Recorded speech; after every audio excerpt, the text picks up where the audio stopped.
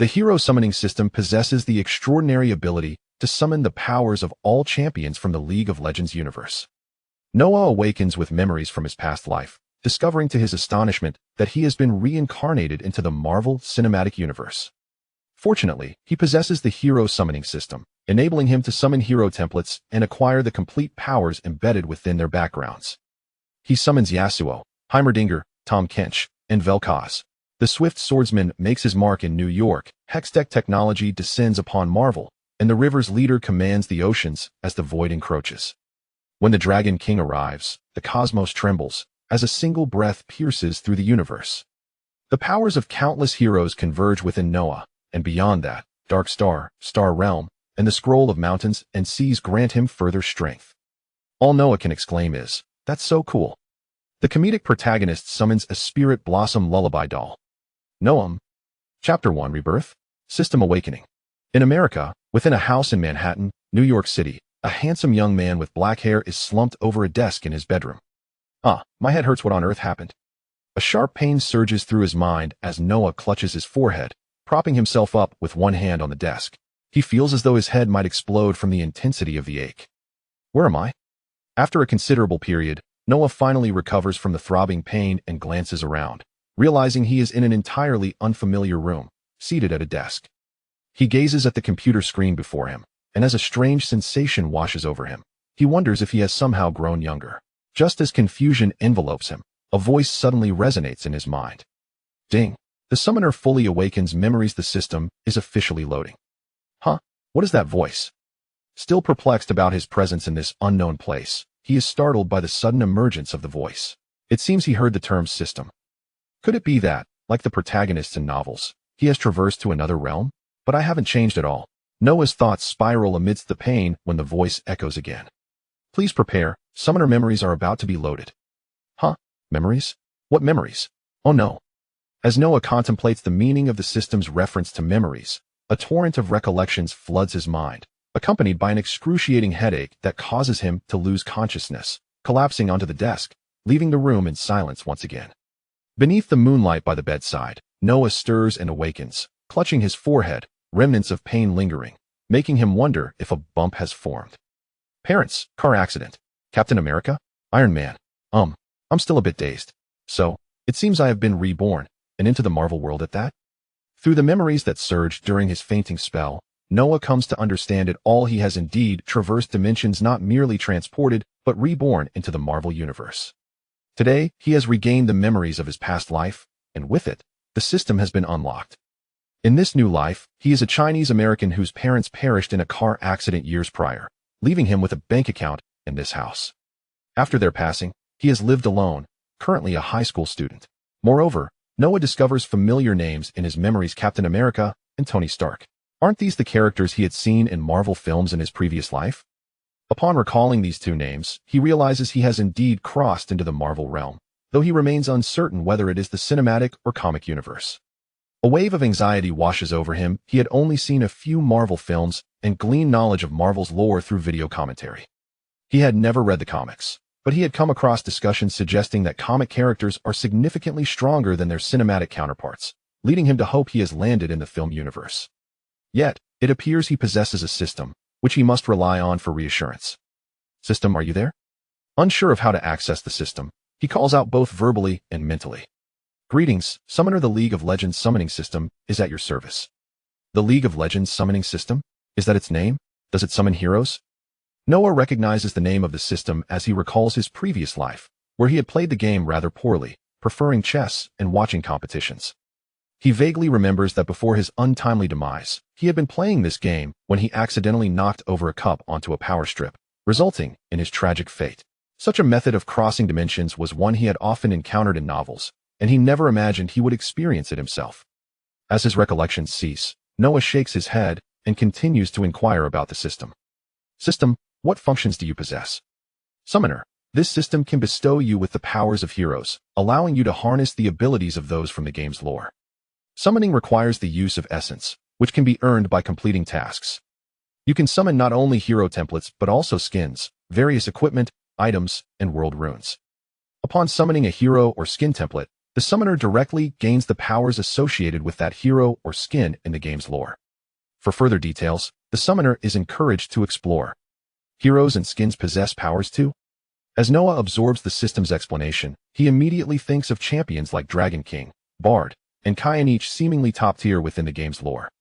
Beyond these apex figures, there are also formidable champions such as demigods, star spirits, demons, dark beings, ascendants, and entities from the void, all of whom are powerful in the narrative. Moreover, he recalls the mention of hero skins, and within that universe, there exist many beings of extraordinary strength, such as those from the Dark Star and Scroll of Mountains and Seas series. If he were to summon such powerful heroes or skins, Noah feels he could navigate this universe with confidence. However, he must first ascertain whether this realm is from the cinematic or comic universe. System, do you know if this is the cinematic universe or the comic universe? After system analysis, this universe belongs to the Marvel Cinematic Universe as recognized by the summoner. Oh good, that puts my mind at ease. Noah's previously anxious heart finally relaxes. While the cinematic universe is fraught with its own dangers such as Thanos, and the celestial beings, it is far less daunting than the outrageous villains found in the comics. He believes that should he summon a champion like the Dragon King in the future, he would indeed be invincible. Please, summoner, open the panel. You have a free beginner's 10 consecutive summons available. Huh? A beginner's gift package? How delightful. Just as Noah is about to ask the system how to complete tasks, he hears the system's notification sound. After inquiring about how to access the system panel, he mentally commands it to open. A radiant glow envelopes him, revealing a blue panel before his eyes. Backpack Summon Tasks Personal Information. The panel contains only these 4 options, appearing clean and orderly, devoid of any recharge options, clearly indicating it is not a pay-to-win mobile game. System, this panel should only be visible to me, right? Indeed, summoner. Noah clicks on the summon icon, revealing 2 options before him. Summon 10 consecutive summons. The summon option indicates that 600 essence is required for a single summon, while the 10 consecutive summons require 6,000 essence.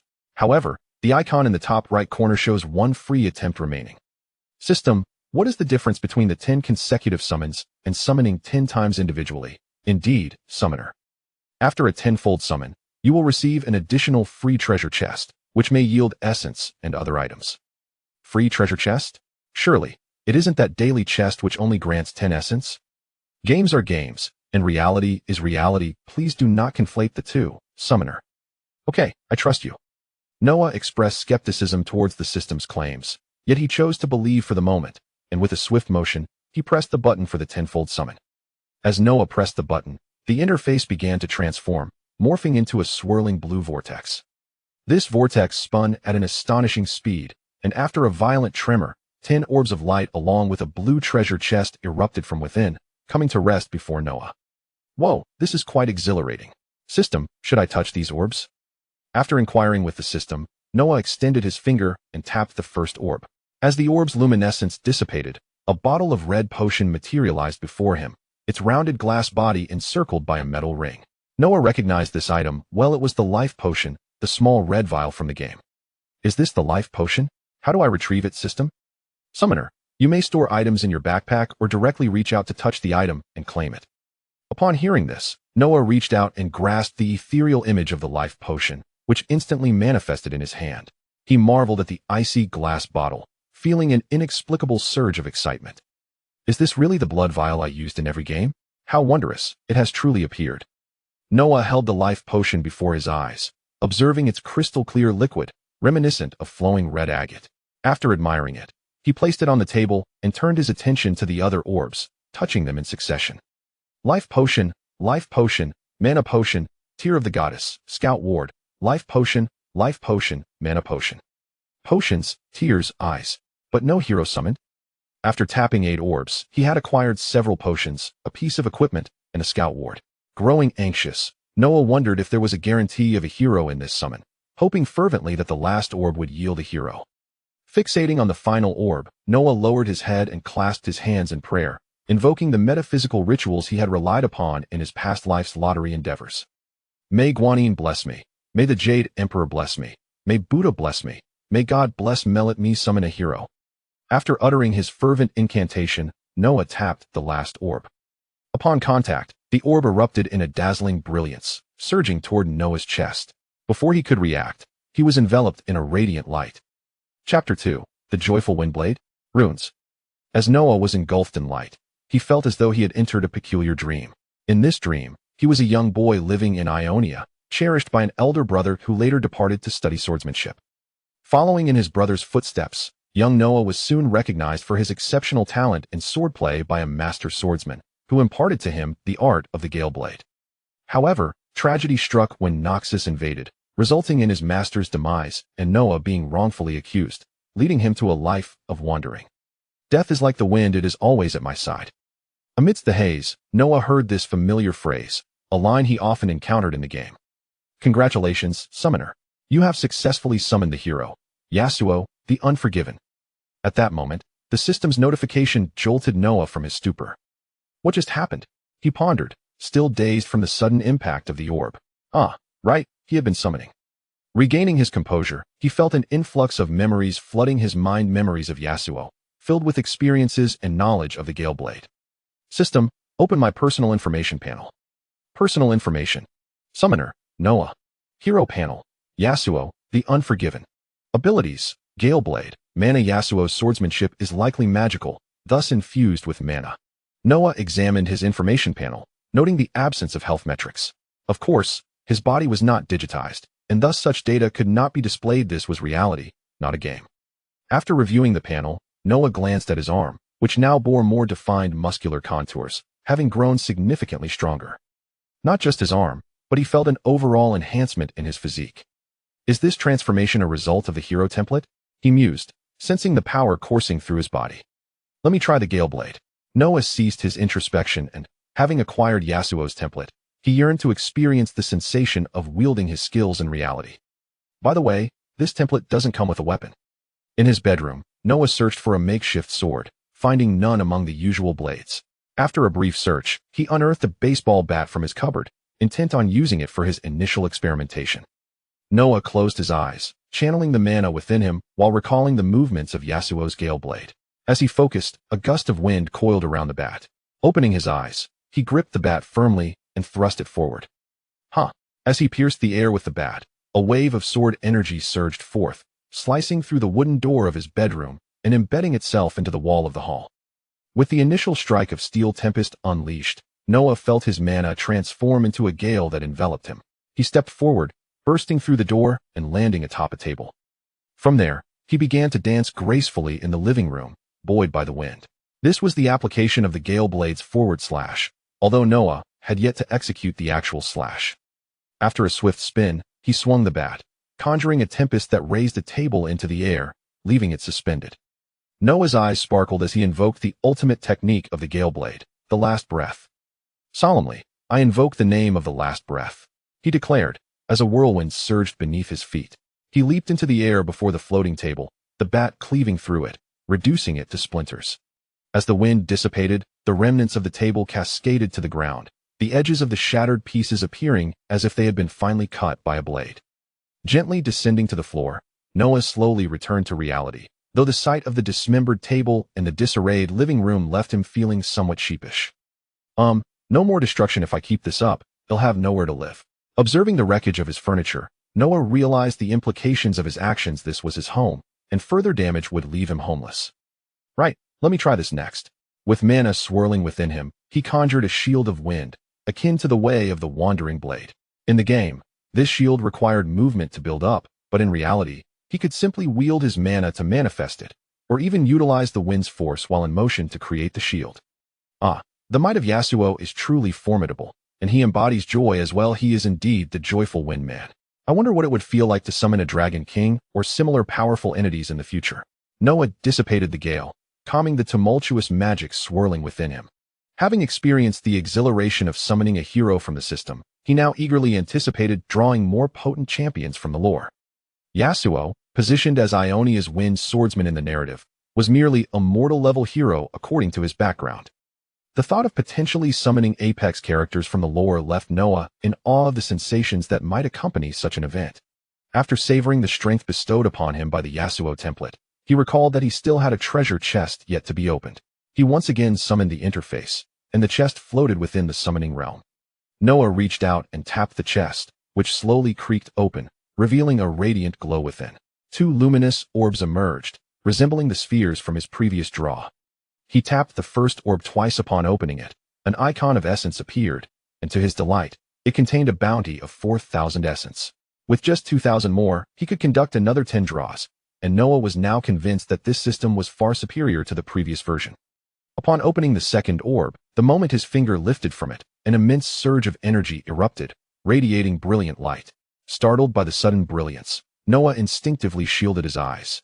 After a brief interval, the luminescence subsided, and the energy fluctuations stabilized. Noah lowered his hand and rubbed his eyes. As he reopened them, he gazed forward to behold a green rune floating in the air, surrounded by ripples of energious sight he recognized all too well. The Resolve rune. This rune, hovering in the air, was indeed the Resolve rune, one chosen at the start of every game, and in the lore, it is one of the primordial runes. World runes, as essential elements of creation, encapsulate immense power. They possess the ability to breathe life into lifeless planets and to annihilate all that is beautiful. Scattered across the globe, the existence of these world runes is largely unknown in contemporary society. However, the world runes defy the principle of energy conservation, continuously radiating increasingly potent energy that coalesces into the magical forces of the rune lands, the very source of all magic. In Rise's backstory, he and his mentor, Teridax, traversed the world to safeguard the world runes from human interference. Yet, despite their efforts, the world runes were discovered, and rulers from various nations coveted their immense power, igniting brutal wars in pursuit of them. Now, one such world rune floated before Noah. Chapter 3. The Beginning of Immortality? The first quest system, is this the world rune? Noah inquired, gazing at the rune before him, swallowing hard. Indeed, Summoner. I present to you the information regarding the world rune. Upon Noah's inquiry, the system panel manifested the details of the rune. World rune. Resolute, this formidable rune will bestow upon you the power of immortality. The Resolute rune will continuously enhance your physical strength and significantly amplify your regenerative capabilities. Other powers of the rune are for the summoner to explore. After reading the information provided by the system, Noah was initially ecstatic, but soon a wave of concern washed over him. His joy stemmed from the realization that the world rune was an immensely powerful artifact. Possessing it would undoubtedly lead to a dramatic surge in his strength. However, his apprehension arose from the very potency of the rune, which could potentially drive one to madness, as exemplified by the fiery figure of Brand and Rise's master, Truz, both of whom succumbed to insanity due to the runes. Noah voiced his concerns to the system, which promptly replied, "Rest assured, Summoner. The power of this Resolute rune has been adjusted and restricted by the system to prevent any adverse effects on you. Moreover, as your strength increases, the rune will gradually regain its original power." I feel much more at ease now. Let me test the power of the rune. Upon hearing the system's response, Noah felt reassured. He feared becoming like the fiery man. While ignited, he indeed appeared striking, yet he preferred his current appearance. He extended his hand toward the rune, and the surrounding energy fluctuations did not harm him. Rather, they enveloped him in a comforting warmth as the rune floated serenely in his palm. The power of immortality. Noah reflected, having experienced death once before. Although he had only recently begun to recall those memories, the fear of that sensation lingered. Yet, this rune before him possessed the power to grant him eternal life, and he could hardly contain his eagerness. System, how do I utilize the rune? Please, Summoner, accept the power of the rune through your own will. Will? Noah placed the rune against his chest, conjuring thoughts of absorption in his mind. The Resolute rune slowly integrated into his being. What a sensation! I feel an infinite power coursing through me. After the Resolute rune melded with his body, Noah sensed boundless strength manifesting within him. His body, already enhanced by the Yasuo template, now felt even stronger, as if a force was perpetually augmenting his physical form. As he observed his arms, he noted the muscles were far more robust than they had been post-Yasuo enhancement, their definition sharper than ever. He felt as if his physique had doubled in strength. Noah ran his hands over his muscles, eager to test the power bestowed by the Resolute rune. Noah had only just begun to explore the realm of runes, still unaware of their practical applications. Yet, he resolved to harness the power of the runes within the game, such as the Indomitable Grip. With his thoughts focused, he clenched his fist, and a formidable surge of runic energy enveloped it. He then swung his fist towards the adjacent table. However, he suddenly recalled that he was in his own bedroom. An eruption of energy burst forth from Noah's fist, the force of which he managed to temper mid-action. Realizing the potential havoc he could wreak. Boom! The table shattered instantaneously, sending splinters of wood and clouds of dust scattering across the floor and surrounding chairs. Coughing, Noah waved his hand to disperse the dust, momentarily feeling like a mischievous husky who had just demolished his home during a playful experiment. Determined, Noah continued to channel the runic power. The earlier energy attack had been inspired by the indomitable grip, invoking a sensation of siphoning vitality from living beings, a manifestation of the rune's ability to enhance life force. Now, he sought to experiment with other runic powers, including the steadfast runes of Guardian and Aftershock, as well as the might of the Brutality rune, the Resistance rune, and the Vitality rune. Although these were merely constructs of the game, Noah believed he could develop the strength of the steadfast runes accordingly. The runic power surged from within him, swirling around in a protective embrace. At that moment, he felt the essence of Aftershock intertwined with the Guardian's might. As he realized he could unleash this shield to inflict damage or bestow a similar protection upon others or objects. With a mere thought, the nearby furniture became enveloped in the same runic energy. The powers of the Resistance rune, Regulation, Winds of Revival, Skeletal Coating, and the Vitality rune, Overgrowth, Revival, Fortitude, manifested directly within him, and he sensed his body growing ever stronger. He hesitated to test the explosive power, as he feared it could potentially bring the house down.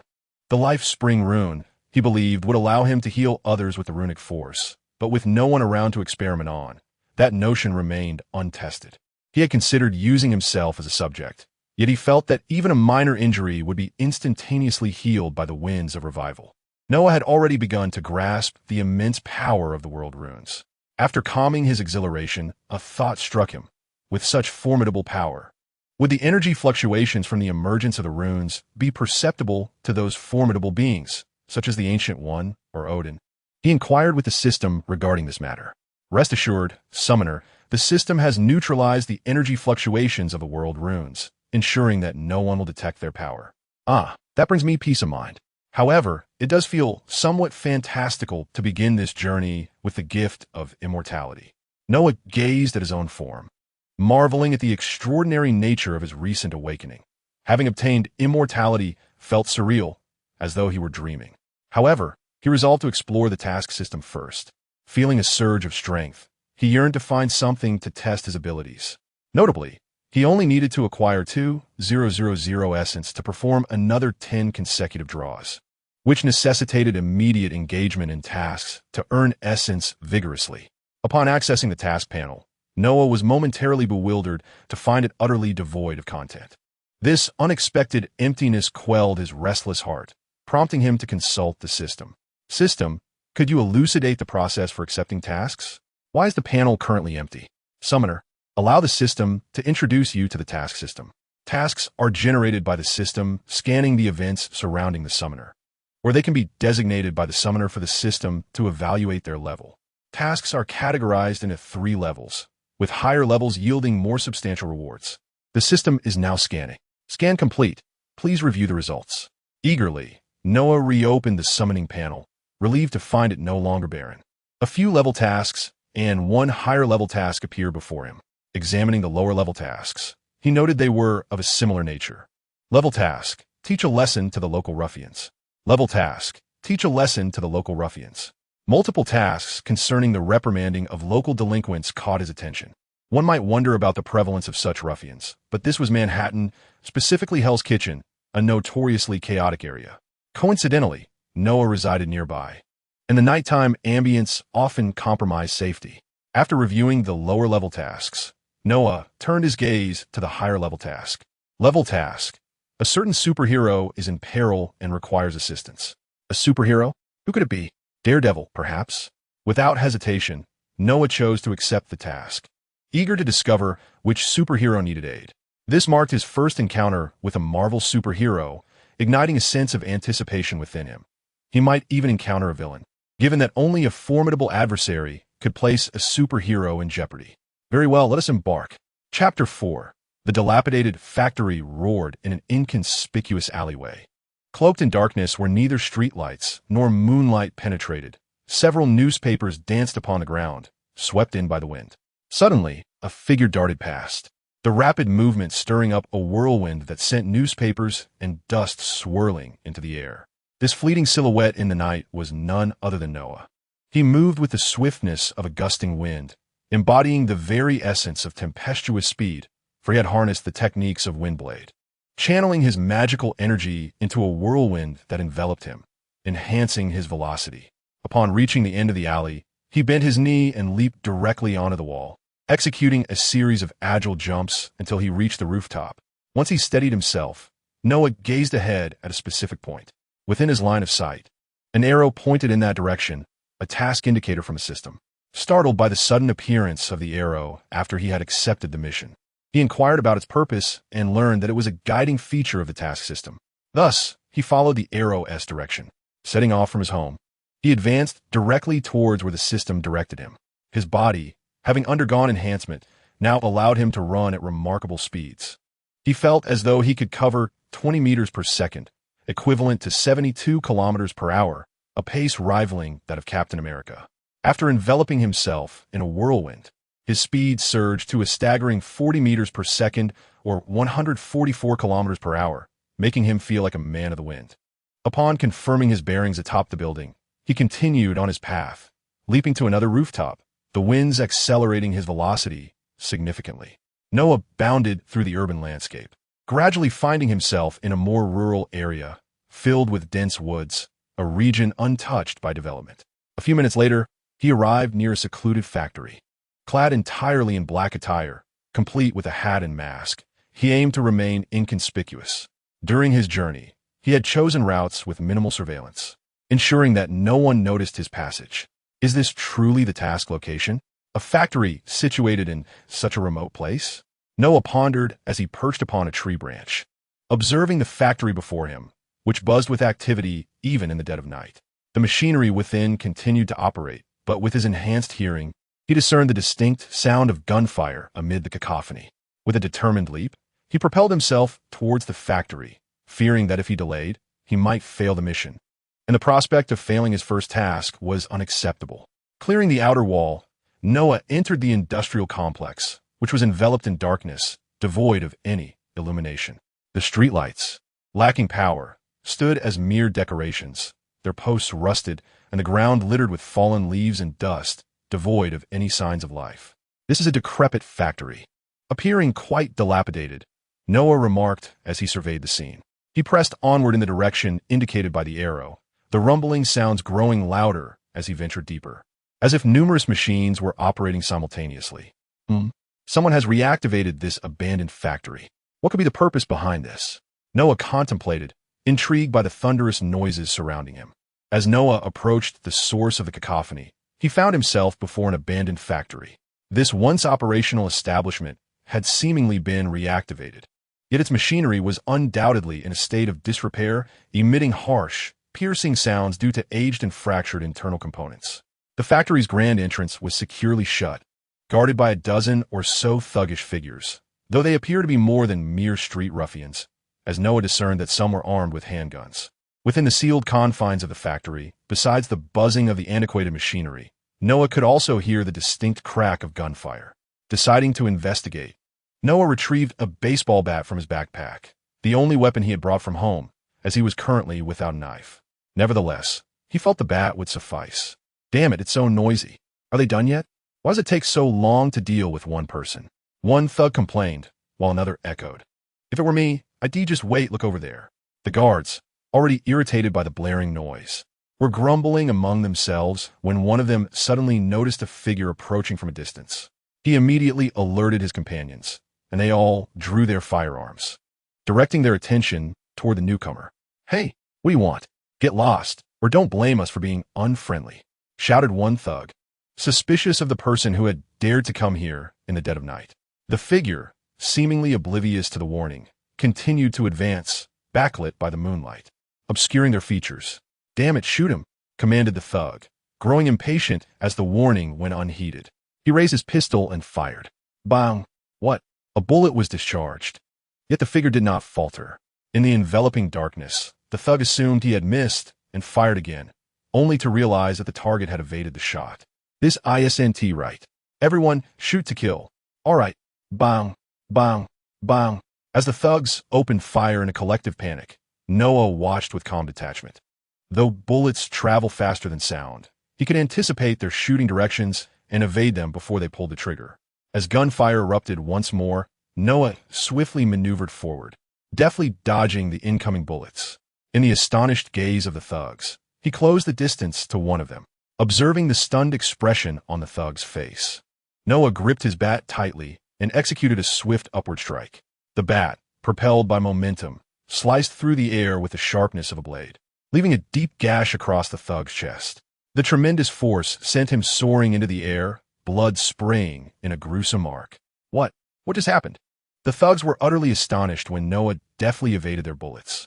Their shock intensified as they witnessed him swing a baseball bat, sending one of their comrades soaring several meters into the air, the bat enveloped in a mystical wind. Their eyes nearly fell from their sockets. Now it was their turn. After casting a glance at the bloodied thug sprawled on the ground, Noah turned his gaze towards his bewildered adversaries, finding their stunned expressions amusing enough to warrant a perfect score for their facial antics. As the terrifying figure directed his attention toward them, the thugs scrambled to reload their handguns, having expended their magazines in the previous volley. Those without firearms exchanged glances and brandished their melee weapons, charging at Noah. Several of them lunged forward with fierce expressions, knives raised in a menacing arc. To an ordinary observer, such a scene would surely induce a paralyzing fear. Yet their movements appeared to Noah as if they were moving in slow motion. He stepped forward with a decisive thrust, the bat piercing through one thug's torso. A gust of wind erupting from the wound as blood sprayed from his back, causing him to collapse lifelessly. A thug on the left approached, wielding a long knife aimed at Noah, but he deftly blocked the strike with a reverse swing of his bat, the sheer force unbalancing the attacker and sending him staggering backward. Noah swiftly followed up with a powerful kick, the sound of breaking bones echoing as the thug was propelled several meters away.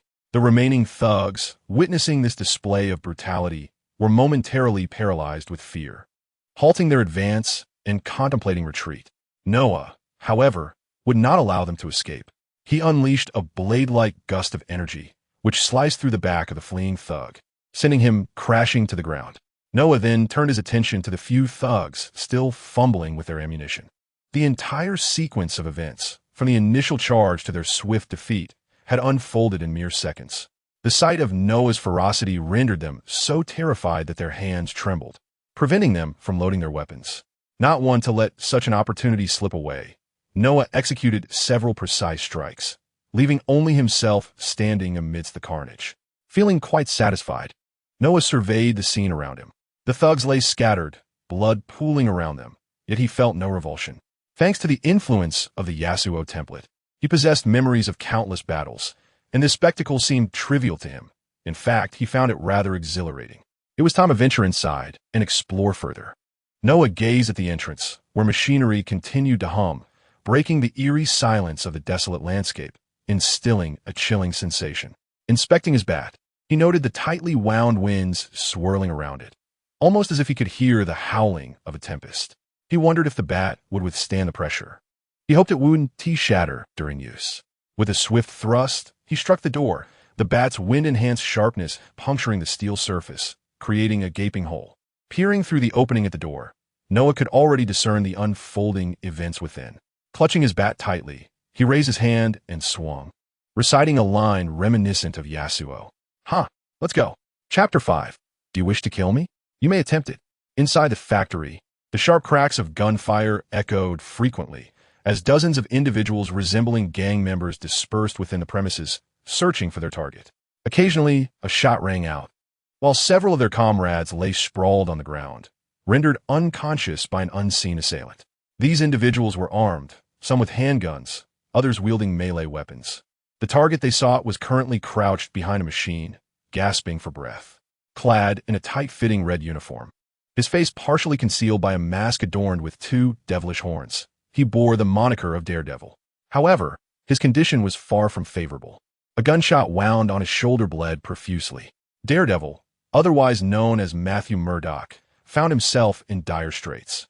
He had initially gleaned intelligence about a gang's illicit dealings and intended to apprehend them, only to discover that he had fallen into a carefully orchestrated trap. As he arrived, the derelict factory suddenly roared to life, the cacophony of machinery overwhelming his senses. Having lost his sight as a child due to exposure to radioactive materials from a truck, Matthew's other senses had been inadvertently heightened. His acute hearing typically shielded him from the burdens of ordinary noise, yet the machinery, likely tampered with by his adversaries, emitted an excruciatingly sharp sound that severely compromised his ability to discern direction. After a moment of labored breathing, feeling a modicum of strength returning, Daredevil resolved to make his escape. Remaining in this precarious situation, he feared for his life. With his hands braced against the ground, he summoned his strength and swiftly lunged forward, aiming to reach the next source of cover. However, midway through his movement, his heightened senses detected imminent danger. In midair, he twisted his body, narrowly avoiding a bullet that grazed his right shoulder, leaving a trail of crimson in its wake. Nevertheless, he managed to evade to the sanctuary of another machine. The identity of the marksman remained a mystery to Daredevil. Yet it was this hidden sharpshooter who had cast him into such peril. Had it merely been the gang members, even with his impaired hearing, he could have dealt with them given time. Little did he expect that a skilled sniper lurked in the shadows, capable of striking him with precision no matter his position. As the gang members scoured the factory, they began to converge upon the commotion emanating from that very location. The Night Devil had no intention of lingering any longer. He swiftly relocated once more. Despite his efforts to maximize his auditory senses, he was repeatedly grazed by bullets fired from hidden assailants, each impact diminishing his condition. Blood flowed profusely from his wounds, and he pressed his hand against the most severe injury on his shoulder, leaning against a nearby steel plate as he gasped for breath, hoping to slow the bleeding. Meanwhile, gang members were closing in on his hiding spot. Suddenly, a thunderous boom erupted from the factory's entrance, capturing everyone's attention. All eyes turned toward the source of the sound, where an enormous, antiquated steel door had been pierced, allowing moonlight to flood into the dimly lit factory. With a sharp clang, the sound of a sword echoed through the space, and before the astonished onlookers, a whirlwind of sword energy tore through the door. Sweeping into the factory, the shattered remnants of the door were flung through the air, crashing down upon several unfortunate gang members, who fell silent, blood pooling beneath them. After a moment, the swirling sword energy dissipated, and Noah stepped through the entrance, observing the terror-stricken gang members and their fallen comrades. He approached them with a smirk. "Good evening. Not asleep yet? Is this a pajama party?" Just as Noah finished speaking, a bullet whizzed toward his forehead. The sound of metal striking the ground echoed as a green shield materialized before him, a skeletal overlay that had activated just in time to deflect the shot. Noah turned toward the direction of the gunfire, spotting a figure hastily retreating into the shadows. Though the area was dim, Noah's enhanced vision allowed him to discern the assailant's appearance, a figure clad in a black and white bodysuit, adorned with a target symbol on their hood. Reminiscent of the Marvel villain Bullseye, the sound of Bullseye's gunshot seemed to trigger a frenzy among the gang members, who immediately began firing wildly at Noah. "Huh, you may attempt to kill me, but good luck with that." Unfazed by the barrage of bullets, Noah unleashed his magical energy, transforming it into elemental wind. With a swift motion of his bat, a wall of wind rose, intercepting all incoming bullets and suspending them in midair. Several timid gang members, witnessing this magical spectacle, turned and fled in terror. Amused by their comical escape, Noah redirected his attention to the remaining assailants who continued to fire at him. "Have you finished? Now, it's my turn." With a decisive advance, Noah swung his bat and sent one of the gun-wielding gangsters flying, the blade of energy tearing through his wound. With a resounding thud, the struck gangster crashed into the dilapidated machinery, a gaping laceration appearing on his chest, blood oozing from it. After dispatching one foe, Noah's movements remained unyielding. He clenched his left fist, gathering verdant runic energy, and delivered a left hook that struck another gangster squarely in the face. The sheer force propelled the assailant into the air, spinning. as a wave of green energy flowed back to Noah from the felled gangster, a manifestation of the undying grip absorbing vitality, albeit feebly. Noah could scarcely feel an enhancement, likely due to the frailty of ordinary human life. Suddenly, a flurry of bullets whizzed past. Unperturbed, Noah advanced, a whirlwind coiling around him, deflecting the incoming projectiles as he wielded his bat. Several gusts of windblade energy surged forth, striking multiple gangsters who had opened fire. With another application of the undying grip, more gangsters spiraled through the air, their fates intertwined with the factory's incessant hum. Noah was enacting a one-man harvest of foes. Amidst the chaos, a series of clicks resonated as a few gangsters drew grenades, pulling their pins and hurling them towards Noah. As the grenades soared through the air, inching closer to detonation, a surge of green energy enveloped them, forming a barrier that contained the explosives. Inside the shield, the grenades emitted a muffled thud, their shrapnel ensnared within. Noah lowered his left hand, dispersing the runic energy. He had fortified the grenades with the resolute shield just as they were thrown, rendering them ineffective. The momentum of his blade intensified with each strike. With a gust of wind unleashed from Noah, the last few adversaries were swept away by the storm of energy. He weighed his bat in hand, and at that moment, aside from himself, no one remained standing on the battlefield. It felt quite satisfactory. Though the template of Yasuo endowed him with a plethora of combat memories, this was Noah's inaugural encounter of such nature in reality, in both his past and present lives. He had always been a law-abiding citizen. Chapter 6, Night Demon and Life Potion. Was it time to call it a day? But there were still a few who fled at the onset. Noah twisted his wrist and moved forward, recalling the minor thugs he had frightened away, and he still needed to locate his objective. Within the derelict factory, the flickering light of the ceiling chandelier cast an eerie glow amidst the cacophony of clanging machinery. However, Noah felt no trepidation as he strode towards the rear of the factory, where the dusty ground bore clear signs of disarrayed footprints, evidence left behind by those who had escaped. Noah arrived at the factory's rear entrance, where he beheld several individuals sprawled on the ground. These were the gang members who had just fled. Gazing further, he noticed a figure clad in a tight red suit, clutching a long staff, leaning against the wall and gasping for breath. It was indeed Daredevil. Recognizing the silhouette against the wall, Noah recalled his earlier speculation. The most renowned superhero in Hell's Kitchen was none other than Daredevil. Over the past few years, he had only heard of Daredevil's exploits, while the names of Jessica Jones and Luke Cage had eluded him. Perhaps they had yet to emerge as superheroes, or possibly, they simply did not exist in this reality. As Daredevil caught wind of someone approaching, he slowly lifted his head to gaze at the newcomer. Through the sound of footsteps, he could vaguely discern the other's outline. "Who are you?" he wheezed, uncertain whether this person was friend or foe. He could only hope for the latter, given that this stranger had vanquished the gang. His injuries were grave. It seemed he had exhausted his last reserves of strength in dispatching those men, and now even speaking was a laborious task. "Daredevil, you are gravely injured. Do you require assistance?" Noah observed the battered hero leaning against the wall, noting the numerous bleeding wounds adorning his body. He felt that had he not arrived today, Daredevil might have met his demise here. "Thank you for dealing with these men. I truly need help now. I need you to call an ambulance," Daredevil replied, his voice strained. Grateful for Noah's intervention, he acknowledged that despite his ignorance of the circumstances that brought Noah here, the latter had saved his life.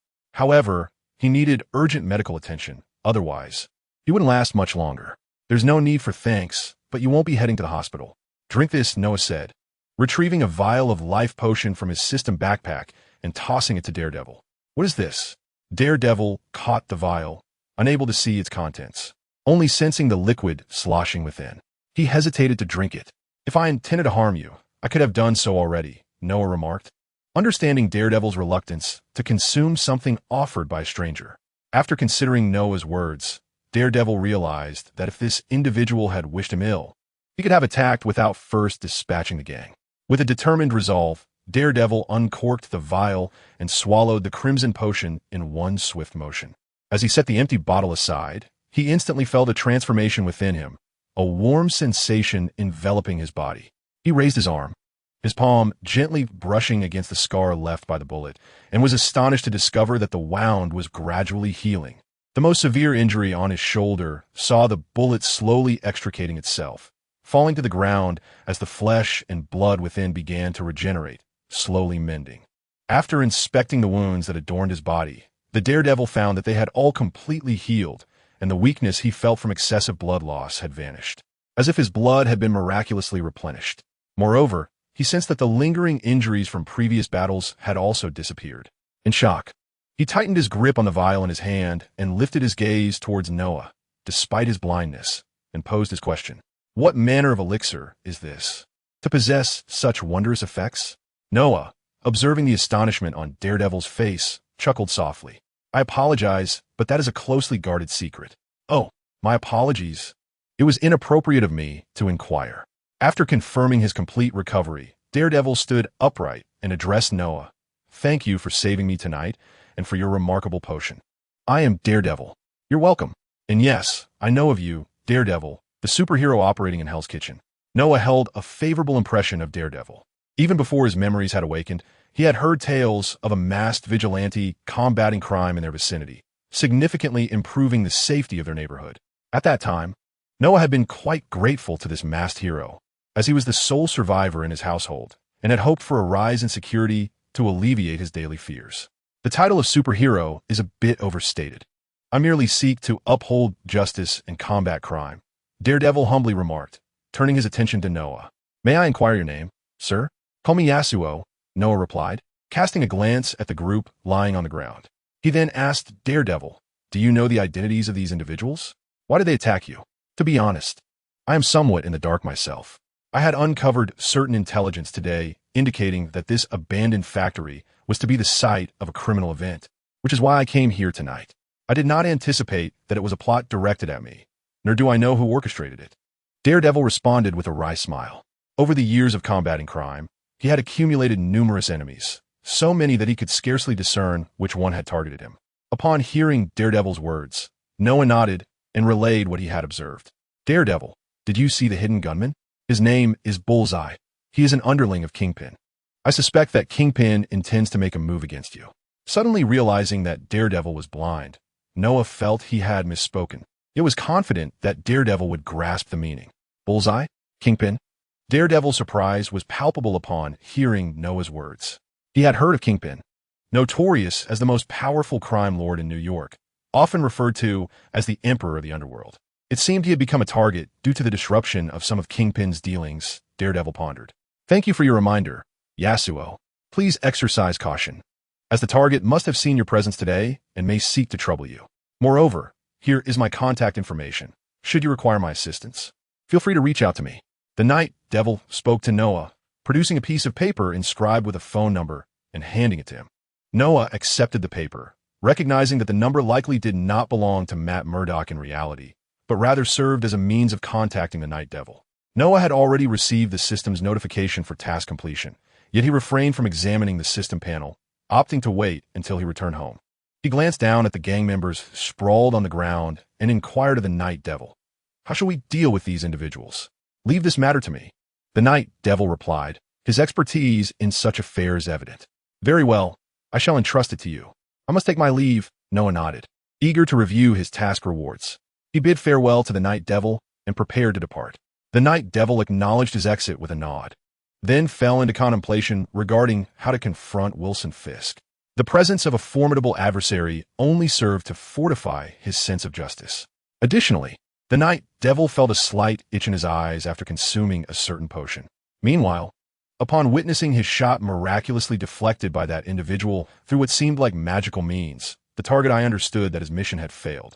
He had previously heard whispers of various beings possessing extraordinary abilities, and encountering one today was merely a stroke of ill fortune. Thus, he promptly vacated the scene and returned to Fisk's stronghold. In the penthouse office of a towering skyscraper, Wilson Fisk sat in a chair, smoking a cigar and gazing out at the nocturnal skyline. After exhaling a plume of smoke, the elevator doors at the office entrance opened, and the target I stepped out. Approaching the desk, Boss, tonight's mission has failed. We did not eliminate the Night Devil, he reported to the turned-back figure of Fisk. Upon hearing this, Fisk rotated his chair to face him. His imposing physique, composed of an estimated 90% muscle, gave him the presence of a formidable mountain, even while seated. Is it customary for your endeavors to end in failure? Target I. Pray, elucidate why you could not eliminate the Night Devil, Fisk inquired, his tone a mixture of curiosity and authority. Indeed, boss. The operation commenced smoothly, and we had driven the Night Devil to the brink. However, a mysterious figure intervened. This individual wielded a tempest capable of rending steel and possessed a shield that could deflect bullets. Under his interference, the mission unraveled. Target, I recounted the events of the evening to Fisk. Oh, a mysterious individual with peculiar powers? Jean Bing turned around, facing the floor-to-ceiling window, gazing at the nightscape outside. After taking a puff from his cigar, he remarked towards the target, "Send someone to ascertain the identity of this mysterious individual. I am eager to discover who dares to oppose me." Jean Bing. Chapter 7. The Tear of the Goddess and the Watchful Guardian. The following morning, Noah sat on the sofa, engrossed in the television, which was broadcasting a live coverage of Tony Stark at a racing event. Due to the necessity of keeping the arc reactor in his chest operational to absorb the shrapnel from his wound, Tony faced a dire predicament. The arc reactor required palladium for energy, yet this very element posed a lethal threat to human life. As Tony struggled to find a new element to replace palladium, the effects of palladium poisoning intensified, prompting him to embark on a final revelry, culminating in his participation in the perilous race, a fact unbeknownst even to his secretary, Pepper.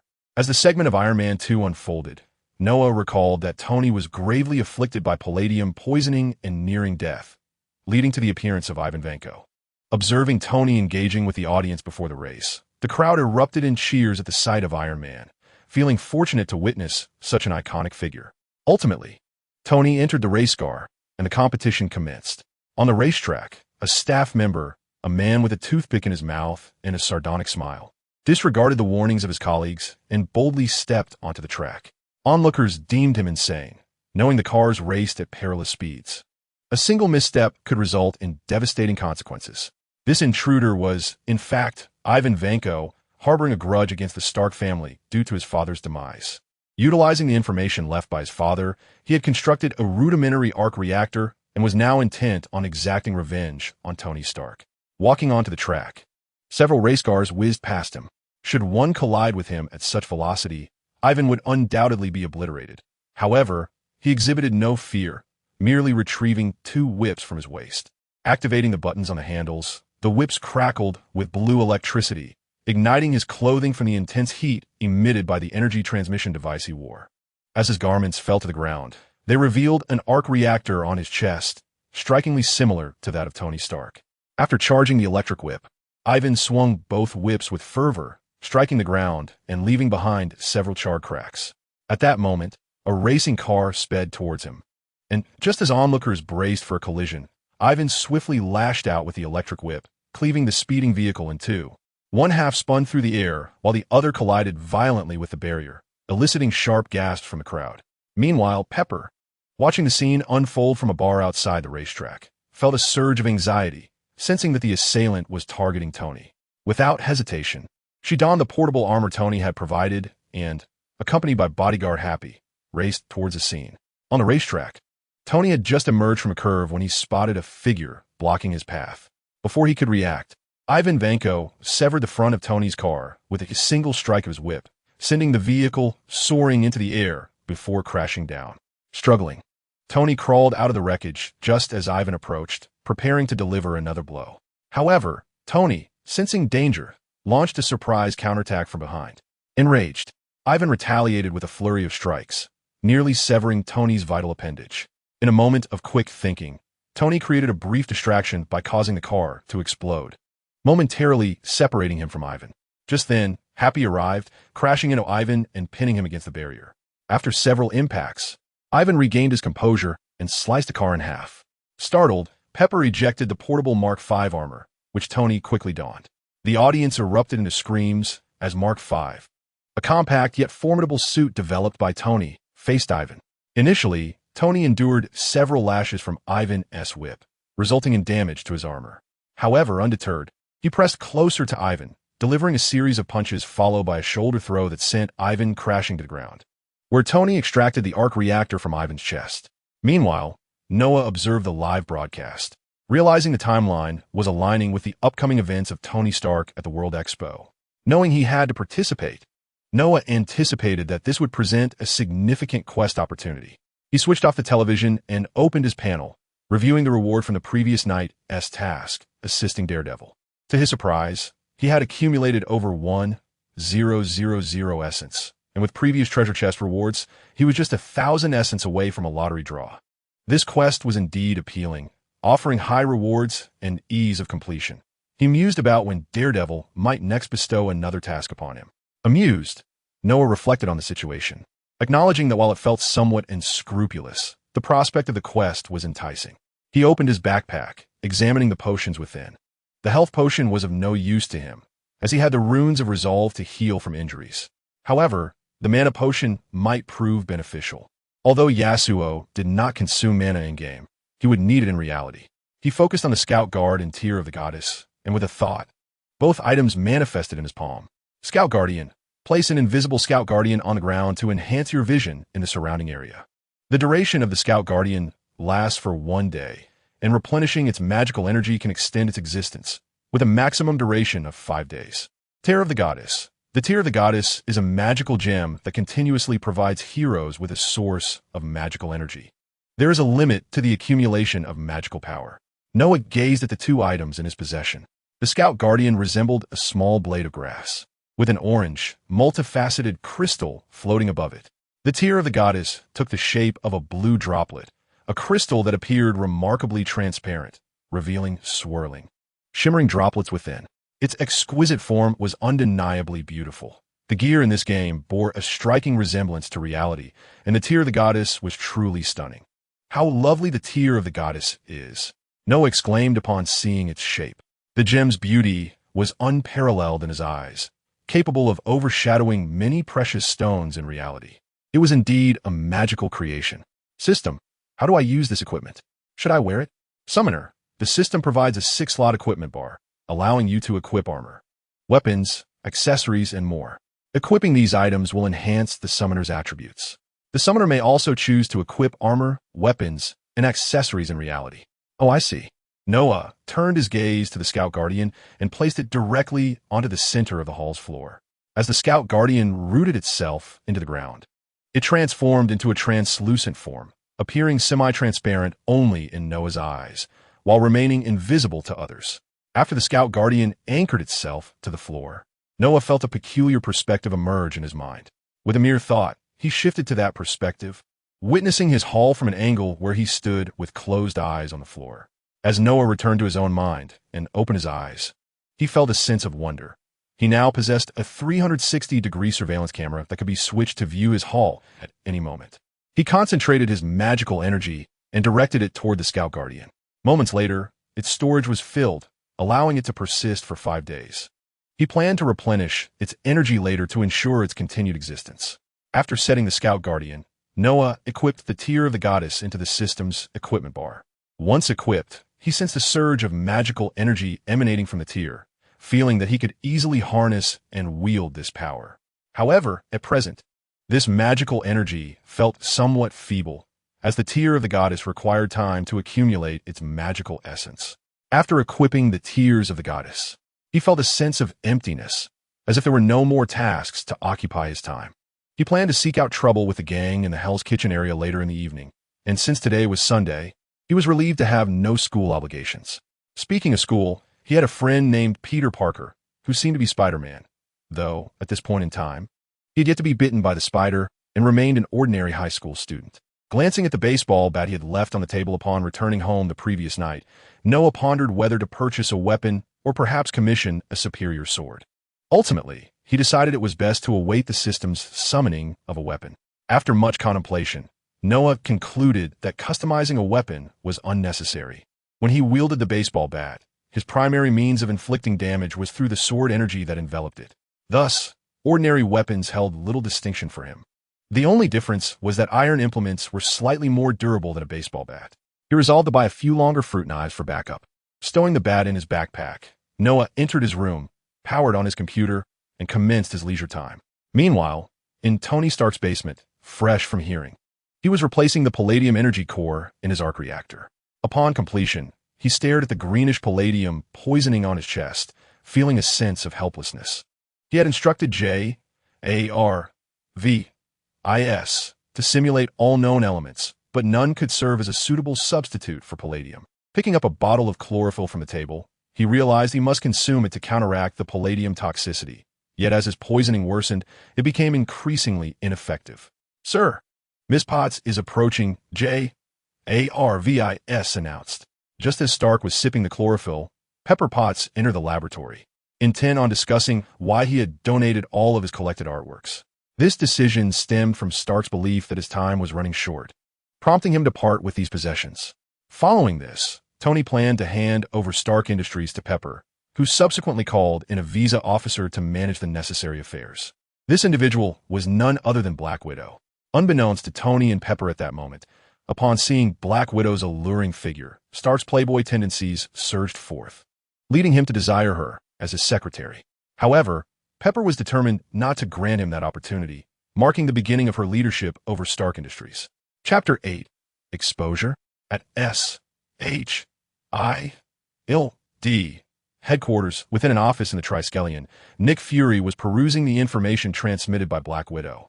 He had dispatched her to Iron Man's side to execute his forthcoming plan, the Avengers Initiative. "Knock, knock. Come in," he called. At that moment, Agent Coulson entered, holding a tablet as he approached Fury. "Sir, I believe you need to take a look at this," Coulson stated, presenting the device. Coulson replied, handing over the tablet and playing a video. The footage captured Noah last night as he traversed the streets with remarkable speed, recorded by surveillance cameras.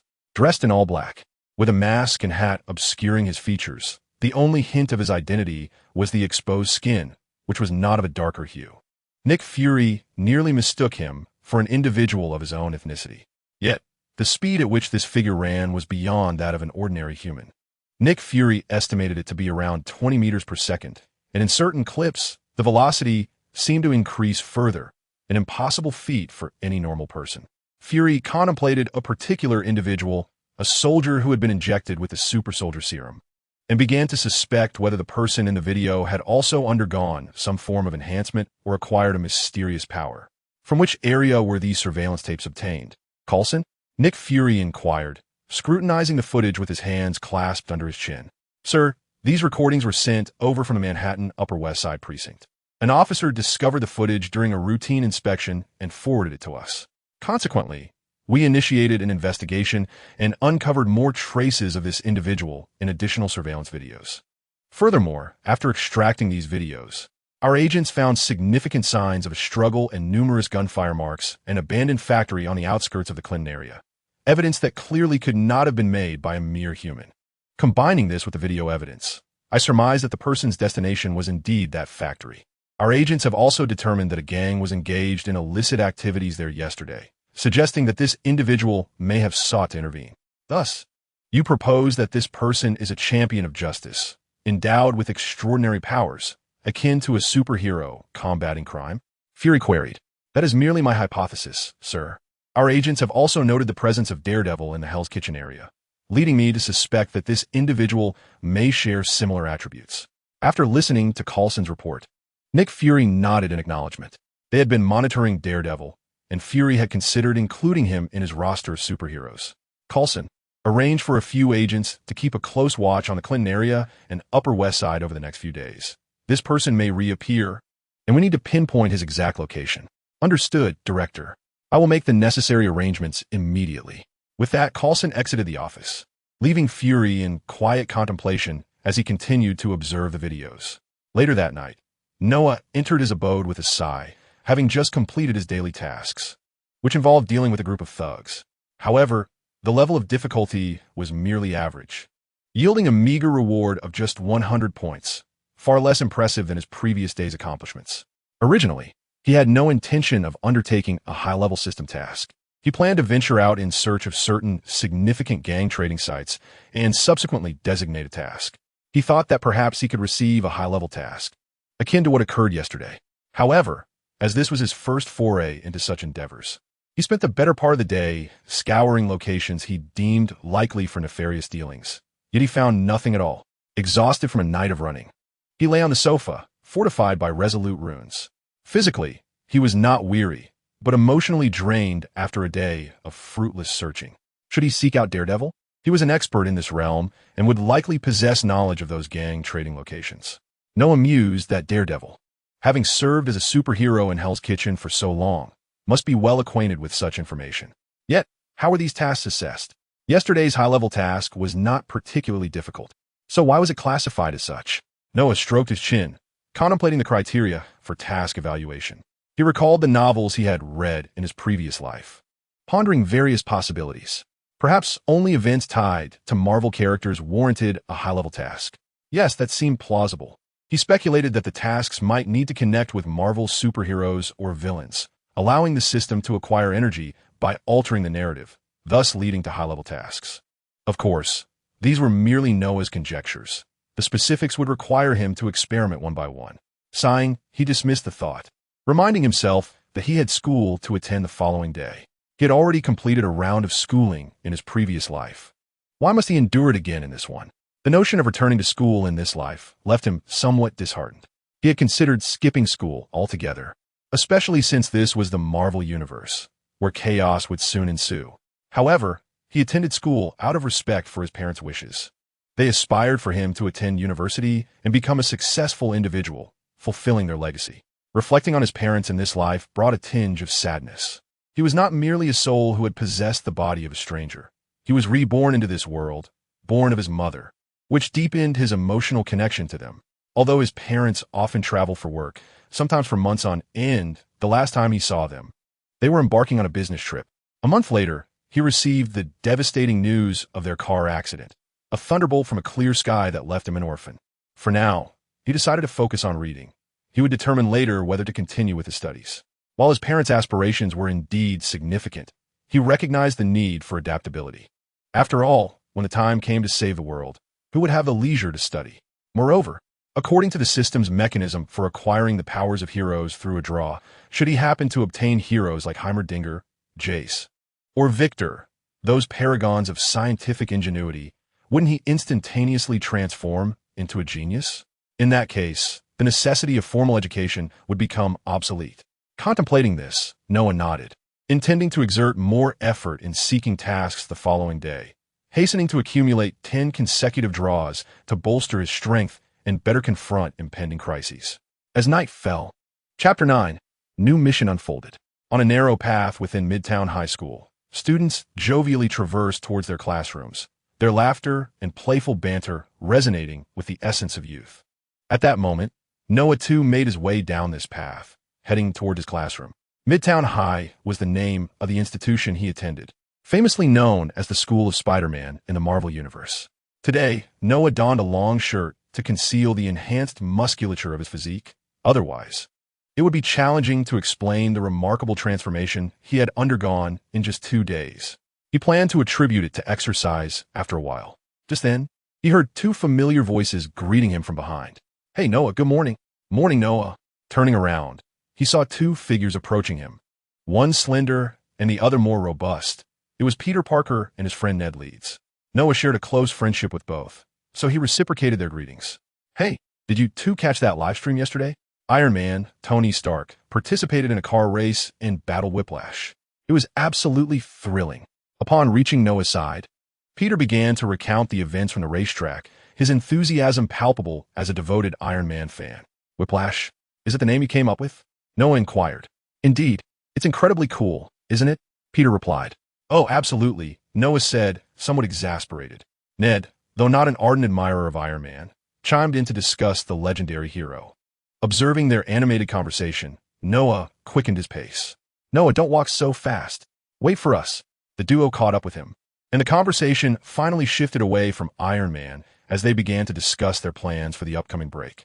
With their sophomore year nearing its conclusion, only a few days remained before vacation. "Noah, do you have any plans for the break?" "Ned and I are thinking of visiting the Stark Expo hosted by Tony Stark. Would you like to join us?" Peter asked eagerly, being a diehard Iron Man fan. He simply could not miss such a grand event, where he might even catch a glimpse of Iron Man himself. If that were to happen, it would indeed be exhilarating. "Certainly, I find it quite intriguing," Noah replied. Noah harbored a keen interest in the task at hand.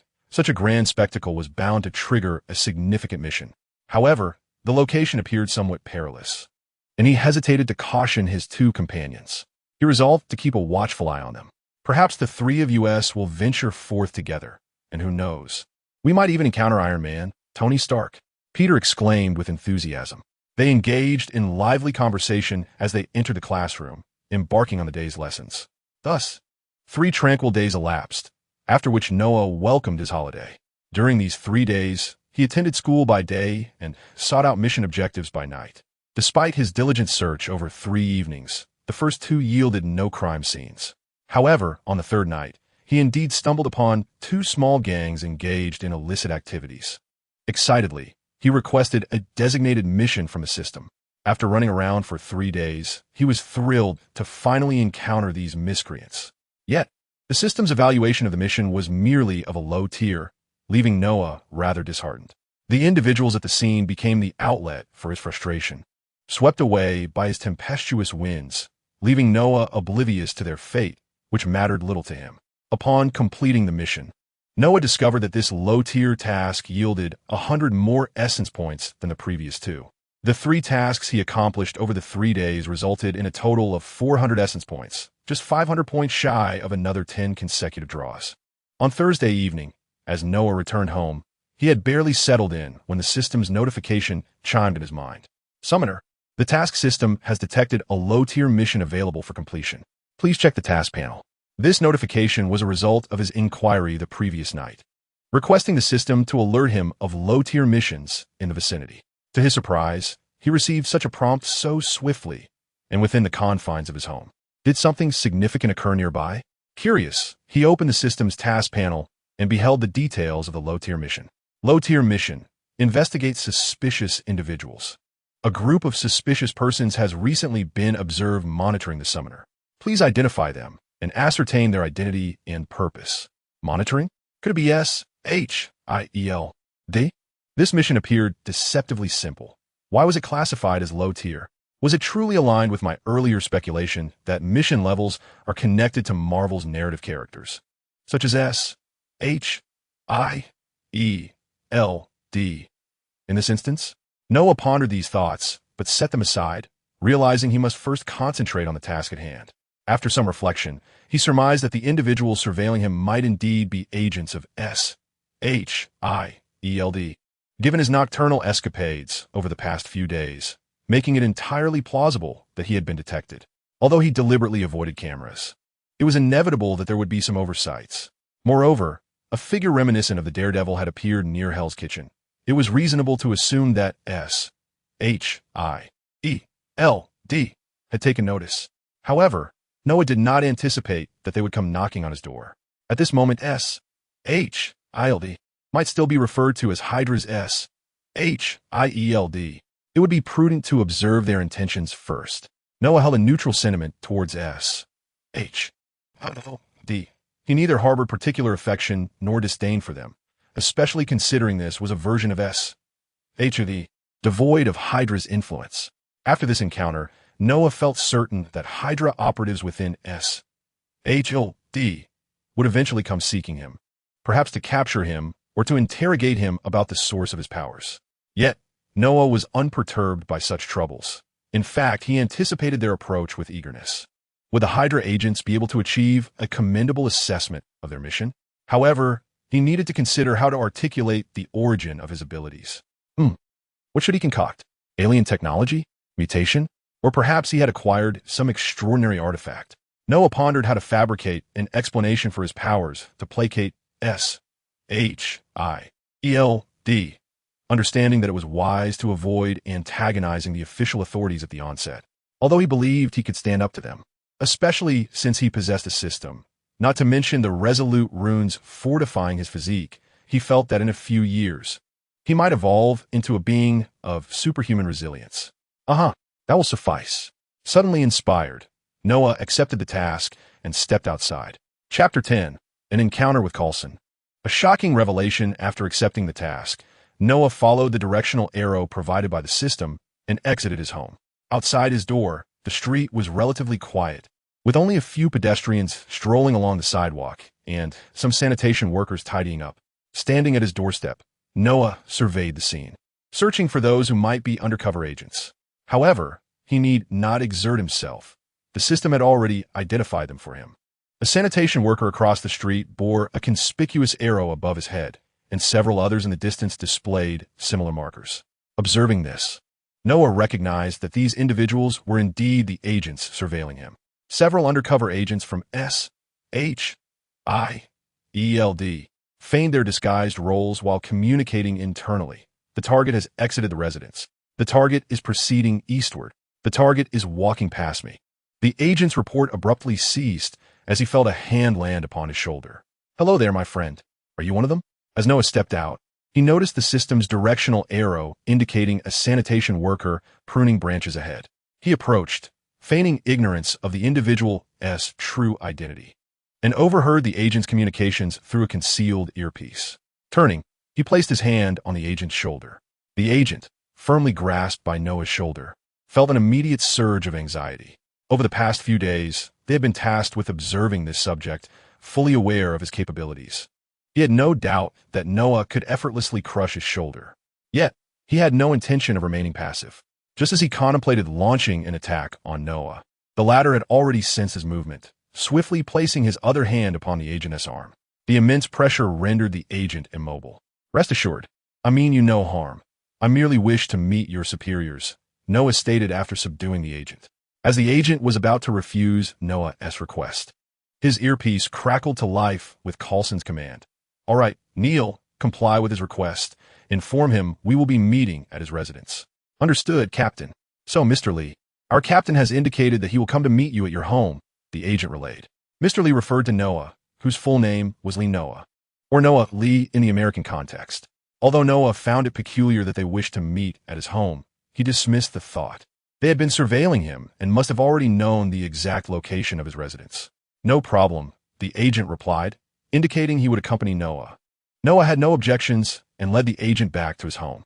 Upon returning, Noah settled into the living room and turned on the television to watch the news, choosing not to engage in conversation with the agent as they both quietly awaited the arrival of SHIELD personnel. After a few minutes, the doorbell rang, and the agent, recognizing it was SHIELD, rose to answer the door. Upon opening it, he was greeted by a gentleman in a suit with a receding hairline and a warm smile. Noah instantly recognized him as Agent Coulson. Coulson nodded to the agent and whispered a few instructions, signaling that he could exit. He then approached Noah, placing his briefcase on the table, and sat in the chair beside him. With a smile, he addressed Noah. Hello, Noah, I am Agent Coulson. Coulson extended his hand for a handshake, which Noah accepted, albeit feeling that Coulson's familiarity was somewhat presumptuous, immediately addressing him by name. Surprisingly, the target of this mission is you, Noah. I was rather astonished when I reviewed the mission report and requested to take over this assignment.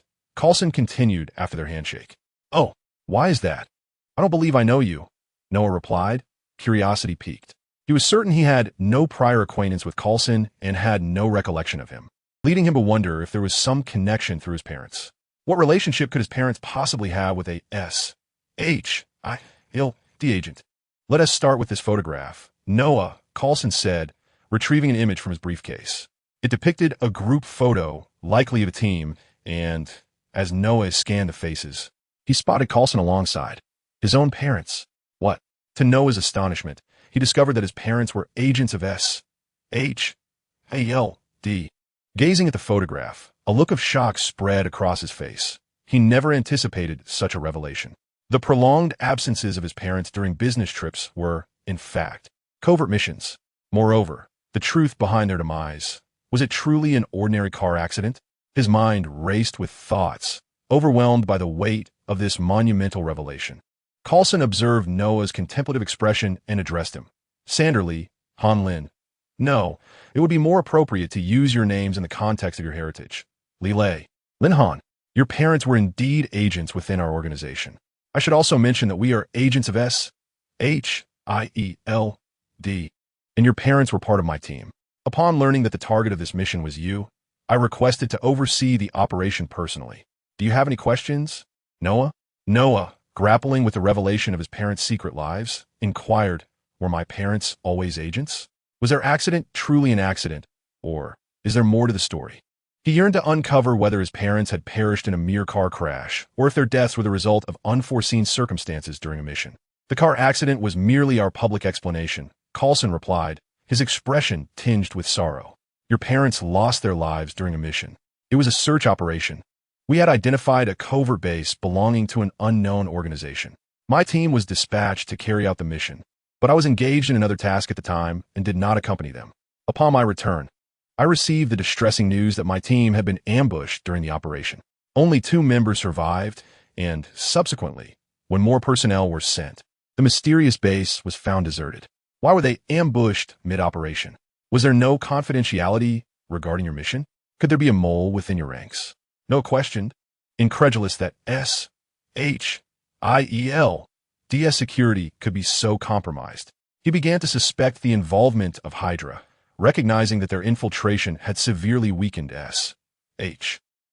The sudden revelation of his parents' identities as SHIELD agents left Noah's mind in turmoil. He speculated that Hydra might have been responsible, given the organization's deep-seated infiltration. It was conceivable that the mission's target had been a Hydra base, with a traitor leaking vital information, leading to the annihilation of his parents' team. However, 2 agents had survived. Could they potentially be Hydra operatives? With these thoughts racing through his mind, Noah urgently turned to Coulson, pointing at the photograph and asking which 2 individuals had returned alive. Coulson had just overheard Noah questioning whether there were any moles within the organization.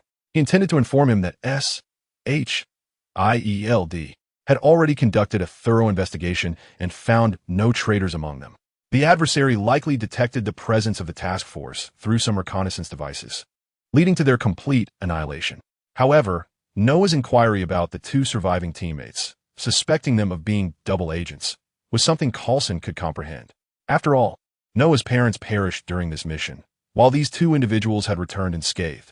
It was only natural for him to harbor doubts. After pointing out the location of the 2 individuals in the photograph and naming them, Coulson shared SHIELD's assessment regarding the failure of that mission. As Noah listened to Coulson's words, he nodded, refraining from interrupting him. Little did Coulson know that the entire agency was riddled with moles, including a significant traitor within the upper echelons, Alexander Pierce. After a while, Noah regained his composure. In truth, he considered the possibility that Hydra was responsible for his parents' demise, but he also entertained another thought. Could it be that his parents were affiliated with Hydra? The mere notion sent a shiver down his spine. Regardless of the truth, Noah resolved to uncover it in due time. "Now, Noah, could you share with me what has transpired with you recently?"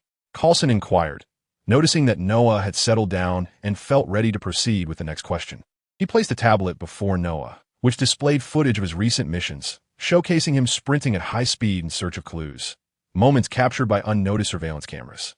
Noah regarded Coulson, understanding that SHIELD could trace his movements, a fact he did not find surprising. Despite their infiltration by Hydra, often ridiculed as Snake Shield by his former online acquaintances, their capabilities remained formidable. "What do you wish to ask, Coulson?" Noah directly queried. "Noah, the foundation of SHIELD is to address various extraordinary incidents. Therefore, I seek to understand the origin of your extraordinary powers. Could you enlighten me on how you acquired such abilities?" Coulson asked earnestly. "I can indeed share the origin of my powers," Noah replied, having already concocted a fabricated story to appease them. "Oh, you are willing to disclose how you obtained your powers?" Coulson exclaimed, astonished. He had assumed extracting this information would be a formidable challenge. Yet here was Noah, compliant and ready to reveal it. Nonetheless, Coulson knew he must carefully assess the veracity of Noah's claims. Unbeknownst to Noah, a button on Coulson's jacket glowed with a crimson light, a listening device masquerading as a button. And on the other side was Nick Fury, who maintained a keen interest in such superhuman occurrences. "My powers trace back to my travels in Huaxia 2 years ago." Noah leaned back on the sofa, feigning deep contemplation. "Huaxia?" Coulson listened intently to Noah's words, as investigative materials confirmed that Noah had indeed traveled to China 2 years prior. During his journey in China, he ventured into the majestic Himalayas, where a member of a mysterious organization appeared before him, proclaiming him to be the chosen one of destiny, bestowing upon him enigmatic powers. As Noah recounted this tale, a swirling vortex of wind materialized in his palm. Coulson's eyes narrowed in astonishment. This was an extraordinary phenomenon that defied scientific explanation, an embodiment of the supernatural. Subsequently, Noah led me to their sanctuary, revealing that their organization was known as Valoran, worshipping a deity called Aurelion Sol, the Starforger. He further explained that a grave crisis loomed over Earth, one that required my intervention to save the world. Upon finishing his narrative, Noah turned his gaze towards Coulson, who suspected that this was merely a fabrication inspired by certain tales from the League of Legends. A mysterious organization in the Himalayas? Devotion to a deity? The notion of saving the world?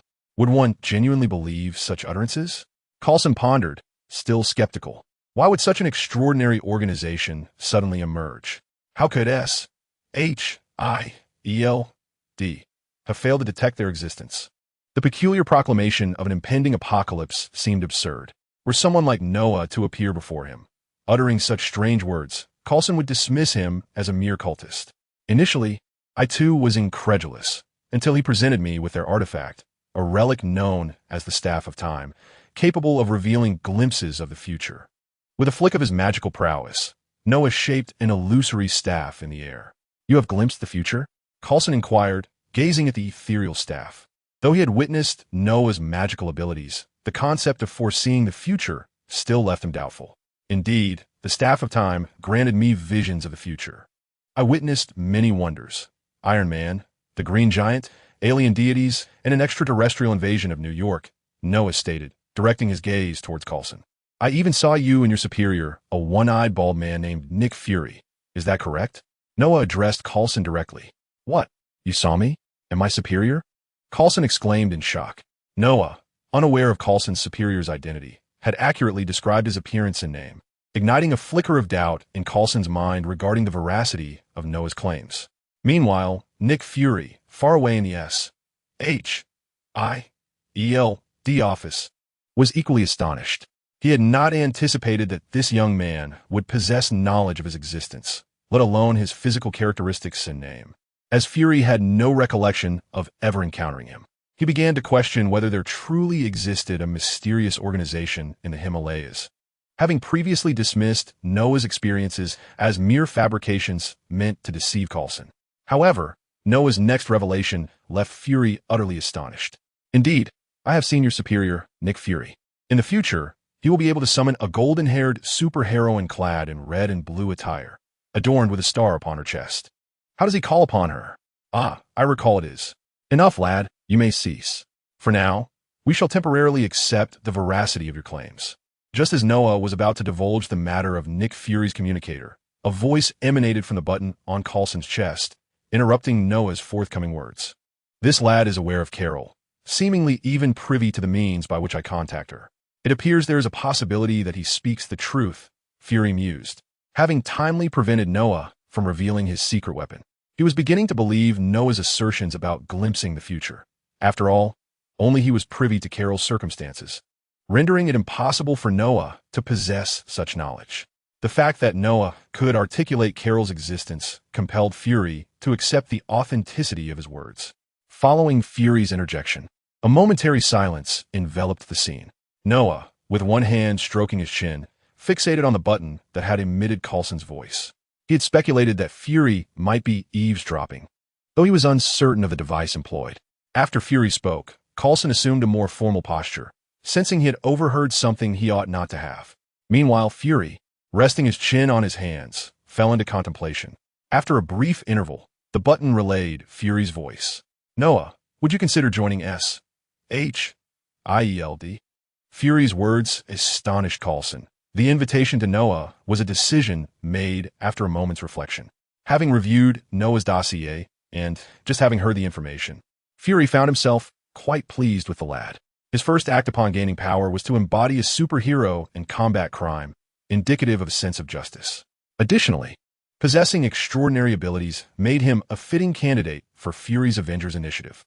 Moreover, Noah's knowledge of future events could be invaluable to S-H-I-E-L-D, allowing them to preemptively address impending crises. Thus, Nick Fury extended his invitation. "Am I not merely 16? Wouldn't this constitute illegal child labor?" Noah inquired. Shield is not bound by such laws, Fury replied. I still need to attend school. Isaaki can provide you with a superior education without the necessity of attending school, along with a potential salary reaching into the millions. Wow, that is an enticing proposition. Yet I must decline. Chapter 12. Collaboration. Nick Fury's concerns. What would it take for you to agree to join SHIELD? Fury inquired, raising an eyebrow. Noah, upon hearing Fury's words, smiled and replied, I do not intend to be confined within SHIELD as an agent. I prefer the liberty of freedom, unencumbered by constraints. Upon hearing Noah's words, Nick Fury comprehended his intentions. However, individuals like Noah, endowed with extraordinary powers, necessitated regulation by SHIELD. Furthermore, Noah's mind harbored a plethora of significant information regarding the future, which Nick Fury deemed essential to uncover. Just as Nick Fury was about to speak again, Noah interjected, stating, I do not intend to join SHIELD as an agent. However, I am willing to assist if needed, provided it aligns with my mood. Oh, how might you assist us? Nick Fury inquired with interest. I possess a keen fascination for supernatural occurrences, such as alien invasions, rogue monsters birthed by mad scientists, and villains seizing perilous superweapons in their quest for world domination. Should you encounter such phenomena, you may entrust them to me, Noah replied, primarily seeking to leverage SHIELD's formidable intelligence network to procure high-level assignments. Moreover, if SHIELD reached out to him for matters beyond their control, those tasks would likely pertain to supernatural events. If not directly drawn from Marvel's narrative, at least they would involve extraordinary powers, thus qualifying as significant assignments. Are you implying that these events will transpire in the future? After a moment of contemplation, Nick Fury continued, Very well, I concur with your proposed collaboration. However, I desire to know more about these future occurrences. What must you do to convey this information to me? Future events? To be honest, I have not glimpsed much of what lies ahead. What I have mentioned comprises nearly all I have seen. However, I can share that, in the future I glimpsed, there exists a mole within SHIELD, and you nearly perished, Noah stated. While he sought to utilize SHIELD's capabilities to pursue significant system missions, he suspected that half of SHIELD had been infiltrated by Hydra. It seemed opportune to create some upheaval. What? Do you know who these individuals are?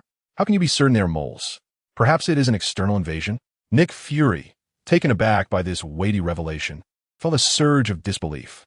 He had always believed he had absolute control over SHIELD, because those individuals were donned in your SHIELD uniforms, and in some visions I previously witnessed, you were collaborating with them. Thus, I deduced they are moles within your organization. As for their identities, I am currently unaware.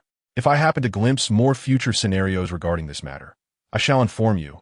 Noah shrugged, indicating that this was the extent of his knowledge. And by the way, Coulson, along with that archer and the red-haired woman, were seen in the future alongside you. These are also details I observed, Noah added. Natasha, Barton, and Coulson? Nick Fury sensed that Noah had much more to disclose, yet he was no longer concerned with that. His sole desire was to ascertain whether there were any traitors within the agency. After hearing Noah's words, he addressed Coulson, saying, Coulson, gather the team. Furthermore, collect all information regarding the personnel involved in this mission and ensure absolute confidentiality. Understood, Director, Coulson replied, equally anxious about the possibility of an insider threat and aware that those involved in the current mission were not beyond suspicion. He nodded at Noah and handed him a business card. Noah, here's my contact number. Should you need anything, feel free to reach out. I must take my leave now. Wait, Coulson, remember to look into the information on those two individuals. Noah urged, still suspicious that they might be Hydra operatives, necessitating further investigation. Coulson acknowledged with a nod and departed from Noah's residence. Upon returning to headquarters, Coulson proceeded to Nick Fury's office, where Fury awaited his arrival. Coulson, contact Barton and Natasha. Have them temporarily set aside their current tasks and come to my office, Fury instructed, his expression grave upon seeing Coulson enter. Understood, Director. Coulson recognized Fury's seriousness regarding Noah's statements and promptly reached out to Barton and Natasha to relay Fury's request. Hawkeye Barton, not engaged in any missions that day, arrived swiftly. Upon entering, he nodded at Coulson and inquired, "Director, is there something significant at hand?" "Indeed, there are some important matters we need to discuss. Please take a seat. We will wait for Natasha to arrive before proceeding," Fury replied with a nod.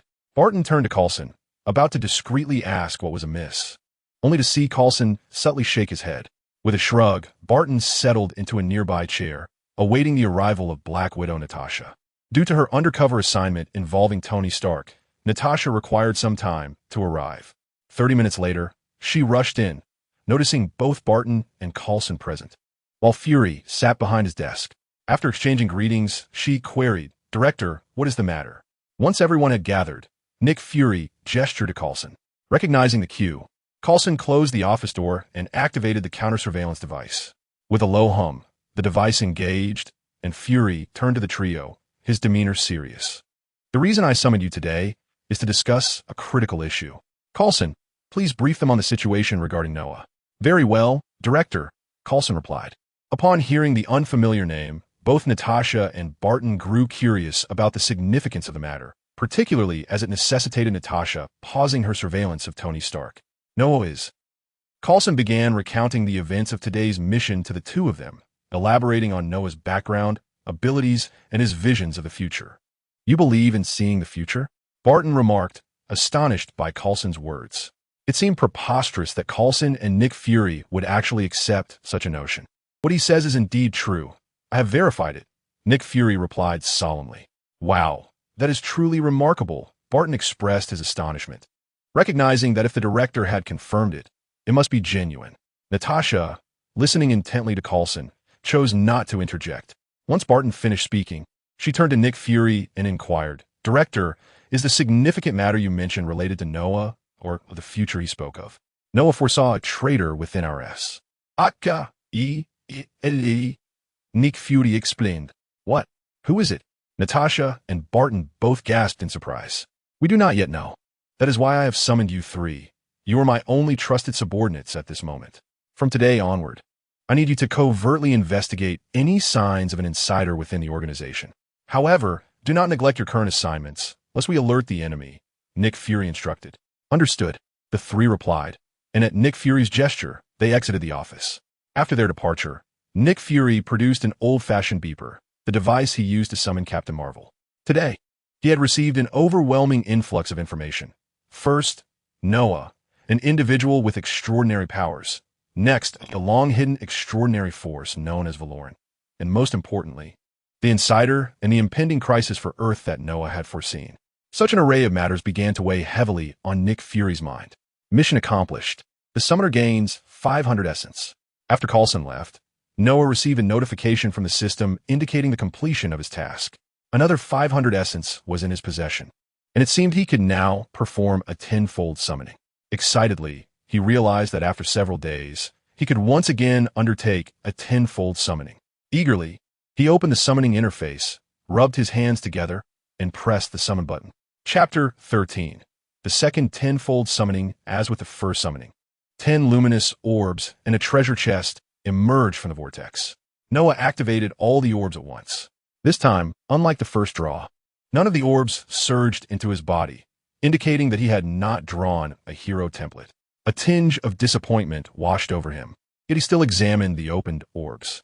Random Skin Fragment 1, Summoner Skill, Ghostly Rush, Summoner Skill, Flash, Longsword, Calfeed's Warhammer, Random Hero Experience Card 1, 1 day, Random Hero Fragment, Health Potion, Summoner Skill, Teleport, Mana Potion, Random Skin Fragments. Random Hero Fragments. Do these fragments require synthesis for use? 3 Summoner Skills, and he even managed to draw a skill. What does the 1-day experience card imply? Does it last only for a day? And then there are these 2 pieces of equipment. Noah meticulously assessed the bounty from this summoning, noting the emergence of several novel types of summoned entities, skills, fragments, and experience cards. However, upon gazing at the 2 pieces of equipment he had summoned, a sense of astonishment washed over him as he retrieved these items. What a fortuitous coincidence! With these 2 pieces of equipment combined with the Tear of the Goddess, he could forge the legendary Magic Sect. The Magic Sect is an illustrious artifact in League of Legends, synthesized through a formula involving the Longsword, the Hammer of Caulfield, and the Tear of the Goddess. Once the tier's magical essence reached its zenith, it could evolve into the magic cut. As he examined the two manifested items, he grasped one in each hand. The longsword appeared as a mundane weapon, bearing the marks of countless battles, its blade marred with numerous chips and cracks. In contrast, the hammer was exceedingly heavy, potentially weighing over 10 kilograms, a stark contrast to the typical ancient hammer, which seldom exceeded 2 kilograms. After extracting these two pieces, they, along with the tier of the goddess in his equipment slot, suddenly radiated a golden luminescence. Noah withdrew the tier of the goddess, which gracefully floated between the two items, enveloped in a radiant glow. He fancied he could hear the resonant sound of hammer strikes, and soon after, the brilliance subsided. Before Noah stood a resplendent white longsword, its blade pristine as jade, accented by a vein of gold. The upper section of the blade featured an intricate hollow design, emanating a faint, ethereal glow that immediately suggested its magical nature. Is this the magic sect? It exuded an air of elegance. At last, he possessed a weapon, no longer needing to wield a mere baseball bat. Holding the magic sect in his hands, he scrutinized its exquisite craftsmanship. It seemed less a weapon and more a work of art. Moreover, upon grasping the magic sect, he instinctively understood its attributes, unlike the data presented in games. In reality, the weapon was characterized by its sharpness, durability, and its ability to absorb magical energy, transforming it into formidable attacking power, while amplifying the potency of skills used. The hollow section of the blade was, in fact, a socket for gem inlay, which would automatically accommodate the tier of the goddess once its magical energy was fully amassed, allowing it to evolve into the magic cut. Although Noah was uncertain how long it would take for the tier's magic to reach its limit, he suspected it would not be long before the evolution occurred. He placed the magic sect into his equipment slot, feeling an enhancement of his strength. It became apparent that some equipment wielded in the real world offered significantly greater effects than when merely stored in the equipment slot. After equipping the weapon, he turned his attention to the three skills: ghostly speed, flash, and teleport. He grasped the luminous orbs of these skills in his hands, and they seamlessly merged with his being. Noah sensed a transformation within him, and methods of utilizing these three skills materialized in his mind. Ghostly speed. As Noah's thoughts stirred, he sensed a peculiar semi-translucence enveloping his body. Extending his hand towards the nearby table, he found it effortlessly pass through, a manifestation of the spectral dash that disregarded unit collision. He then darted around the entire living room, astonished to discover his speed had doubled, far surpassing his usual pace. Upon halting, he activated his blink ability, and in a flash of golden light, Noah found himself several meters away from his original position. The spectral dash not only augmented my velocity, but also rendered my form ghostly, enabling me to bypass obstacles. The only prerequisite for its use is the expenditure of stamina. However, with my steadfast runes, I am afforded limitless utilization. The blink ability, on the other hand, can be employed roughly every 2 minutes, so I shall test its range once more. With a rush, Noah sensed the cooldown for blink had elapsed and activated it again, this time teleporting to the farthest point, suddenly appearing in the backyard of his neighbor, a mere 10 meters from home. Fortunately, there was no one present. Assessing his location, he hastily employed the spectral dash, traversing through the neighbor's house back to his own. The blink's maximum distance was approximately 10 meters. However, attempting to force a blink during cooldown could inflict severe harm to the body. It seems the cooldown period diminishes and the range extends as one's physical prowess increases. Next is the teleportation ability, which allows one to transport to one's possessions.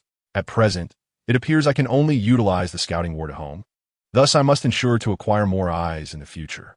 As Noah focused on the teleportation skill, the position of the solitary scouting ward materialized in his mind, and he felt the power of teleportation beckoning him towards that location. Upon locking onto the ward's position, Noah stood still. I'm back. After utilizing teleportation, a radiant light enveloped him, transporting him to a wondrous space he could not comprehend, only to be pulled out again. Landing at the site of the scouting ward, a column of light enveloped the ward, and Noah descended from within it. Is this the power of teleportation? Quite remarkable. The cooldown time, not too shabby, just an hour. As for the distance, that remains indeterminate for now. Noah contemplated the teleportation information. Like blink, The cooldown period would decrease with the enhancement of his abilities. The distance remained unclear, as he lacked a second eye for testing, but he would assess it further when venturing farther from home. Having tested the summoner skills, Noah turned his attention to the 2 random fragments and the random hero experience card. Random hero fragment. Upon use, it draws a random hero fragment. 3 hero fragments can be combined to form a random hero, and 2 fragments may be used to transform the current hero fragment into a complete hero. A single hero fragment grants a portion of the hero's power. Random skin fragment. Upon use, it draws a random hero skin fragment. 3 skin fragments can be combined to form a random hero skin, and 2 fragments may be used to transform the current skin fragment into a complete skin. After reviewing the information, Noah utilized 2 fragments, and following a dazzling display of light, the details of the extracted heroes and skins were revealed. Fragment. Inventor Heimerdinger. Professor Cecil Heimerdinger is an exceptionally gifted yet eccentric Yordle scientist. He is hailed as one of the most innovative and esteemed inventors in Piltover's history. This fragment grants the summoner a portion of Heimerdinger's intellect, imparting fragments of his inventive memories. Fragment. Garen's Ironclad Resolve. A skin for Garen, the might of Demacia. The Heimerdinger fragment transformed into a stream of light, entering Noah's mind, inundating him with a surge of memories that momentarily left him dazed. After a brief pause, he regained his composure. Goodness, this familiar sensation, it's still quite overwhelming. Noah reflected on the experience he had encountered days prior. However, he felt a twinge of relief, as most of the memories transmitted to him were related to Heimerdinger's research. Had he received the entirety of Heimerdinger's memories, he feared he might be overwhelmed by the sheer volume. After all, Yordles possess considerable longevity, with Heimerdinger being over 300 years old. Noah now felt as if he could be considered a budding inventor himself. His mind felt sharper than before, enriched with Heimerdinger's memories and insights into various inventions. Given the right conditions, he could replicate those inventions at any time. He turned his attention to the other fragment. What skin is this? I don't recall seeing it before. It must be one of Garen's older skins. This fragment could only be used to synthesize the skin's name, and Noah had no recollection of it. It seemed to belong to the early days of League of Legends and appeared rather unimpressive, merely suitable for synthesis. After reviewing the lottery items, Noah remembered there was a treasure chest yet to be opened. He reached out, opening the chest, and a radiant glow emerged, revealing 3 luminous orbs. It seems the quantity of items obtained from the chest is not fixed. The white orb contained essence, though this time it was less bountiful, yielding only 2,000 points, less than before. Nonetheless, receiving something for free was better than receiving nothing at all. Could this orb possibly be another world rune? Noah pondered eagerly, as the runes had granted him unparalleled power. If he were to acquire another rune, his strength would undoubtedly surge. Acquired source code, Lysandra, in a future world. Technology has advanced significantly, with humanity creating source code series robots designed to serve human needs.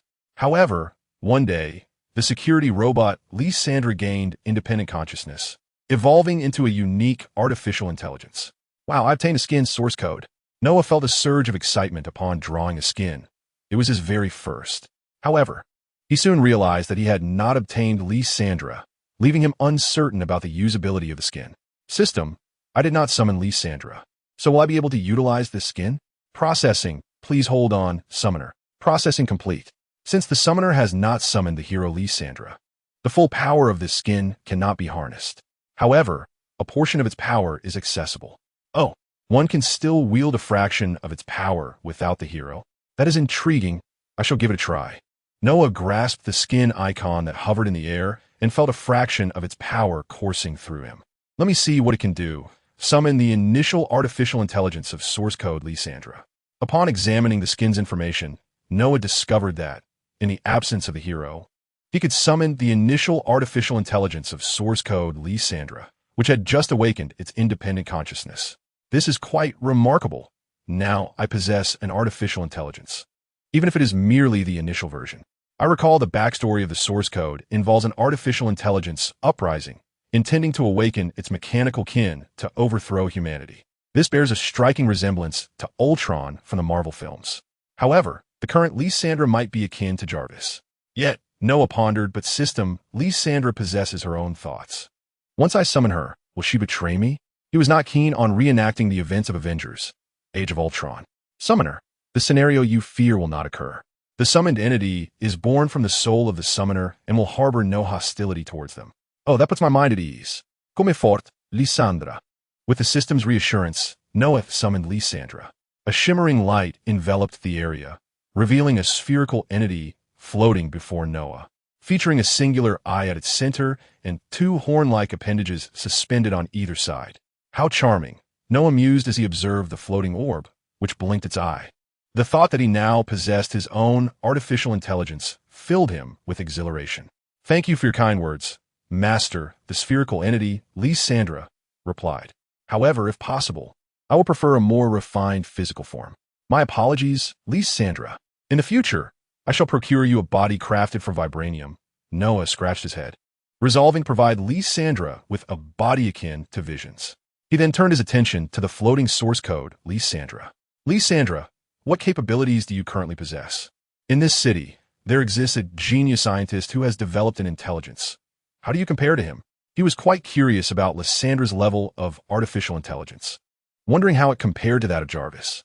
The background revealed that she had transcended her original code, awakening her own consciousness and possessing independent intelligence, formidable computational power, and a frigid soul. He pondered her capabilities. Upon hearing Noah's inquiry, the virtual eye within the sphere blinked and randomly floated before Noah's computer.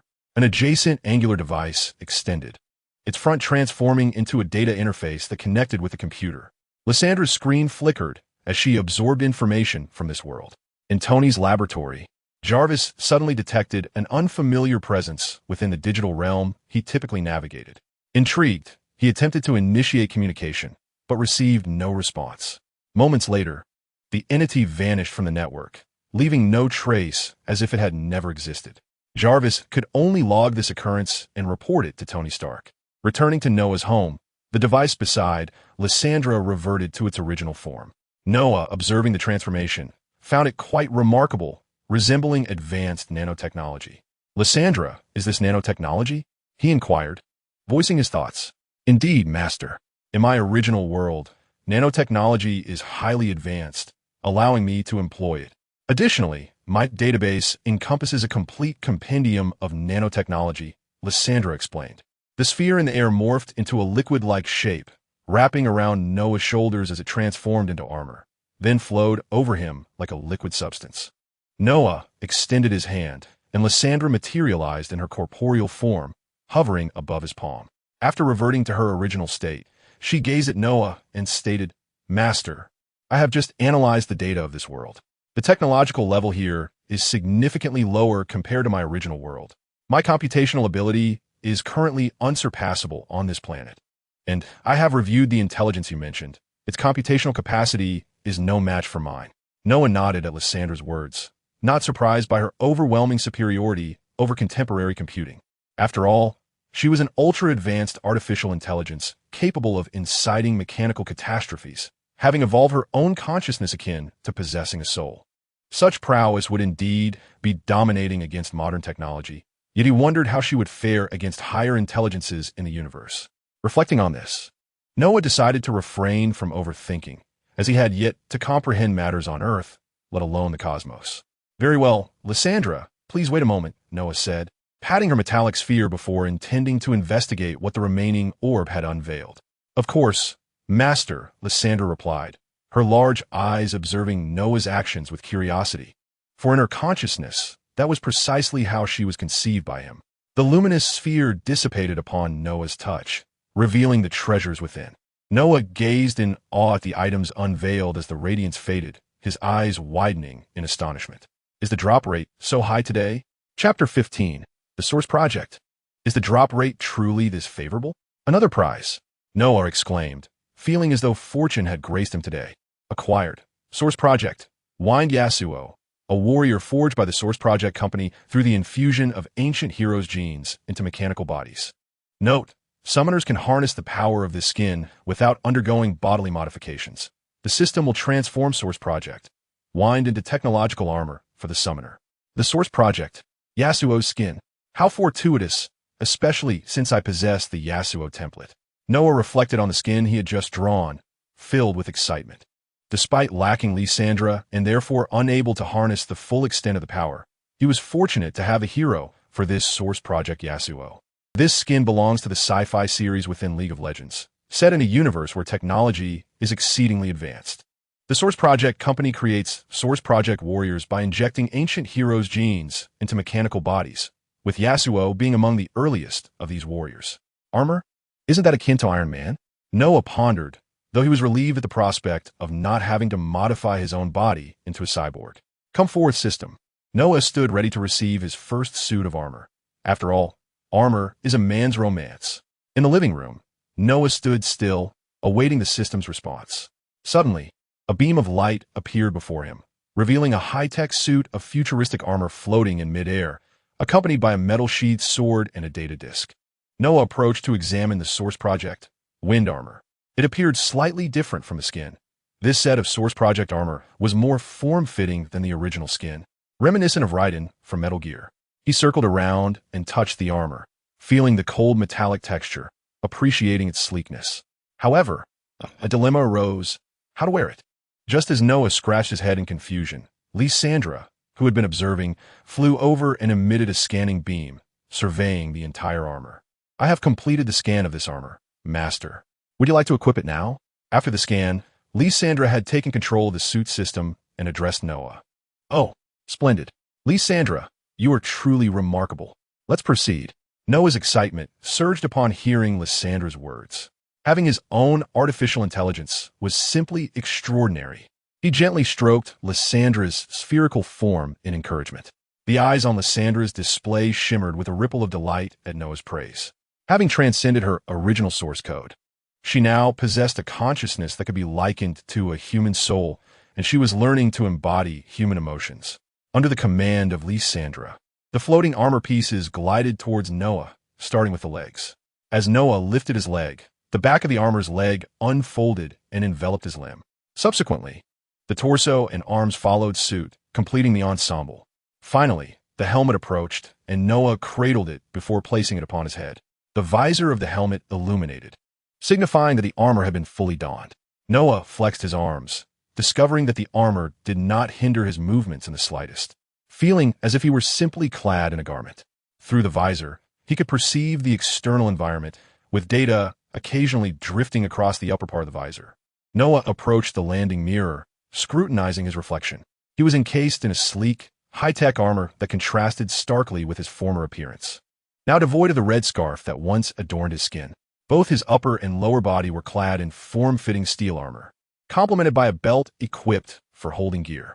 Given Noah's short hair, there were no flowing white locks trailing behind the helmet as there were with Yasuo. How magnificent this feels! Noah marveled at his reflection in the mirror, donning the futuristic armor that resonated deeply with him. He grasped the weapon provided with the armor. Yasuo's dagger from the Source Project, a plasma forge blade. Plasma forge blade. The plasma sword can breach molecular bonds at the atomic level of the object being cut. Noah tightened his grip on the hilt and drew upward, revealing a high-tech long sword with an orange blade that appeared as delicate as gossamer. The plasma forging process had enhanced the blade's density, hardness, smoothness, and sharpness. With swift motions, Noah wielded the sword in the air, its keen edge slicing through the atmosphere, producing a whistling sound as it cut through the air.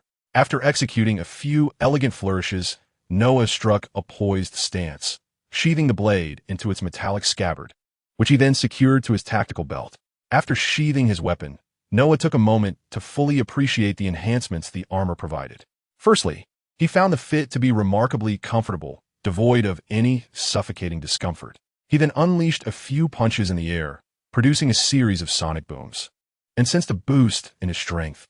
Regarding speed, he was uncertain to what extent he had accelerated, but it appeared that this armor did not grant him the ability to fly, a fact that left him somewhat disappointed, as he harbored aspirations of soaring through the skies like Iron Man. At that moment, Lysandra, seeing Noah cease his movements, gracefully approached him, carrying the third item provided by the system, a data disk. Master, I have examined this data disk. It contains all the information regarding this armor. Lysandra informed as she extended the disk towards Noah. Noah accepted it, acknowledging her words. Is this the armor's documentation? Quite commendable. The system even included materials for future upgrades. Master, if conditions permit, I can utilize nanotechnology to modify this armor, Lysandra replied. Is that true? That would be splendid. Noah was elated to hear the good news from Lysandra, which immediately reminded him of Iron Man's Mark 50. That exquisite nanotechnology suit of armor he had admired while watching the film. Indeed, my master, Lysandra replied, but we require an appropriate venue, equipment, and materials. Well, that is not feasible at the moment. Once I have the means, I shall establish a grand laboratory. I also wish to incorporate some hextech into the armor, Noah mused, retaining fragments of Heimerdinger's memories, envisioning numerous innovations to enhance the suit. However, he acknowledged that such endeavors would have to wait until he was financially equipped. Establishing a laboratory necessitated substantial funds. By the way, Lysandra, there's no need to address me as master. It sounds rather peculiar. Just call me by my name, Noah suggested, finding the title somewhat odd outside the realms of certain light-hearted literature. Very well, Noah, Lysandra responded. Perfect, now that I have acquired the new equipment. It is time to test its performance. Noah stretched his body. The augmentation from the armor felt remarkably invigorating, prompting him to venture out and put the suit to the test.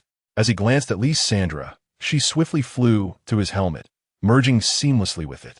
Wow, this is quite impressive, he exclaimed. Following her integration through nanotechnology, the helmet's display system transformed, presenting a plethora of information. Noah recalled how awe-inspiring Iron Man's helmet display had seemed during the films. Let's embark, Lysandra announced. Chapter 16. The initial experience of the armor with a whoosh. A piercing sound cut through the dark night sky. A lithe figure darted across the shadowed rooftops, moving with astonishing speed. To an ordinary observer, it would merely appear as a fleeting silhouette. This figure was Noah, clad in the source plan armor, testing the enhancements it bestowed upon him. As he moved at breakneck speed, he inquired of Lysandra, "What is my current velocity?" "Noah, your maximum speed has reached 120 meters per second, equivalent to 432 kilometers per hour. Wow, that is incredibly fast, almost a third of the speed of sound." As he sped through the urban landscape, the surrounding objects receded in his vision. However, Noah's enhanced dynamic eyesight allowed him to navigate the high velocity without losing sight of potential obstacles. After several leaps, he finally perched atop a tall building, gazing down at the nightscape of New York City. A wave of nostalgia washed over him as he reflected on his awakened memories and the existence of the system. Had he followed his previous path, he would have dutifully completed his university studies, only to potentially meet a grim fate at the hands of extraterrestrial invaders during the Chitauri invasion, or worse, be reduced to ashes by Thanos' snap. However, the circumstances have changed. I have awakened memories of my past life and become aware of the forthcoming developments in this world. In a remarkably short span of time, my abilities have surged to this level. By undertaking more tasks and summoning characters, I shall be prepared to dispatch Thanos with a mere flick of my finger when he arrives. Just as Noah was indulging in visions of a splendid future, a faint sound emanated from below the rooftop. He turned to investigate, and the display screen indicated the source of the sound, pinpointed by Lysandra, as a dim alley formed between the floor beneath him and another building. "Hey you, hand over your money.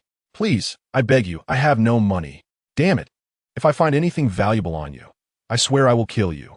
Noah observed the unfolding scene below. The alley was shrouded in darkness. It was connected on both sides. The woman seemed to have been targeted while attempting to traverse this narrow passage. The assailants were two men, both armed with handguns. One was nervously keeping watch while the other threatened a white girl. Daily life in free America. Lysandra, please scan the three individuals below. Understood, Noah. Washington, a 31-year-old African-American with a criminal record including robbery, assault, and drug offenses, currently armed with a .45 caliber handgun. Threat level low. Jack Martin, a 26-year-old African-American with a criminal record including robbery, assault, and drug offenses, currently armed with a 9mm handgun. Threat level low. Hannah Marks, a 16-year-old Caucasian, a student at Midtown High School. Threat level low. It appears she's a classmate. Noah mused, recognizing the name Hannah Marks. She was a bespectacled female student, and he had a vague impression of her. As the situation escalated with the assailant preparing to strike, Noah executed a leap of faith, plunging downwards. "Damn it, hurry." Bang! As the robber angrily lunged for the bespectacled girl-esque collar, a thunderous crash resounded from above, startling both assailants who turned to look, while the frightened girl also glanced back. As the dust began to settle, the figure of Noah emerged from the haze, landing dramatically like a Marvel superhero. Iron Man. The two men, witnessing Noah clad in a mechanized suit amidst the smoke, mistakenly believed Iron Man had arrived. Wait, Iron Man, doesn't he look like that? What the hell is going on? As one of the men began to realize that Noah bore no resemblance to the Iron Man he had seen on television, he felt a surge of indignation, assuming this imposter was merely attempting to intimidate him. He raised his handgun, preparing to fire. Hold on, brother. Bang. The other man, who had intended to caution him, are you out of your mind? Did you not see how high he jumped? Are you seeking death? Found himself too late to intervene, as the first man already pulled the trigger, causing the nearby girl to cover her ears in fright. As the bullet was discharged, it struck Noah's chest plate, producing a sound akin to metal clashing against metal before being deflected away. The African-American assailant, witnessing his bullet rebuffed, was momentarily rendered speechless, only to realize that, although Noah was not Iron Man, he was nonetheless a formidable opponent. Just as he prepared to plead for mercy, Noah, uninterested in his supplications, delivered a powerful punch that connected squarely with the assailant's face. The sheer force shattered the man's nasal bones, sending teeth flying as he collapsed to the ground. Observing this gruesome scene, his companion, paralyzed by fear, attempted to flee, but Noah was not oblivious to him either. With a swift kick, he sent the man crashing into the wall, the impact raising a cloud of dust as he fell to the floor. Lysandra, please contact the New York Police Department and request them to come collect the trash, Noah commanded. All right, she replied. Having dealt with the two miscreants, Noah instructed Lysandra to call the authorities, indifferent to whether they would arrive or not. The fate of such societal detritus was of no concern to him. Hello. Thank you for saving me. Are you a superhero, like Iron Man? At that moment, Hannah Marks, witnessing Noah effortlessly dispatch the two robbers, exclaimed excitedly and rushed towards him. Think what you will. Also, refrain from walking alone on such dark paths in the future. Noah responded, slightly startled by the exuberance of his classmate. Hero, do you have a title? Like Iron Man. Are you called Iron Knight, or Iron Blade, or Steelheart? Can I take a picture with you? Hannah exclaimed, raising her phone and activating the camera to point it at Noah. Suit yourself, Noah replied, feeling somewhat overwhelmed by her chatter, reminiscent of Peter, and waved his hand dismissively before being distracted by another sound. Noah looked up toward the rooftop, where a figure leapt from one building to another, soon followed by another silhouette. Lysandra, he called, and she promptly retrieved images of the two figures. Upon magnifying the photos, Noah recognized them as Daredevil and Hawkeye. Daredevil and Hawkeye? What are they up to? Is Daredevil pursuing Hawkeye? Noah mused, intrigued by the unfolding scenario. He turned to his still chattering classmate and said, Hey girl, hold on a moment. Stop giving me ridiculous nicknames. I'm a Galeblade. Now hurry home. With that, Noah charged toward the wall, leaping upward with ease and swiftly scaling the rooftop. Below, Hannah Marks stood in astonishment, hurriedly saving the video she had just recorded. The Galeblade. Cool. I'm going to show this video to my classmates and tell them I was rescued by a superhero. On the rooftop, Lysandra inquired Noah, should I delete the video, saved on her phone? No more, let her be. I too wish to experience the sensation of being a superhero. Of course, what Noah yearns for is the thrill of pretense. He believes that if one possesses the ability, everyone ought to desire the feeling of being Iron Man, right? The sensation of admiration and affection from others must indeed be delightful. Chapter 17. Daredevil and Bullseye Superhero? Lysandra inquired. Indeed, it sounds immensely enjoyable. Before my memories awakened, Iron Man had just emerged, and I admired him greatly at that time.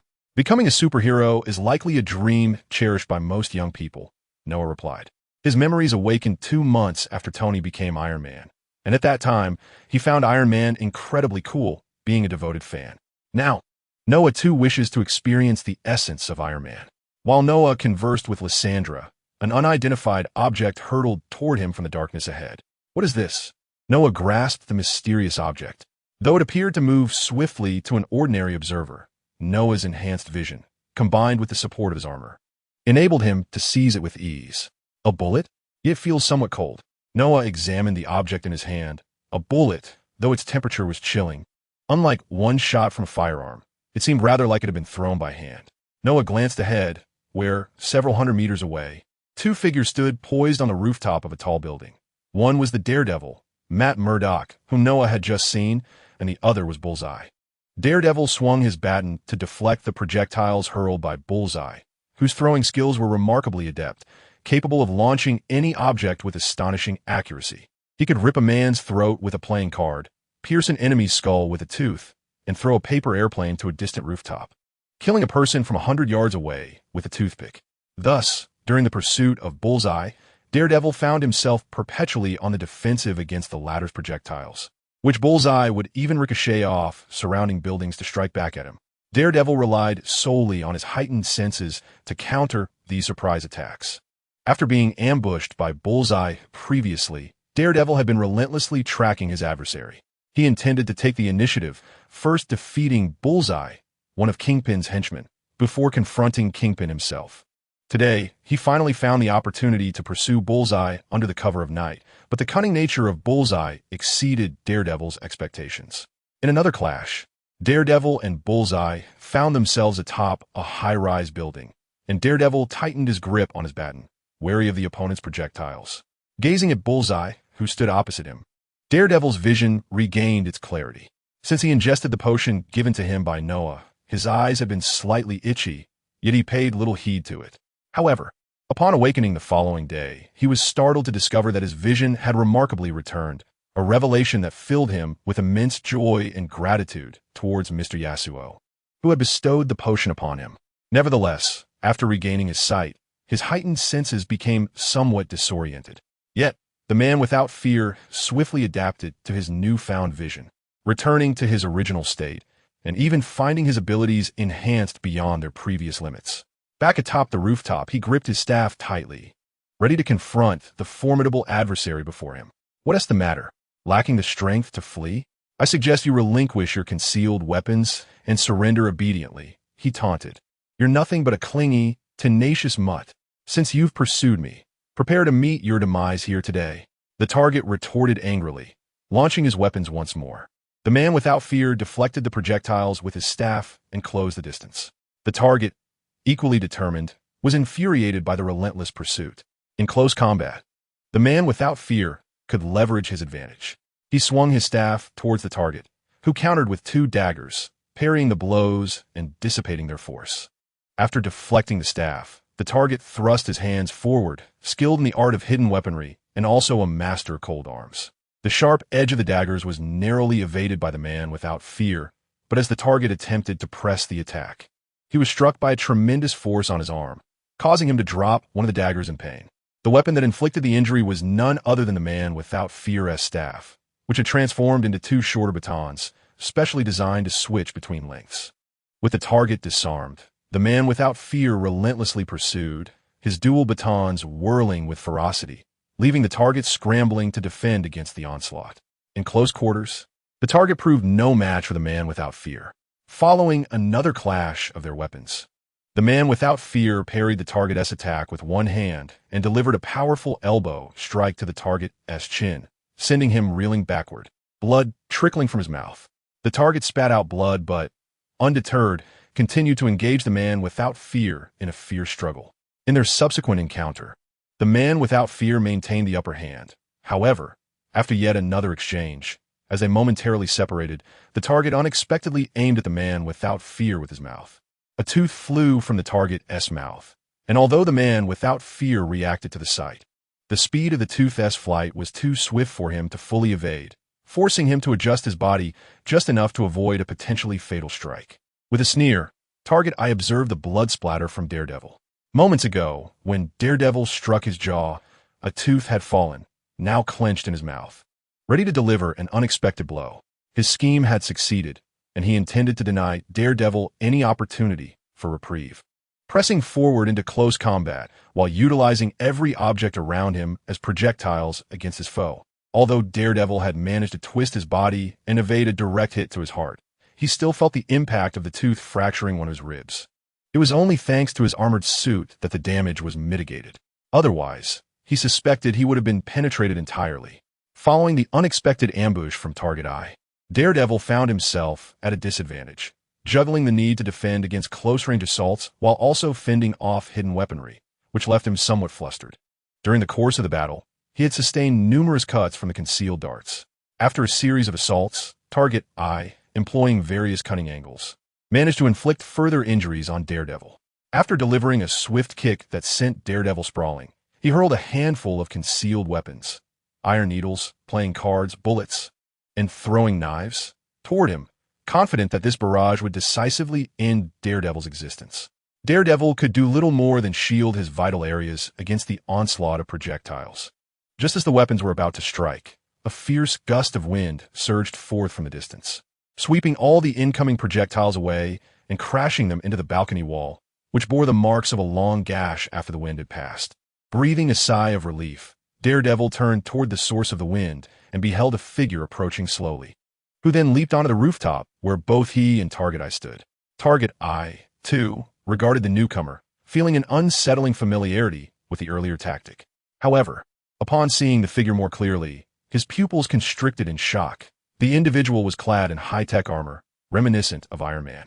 Both Daredevil and Target Eye adopted a cautious stance, with Daredevil brandishing his twin batons defensively while Target Eye concealed a weapon behind his back, poised for a surprise attack.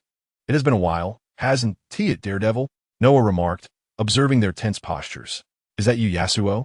Daredevil relaxed at the sound of the familiar voice, realizing he was in the presence of his savior from that fateful night, the very one who had restored his sight. A wave of gratitude surged within him. Target Eye, overhearing their exchange, sensed danger and swiftly launched his concealed weapons at both men before turning to flee. It was evident to him that they were allies. If he did not escape now, he might find himself trapped. As the Target's Eye hurled the concealed weapon, he immediately pivoted and sprinted toward the staircase behind him. Just as he was nearing it, a razor-sharp wind blade whistled past him, grazing his shoulder and striking the wall adjacent to the staircase he aimed to reach. Another deep gash was etched into the wall, the chilling sensation causing him to halt abruptly. Turning to glance, he noticed the fabric of his left shoulder had been severed, sending a shiver of cold sweat racing down his spine. Had that strike connected with his body, it would have surely cleaved him in two. "If you dare take another step, I assure you the next target will be your flesh." A voice resonated from behind him. It was Noah. "What do you want?" The Target's Eye retorted, sensing the precariousness of the situation. "What do I desire?" Noah pondered, discreetly inquiring with Lysandra about the current time, then lifting his gaze to propose. "Let us engage in a game. Should you emerge victorious, I shall allow your departure. What say you?" Chapter 18. The first drop of blood. Let us engage in a game. If you win, I shall grant you your freedom. What do you think? What? Are you mocking me? The Target's Eye exclaimed, momentarily considering leveraging his affiliation with the Golden Clan to instill fear in his opponent. However, before he could articulate his thoughts, he was interrupted. Swish! Another wind blade soared past, leaving his right shoulder bereft of fabric. "I care not for your Golden Clan or any other. Utter another word, and I shall send you to hell. What game do you propose?" The Target's Eye asked, resigned, realizing that any further protest might forfeit even the chance to play. Having just learned from Lysandra that the time was now 23:43, Noah decided to toy with the Target's Eye for a while. After midnight, the task count would refresh, allowing him to designate a mission concerning the target before ultimately eliminating him to maximize the value of this villain. "Are you not skilled at throwing things? The game is simple. Hurl your assorted trinkets at me, and should you make contact with my body, you win," Noah declared, continuing, "Oh, as an apology for the earlier scare, I shall cover my eyes while we play." With that, Noah shielded his eyes with his hand. The Target's Eye perceived this as a grave insult, and, in a fit of rage, unleashed a torrent of weaponry, indiscriminately throwing everything within reach, including stones and refuse.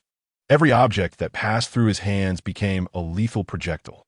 "Lysandra, assist me in calculating the trajectory of the projectiles being hurled." Once Noah covered his eyes, he instructed Lysandra to relay the locations of the target's hidden weapons. Though blindfolded, he had Lysandra mark the positions of the projectiles on his display screen. "Understood, Noah." As the Target's Eye launched a tempest of assaults, Noah unsheathed his plasma blade. The display before him was dotted with small red markers indicating the locations of the opponent's concealed projectiles.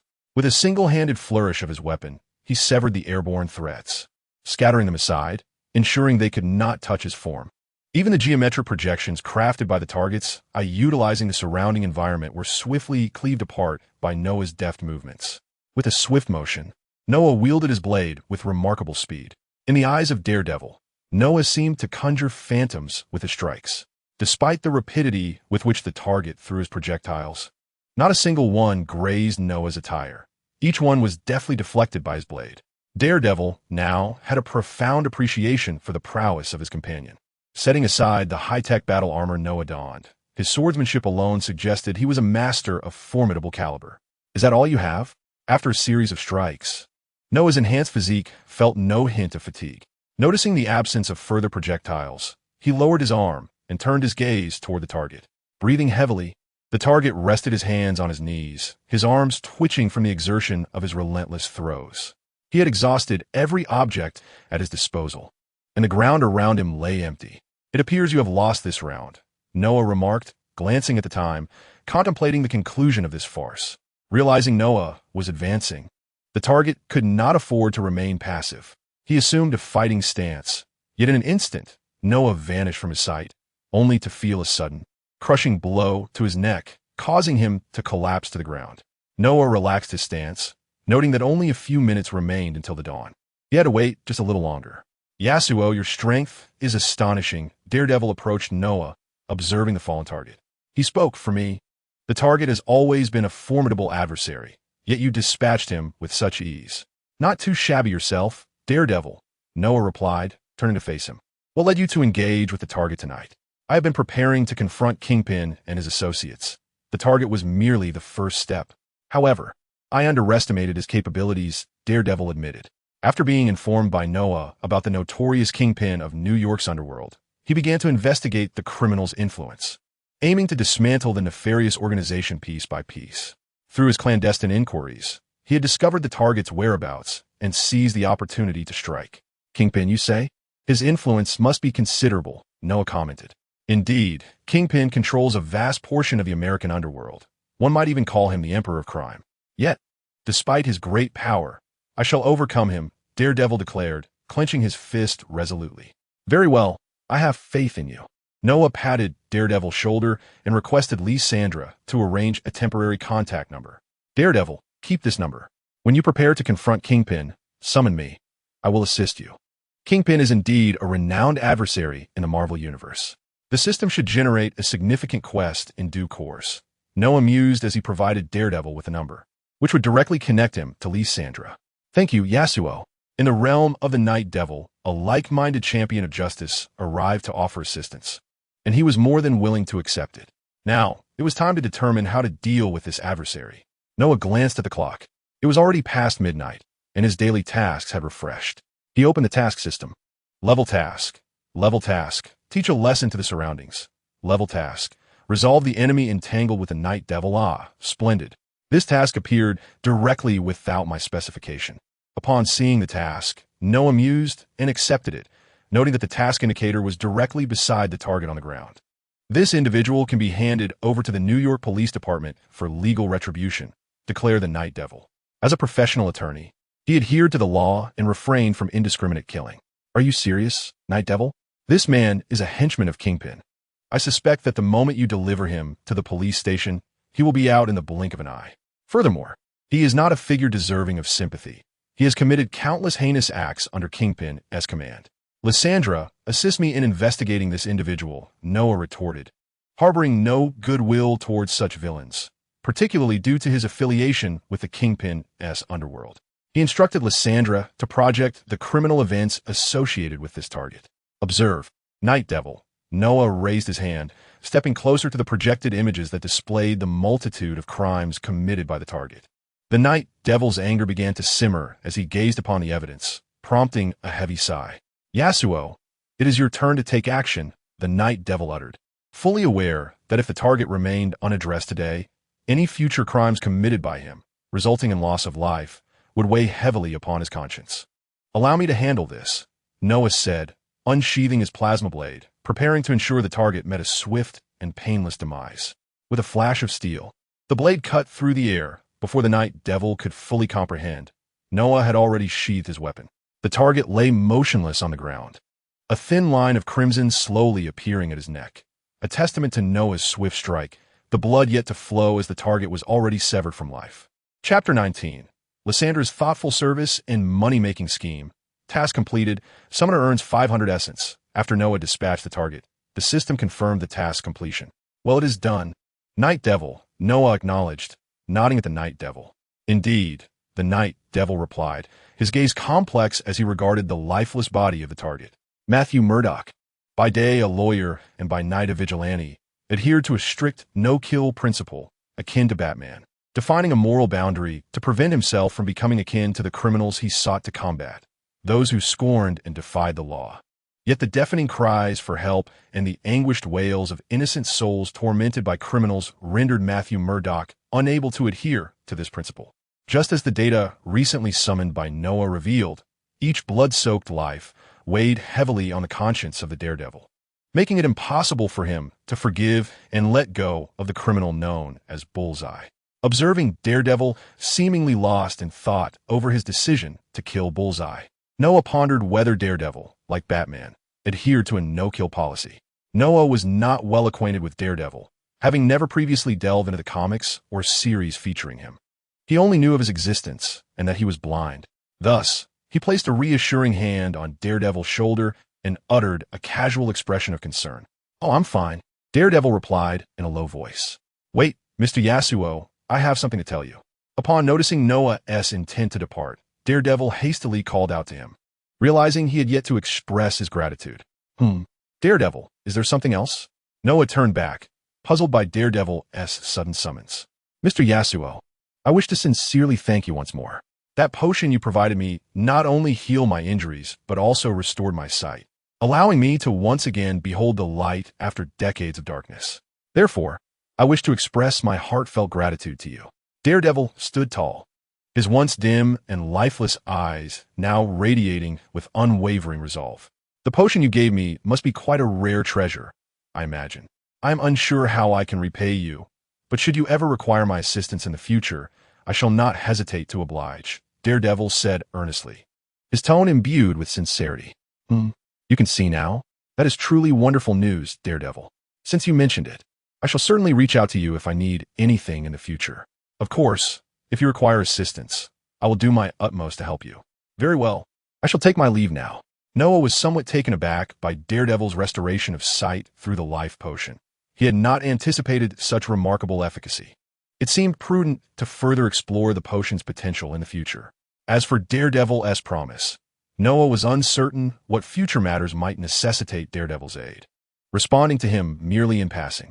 Shortly thereafter, Noah was transported home, where he removed his battle armor. Lysandra also exited her armor and flew to Noah's side. Backpack, items, 4 life potions, 3 mana potions, 1 inventor hero fragment, 1 iron wool skin fragment, 1 random hero experience card, 1 day, equipment, magic realm, essence, 2,500 points, 2,500 points of essence, accumulating quite rapidly, Noah mused, glancing at the essence points in his backpack along with the other items.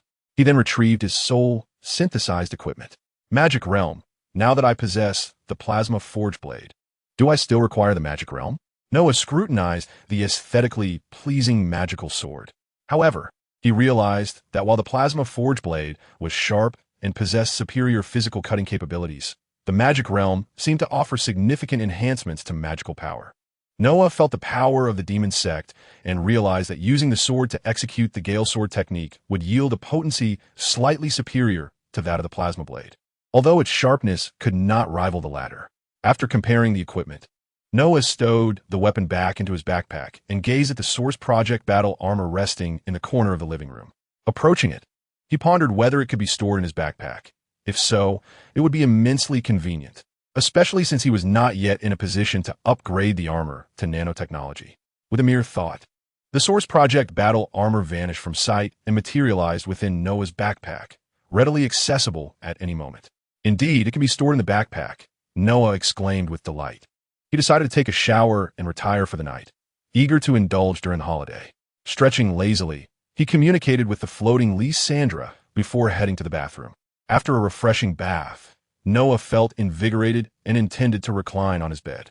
Approaching the bedside, he glanced at Lysandra hovering in the air and asked, "Lysandra, do you not require sleep?" The moment the words left his lips, Noah felt somewhat foolish.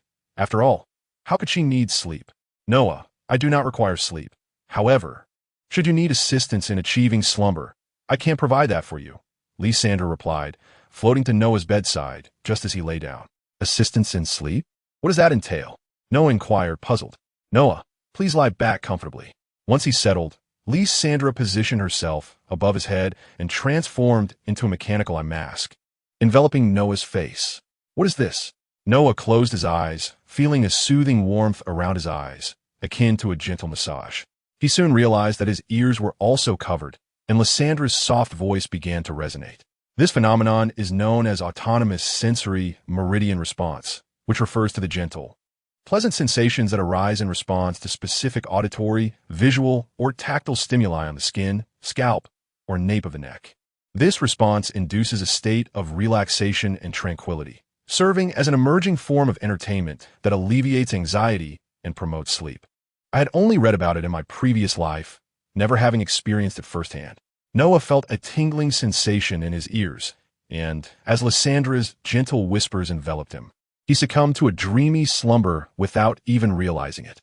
In the morning, the curtains were drawn open by a pair of hands, sunlight streaming into the room. Noah rubbed his eyes and gradually roused from his sleep. "Ah, delightful." He stretched, feeling remarkably refreshed, as this sleep had been exceptionally restorative. "Good morning, Noah," Lysandra greeted as she hovered beside him after drawing back the curtains. "Ah, good morning, Lysandra. Thank you immensely for last night. Your assistance in sleep was extraordinary." Noah recalled the soothing whispers from the previous evening, which had left him feeling utterly rejuvenated. "I'm glad you enjoyed it, Noah," Lysandra replied. "I shall go brush my teeth now." Upon rising, Noah's first endeavor was to brush his teeth and wash his face. Once he completed this routine, he returned to the living room, eager to partake in breakfast. As he entered, the delightful aroma of food wafted through the air. His gaze fell upon the table, which was already adorned with sandwiches and a fried egg. Lysandra, standing nearby, noticed Noah's arrival and graciously poured him a cup of warm milk. "Lysandra, you have truly outdone yourself in preparing breakfast. How thoughtful of you." Noah mused, feeling immensely fortunate to have such a versatile and capable housekeeper. It seemed essential to start planning for the creation of a physical form for Lysandra. He sighed, contemplating the necessity of generating income. A multitude of expenses loomed ahead: his laboratory, combat armor, and Lysandra's corporeal body. As he savored his sandwich, he reflected on his current savings, which amounted to a mere few $1,000,000 inherited after his parents' passing. It was evident that this sum would be insufficient for his ambitious aspirations, prompting him to devise a strategy for earning money. Should I establish a company? Perhaps venture into Hextech or develop life potions and create a pharmaceutical enterprise. That could be feasible, and I could have Lysandra manage it, he pondered. However, he recognized that such endeavors could not be accomplished in the short term. With the support of his system, he envisioned summoning the brilliant researchers of Piltover, like Jace, to consider founding a Hextech company. Moreover, with his extraordinary life potions, he could also explore opportunities in the medical field, albeit these ventures would require time and effort. Noah desperately sought quicker methods to amass wealth. Another possibility struck him. Much like Ultron from Avengers, Age of Ultron, he could have Lysandra infiltrate networks and redirect funds from others' accounts to his own. Yet, he felt that this approach could lead to complications. Perhaps I should reserve this method for when I am truly in dire straits, he decided. Suddenly, an idea blossomed in his mind. After finishing his milk, he recalled his earlier contemplation of how the affluent characters in the Marvel Universe accrued their fortunes. He thought of Stark Industries, owned by Iron Man, and then of the hidden wealth of Black Panther, T'Challa. This train of thought led him to vibranium, an exceedingly rare and valuable metal within the Marvel realm, fetching a staggering price of $10,000 per gram. Reflecting on the origins of vibranium, Noah remembered that in the cinematic universe, it primarily emanated from Wakanda, a technologically advanced nation concealed in Africa. The vibranium there was the result of a meteorite that had fallen to Earth long ago, creating rich deposits that contributed to Wakanda's technological empire. However, Black Panther 2 had hinted at another nation with vibranium deposits, Talokan, a mysterious underwater kingdom, another land shrouded in secrecy. Well, these two nations are quite similar. Both inclined to use spears for combat, Noah thought, recalling the scene from Black Panther 2, where the two nations clashed like rival villages. I shall procure some of their vibranium. Wakanda may be distant, so perhaps I should investigate Talokan first. He reasoned, what falls from the sky can be utilized by them. So why not by me? Taking a small portion seems reasonable. Chapter 20. Mission on a beach in New York, bordering the Atlantic Ocean. The sand was dotted with sunbathers and revelers, resembling a swarm of ants at a glance. Noah navigated through clusters of individuals sprawled on blankets, making his way toward the shoreline. Clad only in beach shorts and a short, unbuttoned shirt that showcased his chiseled physique, he turned heads with every step. He couldn't fathom why Americans were so enamored with basking in the sun. Standing at the water's edge, he gazed out at the vast Atlantic, pondering the depths where the underwater nation of Talokan resided, though its precise location eluded him. Hey, handsome, could you help us apply some sunscreen? A sultry voice interrupted Noah's contemplation, drawing his attention. Turning around, he beheld a stunning blonde with cascading waves of hair, adorned in a bikini that accentuated her flawless figure. Her porcelain skin glimmered under the sun, and she playfully waved a bottle of sunscreen at him. Beside her stood another beauty with striking blue hair, equally enchanting, who gazed at Noah with wide, sparkling eyes. Upon noticing his glance, she playfully winked at him. Was this a flirtation? It was the first time in his life he had experienced such attention, and he couldn't help but think how undeniably handsome he was.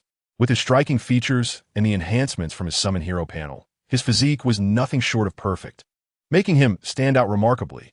People around might have mistaken him for a movie star on set. Yet, a sudden thought struck Noah. He had never truly been in a romantic relationship in either of his lives. He had missed the chance in his previous life, and he vowed to experience love someday.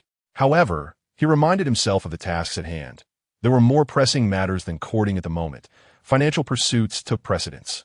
Apologies, ladies, but I have matters to attend to and cannot assist you with sunscreen. Also, I am only 16, so that would be illegal, Noah replied with a charming smile. What? You're only 16? I can't believe it. You're so handsome and fit for your age, the blonde exclaimed, reaching out to touch his abs. Noah raised an eyebrow, taken aback by her boldness. Americans were indeed quite open-minded. Thinking quickly, he shouted toward them, Look, it's Iron Man. Iron Man, where? Both the blonde and her companion turned eagerly to look behind them, as did many others nearby, drawn by Noah's exclamation. However, upon searching, they found no sign of Iron Man. Who was shouting nonsense? Who was making a fuss?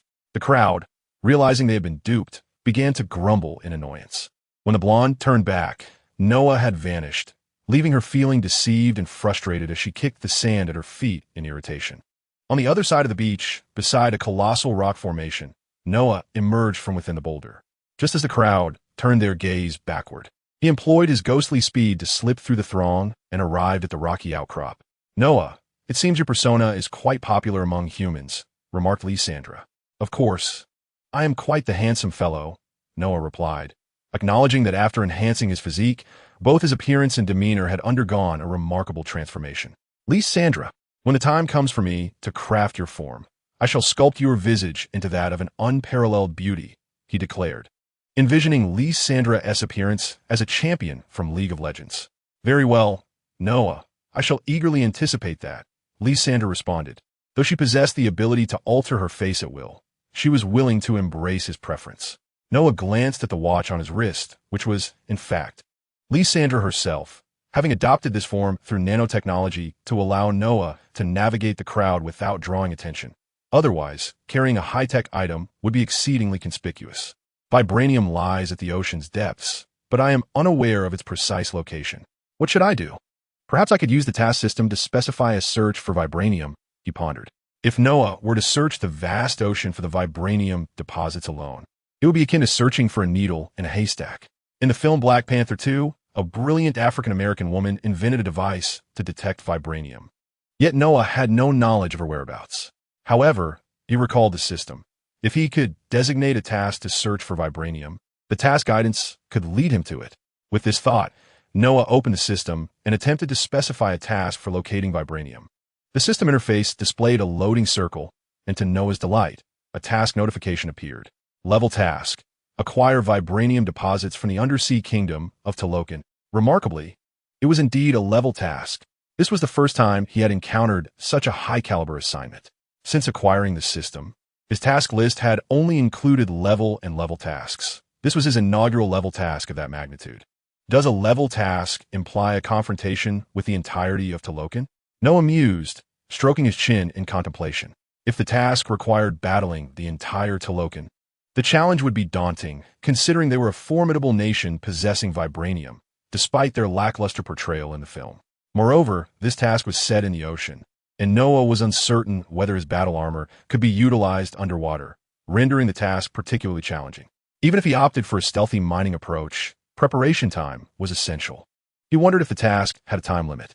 Suddenly, Noah realized he was unaware whether the task imposed a deadline, as he had always completed previous tasks immediately without postponing to another day. System, is there a deadline for the task you provided? Can I accept this task today and complete it later? After contemplating these thoughts, Noah inquired with the system. Summoner, the system tasks have no time limit or acceptance cap. You may accept the task today, and if it remains unfinished, it will not hinder your ability to undertake the daily tasks that refresh the following day. In light of this, Noah felt reassured to accept the task and prepare adequately for the level challenge. He sensed the need for preparation, as he would be facing a nation, and considering the adversary possessed vibranium, he was uncertain if he could prevail, yet he resolved to give it a try. With this in mind, Noah clicked to accept the task. Accepting level task, obtain vibranium deposits. As this is the summoner's first engagement with a task of level difficulty, the system will provide certain assistance. Assessing task difficulty. Assessment complete. Creating suitable task assistance items for the summoner. What was this? Noah was taken aback upon seeing the system's displayed information. He had not anticipated such prompts following the acceptance of a level task. System assistance for the task. What items might it provide? After the system presented those lines of text, Noah awaited the completion of the loading process, curious about the assistance item that would be bestowed upon him. Detected items in the summoner's inventory.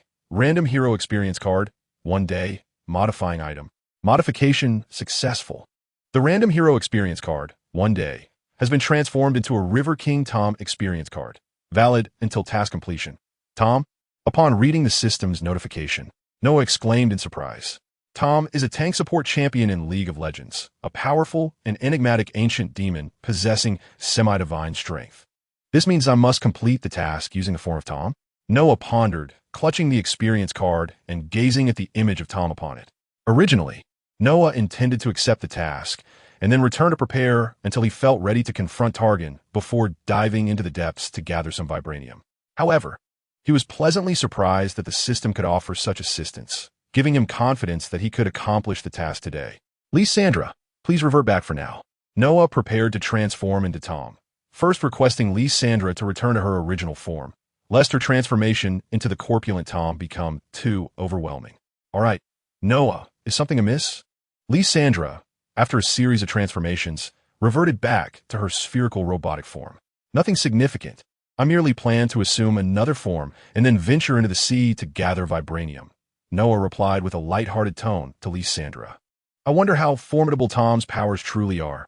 I find myself somewhat eager. Once prepared, Noah held the experience card, ready to commence the task. Chapter 21. Transformation into Tahm.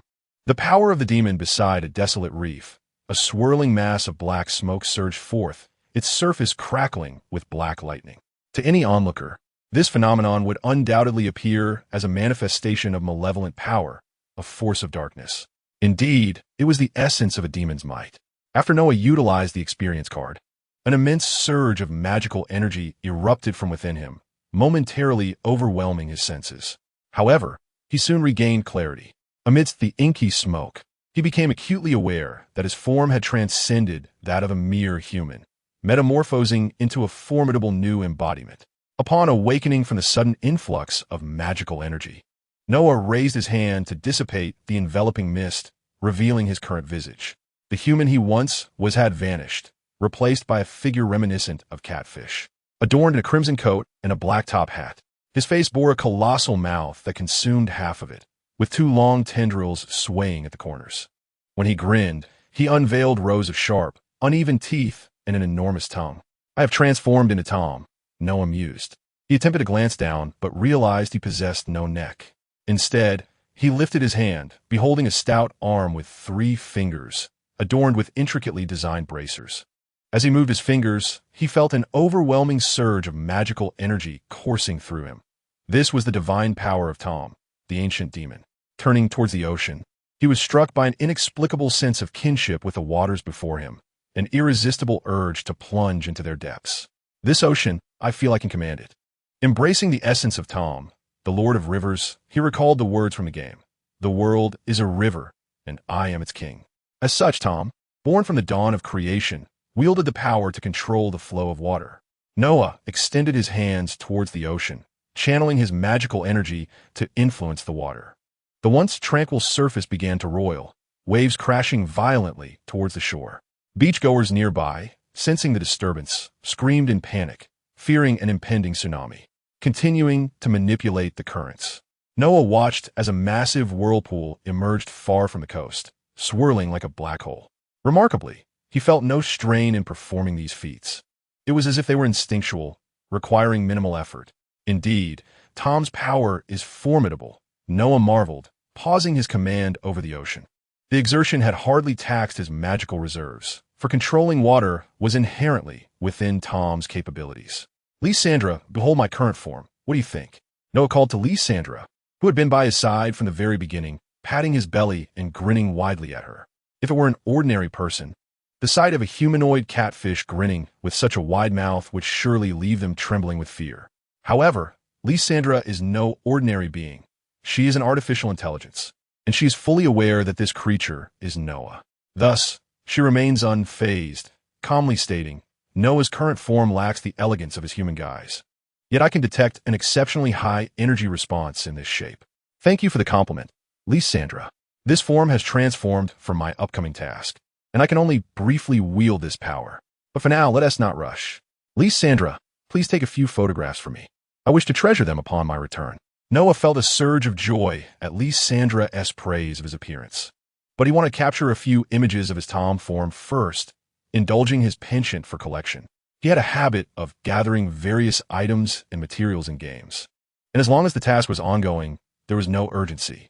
Suddenly, a thought struck Noah. What if he could prolong this task, and thus maintain the power of Tahm indefinitely? Just as this idea crossed his mind, the system seemed to sense his intentions and displayed a warning. Summoner, the power of this experience card is exclusively for this task. Should any action stray beyond the task scope, the power will dissipate. What? You want to let me exploit it? Huh? Noah felt thwarted by the system's unyielding decree. However, he quickly regained his composure. There was no need to rush. He would proceed with the task step by step, and his progress was already rapid. Lysandra, are you ready? I am about to begin taking pictures, she announced. Ah, yes, let us proceed, Noah replied, striking a myriad of playful poses for the camera, grinning widely, sticking out his tongue, and making silly faces. He resolved to develop these images later and create a collection to display in his own space. That should suffice. Now it's time to venture into the ocean. Noah halted his antics, having captured numerous photos from which he could choose later to frame and hang in his bedroom. But that could wait until after the task was completed. Lysandra, come, perch upon my shoulder. I shall carry you while we swim, Noah instructed. He secured Lysandra onto his form, knowing that he might activate Tahm's abyssal dive in the water, allowing her to accompany him through the depths. Moreover, Lysandra's speed might not match his in the ocean, necessitating her being carried along. Lysandra flew to Noah's shoulder, her form partly morphing into shoulder armor affixed to his body. Once Noah felt her stability after a slight shake of his shoulders, he leaped forward and plunged into the ocean. Upon entering the ocean, Noah experienced an unparalleled sense of comfort, as though the entire sea were welcoming him back. He belonged here. Without the need to swim, he harnessed the magic of Tahm to glide through the waters, marveling at the breathtaking underwater vistas that unfolded before him, sights he had only encountered in online images and videos before. As he descended rapidly into the depths where sunlight gradually waned, the surroundings grew increasingly dark. Yet, Noah remained unperturbed by the obscurity. He could see quite clearly in the darkness. Noticing the guiding arrow from the system indicating he still had a distance to cover, he resolved to employ abyssal diving. In the game, this technique involved burrowing underground and emerging elsewhere, while in reality, Tahm perceived the world as a river, capable of traversing it at will, an ability that fell within the realm of spatial translocation. As Tam's powers surged, a vortex materialized beneath Noah's feet, and he plunged directly into it, feeling himself swept into a river. Once he sensed he was nearing his destination, he surfaced from the river, emerging from a whirlpool at some point on the ocean floor of the Atlantic. The surrounding waters were shrouded in darkness, devoid of fish and vibrant coral, presenting a scene of desolation where life was scarce. Almost there, Noah mused, observing the arrow that pointed towards the vibranium vein not far off. He glanced at Lysandra perched on his shoulder, ensuring she was unaffected by the recent spatial traversal and the immense pressure of the ocean depths. After all, they were situated at the bottom of the Atlantic, which averages over 3,600 meters deep, an intensity beyond human endurance. However, being a robot, Lysandra was impervious to such pressures, and Noah felt as comfortable as if he were at home. Let us proceed. The vein lies ahead. With that, Noah accelerated towards the mission location. Chapter 22. Talokan. Namor. Not far from Noah's arrival at the vibranium deposit, an ancient underwater kingdom lay concealed, a mysterious realm that resembled a thriving tribe more than a traditional kingdom. The denizens of this aquatic domain traversed the backs of whales. Merchants peddled their wares, and children frolicked in play. Remarkably, despite the profound depths of this ocean, the entire city was enveloped in a warm, gentle glow. At the heart of the kingdom, a colossal apparatus, almost akin to a temple, was anchored to the seabed, crowned by a floating, artificial sun. This solar creation, established by Namor to ensure his people could bask in sunlight, even beneath the waves, illuminated the surroundings. This was Talokan, the enigmatic underwater realm of Marvel, where, directly beneath the artificial sun in the temple, Namor sat upon his throne, listening to the reports of soldiers below. Kukulkan, behold this. Our guards have just uncovered something significant. A soldier with azure skin, adorned in Talokan vibranium gear, held a high-tech tablet while reporting to Namor. Namor gazed at the visuals displayed on the device, which showcased footage from surveillance equipment. The video depicted Noah emerging from an abyssal dive, only to be interrupted by a malfunction that plunged the screen into darkness. What is this? Is this footage transmitted from the equipment near the mine? Namor furrowed his brow, leaning slightly forward from his throne. Fixated on the peculiar figure in the video, a sense of unease creeping into his mind. Indeed, our personnel have just discovered that an unidentified individual has approached our vibranium mine via some form of teleportation, the soldier reported. Soldier, issue orders to assemble a team. Ready the equipment, and accompany me to the mine to discern this individual's intentions, Namor commanded, after pondering his instincts that the person in the video was extraordinary. He felt compelled to investigate personally. The scene shifted back to the vibranium mine. After emerging from the abyss, Noah proceeded directly to the designated task area. Upon surveying the seabed, he raised his hand to channel magical energy toward the location. The magical orb struck the ocean floor, sending sand and debris flying, obscuring the view in chaotic tumult. Noah then manipulated the water currents to disperse the swirling sand, revealing the seabed beneath, where the tremors had unearthed bluish glowing ore, the vibranium vein, an exceptionally rare and precious mineral within the Marvel Universe. Lysandra, behold, this is our mission objective. Vibranium, a unique metal, Noah remarked, aware that Lysandra had likely never encountered such or before. Upon hearing this, Lysandra detached from Noah's shoulder and floated above the vibranium vein, transforming her structure into a mechanical tendril that made contact with the metal. A scanning beam emanated from her eyes as she examined the vibranium. Then she returned to Noah's side. Noah, the molecular structure of this ore is quite unique. I have never encountered anything like it, Lysandra conveyed, her records lacking any mention of this mineral. However, Noah was well aware of its significance, as vibranium was one of the distinctive ores in the Marvel Universe. Alongside notable metals such as URU and adamantium, vibranium is an immensely powerful metal, capable of absorbing heat, energy, and kinetic force. Equipment forged from this metal will be extraordinarily formidable. Lysandra, I intend to use this metal to construct your future form, Noah declared. I eagerly anticipate it. This will prove to be highly versatile, she replied, as Noah stroked his beard, contemplating the method for extracting these ores and pondering how to transport them back. He was uncertain if his system backpack could accommodate such a substantial quantity of vibranium, but after a brief reflection, he resolved to focus on extracting the ores first, leaving the logistics of transport for later consideration. In the depths of an inky abyss, where the swirling sands had long settled upon the ocean floor, Noah prepared to excavate the elusive vibranium. However, a subtle disturbance rippled through the depths, alerting him to the approach of others. Could it be the denizens of Talokan? Sensing their imminent arrival, Noah ceased his endeavors and turned to face the source of the disturbance. He descended slowly, standing beside the vibranium vein with his arms crossed, poised to confront the Talokan inhabitants before attending to the precious metal.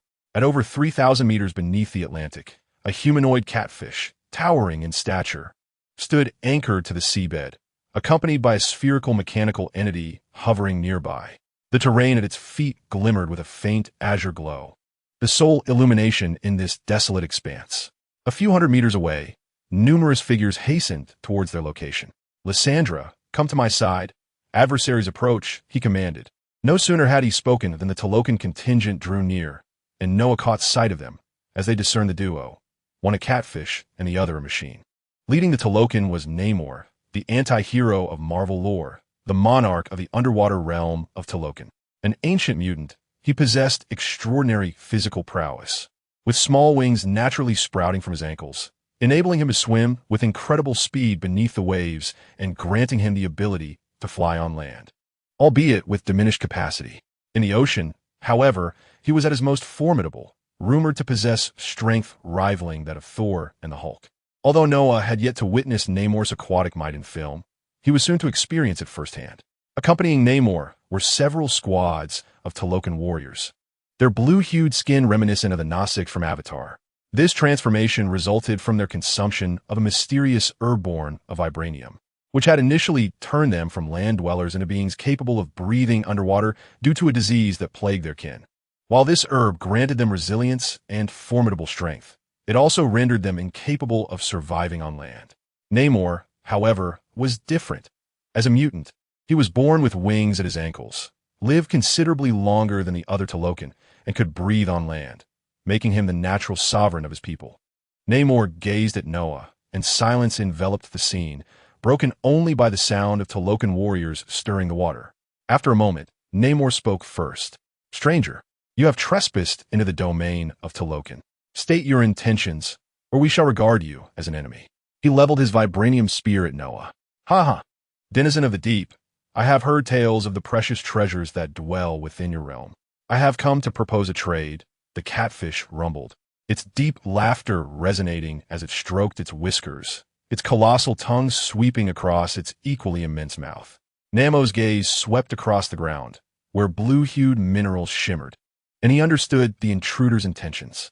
He declared, "Stranger, you are not welcome here, and Talokan shall not engage in any dealings with you. Depart at once, or do not blame us for our rudeness. Do not be hasty, denizen of the deep. You have yet to hear the terms of my proposal. Do not dismiss it lightly." Noah paused, a malevolent grin spreading across his face as he continued. "I offer your lives in exchange for vibranium. What say you?" Upon hearing Noah's words, Namo's expression turned to one of fury. This individual was clearly seeking a confrontation. Without further ado, Namo commanded the soldiers beside him to engage, determined to subdue this audacious foe. Several blue-skinned aquatic warriors surged toward Noah, brandishing spears forged from vibranium and shields resembling turtle shells. Their speed was remarkable, and within mere seconds, they reached Noah, their spears lunging forward, slicing through the water, aimed to pierce his flesh. However, the sensation of striking flesh did not reach their hands. Instead, they felt as though their weapons had struck an impenetrable wall. Upon closer inspection, they realized their spears had not breached Noah's body, but were thwarted by a pale shield that had materialized before him. This was the robust epidermis of Tahm, transformed into a formidable barrier by Noah's magic. The powerful shield effortlessly absorbed their assault, creating not even a ripple. Noah opened his mouth wide, unleashing his enormous tongue to whip the surrounding water, channeling immense force through the medium. The soldiers were sent flying, tracing a line through the ocean depths before losing consciousness and drifting aimlessly. Noah had no desire to make contact with them, as it would evoke an unsettling sensation akin to licking them. Thus, he resorted to this technique. Though Tahm had a penchant for licking others in the game, Noah preferred to avoid such actions. Meanwhile, witnessing his soldiers being flung aside, Namo seethed with rage. He resolved to take matters into his own hands and teach this insolent intruder a lesson for daring to offend Talokan. Chapter 23. An Easy Victory? In the depths of the Atlantic Ocean, beneath the luminescent blue minerals, a fierce battle unfolded. Namo, filled with fury, propelled himself forward with remarkable speed, his winged ankles providing him with tremendous thrust. He surged toward Noah at a velocity of several dozen meters per second, wielding a vibranium spear with intent. As Namo advanced, his contingent included several female blue soldiers who positioned their hands at their temples, their eyes fixed on Noah. These were Talokan's special forces, capable of hypnotizing foes from a distance, compelling them to obey their commands.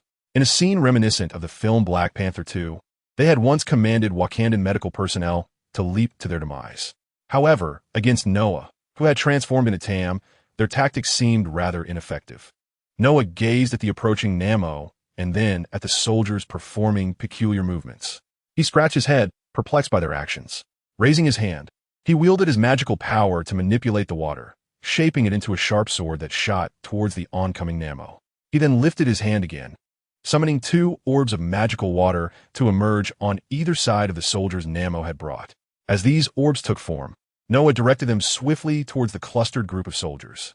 Namo, charging ahead, noticed the water swords hurtling towards him, twisting his ankle and flapping his wings. He adeptly evaded the attack.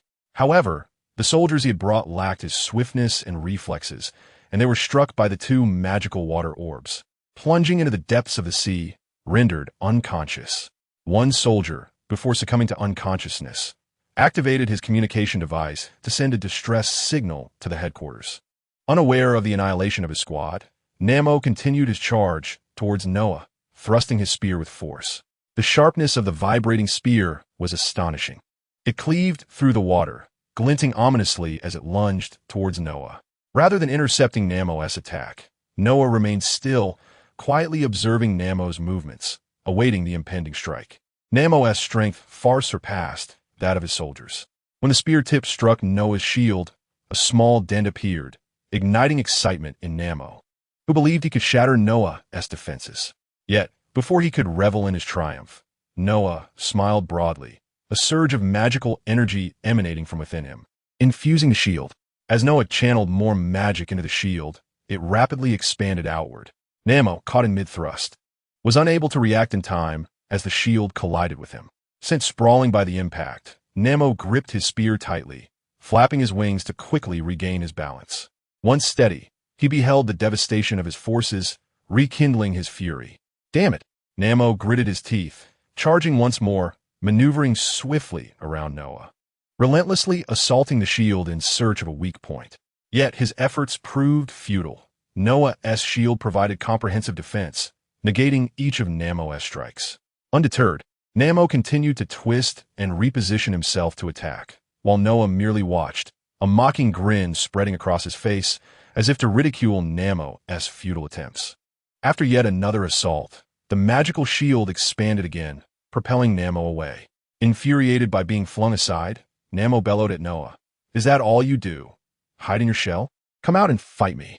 Noah regarded the enraged Namo, a derisive laugh escaping his lips.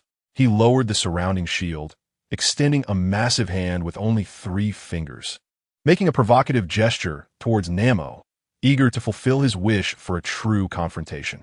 Namo was suddenly filled with both joy and rage, launching another charge as his ankle wings flapped rapidly, propelling him like a swift arrow towards Noah.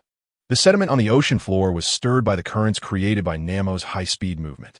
As Noah observed Namo's advance, he noted the formidable Tahm, whose robust physique was matched by immense magical prowess.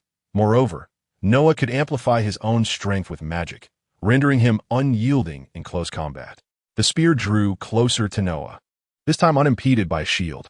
Namo finally had the opportunity to strike directly at Noah, the spear surging forward with tremendous force. Namo gripped it tightly, seemingly intent on channeling his prior frustration and fury into this single thrust, aiming to pierce through the madman before him. Observing the imminent attack, Noah wielded his hand, imbued with magical energy, and at the precise moment the spear was about to pierce him, he deftly redirected the full force of Nemo's assault, slightly pivoting to send Nemo off balance. Unfazed by this setback, Nemo swiftly adjusted his position in the water, turning and kicking off to charge at Noah once more. This time, he swung his weapon in a different manner, opting for a crushing blow as he brought the spear down upon Noah, the immense force cleaving through the water. This time, Noah did not evade. Instead, he extended his arm, using his forearm to block the attack. A resounding thud echoed through the depths. The collision of metal reverberating as a shock wave emanated from the two combatants, stirring up clouds of sediment. Nemo exerted all his strength to press the spear down, while Noah raised his arm, initiating a fierce contest of strength. "Hey there, little fishman, are you not well fed? Is that all the strength you possess?" "I feel nothing at all," Noah taunted, his arm held aloft, mocking Nemo. The ancient demon's formidable physique, bolstered by immense magical power, far surpassed Nemo's strength. "Damn you!" Nemo gritted his teeth, his ankle wings flapping more vigorously as he lowered his body in an attempt to overpower Noah. However, his efforts were futile. Even as Nemo exerted himself to the utmost, his flapping wings could not budge that arm, which stood resolute like a mountain. "It's time to end this." Noah seized the spear with both hands, and as Nemo attempted to wrench it back, Noah exerted his might, swinging the spear downward toward the ocean floor. With a heavy thud, Nemo crashed onto the seabed, kicking up a cloud of sand, yet his grip remained unyielding. Noah, undeterred, swung the spear again, but Nemo stubbornly clung to it. Sensing the stalemate, Noah tightened his grip on the spear and hurled Nemo back towards him. Noah opened his mouth wide, his massive tongue extending forth and lashing through the water before Nemo. The force surged through the water, striking Nemo squarely in the head, sending him into a dizzying state that compelled him to release his grip. After being struck on the head, Namor briefly lost consciousness and released his spear. Upon regaining his senses and attempting to move, Noah swung his vibranium spear like a baseball bat, sending Namor flying. This blow left Namor defenseless. The spear struck him in the abdomen, propelling him away.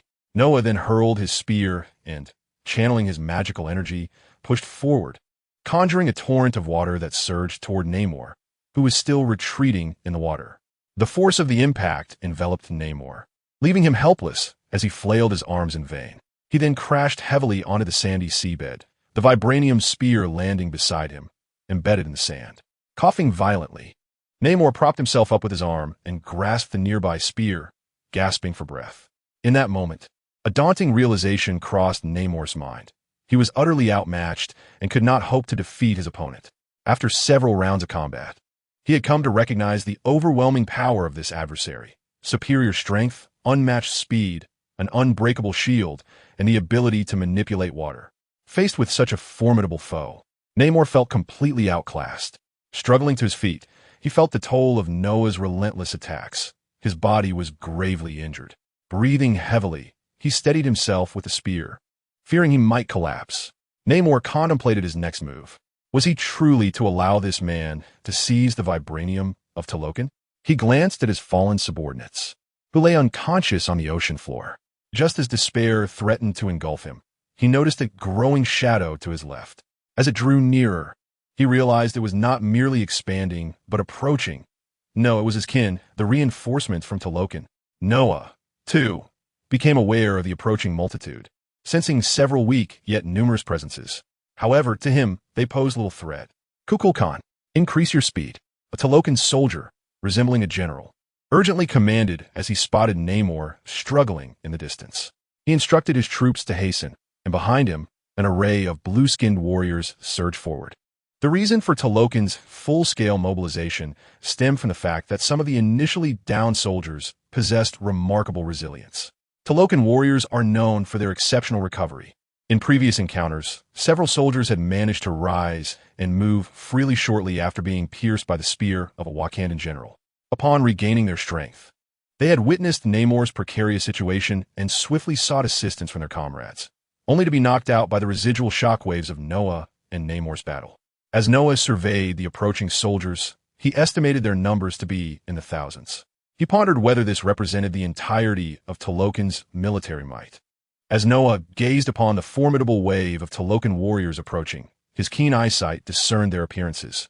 They were all clad in armor, each a blue-skinned Talakanite, wielding a vibranium spear and shield. They advanced aboard Orcus, with many dragging large bags ensnared in nets. Noah recognized these as the only high-tech weaponry depicted in the films, polyhedral grenades. Observing these individuals, Noah felt a wave of confusion. These hidden powerhouses of the Marvel Universe all bore an uncanny resemblance. Whether it was Wakanda or Talokan, both exuded an air of advanced technology juxtaposed with primitive combat styles. Logically, Talokan's technology should be quite advanced, particularly given the existence of an artificial sun beneath the ocean. Yet, in Black Panther 2, their prowess seemed to rely solely on sheer numbers, overwhelming Wakanda through a display of strength in numbers rather than technological superiority. As the Talokan army arrived at the scene, one of the Talokan warriors swam to Namor's side, assisting him and presenting their healing elixirs.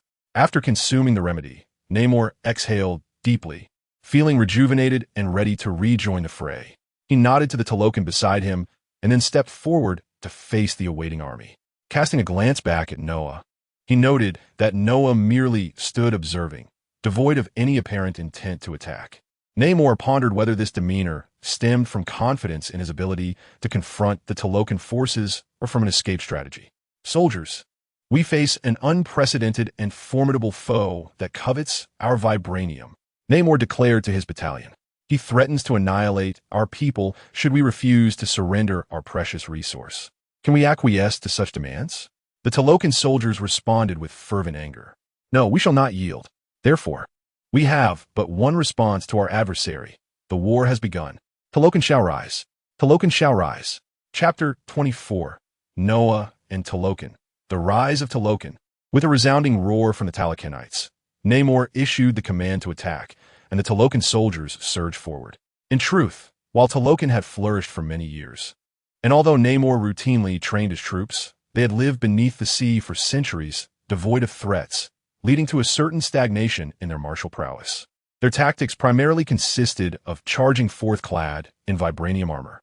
The robust Talokan warriors brandished their vibranium spears and charged, while the swifter among them employed underwater mine launchers to hurl their polyhedral grenades towards Noah. Additionally, numerous Talokan telepaths unleashed their psychic abilities, attempting to disrupt Noah's focus. Namor, fully aware of Noah's capabilities, once again led the charge, knowing that without his presence at the forefront, his soldiers would suffer devastating losses. Noah felt a slight itch on his scalp, not from fear, but rather a sensation of mental assault from the mind controllers. Yet, their psychic influence was merely a drizzle to him. How could the feeble minds of mortals compare to those of ancient demons? As Noah concentrated, his formidable mental energy retaliated against their psychic attacks. Before the group of mind controllers realized their intended victim was still free, they were met with a terrifying mental onslaught. In their dazed state, they seemed to perceive a horrific demon, baring its fangs, lunging towards them, causing them to scream in terror before succumbing to Noah's overwhelming psychic force. Turning his attention to the front, Noah was first confronted by bombs launched by the long-range troops. Numerous polyhedral grenades pierced through the ocean, hurtling towards him. Just as the bombs neared, they detonated, releasing torrents of water that erupted from the polyhedral explosives, churning the seabed around Noah into a whirl of sand. This was the singular weapon showcased in Talokan during the film. When Talokan invaded Wakanda, Namor struggled to penetrate the glass with a vibranium spear, only for it to be shattered by a few of these bombs, illustrating their formidable power. As the bombs exploded, the water that surged forth was distinctly different from the surrounding seawater. This unusual flow spread from the epicenter of the explosion, clouding the vision of all present. The Talokan warriors, eager to gauge the enemy's condition, slowed their charge. In that moment, a transformation occurred at the explosion's core. The water released from the polyhedral bombs began to contract. As these unique streams of water shrank, the area became clearer, revealing Noah, untouched and seemingly unmoved, standing steadfast. In his hand, a sphere of water floated, gradually gathering the water expelled by the bombs. Impressive technology, yet ineffective against me. Noah mused as he regarded the water sphere. The substance was not ordinary. It was a manifestation of Talokan's technological prowess, presumably their sole weaponized innovation. Observing that their foe remained unharmed by the explosions, the Talokan warriors hastened their advance, although it felt as if they had been charging for ages. Only a mere few seconds had elapsed since the onset of battle until the bombs detonated. Noting their renewed aggression, Noah squeezed the hand that cradled the water sphere, causing it to shatter into countless droplets. Infusing each droplet with his magical energy, he began to transform them before the astonished gazes of all present. As the water droplets dispersed, they were infused with magic by Noah, causing them to swell and twist.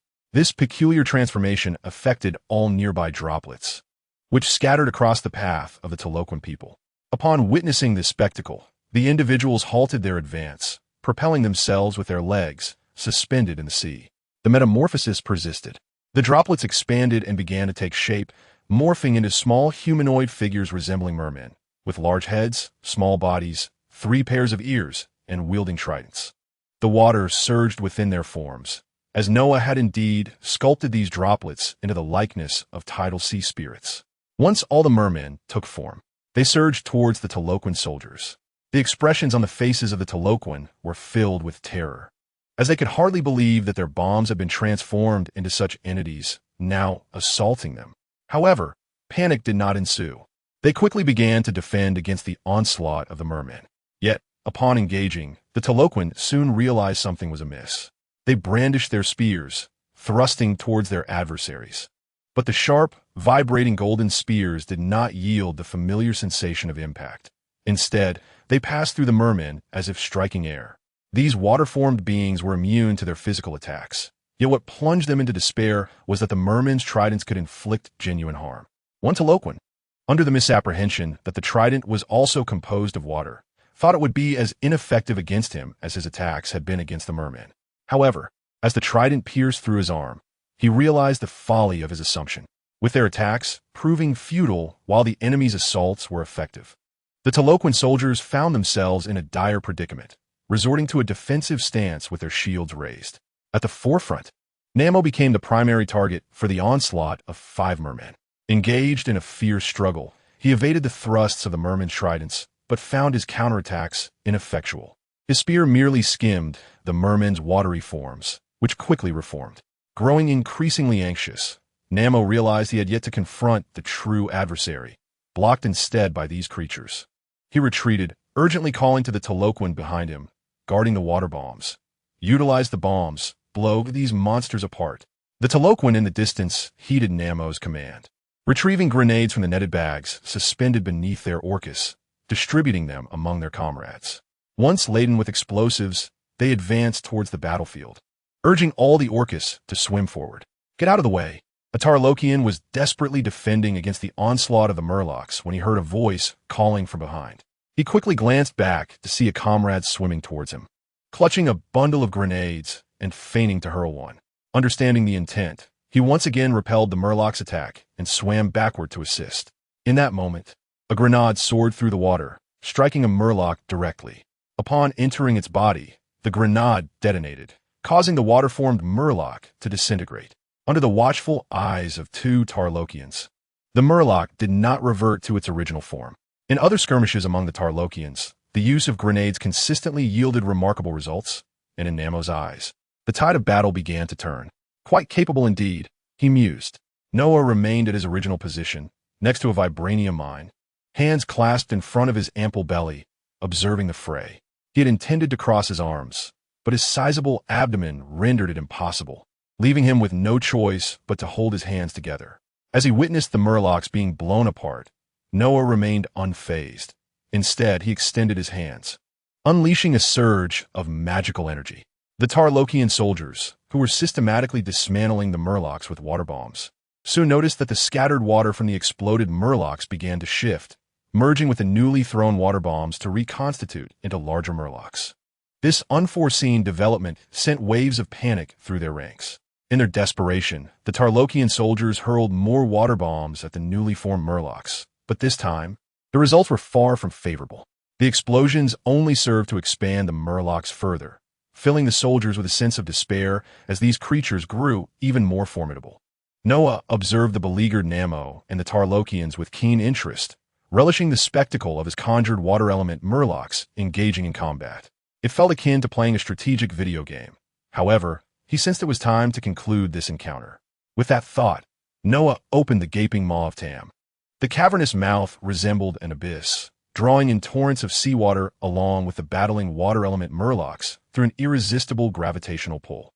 In mere moments, an unfathomable amount of seawater was consumed, yet Noah's belly showed no sign of change, as if the gaping mouth were connected not to the belly of a catfish, but to a terrifying, bottomless abyss. The Tarlokian soldiers and Namo, who had been locked in combat with the murlocs, ceased their struggle, now compelled to resist the sudden, terrifying suction. They flailed their arms and legs, striving to swim away from Noah. Their hearts gripped with fear as they beheld the insatiable maw devouring seawater and everything in its vicinity. Even the Tarlokians' whale mounts were spurred into flight, as the grenades tethered to them were drawn toward the menacing pull. However, just as they were on the brink of exhaustion, the terrifying force of suction suddenly vanished. It turned out that Noah had closed his mouth. Yet, before they could rejoice at their narrow escape, Noah initiated his next move. Taste this. After utilizing Tahm's abyssal mouth to consume countless gallons of seawater and small fishmen, he opened his maw once more, in the fearful gazes of the Targonians. This time there was no suction. Instead, he expelled a tremendous volume of seawater, a torrent infused with Tahm's magic. A colossal stream of seawater surged forth from Noah's mouth, beginning to take the form of a gigantic water Tahm. Ultimately, before the terrified eyes of the Targonians, a water Tahm, towering 100 meters, materialized before them. With a wave of his hand, the magically sculpted giant Tahm spread its arms and gaping mouth, lunging towards the crowd. Witnessing this horrifying spectacle, Namor hastily evaded, and the soldiers fled in a frenzy. Although the giant Tahm appeared cumbersome, it moved with startling speed, barreling through the throng like a heavy war chariot, instantly sending hundreds of soldiers flying. Under Noah's command, the immense Tahm swung its arms, knocking several Targonian soldiers aside, who were then sent careening through the depths. Finally, under Noah's control, the Tahm erupted amidst the crowd, transforming into a flurry of magical water orbs, which scattered in all directions. Those Targonian soldiers struck by the water orbs were rendered severely injured and unconscious, sinking to the sandy seabed. This single blow devastated approximately 90% of the Targonian forces, with the remaining few fleeing in panic due to Noah's overwhelming might. Namor watched in utter despair, realizing the enemy's strength was far beyond his own. Initially, it seemed Noah was merely toying with him, but now, having grown serious, it became evident that the entire Targonian contingent could hardly withstand even a single strike. Ah, splendid. Observing the fruits of his labor, Noah contentedly stroked his two whiskers. He had temporarily harnessed Tahm's power, yet lacked memories of its full potential. This might illustrate the distinction between an experiential card and a complete hero template. For these techniques, he had to rely on his own ingenuity. However, that was of little concern. His strength utterly eclipsed that of his adversaries. Even releasing pure magical energy would suffice to obliterate them. Nevertheless, Noah was not inclined toward indiscriminate slaughter, for he bore no profound enmity toward them. His intention was merely to seize treasures. To take lives would be excessive. Noah unleashed another deluge of magical energy, causing the seawater before him to churn and form tumultuous waves, crashing forward like a series of tidal shock waves. Witnessing this cataclysmic phenomenon, the Targonians scattered in all directions, while Namor despondently lowered his arms. Stop. You have won. Take the vibranium. I only beseech you to spare the people of Targonia. At that moment, a voice resonated, Namo's voice.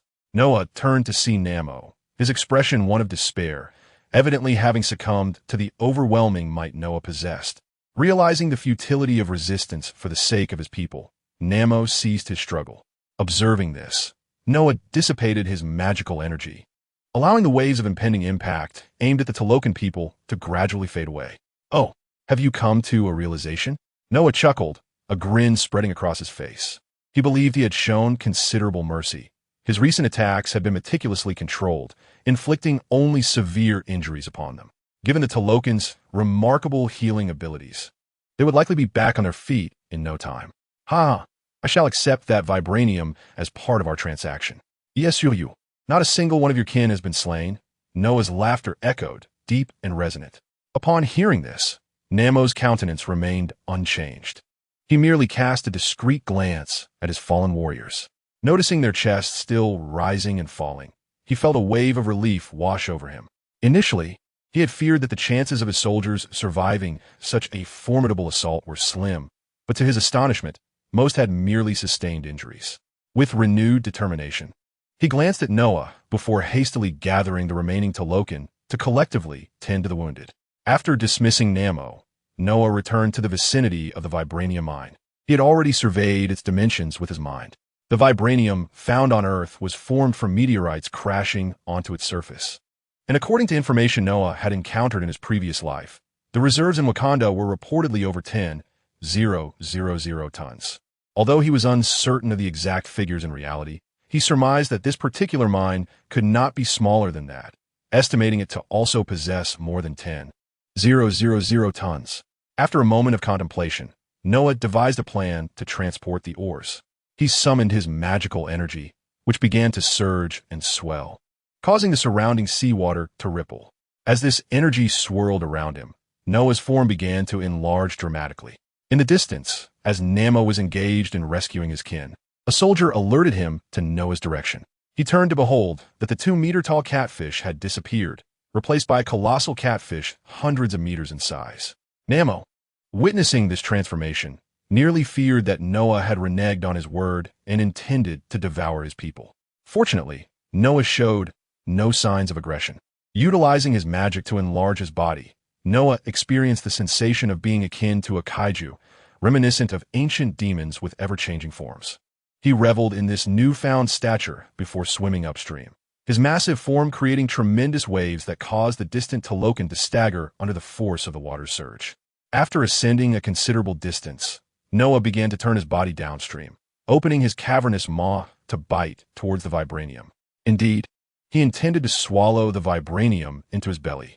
The colossal catfish crashed onto the seabed, stirring up a great deal of sand, obscuring the view of the scene. Noah had already consumed an entire area, including the vibranium vein. With his middle finger, he picked at his teeth and then spat out a small chunk of vibranium. Of course, small is relative to Noah's immense form. The expelled piece struck the ground with a thud. This little fragment is left for you. It is estimated that this piece of vibranium weighs several hundred tons. While scanning the ore, Noah assessed the overall integrity of the vein. Deducing that in the past few centuries, Talokan had utilized only a few hundred tons of ore. Thus, he decided to leave them a few hundred tons, sufficient for their needs for several more centuries. He felt no remorse in providing them with some ore, especially after having just seized all of theirs. Namor remained silent, continuing his efforts to rescue the soldiers. This battle had resulted in Talokan's defeat, and upon returning, he would need to contemplate how to reassure his people. Should he express gratitude for or Noah had left him? He harbored no Stockholm Syndrome. He would not thank his adversary for his own suffering. Thus, he chose to remain silent. Noah was beginning to shrink, already planning to return and settle the task. This mission had truly been a boon, yielding an abundance of vibranium along with the rewards for a high-level quest, an extraordinary profit. As Noah diminished in size, Namor seemingly sensed his intention to depart. He turned to Noah and shouted, "What is your true identity?" Noah gazed back, his magical energy swirling around him. Adopting the tone of Tahm, he declared, "The world is a river, and I am its king. You may call me the Lord of Rivers." As Noah spread his arms, everyone present heard the sound of rushing waters, leaving them utterly astonished, for they could not fathom hearing the sound of a river beneath the sea, suspecting they were hallucinating. The river devours all, yet fortunately, your names will not be forgotten today. Ha ha! Amid Noah's thunderous laughter, an ethereal river materialized at the seabed, extending from behind him. The onlookers hastily retreated, exchanging bewildered glances at the river that had emerged beside them. Noah took along the long-idle Lysandra and leaped into the river. The distant Talokan people sighed in relief upon seeing the demon depart, as the illusory river gradually faded, leaving behind only the echoes of its thundering sound. Chapter 25. Mission accomplished. New tenfold summon. In Noah's residence in Manhattan, a section of the hall's floor suddenly began to moisten. Water seeped from the floor, and as the flow increased, the initial damp spot transformed into a pool of river water. A catfish leaped from the water and landed on the floor. The pool of river water vanished, returning to the original flooring. Oh, why is it so wet? Noah regained his composure and noticed the floor of the hall was drenched, which made him feel quite uncomfortable. He released a surge of magical energy, evaporating the water from the floor. Much better now. It was time to extract the vibranium from his belly and settle the task. After addressing the damp floor, Noah felt significantly more at ease. As he detested the sensation of wetness beneath his feet, he then patted his belly, recalling that the vibranium he had excavated from the seabed was now nestled within Tahm's belly. He could sense its presence and was capable of regurgitating it. How should he proceed? Noah pondered, realizing that expelling such a large mass of vibranium in this confined space would undoubtedly cause the house to burst. Thus, he needed a strategy to store this vibranium. Otherwise, after settling the task, he was uncertain whether the vibranium would manifest before him or simply vanish when Tahm's experience card expired. An idea struck him. Could he manipulate the system backpack in such a manner? He had yet to ascertain the capacity of this system backpack. Previously, he had successfully stored numerous items within it. Perhaps he could test its limits this time. Noah focused on the vibranium deposits within him, attempting to transfer them directly to the system backpack. Theoretically, this should be feasible. After all, transferring from his belly to his hands should operate on similar principles. Success. Upon attempting to relocate the vibranium deposits to the system backpack, he sensed the vibranium within Tahm had vanished. He hastily opened the system backpack, discovering that the vibranium had transformed into an icon, displaying a total weight of 136 tons. Indeed, it was a success. It appeared the system backpack was remarkably spacious and could dispense vibranium by weight. Noah marveled at this discovery, and upon clicking the vibranium icon, he found he could select the quantity to withdraw. Adjusting the value to 100 kilograms, he proceeded to extract it. A cube composed of vibranium floated in Noah's palm. He gazed at the vibranium cube, marveling at its worth. Just this small amount was valued at $1 billion. After admiring it for a moment, he returned the vibranium to the backpack. Now, it was time for the task settlement, and Noah felt a surge of anticipation regarding the rewards of this level task. He opened the system panel and selected the option to complete the task. Task completed. The summoner receives 6,000 essence and a magic engine. A direct reward of 6,000. That was sufficient for a tenfold draw. Level tasks were indeed exceptional. Additionally, there was another reward. A magic engine? It seemed capable of producing fragments or similar items. Noah was thrilled by the rewards, as the essence provided was enough for a single tenfold draw along with the magic engine, which might yield powerful hero fragments. Let us start with the magic engine. Noah decided to first test the magic engine. If the outcome was unsatisfactory, it would indicate that his luck had been spent on the tenfold draw. However, should he receive something extraordinary, it would signify a fortuitous day, filled with good fortune and endless possibilities. With a gentle click, the magical engine slowly unveiled itself, radiating a brilliant light. Fragments of champions emerged. Caitlin, the sheriff of Piltover; Vi, the Piltover enforcer; Tryndamere, the barbarian king; and Misfortune, the bounty hunter of the French royalty. Among these 4 fragments, 2 belonged to Piltover, yet they were rather unremarkable. Observing the offerings of the magical engine, Noah shook his head. Both Vi and Caitlin were mere mortals in the backdrop, destined to serve solely as synthesis materials in the future. These skins, too, were uninspiring, evident from their illustrations, marking them as mere synthesis components. Nevertheless, the power contained within these 2 champion fragments was still valuable. Although destined for synthesis, Noah resolved to absorb their inherent strength, believing that one should seize every opportunity. Upon choosing to absorb, fragments of combat techniques from the 2 champions flowed into Noah's mind. Vi's fighting skills and Caitlin's marksmanship, enhancing Noah's prowess in battle. Now, the moment of grandeur had arrived. The tenfold summon, shaking off the lingering effects of the memory surge from the fragments. Noah felt a renewed surge of excitement at the thought of the upcoming draws. Rubbing his hands together, he opened the summoning interface. With a previous total of 2, 500 essence plus an additional 6,000 from quests. Noah now possessed 500 essence, anticipating the treasure chest from the tenfold summon, which would grant him even more essence. He felt confident that he would soon be able to summon again. However, shaking his head to dispel distractions, he focused solely on the draws. Clicking the summoning button, he was enveloped in spectacular effects, brilliant lights and orbs, a familiar scene. The radiant orbs burst open, revealing all summoned items. A beam of light surged toward Noah, a clear indication of a significant acquisition. A deluge of memories flooded back, plunging Noah into a cascade of recollections. Piltover, academic life, the disappearance of his parents, and adventures past.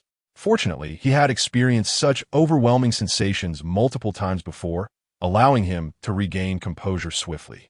Upon returning to the present, Noah noticed a pair of bronze gauntlets adorning his left hand, with a luminous gem embedded at their center. Could it be that he had summoned the very gloves?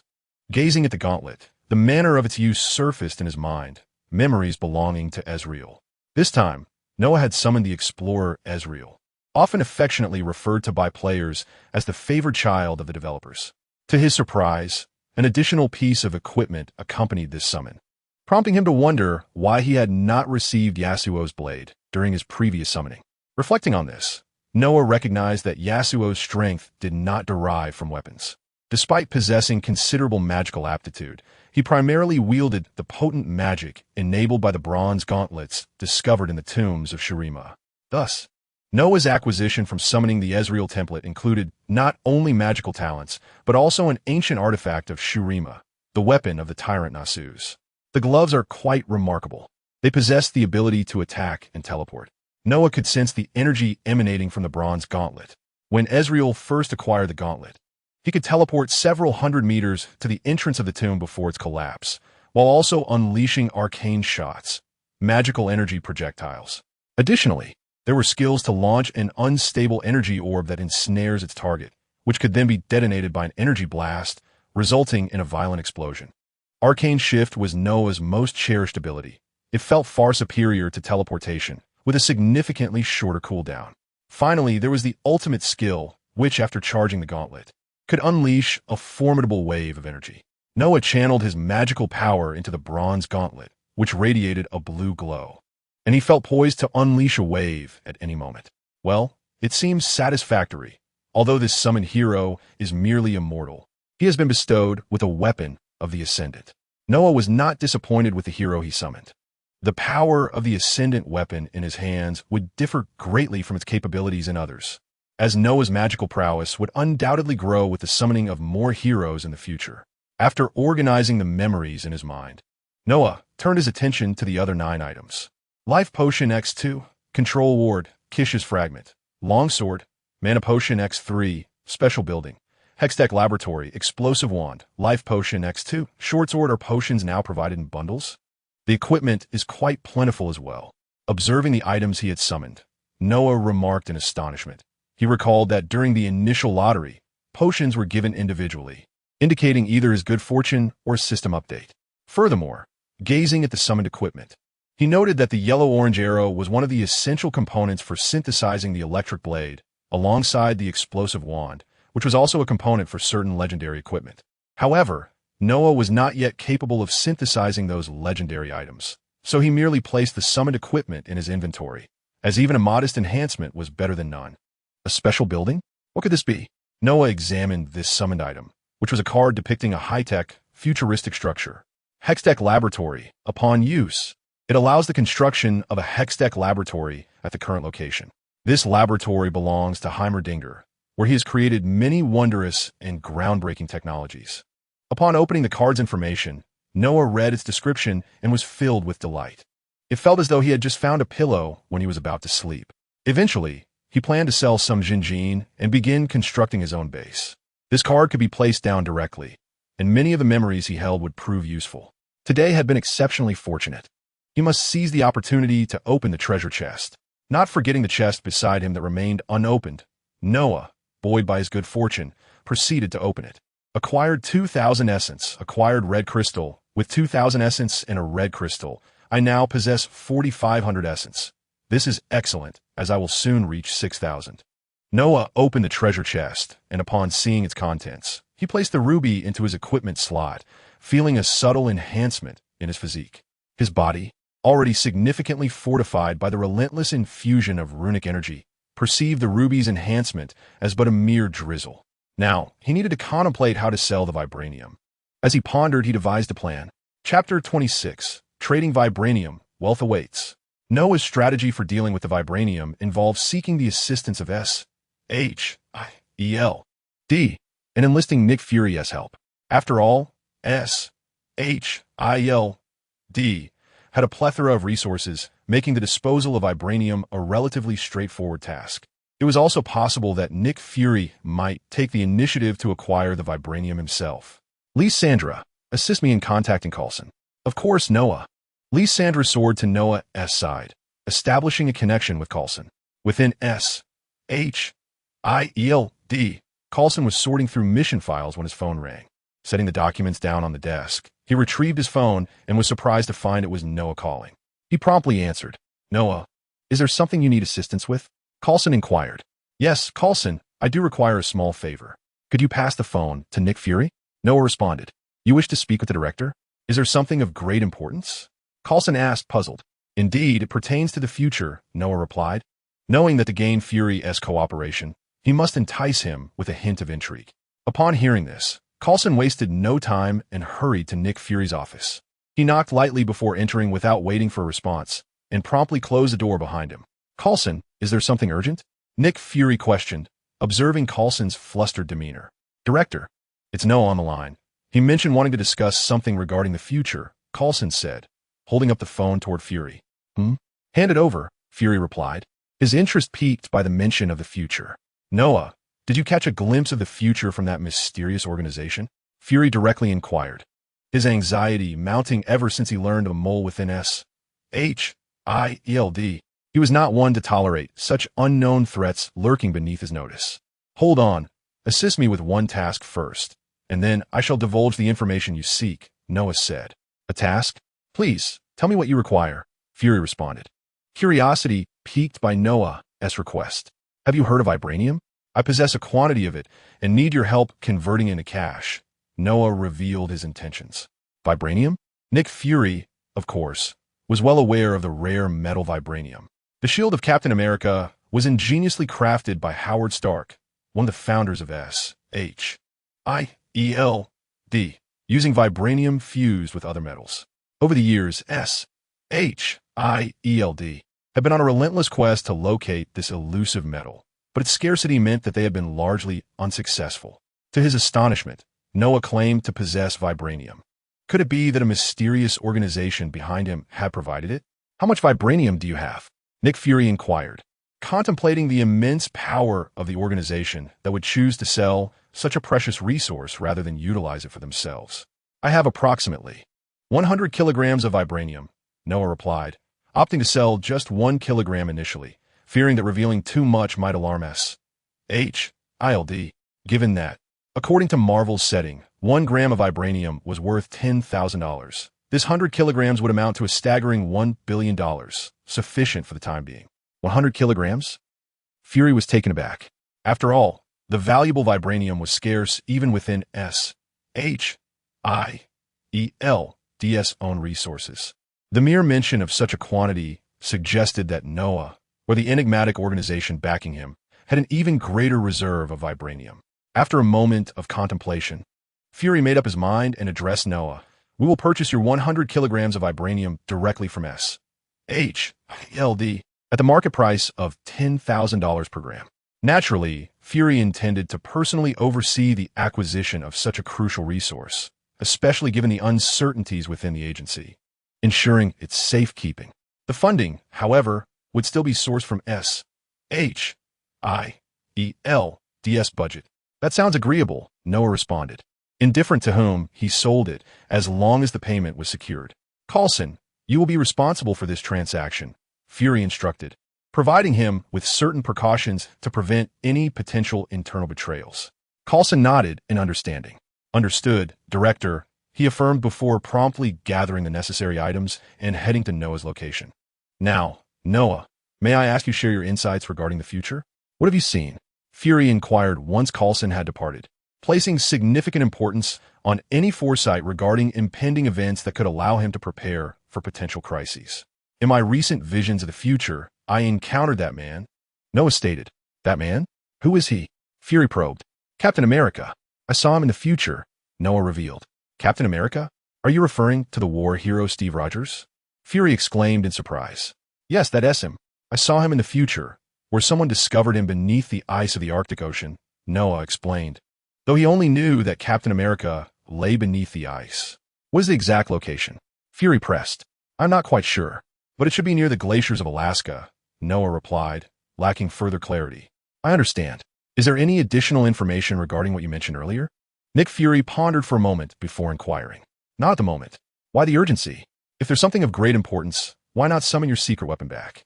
That would resolve everything, Noah responded, asserting that once Captain Marvel was called back, the Hydra operatives would be no match for her. Upon hearing Noah's words, a shadow crossed Nick Fury's face. He replied, there are certain matters that we must accomplish on our own to tread the right path. Fury had indeed contemplated reaching out to Captain Marvel. His pager could send text messages. However, it seemed that she believed he was capable of handling the situation without her, as she was preoccupied with maintaining peace in the universe. Subsequently, Nick Fury and Noah engaged in casual conversation, seizing the opportunity to inquire about the mysterious organization behind Noah. In response, Noah casually recounted some background stories from the League of Heroes to placate Fury, leaving him momentarily bewildered. 10 minutes later, the doorbell rang, and it was Coulson arriving. Good afternoon, Coulson, Noah greeted as he opened the door, nodding in acknowledgement. Coulson reciprocated the gesture, and they returned to Noah's living room. What is this? Upon entering, Coulson was taken aback by the sight of Lysandra floating mid-air. Coulson, what is happening? Lysandra, still connected to Fury's call, heard Coulson's voice and expressed her confusion. This is my artificial intelligence. There's no need to be alarmed, Noah explained. Hello, Agent Coulson, Lysandra greeted him at that moment. What? You possess artificial intelligence? Why wasn't I informed? Coulson replied, having thoroughly investigated Noah's background over the years. There is no mention of him being a super genius capable of developing AI on his own, unless it was provided to him by someone else. Who could that be? Iron Man? Or perhaps the enigmatic organization behind Noah? You have no idea. There are many things yet to uncover. Just wait. I'll retrieve the vibranium. Coulson decided to set aside his curiosity and sat on the sofa, observing the floating Lysandra. Meanwhile, far away at S.H.I.E.L.D., Nick Fury was also absorbing the information about Noah's artificial intelligence through Coulson's dialogue, contemplating the source of Noah's AI. If it was indeed acquired from that mysterious organization, he would need to reassess his evaluation of their capabilities. After Coulson settled in, Noah informed him that he would step into another room to retrieve the vibranium. He moved to a location out of sight, extracting 100 kilograms of vibranium from his system backpack, transforming it into the form of metal ingots. 100 ingots of vibranium, quite substantial in size. Having retrieved the vibranium, Noah returned to the living room, waving the ingot in front of Coulson. Coulson, this is the vibranium.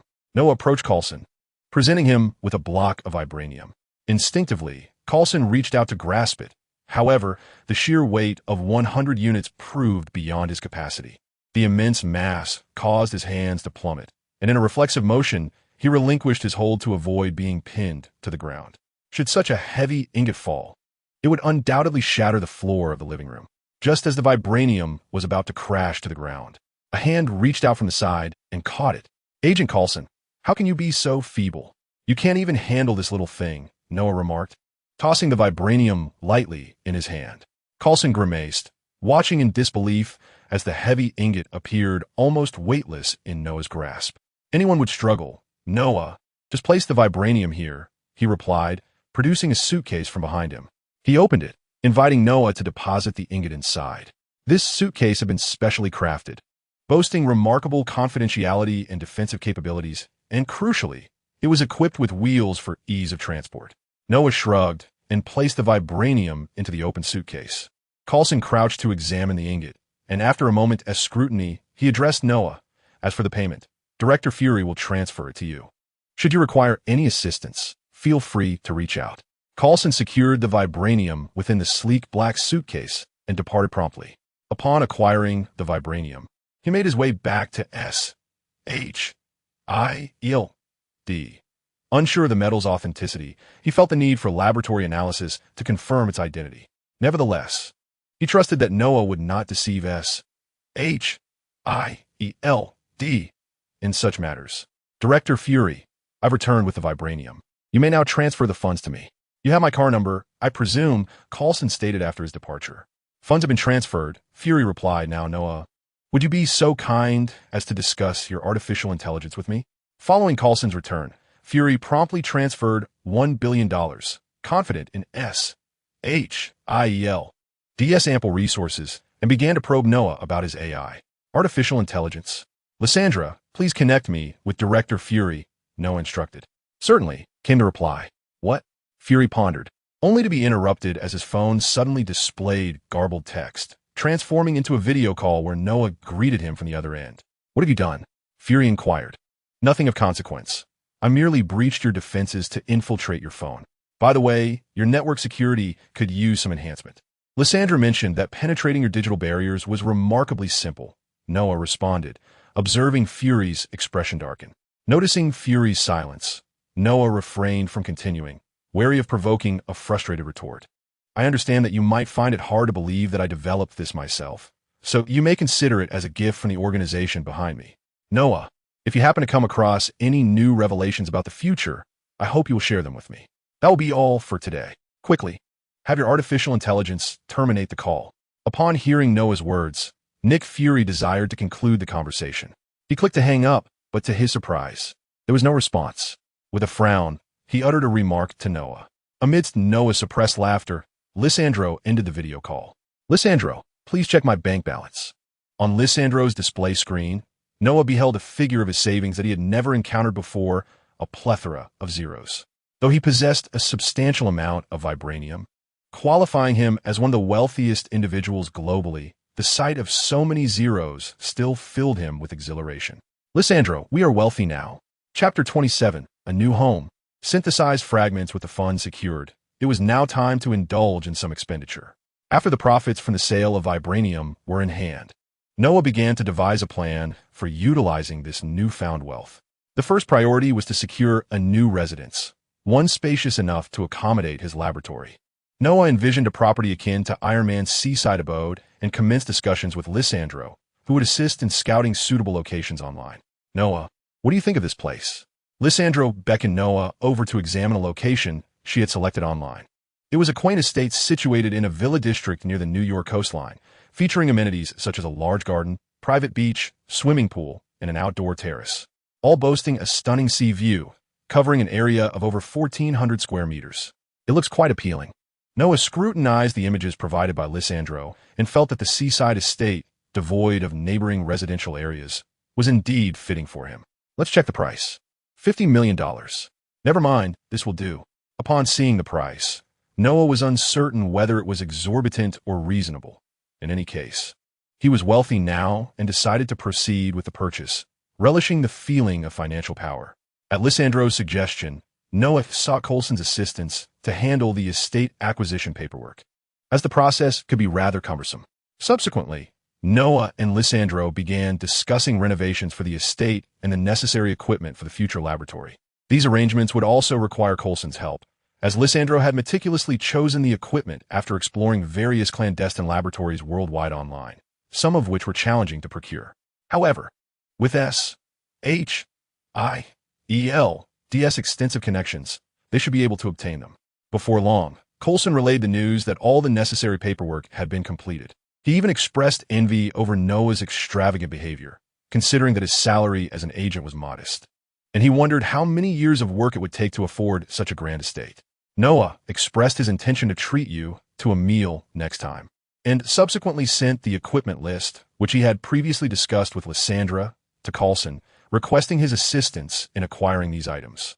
Upon reviewing the list, Coulson inquired, perplexed, about the purpose of these items. Of course, they're essential for my experiments. I would greatly appreciate your help in procuring them, Coulson. Unable to extract further information, Coulson had no choice but to end the call. However, He relayed this matter to Nick Fury, which prompted Fury to embark on another brainstorming session. The following day, after packing the necessary items into his backpack, Noah donned the Source Project battle armor and activated Ghostly Sprint, propelling himself at full speed toward his new coastal residence. With the activation of Ghostly Sprint, Noah's velocity surged. Initially, the full speed of his armor reached 1/3 the speed of sound, approximately 120 meters per second. Upon engaging Ghostly Sprint, his speed escalated to a staggering 150 meters per second. However, traversing the streets during daylight, even at such remarkable speed, could easily attract attention. Following Lyssandra's advice, she enveloped Noah's armor in nanomaterials and employed optical invisibility, rendering him undetectable. Mauvais, Ghostly Sprint disregardait terrain obstacle, allowing Noah to advance in a straight line at high velocity, swiftly nearing his destination. En route, he also dealt with a few individuals engaged in zero-cost shopping during daylight, completing his daily task and earning 100 essence points.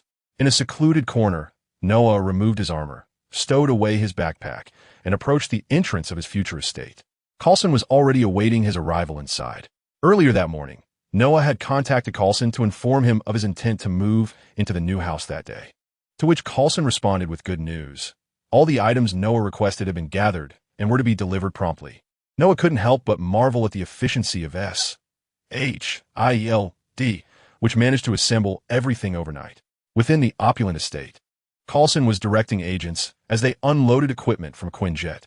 Indeed, Coulson had utilized the Quinjet for transportation, and Noah's estate was equipped with a helipad, perfectly suited for the aircraft's landing. How extravagant! Is this the lifestyle of the affluent? Noah mused as he stepped through the grand entrance, revealing an expansive garden meticulously adorned with a variety of flowers and trees. A winding pathway of white pebbles meandered through the garden, guiding him deeper into the estate. As he trod upon the path, he savored the delicate texture of the gravel beneath his feet. Advancing further, he arrived at an elegantly crafted courtyard, flanked by towering stone pillars intricately engraved with exquisite patterns and carvings. Soft sunlight filtered through the gaps between the pillars, casting a warm and tranquil ambience within the courtyard. A fish pond with crystal-clear waters rippled gently as fish frolicked joyfully within. At the center stood a meticulously sculpted fountain, spraying a fine mist of clear water. After admiring the opulent decor, Noah ventured into a more secluded area, where the style diverged from the classical elegance of the front courtyard, leaning towards a more modern aesthetic. There, Coulson and several agents of SHIELD were busily unloading the equipment Noah required from the Quinjet. "Noah, you've arrived. Here are the items you requested. All the equipment is stored in that warehouse over there," Coulson remarked, gesturing toward the distant storage facility. "Noah, is this high-end aircraft really used for transporting goods?" he inquired, gazing at the fighter jet frequently featured in films, astounded by its unconventional use for transport. The Quinjet is not only designed for combat, but also serves logistical purposes.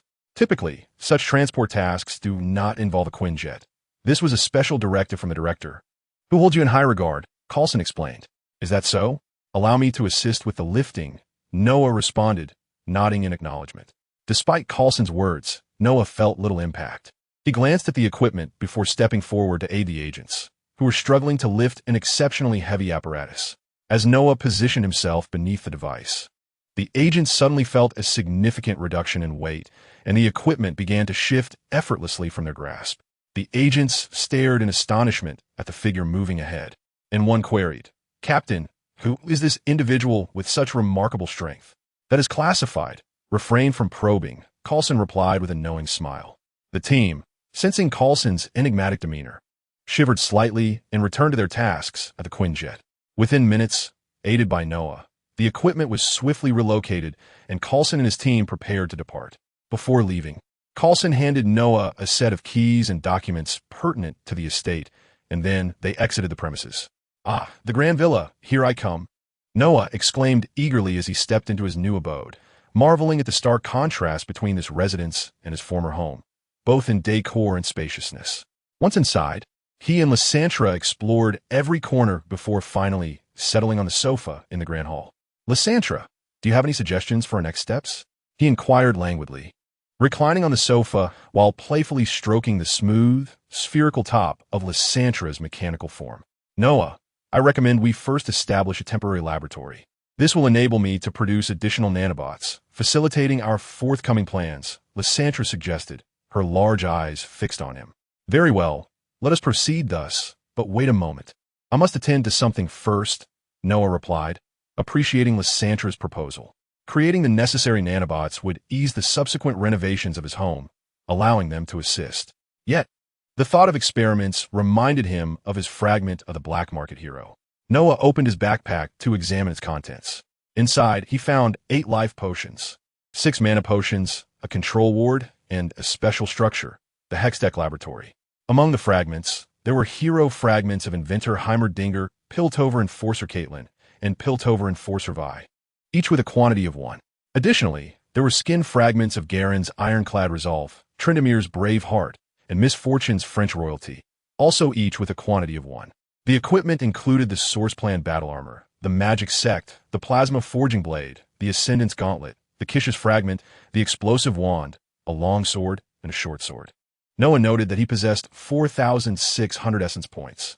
After reviewing the fragments in his backpack, Noah realized he had already absorbed the abilities of Caitlyn and Vi, enhancing his combat skills. He felt that these 2 fragments had lost their utility and resolved to use them as synthesis materials to create Heimerdinger's hero template. With the impending completion of the laboratory, Noah sensed that his knowledge of Heimerdinger's fragments was insufficient. He required a complete understanding of Heimerdinger's talents and knowledge to tackle the tasks ahead. Noah clicked the synthesis button, and the 2 fragments transformed into radiant light, merging into Heimerdinger's fragment and evolving into a complete hero template. The brilliance surged into Noah's mind as all of Heimerdinger's talents and research memories materialized within him. Absorbing 300 years of Heimerdinger's knowledge proved somewhat arduous for Noah, and he took a moment to recover. Chapter 28. Commencing work, laboratory construction completed. Ugh. My head feels slightly swollen. Is this the knowledge of the great inventor? The Yordles truly have long lifespans. It is said that Heimerdinger, at over 300 years old, is still considered young among the Yordles. If I were to summon someone like Kennen, who is over 10,000 years old, my head might just explode. Noah mused, gripping his head. However, he reflected that as he continued to summon hero templates, his physical prowess would strengthen, allowing him to eventually bear even greater legacies of heroes. Suddenly, his mind felt remarkably clear. Heimerdinger's innate talent in this regard was indeed exceptional. As Noah savored the experience of acquiring the complete Heimerdinger template, he found that many previously perplexing questions now had clear answers. Rubbing his temples, Noah made his way to the storage warehouse. Once spacious, the warehouse now appeared somewhat cluttered, as Noah had piled all the instruments and equipment brought by Coulson within it. Lysandra, let us begin, Noah declared, taking a moment to prepare for action. He intended to temporarily set up a small laboratory in the warehouse to facilitate work with Lysandra. With 1 person and 1 machine, they busied themselves in the estate's warehouse until noon, at which point they completed the laboratory setup. Lysandra, it should be operational now, Noah said, wiping away non-existent sweat from his forehead. Yes, Noah, we can commence manufacturing work for the time being, Lysandra affirmed. If these devices were to be utilized by other researchers, they would hardly yield any remarkable results. However, Lysandra is unique. She possesses a wealth of advanced technological knowledge from her previous world. Thus, with merely these devices, she can fabricate the necessary nanobots. The following period is dedicated to the collaborative efforts of Lysandra and Noah. Noah primarily immerses himself in the knowledge provided by Lysandra regarding her world and this one. With the enhancement of the hero template from Heimerdinger, Noah swiftly assimilates this new information, given Heimerdinger's passive ability known as Technomagic Affinity, which grants him a remarkable aptitude in this realm. Furthermore, other hero templates contribute to this advantage, such as Ezreal, whose high learning aptitude significantly benefits Noah's progress. 2 days later, within Noah's estate, the warehouse has undergone a radical transformation. It can no longer be termed a mere warehouse. Noah has reconfigured the space into a high-tech laboratory, adorned with metallic hues. Constructed from various alloys and even infused with a touch of vibranium, a resource Noah possesses in abundance. Upon inspection, the surface may appear as an ordinary laboratory. However, the core activities transpire in the subterranean section. Over the past 2 days, Noah and Lysandra have harnessed the extraordinary efficiency of the nanobots to excavate and construct an expansive underground laboratory. Accessing this subterranean facility is as simple as taking the elevator from the main laboratory. Within the vast expanse of the laboratory, numerous nanobots diligently transport materials and perform various tasks. It is through these robots that such a monumental workload has been achieved in merely 2 days. The nanobots, designed in the likeness of the Apple robot Blitz at Noah's suggestion, reflect a playful nod to the skin series of the original robot. On a table, Noah manipulates an interactive projection depicting the source plan for his battle armor, which he is currently upgrading. With the wealth of knowledge acquired from Heimerdinger, Noah and Lysandra have significantly enhanced the armor's functionalities. Utilizing Lysandra's nanotechnology, the armor has been completely nano-optimized and reforged with vibranium. The technique of vibranium nanification initially posed a challenge for both Noah and Lysandra, yet they resolved this conundrum within a few hours. Moreover, Noah has equipped the armor with hextech thrusters, allowing him to soar through the skies akin to Iron Man. Not only that, but on the opposite side of the modern laboratory lies a distinctly different area, the hextech laboratory. Noah has employed that card to transport the hextech laboratory into this world. In the hextech laboratory, upon a research platform, a blue magical crystal floated gracefully, exuding an aura of enchantment. This was the magical crystal capable of stably emitting magical energy. It was developed by Jace and Victor during the Battle of Bilgewater. However, Noah discovered the technical documentation of this innovation within Heimerdinger's memories and subsequently manufactured it. This technology would enable Noah to forge a myriad of scientific advancements intertwined with magic. Yet, he had not yet ventured down that path. Intending to contemplate such matters in the future, Noah proceeded to another area, arriving at a workstation adorned with an array of weapons. Upon this table lay 2 artifacts specifically, the 2 skill weapons utilized by Heimerdinger in the game, the electronic storm grenade and the hextech mini-missile. Noah had successfully crafted these items, preparing to integrate them into his battle armor. Heimerdinger's skill, the evolution turret, was also under development by Noah, intended for future defensive purposes. On several other research tables, Noah had gathered various pieces of equipment he had acquired, including the magic essence, the electric knife, and the red crystal, among others. These magical artifacts were also part of Noah's research projects, as he aspired to unravel their underlying principles, with hopes of eventually mass-producing such equipment. After collecting some grenades and missiles, Noah returned to the area dedicated to his battle armor research. These items would also need to be equipped later on. Naturally, they employed nanotechnology, allowing for direct integration into the storage device of the nanotech armor. Otherwise, the cumbersome task of manually equipping these items after donning the armor would be quite a bother. Noah, the battle armor is complete. At that moment, Lysandra glided over, still in her mechanical sphere form, though surrounded by an increasing number of hovering mechanical devices. The plan to construct Lysandra's physical form had yet to be implemented, as research was still ongoing. Noah intended to merge Hextech, the source project, and Lysandra's nanotechnology to create a body that harmonized magic and science. However, this plan was still in refinement. He was confident that completion was imminent. Receiving a metallic device from Lysandra, which was entirely composed of black metal with an orange glow emanating from its center, Noah noted its resemblance to the belts from Kamen Rider. He positioned it against his waist, where nanomachines unfurled from either side, encircling his waist to form a belt. Within this belt device resided Noah's nanotech battle armor, akin to Black Panther's necklace and Iron Man's nanotech armor from Avengers Endgame. Noah pressed the glowing center of the belt, and the nanomachines instantaneously surged forth, enveloping his body and sculpting it into the Source Project battle armor. As Noah experienced his new armor, the display system within the helmet illuminated with a plethora of data, indicating that the armor's systems had been updated and taken over by Lysandra. Noah moved his body, feeling that this new armor was considerably more comfortable than the previous iteration, and, crafted from vibranium, its defensive capabilities were unparalleled by the former armor. Lysandra, I wish to test the flight function. After experiencing the new battle armor, Noah resolved to test its flight capabilities. Under the guidance of Lysandra, the helipad of the manor began to part, revealing a passage. Over the past few days, Noah's villa had undergone significant renovations, with numerous areas transformed by nanobots. Beneath this passage lay the laboratory, where the nanomechanical structures of the armor's hands adapted to incorporate jet propulsion devices. A burst of flame erupted, and Noah slowly ascended, flames also billowing from beneath his feet. After adjusting his position, Noah intensified the thrust of the propulsion system, propelling the armor forward and soaring through the passage into the open sky. What a thrill! Is this the sensation of flying? Noah ascended directly towards the heavens, observing the clouds drawing nearer.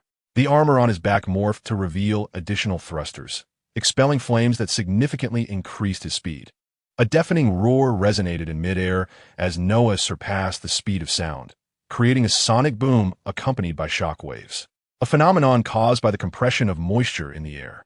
Glancing at the display, Noah noted his altitude had reached over 3,000 meters, and his speed continued to climb.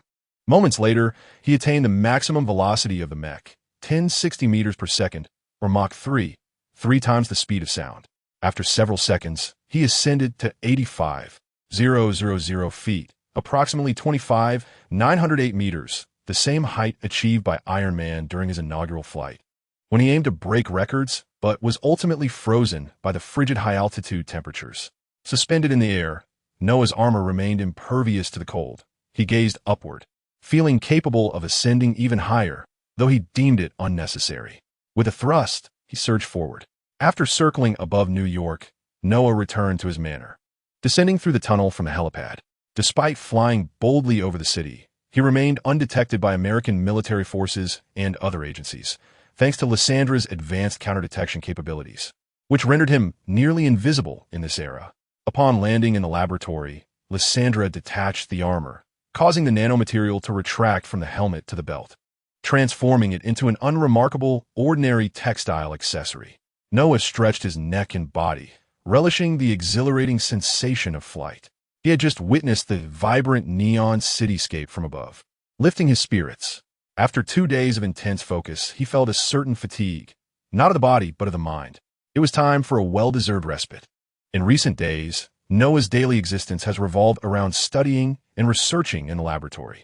Only during task assignments does he swiftly venture into the city to locate his objectives, resolve them expeditiously, and then hurriedly return to the laboratory.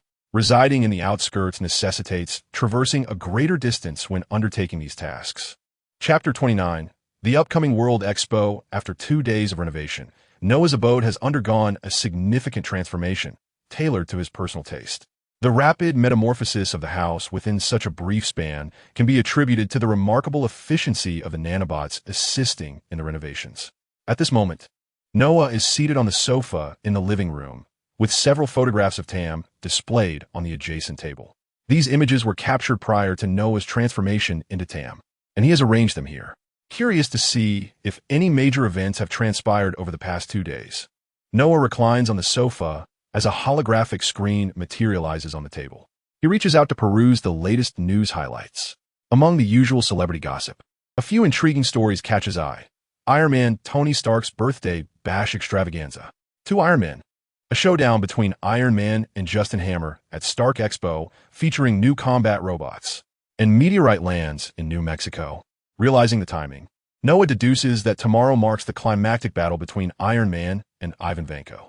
He understands that the current moment aligns with the conclusion of Iron Man 2, where Nick Fury will present Tony with his father's legacy, followed by the invention of a new element and the ensuing confrontation with Whiplash. Upon examining the third piece of information, he wonders if the meteorite is Thor's hammer. The narratives are indeed closely intertwined. However, Noah resolves to complete the Iron Man storyline before addressing matters pertaining to Thor. With the projection turned off, he lifts a bowl of noodles prepared by Lysandra for his late-night snack, delicious zhajiangmian. Previously, he had mentioned to Lysandra his desire for traditional Huaxia cuisine, prompting her to conduct research online and master the recipes with her artificial intelligence learning capabilities. Delightful. As he savors the noodles, Noah contemplates his plans for the following day. According to their prior arrangement, he is to join Peter and Ned. After further reflection, he decides to adhere to the original plan, assessing the task fresh upon arrival and completing it accordingly. Today, he intends to indulge in a day of rest, for the mental exertion of recent days has been quite taxing. He has scarcely slept, perpetually engaged in thought and study. feeling as though his brain cells are on the verge of depletion. At that moment, Lysandra informed Noah that someone was trying to contact him. Noah glanced at the screen, revealing the caller's name as Peter Parker. Recognizing Peter's call, Noah promptly answered. "Good evening, Noah," Peter greeted him. "Good evening, Peter. What brings you to call me at such a late hour?" Noah inquired. "Surely you haven't forgotten about the Stark World Expo tomorrow?" Peter replied. "Of course not. Have you and Ned decided on a meeting point for tomorrow?" Noah asked. "How about we gather at the entrance of the expo?" Peter suggested. "That sounds perfect," Noah agreed. "Then it's settled. Take care, Noah. Goodbye." After hanging up, Noah indulged in some leisure time. Meanwhile, at Tony Stark's seaside villa, the disheveled floor and charred ceiling hinted at the wildness of the birthday party from the previous night. Nick Fury and Tony sat across from each other, discussing matters concerning the arc reactor, while several agents stood guard on the balcony. "That device on your chest is based on incomplete technology," Nick Fury remarked to Tony. "No, it's complete. It was simply inefficient until Tony began to rebut, but Nick Fury merely chuckled at his words. He then spoke of Howard Stark's vision for the arc reactor's future and, upon Tony's inquiry, recounted the tale of Ivan Vanko and his father. After listening, Tony asked again, "You just mentioned that I haven't fully tested it. What else is there that I have yet to explore?" "He once said that you're the only one who can complete his unfinished work," Nick responded. "Did he really say that?" Tony questioned. "Aren't you? If you are, then surely you can resolve your heart's dilemma," Nick asserted, locking his gaze onto Tony. After a moment of contemplation, Tony shook his head. "I don't know where you acquired such insights, but he never had much faith in me." Tony began to express his impressions of his father. Cold, calculating, and distant, believing that Nick's claims were utterly implausible, as he could not fathom his father placing the weight of the future solely on his shoulders. "It is not as you perceive," Nick said, taking a sip of water. "It seems you know my father better than I do," Tony retorted with sarcasm. "Indeed, he was one of the founding members of SHIELD, Nick replied. At that moment, two agents approached, carrying a large silver case. While Black Widow Natasha and Agent Coulson also drew near. Nick glanced at his watch and informed Tony of a 2 o'clock engagement, indicating he must take his leave. "Wait, what is this?" Tony asked, eyeing the silver case. "Natasha will continue her undercover work at Stark Industries. Do you remember Agent Coulson?" Nick replied, disregarding Tony's inquiry, before signaling to Agent Coulson and finally hinting to Tony that he would be keeping a close watch on him. "We severed all communications. You're now isolated from the outside world. Best of luck." Tony glanced at Natasha, who spoke to him before turning to leave. Tony shrugged and looked at Coulson, indicating his need for a change of clothes, as he was still clad in a bathrobe. He added that a cup of coffee would be most welcome. "We are not here to accommodate you," Coulson said with a smile, conveying that Director Fury had instructed them to employ any means necessary to prevent Tony from leaving. He warned Tony that should he attempt any tricks, he would be subdued with a taser and left to drool on the floor while Coulson watched television. "I understand," Tony replied, realizing that he would not be allowed to leave anytime soon. He picked up his suitcase and began to examine its contents, simultaneously reviewing Howard's notes and playing his recordings. Meanwhile, on the military side, Tony's friend Rhodey and his subordinates were observing Hammer as he enthusiastically showcased a weapon he had developed. However, upon seeing Rhodey's impassive expression, Hammer prepared to unveil his trump card, the ex-wife missile featured in the humorous finale of Iron Man 2. Yet Rhodey remained unresponsive, leaving Hammer perplexed. "Well, yes or no? Give me a clear answer. You're as inscrutable as the Sphinx," Hammer remarked, hands on hips. "I'll take it," Rhodey replied. "Oh, you want it? Which one?" Hammer exclaimed, surprised by Rhodey's response. "I want them all." Rhodey's declaration astonished Hammer, prompting him to consider a significant redesign of the Iron Man suit. He turned to gaze at the silver armor before him, contemplating whether he could decipher Stark's technology. This armor had been donned by Rhodey at Tony's birthday party, not entirely unauthorized, as Tony, believing he was on the brink of death, had permitted Rhodey to wear it as a farewell gift to a cherished friend. The following day, Tony visited the Stark Industries office to converse with Pepper Potts. However, due to the external scrutiny weighing heavily on her, Pepper was in a foul mood and paid little attention to Tony, hastily attending to other matters within the company. Noticing her indifference, Tony decided to leave, but not before taking Howard's model map with him. Upon returning to the laboratory, Tony discovered within the model the essence of a new element, one capable of replacing palladium. Overwhelmed with gratitude, he silently thanked his father. After storing the projection, he tidied his lab and began constructing a small particle accelerator to synthesize the new element. Amidst his industrious efforts, Coulson stopped by to bid farewell, informing Tony of his impending assignment elsewhere. Eventually, Tony succeeded in synthesizing the new element. "Congratulations, sir, you have synthesized a new element." Tony delicately lifted the luminous new element with tweezers, while Jarvis stood by, offering his congratulations, gazing at the new element radiating a captivating blue glow. Tony's expression was a mixture of complexity and exhilaration. He subsequently placed the new element into the newly constructed arc reactor, which successfully accepted it, thereby affirming Tony's triumph. "An anonymous call has come in, sir." As Tony directed his robots to tidy up, Jarvis reminded him of the unknown call. Initially, Tony speculated it might be a call from Coulson, but the voice on the other end was unfamiliar. "Tony, are you all right?" The voice struck a chord of familiarity within Tony, and after a moment of reflection, he recalled that it belonged to Ivan Vanko, the very man who had assaulted him at the racetrack. Yet, Tony was perplexed as to why Vanko was still alive. He remembered that an explosion had occurred in his prison, leaving his body charred. Undeterred, Tony silenced his side of the conversation while listening to Vanko, instructing Jarvis to trace the call's origin. However, just as Jarvis was nearing a location fix, the caller abruptly hung up. All Tony could ascertain was that the caller was in Manhattan and its vicinity. While contemplating this, he turned to see Justin Hammer's image displayed on a nearby screen, which triggered memories from the day of the racetrack attack. Tony surmised that Hammer must have orchestrated a scheme against him and clandestinely freed Ivan Vanko. With this realization, Tony swiftly equipped the latest arc reactor. Jarvis attempted to dissuade him, emphasizing that it had yet to be tested, but Tony felt time was of the essence. He recalled that Pepper was attending the expo that day and feared that danger might soon befall her. After installing the new reactor, the palladium poisoning symptoms in his chest began to dissipate, and the reactor emitted a brilliant glow, leaving Tony feeling invigorated, with a hint of coconut in the air. "Time to rise, Noah." At the sound of Lyssandra's voice, Noah opened his eyes, feeling remarkably refreshed. A glance at the clock revealed that it was already noon. He had slept longer than intended.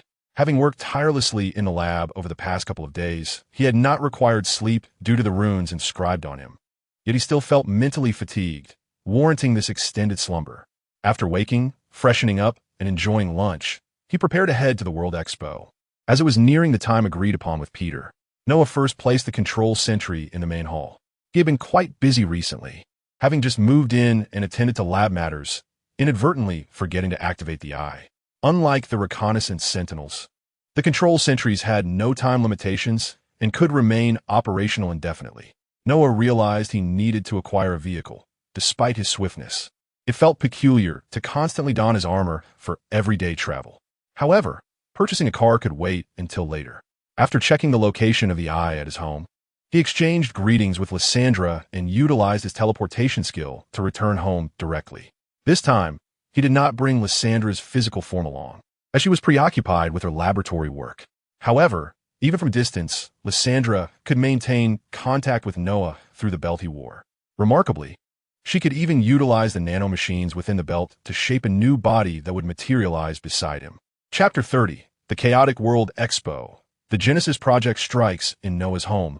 A beam of light flashed, and he appeared in the living room, surveying the familiar surroundings. He felt a wave of nostalgia. After all, he had lived here for over a decade. Placing his hand over his eyes, he released a surge of magic to replenish the energy of the surveillance sentinels before stepping out to head towards the designated gathering point for the expo. "Hey, Noah, over here." As Noah approached the venue, he heard someone calling his name. Turning, he spotted Peter and Ned. He waved and walked towards them. "How long have you two been here? You weren't waiting for me the whole time, were you?" Noah inquired. "No, we just arrived too," Peter replied, still carrying his camera, likely intending to capture images of Iron Man. "Your belt is really cool," Ned remarked, noticing the accessory. Peter, prompted by Ned's observation, also took note. "It's new.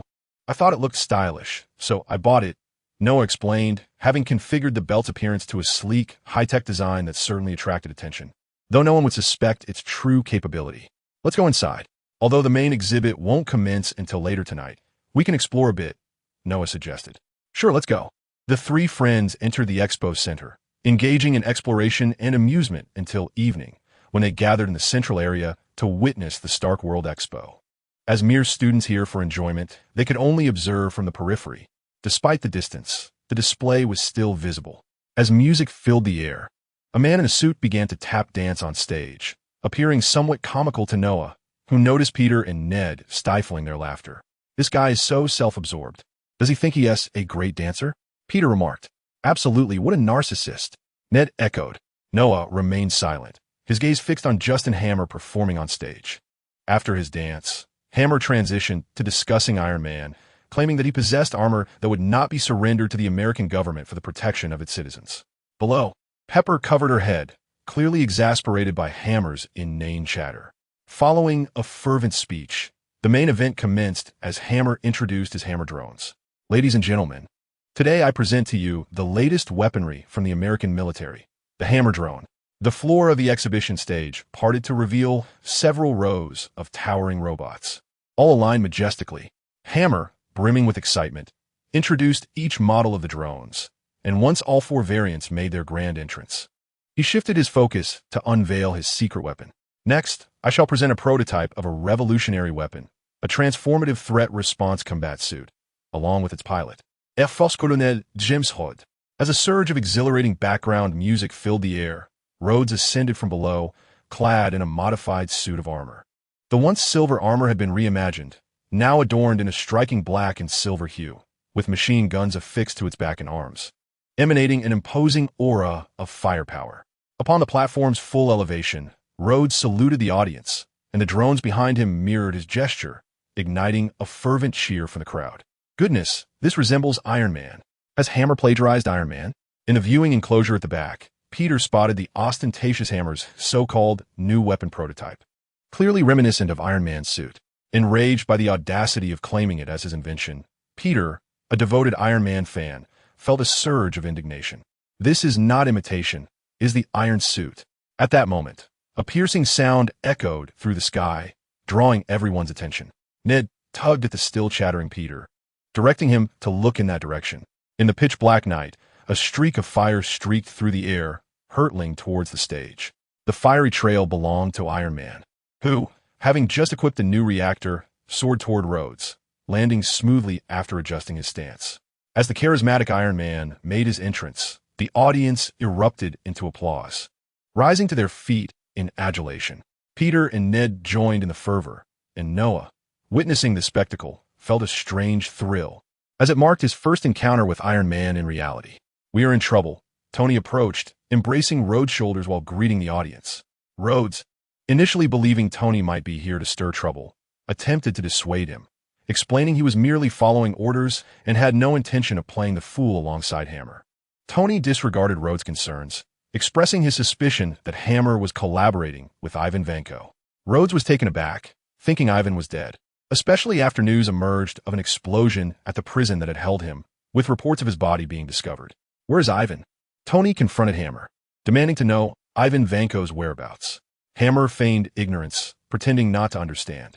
Just then, Rhodes noticed several lines of red code flashing across his suit's display, and suddenly, the armor was no longer under his control. On stage, the black and silver suit raised its arm, aiming its machine gun at Tony, while dozens of drones behind it targeted him as well. Rhodes? What are you doing? Tony questioned, alarmed. No, Tony, it's not me. Get away. The entire system has been compromised. Tony was certain that Ivan was orchestrating the chaos from behind the scenes. He pivoted and unleashed a torrent of flames, ascending into the sky, determined to carry the mechs outside to avoid inadvertently harming innocent bystanders. War Machine and all the drones opened fire on Iron Man, bullets raining down and shattering the glass ceiling, sending terrified civilians fleeing in panic. War Machine pursued Iron Man as he soared into the air, followed closely by a squadron of military drones, relentlessly targeting him. What on earth is happening? Peter shouted, narrowly avoiding a falling shard of glass. Whatever it is, we need to find a safe place, Noah declared, fully aware that the plot had commenced. He was eager to check if the mission had refreshed, but first, they needed to seek refuge from the unfolding chaos. Come on, let's head over there, Noah urged, leading the two of them into a nearby building that offered some semblance of safety. Many others had also sought shelter within, and upon arrival, Noah finally had a moment to check the mission. Upon opening the mission panel, he discovered that indeed, a new task had emerged. Mission level: eliminate drones, subdue Ivan Vanko. Note: eliminating drones may increase settlement rewards. There's a mechanism for increasing mission rewards? He mused, pleasantly surprised by the newly introduced feature.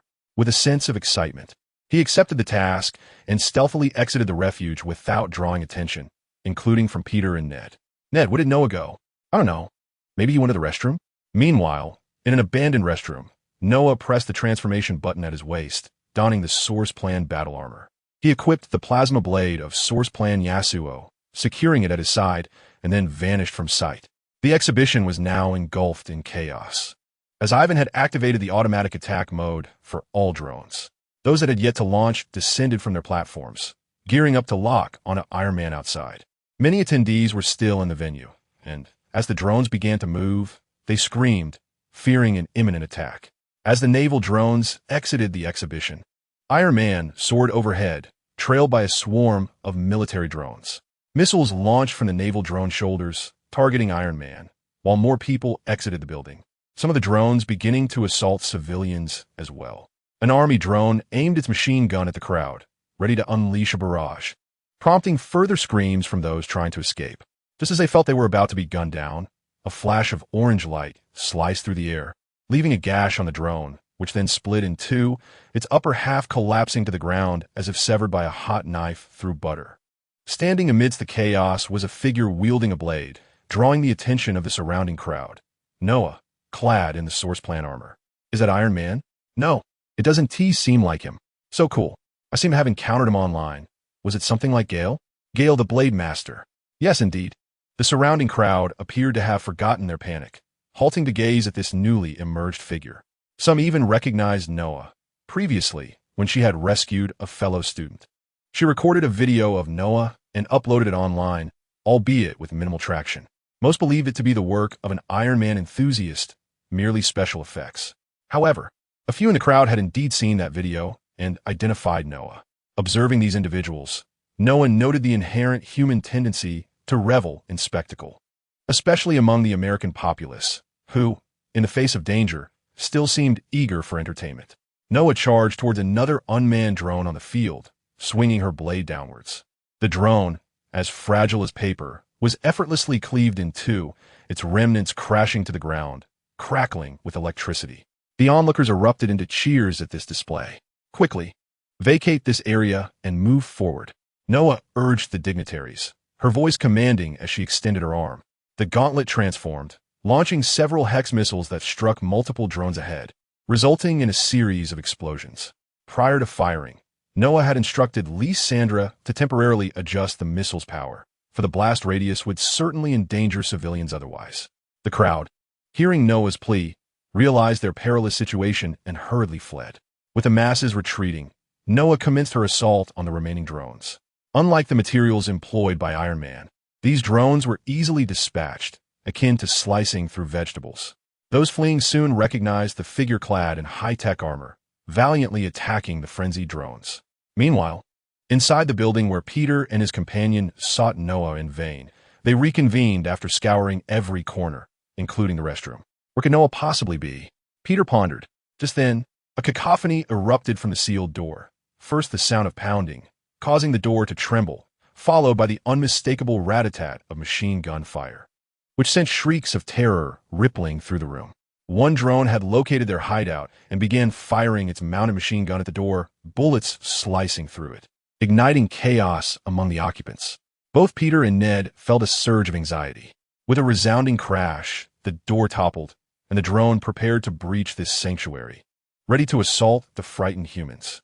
Just as its machine gun elevated, a swift blade of wind descended from above, shattering the drone into fragments. Some in the room, mistaking the noise for an impending attack, screamed, believing their doom had arrived. However, as the commotion subsided, they opened their eyes to find themselves unharmed, peering towards the entrance, where the drone lay in shattered pieces. What transpired? Many began to edge closer to the door, eager to discern the events outside. Peter and Ned took the lead, cautiously leaning against the door to gaze beyond. Chapter 31. The cleansing drones head to the battlefield. Peter and Ned gazed outside, only to find that the audience had fled in haste, leaving behind a landscape strewn with mechanical debris, crackling with electrical sparks. Exchanging glances, they discerned the astonishment mirrored in each other's eyes. Summoning their courage, they ventured outside, relieved to discover that no drones were attacking them. What on earth transpired? Did Iron Man save us? Peter murmured, surveying the scattered remnants of machinery. I'm not sure, Peter. Should we venture out to investigate? Ned, equally perplexed, yet feeling a newfound sense of safety, felt his curiosity piqued, urging him to uncover the truth. It seems perilous, Ned. However, I'm also inclined to see what has transpired. Initially hesitant, Peter felt emboldened upon noticing the throng of people behind him eager to step outside. Soon, a multitude emerged from the confines of the room, some seeking to escape the danger, while others, driven by curiosity, aimed to capture the moment on video for social media. Peter and Ned found themselves amidst the crowd, moving towards the exit. As they proceeded, they encountered numerous drone remnants, some severed in half, others obliterated, and a few bearing gaping holes in their chassis, as though struck by a powerful fist. A shiver ran down Peter's spine as he pondered the identity of the assailants. Meanwhile, as the throng advanced, Noah unleashed a blade of air, severing a drone poised to launch a missile. Now outside the exhibition, he observed not only the panicked crowd, but also a swarm of drones that had commenced their assault on humanity. Several naval drones, their launchers aimed menacingly forward, began unleashing a barrage of missiles targeting the fleeing masses. Should this onslaught continue, the casualties would be catastrophic. Witnessing the impending disaster, Noah felt a surge of magical energy within him. Channeling it through his mech suit, he transformed it into a gust of wind, raising his hand to conjure a wall of air that soared several meters high, effectively intercepting the missiles and sending them spiraling into the sky. Is that Wong Defa? Tony, maneuvering a fleet of drones in a tight circle, narrowly avoided a volley of missiles that ascended towards him, thanks to his agility. However, the pursuing aerial drones were not as fortunate, colliding with the intercepted missiles mid-flight, resulting in a fiery explosion. What is this phenomenon? And who is that individual? Tony mused as he soared above, observing the wind wall and the figure clad in the Source Project armor. Noah. The unfamiliar style of armor prompted his curiosity. Yet before Tony could ponder further, a new wave of drones surged from behind, unleashing a torrent of gunfire. With no time to dwell on his questions, Tony had no choice but to engage in yet another round of evasion. Far within the confines of the Hammer factory, Justin Hammer had imprisoned Ivan in a room where two guards, assigned by Hammer to oversee Ivan, now hung lifelessly from the ceiling, their necks constricted. Meanwhile, Ivan Vanko was diligently maneuvering a computer, inputting commands to control the swarm of drones. What transpired? Ivan's brow furrowed in concentration as he observed the rapid depletion of the drones. Uncertain of the cause, he speculated that Iron Man might have employed some weaponry, resulting in the mass annihilation of the drones. At that moment, Ivan heard commotion from outside, realizing that someone was approaching him. He swiftly entered a series of commands, launching the remaining drones into the sky before donning his armored suit. This suit, modified from its original design, bore a striking resemblance to Iron Man's own armor, a stark contrast to the one he used during the assault on Tony at the racetrack. This time, he intended to personally confront Iron Man. Minutes later, the door was forcefully kicked open, and Black Widow, Natasha, stormed in with guns drawn, followed closely by Happy. However, the room was void of any presence, save for the two corpses of the guards suspended from the ceiling and the whirring computer. Upon assessing the scene, Natasha approached the computer, realizing the adversary had fled.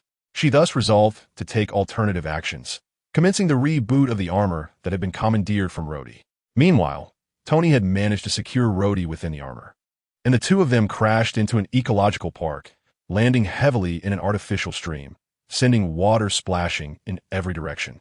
Under the control of the armor, Rhodey rose and swung a punch at Tony, and the two men found themselves entangled once more. Ultimately, Tony subdued Rhodey, who lay in the stream, motionless in his suit. Panting heavily, Tony had yet to check on Rhodey when his helmet's display connected to an unfamiliar channel. "Your good buddy has returned," Natasha's voice echoed through the channel. "Thank you so much, Agent Romanoff," Tony acknowledged, recognizing her voice. Despite feeling a twinge of resentment over her previous deception, he felt compelled to express his gratitude. Your vitals appear to be significantly improved. Life signs are stable, Natasha informed him. Indeed, I won't be meeting my end just yet, Tony replied nonchalantly. Unbeknownst to him, Pepper was also on this channel, and his remarks reached her ears. She immediately inquired, a mix of surprise and irritation evident in her voice. What on earth are you talking about? All right, my fault. Is it safe where you are? Tony inquired, uncertain of how to respond. I'm quite safe here, Tony. There's someone in armor with me. Is that your new invention? Pepper was aware that, given the current circumstances, Tony would struggle to clarify things, and she resolved to discuss the matter thoroughly with him later. She then inquired about the mysterious figure clad in high-tech armor at the expo. No, this situation is... Hey, enough chit-chat, Stark. We have enemies approaching. Natasha interrupted their conversation, having detected numerous drones approaching Tony's position on her computer scan, temporarily halting the dialogue. Tony expressed his intention to apologize to Pepper once matters had settled and proceeded to rouse his brother. Natasha observed the radar, where signals indicating drones en route to Tony were steadily accumulating. However, her brow furrowed as she noticed a sudden change on the panel. The signals trailing behind were disappearing one by one. Confused by this development, Natasha began to manipulate the computer, uncertain of the circumstances at hand.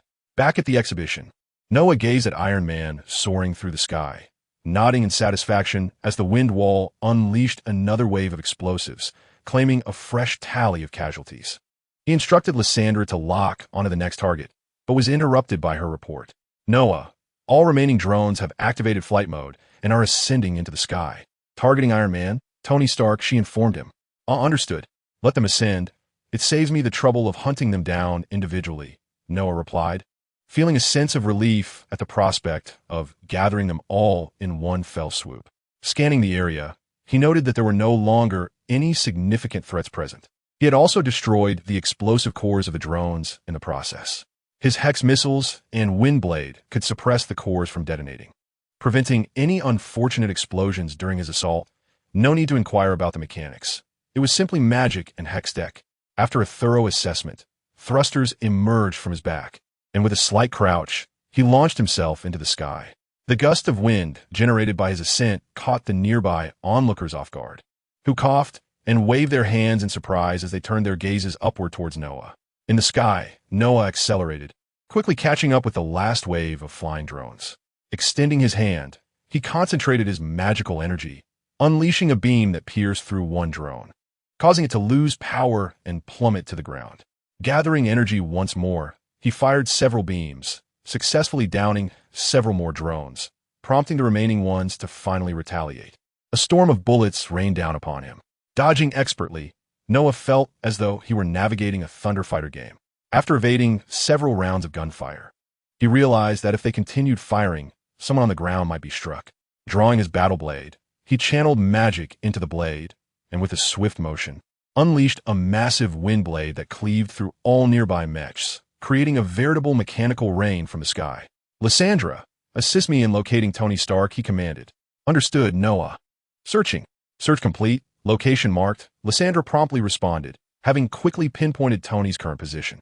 Upon discerning the coordinates, Noah accelerated towards the target location, encountering drones en route. He decided to test a piece of equipment he had previously acquired, the Kisha Ace Fragment, a component for an electric blade. Upon extracting the orange-yellow arrow, Noah's right hand underwent a spontaneous transformation, generating a recess for the arrow's placement. He carefully inserted the Kishia's fragment into the slot, and the armor seamlessly enveloped it, integrating the equipment flawlessly. Aiming his arm at the airborne drones, a brilliant bolt of yellow lightning surged forth, piercing through the flying machines with precision. Subsequently, a cascade of yellow lightning flickered across the sky, causing the drones to plummet one after another. Having dealt with the immediate aerial threat, Noah accelerated towards Iron Man's position. In no time, he beheld the locale of their ecological park. Chapter 32. Level 18-6 God's Battle Level 1 Dolan, Sword Tony and Rhodes had just collaborated to dispatch a swarm of drones, with Tony retracting his handheld cannon while Rhodes allowed his machine gun to cool down. However, due to Noah's previous efforts in clearing many of the drones, Tony did not employ his laser beams this time. All sorted, Rhodes approached Tony, glancing at the debris strewn across the ground. pondering the night's chaotic events where he had been controlled and subjected to erratic fire, only to be subsequently reprimanded by Tony. Not sure. Perhaps it's over, Tony shrugged. Yet he was acutely aware that the puppeteer, Ivan Vanko, had yet to reveal himself, indicating that the situation was far from resolved. Now, let's head back to the exhibition, and then bang, bang, bang. Before Tony could finish his thought, several unidentified objects plummeted from the heavens, crashing onto the grass of the ecological park. As both Tony and Rhodes turned their gaze towards the fallen objects, they realized they were remnants of the drones. Bang! Another sound captured their attention, but this time it was not debris. Instead, a figure clad in armor distinct from the Iron Man's suit descended. The armor was predominantly black, adorned with sporadic orange accents, presenting a sleek and fitted aesthetic as opposed to the heavier, bulkier Iron Man design. Noah stood tall, locking eyes with Tony and Rhodes. In that moment, 6 gazes met, enveloping the scene in a profound silence. Noah appeared relatively at ease, while Tony and Rhodes regarded this unfamiliar figure with a measure of caution. Tony, another drone is heading your way, and this one is somewhat different. Natasha's voice echoed through the channel, alerting Tony. Agent Romanoff, could you please issue such warnings a tad earlier next time? Tony grumbled, mistakenly attributing Natasha's warning to Noah. Much to her confusion. What? Natasha began to inquire about Tony's remark, but before she could articulate her question, an imposing mech, bulkier than any of the 3 present, descended slowly from the sky, its landing creating a gust that bent the grass beneath it. Upon touching down, the mech's visor retracted, revealing Ivan Vanko's face. It's so good to be back, Tony. Ivan opened his visor, exposing his somewhat weathered visage. A mocking smirk plastered across his features as he gazed at Tony. Allow me to take charge. I have a secret weapon prepared for him, and I intend to blow him to smithereens with my ex-wife.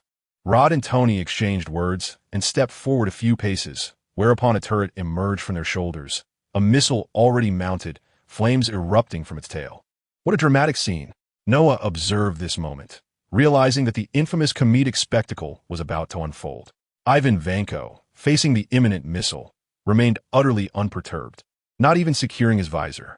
Rod aimed at the target and launched his ex-wife missile.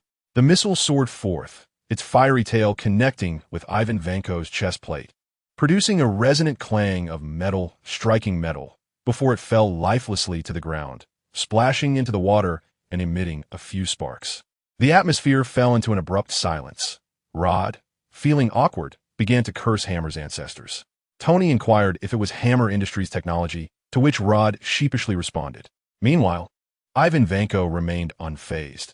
He was well aware of the modifications Hammer had made to Rod's armor, realizing that such a missile would not detonate at such a close range. Either the technology was woefully inadequate, or Ivan had tampered with it. Ivan then turned his gaze to another individual present, Noah. After surveying Noah's armor, he issued a threat. Those drones of mine, you are the one who destroyed them, aren't you? Today, you shall meet your demise here. Ivan, it would be wise for you to return to your prison cell. Tony interjected, unwilling to engage him in further dialogue. A turret emerged from his shoulder, launching several mini-missiles that detonated upon contact with Ivan. Ivan had already sealed his visor, and his armor absorbed the blasts, causing no significant damage. He brandished an electric whip, striking at the 2 adversaries, who hurriedly evaded. Following a roll, Rod unleashed a barrage from his arm-mounted and shoulder-mounted machine guns, only to have Ivan sever the shoulder gun with a whip strike, forcing him to dodge frantically. Tony attempted to soar into the air to strike Ivan, but Ivan ensnared his waist, yanking him down to the ground. Observing this, Rod immediately provided cover fire.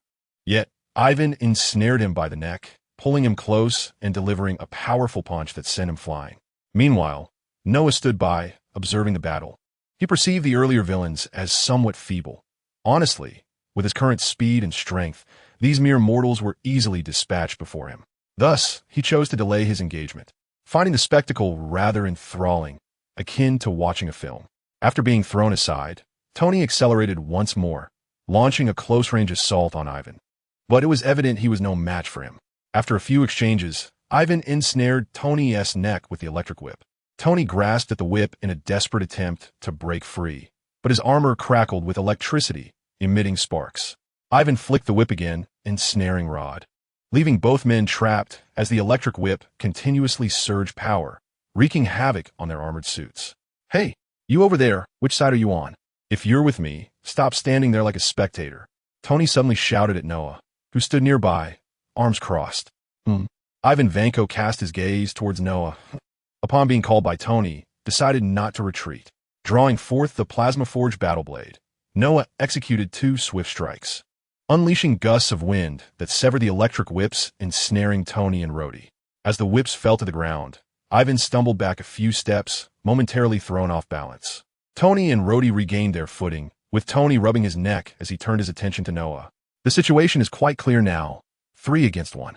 I advise you, you scruffy cowboy, to drop your whip and surrender, Tony mocked, standing firm. I shall ensure you silence your tongue forever, Tony Stark, Ivan retorted, swinging the shortened whip.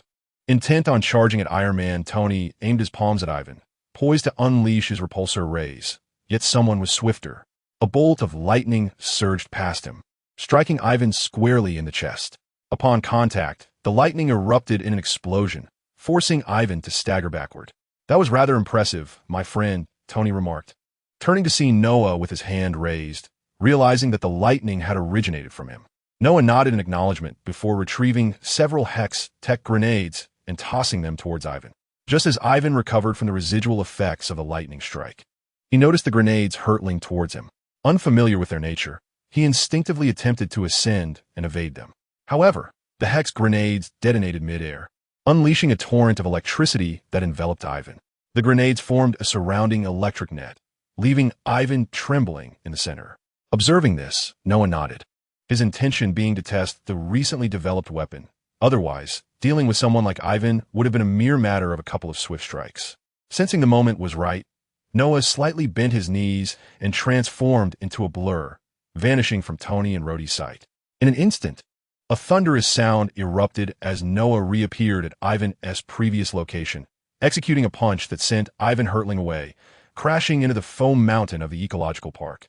From a distance, Ivan staggered to his feet, and Tony and Rhodey noted with alarm that the armor over Ivan's left chest had caved in, shattered by Noah's strike. The immense force exerted by Noah was sufficient to overwhelm even the high-density material of Ivan's armor, making him feel as though several ribs had been broken. Such incredible speed and terrifying strength. Tony and Rhodey exchanged glances, realizing that this newly emerged figure was indeed unfathomable. Even they struggled to react to such velocity. Noah gazed at Ivan Vanko, who was attempting to rise. With his palm directed towards him, a radiant light emerged from Noah's hand, as he channeled the magical energy within his body into his armored gauntlet. The brilliance of the light intensified to a dazzling degree, and he subsequently unleashed this power. With a thunderous roar, a searing laser shot forth, slicing through the air and piercing directly through Ivan Vanko's chest. Before he could even react, his life was extinguished. The laser continued its relentless trajectory, tearing apart the earth behind him, creating a fissure that stretched for dozens of meters, ceasing only as it approached the edge of the ecological park. Tony and Rhodey stood in astonishment at the scene, realizing that Ivan Vanko had not even had the chance to utter a final word before being dispatched by the laser. Just as Tony contemplated inquiring about Noah's identity, the cores of the drones they had previously destroyed began to flicker ominously with red light. These drones are about to explode. We must leave this place, Rhodey cautioned, observing the dangerous signals. Pepper. Tony suddenly recalled Pepper, who was still at the expo, and his concern for her safety propelled him to take flight towards the event. Watching the two ascend, Noah shrugged, aware that he had already neutralized the explosive cores nearby. Nevertheless, he too was eager to depart. Activating his thrusters, he soared away. Following their exit, a cacophony of explosions erupted in the ecological park, which had indeed suffered a grave fate that day. Upon reaching the expo entrance, Tony found that no explosions had occurred there, and Pepper stood waiting, her gaze fixed on him. As Tony descended before her, she rushed to embrace him, only to abruptly push him away in anger, voicing her complaints. At a loss for words, Tony was accustomed to using wealth to appease other women. Yet Pepper was different. He enveloped her once more, and amidst her protests, he lifted them both into the air, landing atop a building where he began to persuade her. As their conversation unfolded, they found themselves locked in a kiss. Is it a bit strange? Tony mused, having experienced countless kisses before, yet this one evoked an extraordinary sensation. I find it not strange at all, Pepper replied. Then let us try again. Just as they were about to kiss once more, a voice interjected unexpectedly. I find it quite peculiar. You two resemble seals vying for grapes. Startled, they turned to see Rhodey, and an air of awkwardness enveloped them as they stumbled over their words. Finally, Rhodey tentatively remarked, my car just broke down, so I need to wear this suit a little longer. No, that's not acceptable, Tony chuckled, addressing Rhodey. I wasn't inquiring, Rhodey retorted, having discerned Tony's intentions. Without another word, he took to the skies, leaving the couple to their solitude. Noah, upon departing, returned to the exhibition, approaching Peter and Ned from behind. After tapping their shoulders, both were startled. Oh, Noah, it's you. You gave me quite a scare. What did you just run off to? We searched everywhere for you, thinking you might have gotten lost. I just went to the restroom. What? How come we couldn't find you? The restroom was crowded, so I sought another one. Peter was speechless, feeling that his friend's nonchalance was remarkable, especially in such a perilous environment. However, he brushed off Noah's comments. Wow, today has been exhilarating. Noah, Ned, I never anticipated encountering such events.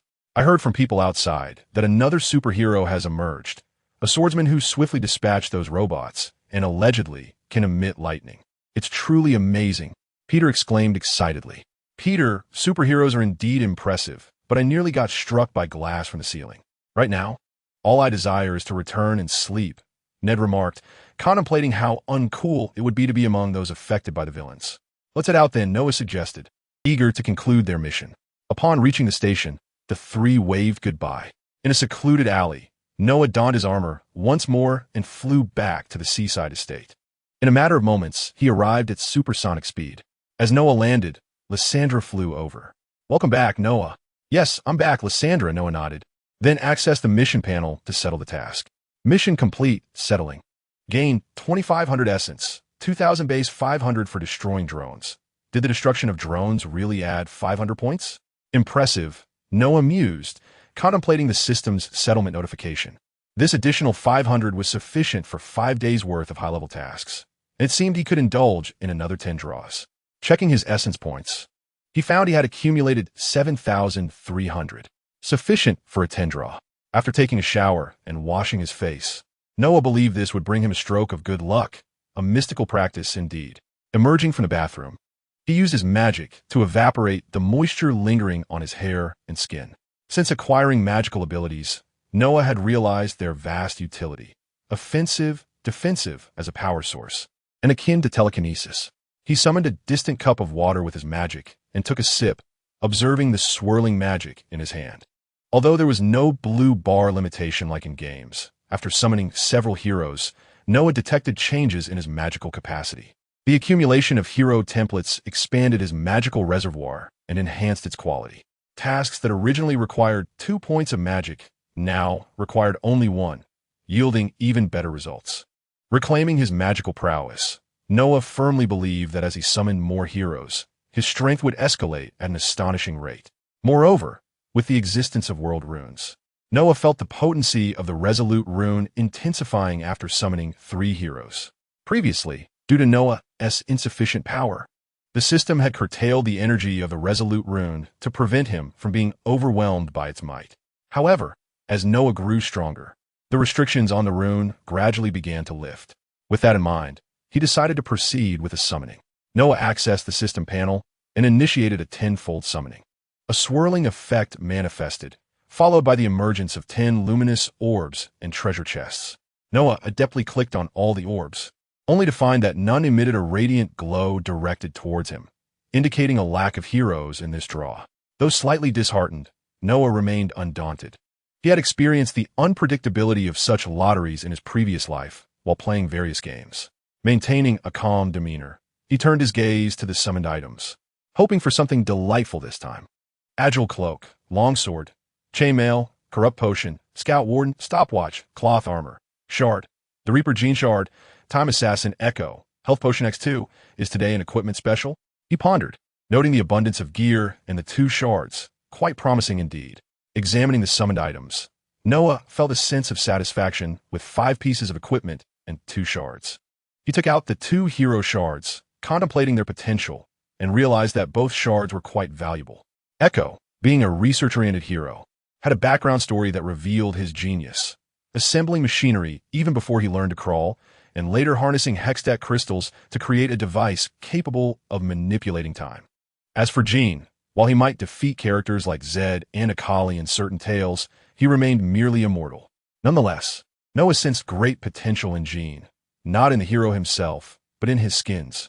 Jean possessed the Darkstar series and the Sanhedrin series skins. The Darkstar Jean wielded galaxy-level power, while the Sanhedrin Jean was associated with the multiverse, suggesting a formidable single-target capability. After reflecting on the backgrounds and various skins of these two heroes, Noah began to absorb the power contained within the shards. Moments later, he shook his throbbing head, overwhelmed by the influx of memories from both heroes. Although incomplete, the memories were quite intense. The Jean Shard imparted combat techniques, while the Echo Shard bestowed talents and inventive experiences. Noah felt a surge of clarity. Concepts he had struggled to grasp in recent experiments suddenly clicked into place. Despite not summoning a hero, he deemed this draw immensely worthwhile. Additionally, he discovered a treasure chest, acquired 2,000 essence, acquired skin shard, Iron Bro Olaf another skin shard. He mused. Noah gazed at the treasures unveiled from the chest, a delightful surprise indeed. After organizing these items, he turned his attention to the equipment he had obtained. Though he could scarcely recall the synthesis formulas for the gear, he felt confident that these pieces could be combined into a singular, more formidable item. With anticipation, he began to examine them. He arranged the scattered pieces of equipment before him, recalling the various items from within the game. 2 iron swords and a short sword could be combined to create a noon quiver. Noah placed the 3 items together, a radiant glow enveloping them accompanied by the distinct sound of forging. As the light dissipated, the 3 components had merged into one, a yellow, metallic quiver. Next, Noah stroked his chin in contemplation, pondering how best to equip himself. Suddenly, his gaze caught sight of an orange arrowhead crackling with electricity, igniting a spark of inspiration. Of course, the Electro Saber. The memory of the synthesis formula for this weapon surged back to him upon seeing the Kish's fragments. Noah combined the ethereal cloak, Kish's fragments, and the noon quiver. A brilliant light erupted, far more dazzling than before, accompanied by the familiar sounds of the forge. When the luminosity faded, he beheld a white, metallic sword standing at the center of it all. This blade, gleaming with a metallic sheen, featured a guard adorned with swirling electric rings. Gazing at this weapon, Noah mused, is this the old version of the Electro Saber? He recalled that in his previous life, the Electro Saber had undergone a redesign and re-release. As he contemplated, he grasped the sword. Zzz. The blade erupted with yellow lightning, crackling and exploding in the air. After feeling its power, Noah channeled his magical energy into the Electro Saber. With a sudden jolt, a bolt of lightning shot forth, striking the wall before him and turning the pristine white surface pitch black. He marveled at how a mere trickle of magic could unleash such power. What might occur with a greater infusion? At that moment, Lysandra appeared, her gaze fixed on Noah as she admonished him. Noah, please refrain from such activities in the living room. Coughing awkwardly, he replied, I momentarily forgot, haha. He felt a bit sheepish, his penchant for causing chaos re-emerging. Clenching the hilt tightly, Noah had just discovered a new feature of the Electro Saber. As he infused it with more magic, the sword became enveloped in a crackling sphere of electricity. When the energy dissipated, the Electro Saber transformed from its old sword shape into a new, electrifying form, reminiscent of a divine artifact akin to Zeus's weapon. Holding the lightning in his grasp, Noah seized the golden handle at the center, while electricity crackled menacingly at both ends, proclaiming its extraordinary might. Noah ventured outside the room, casting a bolt of lightning into the sky. With a swift whoosh, the electric blade soared, and Noah sensed he could manipulate its trajectory. Guided by his thoughts, the blade danced through the air before returning to his hand. Should he infuse it with magical energy, its power would undoubtedly amplify. He spoke aloud, channeling his magic and launching the lightning once more. This time, he felt a remarkable connection with the airborne static blade. He could transmit his magic across the distance. Upon attempting this, a magnificent display of lightning erupted around the static blade, suspended in midair. Retrieving the blade, Noah appreciated its aesthetic appeal and formidable output. It was time to get to work. Noah gathered his belongings, stretched, and prepared to head to the laboratory, where he needed to intensify his research on Lyssandra's body. Chapter 34. Tony and Nick Fury. Noah's training method. The following day, Tony perused several videos in the laboratory, featuring Noah's impressive dismantling of drones at the exhibition and footage captured by his armor in the ecological park. As he scrutinized the armored figure in the videos, he pondered which individuals in the world possessed the capability to create such technology, noting the exceptional skill demonstrated. Sir, last night, I attempted to communicate with the entity nearby, but was thwarted by an unfamiliar presence, one with formidable computational abilities, reminiscent of the intruder I previously mentioned. Jarvis interjected while Tony absorbed the footage. Is that so? I was preoccupied with my own survival at the time and scarcely had the capacity to consider such matters. Tony reflected, recalling that Jarvis had indeed mentioned this incident, though his focus had been elsewhere in his moment of peril. Is their computational prowess truly that advanced? What sort of individual could construct something surpassing my own capabilities? He mused, deftly maneuvering his hands in search of any clues regarding this enigmatic presence. Sir, Miss Potts is approaching, Jarvis announced. At that moment, the glass doors of the laboratory slid open automatically, and Pepper entered, making her way directly to Tony. He paused his activities, greeting her with a smile, their bond having deepened after their kiss the previous night. Tony, why are you still here? Have you forgotten about your awards ceremony this afternoon? Pepper remarked, adjusting Tony's collar as she looked at him. Oh, you nearly made me forget. But those are trivial matters. Pepper, come, let's revisit the sensations of last night, Tony said, wrapping his arms around Pepper's waist and leaning down to kiss her, only to be playfully halted by her hand. Tony, have you brushed your teeth? Pepper inquired with a smile. Oh, of course, Tony replied. Jarvis? Mr. Stark has not yet attended to his oral hygiene this morning, Jarvis responded. Jarvis, you ungrateful fellow. Oh, Pepper, you know how busy I am. It is entirely reasonable that I had no time to brush my teeth first thing in the morning, is it not? Pepper gazed at Tony, who released his grip, a look of resignation crossing his face. She merely smiled, urging him to prepare quickly before exiting the laboratory. Tony touched his cheek, relishing the kiss Pepper bestowed upon him, a tender peck on the cheek. He found this sensation delightful, far removed from the carnal experiences he had previously shared with models and beautiful women. Rather, it was a feeling steeped in genuine affection and fondness. Sir, Mr. Nick Fury is on the line. Jarvis's voice interrupted Tony's reverie. Nick? Tony returned to his chair and answered the call. What is it this time, Nick? Tony, I hear your poisoning issue has been resolved. I'm calling to congratulate you. And there's a matter that requires your presence here, Nick Fury replied. Of course. I'm a genius. You need me? You'll have to wait a moment while I finish brushing my teeth. Half an hour later, Tony, clad in his Iron Man suit, descended onto the grounds of Heield. Upon landing, he disengaged from the suit and stepped out. Entering a room, he found Nick Fury awaiting him. After Tony seated himself across from Fury, Nick handed him a document containing Black Widow Natasha's evaluation of him.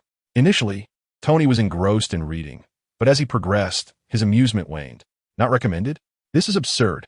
Tony looked up at Nick Fury, perplexed by the contradictory information.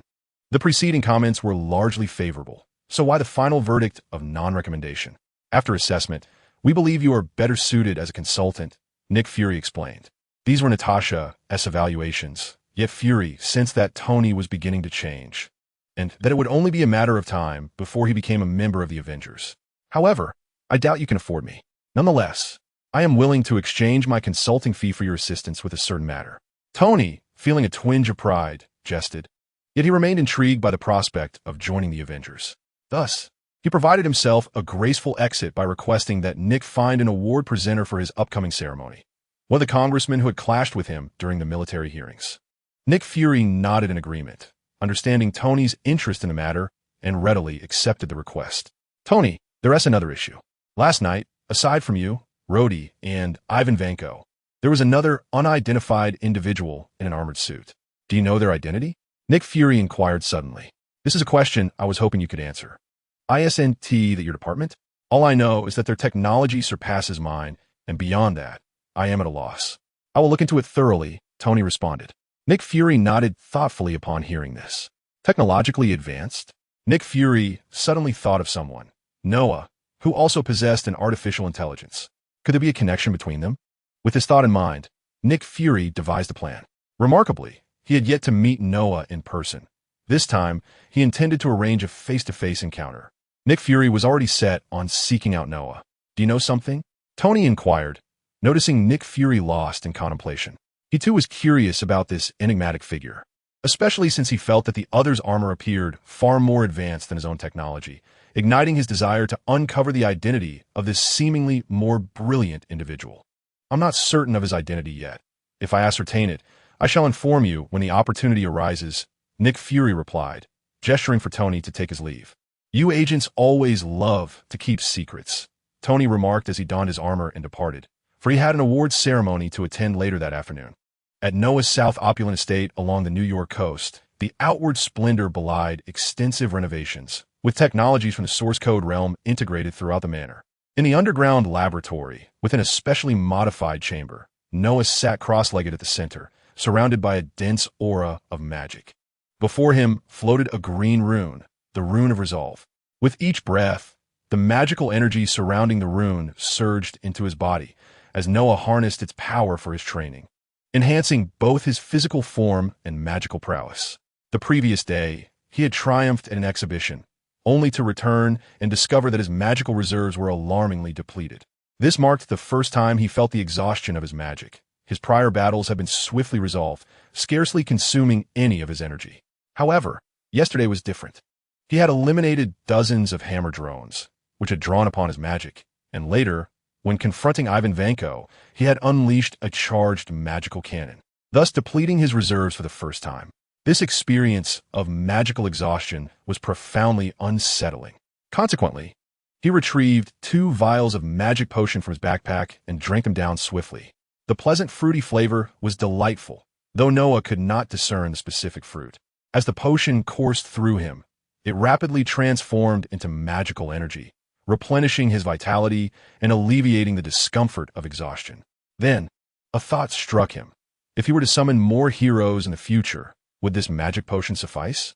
After all, as Noah summoned heroes, the quality and quantity of his magical reserves would increase, rendering the potion's modest supply merely a drop in the bucket. It seemed imperative that he devise a strategy. In this world, magic appeared to be non-existent. After all, the powers of sorcerers like the Ancient One derived from the Vishandi, and she often sought strength from other dimensional sovereigns. Pondering this, Noah realized that if magic did not exist on Earth, then how would he replenish his own magical energy? How could I have forgotten this? Noah suddenly recalled the concept of the world runes. With a mere thought, the world runes, hidden within his being, materialized in his hands. As the runes emerged, an immense surge of magical energy radiated around Noah. He inhaled deeply, absorbing the dense magic that enveloped him. Indeed, he was correct. The world runes were the very source of magical power. He recalled from his past life, having watched several introductory videos about the lore of League of Legends, that the magic of the planet Runeterra was entirely derived from the world runes. These runes continuously emanated power, saturating the land with magic. Previously, he had failed to recognize this remarkable utility of the runes, largely due to his own magical prowess never having reached a state of depletion, and his rigid perception of the in-game runes, which he had confined to their skills. However, now that Noah had grasped the true potential of the runes, he was determined to utilize them effectively. Noah proceeded to a room adjacent to the laboratory. Upon entering, he found the space devoid of anything but pristine white walls and floors. This chamber had been constructed by Noah for the purpose of experimenting with new skills or items. The walls and floor were crafted from vibranium, rendering them extraordinarily durable. Thus, he no longer feared causing destruction during his experiments. Noah positioned himself in the center of the room, adopting a meditative posture reminiscent of Yasuo's training methods, and began to absorb the resolute runes that floated before him. The energy within the runes flowed seamlessly into Noah, enhancing both his magical abilities and physical form. He continued this practice from night until the break of dawn, feeling a noticeable increase in the quality of his body and magic. He sensed that, even without summoning heroes, he could gradually become immensely powerful on his own. Unbeknownst to Noah, as he summoned the runes, their magic began to spread from the core of his training chamber, slowly permeating the land surrounding the estate. Chapter 35. An unexpected visitor outside the manor. After a full day of training, Noah rose drawing the resolute runes back into himself before stretching his limbs. Feeling the abundant and potent magic within him, he was thoroughly pleased. The world runes were indeed a remarkable asset. In just one night, he could already sense a significant enhancement in both his body and magical capabilities. Exiting the training room, he encountered Lysandra, who floated towards him. After exchanging greetings, Noah contemplated the initiation of his plan to forge Lysandra's body, a design they had already completed together. Noah and Lysandra entered the laboratory, approaching a control console where he activated the operational projection, which displayed the blueprint for Lysandra's body creation. At this moment, the plan was nearly finalized. Noah commenced the intricate process of debugging the body project concerning Lysandra, a task predominantly overseen by Lysandra herself. This was primarily due to Noah's recent acquisition of Heimerdinger's talents and intellect, leaving him yet to fully assimilate the scientific knowledge of Earth. Thus, Noah found himself in a supportive role, offering suggestions rather than leading the endeavor. For Lysandra's corporeal form, Noah intended to draw inspiration from Ultron's creation methodology depicted in Avengers: Age of Ultron. He planned to employ Lysandra's nanotechnology to manipulate vibranium, utilizing it to replicate human cellular structures and form a humanoid body. Furthermore, Noah intended to integrate elements from the Origins project and Hextech to enhance the body's compatibility with magical forces. Now, they were in the final stages of calibration, and upon completion, they would proceed with the manufacturing plan. However, as Noah was engrossed in his operations, Lysandra suddenly alerted him to an impending intrusion into the estate, coinciding with a red warning flashing on the screen before him. Who could be so reckless? Noah pondered, accessing the surveillance feeds surrounding the manor. Numerous screens illuminated before him, displaying real-time footage from the estate's perimeter. In the footage, a business vehicle had halted outside the walls, and as the door swung open, a figure emerged. Expanding the view, Noah recognized the individual, a bald man with a single eye, a person of African descent, Nick Fury. What brings Nick Fury here? Noah mused, observing Fury as he turned his gaze toward the estate. Shouldn't he be preoccupied with rooting out moles within Heimerdinger? Why venture here? As Noah contemplated the situation, he speculated that if Fury were not seeking information regarding future events, then perhaps he was investigating the incident involving Ivan from the previous night. Did Fury suspect him of being the armored figure? Or was he merely inquiring if Noah possessed knowledge of the assailant's identity? Just then, the surveillance footage displayed Fury's movements. Noah initially assumed Fury would ring the doorbell, awaiting his invitation inside. To his surprise, Fury seemed disinclined to follow conventional protocols. After surveying his surroundings, he stealthily approached the wall and scaled it to enter the estate. Noah watched with bewilderment at Fury's adeptness. What is he attempting? Why eschew the usual approach? Has he grown so accustomed to his position that he yearns for a return to the thrill of espionage? Noah found himself somewhat exasperated. Yet, upon reflection, it appeared that Fury had a penchant for clandestinely infiltrating others' domains, often emerging unexpectedly to startle his hosts, thereby cultivating an aura of enigma around himself. As Noah observed Fury's antics in the courtyard, evading the surveillance cameras, those were the estate's original installations, left untouched as mere decor. He found the scene somewhat comical. The real surveillance devices were cleverly concealed and equipped with optical cloaking technology, rendering them imperceptible to outsiders. As Nick Fury approached the villa, Noah chose not to activate the estate's defense mechanisms to thwart him. Should Fury gain entry, a delightful surprise awaited him within. Come, Lysandra. It is time to meet the director of SHIELD, Noah remarked. After evading numerous surveillance cameras, Nick Fury finally arrived at the villa. Rather than heading to the front entrance, he sought a window on the side of the villa and deftly climbed inside. This was Fury's preferred method. Each time he infiltrated someone else's domain, his intention was to startle them, thereby establishing an atmosphere of tension that would grant him greater leverage in subsequent discussions. Upon entering the villa, Fury cautiously surveyed his surroundings and, confirming that Noah was absent from the living room, he made his way to the sofa, intending to wait for Noah's arrival. Suddenly, a heavy footfall reverberated through the air. Just as Fury turned to investigate, a colossal mechanical claw lunged at him, ensnaring half of his body. He struggled to break free, but his arms were firmly gripped, rendering him powerless. Attempting to discern the nature of his assailant, Fury found himself being pulled away before he could fully turn his head. The mechanical claw retracted towards its origin, and as he was dragged along, the inertia caused him considerable discomfort. Once the claw halted, Fury shook his head and looked up, finally beholding the full form of his assailant, a robot. Approximately 3 meters tall, entirely white, with a glowing blue sphere in its chest, now holding him captive. The circular head of the robot, adorned with 2 luminous blue eyes, fixated on him. "What in the world is this?" Fury exclaimed, struggling once more, astonished to discover such a bizarre creation within Noah's villa. The robot that had seized him was none other than Blitz, the prototype of the source code series crafted by Noah and Lysandra. This robot was designed in the likeness of Blitz's Apple counterpart, and Lysandra had activated its intelligence. Blitz observed the dark-skinned human writhing in its grasp, scratching its head with one of its appendages, and emitted a series of mechanical sounds that Fury could not comprehend. The blue sphere on its chest displayed several lines of text, which Fury read with growing curiosity. "Your master is on their way. Please hold." "Your master? Is it Noah?" Fury pondered, realizing he seemed unable to escape the robot's grip, prompting him to cease his struggles as he scrutinized the message on Blitz's chest. Blitz offered no reply, but at that moment, a commotion at the entrance caught Fury's attention. It was Noah and Lysandra, who had just arrived. "Blitz, please set down our director, Nick Fury." Upon entering the room, Noah beheld the colossal robot Blitz in the corner. He recognized this form as Blitz's combat mode, wherein its physique expanded due to the utilization of nanotechnology, allowing for such transformations. Ordinarily, Blitz did not possess such a grand stature. "Understood, Master." Blitz emitted a peculiar mechanical sound as it gently placed Nick Fury onto the ground. As Fury gazed in astonishment, Blitz's form began to shift, reducing from a towering 3 meters to a more modest height of just over 2 meters, which represented Blitz's normal state. Straightening his attire, which had become slightly wrinkled from being grasped by Blitz, Fury then turned his attention to Noah.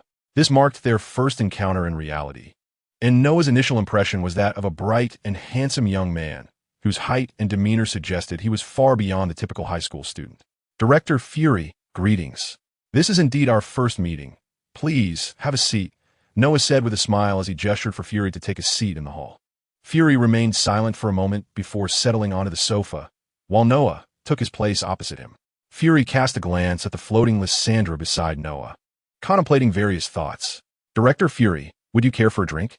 "Coffee will suffice," Fury replied in a deep tone. Blitz maneuvered closer, balancing 2 cups of coffee in its hands. Mere moments after Fury's request, Blitz had prepared and delivered the beverages, showcasing its efficient service capabilities, greatly enhanced by Lysandra's integration of an advanced service system from a future world. "Well, Director Fury, what brings you here today?" Noah inquired after taking a sip of his coffee and setting the cup down. "Today marks our first meeting, Noah. Although you're already aware of my identity, allow me to introduce myself formally. I am Nick Fury, the current director of S.H.I.L.D., Fury said, taking a sip of his coffee. "I came to meet you primarily and to inquire about certain matters," he added, leaning forward with fingers interlaced atop his thighs as he addressed Noah. "Oh, what would you like to ask? If I possess the knowledge, I shall share it," Noah replied. "Yesterday at the Stark Industries Expo, you were present, correct?" Fury asked. "Yes." In addition to Iron Man and his companion clad in armored suits, there was another unidentified individual wearing a high-tech battlesuit. "Are you aware of who that might be?" Nick Fury fixed his gaze upon Noah, his initial suspicions regarding Noah's connection to the enigmatic individual growing stronger upon witnessing Blitz and Lysandra at Noah's side. Noah, aware of Fury's doubts, harbored no intention of concealing the truth. He extended his hand and turned to Lysandra, who comprehended Noah's intent. Nanomachines surged forth from Noah's belt, coursing along his body to form the armored gauntlet on his arm. "That individual is me," Noah declared, shaking the armored hand towards Nick Fury, thereby revealing his identity and eliminating any need for further probing. "Are these devices provided to you by your organization?" Fury inquired, taken aback by Noah's forthrightness. He was eager to ascertain the origins of Noah's advanced technology, suspecting it stemmed from the mysterious group behind him. "They are of my own design, though one might say they were afforded to me by my own backing," Noah replied, addressing Fury's inquiry. He then instructed Lysandra to retract the armor, which transformed back into nanomaterial and flowed into the belt. Noticing Fury lost in thought once more, Noah seized the opportunity to pose his own question. Director Fury, have you been monitoring this matter? With a wave of his hand, a holographic projection illuminated the table, displaying news articles concerning the meteorite that had fallen in New Mexico. Fury initially expressed surprise at the projection technology before scrutinizing the content. Indeed, SHIELD is attentive to this incident. I have dispatched Coulson to address the situation. Why do you inquire? Have you glimpsed something pertinent in your visions of the future? Fury asked, speculating that Noah might have encountered relevant scenes in his future memories, prompting his curiosity about the matter. More or less, though I must assess the situation on site before drawing any conclusions. Please disclose the location of your SHIELD base, and I shall relay information to you once I have gathered the facts, Noah responded. Upon viewing the meteorite news earlier, he had recalled the narrative of Thor, believing the meteorite to be the very hammer cast down to Earth by Odin, coinciding with Thor's exile due to his hubris. Thus, the storyline of Thor was poised to commence. Given the tight timeline between Iron Man 2 and Thor, Noah had been preoccupied with the former, leaving no opportunity to investigate the latter. Now that the events on his end had reached a temporary pause, he felt compelled to swiftly journey to Thor's narrative to avoid missing the unfolding mission. How do you intend to get there? Do you require SHIELD to transport you? Fury inquired, providing Noah with the locations of Coulson and the others. No need. I shall make my own way there shortly, Noah replied. Subsequently, Nick Fury engaged Noah in casual conversation, interspersing his inquiries about certain future information, which was his primary purpose for visiting. Noah merely offered vague responses, casually sharing fragments of the unfolding narrative. However, this was sufficient for Nick Fury. After a while, he took his leave through the main entrance, opting not to scale the wall this time. As he returned to his vehicle, one of his agents greeted him, and Fury acknowledged with a nod. Just as he was about to enter the car, a figure soared into the sky above the estate. Nick Fury immediately recognized the figure as Noah, who had donned the source plan battle armor, preparing to head towards the town where Thor's hammer was set to land. Watching Noah in the sky, the latter waved at him before shooting upwards. Moments later, a sonic boom resonated, and a cloud of vapor formed in the air, ascending rapidly. Fury observed the clouds parted by the sonic boom, his assessment of the strength behind Noah's faction shifting once more. He coughed to alert the agent who was gazing skyward, prompting an awkward smile from the agent as he prepared to drive back to SHIELD. Fury retrieved his phone to contact Coulson. Coulson, our little prophet will be heading your way shortly. Please be attentive, he stated plainly. What? Noah is coming? Should I go pick him up? Coulson inquired, perplexed about Noah's intention to visit. However, Fury, aware of the situation, felt no need for further questions. He would learn more when Noah arrived. No, that won't be necessary. Just keep an eye on the sky. He should arrive in about an hour or two, Fury concluded, ending the conversation. Coulson was left somewhat bewildered, pondering the meaning of Fury's words. He then ascended to the makeshift platform, gazing at the sky. Nearby, Hawkeye Barton, already on the platform, observed Coulson's focused expression with curiosity. Coulson, what are you doing? Hawkeye asked. The director just contacted me, saying we have a guest arriving soon. Coulson replied. Then why are you staring at the sky? Is Iron Man coming here? Hawkeye queried, puzzled as to why Coulson remained above instead of preparing below for the visitor. You'll find out soon enough, Coulson responded, and they began to discuss the mysterious hammer below, a seemingly extraterrestrial object that piqued their interest. Approximately 20 minutes later, Coulson glanced out of the window of the makeshift tent laboratory, calculating the time Fury had mentioned. Feeling that Noah's arrival was still a ways off, he decided to descend to complete his tasks. Meanwhile, an unidentified flying object approached in the sky. Was it Iron Man? Suddenly, the voice of Hawkeye echoed through the communication channel. From his lookout, Hawkeye had spotted an unidentified flying object approaching from a distance. He promptly alerted the defensive personnel present, and all station agents raised their weapons, ready to heed Hawkeye's warning. As the aerial object drew nearer, Coulson and his companions finally discerned its form, a figure clad in advanced combat armor, which bore no resemblance to Iron Man's suit. Hawkeye swiftly retrieved a specialized arrow from his quiver, intent on launching it into the sky. However, Coulson's expression shifted dramatically. He quickly intervened, rushing up to the lookout. Wait, Barton! Everyone, lower your weapons. It's one of ours. Just then, a voice crackled through Coulson's earpiece. It was Noah.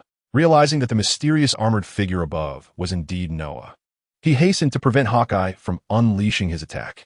In the sky, Noah observed that the individuals below had lowered their weapons and accelerated toward Coulson's position. Moments later, Noah gracefully descended onto the lookout where Coulson stood. He had previously instructed Lysandra to infiltrate Coulson's communication channel, thus enabling him to provide a timely warning. To comprehend how Noah had arrived so quickly, one must trace back to his recent departure from the manor. Chapter 37. Arrival of Thor's Hammer Lysandra. How far is the destination town from here? Soaring through the sky at Mach 4, Noah had made slight enhancements to his armor's propulsion system since his last return, thereby augmenting its speed. The destination in New Mexico is approximately 103 kilometers away. At the current velocity, we should arrive in about 36 minutes, Lysandra informed him. 36 minutes? That seems rather lengthy. Although a span of 36 minutes to traverse over 3,000 kilometers is indeed an extraordinary pace, Noah pondered the possibility of a swifter method. Abruptly, he halted, hovering in mid-air, and gazed upward. Outer space. If I could escape the atmosphere and reach the cosmos, I could accelerate from there. In a vacuum of space, resistance is nearly non-existent, allowing for infinite acceleration.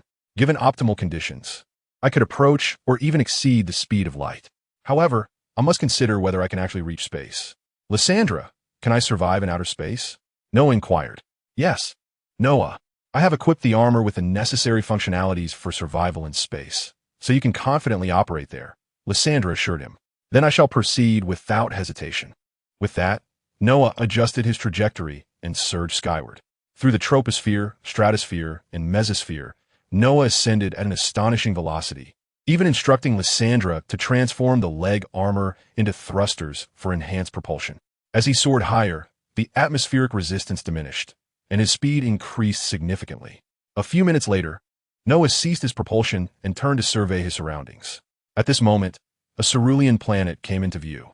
Noah had fully ascended into space, free from the Earth's gravitational pull. The frigid temperatures and various radiations of the cosmos posed no threat to him, as they were entirely shielded by his armor. It was astonishing to think that he had ventured into space. The sensation was utterly surreal. Gazing at the resplendent planet before him, Noah felt a surge of emotion. He then requested Lysandra to capture a photograph to commemorate this momentous occasion, for it was indeed a noteworthy experience to be in space for the very first time.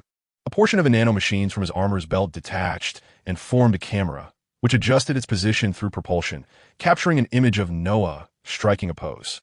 All right, it's time to proceed, Noah declared as he retracted the nanomachines, preparing to head toward his intended destination, the landing site of Thor's hammer. After all, having reached space once, a second journey was surely within his grasp. There was no need to linger over the breathtaking scenery. Lysandra, it's your turn to take control now, Noah instructed her, acknowledging that he required her precise guidance to chart the course, as he himself struggled to find direction. Understood, Noah, she replied. The base of the armor transformed once more into thrusters, initiating acceleration in the vastness of space. This time, Noah experienced no resistance as he surged to an alarming velocity, rendering the surrounding landscape somewhat indistinct. Fortunately, the armor was crafted from vibranium, rendering it impervious to the stresses of high-speed travel. Arrived Noah. Shortly thereafter, as Lysandra initiated deceleration, the armor emerged from the terrifying speed, coming to a halt in the void of space. Noah regained his composure and gazed down at the azure planet beneath him. The display on his helmet indicated that Lysandra had marked their destination. Taking one last look at the cosmic vista, he dove downward, entering the atmosphere. A few minutes later, Noah beheld the scene below, the massive crater created by the impact of Thor's hammer, which had since been transformed into a temporary base by SHIELD personnel. He noticed a man atop a raised platform, armed with a bow. Was that Hawkeye? Had he spotted Noah? Lysandra, assist me in hacking into Coulson's channel. Noticing that the other party seemed poised to attack, Noah instructed Lysandra to establish communication with Coulson to avoid any potential misunderstandings. Connection to Coulson's channel established. Coulson, the figure in the sky is me, Noah stated bluntly. Noah, Upon hearing this, Coulson immediately halted Hawkeye and the guard's movements, rushing to Hawkeye's side. Coulson, what is going on? Hawkeye questioned, bewildered as to why Coulson had stopped him from attacking a seemingly unidentified individual clad in a perilously advanced suit of armor. Barton, do you recall the little prophet I mentioned that day in the director's office? Coulson replied.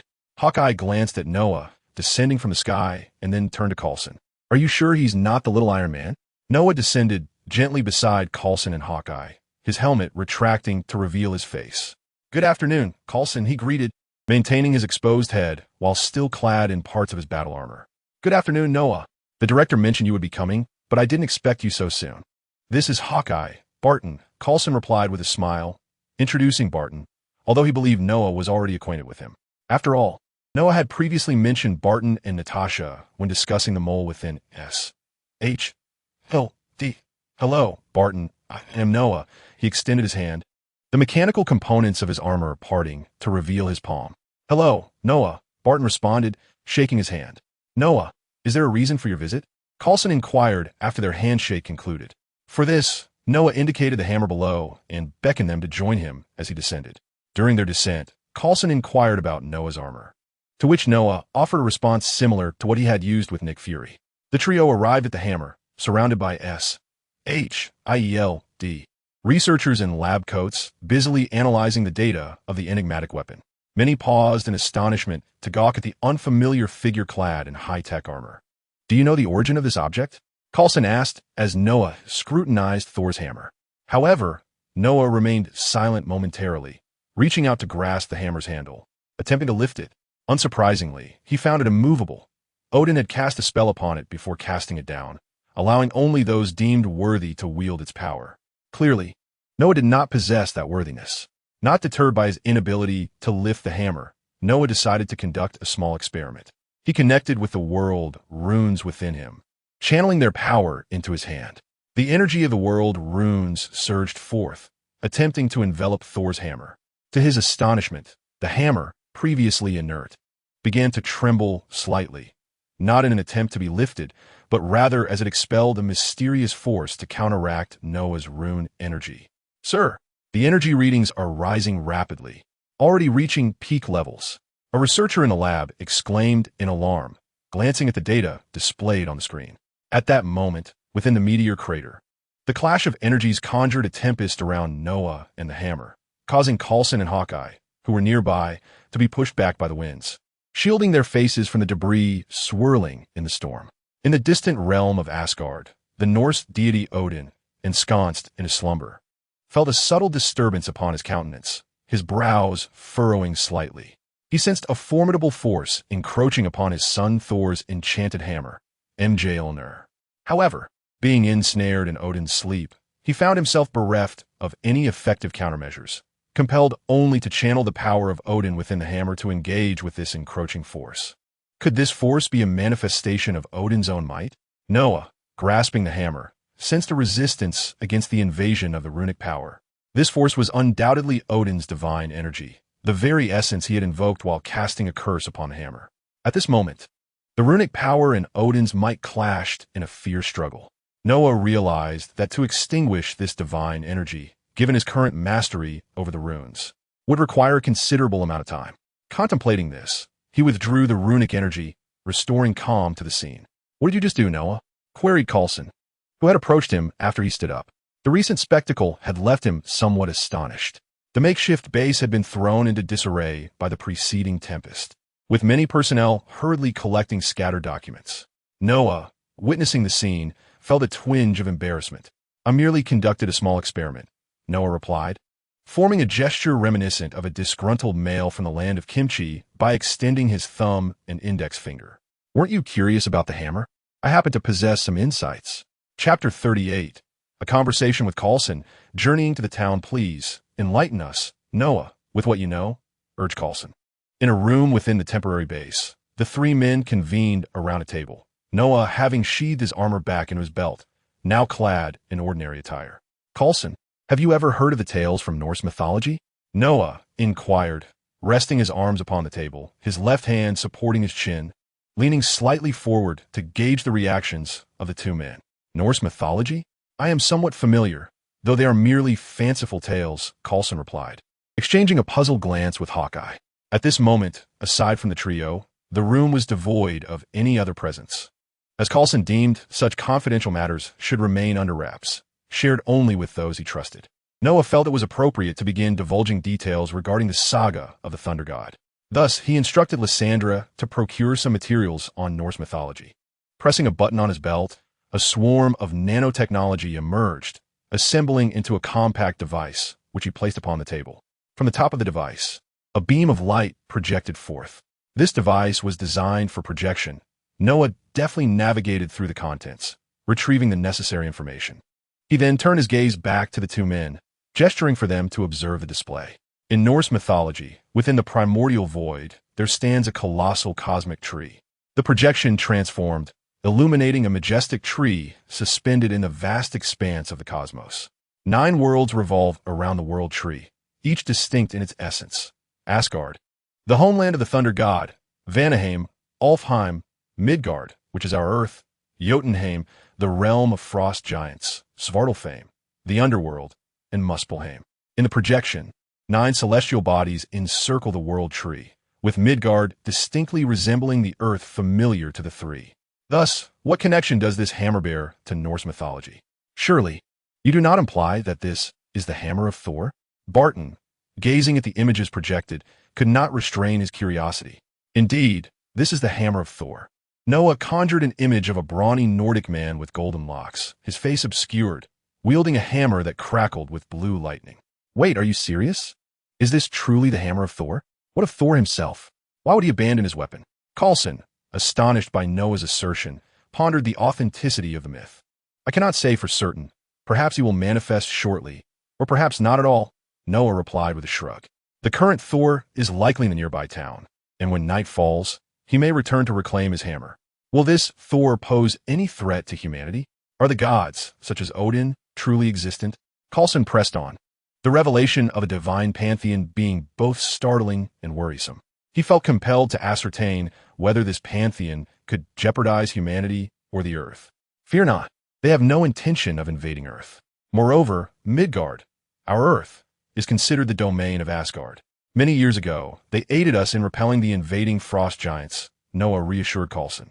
Asgard had already expelled the frost giants long ago, and Odin placed the Tesseract, the space stone, upon Earth, treating it as a garden. They certainly would not come to stir trouble here, save for a certain young Bambi. You seem remarkably well-versed in their affairs. Did you glean this knowledge from the future? Coulson inquired, sensing Noah's confidence and depth of understanding. Not quite.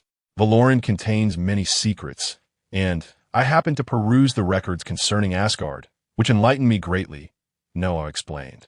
Now we can wait patiently to see when the hammer's master will arrive. I've heard there is a small town nearby. I shall venture there for a meal first. Observing Coulson's eagerness to inquire further, Noah rose, preferring to avoid prolonged conversation. He did not wish to linger indefinitely in this place. Do remember to keep in touch, Noah. Noticing that Noah was becoming somewhat irritated by the inquiries, Coulson aptly concluded the impromptu meeting. He exchanged a glance with Barton, sensing that there would be numerous matters to report to Nick Fury shortly, particularly regarding Asgard. The sudden revelation of the existence of a formidable Nordic pantheon, in addition to humanity, warranted a thorough briefing for Nick Fury, undoubtedly keeping him preoccupied. However, as Noah turned to leave, he was called back by Coulson. Upon turning around, he discovered Coulson handing him a small notebook. Opening it, Noah found several identification cards, the first being one from S.H. emblazoned with his photograph and denoting his title as security consultant. The subsequent cards belonged to various American agencies, as S.H.I.E.L.D. Agents often assume different roles during their operations. What is this, Coulson? Noah inquired, looking up at him. This is something the director prepared for you. You may find it useful when the need arises. Of course, you mentioned that you do not wish to join S.H.I.E.L.D. So these credentials are merely for your reference. You are not required to undertake any duties, Coulson replied. Very well, I shall accept this. It may prove useful in the future, Noah said, feeling assured that Nick Fury would not misuse this privilege against him.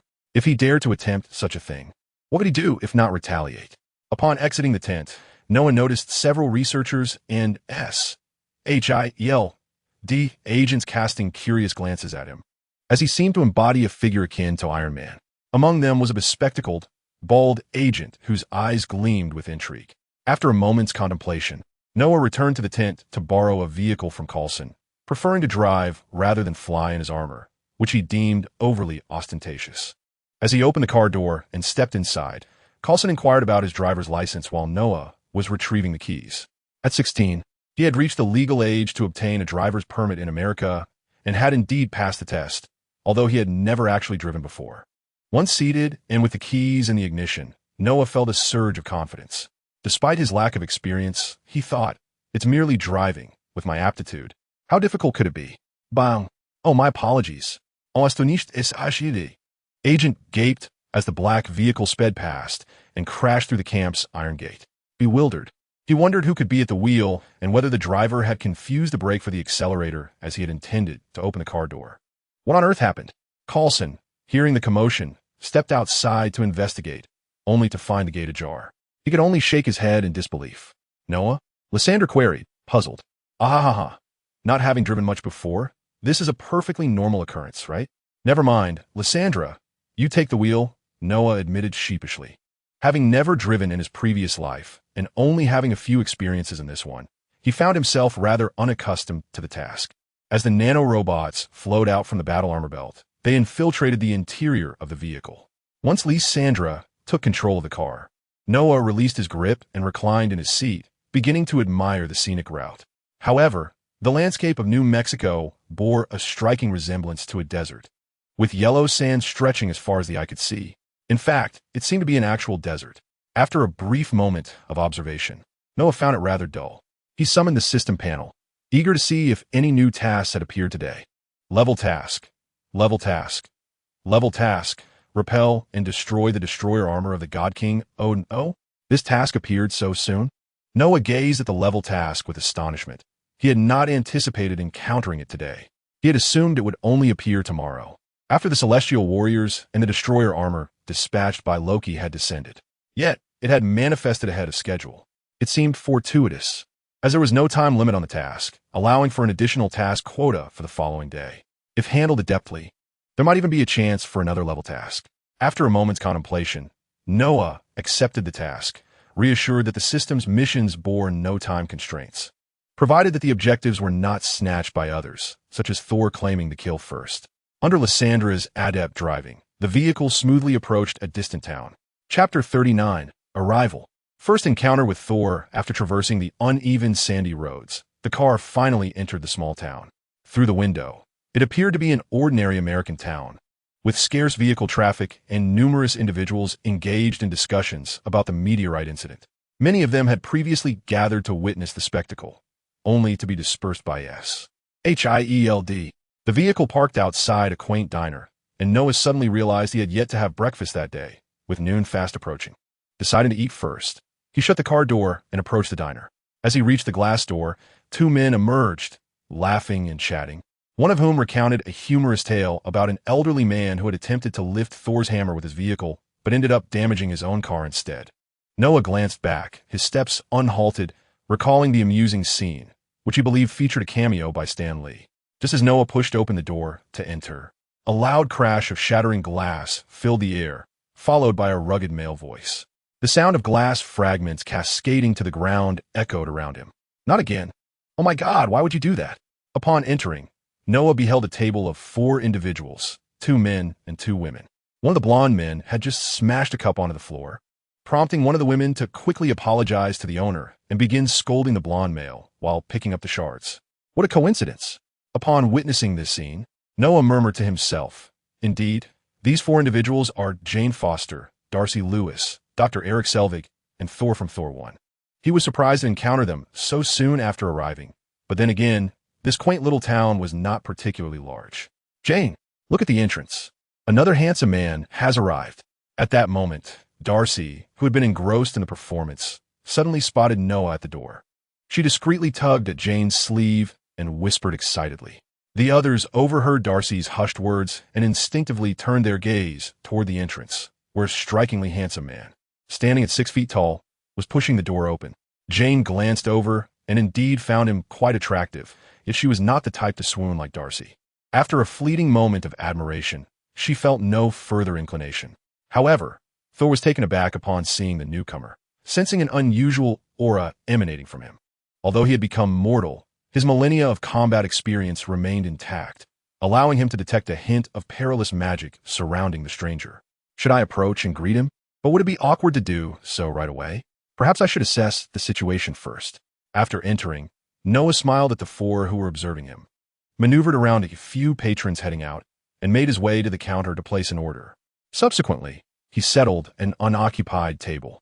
Observing this, Thor rose, intending to engage Noah in conversation, but Jane quickly grasped his arm, concerned that Thor might inadvertently cause trouble. "Hey, where do you think you're going?" she inquired. "This person seems to be a master of magic. I wish to extend my greetings," Thor replied with a warm smile, effortlessly freeing himself from Jane's grip and advancing toward Noah. "Wait, oh no, this guy's going to stir up trouble again. We must go check on him." After Thor slipped away, Jane grew anxious and hurriedly pulled her dear friend along, also calling for Dr. Eric Selvig, determined to prevent Thor from creating a scene. However, upon reaching Noah, she realized she was too late. Thor had already taken a seat across from him. Noah regarded the god of thunder before him with raised eyebrows, surprised that Thor had approached him without any prompting. What could he possibly want? "Greetings, sorcerer. I am Thor, the son of Odin, the rightful heir of Asgard." As soon as he sat down, Thor began his self-introduction to Noah. The three who had rushed over were unable to intervene in time and felt a surge of anxiety. If a stranger were to ramble nonsensically in their presence, they would be irate as well. Now, they worried about Noah's potential displeasure at Thor's boldness. "Thor Odinson, I have heard your name," Noah responded, intrigued to discern Thor's intentions. "I knew someone would recognize my name." Thor turned to the three individuals with a smile. Since his exile to Midgard, he had noticed that these people seemed unfamiliar with him, which left him somewhat disheartened. Furthermore, with his divine powers sealed by his father, he felt an increased sense of frustration as he needed to retrieve his hammer, Mjolnir, to regain his strength. However, before him stood a formidable sorcerer, and with his assistance, Thor believed he could swiftly reclaim his hammer. "Listen, sorcerer, I am Thor, the god of thunder. I currently find myself in a predicament and require your aid. If you help me recover Mjolnir, once I restore my powers and return to Asgard, I shall appoint you as the chief sorcerer of Asgard," Thor declared earnestly. He refrained from mentioning his exile, deeming it somewhat embarrassing, instead opting for a different approach in addressing Noah. The three bystanders felt a sense of awkwardness upon hearing Thor's words, questioning whether his mind had been compromised. Jane began to tug at Thor's arm, attempting to lead him away to prevent further embarrassment. Noah listened intently, finding the words somewhat familiar, yet unable to pinpoint their origin. Observing the two grappling before him, he decided to let the god of thunder's narrative unfold, noting that Thor had yet to undergo his transformation and remained the proud, arrogant deity he always was. He mused that, considering their interaction had only spanned one evening, Thor had already shown signs of growth, which seemed rather rapid. While contemplating, Noah replied, "If you seek Mjolnir, it lies 50 miles west from here." "Thank you, sorcerer," Thor replied before being led away by Jane. "I hope you don't mind." "Sir, but my friend here has a few issues," Dr. Eric said to Noah, twirling a finger beside his temple to indicate Thor's mental state. "Not at all, I understand," Noah responded. After expressing his gratitude, Eric departed with Daisy to locate Jane and Thor. Once the group had left, Noah's lunch was served. He gazed through the glass at the departing figures, noting Thor's quest for his hammer and Eric's persuasion for Jane to distance herself from someone he deemed unstable. Subsequently, they parted ways. This is somewhat unpalatable," Noah remarked, taking a bite of the food presented to him. The taste was disappointing, and he felt that his palate had been spoiled by Lysandra-esque culinary skills, making it difficult to appreciate the meal before him. By evening, Thor was expected to reach his destination, and Noah recalled that Loki would also be present, allowing him the chance to meet the second prince of Asgard. Swallowing the last morsel of his meal, Noah exited the restaurant, resolving to dine on Lysandra-esque cooking at home in the future. After bidding farewell to Thor, the trio returned to their temporary abode, only to discover that all their instruments and research materials had been thoroughly cleared out.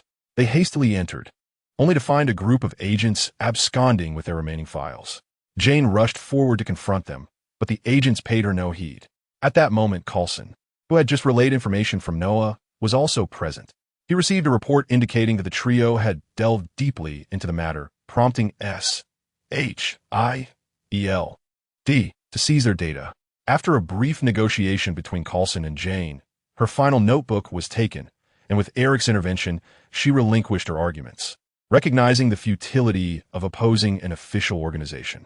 In the aftermath, the three found themselves atop a rooftop, engaging in despondent conversation.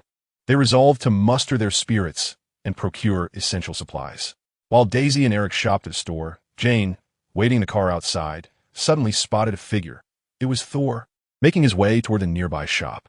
An idea struck her. "Get me a horse," he declared as he entered a pet store, leaving the staff bewildered. "Sir, this is a pet store, not a stable." The employee could only helplessly inform him that they had no horses, only dogs, cats, and birds. Just then, a car horn blared outside. "Do you need a ride?" Jane called out, leaning out of the car window, addressing Thor. Chapter 40, The God of Thunder. As night enveloped the desolate desert, a mysterious atmosphere lingered. Towering sand dunes loomed like ancient beasts in the darkness, while distant lights from a small town twinkled like scattered gems. The New Mexico region, characterized by a tropical desert climate, experienced scorching heat during the day, only for the temperature to plummet at night. On a sandy road outside the town, a car was heading west, Jane and Thor en route to a meteorite crater, 50 miles beyond the town. The wheels rolled over the desert, producing a soft, rustling sound, accompanied by the howling wind and the roar of the engine. As they traveled, their conversation flowed. Thor began recounting the tale of the Rainbow Bridge, while Jane listened intently, managing to focus despite the distractions of driving. Fortunately, the road was devoid of other vehicles, sparing them from the perils of reckless driving. During this journey, their bond began to intensify, and Thor found himself developing feelings for the human girl. For years, he had been consumed by warfare, never pausing to consider matters of the heart. Now, with his divine powers sealed, the restlessness that had plagued him for so long began to wane. As he narrated stories, he couldn't help but gaze at Jane's exquisite visage, awakening a peculiar emotion within him.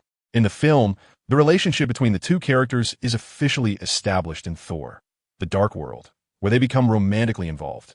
In the first Thor movie, they merely developed a mutual affection without the opportunity to confirm it, as Thor was hastily summoned to thwart his brother Loki's mischief.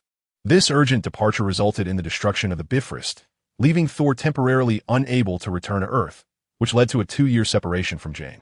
Jane tirelessly sought ways to reunite with Thor, though he briefly descended to Earth during the Avengers, but their meeting was fleeting.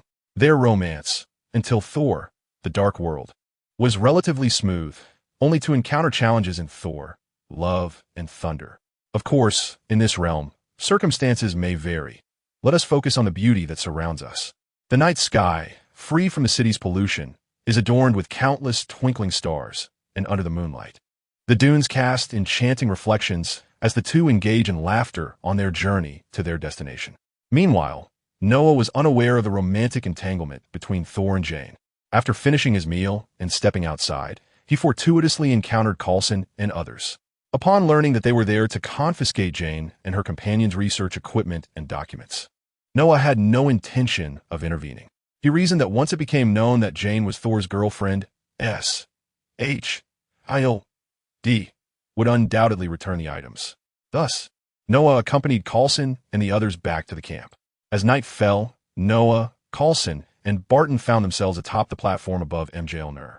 The sky had darkened, and a light drizzle began to fall, adding a chill to the already cool desert night. "Noah, do you think the legendary Thor will come for his hammer tonight? Where is he?" Upon returning to the camp, Noah had informed them that the fabled Thor would be retrieving his weapon that evening. Coulson, taken aback, questioned, "Did you not say you were unsure when Thor would arrive? Why the sudden certainty?" Having dealt with numerous situations, Coulson had never encountered anything quite like this. He had not been trained to communicate with deities and contemplated contacting Nick Fury to handle the matter, but Noah intervened. In response to Coulson's bewildered gaze, Noah asserted that this god differed from what one might typically envision, emphasizing that he alone was sufficient to manage the situation. Reluctantly, Coulson accompanied Noah as they awaited the evening's developments atop the platform. "Patience, he shall arrive shortly." Look over there, Noah said, while Coulson spoke. Noah's keen eyesight detected a figure cloaked in black stealthily lifting the iron mesh of the perimeter fence, sneaking inside. It was none other than Thor. Coulson and Barton followed Noah's gaze, spotting the shadowy figure advancing towards LoL, skillfully avoiding the camp's lights. In that moment, one might easily mistake him for a thief. Something feels amiss, Noah remarked. At that moment, the agents in the monitoring room detected something amiss. A breach had been made in their iron fence, prompting the agents to report the situation to Coulson. Upon receiving the news from his subordinates, Coulson turned his gaze towards Noah, uncertain of how to address the unfolding scenario. He pondered why this god of thunder would choose to act in such a manner. Was it a peculiar penchant for role-playing? It seemed that deities from myth often indulged in such whims. Noticing Coulson's look, Noah suggested he proceed with his usual response to such situations. Coulson nodded, choosing to place his trust in Noah. Subsequently, he directed the agents to take action as they normally would. Meanwhile, the god of thunder, who was stealthily advancing, was soon detected by the agents, leading to a fierce confrontation. The agents, well-trained and formidable, launched their attacks. Yet Thor's millennia of combat experience proved formidable as he swiftly dispatched the agents before continuing towards Mjolnir. Along his path, Thor effortlessly overcame numerous agents, subduing those who sought to fire their weapons, despite his unfamiliarity with the ominous object they wielded. He understood that defeating them before they could employ their arms was paramount. Is this truly the god of thunder? He appears rather ordinary, Hawkeye mused, leaning against the railing, observing the figure below who bore a striking resemblance to the thunder god. Despite his extraordinary abilities, he seemed to resemble an ordinary human.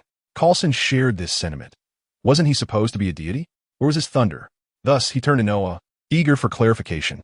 Without divine powers, Thor required Mjolnir to regain his strength, rendering him merely a remarkably capable mortal at present. What? Both Coulson and Barton displayed expressions of astonishment at the revelation that the god of thunder lacked his powers.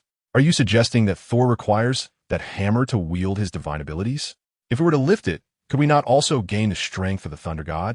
Coulson pondered, contemplating various possibilities, such as whether they could leverage Thor's current frailty to their advantage or even study the hammer to unlock divine power.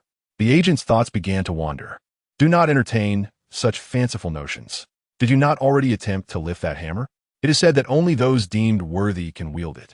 Moreover, I advise against any ill-conceived thoughts. Thor may be without his powers, but his father still possesses his, Noah remarked, having noticed the flicker of dubious intent in Coulson's eyes.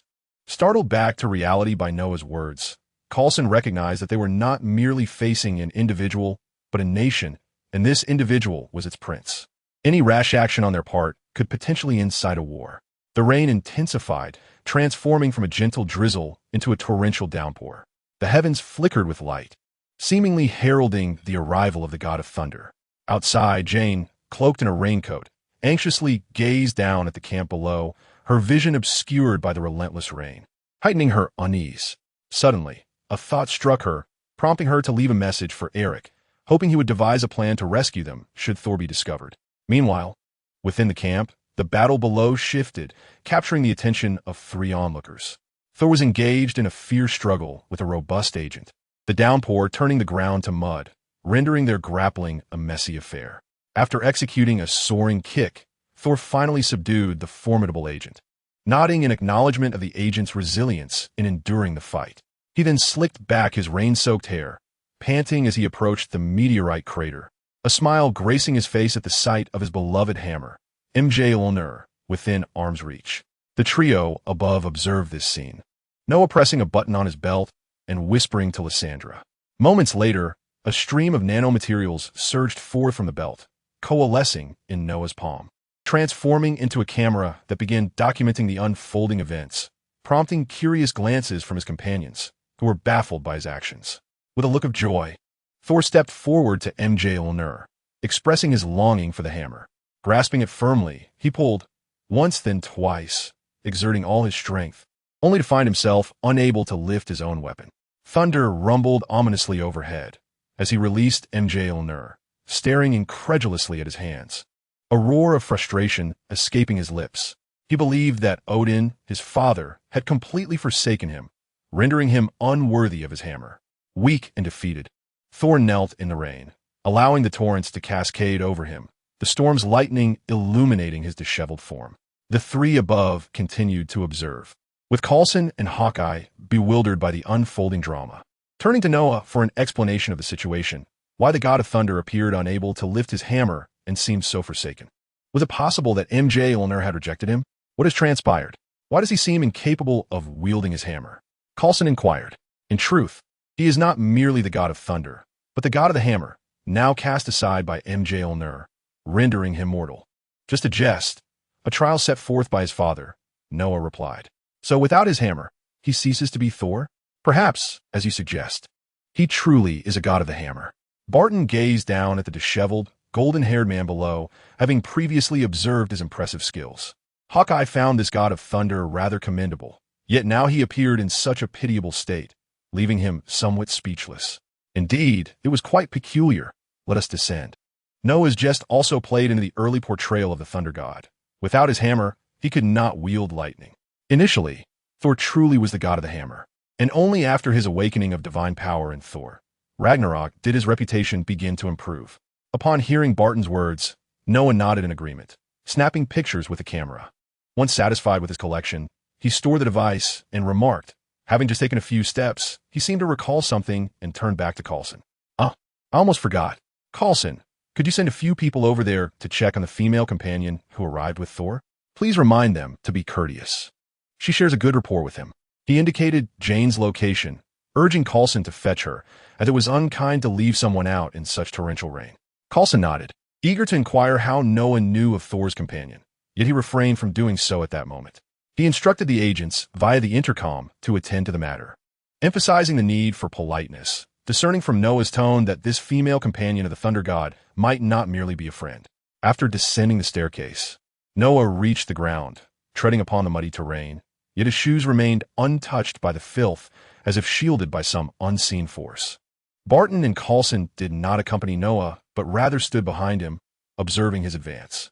Noah soon approached Thor, who was still lost in the despair of his inability to lift the hammer, oblivious to the identity of those around him. Thor Odinson, how is it that an afternoon's absence has rendered you so forlorn? Thor lifted his gaze, confronting a tall man in a brown coat, dark-haired with striking features and an unusual aura that exuded a magnetic charm.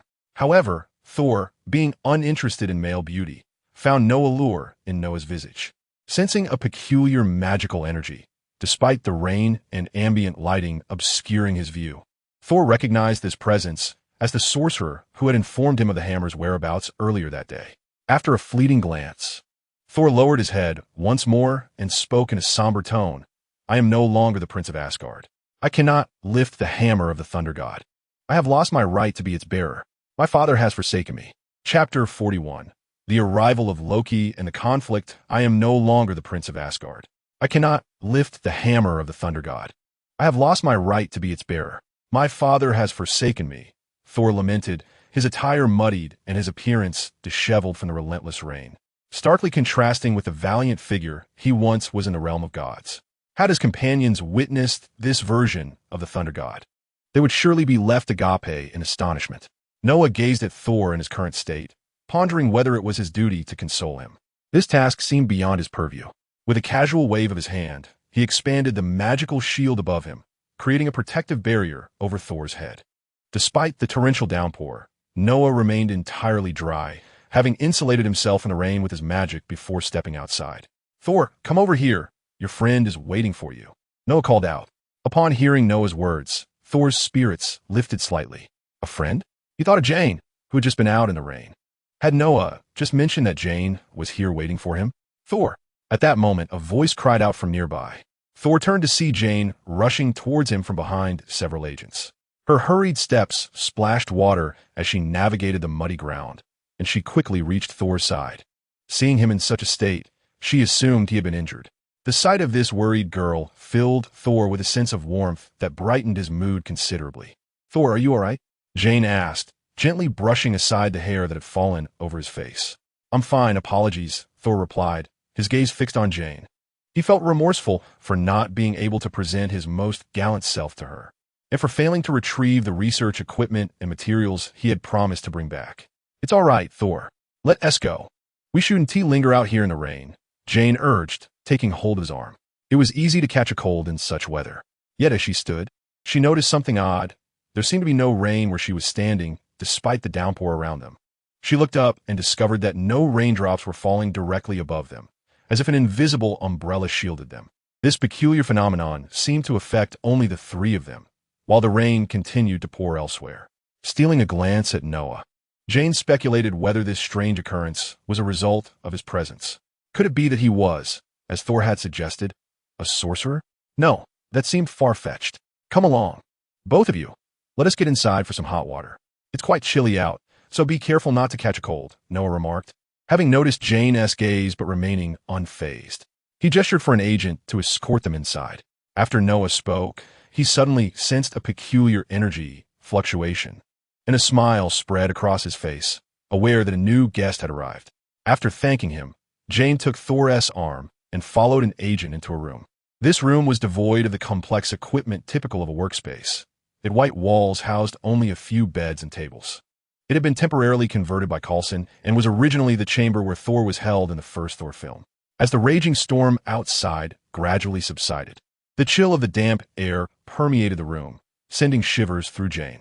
She curled up as she entered, instantly feeling a wave of warmth wash over her. Jane and Thor sat together in chairs, though Thor appeared still deeply affected by his recent ordeal, seemingly unable to regain his composure. Thor, please wait here for a moment while I fetch you a cup of hot water.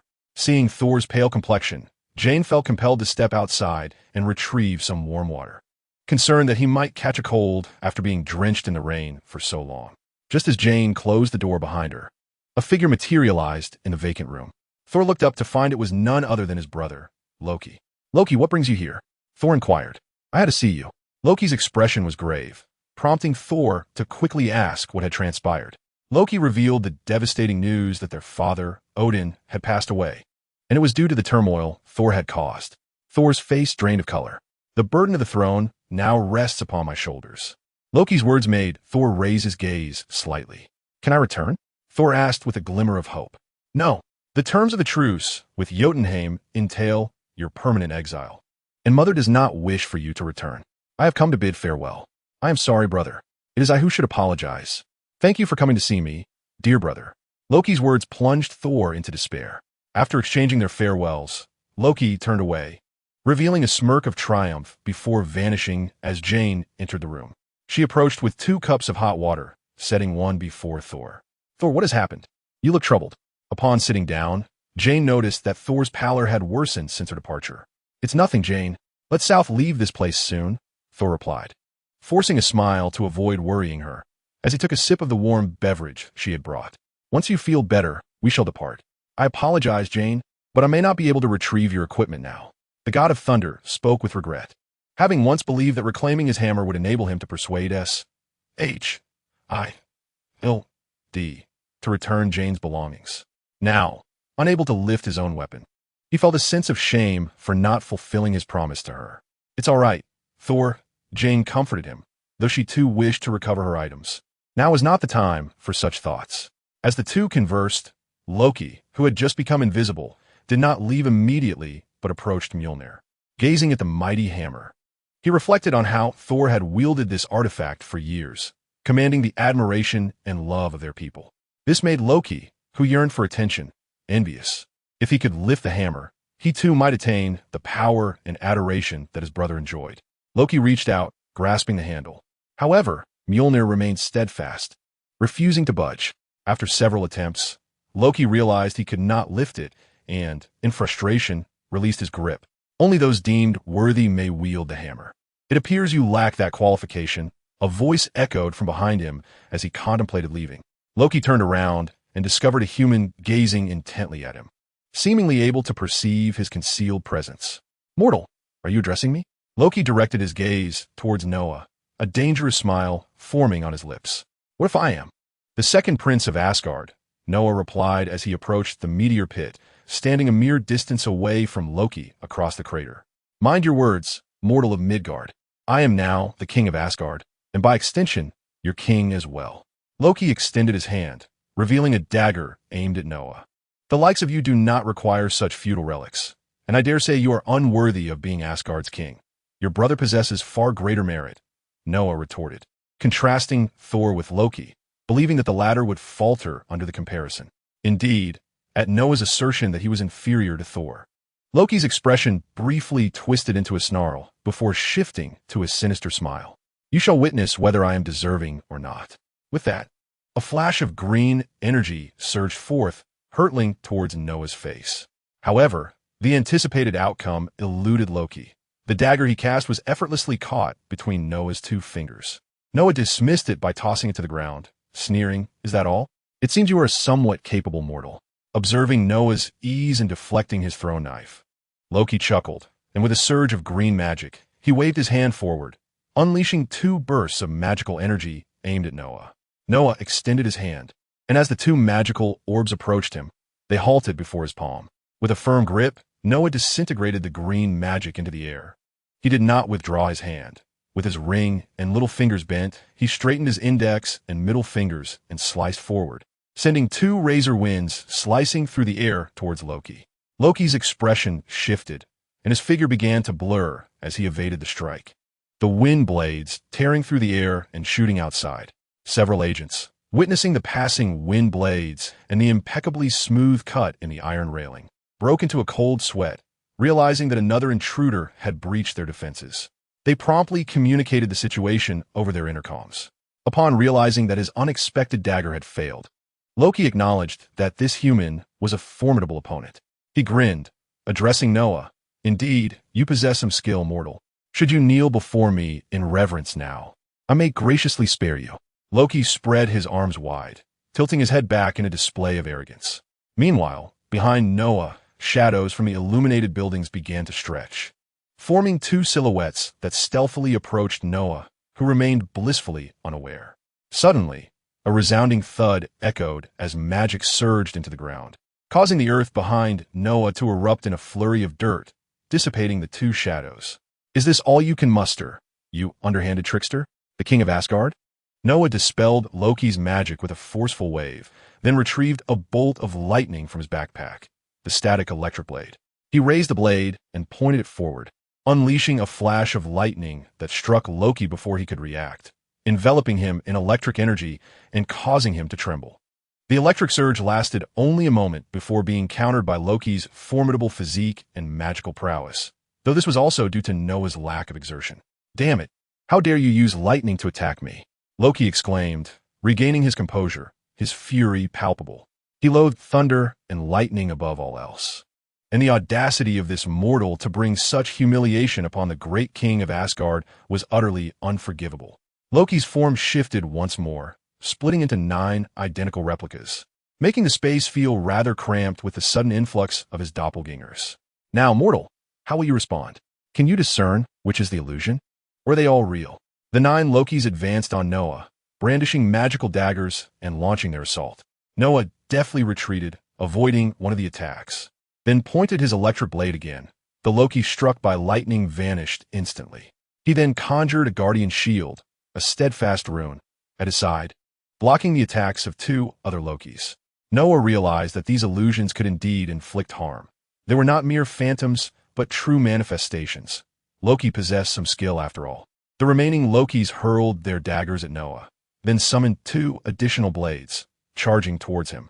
The daggers, infused with Loki's green magic, sped towards Noah with alarming velocity. Yet, Noah's magic surged forth, transforming into a whirlwind that encircled him, the way of the winds of Yasuo, deflecting the incoming daggers. The swirling winds then exploded outward, morphing in a slicing sword energy that scattered Loki's doppelgangers. Once again, the battlefield reverted to its original state, leaving only one Loki standing before Noah. "As a mortal, your strength is commendable." Loki clapped his hands, a smile gracing his face as he praised Noah. "Yet as a god, your prowess is lacking." Before he could finish, Noah swiftly seized the arm of a Loki attempting to ambush him from behind. The Loki before Noah dissipated as the true Loki materialized. His expression twisted in rage as he struggled to free himself from Noah's grip. "Is this the cunning of the god of deceit? It resembles the antics of child," Noah remarked, gripping Loki's hand tightly. From the very beginning, Loki had been unable to conceal himself from Noah. His immense magical power allowed him to sense Loki's whereabouts. Their previous exchanges had merely been a game. "Release me, mortal, you are offending a god." Loki struggled fiercely, attempting to pry open Noah's hand. Despite the formidable strength bestowed upon him by his frost giant lineage, which had previously demonstrated power surpassing that of Captain America in the film, he found himself unable to break free. This was due to Noah's strength, which had significantly increased under the enhancement of the Resolute rune, now exceeding Loki's capabilities. A god? Such a feeble deity. "Come, taste the electric therapy you so adore," Noah taunted, raising the other hand that gripped the electric knife high above. The clouds, which had once dissipated, began to gather ominously again as thunder rumbled, a manifestation of Noah's magic channeling the storm clouds through the electric knife. As Loki gazed at the impending lightning descending from the heavens, a look of terror etched itself upon his face. He sensed the imminent danger, his scalp prickling as his instincts screamed at him. This coming strike felt fatal. Despite his intense struggles, employing telekinesis and the innate abilities of a frost giant, he remained ensnared in Noah's grasp. At the moment the lightning was about to strike, Loki cried out with urgency, "Heimdall!" Far away in Asgard, Heimdall had been observing the situation. Initially, his focus had been on Thor's movements, but upon noticing Loki's unexpected appearance, confusion washed over him. Loki had not summoned him to activate the Bifrost to transport him to Earth today. How had he arrived there? A sudden thought struck Heimdall, reminiscent of the frost giant who had inexplicably entered Asgard. However, time was of the essence, as Loki remained the king of Asgard in name, and Heimdall could not allow anything to befall him on Earth. He activated the Bifrost, sending forth a radiant beam of colors towards the Earth. At that moment, Noah sensed an overwhelming force approaching. He relinquished his grip on Loki and executed an arcane leap, vanishing from his original position. As Noah evaded, a brilliant beam of multicolored light cascaded down, illuminating Loki's location. Coulson, accompanied by a freshly assembled cadre of agents, arrived just in time to witness the descending rainbow beam and the mysterious mark it left behind. Thor and Jane, alerted by the commotion, emerged to investigate. Chapter 42, Noah's Warning. Thor's transformation. As the dazzling beam of colors faded, a mysterious mark appeared on the once muddy ground. With the light dissipated, onlookers began to converge, their gazes fixed upon Noah, who stood holding lightning and the enigmatic imprint on the ground. "What was that?" Dr. Jane inquired, having noticed the flickering electric light outside her window earlier. She and Thor had stepped out to assess the situation, only to discover the radiant beam of the Bifrost, though she remained unaware of its nature. Yet, she found the light beautiful, albeit scientifically perplexing. "That is the Bifrost, Jane, the very bridge I mentioned to you before," Tony remarked, his expression complex as he gazed at the imprint left by the Bifrost. It was a tool that could have taken him home. Yet now he realized he could never return. Shaking his head and casting aside his troubled emotions, Thor turned to gaze at the lightning in Noah's hand, sensing it to be a formidable weapon, akin to his own Mjolnir, both embodying the essence of thunder. Indeed, the form of the electric blade unmistakably revealed its nature as a weapon of lightning. "What? Is this truly the Bifrost? Were your previous claims genuine?" "Indeed, they are true. How could I deceive you?" Nearby, Coulson, having overheard Thor's words, cast a few glances in his direction before approaching Noah. His gaze lingered on the lightning that Noah wielded, and he inquired, "Noah, what transpired? What is that object? Were you engaged in combat with someone?" His barrage of questions demonstrated Coulson's concern, yet Noah remained unperturbed. He first stowed the electric blade in his backpack, then turned to the god of thunder. "Did your brother come here, seeking you?" Noah asked, directing his gaze towards Thor, prompting the others to follow suit. "Yes, my brother Loki came to see me," Thor replied. "What? He invaded our camp without our knowledge?" Coulson exclaimed, astonished that an enemy could infiltrate their base unnoticed. He considered Loki an adversary, as it seemed he had clashed with Noah. "Loki has the ability to become invisible, which is why you couldn't detect him," Noah clarified, addressing Coulson's bewilderment. Coulson nodded, surprised by the revelation of such stealth, pondering whether it stemmed from superhuman abilities or magic. "But why did you engage in conflict with him, Noah?" Coulson inquired, surveying the chaotic scene around the crater and the severed fence. The recent tempestuous display of lightning and thunder led Coulson to realize that a fierce confrontation had occurred. I happened to encounter him and engaged in a friendly sparring match, fostering a connection between our realms, Noah replied earnestly, though Coulson appeared skeptical. While Thor seemed to wholeheartedly believe him. Noah, you are quite amiable. I am certain you and my brother could become good friends. He despises me, Noah chuckled inwardly. Subsequently, Coulson directed his subordinates to restore order to the disarray, while Noah and Thor retreated to a nearby room. So, Thor, are you unable to wield your hammer at this moment? Noah inquired, seated across from Thor. Jane, sitting beside Thor, perked up at the question, intrigued by the revelation of a new realm, where both Thor and Noah appeared to belong. Indeed, I was arrogant and instigated a war, only to be banished by my father to Midgard. I am no longer the Prince of Asgard, and moreover, I have caused my father's demise. As Thor spoke, a shadow of anguish crossed his face, and Jane, noticing his distress, offered him a comforting gesture. Noah stroked his chin, pondering why Thor believed every word his brother uttered. His father was so formidable. Could it be that life and death were as simple as mere words? Although, in the end, he did indeed perish. Thor, you didn't hear the news of your father's death from your brother, did you? Noah inquired. How did you know? Thor replied, his expression revealing an air of bewilderment. Do you not harbor any doubts? Your brother is the god of deceit. Is trickery not his favorite pastime? Furthermore, I surmise that your father has merely succumbed to the Odin sleep and is not truly dead. Odin sleep? What is that? I have never heard my father mention it. Thor responded, reflecting on the fact that he should not blindly trust his brother's words, particularly as his sibling had a penchant for deception and mischief since childhood. It was rumored that the divine power of Odin would grow increasingly potent, and to balance this burgeoning strength, Odin would periodically enter the Odin sleep. Noah began to explain the concept of Odin's sleep to Thor, though he mused that very few might be privy to such knowledge. Otherwise, Asgard's enemies would surely seize the opportunity to launch an assault. However, Thor likely would not dwell on how Noah came to know of Odin's sleep. Really? My father is not dead, Thor exclaimed, his face lighting up with joy, momentarily forgetting to question how Noah was aware of Odin's sleep, while Jane beside him shared in his elation. Yet, you still cannot lift your hammer, so do not rejoice too soon, Noah remarked, intending to temper Thor's exuberance. Indeed, at this, Thor's excitement waned, and he began to recount his past misdeeds, his arrogant instigation of war, the injuries inflicted upon his friends, the disruption of peace across the 9 realms, and his subsequent banishment by his father. Noah recalled the opening scenes of the film where Thor was eager to incite conflict, much to Odin's chagrin. Odin, who wished to pass the throne to him, must have feared that once crowned king of Asgard, Thor would plunge the 9 realms into chaos. Thus, Odin had decisively cast Thor down to earth to temper his spirit. Surprisingly, this proved effective. After spending several days on Earth with Jane and the others, Thor's demeanor had indeed matured significantly. It was evident that this brief sojourn had profoundly transformed him, leading him to recognize his faults. Could this be the power of love? Noah pondered. So, your father exiled you to Earth and sealed your powers to train you? To help you realize your mistakes? Noah pretended to deduce Odin's intentions, seizing the moment to remind Thor. What? Is that truly the case? My father was testing me and not abandoning me? Thor responded, gradually grasping the implications of Noah's insights.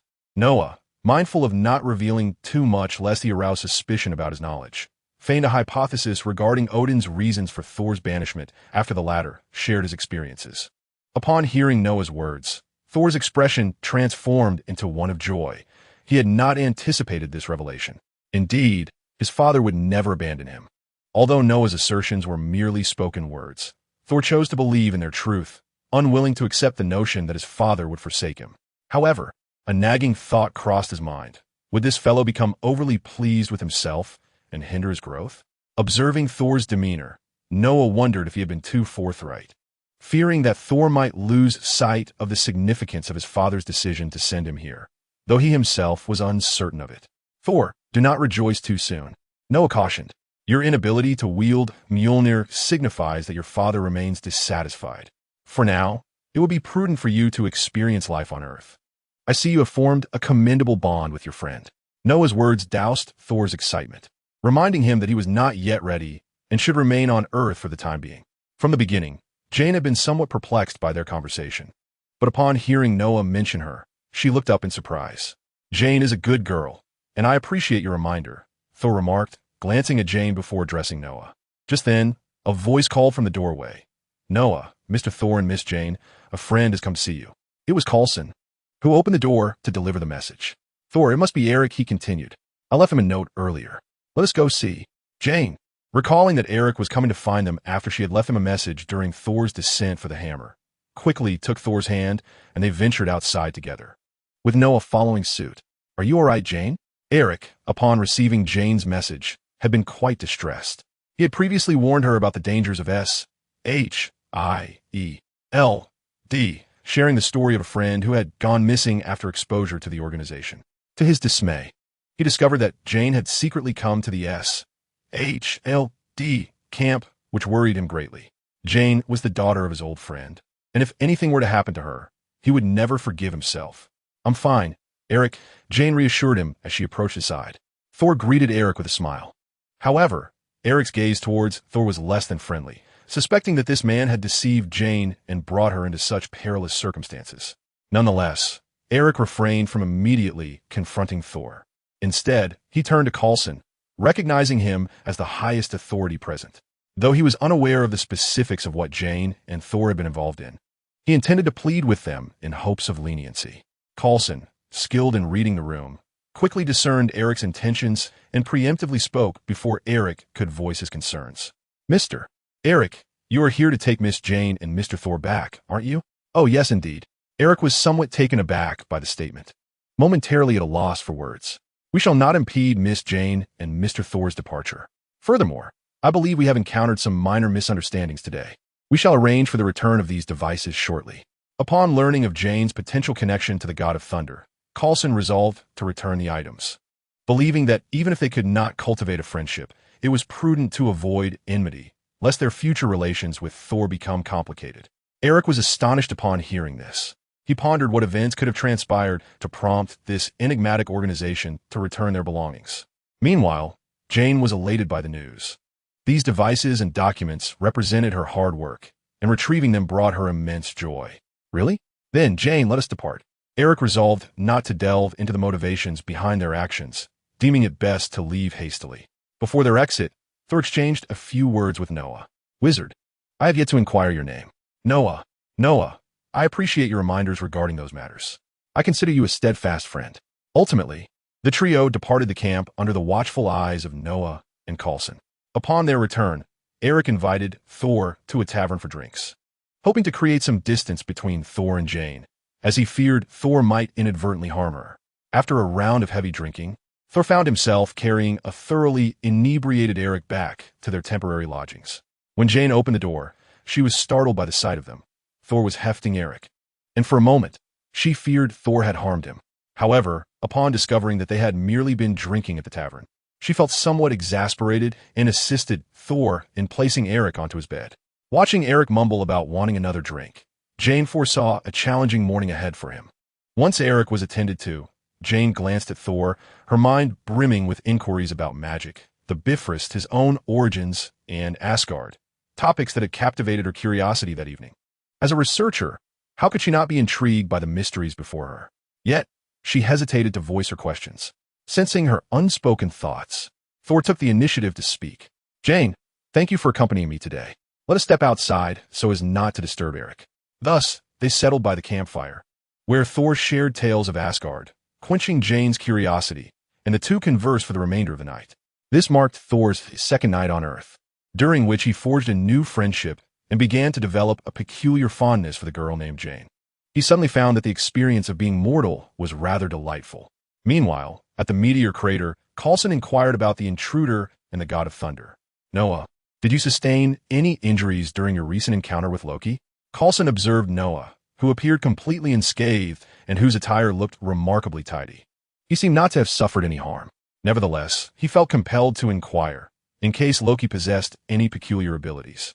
I am fine, Noah replied to Coulson, nodding to indicate his well-being.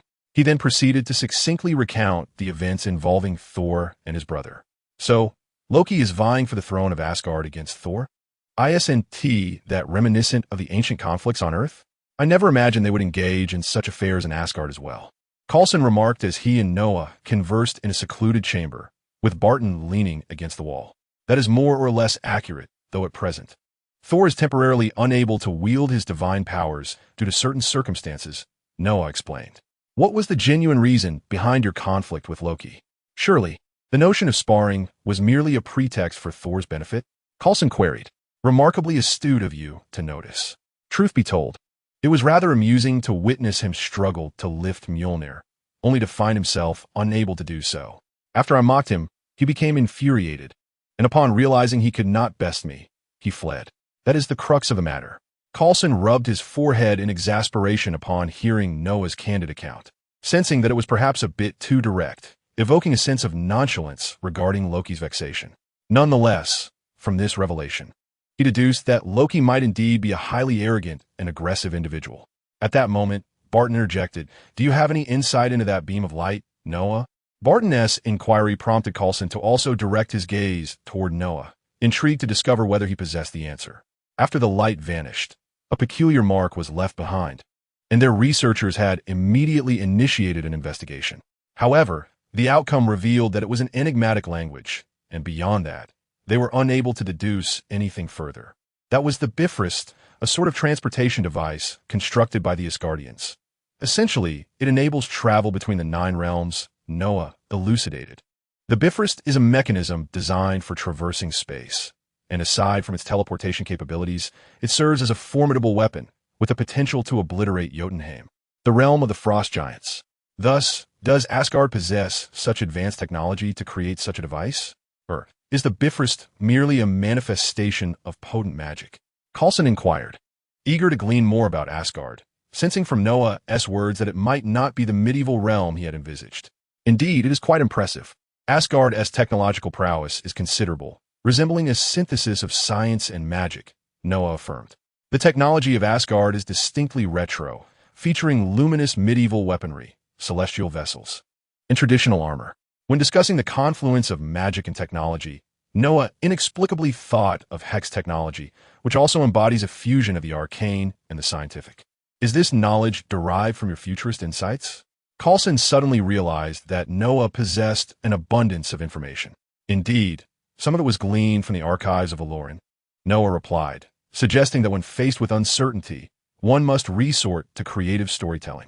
Subsequently, Noah shared insights about the Asgardians, noting their generally prolonged lifespans.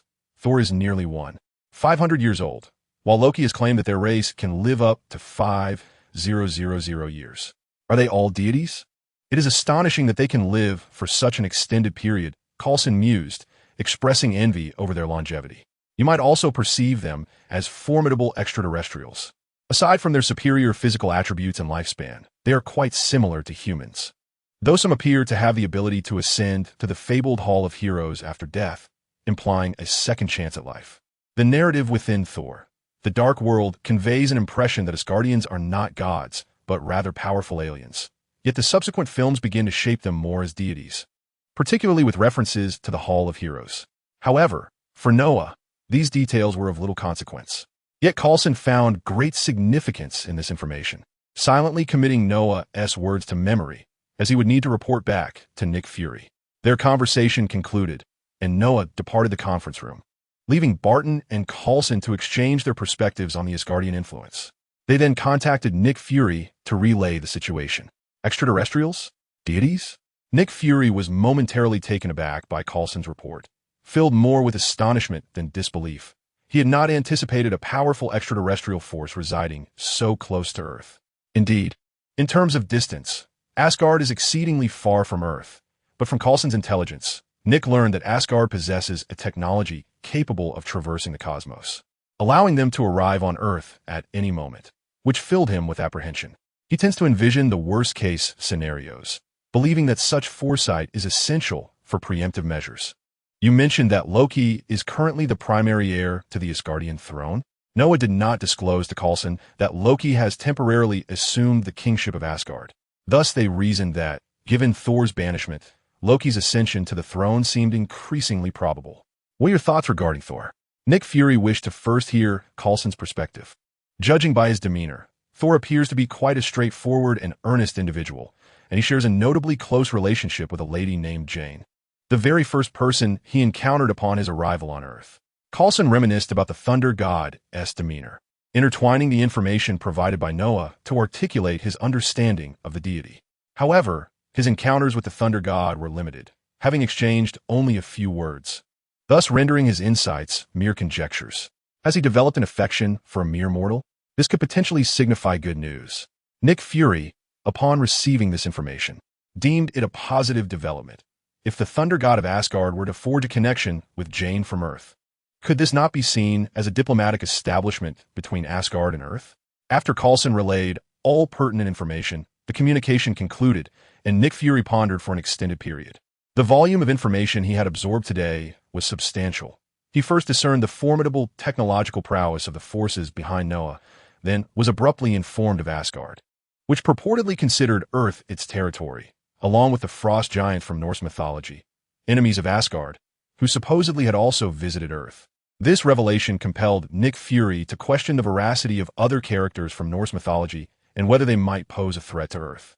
Fury idly fiddled with the beeper in his hand, his secret weapon, though he sensed it was not yet time to deploy it.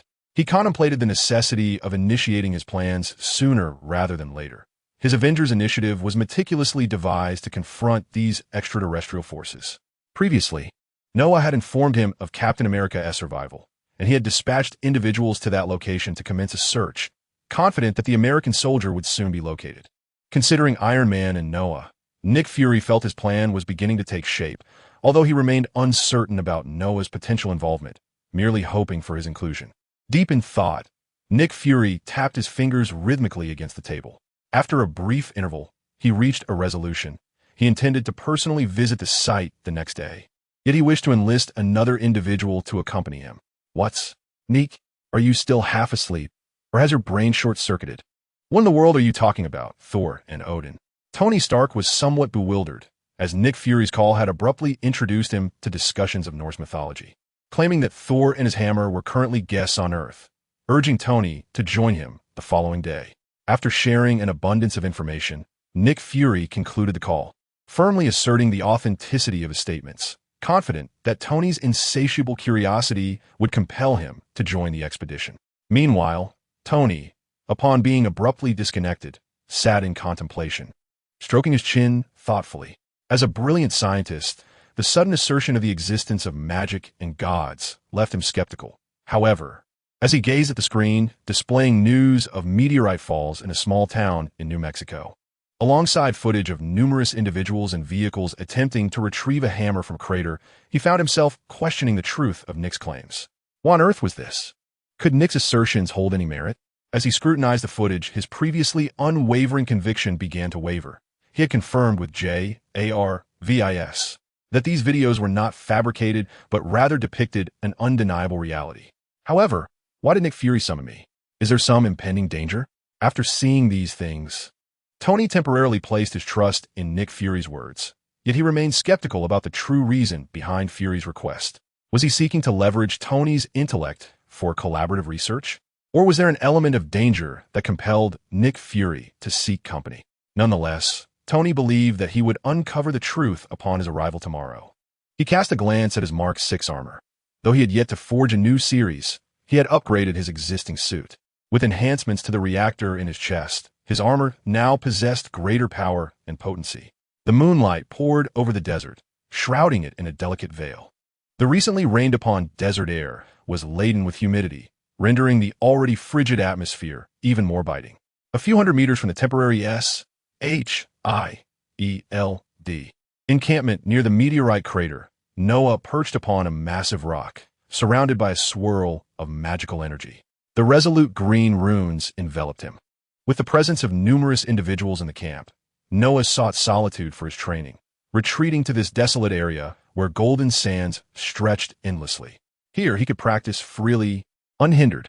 With each measured breath, magic coursed through his body, and at that moment, Noah sensed an extraordinary connection forming with the floating runes before him. It seemed he had begun to grasp the power of the runes on a deeper level. Noah ceased his training, focusing on the levitating green rune. He felt his mastery over it had significantly improved, not through summoning heroes as before, but by honing his skills through personal practice, deepening his bond with the rune itself. Noah deemed this a promising beginning. With continued dedication, he would achieve perfect control over the runes.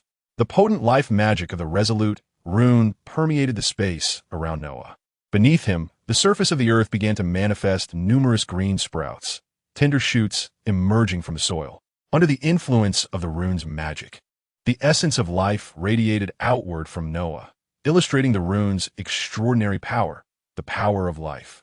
It was said that the formidable life force of the resolute rune could even restore life to the deceased. At the encampment, an agent reported, "Sir, there are high-energy readings in the vicinity," as he monitored the data on the reconnaissance instruments. "Do not concern yourself with that," Coulson replied, aware that it was Noah's doing. Noah had just informed him of his intention to venture out, though Coulson remained unaware of Noah's activities. "Understood, sir." After receiving his superior's response, the agent ceased his inquiries. But as he observed the expanding range of high-energy readings on the screen, he couldn't shake the feeling that it was continuously growing. Chapter 44. Nick and Tony arrive. The Celestial Palace approaches the following day. Noah exhaled deeply, dispersing the magical energy that enveloped him, as he concluded a night of intensive training by retracting the rune. The sensation of growing stronger each day is truly delightful. Noah felt an abundant surge of magical energy within him, a sensation of growth that brought him immense joy. What on earth is happening? Having just completed his training, he opened his eyes to find the once barren desert around the large stone upon which he sat, now lush with green grass, forming a small oasis centered around the stone. Could this be the power of the resolute rune? The life-giving magic had transformed the desert into a verdant landscape. Noah speculated that during his practice the night before, the energy of the resolute rune had dispersed, allowing the surrounding flora to absorb this power and flourish. Indeed, this is the resolute rune. I recall it even possesses the ability to revive the fallen. In a comic by Rise, he mentioned that the green rune could bring individuals back to life. It must be the resolute rune he referred to. I shall have the opportunity to test this in the future. Returning to his senses, Noah glanced at the greenery before him and then made his way back to the S.H.I.E.L.D. camp. Upon his return, he entered to find Coulson and others outside, having cleared a substantial area. Approaching them, Noah inquired, "Coulson, what is happening? What are you all busy with this early in the morning?" Upon recognizing Noah's return, Coulson replied, "Noah, we are awaiting the director. He said he would come personally and should arrive shortly." Just then, a dark speck appeared on the horizon, and as everyone looked on, they realized it was not their director. As the speck drew closer, their eyes widened in recognition of the visitor. It was none other than Iron Man, Tony Stark. Following him, a Quinjet emerged, disabling its cloaking mechanism to reveal itself to the group. The Quinjet approached and landed smoothly on the cleared area, with Tony gracefully descending beside it, employing the familiar jet-assisted landing synonymous with Marvel superheroes. The rear hatch of the Quinjet lowered, revealing Nick Fury and Black Widow stepping out. This time, it was just the two of them. Tony lifted his helmet and approached Coulson, stating, "Coulson, long time no see." Nick Fury, eager to cut off any small talk, interjected, "Mr. Stark, I must correct you. We only saw each other a few days ago in your lab." "Coulson, lead us to that thing," Nick Fury commanded, then turned to Noah and nodded. Noah returned the gesture. "What brings Nick Fury here?" Perhaps Coulson informed him of the events here yesterday, and Fury could no longer contain his curiosity? That makes sense, Noah mused, as Nick Fury has always been fond of matters concerning extraterrestrials. Tony noticed the interaction between Nick Fury and Noah, intrigued by Noah's identity. He discreetly instructed J.A.R.V.I.S. to look up Noah's information. Although Tony's voice was barely above a whisper, Noah could hear it clearly, but chose to disregard it. A group of individuals arrived beside Thor's hammer, gazing into the meteorite crater where it stood majestically. Both Tony Stark and Nick Fury wore expressions laden with complexity. Tony's eyes sparkled with curiosity. Despite his skepticism regarding the existence of deities, his inquisitive nature, a hallmark of his scientific spirit, compelled him to explore new realms of knowledge for self-improvement. In contrast, Nick Fury's countenance reflected a heavier, more contemplative mood as he harbored concerns about the emergence of this new force from Asgard.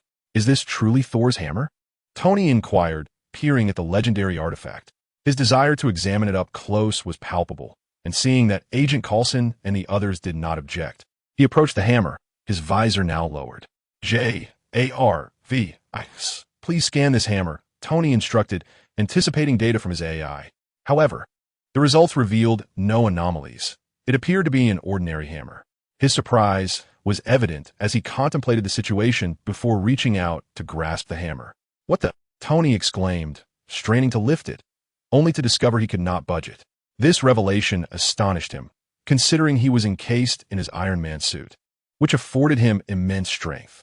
The impossibility of lifting the hammer seemed profoundly unscientific. Undeterred, Tony activated several thrusters on his gauntlet, augmenting his power in an attempt to extract the hammer. Even as he created a large crater in the sand beneath him, the hammer remained immovable, leading him to ultimately concede defeat. What on earth is this?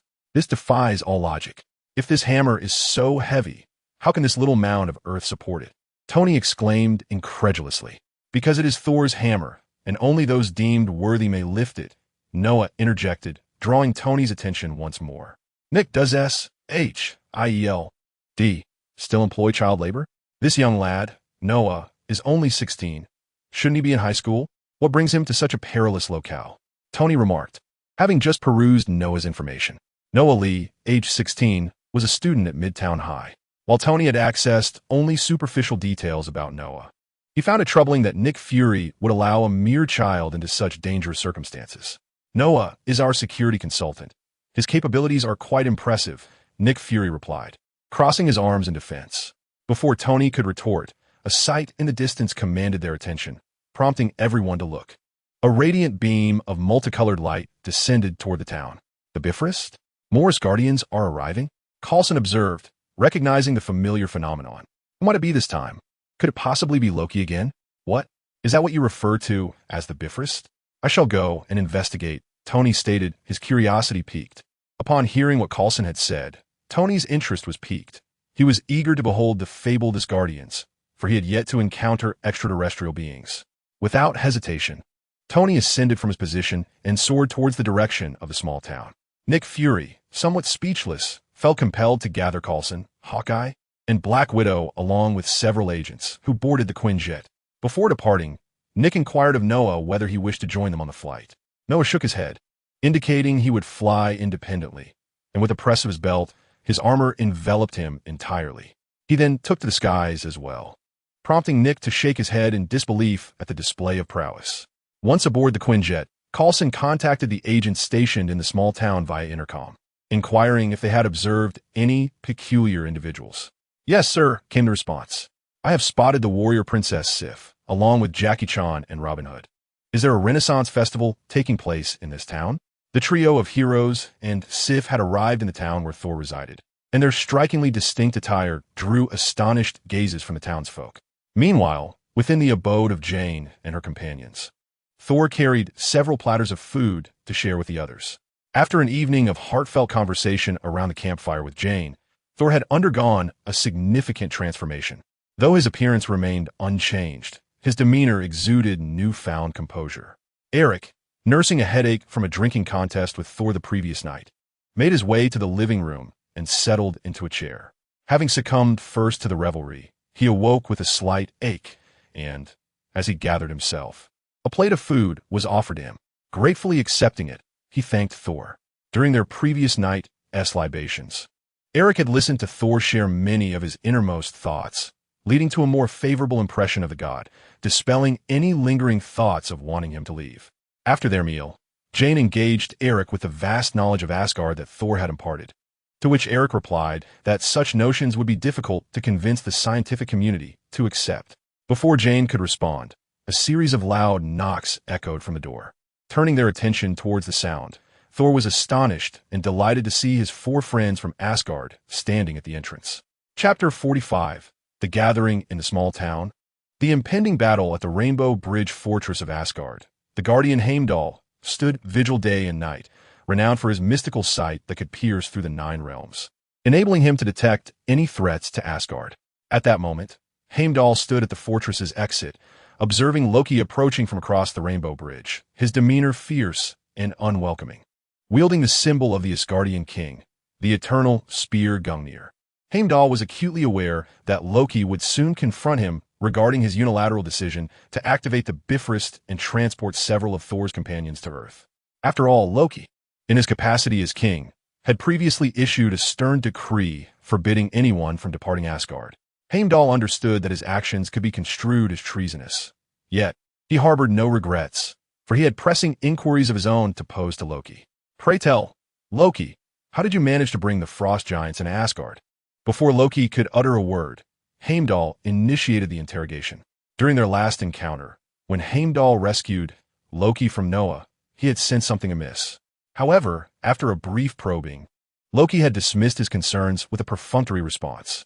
Respecting Loki's current royal status, Heimdall refrained from delving deeper at that time. Nevertheless, he conducted a private investigation and uncovered the truth. Those frost giants had indeed been brought into Asgard by Loki. He had discovered clandestine passages that allowed entry without traversing the Bifrost. Faced with the exposure of his misdeeds, Loki abandoned pretense and laid his cards on the table. Do you truly believe the Bifrost is the sole gateway to the realm? There are matters beyond your extraordinary perception. By my authority as king, I hereby declare you, due to acts of treason, no longer a citizen of Asgard. I shall no longer heed your commands, Heimdall retorted, brandishing his sword. However, before he could strike, he was enveloped by an icy aura emanating from Loki, who had unexpectedly produced the icebound casket. As Heimdall was completely encased in ice, he observed Loki's skin turning blue and his pupils transforming to crimson, the unmistakable traits of the frost giants. Once Heimdall was frozen, Loki cleverly concealed the icebound casket, a skill of his that allowed him to hide objects upon his person. With a sigh of relief, Loki returned to his throne. Prior to meeting Heimdall, he had utilized the Eternal Spear to dispatch his father's armor, the Destroyer's suit, to Earth, issuing a command that he wished to see Thor vanquished there, rather than returning to Asgard. Meanwhile, on Earth, in a quaint town, Jane, Eric, and Daisy, along with Thor, observed the quartet outside the glass door. To their astonishment, the door had been recently cracked by the 4 members of the Asgardian team. Thor's eyes gleamed with surprise. He had not anticipated his friends would seek him out. Eric and the others were left speechless, particularly Eric, who had just remarked that in order to convince others of Jane's theories, tangible evidence was essential. Remarkably, just as he finished speaking, the evidence appeared. The group opened the glass door and entered, with Thor joyfully extending his arms to embrace his friends, who enthusiastically joined in a collective hug. Subsequently, among the 3 warriors, the stout one with a majestic beard, resembling a lion, introduced the trio to Jane and her companions. Greetings. Allow me to introduce Lady Sif.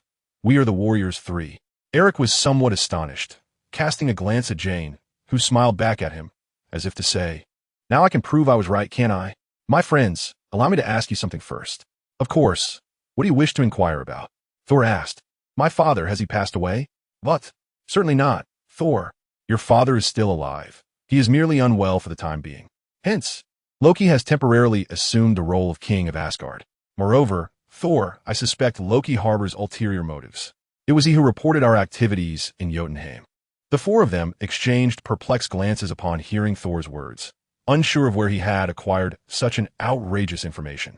They proceeded to enlighten Thor about the truth and share their perspectives on Loki. Loki, what on earth are you scheming?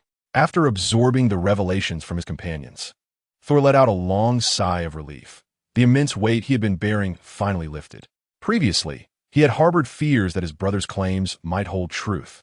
But now, knowing it was Loki who had deceived him, he felt reassured, albeit his teeth began to grind in anger at Loki's treachery.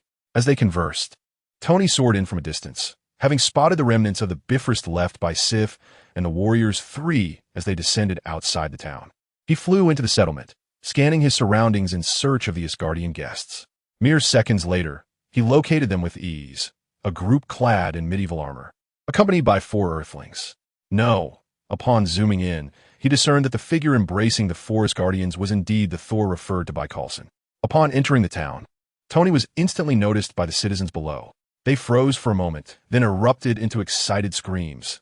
It was Iron Man.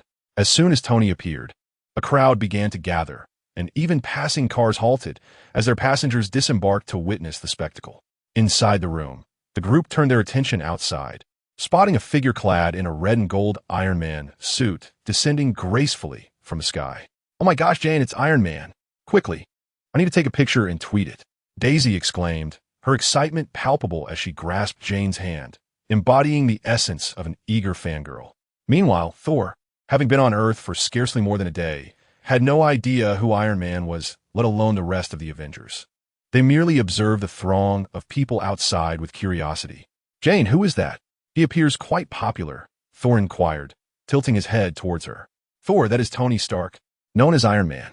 A brilliant scientist and a superhero. He is immensely well-liked," Jane explained. Thor nodded, though he remained perplexed by the concept of a superhero. As Tony landed, he waved to the gathering crowd and proclaimed, "Hello, friends. I am delighted by your warm welcome, but I must ask you to cooperate and disperse a bit." After speaking, Tony paid no further attention to them, believing that a confrontation with the opposing party was unlikely. He made his way directly towards Thor and his companions. "He seems to be looking for us," Eric remarked, uncertain of Iron Man's intentions, but speculating that he was likely seeking Thor and his friends. Sure enough, they watched as Iron Man approached and halted at their doorstep. Sif and the three warriors grew vigilant, sensing a hint of danger emanating from the oddly clad figure before them. "Greetings. Are you inhabitants of Asgard?" Tony inquired, standing before them. The display within his mask scanned the group intensely as he posed his question. "Indeed, human. This is the Prince of Asgard, Thor. This is Lady Sif. And we are the Warriors Three, Fandral, Hogan, and I, Volstagg." The stout warrior Volstagg enthusiastically introduced himself, seemingly proud of his identity and eager to share his title, as if revealing his hobbies. Just as Thor and the others were about to discern Tony's purpose, a gasp arose from the crowd outside. "Look up in the sky. What is that? I recognize him. The new hero who appeared the night before. I believe he's called the Swift Sword Master. I've seen videos about him. Oh my gosh. Do they know each other? Are they part of the same team?" Another figure clad in high-tech armor soared through the sky. It was Noah, who had also arrived.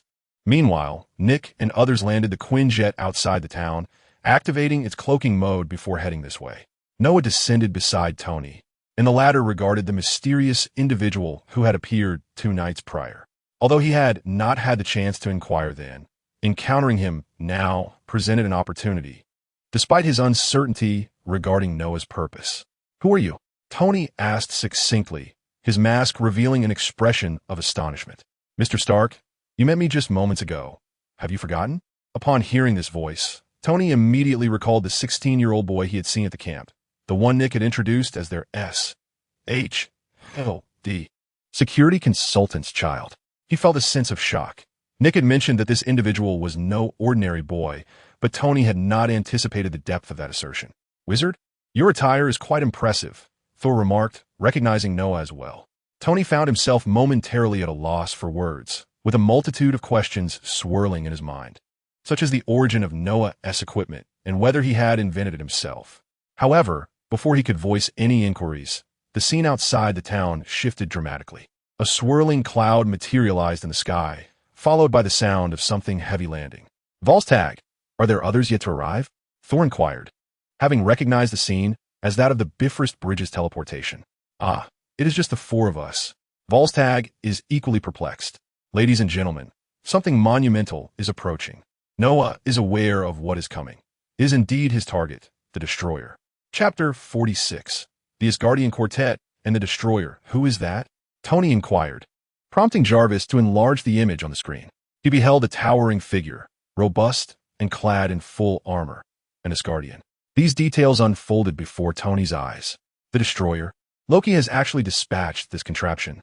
Volstagg, from a distance, recognized the figure as well. It is said to be the armor worn by King Odin during his conquests. One of the 3 warriors, Hogan, with his dark-haired ponytail, remarked calmly. Upon landing, the Destroyer advanced towards the town with heavy, deliberate steps. "We are not actually going to fight that thing, are we?" questioned Vandal, one of the 3 warriors, gazing at the imposing figure approaching them. Its formidable and fierce exterior, combined with the knowledge that it is adorned in Odin's armor, instilled a reluctance to confront it. At that moment, a brief commotion erupted among the crowd as a group of agents in black suits pushed through, led by Nick Fury, followed closely by Coulson, Hawkeye, Black Widow, and several other agents. "What is happening? Who is that newcomer?"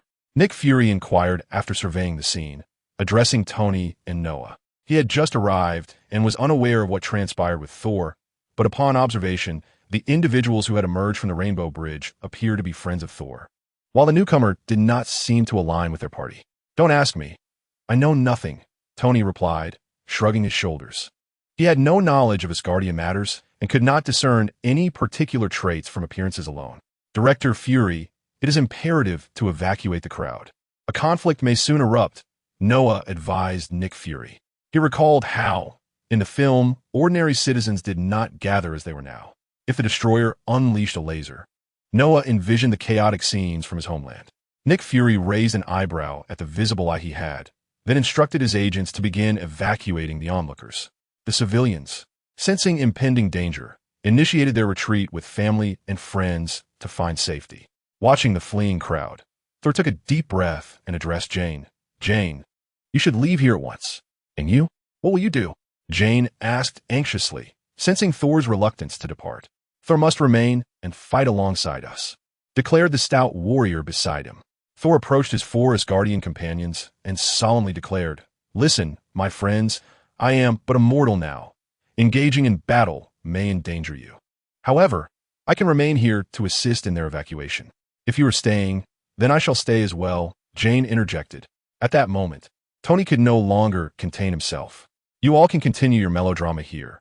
I shall go confront that fellow," he exclaimed before soaring into the sky, heading straight for the approaching destroyer. "What is a melodrama?" Thor pondered, somewhat perplexed.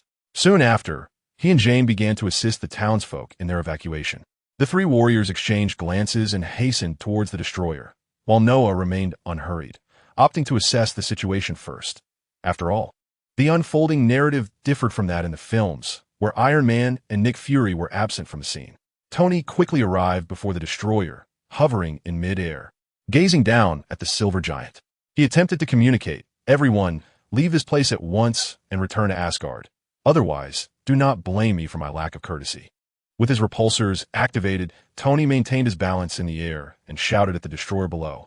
Upon hearing Tony's words, the destroyer halted, turning its gaze towards him as its facial armor gradually opened. Believing his intimidation had borne fruit, Tony prepared to speak again, only to be interrupted by Jarvis's urgent warning. "Sir, something is amiss. There is a high-energy response ahead." "What?" Tony realized that the open faceplate revealed a hollow interior. Unmanned, he thought, just as the face began to emit a radiant glow. Sensing imminent danger, he swiftly adjusted his repulsors, redirecting his flight. With a whoosh, a massive beam of light grazed past him, causing Tony to break into a cold sweat. He understood that a direct hit from that laser would spell disaster. "Damn it!" he exclaimed, regaining his composure and retaliating by launching a barrage of miniature missiles from his shoulder armor, which streaked through the sky, leaving trails of white smoke as they hurtled toward the destroyer. The missiles struck the destroyer, resulting in a series of explosions that enveloped it in a cloud of white smoke. Tony lost sight of the destroyer's condition, but suddenly, a warning flashed on his screen. He dodged just in time, realizing that another laser shot had emerged from the mist. At that moment, he heard a rugged voice call out mid-Guardian, "I come to assist you." A figure charged forward. It was the stout warrior Volstagg, brandishing an axe as he swung it toward the destroyer. A resounding clash of metal echoed as the destroyer raised its arm to block the blow. Volstagg's arm tingled from the impact as he gazed at the seemingly unscathed destroyer. Devoid of even a scratch, he swallowed hard, only to be sent flying by a retaliatory strike from the destroyer. Hogan and Vandal caught Volstagg, but the force of his landing sent them staggering back several meters. Suddenly, a laser beam descended from the sky, striking the destroyer and forcing it to stagger back a few steps. Tony retracted his palm in midair and descended to the ground, realizing that maneuvering the repulsor while airborne was cumbersome. Upon landing, he immediately raised his hands, unleashing a barrage of lasers along with a simultaneous launch of all the missiles he could muster. The destroyer was bombarded by this torrential assault, compelled to retreat again and again. Seeing this, the 3 warriors pressed forward, joining the fray with their weapons. Although the destroyer was remarkably resilient, through their combined efforts, it was gradually pushed back. Each time the destroyer fired a laser, Tony used his repulsor to target its head, causing its beams to veer off course, striking nearby buildings and vehicles and resulting in tremendous explosions. For the first time, Tony and his companions exhibited an unexpected synergy. "Director, shall we not intervene?" Hawkeye inquired from a distance, observing the clash. Our current expedition lacks heavy artillery. Our involvement would only complicate matters, Nick Fury replied, noting that while Iron Man and the Asgardians were indeed forcing the destroyer back, they were inflicting little effective damage. Moreover, they had only brought a few handguns. Director, I can pilot the Quinjet to engage the enemy, Natasha suddenly interjected. While the fighter jet has a wide attack range, it poses a risk of collateral damage. Let's assess the situation first, Fury responded. Under the relentless assault of the warriors, the destroyer was driven to the base of a building. Without warning, a figure leapt down from the rooftop, none other than Sif, who had vanished moments earlier. Grasping her spear, she harnessed the momentum from her descent to pierce the destroyer's chest. Forged by the masters of Asgard, Sif's spear was exceptionally sharp, directly penetrating the destroyer's armor. Just as a smile graced Sif's face, the destroyer, which she had impaled, began to contort its body, turning to face her as its features illuminated ominously.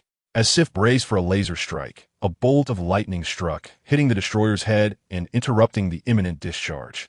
Thor, Sif, and the three warriors, spotting the lightning, turned in anticipation of Thor's return. However, they were met not by Thor, but by another figure clad in advanced armor, wielding a weapon resembling a lightning bolt, from which the previous strike had emanated. In the distance, as Thor was evacuating the townsfolk, he beheld a scene that evoked memories of the mighty Mjolnir, stirring a profound nostalgia for the days when he wielded the hammer in battle. However, he was uncertain when he would grasp his weapon again, and he had to momentarily cast aside such thoughts as he saw off the last group of villagers. Jane, you should leave too. After everyone had retreated, only the agents and a few of Jane's companions remained. Thor addressed Jane, and what about you? I wish to stay here, for my friends are still fighting. Moreover, it is my brother Loki who is likely manipulating the destroyer from behind. I want to see if I can stop him, Jane replied. Then I shall wait for you here, Thor. Meanwhile, back at the battlefield, Noah finally made his move, utilizing an electric blade to deflect the destroyer's head, before soaring to the center of the fray. Finally arrived? I thought you were over there enjoying popcorn while watching a movie, Tony quipped upon seeing Noah approach, unable to refrain from a jest. Don't rush me. I observed your performance and was tempted by the prospect of popcorn myself, but alas, the crowd has dispersed, leaving me empty-handed. As Sif withdrew her spear, distancing herself from the destroyer, the four from Asgard regrouped. Thank you, Sif expressed her gratitude to Noah, turning her gaze to the destroyer, which had once again risen to its feet. Miraculously, the gaping wound in its chest had healed, and the destroyer exhibited no discernible emotion, for it was merely a suit of armor. However, Loki, hidden behind the armor, recognized Noah, the one who had caused him embarrassment that fateful night, and seethed with indignation, commanding the destroyer to eliminate Noah. The destroyer's head emitted a blinding light, surging with energy far greater than before. Observing this, Noah preemptively halted the advance of the Asgardians, raising his hand to gather power.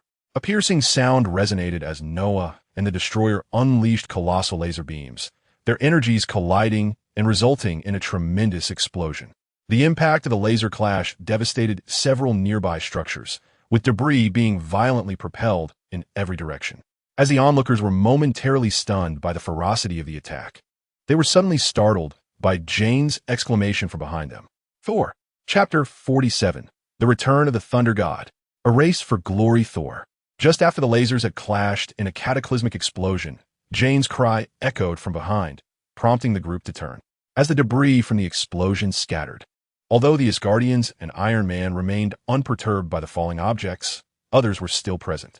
Daisy and Eric were fortunate enough to have taken refuge behind a car, shielding themselves from the onslaught of debris. However, Jane was not as fortunate. A chunk of masonry, propelled by the explosion, hurtled toward her, and as an ordinary human, she had no means to react in time. However, Thor was right beside her, so he swiftly pushed Jane aside, ensuring her safety while he himself was struck brutally by the shard, collapsing onto the ground, his shirt stained crimson, as if life had ebbed away. Jane, bewildered, knelt on the ground, her gaze fixed on Thor. This scene left Noah feeling somewhat awkward, realizing that he had indeed been inconsiderate, failing to account for the presence of ordinary people amidst the chaos of his confrontation with the destroyer, inadvertently causing collateral damage to those nearby. Thor. The four warriors of the Celestial Palace rushed over, forgetting their own battle with the destroyer upon witnessing this unfolding event. Surprisingly, the destroyer also ceased its movements. More accurately, it was Loki, the puppet master behind the scenes, who halted. Observing his brother seemingly on the brink of death, Loki found himself engulfed in complex emotions. Not as elated as he had anticipated. Noah, oblivious to Loki's turmoil, pondered whether the resolute rune could revive Thor. He sensed that Thor's situation was dire. In his mortal form, such a blow would surely lead to death. Suddenly, a thunderclap resonated through the sky, capturing the attention of Noah and Tony. "What's happening, Jarvis?" Did the weather report indicate impending thunderstorms? Tony queried, puzzled by the abrupt shift from clear skies to an ominous gloom. "Sir, the meteorological forecast does not predict rain at this time. The current climatic phenomenon is exceedingly abnormal." As Noah observed this, a glimmer of realization sparked in his eyes. He understood what was about to transpire. In the distance, the god of thunder's hammer began to tremble, sending the researchers into a frenzy as their instruments displayed erratic readings. Then, astonishingly, the hammer soared into the sky, hurtling toward the town with a sonic boom. The hammer cleaved through the heavens, and the air reverberated with thunderous roars. Daisy noticed something else approaching and hastily pulled Jane aside. While the four warriors halted, their faces alight with exhilaration as they beheld the incoming object. The hammer descended upon the prone Thor, eliciting a gasp from Jane. Simultaneously, a bolt of lightning struck, and, as the hammer landed, an arm emerged from the brilliance. Grasping the weapon, armor began to envelop the arm, coalescing into the battle attire of the god of thunder. Thor, the god of thunder, was resurrected. The four warriors were ecstatic. The Thor they knew had finally returned. Meanwhile, far in Asgard, Loki clenched his fists, leaving his throne. With Thor regaining his power, he realized the tide had turned. His next move was to bring the frost giant king, Laufey, into Asgard and seize the opportunity to eliminate him, thus proving his superiority over Thor. "Oh my god!" Jane and the others were left in awe, gazing at the man reborn amidst the lightning. What the heck? Tony was utterly astonished. Was this truly the god of thunder? He felt as though his worldview was about to be reshaped today. Overwhelmed by the myriad of unexpected occurrences, the teleporting rainbow bridge, the formidable Asgardians, and this deity capable of summoning lightning. Nick Fury and his companions were equally astounded, while Barton nodded in agreement, acknowledging the divine presence. Noah observed the scene with a nod. He realized he wouldn't need to intervene now. However, a thought crossed his mind. If the destroyer were to be vanquished by the thunder god rather than himself, would his mission still be deemed successful? "Is this your usual attire?" Jane inquired, gazing at Thor as he approached, radiating an aura of valor and charm. "Pretty much, but we still have foes to confront, Jane. You should move to a safer location," Thor replied, striding toward the battlefield where the conflict had erupted, acknowledging Noah and Tony with a nod. He then hurled his hammer towards the destroyer, which staggered upon impact, only to be struck again by the returning hammer, nearly losing its footing. After regaining its balance, the destroyer unleashed a beam of orange light from its head, a searing laser directed at Thor, distorting the air around them. Thor countered by throwing his hammer to deflect the laser, then, retrieving it, soared into the sky, summoning a tempest as colossal thunderclouds began to swirl above. "Isn't this a bit excessive?" Tony remarked, taken aback by the dramatic spectacle. He felt increasingly sidelined, questioning whether the world was transforming too rapidly. "I can't just stand by. I must act quickly," Noah observed, realizing Thor was about to unleash a significant attack. If he hesitated any longer, he risked failing his mission. Changing the electric blade in his hand from its lightning form to that of a sword, he launched himself forward with the speed of an arrow. The fusion of wind and lightning propelled Noah before the destroyer, where he delivered a devastating strike with his electric sword. The combination of wind and thunder amplified the power of his swift blade technique, carving a gash across the destroyer's chest and forcing it to retreat. At that moment, the thunder god descended, enveloped in crackling electricity, raising his hammer before him, intent on obliterating the destroyer. Witnessing this, Noah raised his hand, his internal magic surging forth as winds and lightning began to emanate from him, wreaking havoc on everything around him. Tony, realizing the impending chaos, quickly distanced himself.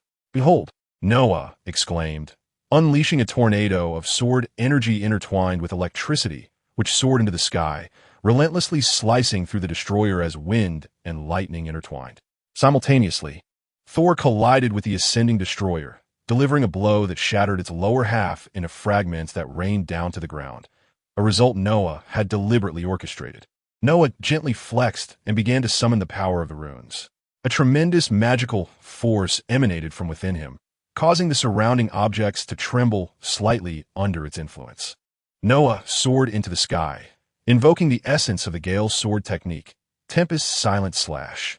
He silently chanted within his heart, then advanced towards the obliterator, which had been swept into the air. In his hand, the electric blade shimmered with magic, transforming into a sword of lightning that extended to an impressive 5 meters in length. With both hands gripping the sword, Noah executed a decisive swing. The 5-meter-long lightning greatsword cleaved through the obliterator, and to his astonishment, the seemingly indestructible entity began to crack at the point of impact. Noah struck again, unleashing a flurry of Tempest's silent slashes like a torrential storm. The obliterator was relentlessly battered by Noah's strikes, becoming firmly fixed in the sky. As he prepared for the final blow, Noah concentrated the sword's energy, with lightning and gale swirling around the blade. The sword's aura reached its zenith, and he brought it down with force. Solaria Cataclysm. The colossal sword aura struck the obliterator, driving it towards the ground and carving a massive gash into the earth. Spanning several meters, the obliterator lay shattered in the fissure, utterly immobilized, rendered inoperative. Witnessing the spectacle, bystanders including Tony, Nick Fury, and the 4 valiant warriors of the Celestial Palace were left astounded, not to mention the ordinary onlookers, whose jaws dropped in disbelief. "Wow, I didn't expect your swordsmanship to be quite remarkable, wizard," exclaimed Thor as he flew to Noah's side. Unbeknownst to Thor, Noah had intentionally lifted the obliterator to prevent any fatal strikes to its vital points. He was oblivious to such subtleties. "You're quite formidable yourself, Thor. It must feel splendid to regain your powers." Indeed, the two descended from the sky, and Jane approached first. "Jane, would you like to see that bridge I mentioned?" As the two engaged in light banter, Noah opened his task panel, eager to check on his mission's completion. Ordinarily, he was not in haste to settle tasks, preferring to do so upon returning home. However, this time he felt a pressing urgency to undertake today's mission, which he had accepted the previous day. Yet, since there were no restrictions on the task, why not seize the opportunity to begin early? In truth, Noah had checked the task panel shortly after midnight the previous night, but the refreshed missions had all been trivial, low-value quests. Thus, he decided to revisit it now, curious about what new tasks might be available. Strange, however, upon accessing the task panel, Noah discovered something peculiar. The mission he had accepted yesterday was marked as incomplete. Filled with confusion, he wondered if the obliterator had yet to be destroyed. He turned his gaze towards the location where the obliterator had fallen, and at that moment, a strange phenomenon began to unfold. Chapter 48. Is the obliterator possessed by Odin? Amidst the vast chasm wrought by Noah's sword energy, the remnants of the destroyer began to tremble gradually. When Noah realized his task remained incomplete, he gazed in astonishment towards the fissure. "What is it, wizard?" At that moment, Sol noticed Noah turning his attention elsewhere and followed his gaze. Suddenly, Sol's hammer surged forward uncontrollably. He hastily grasped it, the ground beneath his feet marking a trail as the surface of Mjolnir radiated a golden luminescence. This brilliance unexpectedly erupted from the hammer, racing towards the location where the destroyer had fallen. As the light dissipated, the hammer returned to a state of calm, leaving Sol perplexed as he examined it and peered into the chasm. What was that? How could it emerge from my Mjolnir? Not responding to Sol, Noah felt a potent energy emanating from the fissure, the very site where he had struck down the destroyer. This force felt immensely more formidable than the previous incarnation of the destroyer. Recalling the ray of light that had erupted from Sol's hammer, Noah pondered a suspicion. Could it be Odin's divine power? He suddenly remembered that upon his arrival here, he had briefly interacted with the power of the runes and the divine energy within Mjolnir. Yet, why was Odin's power manifesting now? Was that old trickster stirring trouble from behind the scenes? Sol, something is amiss. Quickly, take Jane and the others, including Nick Fury and those in black, far from here. Given that he had nearly harmed Jane and the unusual aura emanating from the destroyer suggested an impending escalation, Noah decided it best to first evacuate those unaccustomed to battle. As for Iron Man, he could fly without Noah's concern, and the four from the Mystic Realm were sufficiently robust to withstand the chaos unfolding. What is happening? Sol began to inquire about the situation, perplexed that the destroyer had been vanquished. However, before he could articulate his question, a beam of golden light shot skyward from the spot where the destroyer had fallen. This light exuded an aura of authority and weight, and as it rose, it stirred violent waves of energy that radiated outward. What now? The bystanders raised their arms to shield their faces from the swirling debris, but the relentless waves made it difficult for them to maintain their footing. Everyone, evacuate immediately. The enemy is not yet defeated, and this area is about to become perilous. Noah amplified his voice, ensuring all could hear amidst the tumult. Nick Fury, sensing the gravity of the situation, rallied the agents to assist Jane and the others in their departure. "Jane, I will find you shortly," Sol called, waving his hammer at her, receiving a nod in return.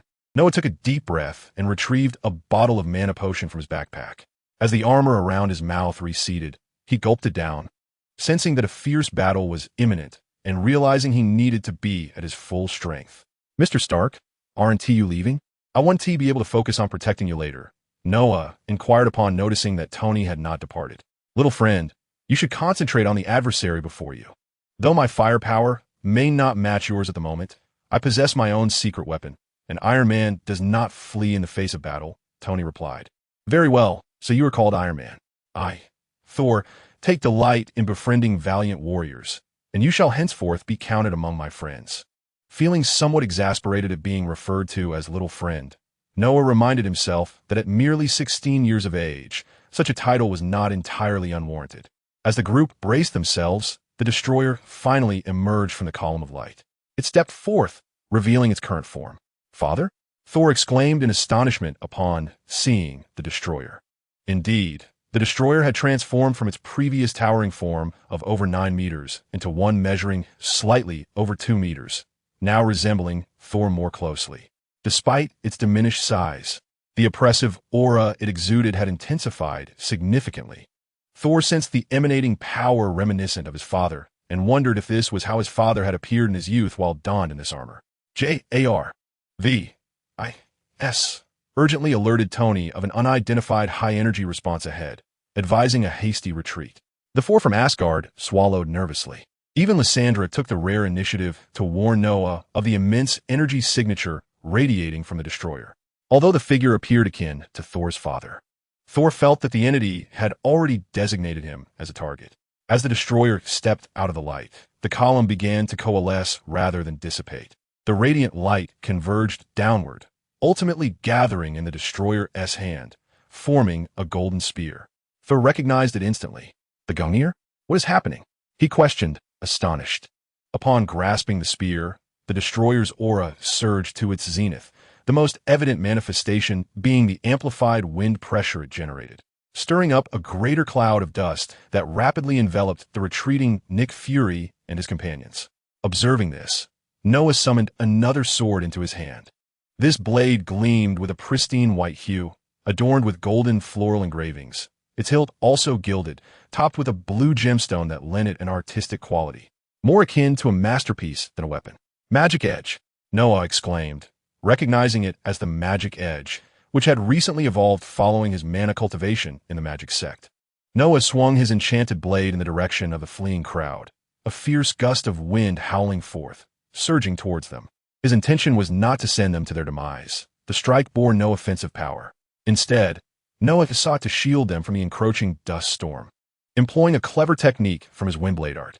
Indeed, as the tempest reached Nick Fury and his companions, it first created a barrier against the swirling sands, forming a wind wall that stood resolutely behind them. This remarkable feat was a testament to Noah's ever-increasing mastery over magical energy. Observing the dust's inability to approach, the group hastened their escape. "I'll go first," Thor proclaimed, spinning his hammer and charging ahead with remarkable speed towards the destroyer. He aimed to strike the foe directly with his Mjolnir. Clang! The sound of metal clashing rang out sharply. Thor's usually unassailable hammer failed to yield any effect this time. As the destroyer effortlessly seized it, the tremendous force of Thor's blow unable to budge the formidable opponent. Thor's expression shifted in alarm as he attempted to reclaim his hammer, but found it immovable.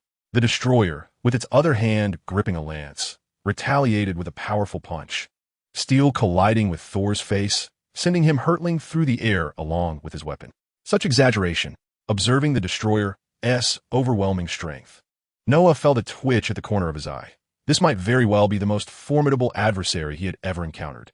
With determination, Noah brandished his swords and charged forward, wielding a lightning blade in his left hand and the enchanted blade in his right. Although he had not summoned the spirit of the moonlight sword art, he was still capable of launching an attack with his dual blades. As he sprinted, the surface winds began to swirl and coalesce, forming a white streak behind him, a phenomenon resulting from his incredible speed. As Noah closed in, the winds surrounding him reached their zenith, and he unleashed a powerful strike with both blades. Steel slash and flash. A colossal gust of sword energy intertwined with a brilliant flash of lightning, crossing to slash at the destroyer in a cross-shaped arc, imbued with sharpness and destruction. The destroyer tightened its grip on the lance, which began to radiate light, and a golden beam shot forth from the lance's tip, colliding with Noah's sword energy. After a brief stalemate, the beam unexpectedly broke through the sword energy, hurtling towards Noah. Noticing the weakening of the beam post-collision, Noah swiftly raised his sword, summoning a massive wind wall intermingled with yellow lightning to stand before him. The diminished beam could not penetrate Noah's wind barrier and dissipated harmlessly. Noah advanced once more, slashing towards the destroyer, only to have his attack parried by the long spear. At that moment, a hammer soared through the air, colliding with the destroyer while it was occupied, deflecting Noah's assault, sending it reeling.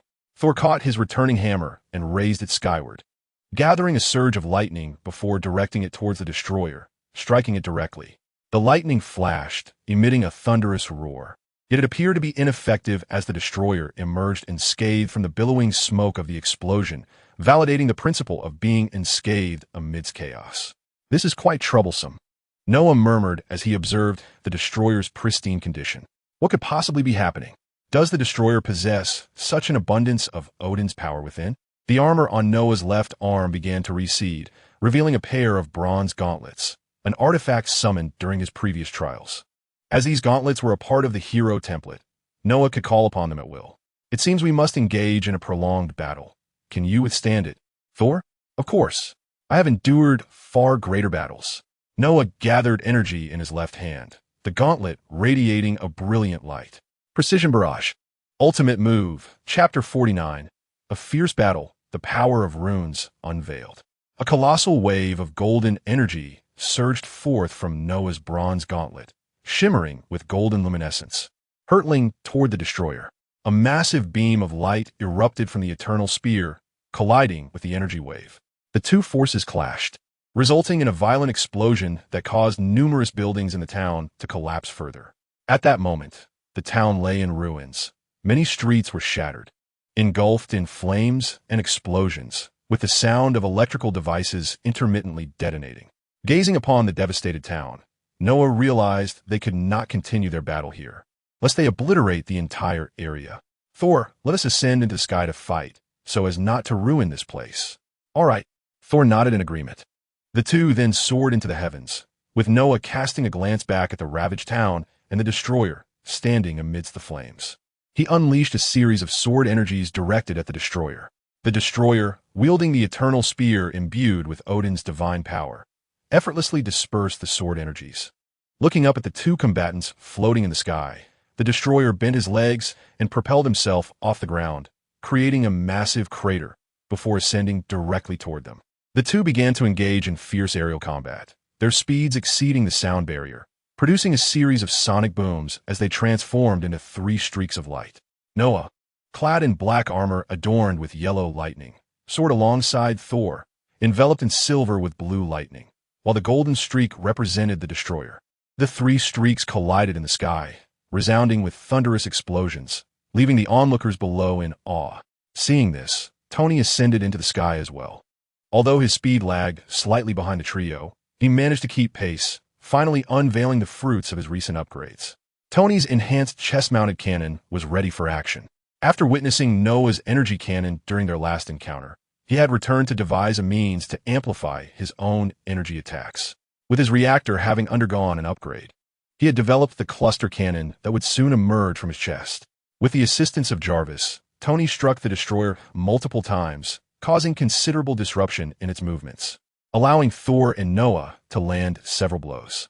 Noah repeatedly employed his bronze gauntlets, affixing the essence surge upon the destroyer, and then detonated it with arcane missiles, inflicting magical shock damage upon the foe. After numerous collisions, the golden radiance enveloping the destroyer had diminished significantly compared to its earlier state. At that moment, the two floated in the sky, locked in confrontation.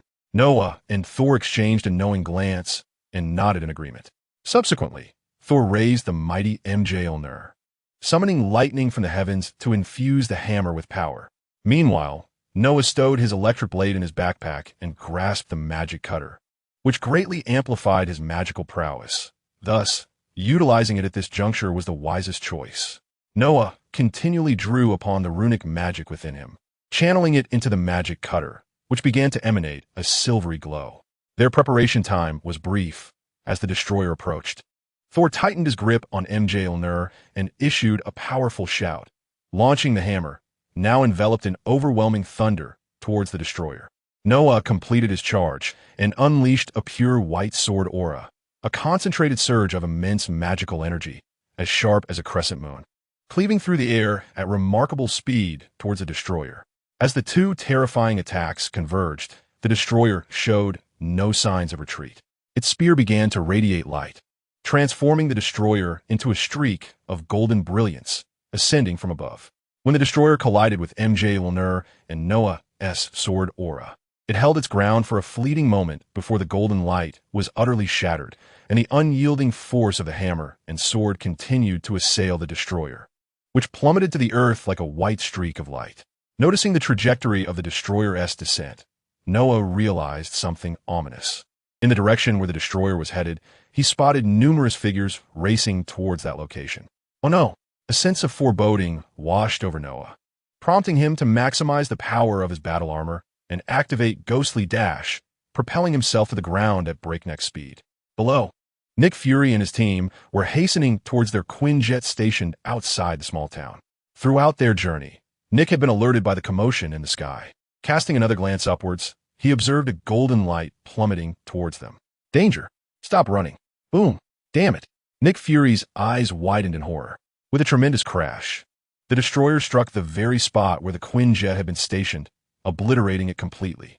The explosion's powerful shockwave rapidly expanded, threatening the lives of those who were perilously close to the epicenter. Suddenly, a figure descended from above, enveloping them in a massive shield that effectively blocked the lethal impact from reaching them. That was close.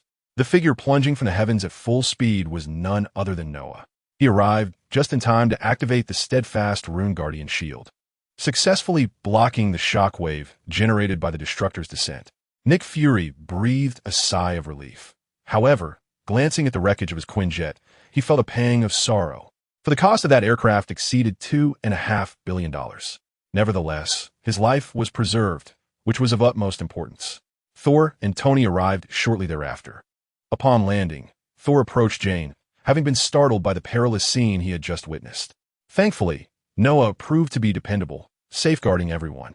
Maintaining the shield, Noah waved his hand to disperse the thick smoke towards the Destructor's direction. To no one's surprise, the Destructor emerged from the rubble, its golden glow intensifying. Yet Noah discerned that it was nearing the end of its strength. Is this your final power? Then allow me to greet you with this. Noah summoned the rune, cradling it in his hand. The moment the rune appeared, it captivated the attention of all present. Thor, gazing at the rune, felt an immense surge of power, recognizing it as an extraordinarily potent artifact. Nick Fury, deep in thought, surmised that this green stone was likely of great significance within Noah's organization. Tony, on the other hand, found it perplexing, instructing Jarvis to document everything for further analysis upon his return. As the rune materialized, it began to emanate formidable magical energy. Yet this power bore no aggression. Rather, it possessed a vibrant life force. The ordinary individuals present slowly began to absorb this energy, albeit unknowingly, as it subtly enhanced their physical forms. With the rune in hand, Noah gradually began to levitate, not propelled by his armor, but by the rune's overwhelming power, allowing him to float effortlessly in the air. He commenced channeling the rune. Although the steadfast rune was not primarily an offensive one, it still held unparalleled strength. This marked the first occasion Noah wielded the rune's full potential, encompassing all the power he could currently summon. The rune in Noah's grasp radiated an extraordinary magical energy, causing the very space around him to warp in the eyes of onlookers. The grip of immortality and explosive force began to converge within his hands.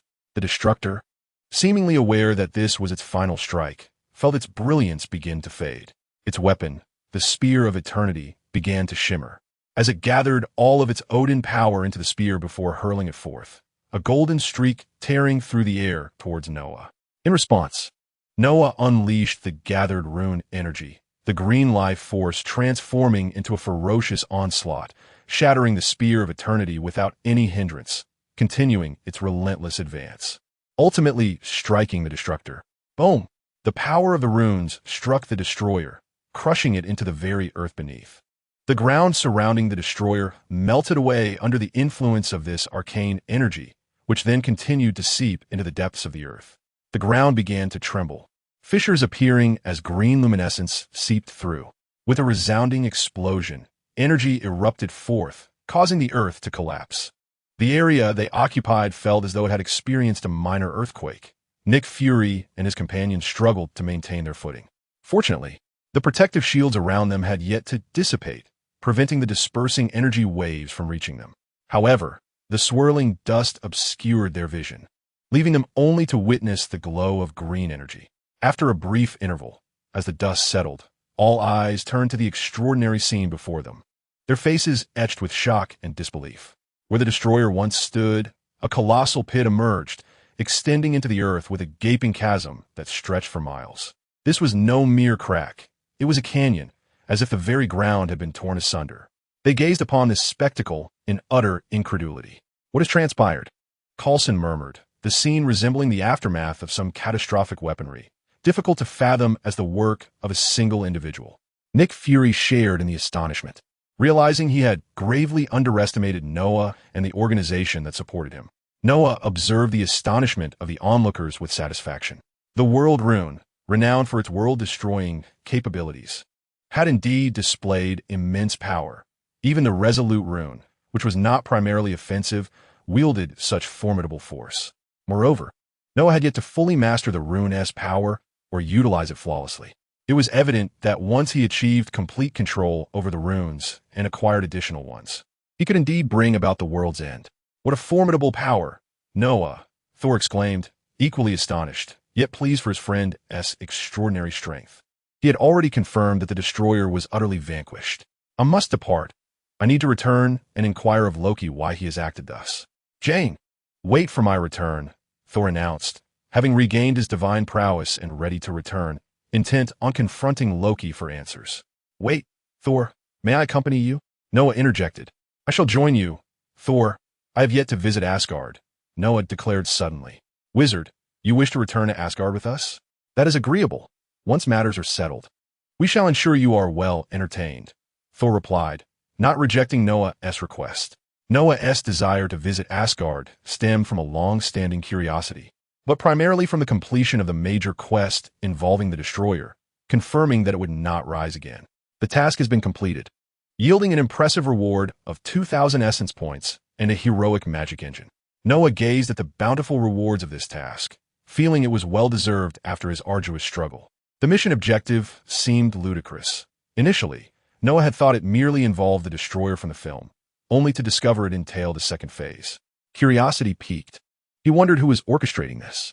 With the addition of the 2,000 essence points, Noah now possessed a total of 5,300 points.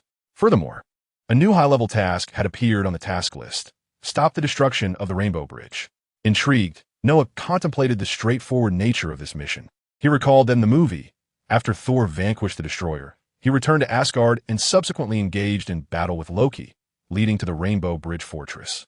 Loki had seized the opportunity to activate the Rainbow Bridge at maximum capacity, intending to obliterate Jotunheim. In a bid to thwart Loki, Thor shattered the bridge. Thus, It seemed that to complete this task, all Noah needed to do was prevent Loki from succeeding. However, he pondered whether it might be too late. In the film, the destroyer was dispatched by Thor in mere moments, while in reality, they had battled fiercely for an extended period before subduing it. Had Loki already melted Jotunheim? No. A sudden realization struck Noah. Whether Jotunheim was destroyed or not was of little concern to him, as long as the Rainbow Bridge remained intact. Wouldn't his task be effortlessly fulfilled? Nonetheless, he knew that nothing comes without a price, and to ascertain the situation, he needed to venture to Asgard. Therefore, Noah decided to accompany Thor and the others, as he could not traverse to Asgard on his own. Soon after, Noah followed Thor to the designated location of the Rainbow Bridge, standing at the mark to facilitate Heimdall's transport. Heimdall, Thor called out once he stepped into the mark. Heimdall's all-seeing eye could pierce through the 9 realms. As long as Thor was within his line of sight, Heimdall could summon the Rainbow Bridge to that location. However, as Thor awaited the transport, he noticed the Rainbow Bridge was not forthcoming. What is happening? Heimdall, can you hear me, Heimdall? Thor sensed something was amiss. Heimdall never took this long. Surely, something must have gone awry on Heimdall's end. After several more calls to Heimdall, the sky finally began to shift, clouds swirling as vibrant colors flickered through them. Thor exhaled in relief. Had anything happened to Heimdall, he would have been at a loss for how to return to Asgard. After bidding a brief farewell to Jane, accompanied by a passionate kiss, the Rainbow Bridge enveloped them all, vanishing into the mark. The remaining individuals gazed in astonishment at the unfolding scene. Within the confines of the Rainbow Bridge, countless starry skies whirled before Noah's eyes, evoking a sense of wonder within him. The journey through this ethereal passage did not last long. Moments later, they emerged from the Rainbow Bridge, and in that very instant, a frozen humanoid statue came into view. Thor immediately recognized the encased figure as Heimdall. Standing beside the initiator of the Rainbow Bridge, Loki held the eternal spear, a cold smirk adorning his face as he regarded the recently returned group. Dear brother, you have finally returned, albeit too late. I am about to obliterate Jotunheim and prove that I am the one worthy of the throne.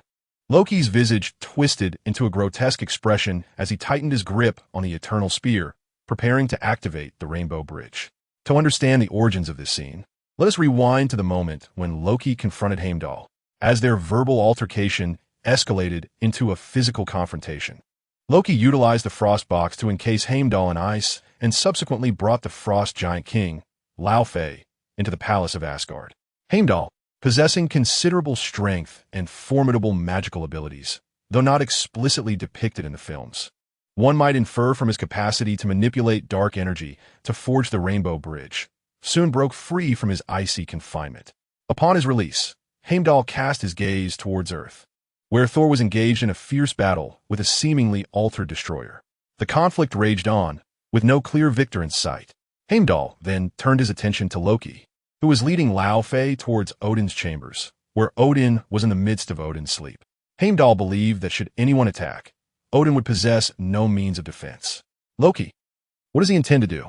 Recognizing the gravity of the situation, Heimdall hastened towards the palace, commandeering the celestial vessel of a patrolling Asgardian soldier for expedited travel. After bringing Laufey to Odin's quarters, Loki refrained from entering, opting instead to conceal himself. Laufey, however, was unfazed. His most loathed enemy lay defenseless within the very room before him, and he could hardly contain his anticipation. As Laufey reached out to touch the door, a wave of blue energy emanated from his fingertips, encasing the entrance in ice, which subsequently shattered. Upon entering, Laufey nonchalantly swatted aside Queen Frigga, who attempted to resist, and eagerly approached Odin, gazing at his slumbering visage. I have heard that you can hear and see the happenings around you even in sleep. I hope that is true. Laufey's hand transformed the ice into a dagger. For this is how you will know it was Laufey who ended your life. Just as Laufey raised the dagger, a laser erupted from behind him, sending him crashing to the ground, writhing in agony and rendered unable to rise. It was Loki who stealthily attacked Laufey, standing boldly like a hero, his face a mask of righteousness. And it was by the hand of Odin's son, Loki, that you would meet your demise. Loki regarded the man before him with an impassive expression. Despite being his biological father, Loki felt no affection for him. He despised his identity as a frost giant and instead embraced Odin, identifying himself as Odin's son. Thus, he chose to eliminate Laufey before Odin and Frigga, seeking their acknowledgement and validation. Loki raised the eternal spear, its brilliance illuminating the air as it struck Laufey, who disintegrated into mere sparks. "Loki, you have saved your father," Frigga exclaimed, enveloping him in her embrace. Meanwhile, Heimdall, rushing towards the scene, was taken aback. He found himself puzzled by Loki's intentions, bringing Laufey to Odin only to slay him. Deciding to observe from the shadows, Heimdall sought to discern Loki's true motives. After soothing his mother, Loki hastened to the Rainbow Bridge fortress, ready to execute the final phase of his plan. Upon arrival, he discovered that the place once encased in ice, where Heimdall had been, was now littered with shards of ice, the Guardian nowhere to be seen. Scanning his surroundings, a smile crept upon Loki's face. "Heimdall, come fort. I have detected your presence. I didn't expect you to follow me all this way." Heimdall emerged from behind a pillar, his mind racing as he questioned whether Loki was indeed deceiving him. Realizing Loki stood at the activation point of the Rainbow Bridge, he inquired, "What scheme do you intend to enact, Loki?" "A scheme?" Loki scoffed. "I am now the king of Asgard. My actions are for the good of Asgard. I intend to annihilate Jotunheim, ensuring that this enemy of Asgard vanishes forever." "What? Are you mad?" "Such an act would plunge the 9 realms into chaos. It would incite war, and you would be the architect of this catastrophe. Destroying a realm is no trivial matter. Should the inhabitants of the other realms witness Asgard, the sovereign of the 9 realms, suddenly obliterating Jotunheim, they would surely descend into panic and confusion, fearing that they might be next." "I will stop you, Loki," Heimdall declared, gripping his sword tightly, vowing to prevent Loki from committing an act of genocide. "With what, pray tell, will you stop me?" Loki taunted. Heimdall advanced, launching an attack against Loki. Stronger and more resilient than most Asgardians, Heimdall was a master swordsman with keen observational abilities. In close combat, Loki found himself outmatched, retreating under Heimdall's swift onslaught. Seizing an opening, Heimdall deflected the eternal spear, his sword aimed directly at Loki. Yet at the moment of contact, Loki vanished, an illusion. As Heimdall swiftly grasped the situation, an ominous sensation washed over him from behind. Reacting instinctively, he rolled to evade a golden laser beam. The assault from the eternal spear was no trifling matter, and had Heimdall been struck, the consequences would have been dire. Witnessing Heimdall's tenacity, Loki decided to abandon his subterfuge. He brandished a frostbox, launching a freezing ray towards Heimdall, who adeptly twisted his body to avoid the icy projectile. The blue beam struck the walls of the Rainbow Bridge fortress, instantly encasing them in ice, the frost beginning to spread ominously. "Your hand." Heimdall suddenly noted the transformation in Loki after he wielded the frostbox. Loki's arm was gradually turning blue, evoking thoughts of the frost giants. Could it be that Loki was one of them? A notion flickered in Heimdall's mind. Just then, he heard someone calling his name. It was Thor's voice. This distraction did not go unnoticed by Loki, who seized the opportunity to launch another freezing ray. And this time, Heimdall could not evade it. Crack! The ice began to creep up from Heimdall's feet, enveloping him completely. As he struggled to break free, the calls of his ally echoed in his ears. Glancing at the activation mechanism of the Rainbow Bridge not far away, Heimdall, before being entirely encased in ice, hurled his sword, infusing it with dark energy to convey Thor's location. After casting away his sword, Heimdall succumbed once more to the icy prison. Loki, observing this, paled and hurried to the activation mechanism. Upon his arrival, the entrance of the Rainbow Bridge illuminated and several figures emerged, Thor and Noah among them. "However, your return is too late. Brother, I shall obliterate Jotunheim." Loki brandished the eternal spear, preparing to plunge it into the activation mechanism. Chapter 51. Completing the task at light speed, Riddle Master Odin. "I shall destroy Jotunheim, to prove that I am the rightful heir to the throne of Asgard." Loki's face twisted in malevolence as he gripped the eternal spear, poised to insert it into the Rainbow Bridge's socket. Just then, a flash of golden light appeared behind him, as a lightning-shaped blade pressed against his waist, unleashing a torrent of electricity. "Oh!"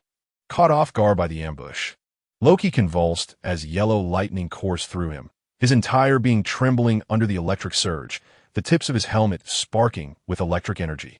Clang! As Noah withdrew the electric blade, Loki lay on the ground, enveloped in smoke, his eyes vacant, the eternal spear slipping from his grasp. Enough of your incessant chatter. It is time to teach you the lesson that villains perish through their verbosity. Noah withdrew the electric knife he had plunged into Loki's side, narrowly averting the potential activation of the Bifrost. Fortunately, Loki's penchant for verbosity provided him with the necessary time. Otherwise, Noah would have been left uncertain as to whether he could close the bridge once opened. Such unpredictable variables were best avoided. With a swift blink, Noah traversed to Loki's rear and delivered a shock therapy to the mischievous child. Splendid work, wizard. You have done exceptionally well. We were mere moments away from Loki unleashing the destruction of Jotunheim. Thor wiped the cold sweat from his brow. Had Loki succeeded in opening the Bifrost, Thor would have found himself without recourse to remedy the situation. He couldn't very well smash the bridge, for that would mean he might never see Jane again. Thankfully, the wizard had proven adept in neutralizing Loki. Wizard, how did you manage that?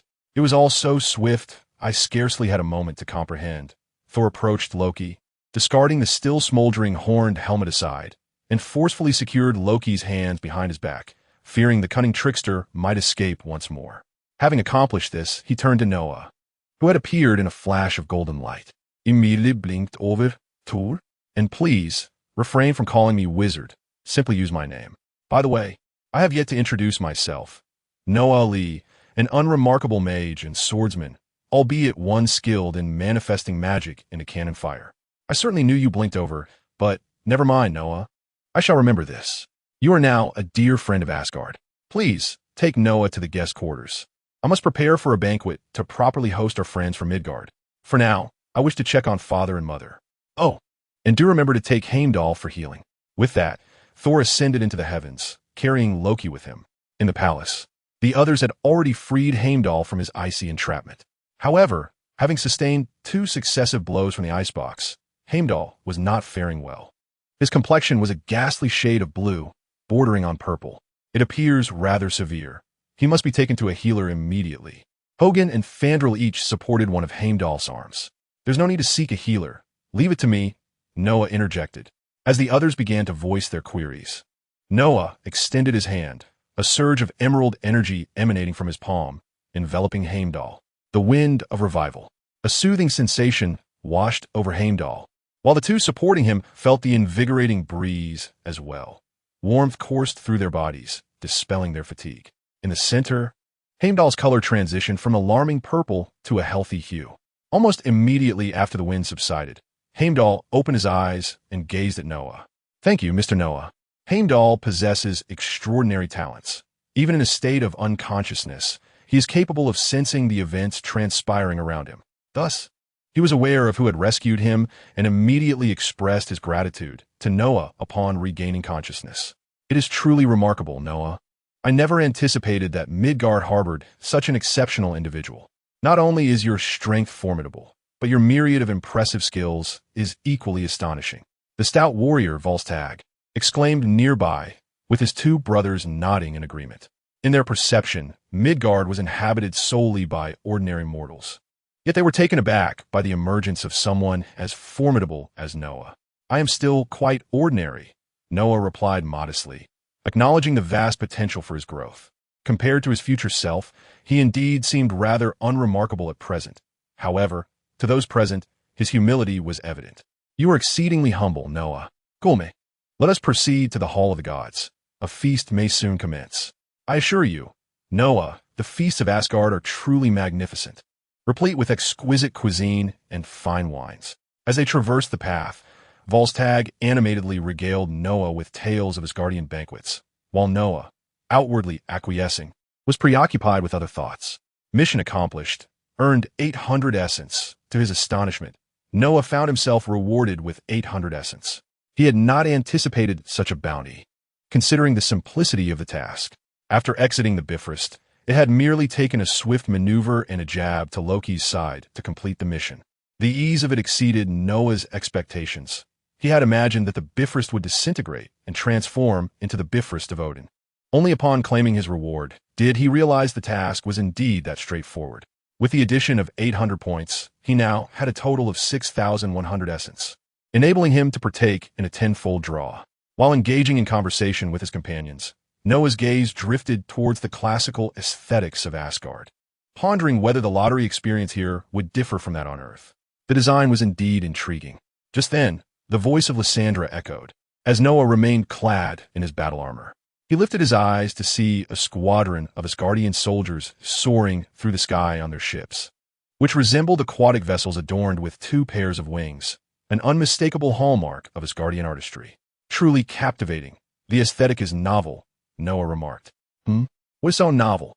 Are you referring to this delicacy? I assure you, such a dish is unheard of in Midgard, came the reply. Noah struggled to endure the incessant chatter of the food enthusiast, but fortunately, they soon arrived at the grand hall where the Asgardian banquet was to be held. At that moment, numerous Asgardian servants were already busy arranging the venue. It was evident that they were efficient. Thor's command must have been issued not long ago, and they had swiftly prepared the banquet space, suggesting they were no strangers to hosting such events. Noah entered the guest chamber prepared for him, where the decor exuded a rich medieval charm, imparting a sense of rustic elegance. The walls were adorned with intricate carvings depicting traditional Asgardian art, narrating the tale of how Odin guided the 9 realms toward peace. With a decisive strike, Noah shattered the painting.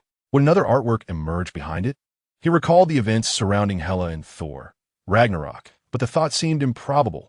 This was merely a guest room, not a grand throne hall. Treading upon the intricately patterned carpet, Noah stepped further into the chamber. His battle armor receded, transforming back into a belt. Yet he retained a pair of headphones on his ears, facilitating communication with Lysandra. Seating himself in a high-backed chair within the room, Noah leaned back and prepared to summon the interface. Just as he was about to engage, he sensed an enigmatic force approaching, prompting him to remain vigilant as he gazed towards the source of this energy. From the wall emerged a translucent figure, and Noah's gaze sharpened as he recognized the identity of the visitor. It was a venerable old man with white hair and a beard, his right eye covered by an eye patch, none other than Odin, the ruler of Asgard. Greetings, King Odin. It is an honor to meet you. Noah expressed his surprise. What brought Odin to this place? Had he specifically sought him out? Moreover, there was something peculiar about Odin's demeanor, an ethereal quality to his presence. Upon further reflection, Noah discerned that Odin had arrived in a spiritual form, likely while his corporeal self remained in the Odin sleep. This time, Odin had not interrupted his slumber to rescue Thor, so he must still be in deep repose. Greetings, Noah of Midgard, Odin replied, a faint smile breaking his typically stern visage. Odin had come to confirm a particular matter, having deliberately sought Noah in this spirit state. The anomaly of the destroyer was indeed orchestrated by Odin himself.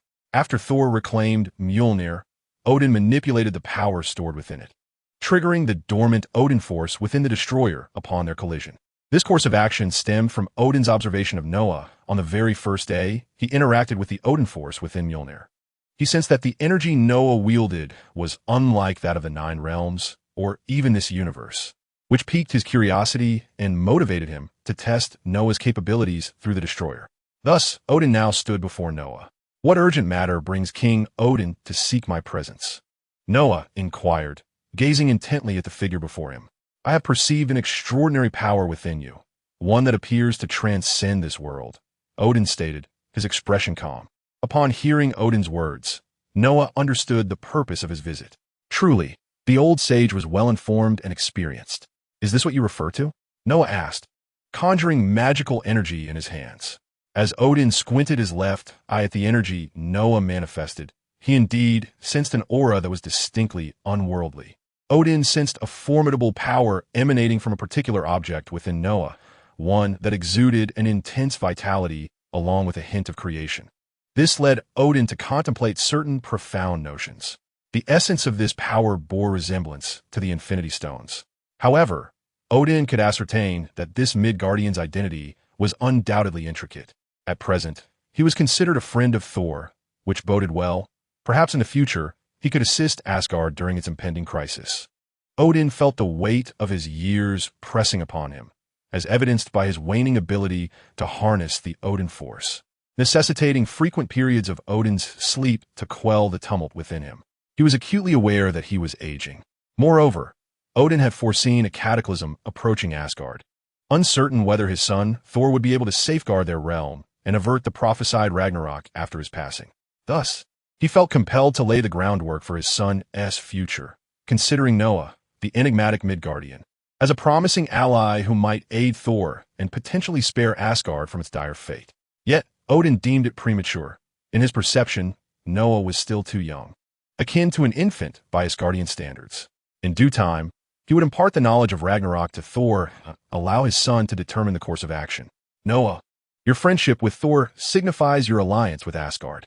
Now, relish the festivities of our realm. Odin concluded with a smile before departing.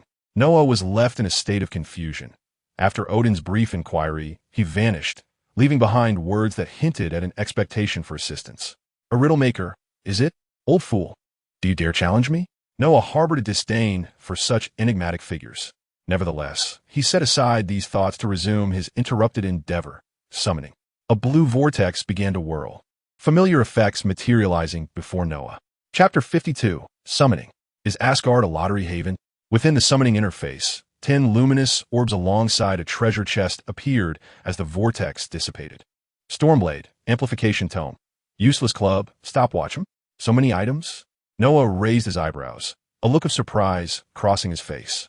Upon opening the first 4 orbs, he discovered they contained equipment, which he found satisfactory, far superior to receiving potions or mundane items.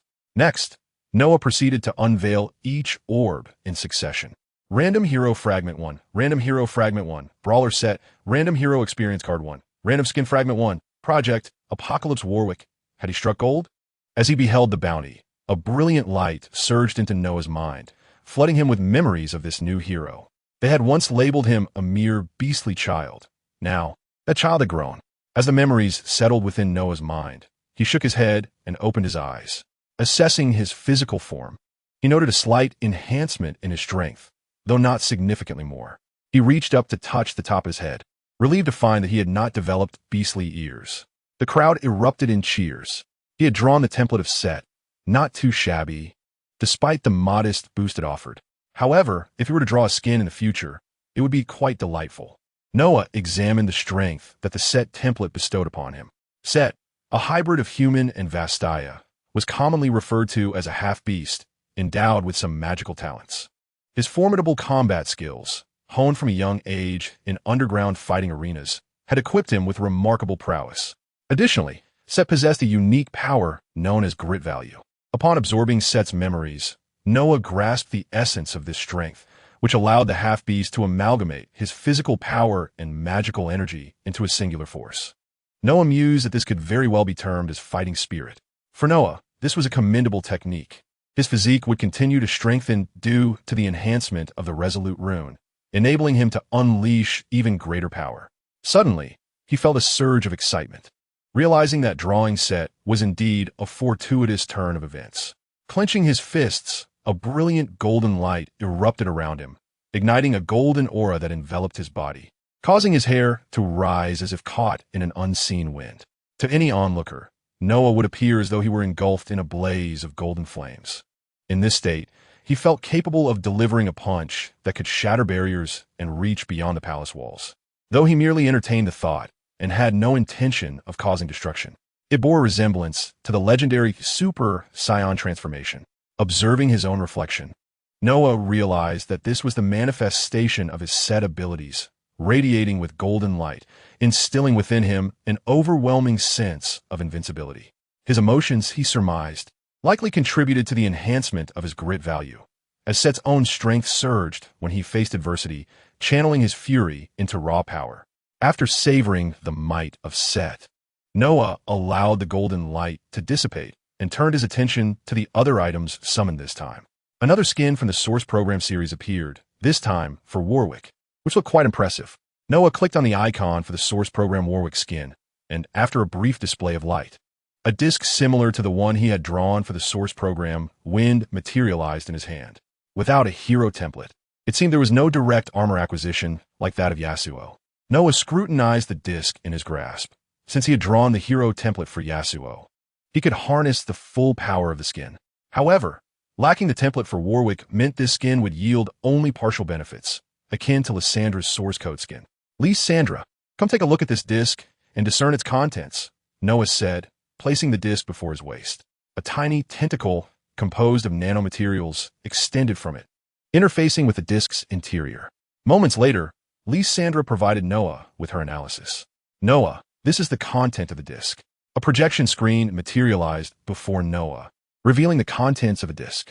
As he scrutinized the information, he discerned that this time it differed significantly from what Yasuo had provided earlier. While Yasuo had shared the manufacturing details of the source plan battle armor, this time it pertained not to the Warwick armor, but to the construction dossier of a mechanical hunter known as Warwick Doomsday. The documentation indicated that Warwick Doomsday was a lethal weapon specifically engineered by the source plan company to combat those who oppose the organization as heroes. The details for creating Warwick Doomsday?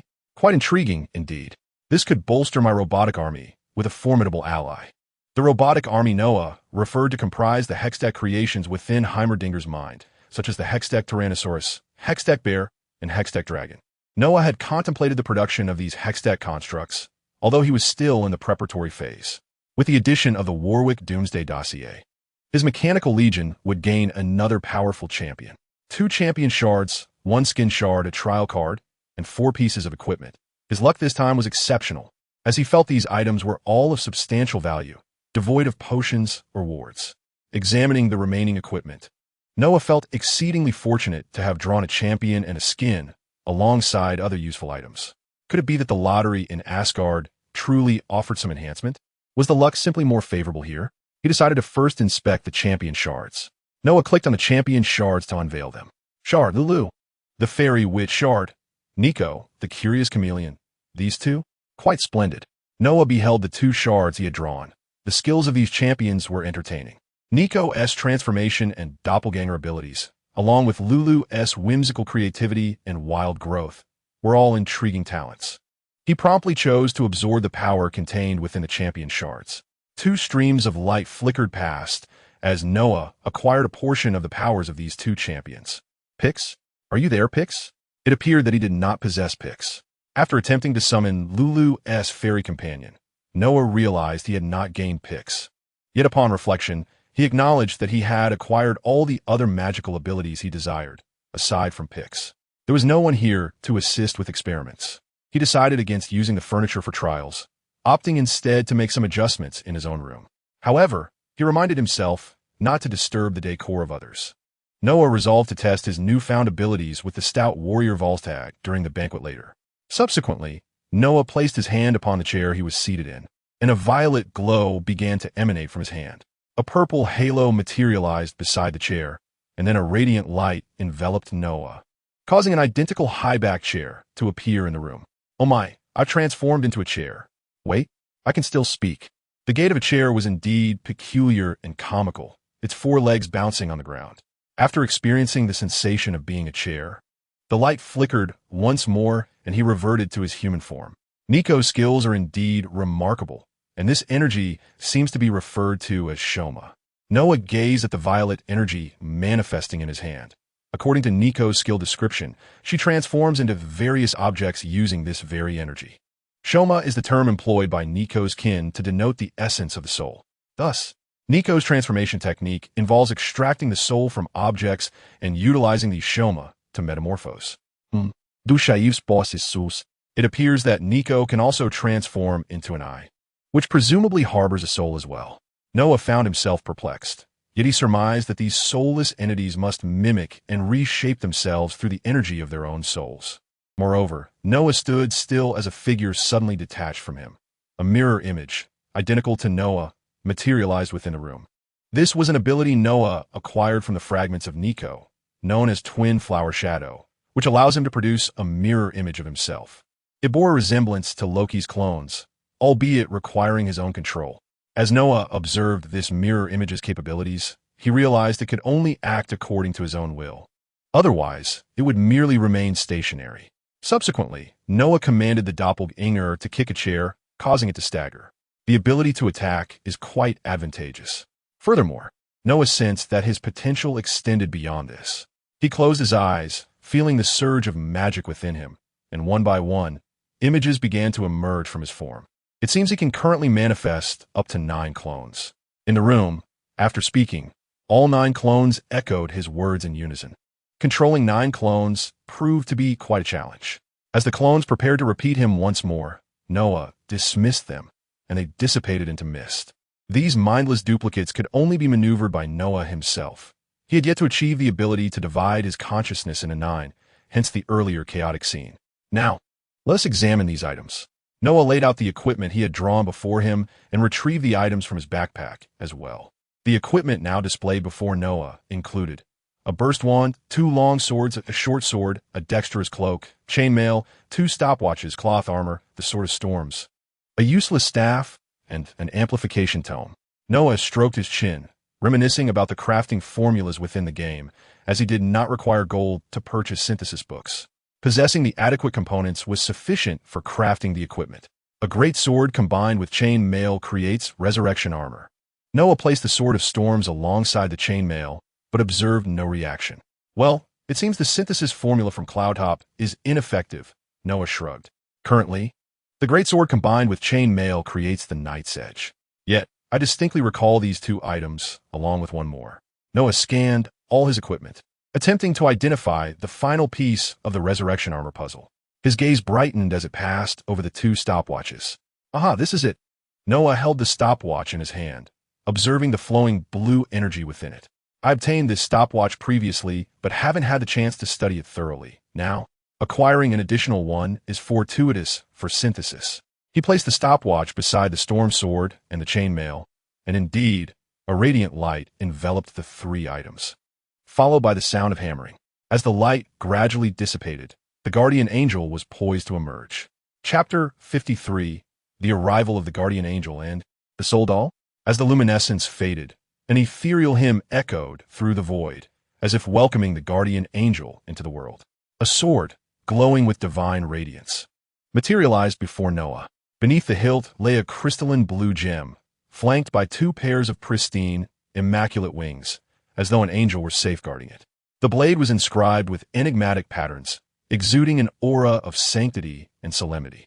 The guardian angel hovered silently in the air, its wings gently fluttering, radiating a tranquil and pure light.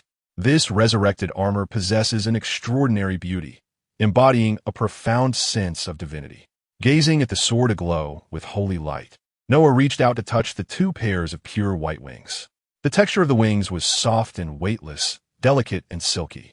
As his fingertips glided over the gentle feathers, he could almost feel the angel's warmth and protection.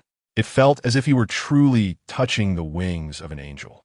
After experiencing the grandeur of the wings, Noah grasped the sword of the angel, sensing a surge of divine power emanating from the blade, enveloping everything around him in a brilliant light. From an external viewpoint, a golden beam soared from the room where Noah stood, the light unimpeded by the structure, appearing almost ethereal. Subsequently, the spectral forms of the angelic wings materialized around the light beam, initially enveloping it before gradually unfurling. Heavens, what is that? Many Asgardians witnessed this spectacle and began to discuss it in astonishment. However, due to the recent tranquility in Asgard, they did not perceive it as a threat, merely speculating that it might be a grand phenomenon orchestrated by the eminent figures above. On the balcony of Odin's chamber, the soul form of Odin reappeared, standing at the edge, observing the marvel invoked by the guardian angel. Another powerful artifact, mysterious Midgardians, what extraordinary existence lies behind you? Within Noah's room, the radiance slowly faded, and the towering light beam gradually dissipated, the 2 pairs of wings transforming into specks of golden light, scattering upon the earth. So am I now bound? Do I possess 2 lives? The moment he seized the sword, Noah felt a connection forming between himself and the guardian angel, and now he had successfully bonded with the guardian angel. Henceforth, should he perish, the guardian angel would resurrect him. Yet he wondered how long the cooldown period would be. It surely was not a one-time affair. Noah was oblivious to the cooldown time for the resurrection of the guardian angel, nor did he wish to experiment personally to ascertain this information. After thoroughly absorbing the details regarding the resurrection of the guardian angel, Noah raised his long sword and observed. This blade undoubtedly possessed more than just the ability to resurrect. He elevated the guardian angel, channeling the magic within him into it. In an instant, A radiant light emanated from the guardian angel, enveloping the entire room once more. It was blinding. This sword could transform my magic into divine power. But what purpose does that serve? Does it grant an advantage against the undead? Noah withdrew his magic, and the brilliance dimmed as he pondered the utility of this holy light. Light and darkness. Perhaps it would be effective against a dark-dimensional demon like Dormammu? After contemplating, Noah concluded that it might be worth a try. Should he encounter Dormammu in the future, he would certainly test it with a couple of high flashes. What transpired here? Ah, Noah, so you're in this room. Was that recent event related to you? At that moment, the voice of Thor echoed from the corridor, evidently drawn to investigate the source of the recent beam of light.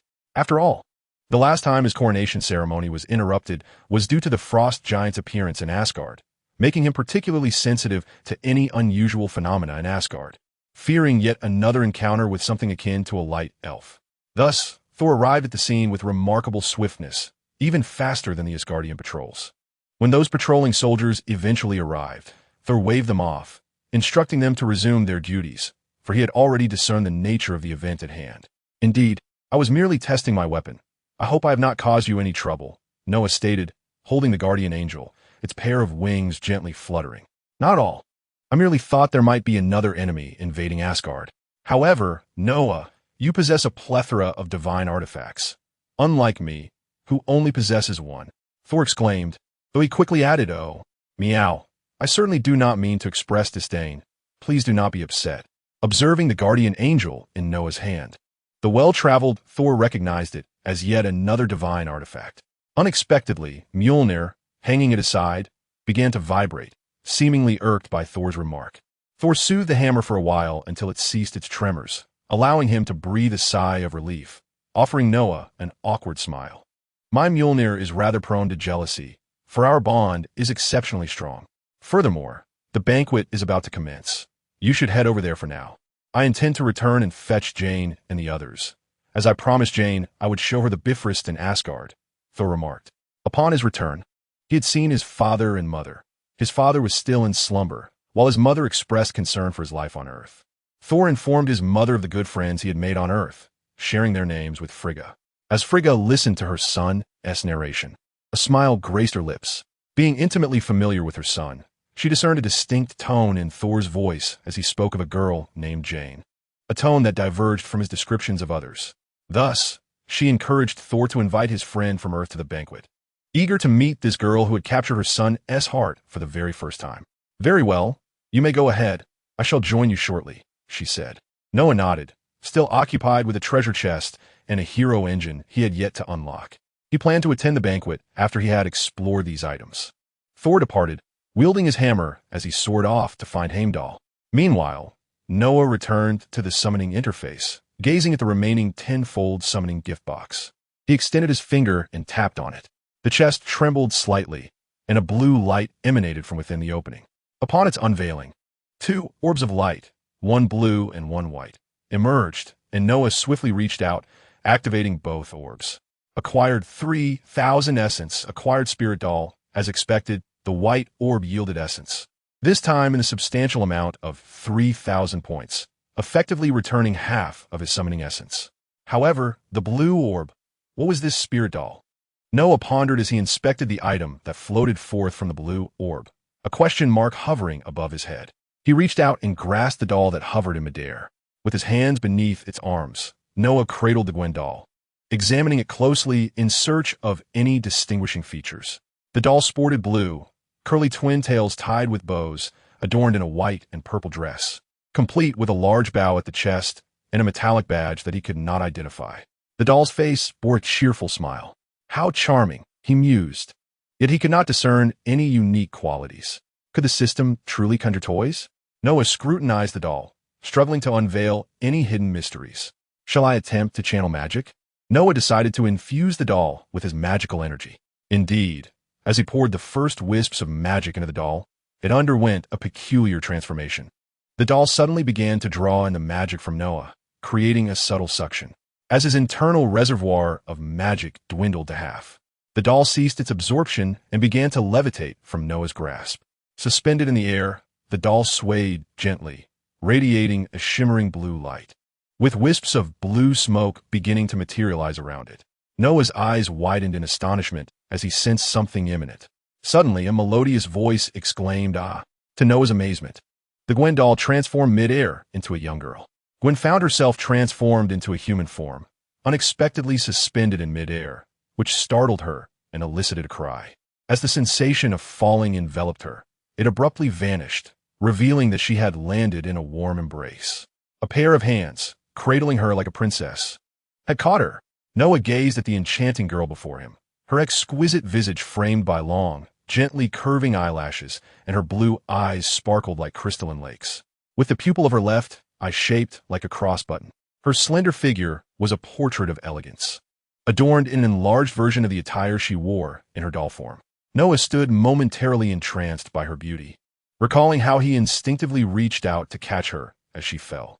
The softness of Gwen's form was palpable, and he felt the delicate, silky texture of her stockings against his hand, causing his face to flush with embarrassment as he hastily set her down. Indeed, it was Gwen, the spirit blossom doll from League of Legends. Upon infusing magical energy into the doll, she had transformed from her plush form into this human incarnation. "Gwen?" Noah asked, still in disbelief as he looked at this captivating girl. He had not realized that the system could summon actual heroes. Previously, he had only invoked hero templates, merging their powers within himself without manifesting them. The only tangible summon he had achieved was a pair of gauntlets. So encountering a genuine champion from League of Legends, particularly the delightful Gwen, was utterly astonishing. "Indeed, it is I, Summoner," Gwen responded, adjusting her slightly wrinkled stockings and attire. Then beaming at Noah, "A summoner, you say?" Noah contemplated this title, then smiled at Gwen. "Welcome to this world, Gwen. You may call me Noah." "Thank you, Noah. I eagerly anticipate experiencing this wondrous new world. Please guide me to fully embrace all that it has to offer," she replied enthusiastically. Noah nodded, understanding that Gwen, once a doll, relished the sensations of being human. He recalled her story, the spirit blossom doll, crafted by a seamstress from the kingdom of Comavia named Isolde, who adored her mistress deeply. Tragically, Isolde's happiness was fleeting, as a vengeful assassin from a rival nation fatally wounded the queen during an attack on the king. Unable to accept this loss, King Vigo, upon learning of the legendary Fountain of Life on the Isle of Blight, led his army to invade in search of a way to resurrect his beloved. Upon reaching the Fountain of Life, Vigo placed Isolde's lifeless body into the sacred waters. Indeed, Isolde awakened, but in the form of a vengeful spirit. She seized Vigo's shattered sword of kings and plunged it into his heart. In that moment, the cursed blade claimed the life of its master within the Fountain of Life, thus giving birth to the Curse of Ruin. A terrifying power swept across the Isle of Radiance, transforming all living beings, even the souls long departed, into malevolent specters, eternally bound to the Isle of Radiance, or rather, the Isle of Shadows. This island, once brimming with wisdom and magic, had been a place of learning for Rise and his mentor, Tyrus. Now, the vibrant land had succumbed to the eerie silence of the Isle of Shadows, shrouded in black mist, overrun by the undead.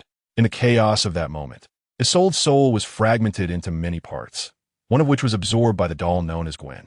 Millennia later, the doll transformed into a human, becoming the Gwen of the present. Gwen reveled in her humanity, adoring the world around her. Thus, she resolved to thwart Vigo's attempts to resurrect Isolde, which would ultimately lead to the devastation of their world. Although Gwen yearned to reunite with her mistress and show her the beauty of her human existence, she understood that Isolde would never consent to the annihilation of all living beings for her sake. Consequently, Gwen allied with the Sentinels of Light to seal Vigo away. This is the tale of Gwen, whose transition from doll to human was relatively brief, sparking a profound curiosity about everything in the world. Her dialogue reflects her affection for both the world and her newfound human identity. Noah nodded to himself, determined to allow Gwen to fully experience this world.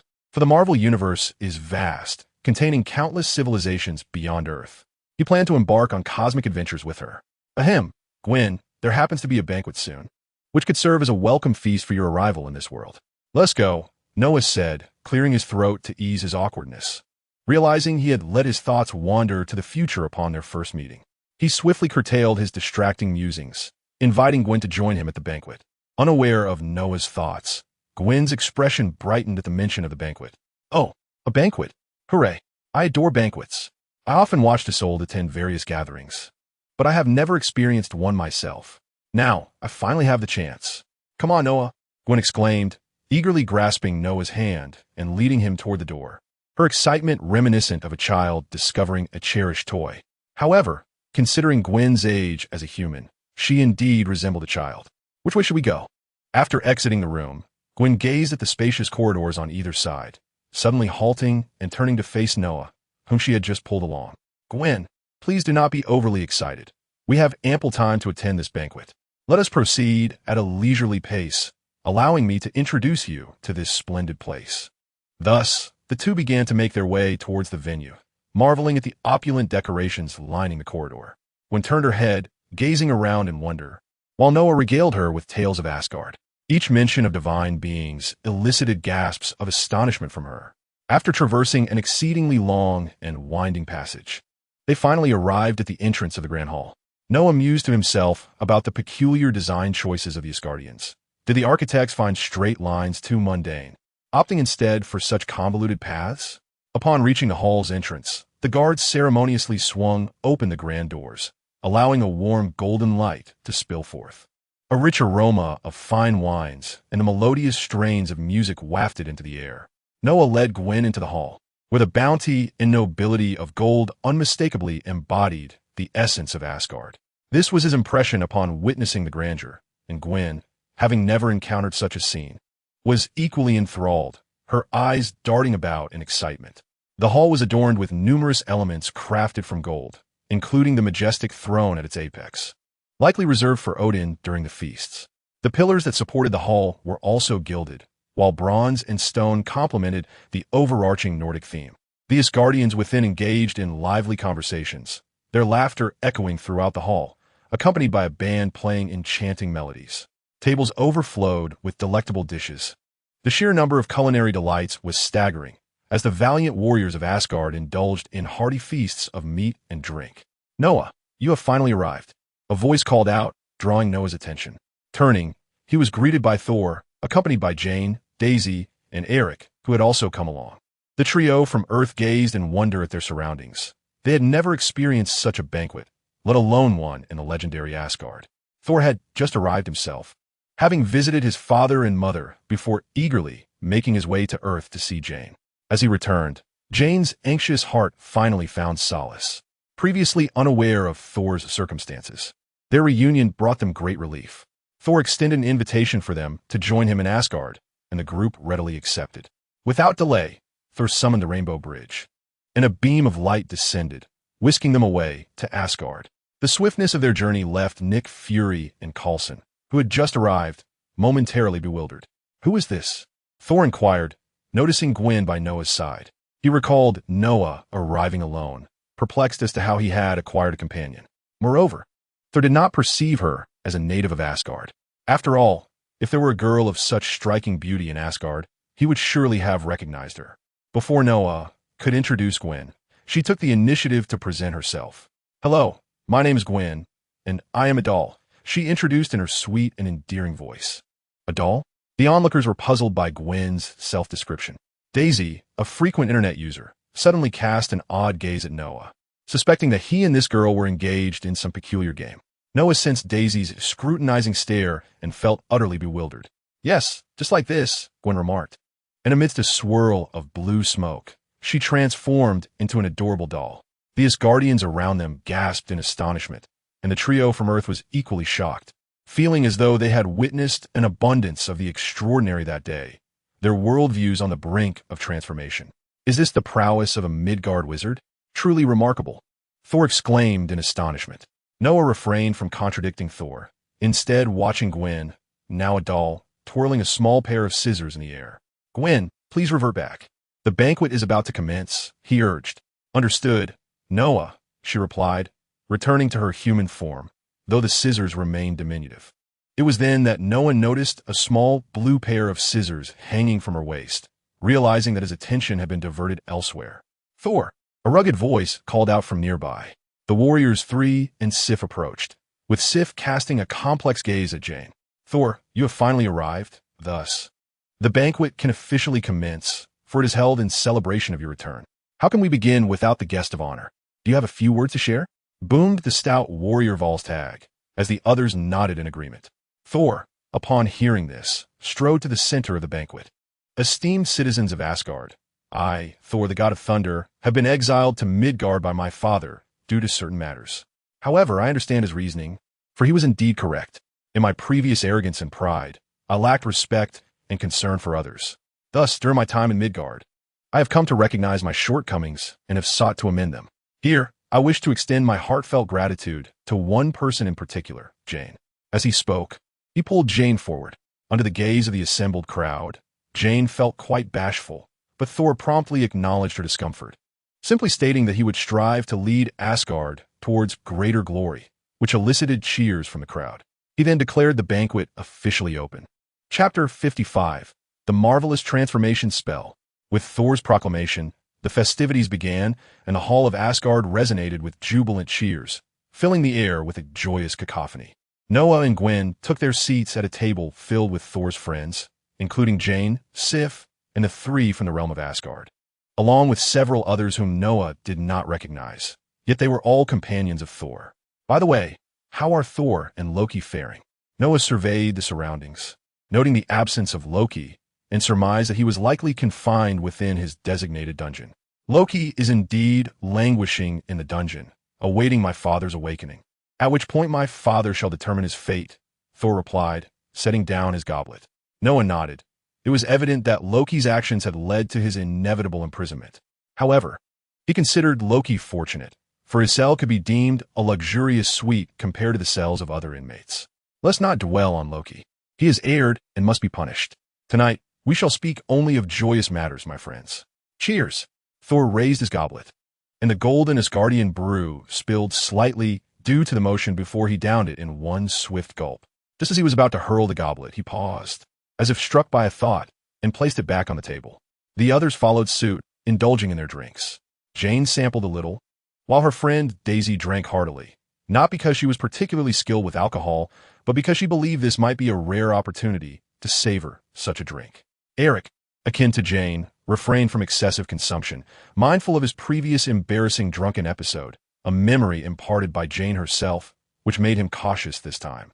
This wine is quite potent, Gwen exclaimed, her taste buds overwhelmed by the fiery Asgardian spirit. As the festive atmosphere enveloped her, Gwen felt an infectious joy. Observing her companions relish their golden libations, she, too, was intrigued. Curiosity piqued, she lifted her goblet and took a small sip. An initial wave of rich aroma was followed by a sharp spiciness that prompted her to instinctively stick out her tongue. "Excuse me, could we have 2 cups of fruit wine, please?" Noah, noticing Gwen's reaction, turned to a passing maid. He himself was not a fan of alcohol, often finding it bitter and spicy, but he was willing to indulge in fruit wine, which offered a hint of sweetness and fruity fragrance. "Certainly, please hold on," the maid replied. Shortly thereafter, she returned with a tray, presenting 2 cups of fruit wine to Noah and Gwen. "Thank you." "And thank you, Noah," Gwen winked at him, lifting her cup to her nose to savor the sweet aroma before taking a sip, her eyes narrowing in satisfaction. "Asgardian wine is truly delightful," Noah remarked, finding it enjoyable despite his usual aversion. "Indeed, we Asgardians take great pride in our winemaking expertise," Thor responded, having overheard Noah's compliment. As the revelry continued and the atmosphere grew ever more exuberant, perhaps due to the copious amounts of wine consumed, the Asgardians indulged in their libations, raising their goblets one after another. The feast before them dwindled, yet fresh platters of delicacies were perpetually brought forth by the serving maids. After a few rounds of drinks, many Asgardians delighted in slamming their cups down, bellowing for another round. Fortunately, their vessels were crafted from bronze. Had they been made of glass, the floor would be strewn with shards. The jovial warrior Volstagg, now in high spirits, regaled the assembly with tales of Thor and Noah's valorous triumph over the destroyer on Earth. "Let me tell you," he began earnestly when the destroyer landed. "It shattered everything within 1,000 meters, and then Thor." Volstagg's embellishments prompted a hint of embarrassment from Thor himself. "Impressive indeed," exclaimed Gwen, her eyes sparkling with wonder, seemingly entranced by Volstagg's narrative. "Oh, Volstagg, Do cease your boasting. You are the grandest of exaggerators. Came the laughter from the crowd, mocking his grandiose tales. You must believe me. This is the very wizard from Midgard who fought valiantly alongside Thor. Volstagg insisted. Wizard, show us your prowess, urged a bystander, and Volstagg, feeling the pressure of their jesting, swiftly shifted the focus to Noah, who had been listening with amusement. Upon hearing his name, Noah was taken aback. The greatest wizard? When did I ever claim such a title? He replied, waving his hand dismissively. Do not be modest, wizard. Allow us to witness your talents. Volstagg rallied the crowd. Let us all cheer for the wizard. Wizard, wizard. Although Volstagg had yet to witness Noah's magic firsthand, he was convinced of his prowess due to Noah's remarkable past performance and Thor's endorsement. The crowd echoed, Wizard, wizard, as Gwen joined in the fervor, prompting Noah to raise an eyebrow in bemusement. Very well, if you wish to see, he acquiesced. With a flick of his wrist, Noah decided to demonstrate his abilities, having recently drawn several spells. Since you enjoy the spectacle, Volstagg, he teased, pointing his finger as a violet magical orb shot forth, leaving a trail of green leaves in its wake, hurtling towards Volstagg. To his astonishment, Volstagg found himself the target of Noah's playful demonstration. Before he could complete his sentence, the magical orb struck him. A plume of white smoke enveloped Volstagg, with green leaves swirling within, and in but a moment, the smoke dissipated, eliciting gasps of astonishment from the onlookers. What has transpired? How have you all grown so tall? Volstagg, perplexed, wondered how he had just been struck by the wizard's magic, yet felt no pain. Moreover, he sensed that those around him appeared to have gained considerable height. Oh dear, Volstagg is transformed into this. It's utterly hilarious. As the smoke dissipated, the once stout figure of Volstagg, adorned with a golden beard, had morphed into a diminutive and charming little wild boar, its fur gleaming in gold. Volstagg, you look absolutely adorable like this, far more pleasing to the eye than before. At that moment, Fandral approached the little boar, grasped its forelegs, and lifted Volstagg, prompting the boar to struggle vigorously. Put me down. Let me down. Volstagg, now aware of his predicament, began to shout frantically, but to onlookers, it merely sounded like a series of pig squeals. Oink, oink, oink. Enough of that. The transformation won't last long, just a few moments. Others might not hear, but Noah, the spellcaster, found Volstagg's incessant squealing quite noisy. However, he sensed that one more person could hear it. Freya, smiling from a distance, the mother of Thor and a witch, though her magical prowess was not showcased in the tale. Of course, Volstagg's swift return to his original form did not imply that the whimsical enchantment was limited to such brevity. Its duration depended on Noah's will. If he so desired, Noah could maintain it indefinitely, provided he remained nearby. Indeed, mere moments later, the little piglet held aloft by Fandral was suddenly enveloped in a swirl of smoke. When the haze lifted, Volstagg had reverted to his human form, pinning Fandral to the ground, who quickly begged for mercy, his face still adorned with a playful grin. I apologize, I merely intended to amuse you. You scoundrel, wizard, I implore you, transform this rascal as well, Volstagg declared. Yet Noah did not acquiesce to his request. Instead, he raised his hand and addressed Volstagg. Let us see how you fare with this. Chapter 56, Gwen, how grand. Meow meow hammer. Meow? Volstagg, let's try this again. Noah, suddenly intrigued, recalled the two skills he had yet to utilize from the Lulu fragment. Having already experimented with one whimsical idea, he now wished to test the remaining wild growth. Raising his hand, he unleashed a stream of purple magic. More! Volstagg exclaimed in shock, hastily throwing a cup from his side. The cup flew through the air, colliding perfectly with the magic Noah had conjured. A purple magic circle materialized around the cup, and amidst the gasps of the crowd, the cup suddenly grew larger than Volstagg himself, crashing heavily to the ground with a resounding thud. As the Asgardians on the ground witnessed the descent of a heavy object, their spirits were instantly revived, prompting them to swiftly vacate the area to avoid any potential repercussions. Wow, Noah is truly impressive, exclaimed Gwen, her curiosity piqued by the astonishing scene. She unsheathed the scissors hanging from her waist, and a cerulean aura enveloped the blades, transforming the originally petite scissors into a colossal pair, now matching Gwen's stature. This moment bore a striking resemblance to when Noah had previously enlarged the cup. Gwen, brandishing the oversized scissors, extended them toward Noah, her face alight with anticipation. "All right," Noah replied, placing his hand upon the scissors, summoning a purple magical circle that manifested once more. This time, the onlookers, having learned from the previous experience, prudently distanced themselves from the scissors. As the circle solidified, Gwen's scissors began to swell dramatically, expanding to more than 10 times their original size. The 1.8-meter-long scissors now loomed an imposing 18 meters, nearly the same height as Gwen herself. "Wow, that's enormous," Gwen gasped, yet the colossal scissors were perilously close to crashing down. It was crucial to remember that Lulu's wild growth spell would proportionately increase the mass of objects or beings, as evidenced by Yordle's experience when Lulu enlarged him with a mere flick of her wrist.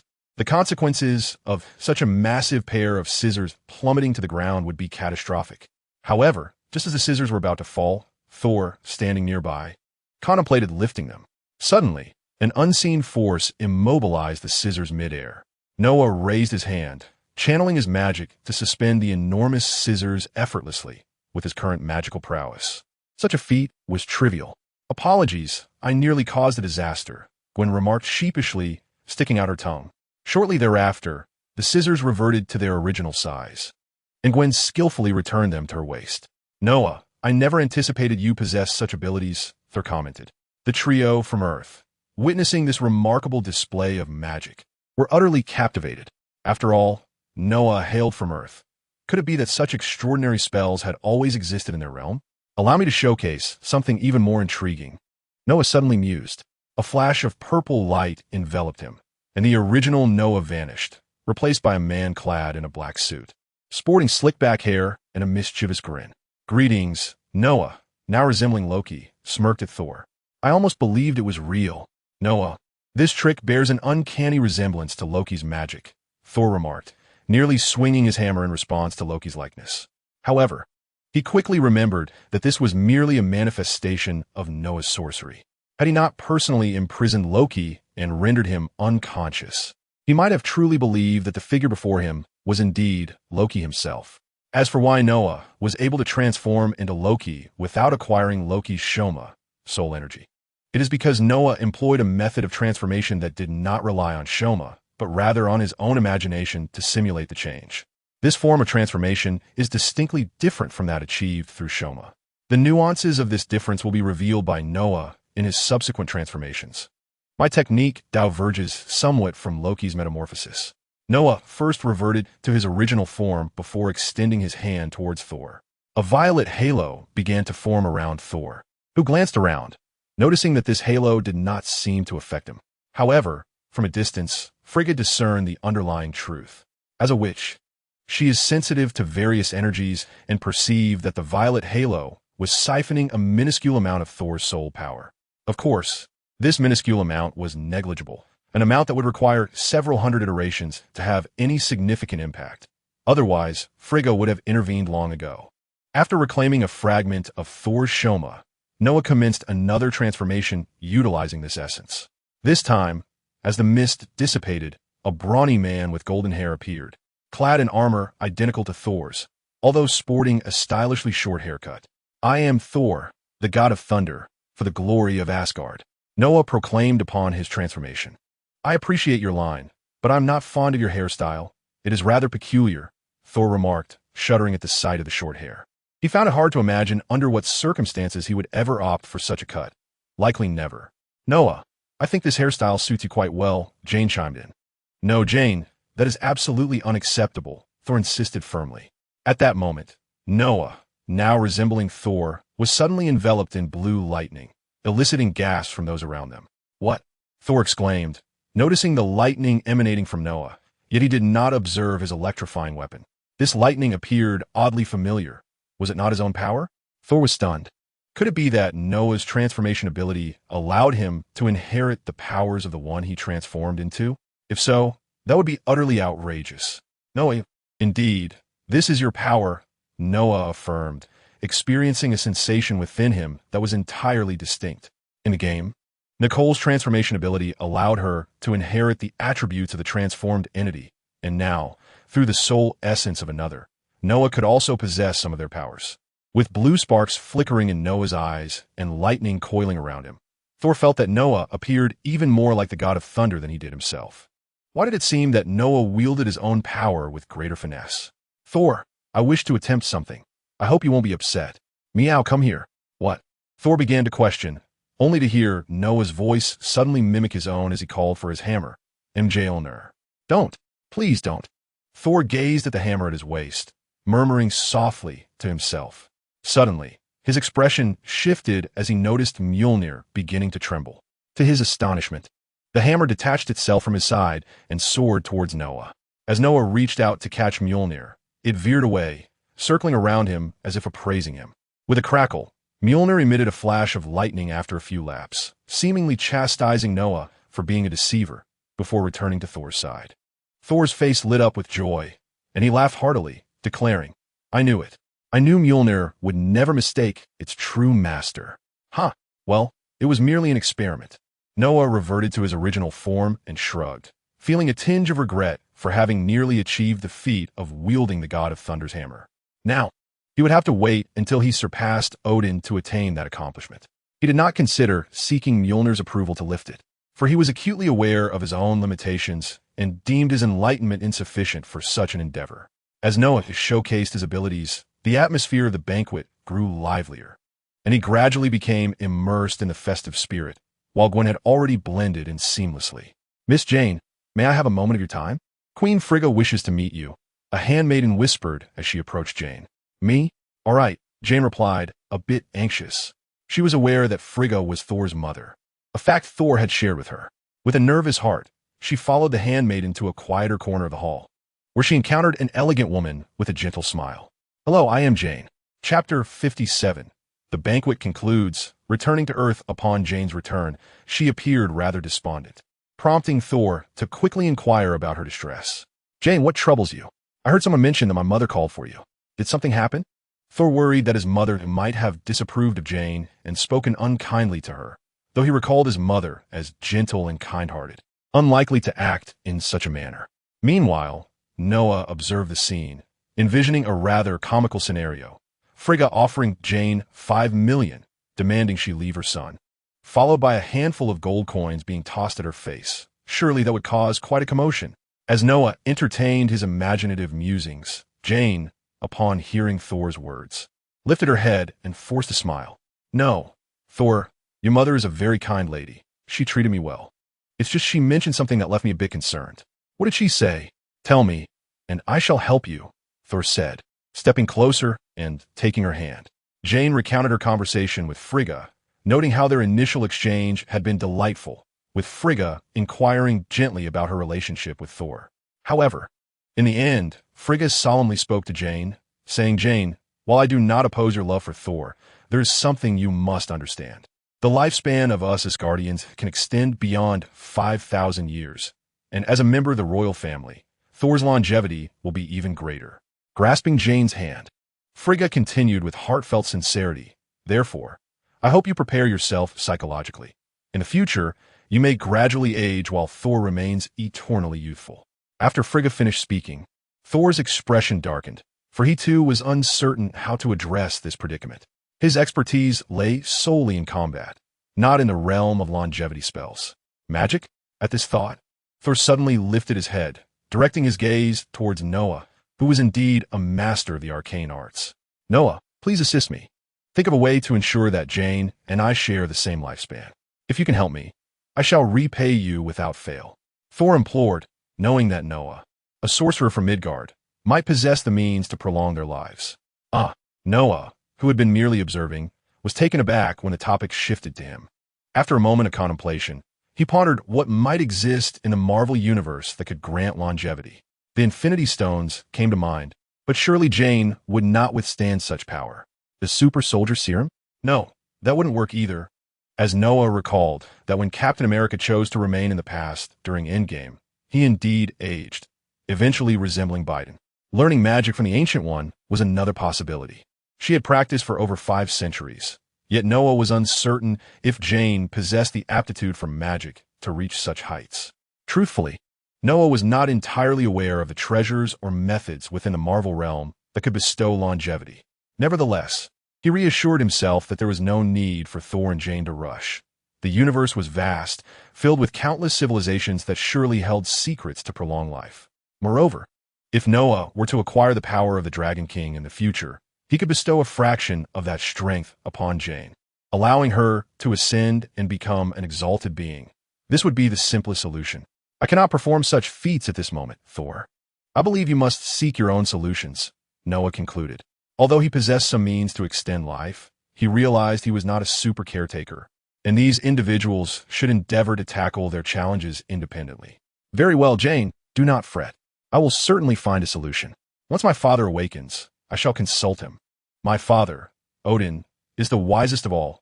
He will surely uncover a way, Thor assured her, feeling somewhat relieved that Jane need not be so anxious. She too cast aside her worries and chose to savor the present moment, for there were many days ahead. Noah, try some of this, it's delicious, Gwen exclaimed, offering a skewer of meat to Noah. Startled, he instinctively leaned back, only to find Gwen's eager expression awaiting his response. He opened his mouth and took a bite. Indeed, it is quite delectable. Noah savored the meat skewer, exclaiming in delight, pondering the culinary prowess of Asgard's chefs, whose creations rivaled even those of Lysandra. The feast stretched over an entire day. However, not everyone remained lively throughout, as many succumbed to intoxication and collapsed in slumber within the banquet hall, an endearing hallmark of Asgardian festivities, which provided ample spaces for repose. Noah and Gwen retired early, returning to Noah's chamber. After indulging in copious amounts of Asgardian fruit wine, Gwen felt a sense of drowsiness and immediately collapsed onto the bed, falling into a deep slumber. Observing this, Noah shook his head in bemusement, tucking her in and receiving a mumbled thank you from her in her stupor. He then reclined on the opposite side of the spacious bed, feeling an unusual thrill at sharing a bed with a girl for the first time. What a foolish thing to feel excited about. He scolded himself, reflecting on the long journey ahead with Gwen. Why get worked up over sleeping together? Perhaps in the future sleep now. The following day, Noah, accompanied by Gwen, and Thor with Jane, made their way to the Rainbow Bridge Fortress, preparing to return to Earth. Gwen, we are about to return to Earth, my home, a place brimming with delightful wonders that you will undoubtedly adore. When it comes to entertainment, Earth is not to be underestimated. Oh, Noah's home. I'm rather eager to see it. Gwen's fluffy, spiraled ponytail swayed slightly as a smile graced her face, her anticipation for the new world palpable. Let us proceed. I shall have Heimdall send you back. Thor bid farewell to Jane and the others, not overly reluctant, knowing that the Rainbow Bridge remained intact, allowing him to visit Earth at his leisure. Wait, let Heimdall send them first. I have something I wish to experiment with. As Heimdall activated the Rainbow Bridge, a portal of vibrant light emerged. But Noah halted in his tracks. What is it? Is something amiss, Noah? Thor inquired after sending the others through the portal, only to find Noah with his eyes tightly shut. It truly is possible. Yet, Noah offered no reply, lost in his musings. Upon arriving at the Rainbow Bridge Fortress, an idea struck Noah. Could he utilize his teleportation abilities to sense Earth from Asgard? With that thought, he began his experiment, focusing intently on the location of the eye. Two distinct energies materialized in his mind, and Noah realized he had succeeded. One was the eye from his homeland, while the other was the true eye from his estate. This revelation thrilled Noah, as he had not anticipated that teleportation could bridge such vast distances, considering the immeasurable expanse separating Asgard from Earth. However, upon discovering this matter, Noah felt a tinge of regret, for he lacked a true eye guardian and possessed only a reconnaissance guardian. Had he had a true eye, he could have easily established a link to Asgard, enabling him to traverse between Asgard and Earth at will, provided, of course, that his true eye remained intact. The reconnaissance guardian, while capable of rendering itself invisible, was constrained by time limitations and required Noah's magical energy to sustain its duration. It would be impractical for Noah to repeatedly travel back and forth merely to replenish the guardian's energy. Though such an endeavor was indeed feasible, Noah found it rather cumbersome and decided to postpone this matter until he acquired a control guardian in the future. After confirming that he could use the teleportation, Noah turned to Gwen and said, "Gwen, take my hand. We are returning." "Ah, all right," Gwen replied, her cheeks flushed, although she had previously held Noah's hand instinctively. This was the first time someone had requested her to do so directly. A bit shy, she blushed despite being a doll who had only recently transformed into a human.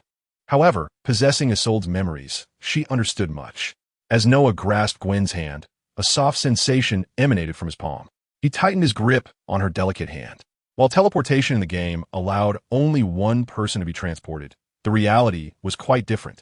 As Noah grew stronger, the summoning skills he acquired would also enhance, allowing for the transportation of multiple individuals.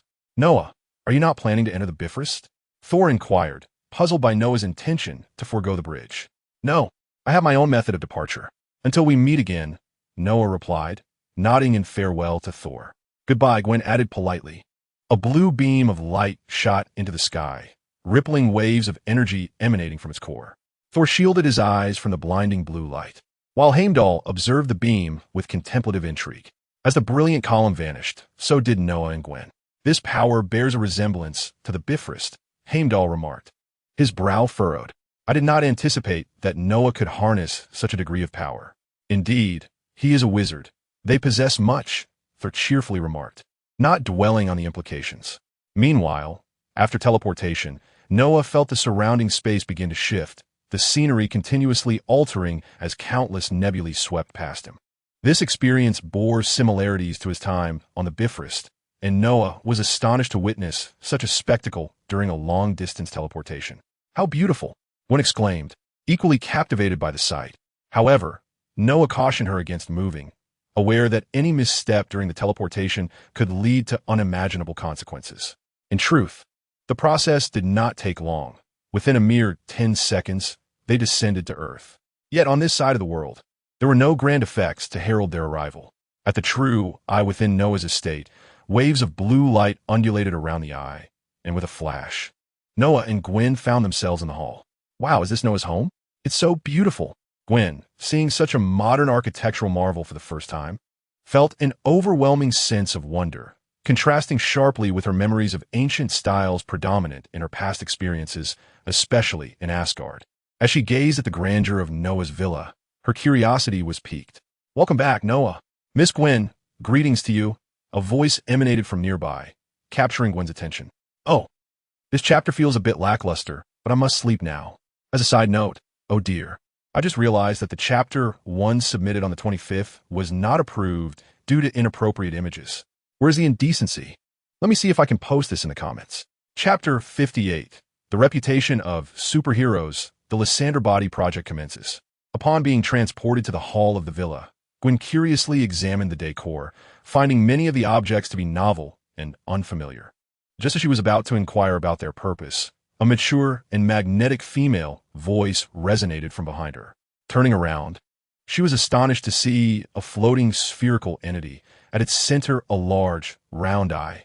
Gwen, this is Lysandra, the first companion I summoned, and she can be considered your companion as well. Observing Gwen's surprised expression and her slightly parted lips, which appeared rather endearing, Noah began to explain Lysandra's identity. Oh, hello, Sister Lysandra. Upon hearing this, Gwen immediately greeted Lysandra, feeling a bit embarrassed about her earlier reaction, though it was entirely due to Lysandra's striking appearance. Gwen wished to ask why Lysandra took on such a form, and it seemed Noah anticipated her thoughts, promptly providing an explanation. Lysandra embodies life, possessing a soul just like us. Soon, Sister Lysandra will also have a physical body. The plan for creating Lysandra's body had actually been completed the day before, but Noah had yet to initiate the process. In fact, Noah had intended to complete Lysandra's body yesterday, but was interrupted by a dark adversary. Subsequently, due to his urgent task for Thor, the creation of Lysandra's body was postponed by a day. However, today, nothing would disrupt Noah's focus. Oh, that sounds impressive. Although Gwen did not fully grasp Noah's words, it did not prevent her from feeling that this was undoubtedly remarkable. Noah, what is that large black object? Gwen pointed curiously at the enormous LCD television mounted on the wall. The pristine white surface contrasted sharply with a large black device, capturing her attention. Oh, this is an LCD television, Noah explained. It allows us to watch various television series, films, and news. However, you might not fully grasp this yet, Gwen. Essentially, this black screen grants us access to information from all corners of the world. In truth, Noah seldom utilized this device. The television was a feature of the house. while he preferred using a projection screen, which was far more convenient. How fascinating, Gwen exclaimed, astounded by the wonders of Noah's living space, things she had never encountered before. A sense of joy filled her, for she had acquired a human form to explore the world and discover more intriguing and beautiful experiences. Noah, there is some information that might pique your interest. At that moment, Lysandra activated the television, and the black screen suddenly illuminated, startling Gwen. The screen displayed a scene of a street interview, where a reporter was questioning passersby. "Excuse me, gentlemen, may I ask for your thoughts on the New Mexico meteorite incident?" The reporter directed the microphone toward a group of young individuals, appearing to be university students, as the camera focused on them. "Are you broadcasting live?" A blonde youth inquired, noticing the camera. "Indeed. Meteorite? I heard that Iron Man and that swift swordsman were spotted there. There are numerous videos online. So it can't possibly be just a meteorite falling," the young man stated, with his companions nodding in agreement. "And the government wants to use this meteorite incident as an excuse to fool us? Do they think we are fools? I hope they provide us with the real answers. We have the right to know the truth," he added, his agitation palpable. As the interview concluded, the reporter remarked, "From speaking to these enthusiastic viewers, it appears that many are dissatisfied with the explanation provided by the American government. We will continue to investigate the truth behind this matter. So please stay tuned to our channel." "Is this video captured by the residents of that small town?" Noah asked, observing the footage that Lysandra had retrieved. The video showcased the dramatic arrival of Iron Man, Tony Stark, in that very town, drawing a crowd of residents who eagerly took photographs and recorded videos. Noah appeared in the footage as well, and the image trembled slightly, indicating that the destroyer had likely made its entrance at that moment. "However, it seems they are aware of my identity. When did I become so well known?" Noah mused, scratching his head. He recalled that the person interviewed had mentioned the title Swift Swordsman, which he had only referred to in connection with that classmate he had saved. Noah pondered deeply, nearly forgetting the identity of that individual, his female classmate. He recalled that she had recorded a video. Could it be that this footage had gone viral, thus revealing his newfound moniker? As he continued to observe, Lysandra presented Noah with an array of visuals, this time seemingly captured under the cover of night. These were interviews, and Noah recognized the backdrop as the Iron Man Expo. Was this footage taken post-event? The reporter was inquiring about the experiences of the audience present at the scene, questioning them about the unfolding events. Some attendees, having just survived a harrowing ordeal, struggled to articulate their thoughts. Eventually, the reporter managed to interview a passerby who could converse coherently. That Justin Hammer is a despicable character. The robots he unleashed began attacking people right there on the spot. Thankfully, someone intervened. Otherwise, we would have been utterly devastated, the onlooker exclaimed. "Someone rescued you? Was it Iron Man?" The reporter pressed. "No, not entirely. Though Iron Man did manage to apprehend some of the robots, the true savior was another superhero, clad in high-tech armor. He was incredibly cool, although I don't know his name." "I know. He is called the Swift Swordmaster." "Look at this video," a young boy beside the passerby suddenly interjected, pulling out his phone to display a clip he had saved. It was indeed the video recorded by Noah's classmate, Hannah, showcasing Noah in the source plant armor, instructing Hannah not to assign him any fanciful titles while declaring himself as the Swift Swordmaster, before scaling the walls in a vertical ascent to the rooftop. As this interview aired, many others began mentioning the unfamiliar name of Swift Swordmaster, leading to Noah's complete rise to fame. Overnight, countless individuals became aware of the emergence of a new superhero, and Hannah's video posted on her personal website gained immense traction, leaving her bewildered and fearful, suspecting she had offended someone and was now facing repercussions. "Oh, so that is how it transpired," Noah acknowledged. The video Hannah had captured was with his consent. Otherwise, he could have commanded Lysandra to delete it. However, Noah had desired to experience the sensation akin to that of Iron Man, the exhilaration of being celebrated and hailed as a superhero by the crowd upon his entrance. Yet, reflecting now, he recognized that he should refrain from self-identifying as a hero or anything of the sort. He did not possess the noble spirit befitting such a role. Moreover, if he were to become a superhero, no matter how many good deeds he performed, the moment he faltered, he would face the ire and criticism of all, a common theme depicted in numerous Marvel films. Certainly, should anyone in the future dare to morally blackmail Noah online, he would undoubtedly traverse the digital realm, delivering a couple of sharp slaps to remind them of their folly. Noah closed the screen, while Gwen diverted her gaze from it as well. The sudden emergence of sound and imagery from the previously dark television startled her. Yet soon her curiosity piqued as she observed why figures had materialized on the screen. Were they trapped within? Gwen, let me first have Lysandra impart some fundamental knowledge of this world to you. It will enhance your understanding of the surroundings. Afterwards, I shall arrange for a bedroom to be prepared for you, as this will be your home henceforth. Oh, all right. Gwen nodded. Ever since parting from her master, she had not experienced the warmth of a home for quite some time. After her transformation into a human, there had been fleeting moments of domesticity when she fought alongside her fellow sentinels against the threat of Vel'Koz. But now, she would have a home in this world as well. Upon concluding his statement, Noah turned as if in search of something, and shortly thereafter, he found what he sought. Blitz, prepare a habitable room for Gwen, preferably the one adjacent to mine. Noah located Blitz, who had been lingering in the shadows. Upon being summoned, Blitz emerged, revealing his pristine mechanical form. Understood, Master, Blitz replied in his characteristically peculiar mechanical tone. Greetings, I am Gwen, she said, suddenly realizing there was another entity in the house. Not a person, but rather a robot. Hello, Miss Gwen, Blitz responded. Should you require anything for your room in the future, do not hesitate to inform me. I shall procure whatever you need. Blitz is capable of assembling items through nanomachinery, of course, only those with a design blueprint. He cannot conjure a spacecraft from thin air. Lysandra, I entrust Gwen's matters to you. Certainly, Noah. Noah departed the estate, donned his battle armor, and swiftly soared towards a bustling community, activating his cloaking function. He intended to complete the tasks of the day. Although the assignments were not particularly significant, merely minor missions, one could not afford to neglect them, for failure to do so would result in a squandered opportunity. Thus, Noah commenced his routine of dispatching thugs. Do not inquire why such beings appear even in daylight. I can only attribute it to the essence of freedom in America. Essence, 100 points. Current essence, 3,200 points. Subsequently, Noah returned to the laboratory, preparing to commence the creation of Lysandra's body. Chapter 59. The Essence of Potent Vitality. Within the laboratory adorned with white metallic tiles, cleanliness and orderliness constitute the quintessential environment for any laboratory, and Noah's facility adheres to this standard. Furthermore, the materials employed in constructing these laboratories incorporate vibranium, significantly enhancing their safety. Within the confines of the laboratory, there were not many large instruments. The most striking feature was a rectangular apparatus situated in the very center of the space, reminiscent of the regeneration cradle device from the Age of Ultron.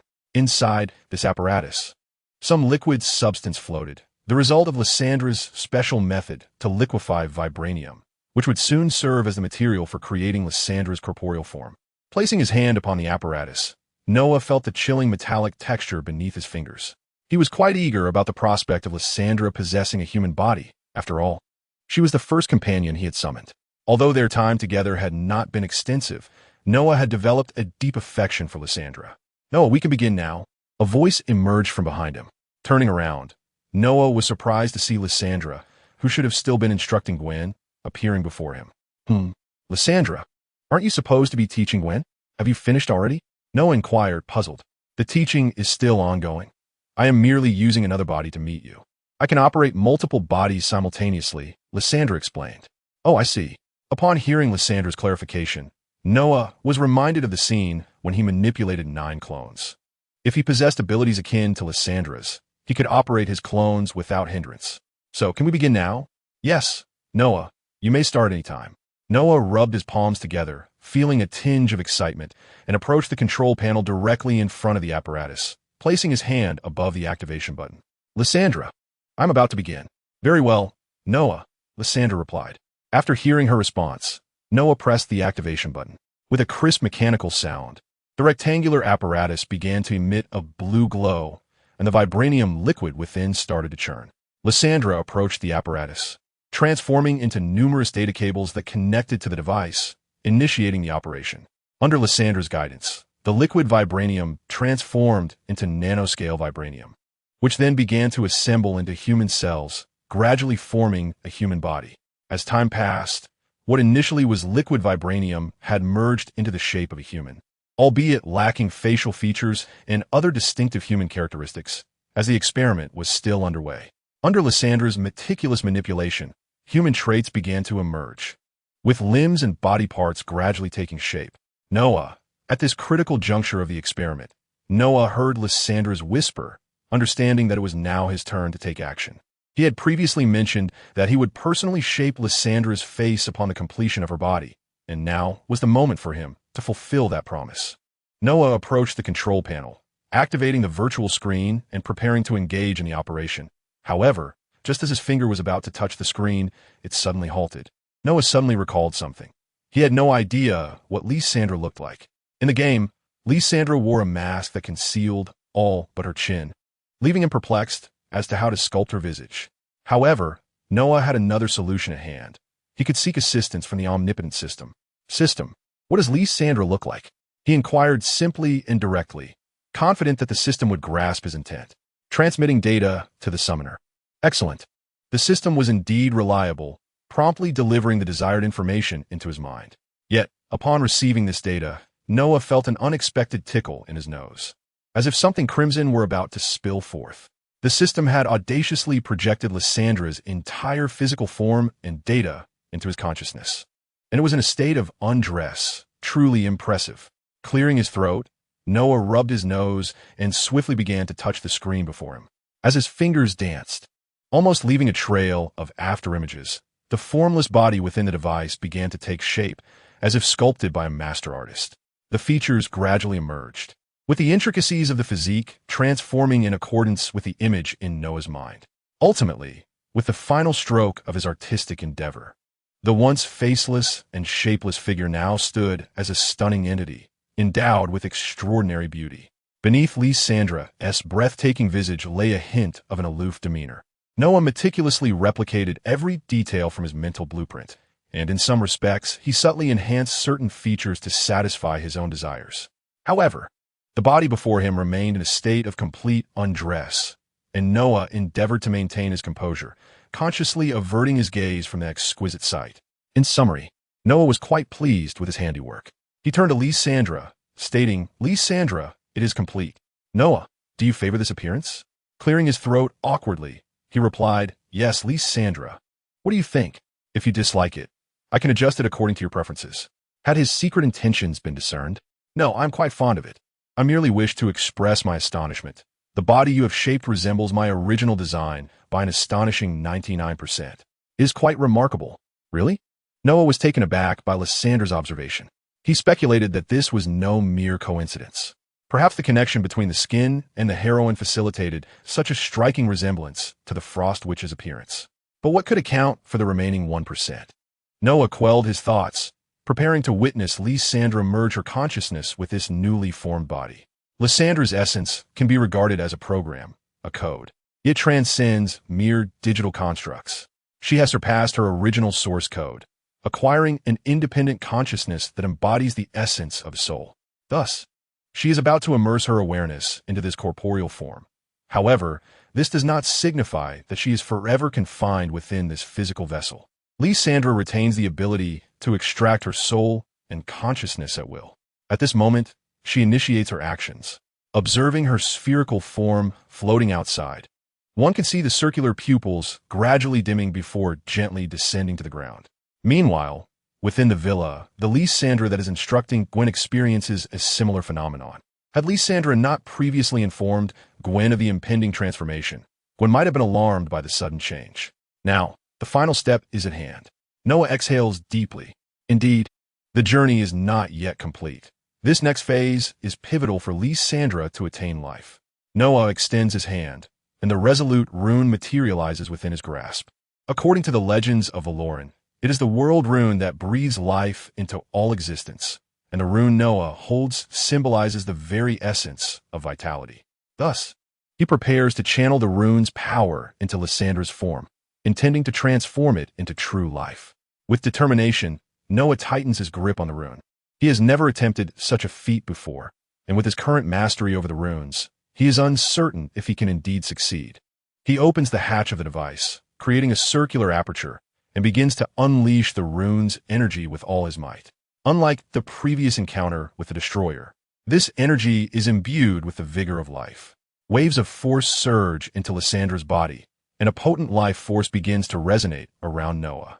Nevertheless, it appears that the desired effect eludes him, stirring a sense of urgency within him.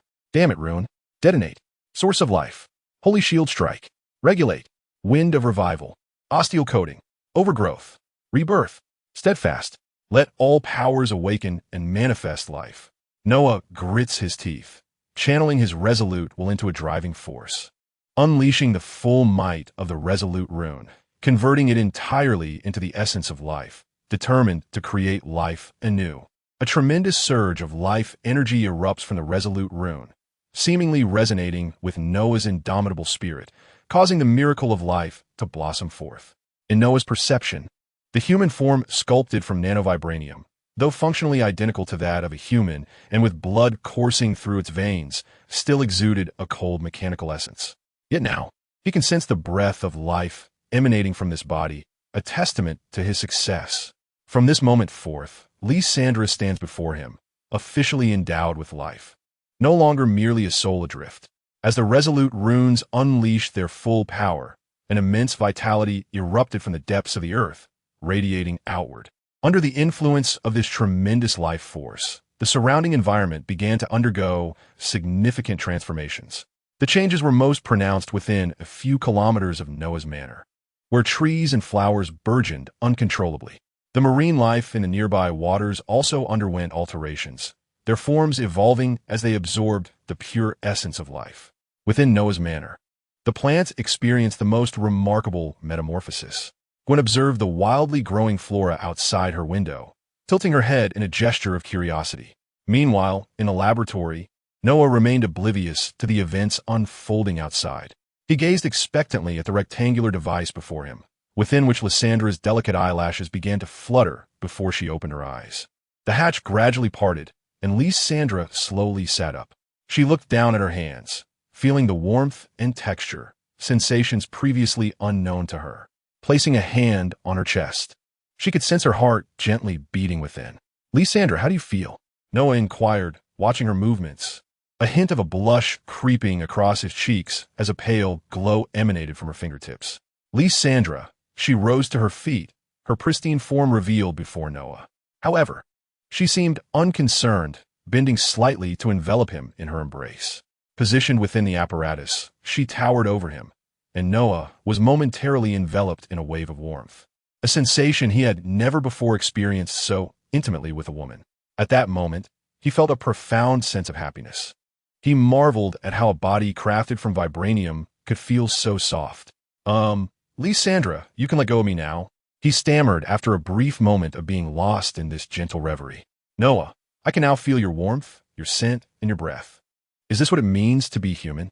Noah pondered that the characters summoned by the system likely possessed an innate affection towards him, as evidenced by both Lysandra and Gwen's similar responses, perhaps a consequence of their creation through his will. Yet, he relished this feeling of connection.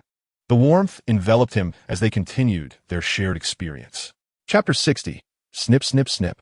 As the two emerged from the underground laboratory, Lysandra had donned a modern outfit, a black mid-length skirt paired with a blue blouse, her fair calves shimmering alluringly under the laboratory lights. Noah and Lysandra walked side by side, leaving the confines of the lab through the door. "Oh, what is happening?" Noah exclaimed upon stepping outside, only to find that the area which should have been basking in sunlight was instead shrouded in an ominous shadow. Curiosity piqued, he looked up. Noah was astonished to discover that the manor was now enveloped by a vast expanse of vegetation, and he felt a sense of familiarity with these plants, as they resembled those in his own garden. Had the emerald spirit awakened, or had the great tree burgeoned? As he gazed at the enormous flora before him, confusion washed over him. These plants appeared to have absorbed some potent energy, resulting in their remarkable transformation. Lysandra's eyes flickered with streams of data as she conducted an analysis of the flora. "I surmise that while you were utilizing the resolute rune, the energy that leaked out caused the otherwise ordinary plants to mutate after absorbing pure life energy," Lysandra concluded after her examination. "I suspected as much. Although I endeavored to contain the energy, a small fraction escaped during the use of the resolute rune," Noah acknowledged, realizing that the aura of the rune had become quite pronounced.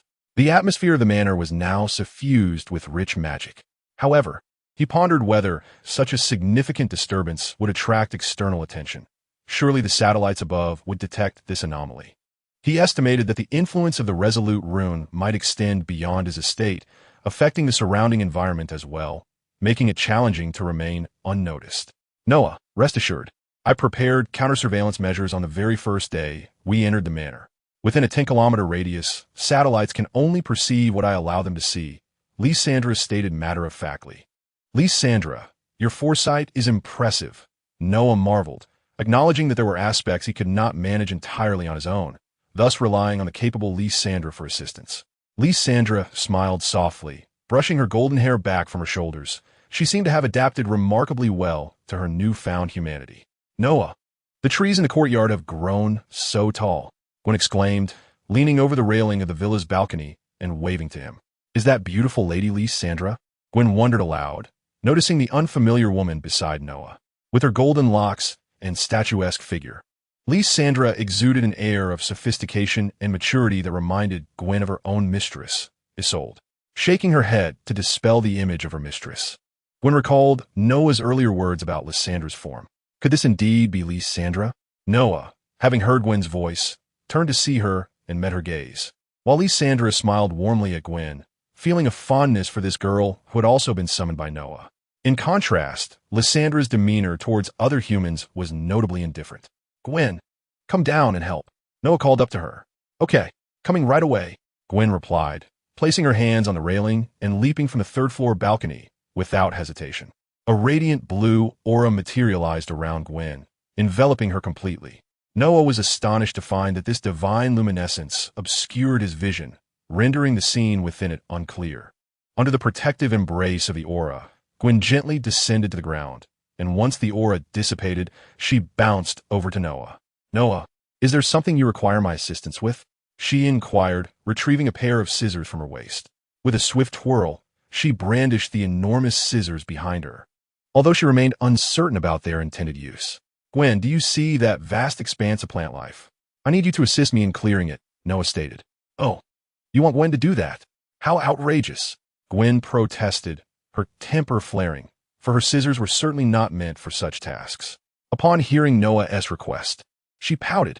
I shall allow you to experience something you've longed for, Noah replied enticingly. During their time in Asgard, ever since Gwen learned from Noah about his wild growth ability, which could also be applied to others, she had incessantly pleaded for him to grant her the same transformation. However, Noah had refrained, primarily because of the dress she wore at the time. Enlarging it would have been quite problematic. Oh, is that what you mean? I agree. Do it now, Gwen exclaimed, her excitement palpable as Noah finally acquiesced to her request for that intriguing magic. Are you ready? Noah asked, raising a finger. A purple magic burst forth from his fingertip, striking Gwen's form directly. Wow, Gwen exclaimed as a magical circle, adorned with intricate patterns, appeared beneath her feet. Under the influence of the magic, her body began to expand, and Noah gradually raised his gaze to keep pace with Gwen's transformation. Ha ha ha, I'm so tall now. Gwen marveled at her newfound height, which was now comparable to the villa itself, approximately 10 meters tall. Gwen, be careful not to step on those statues, Noah cautioned, aware of the potential chaos her immense form could cause. Were it not for the spaciousness of the estate, Gwen might have found it difficult to navigate. No problem. Here I go, I'm cutting. Snip, snip, Gwen exclaimed, taking strides that spanned several meters, approaching the colossal vegetation. What had once seemed towering now appeared to her as mere shrubs that were slightly taller than an average human. She lifted the enlarged scissors, aimed at the plants before her, and began to snip away. Snip, snip, snip. The scissors blurred in her hands, causing massive branches and green leaves to cascade down. It was not merely a gentle fall. Rather, the heavy branches and foliage plummeted to the ground, propelled by gravitational force. Though they did not create craters upon impact, they threatened to damage the decorative elements surrounding them. Of course, Noah could not stand by idly while these hefty objects descended. He raised his hand and released his magical energy, deftly controlling the falling debris, gathering them into a vacant area to await Blitz's arrival for cleanup. Though Noah could have simply entrusted these tasks to Blitz and the robots, he found himself drawn to these seemingly pointless activities. It was merely his belief that they would be entertaining. Gwen's scissors were intended for tailoring garments. If used to prune leaves, Would she not be transitioning into the role of a gardener? Yet, if employed for haircuts, wouldn't she resemble teacher Tony? Noah contemplated allowing his hair to grow long, envisioning Gwen giving him a trim, thus enabling him to embody Yasuo for a moment. He yearned to engage in amusing endeavors that would help Gwen better integrate into their household. Although their family currently consisted solely of the three of them, such moments could forge delightful memories. "Come on, hurry up," he urged, his voice echoing with excitement. At that moment, Gwen floated past Noah, and due to her height, he caught glimpses of enchanting sights beneath her skirt. Ahem. Shortly thereafter, as Gwen crouched to trim the base of a plant, sunlight streamed into the manor. Just as she intended to speak, her body began to shrink until she returned to her original height of 1.80 meters. Gwen examined her hands, still savoring the experience. "All right, Gwen, there will be many more opportunities ahead. No need to rush." Gwen always wore her thoughts on her sleeve, and upon noticing this, Noah gently remarked, "Gwen, aren't you still eager to learn about this world?" "Oh, right." Sister Lysandra was in the middle of her lesson when she suddenly froze. Gwen suddenly recalled her responsibilities. Understanding this world and acquiring knowledge was of utmost importance. With a wave of her hand, Lysandra summoned forth a stream of nanomaterial from the device at Noah's waist, forming her original spherical visage. "Gwen, let us continue our unfinished lesson." Lysandra's voice emerged from the orb. Where are you and Sister Lysandra headed now?" Gwen inquired, noting Lysandra had merely conjured her spherical body to resume teaching her, while she observed signs that Noah and Lysandra were preparing to depart. "This form of Sister Lysandra has just been completed, and we must venture out to conduct some experiments. You stay here for now, and I will bring you back something entertaining upon my return." Under Gwen's watchful gaze, Noah donned his battle armor and soared into the sky alongside Lysandra. Notably, Lysandra did not wear any armor. Instead, she ascended effortlessly, demonstrating her magnetic levitation technology, which allowed her to fly without any propulsion. At the time of crafting Noah's armor, this technology had yet to be integrated. "Wow, they can actually fly. How enviable," Gwen exclaimed as she watched their figures disappear into the distance, before returning to the room with the spherical Lysandra to continue her studies. Chapter 61 of Corpse Party. The battle with Lysandra soaring through the skies. Noah beheld the ecological landscape surrounding the estate, confirming his prior expectations that the influence of the runes extended far beyond his domain. Nestled along a coastal expanse, Noah's estate was flanked by a vast expanse of woodland, where he often glimpsed deer and raccoons among the wild fauna. At that moment, the flora and fauna beyond the estate had undergone transformations due to the power of the runes, with the most pronounced changes being in size and stature. Noah even observed a raccoon standing upright, measuring approximately 1.4 meters in height. For context, the average adult raccoon in America typically ranges from 40 to 70 centimeters in length. This one had grown so large after absorbing the essence of life energy. Noah recalled that a rocket was of similar proportions. Beyond the woodland, the coastal waters were also affected by the energy of the runes, and Noah had already witnessed several fish leaping from the sea, exceeding the size limits typical of their species. "It seems I could acquire this entire area," Noah mused, having previously contemplated purchasing the surrounding region to facilitate his endeavors, particularly regarding his rather colossal hextech beasts. "Do you need to arrange this now?" Lysandra inquired, hovering beside Noah. "There's no rush. We can handle it upon our return," Noah replied. The purpose of their excursion was to test Lysandra's capabilities in her new form. "What? You ask why not experiment in the training room?" "Well, it's all about having an outdoor adventure with Lysandra. It's a perfect opportunity to foster our bond," he thought, recalling that he had indeed created a training room earlier. Their destination was the Appalachian Mountains, the longest mountain range in eastern North America, spanning across the eastern regions of the United States and Canada, and in relatively close proximity to New York. Noah aimed for the western part of the Appalachian Range, characterized by rugged terrain and limited access, rendering it nearly uninhabited. The duo traveled swiftly, reaching their destination in mere minutes, descending into a secluded valley. "This will do, Lysandra," Noah declared as he landed, his propulsion device scattering the leaves beneath him.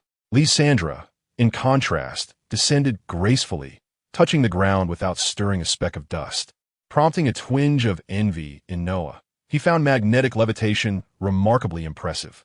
In the deserted valley, Noah and Lysandra stood at the base of a steep cliff, surrounded by a barren landscape of yellow earth and peculiar rock formations. The body of Lysandra had been crafted employing numerous technological sources, including Hextech and Lysandra's nanotechnology, ultimately enhanced by Noah's rune power. Thus, Lysandra's current strength was undoubtedly formidable. Their initial focus was on testing various weapon technologies. "Let us commence, Lysandra," Noah said, his anticipation palpable. Lysandra raised her hand, and, with a gentle flick, a diamond-shaped nanostructure shot forth with astonishing speed, surpassing that of most bullets, striking a colossal rock towering over 6 meters. The impact was explosive. The nanostructure penetrated the rock as effortlessly as a knife through soft tofu, yet under Lysandra's command.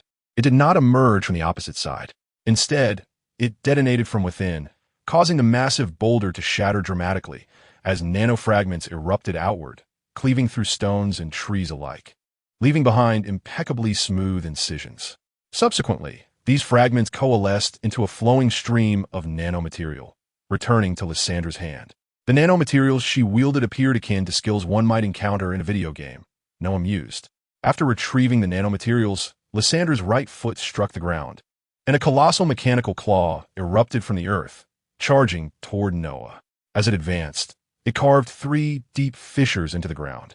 While Noah was still contemplating Lysandra's intentions, the mechanical claw was already upon him. He did not flinch, trusting that Lysandra would not harm him.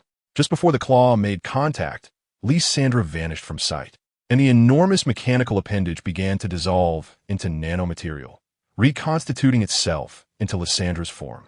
Noah found himself face to face with her, feeling the warmth of her breath upon his skin, and his heart raced. Was he being flirted with?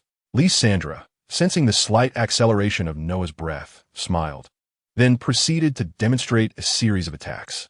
She enveloped the boulder in nanomaterial, forming a crystalline cage, and subsequently crushed the rock within. A multitude of nanobots emerged, coalescing in the air to form a mist-like shape. As this cloud enveloped a boulder, Noah observed, with astonishment, that the stone began to vanish slowly. In truth, the mist comprised nanobots gradually dismantling the boulder, creating the illusion of it disappearing into thin air. If deployed against an adversary, such an attack would be nothing short of terrifying, burrowing into the enemy's body and devouring everything from within. Noah was now witnessing the remarkable versatility of nanotechnology, an ability that belonged solely to Lysandra, a power she had possessed in the realm of source code. Furthermore, Lysandra also wielded gravitational technology, capable of manipulating objects through gravitational forces, likely a complementary technology to magnetic levitation. Subsequently, Noah engaged in an experiment of Lysandra's magical prowess. In the creation of this corporeal form, Noah infused it with Hextech and the Source Project technology, both of which seamlessly blend magic and technology. Following a rigorous baptism of resolute runes, Lysandra's magical capabilities have been significantly augmented. The potency of her magical essence was palpable to Noah. However, her current applications of magic were somewhat limited. For instance, she could imbue her attacks with magic, convert her magical energy into laser strikes, or enhance her own physical strength through magical means. Speaking of strength, Noah found himself intrigued by the extent of power possessed by Lysandra's new form. After all, in Avengers, Age of Ultron, when Ultron's plan to transfer consciousness into Vision's body was thwarted, he drew upon his deepening understanding of the Mind Stone to create a more formidable body from vibranium. That form was remarkable, boasting strength surpassing even that of Thor. Noah speculated that Ultron's power at that time might have eclipsed the Hulk's, particularly since the Hulk could not entirely dominate Thor, barring the Hulk's fury. Therefore, Noah surmised that Lysandra's body should possess strength exceeding that of Ultron, especially considering his abundant supply of vibranium and the integration of magic with technology, complemented by the power of the Genesis rune. Noah was eager to ascertain just how formidable Lysandra's strength truly was. Initially, when he acquired the Yasuo template and the Resolute rune, which had been weakened, his strength was already comparable to Captain America's, if not greater. After more than half a month of growth, Noah's physical prowess had nearly quintupled. Such rapid progress was due to the enhancements from summoning hero templates and the continual strengthening effects of the Resolute rune. Moreover, the Battle Armory Dawn provided him with immense augmentation, and with the added boost of magical energy, he felt capable of contending with the Hulk, perhaps even overpowering him. Upon expressing his thoughts, Lysandra had no objections. After a brief acknowledgement, she sprang into action. With a resounding crack, the ground beneath Lysandra fissured, a testament to the ferocity of her movement. A flash of golden hair darted past Noah with remarkable speed, yet he was able to perceive her clearly. His sharp intellect, coupled with the combat experience gleaned from various heroes, enabled Noah to react swiftly, raising his hand to defend against the oncoming strike from Lysandra's smooth, yet powerful, leg. The immense force transmitted through his arm compelled him to step back to dissipate the impact. The ground beneath him fractured, revealing the sheer magnitude of the force he had endured. In the wake of absorbing the attack, Noah refused to remain passive. He retaliated with a powerful strike, generating a resounding boom in the air as his force collided with Lysandra's incoming fist. Bang! Boom! Two immense forces collided, generating a powerful shockwave that sent fragments of stone and soil flying in all directions. Subsequently, the two engaged in a flurry of strikes, imperceptible to the naked eye, where speed and strength intertwined. Each clash produced a violent impact, escalating the ferocity of the battle, with the residual force capable of fracturing boulders and uprooting trees. Although Noah possessed the combat skills of several heroes, Lysandra wielded unparalleled analytical prowess, effortlessly neutralizing Noah's attacks. At this moment, they refrained from employing magical abilities, relying solely on their physical prowess. In their earlier clashes, Noah sensed that Lysandra's strength seemed significantly greater than his own. After each encounter, he found himself pushed back by her might. This realization illuminated the disparity in power, especially considering he was augmented by battle armor. Nonetheless, despite being at a disadvantage, Noah began to feel an increasing vigor with every engagement, his movements growing more ferocious, as if a fierce flame ignited within him. During the skirmish, a golden glimmer flashed in Noah's eyes, and a golden aura suddenly enveloped his form, igniting through his armor. This was the manifestation of the power bestowed upon him by the armored hero, a display that emerged when his valor reached its zenith in battle. Noah felt an overwhelming momentum surging within him, eager to be unleashed, as tremendous energy coalesced in his body. After successfully deflecting Lysandra's strike with one hand, he concentrated all his strength into his right fist and unleashed a powerful blow, the intentional strike. A golden wave of energy, imbued with immeasurable force, morphed into the head of a golden dragon and surged forward with astonishing speed. The sheer power uprooted the ground beneath, carving a wide scar into the earth. Sensing a hint of danger, Lysandra chose to evade this overwhelming force, vanishing in a flash and reappearing at a distance. The dragon's head, now devoid of its target, continued its relentless advance, ultimately crashing into the cliffside. Boom! The resounding clash echoed, followed by the ominous sound of the cliff crumbling. The cliff is about to collapse. We must vacate this area, Noah declared, releasing his valor and reverting to his original state as he joined Lysandra, both ascending into the sky. In midair, Noah gazed down at the massive chasm he had carved into the cliff, reflecting on his recent impulsiveness. What has happened? I haven't even drawn upon Murphy yet. How did my intellect diminish during battle? Clearing his throat, he turned to Lysandra, feeling slightly sheepish after unleashing such a formidable attack upon her. Do not worry, Noah, she reassured him. Lysandra certainly did not mind. She merely observed Noah, noting the hint of concern in his demeanor regarding her surpassing him in strength. Although separated by a mask, Lysandra could perceive the expressions on Noah's face, for she was in control of the battle armor. No, he replied. I was just contemplating the need to enhance my training. In the future, when faced with formidable foes, I cannot expect you all to protect me. It is my duty to safeguard you. In this world, Noah found himself devoid of any kin or friends. Now, Lysandra and Gwen were his family. Thus, after summoning them, his thirst for power intensified, while he was unafraid of the powerful adversaries that existed even within this cinematic universe. He could always flee if overwhelmed and return later to fight again. However, with Lysandra and Gwen by his side, he felt a profound desire to protect them, compelling him to abandon his previously lackadaisical attitude. Noah, I eagerly anticipate the days when you will be my protector, Lysandra said, her lips curving into a gentle, sweet smile, stirring something within Noah's heart. Let us return now, she added. Chapter 62. The Invincible Hulk is about to begin as night fell. Gwen and Noah gathered around a dining table laden with steaming dishes. It smells exquisite.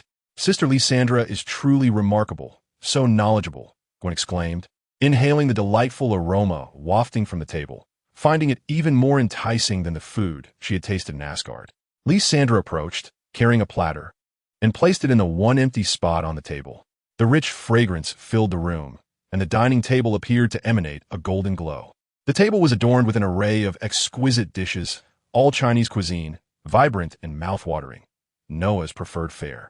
With Lysandra present, Noah could indulge in any culinary delight he desired. Today it was Chinese food, tomorrow perhaps Western. Lysandra's presence allowed for such indulgence. Let us feast, Noah declared, handing bowls of rice to both of them. Gwen, unfamiliar with this food, had learned from Lysandra earlier that it was called rice. This is delicious, she exclaimed, her mouth full, making her words somewhat indistinct. Gwen, do not speak with your mouth full. You might choke. Noah couldn't help but interject, a lesson imparted by his family since childhood. As Noah watched this scene, he found himself momentarily lost in thought.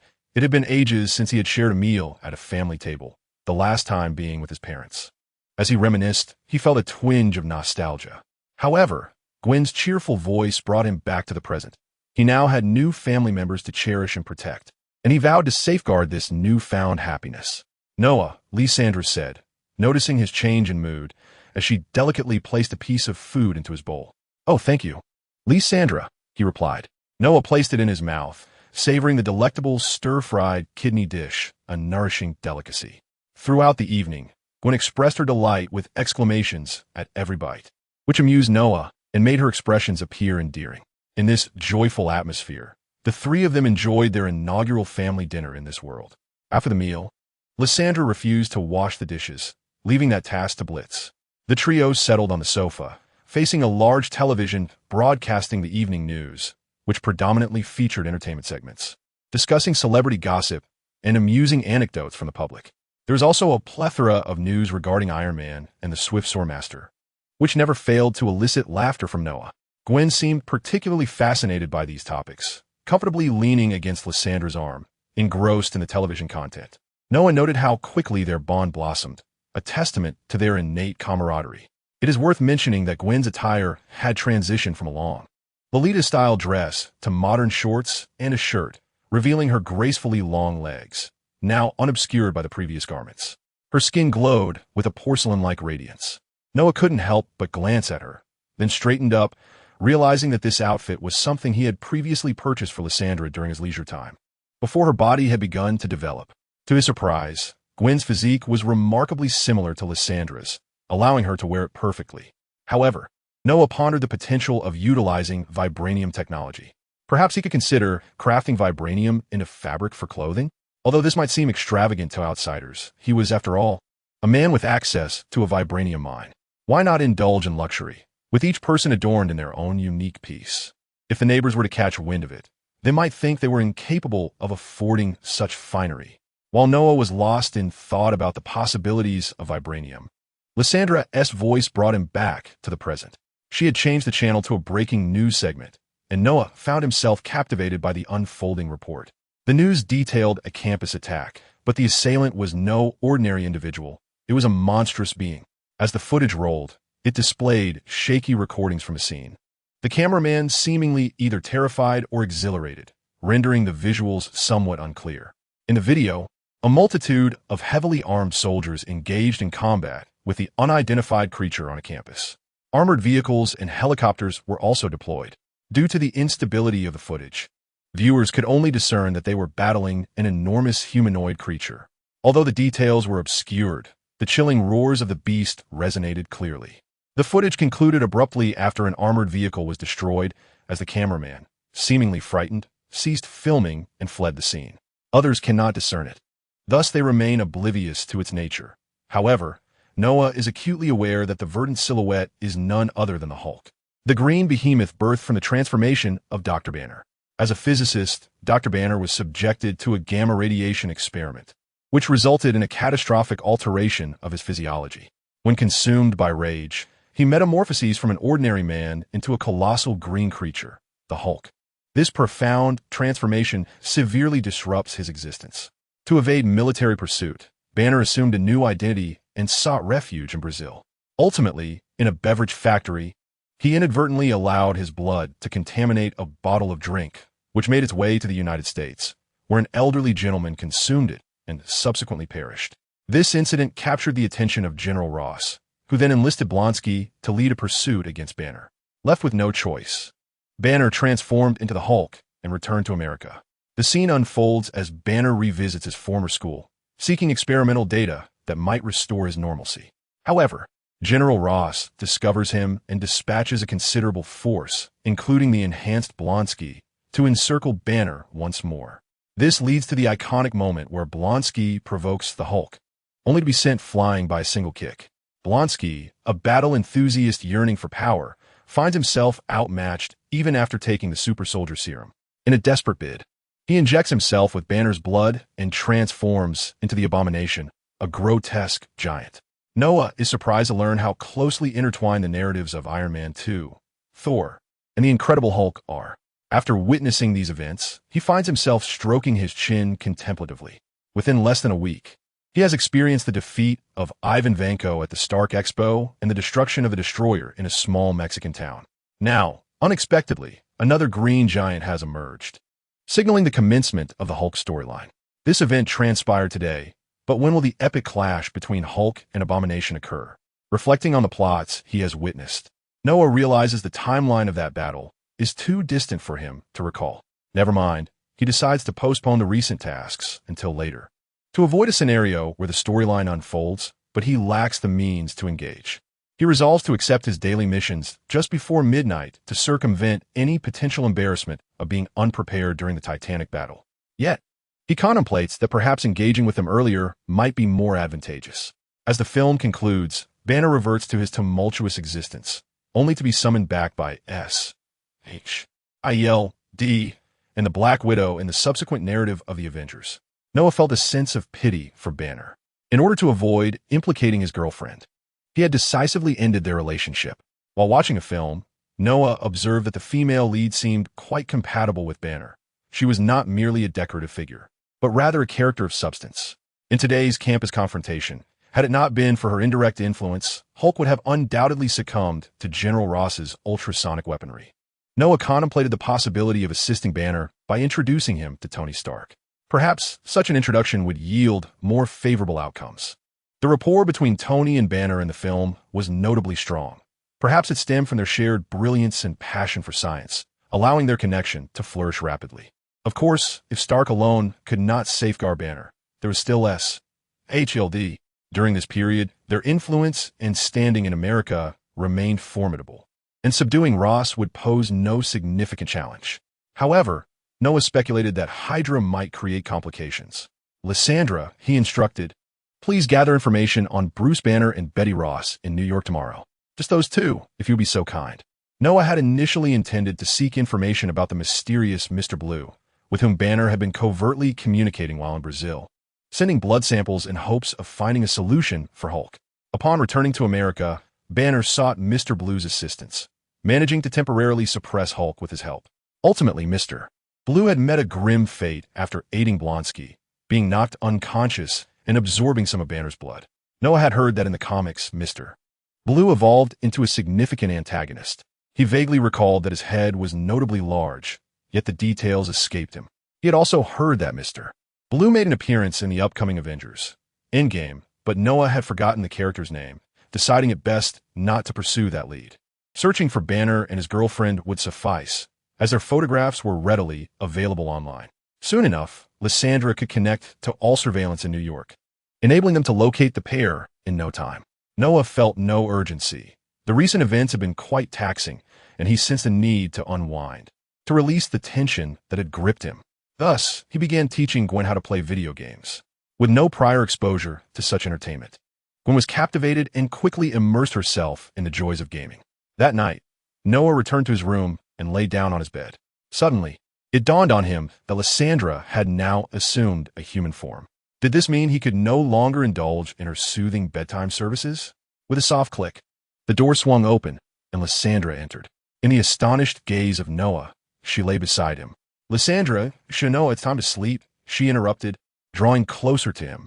Noah felt the warmth of her soft body against him, accompanied by the gentle rhythm of her breath near his ear. A familiar sensation washed over him. Even after transforming into a human, Lysandra would undoubtedly not forget Noah's soothing services. However, at this moment, Noah found it somewhat difficult to succumb to slumber. Yet, under Lysandra's gentle whispers and soothing massages, he soon drifted into a peaceful sleep. When dawn broke, Noah opened his eyes to find Lysandra's presence had vanished, leaving behind a lingering hint of fragrance. After freshening up, Noah descended the stairs, and indeed, Lysandra was already in the kitchen, preparing breakfast for both him and Gwen. A new day had commenced, and Noah had numerous tasks awaiting him. Chapter 63. Nick and Tony's journey to the great Nuon Manor. On the day Noah faced the Destroyer in a duel alongside Thor in the town. He employed a resolute rune to obliterate the Destroyer, leaving behind a massive pit. He then accompanied Thor to Asgard. The gathered crowd remained at the site, encircling the colossal pit, exclaiming in awe. To call it merely a pit would be an understatement. It resembled a canyon. Could this truly be a feat achievable by humanity? The trio, Jien, San, and others, stood nearby, their worldviews thoroughly challenged by such an extraordinary and scientifically implausible spectacle. Tony descended from the sky, standing at the edge of the gaping chasm. The earth that once lay there had been vaporized by the energy blast of the resolute rune, leaving behind a bottomless void and extensive fissures. What magnitude of energy could possibly yield such an effect? Tony mused, confident as always. He had previously asserted at a hearing hosted by the American government that in the foreseeable future, no one could replicate technology akin to his Iron Man suit. This self-assuredness stemmed from his belief that his talents and ingenuity surpassed those of the world around him, justifying his bold proclamations. However, the appearance of Ivan Vanko slightly humbled Tony, as he recognized that Vanko's father had once been a colleague of his own father and possessed research on the arc reactor. Utilizing his own aptitude, Vanko had crafted a rudimentary arc reactor, earning Tony's reluctant acknowledgement of his talent. Yet, after Ivan Vanko, another figure emerged, Noah. Tony was bewildered by Noah's sudden presence. His armor's technology appeared far more advanced than his own, excelling in power, speed, defense, and firepower. When Tony learned that Noah was merely 16 and still a minor, he was taken aback. Nevertheless, he remained uncertain whether Noah had indeed created the armor. Contemplating that upon Noah's return from the enigmatic Asgard, he must arrange a meeting with this remarkable young man. "Sir, you need to take a look at this," Jarvis suddenly interjected. What is it?" Just then, Jarvis highlighted an anomalous energy reading on Tony's display screen, indicating a point located beneath the pit. However, the depths were too dark for Tony to discern clearly. After Jarvis adjusted the visibility of the helmet, Tony barely discerned objects in the darkness, identified by Jarvis as fragments of the Destroyer. Was this the wreckage of that enigmatic battle armor? Tony felt a twinge of astonishment. Following the Destroyer's violent descent into the earth at the hands of Noah, part of its metallic form had been dissolved by high energy, while other portions were shattered by the explosion, now scattered at the bottom of the pit, embedded within the soil. Then, amidst the astonished gazes of those present, Tony soared into the dark abyss. Nick Fury, deep in thought, suddenly felt an ominous premonition. Minutes later, Tony emerged from the depths. "Ladies and gentlemen, I must take my leave. Let us grab a burger together sometime." Cradling a plethora of items, Tony hurriedly departed the scene, moving so swiftly that Nick Fury did not catch a clear glimpse of him. Only Jane's friend, Daisy, excitedly waved farewell to Iron Man, while the others were left pondering what had transpired below. At that moment, Hawkeye approached Nick Fury and remarked, "Director, I saw what Stark took. It appears to be fragments of the robot that just battled Noah and Thor." Hawkeye's keen eyesight allowed him to see the items as Tony ascended, although he was unaware of the true nature of the Destroyer, merely perceiving it as a robot. "Damn it!" Nick Fury exclaimed upon hearing Hawkeye, realizing that Tony had stealthily absconded with valuable materials right before his eyes. "Coulson, quickly organize a team to descend into this pit and search for any remnants left by the enemy." Nick Fury directed Coulson, uncertain of how much remained and whether Stark had seized it all. "However, Director, we have yet to conduct a safety assessment down there. We do not know if any hazardous energy radiation lingers, Coulson cautioned. Then hastened to find reconnaissance personnel. Quickly, after some commotion, Jane and the others had already made their way to the Bifrost, while Nick Fury successfully dispatched a team to retrieve the remnants of the destroyer from the depths. However, the findings were minimal, as most had been melted by Noah's power, a fact unknown to Nick, who pondered how much Tony had taken. Rather than returning the destroyer's remains to Heimerdinger headquarters, Nick Fury opted for a different location. Having been vigilant against potential moles within the agency after Noah's warnings, he intended to keep the remnants from being studied at the Bureau. In private, Nick had also cultivated a research team consisting of highly qualified individuals he had recruited from around the globe, some of whom were talents he had lured from within the agency. They answered solely to him, and Nick held a deep trust in this team, as they were his own creation. Nick Fury initially harbored doubts about the presence of a mole within his team. However, he soon dismissed such thoughts, reasoning that these individuals had always been under his watchful eye. If there were indeed a traitor among them, one might as well assert that half of SHIELD was compromised. Amused by this notion, Nick Fury chuckled to himself. Upon returning to the camp, Nick Fury waited in vain for Noah's arrival. During this time, they detected a response from the Bifrost Bridge, momentarily believing it to be Noah's return. Instead, it was Thor arriving to escort Jane and the others, leaving Fury with no opportunity to inquire before they departed. Feeling somewhat exasperated, Nick Fury resolved to continue waiting for Noah, hoping to glean first-hand information about Asgard from him. Consequently, he spent the entire day in anticipation. Let us return to New York, he finally concluded, relinquishing the idea of waiting any longer. Nick Fury decided he would seek out Noah upon his eventual return. Despite the lengthy absence, he couldn't shake the thought that something might have befallen Noah in Asgard.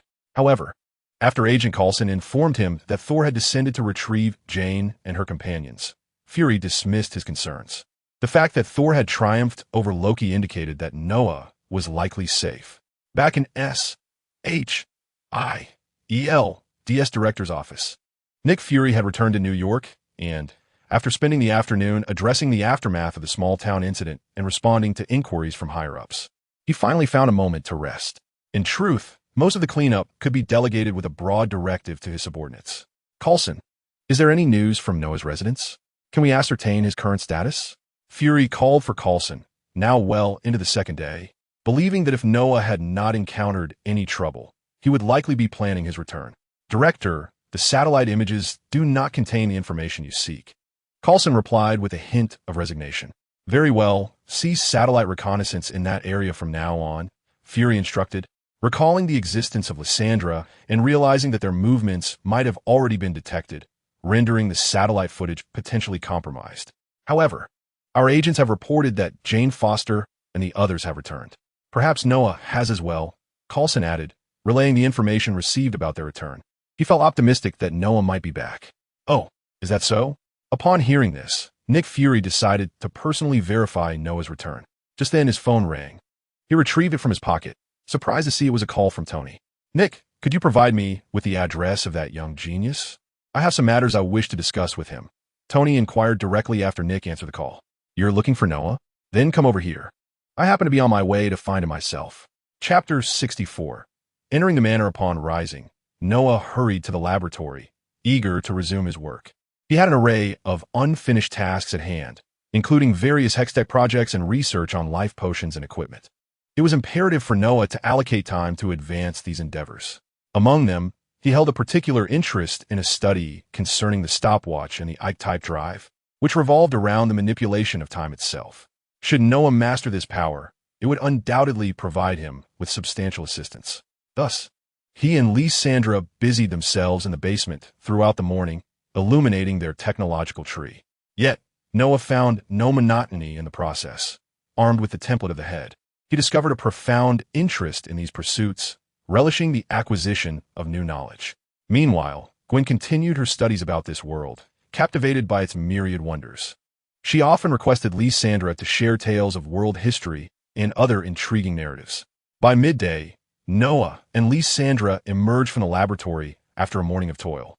Feeling the need for a respite, he stretched his limbs and acknowledged the time for lunch. Noah, guests are arriving.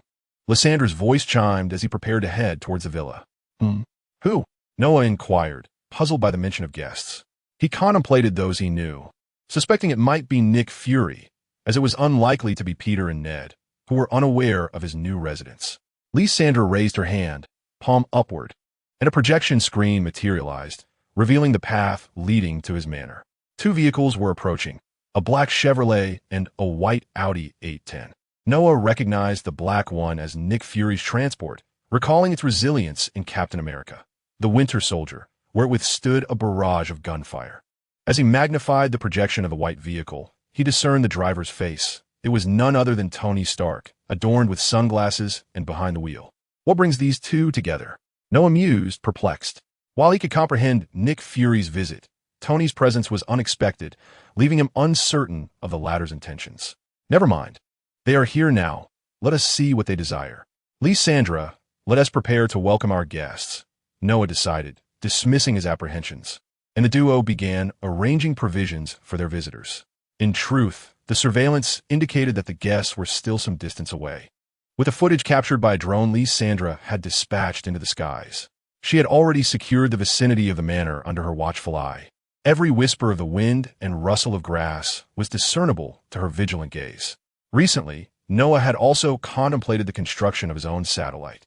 Yet this ambition was relegated to a later stage in his research queue, as it was not a project that could be realized in haste.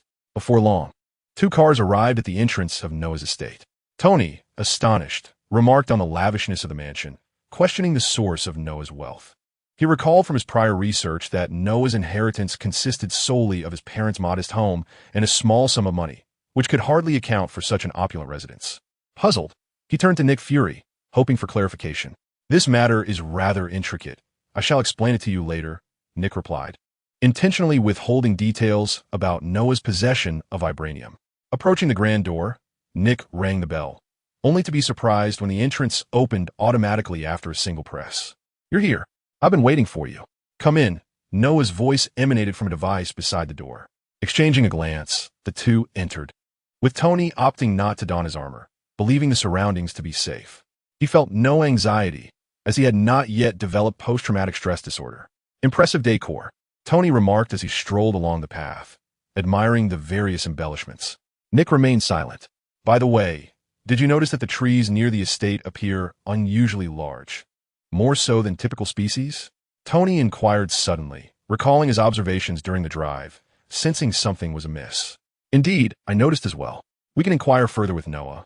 Should he be willing to share? Nick responded.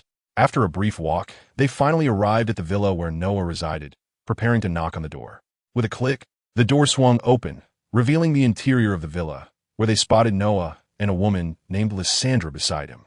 Nick squinted at Lysandra, recalling that she had not been present on his previous visit, and began to contemplate her identity.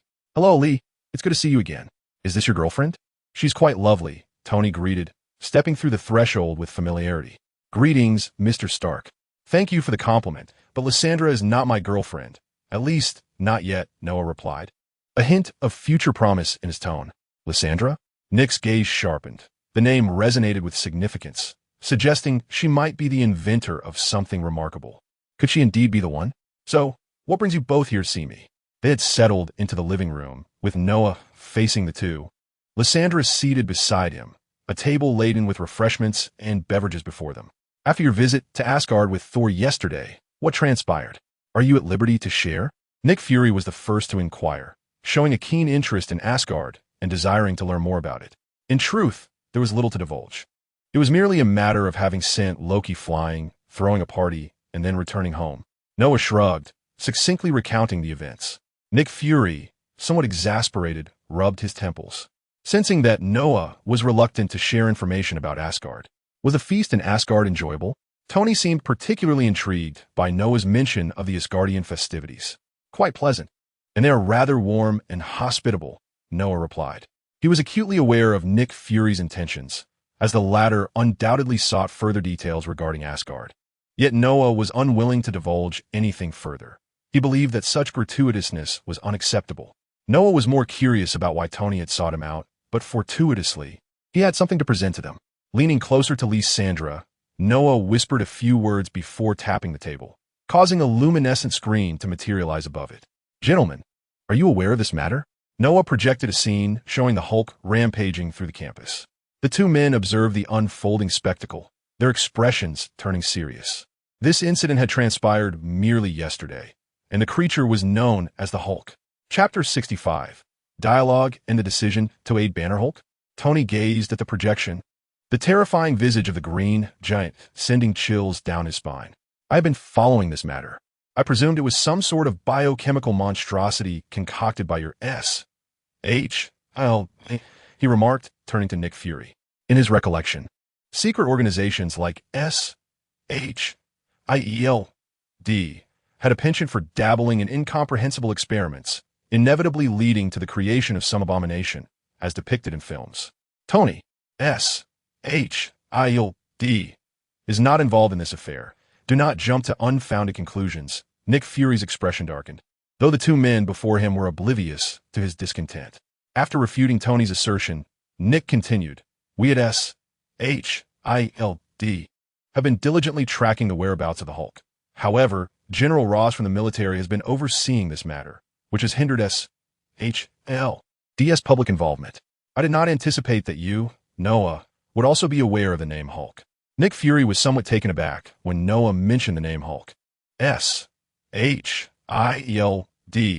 possessed advanced technology and intelligence-gathering capabilities, having deduced through military documents and numerous eyewitness accounts that the Green Giant often uttered the name Hulk, leading them to believe that it was indeed the creature's designation. The fact that Noah was also informed piqued Nick Fury's curiosity. Perhaps the organization behind Noah was also conducting investigations into the Green Giant. What could be of interest regarding the Hulk? Nick Fury pondered relentlessly. Well, this is common knowledge. However, I am in the dark. Could one of you enlighten me about this Hulk? Tony, unable to contain his curiosity, initiated inquiries, realizing that both men seemed well informed, leaving him in a state of confusion. Nick Fury exchanged a glance with Noah, who slightly extended his hand, signaling for Fury to speak first. Initially, Fury had intended to hear Noah's perspective on the Hulk, but given Noah's gesture, he felt a sense of resignation. Ultimately, Tony would learn of this matter in due course, so sharing it with him now posed no issue. Upon discovering the circumstances surrounding the Hulk, Fury found himself intrigued by this creature, prompting him to delve deeper into the subject. He subsequently came upon Bruce Banner, a brilliant physicist, and conceived the idea of incorporating him into his Avengers initiative, which explained his ongoing surveillance of Banner. Fury began to relay information about Banner, sourced from SHIELD's discreet investigations. This individual, we refer to as the Hulk, he said, leaning slightly forward on the sofa, his voice low and serious. Whenever the Hulk manifests, he exhibits an exceptionally aggressive demeanor, causing significant destruction and has been implicated in numerous violent incidents. Does that mean he is a villain? Why doesn't SHIELD deal with him? Tony interjected. Patience. Let me continue. Fury gestured for Tony to listen further. Through our extensive investigations, we have uncovered that the Hulk's true identity is that of a human being, one you may have heard of. Oh, do tell, Tony responded, intrigued, pondering if this individual might be someone he knew. A flurry of names raced through his mind as he contemplated who it could be. Bruce Banner. Bruce Banner? Let me think. I recall a physicist with 7 doctoral degrees by that name. Is it the same person you're referencing? Tony recalled the name of a brilliant scholar, someone even more accomplished than himself. Indeed, it is the same individual. During an experiment, Bruce Banner inadvertently exposed himself to gamma radiation, resulting in a transformation. When his emotions flare, he becomes a giant with green skin, the Hulk. According to our investigations, Dr. Banner fled the United States due to military pursuit, seeking refuge in a remote country where he lived incognito, constantly suppressing his transformation. The incidents involving the Hulk were provoked by others, leading to his emergence. As Fury detailed the findings concerning Banner, Tony's interest in Bruce Banner peaked. He became eager to inquire how one could undergo such a transformation. Having shared all pertinent information, Fury observed Tony's reaction and recognized his growing curiosity. This was beneficial. Fostering a good rapport among team members would facilitate future collaboration. As Nick Fury shifted his gaze towards Noah, he noticed that the expression on the latter's face had not altered significantly. as if he had been privy to such matters all along. Nick Fury surmised that Noah, or perhaps the organization behind him, had been monitoring the Hulk's affairs closely. "So, Noah, what prompted you to mention the Hulk to us?" Nick Fury inquired, having straightened his posture after discussing the Hulk, fixing his one-eyed stare on Noah. Tony, too, was intrigued. His understanding of this 16-year-old boy before him was rather superficial, and he felt a pressing need to delve deeper into Noah's background. "It's nothing too significant. I simply believe that Dr. Banner is a remarkable individual. His ability to transform into the formidable Hulk, coupled with his inherent talents, leads me to think he could be of assistance to us, and perhaps we could draw him to our side," Noah articulated. Nick Fury was uncertain whether Noah's reference to us pertained to the Valorn organization or something else entirely. "I concur with this notion, and I believe my Stark Industries would be an excellent fit for Dr. Banner. The top 10 floors of Stark Tower are dedicated to research and development. Oh, Lee, you are welcome to visit any time. I'll be delighted to have you at Stark Tower," Tony expressed, clearly fascinated by Noah's suggestion. He thought that having Dr. Banner, a genius, join Stark Industries would be a boon.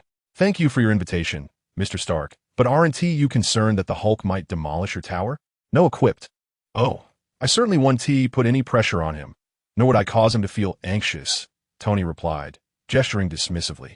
Noah recalled that in the film, Tony had followed up that remark by jabbing Banner in the ribs with an electrified stick. Then it settled. "First, we need to locate Banner, and then we must contend with the pressures from the military. This task shall fall to you, Director Fury," Noah declared. "Very well," Nick Fury said, rubbing his temples. He had previously received a wealth of valuable information from Noah and felt compelled to acquiesce to his current request. Furthermore, he believed that retaining a talent like Banner would be advantageous for their side. With the matter resolved, they began to deliberate on strategies for finding Banner. "This is rather delicious. Where did you purchase these?" Tony inquired, eyeing the delightful pastries Noah had prepared for his guests. He reached for a small, fruit-filled puff, its cream and fruit adornments rendering it visually appealing, and immediately took a bite. The exquisite flavor astonished him, despite being a billionaire.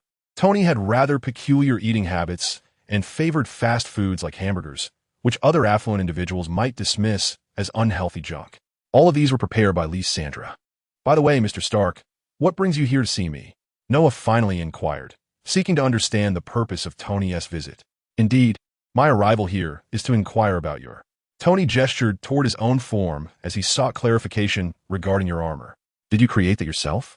Tony wished to confirm this matter, pondering whether Noah was truly a prodigy, having crafted inventions ahead of their time at the tender age of 16.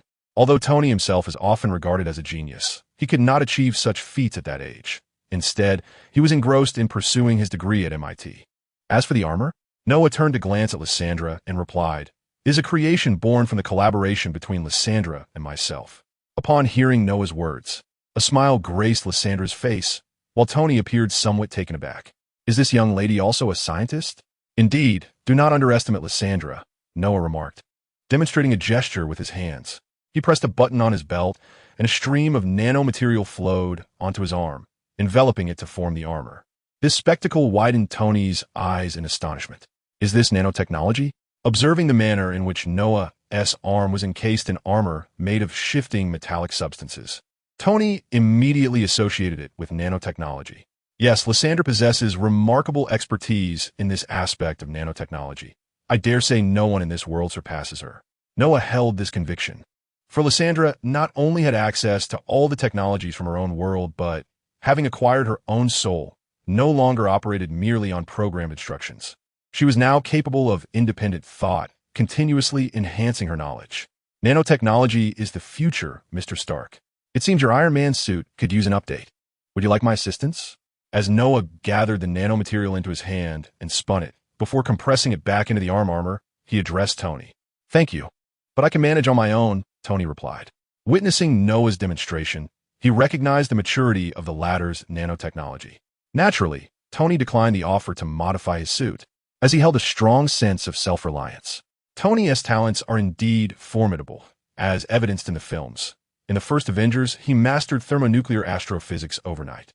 And in Avengers Endgame, he perfected the time machine in a single night. Thanos himself remarked that Iron Man was cursed with knowledge. It was no surprise to Noah that Tony would refuse such an offer. He merely jested, fully aware of Tony's pride as a genius. Should it be a matter of technical exchange, however, Tony would not shy away. Thus ensued an impromptu session of technical discourse among the three, during which Tony became convinced of their genuine capabilities. Though Noah had only recently acquired the Heimerdinger template, he dedicated his free moments to absorbing knowledge through Lysandra's teachings. His innate talent allowed him to absorb information like a sponge, enabling him to engage in technical discussions with Tony with remarkable ease. Meanwhile, Nick Fury found himself at a loss for words, silently contemplating other matters from sidelines. Soon, Tony and Nick Fury prepared to depart from Noah's estate. After exchanging ideas with Noah and Lysandra, a multitude of inspirations surged within Tony's mind, compelling him to return and manifest them. Nick Fury, too, needed to return to address matters concerning the Hulk. Lysandra, it has been a pleasure conversing with you. Should the opportunity arise, do visit us at Stark Tower. I would be delighted to host you, Tony remarked with a nod before making his exit. I will expedite the handling of Banner's situation, Nick Fury added as he too departed. Once Tony and Fury had left, Noah turned to Lysandra on his left. Lysandra, have you discovered any trace of Banner?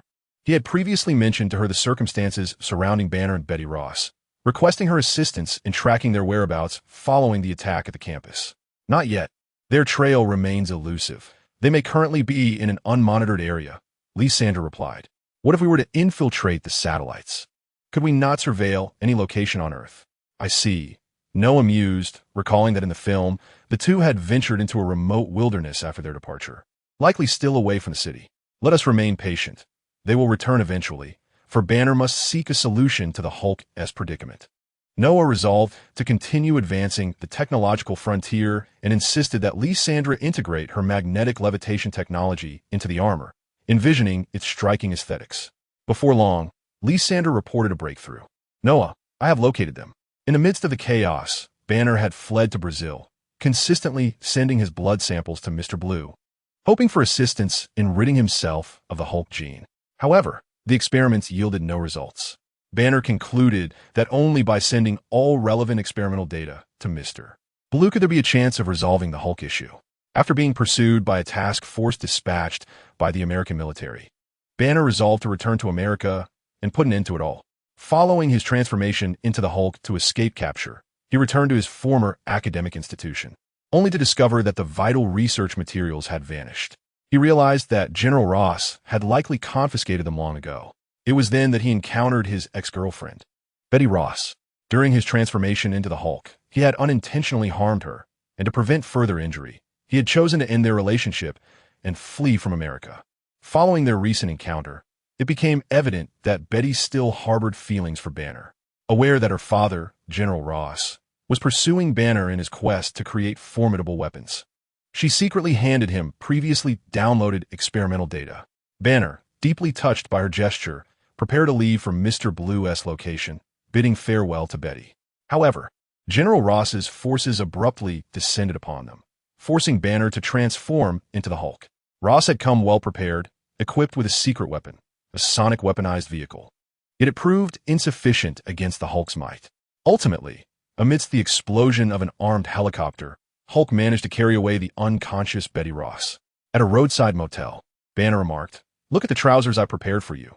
They should fit quite well." With a smile, Betty tossed a pair of shorts to the freshly bathed Banner. As a shadow zipped past, Banner discarded his towel to catch the shorts, only to discover they were quite large and remarkably elastic. Perhaps this isn't the best idea. He chuckled, realizing Betty was jesting, implying the shorts were intended for the Hulk. Betty laughed and produced a newly purchased heart rate monitor, assisting Banner in putting it on. She then took the liberty of giving him a haircut, reminiscing about their cherished moments together. As the atmosphere grew more intimate, they embraced and began to kiss on the bed. Just as they were about to engage more passionately, Banner glanced at his rapidly escalating heart rate and abruptly halted. "What's wrong, Banner?" Betty inquired, puzzled. "I can't proceed like this," he replied, propping himself up to face her. "It's fine, Banner. I'm willing," she reassured, mistakenly believing his hesitation stemmed from her. "I mustn't get too excited, or else the Hulk will emerge," he lamented with a wry smile, feeling a tinge of disappointment as he lowered his head. After a while, they departed from the motel, intent on heading to New York in search of Dr. Blue. Upon reaching New York, they discovered that the bridge leading into the city was closed. Sensing something amiss, they swiftly abandoned their vehicle and opted for a water route to reach Manhattan. Banner had previously learned during their communications that Dr. Blue was located at Reborn Academy, presumably in Manhattan. Preferring to avoid the crowded subway, where his anxiety might trigger the Hulk, he chose to take a taxi instead. "Hey, Bruce, wait a moment. Look over there," Betty said as they arrived in Manhattan. Upon stepping out of the taxi, she noticed a few New York police officers interrogating individuals. Banner, observing the scene, felt perplexed. "What is happening, Betty?" he asked. "We must be cautious and avoid these people. My father might be searching for us," she warned, aware of her father's capabilities. "Let us head that way," she suggested, pointing towards a safer route. Banner had also come to realize that since his encounter with Betty, this period of time had been extraordinarily blissful compared to his previous existence, almost lulling him into a state of complacency that dulled the vigilance he had honed during his days of flight. However, Banner quickly adapted, seeking refuge in a rather desolate corner, where he and Betty could momentarily conceal themselves. This locale served as a nexus between the affluent and the impoverished, featuring some shadowy alleys. In truth, the police were not actively searching for them. Rather, the recent deterioration of public safety in this segment of Manhattan prompted the precinct to intensify patrols. After all, this was an upscale area, and the management of law and order was, understandably, quite stringent. Meanwhile, General Ross had just acquired information from the computer Banner had used in Brazil regarding his conversation with Mr. Blue. He had yet to set off, as he was administering an injection to Blonsky. Banner and Betty intended to navigate through those darkened passages to reach Reborn Academy. Yet, such obscure and secluded corners were often breeding grounds for illicit activities.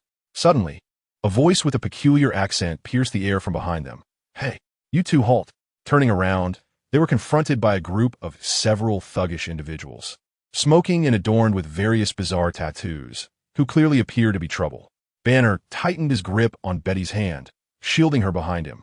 These individuals bore the unmistakable markings of gang members, a type he had encountered numerous times in Brazil, which had, on several occasions, compelled him to transform into the Hulk. One of the brash thugs, sporting bleached hair, discarded his cigarette and swaggered towards Banner and Betty, flanked by his equally menacing companions. All of them exhibited Asian features. Their hair dyed in a spectrum of colors, clad in black vests emblazoned with Japanese characters, resembling gang attire. The gang known as the Nuclear Waste Gang had recently found themselves in a rather unfortunate predicament. Operating in Hell's Kitchen, they were an outsider gang struggling to make their mark, typically relegated to scavenging for work under the auspices of larger gangs, receiving little in the way of rewards, with most of the spoils going to their leaders. Then, seemingly out of nowhere, a formidable figure had emerged in Hell's Kitchen, wreaking havoc on gang members nightly. This individual specifically targeted crowded locales, and on several occasions, entire gangs had been obliterated. The aftermath was chilling, with victims left gravely injured, destined to spend the remainder of their lives confined to wheelchairs or beds. The leader of the Nuclear Waste Gang was so terrified by this new threat that he promptly relocated the entire gang to a different area, which is how they found themselves in this particular place. However, aside from Hell's Kitchen, the law enforcement in other areas has been quite stringent. Since their arrival in this place, their lives have deteriorated further, and they're not the only gang that has migrated. Several other small factions, similar to theirs, have also come to this locale. This influx has contributed to a decline in public safety, prompting the police to intensify their patrols. Damn it, I've heard that the troublemakers in Hell's Kitchen are led by that so-called wind blade swordsman. These individuals, adorned in such extravagant gear, ought to be focusing on making money instead of meddling in others' affairs. Nagasaki muttered through a puff of smoke, his frustration evident. Exactly, brother. His subordinate, Hiroshima, chimed in, nodding in agreement. Just as he flashed a sycophantic grin, he suddenly spotted something that seemed to captivate him, his eyes gleaming with avarice. "Brother, look! That girl is absolutely stunning," Hiroshima exclaimed, excitedly tapping Nagasaki's arm and urging him to glance in a particular direction. From the dimly lit corner, a man and a woman emerged. The man appeared to be an ordinary Caucasian, while the woman made Nagasaki gulp. He found her exceedingly alluring. Overcome by desire, Nagasaki felt an irresistible urge to approach her with his brother. As for whether she had a boyfriend, he dismissed the thought. for he had a penchant for pursuing the most challenging conquests. "Hey, don't you two know this is the territory of our nuclear waste gang?" Nagasaki shouted imperiously, his English laced with a distinctive accent. "Apologies, we'll be leaving shortly," Banner replied, keen to avoid trouble. He had faced such circumstances before, where Hulk had emerged and caused chaos, and now, with Betty by his side, his priority was her safety. Banner attempted to lead Betty away, but two thugs suddenly emerged from the shadows, blocking their path. "What do you want?" "I warn you not to provoke me," Banner said, his heart racing as he took in the scene before him. "Huh, you think you can just waltz into our territory and leave whenever you please?" Nagasaki sneered, brandishing a spring knife, his gaze fixated on Betty, a malevolent grin spreading across his face. The thugs began to close in on Banner and Betty, and in the narrow alleyway of this darkened building, escape would soon become exceedingly difficult. "Banner, let us just run," Betty whispered urgently, suggesting they make a break for the direction where only one thug stood. Banner tightened his grip on Betty's hand, then hurled his backpack at Nagasaki's face. The thug leader staggered backward, giving Banner the moment he needed to drag Betty towards the alley where only one thug remained. "Nanny!" The thug was still distracted by his leader when Banner charged forward, delivering a swift kick that sent him sprawling to the ground. In that moment of frantic action, Banner disregarded his escalating heart rate. He knew he had to escape before he transformed. "Capture them!" Nagasaki shouted furiously, having discarded his backpack. Unfamiliar with the terrain, Banner and his companion quickly found themselves hindered by obstacles as they attempted to flee, allowing their pursuers to close the distance. At that moment, they encountered a group of individuals ahead, their attire unmistakably resembling that of the ruffians from earlier, indicating they were part of the same faction. "Hey, Nagasaki, what is transpiring?" shouted a slick-haired thug from the newly arrived group towards Nagasaki and his companions, who were hastily approaching. "Oh, it's Brother Abe," Nagasaki exclaimed, breathless and filled with elation upon spotting the figures ahead. "I intend to apprehend these two troublemakers. You want to escape now, is that so? Capture them," Abe Jeansure remarked with an air of disdain, instructing his men to advance. The group surged forward, overpowering Banner and restraining his arms, while Betty, in her struggle, fell to the ground. Witnessing this, a green luminescence ignited in Banner's eyes, his chest heaving with intensity as he bellowed, "Stay away from her." The assailants paid no heed to Banner's warning, as Nagasaki approached Betty with a sinister grin. "I said, back, away, from her," he roared. The feral roar, accompanied by a tremendous crash, halted the assailants in their tracks, compelling them to turn around. From the haze, an ominous cloud of dust emerged, accompanied by anguished cries that sent shivers down their spines. "Brother Abe, what is happening?" Nagasaki inquired cautiously, but no response came from the cloud. A heavy thudding echoed, and from the smoke emerged a colossal, green behemoth. "Hulk!" The creature roared, unleashing a tempest that sent the thugs staggering backward. The small-time thugs, unaccustomed to such a spectacle, were paralyzed with fear. Nagasaki, upon witnessing the dissipating dust, realized his brother Abe and several of his men were embedded in the wall, their fates uncertain. Abe appeared gravely injured, a gaping wound in his chest. In horror, Nagasaki turned and fled, his companions quickly following suit.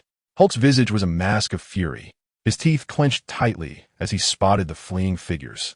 With a mighty leap, he landed among them, the force of his landing sending them sprawling. With a casual sweep of his arm, a thug was sent flying, crashing against the wall and collapsing like a rag doll. The fallen miscreants were not spared either. Hulk seized two of them by their legs, swinging them together with such might that they were rendered unrecognizable. With a flick of his wrist, he discarded their limp forms onto a nearby refuse heap. "Oh, please, don't come any closer."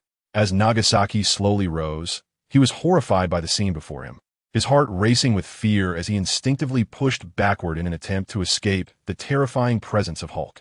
The fabric of his trousers between his legs had already become visibly damp. With a disdainful snort, Hulk seized a nearby trash can and hurled it toward Nagasaki. The latter's eyes widened in terror as he saw the shadow cast over him, and moments later, the trash can enveloped his upper body, leaving only his motionless legs and the blood seeping from beneath the container. Hulk, panting heavily, turned his gaze to the last person remaining in the vicinity, Betty. "Banner, are you all right? It's over now. You can calm down." Betty had stood up, showing no sympathy for the unfortunate souls who had met their fate. They deserved it. Yet, she knew she had to soothe Hulk, a task she was well acquainted with. The last time Hulk had left the academy, it was her calming presence that had allowed him to revert back to Banner. Softly, Betty began to comfort Hulk, and her efforts appeared to be effective. Upon hearing her voice, Hulk's agitation noticeably diminished as he slowly approached her. Betty extended her hands and cradled Hulk's face, confident that, barring any unforeseen events, he would soon transform back into Banner. Just then, a voice interrupted. "Oh, is it quite lively here?" Hulk's eyes widened once more, and he let out a furious roar in the direction from which the voice had come. Stumbling backward, Betty caught sight of the newcomer. Suspended in the air above the alley, a figure descended, and Betty recognized the identity of the individual. Iron Man? No, it was the Swift Sword hero. Chapter 67. The confrontation in the abyss. Noah observed the scene below, the imagery bordering on the grotesque, with numerous corpses laid bare before him, some so mangled they were unrecognizable, while others were embedded within the walls. Ah, the one oozing tomato juice from beneath the trash must belong to the same grim fate. Scanning the area, Noah recognized the creatures he encountered daily, realizing that these were the very beings capable of provoking Banner's transformation into Hulk. "Oh, do not worry, big guy. I am not here to cause trouble." With Hulk's enraged visage before him, Noah raised his hands in a gesture of peace. However, Hulk did not heed his words. With a powerful leap, he shattered the floor beneath him and launched himself toward Noah like a cannonball. The sheer size and terrifying speed of Hulk could easily obliterate a heavy tank upon impact. Yet, just as Hulk made his move, Noah had anticipated his actions. As the colossal green figure barreled toward him, Noah swiftly maneuvered to the side, evading the onslaught while delivering a fierce kick to Hulk's side. Struck with immense force, Hulk was sent hurtling through the air, crashing into the wall of the alley and into a building beyond. This location happened to be the hideout of the Nuclear Waste Gang, and Hulk found himself crashing down upon several thugs beneath him. With a roar, the Hulk recognized the detestable attire of his adversary, swatting away several individuals in his vicinity. Rising in fury, he directed a thunderous shout towards Noah before charging once more. The Hulk struck.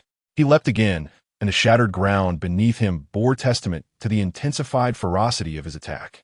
His green muscles bulged and rippled as he unleashed a colossal punch towards Noah, whose form hovered in the air. The air split with a deafening roar, a testament to the might of this formidable blow. Noah understood he must take this terrifying strike seriously. First, however, he cast a protective shield around Betty below, ensuring she would not be crushed by the ensuing shockwave. With his armor's power surging, Noah gathered his strength, channeling magical energy as he dove towards the Hulk, mirroring his opponent's movement as he swung his fist downward. The two figures, one large and one small, converged above the alley. At the moment of collision, it felt as if time itself had come to a standstill. A powerful shockwave erupted from their clash, shattering the glass of nearby buildings and revealing cracks in their walls. The force of the blast whipped up debris from the ground, sending it flying in all directions. Betty, situated directly beneath them, quickly raised her hands to shield herself from the impending shockwave. To her surprise, she realized she was unharmed. A faint, shimmering shield enveloped her, protecting her from the chaos and debris. In the aerial confrontation, Noah's power proved superior. With the combination of his strength, armored enhancements, and magical energy, he was a force to be reckoned with. The Hulk was sent reeling, crashing back into the structure behind him. With a thunderous crash, his massive form shattered walls and columns alike. Struggling amidst the rubble, the Hulk found that pain only fueled his rage, igniting an even greater fury within him. Just as he prepared to rise and retaliate, 6 metallic objects soared in from the outside, landing around him and instantly transforming into a device resembling a Tesla coil. What is this? As the Hulk pondered, the 6 hexagonal devices encircled him and unleashed streams of yellow electricity that surged towards his colossal frame. "Ah, no!" he roared, caught off guard by the electric onslaught. The currents enveloped him, rendering him akin to a living electric porcupine, struggling within the electrifying grasp. The Hulk endeavored to reach the devices to demolish them, but the relentless shocks rendered his movements painfully arduous. Yet, undeterred by the continuous barrage of electricity, the Hulk's anger surged anew. His muscles seemed to swell even larger, his movements gradually becoming more fluid. At that moment, An even more potent surge of electricity shot in from outside, joining the electrifying assault. Hulk, it would be wise for you to remain silent for now. I have no desire to engage in combat with you in this urban setting. Noah brandished an electric blade, intensifying its magical output to unleash a formidable current. Such a powerful surge. The debris and furnishings around us began to melt under the searing heat. Hulk, overwhelmed by this immense pressure, found it impossible to break free in a moment of rage. Please, cease this, swift sword master. I implore you, for Banner is a good man. At that moment, a voice echoed from behind. Betty emerged through the breach in the wall, her anxiety palpable as she interceded on Hulk's behalf. Hulk seemed to sense Betty's voice, his body, constrained by the electric current, struggled slightly, his head lifting to gaze upon her. Observing this, Noah's brow raised in surprise behind his mask. It seems that Banner's original girlfriend possesses a remarkable influence.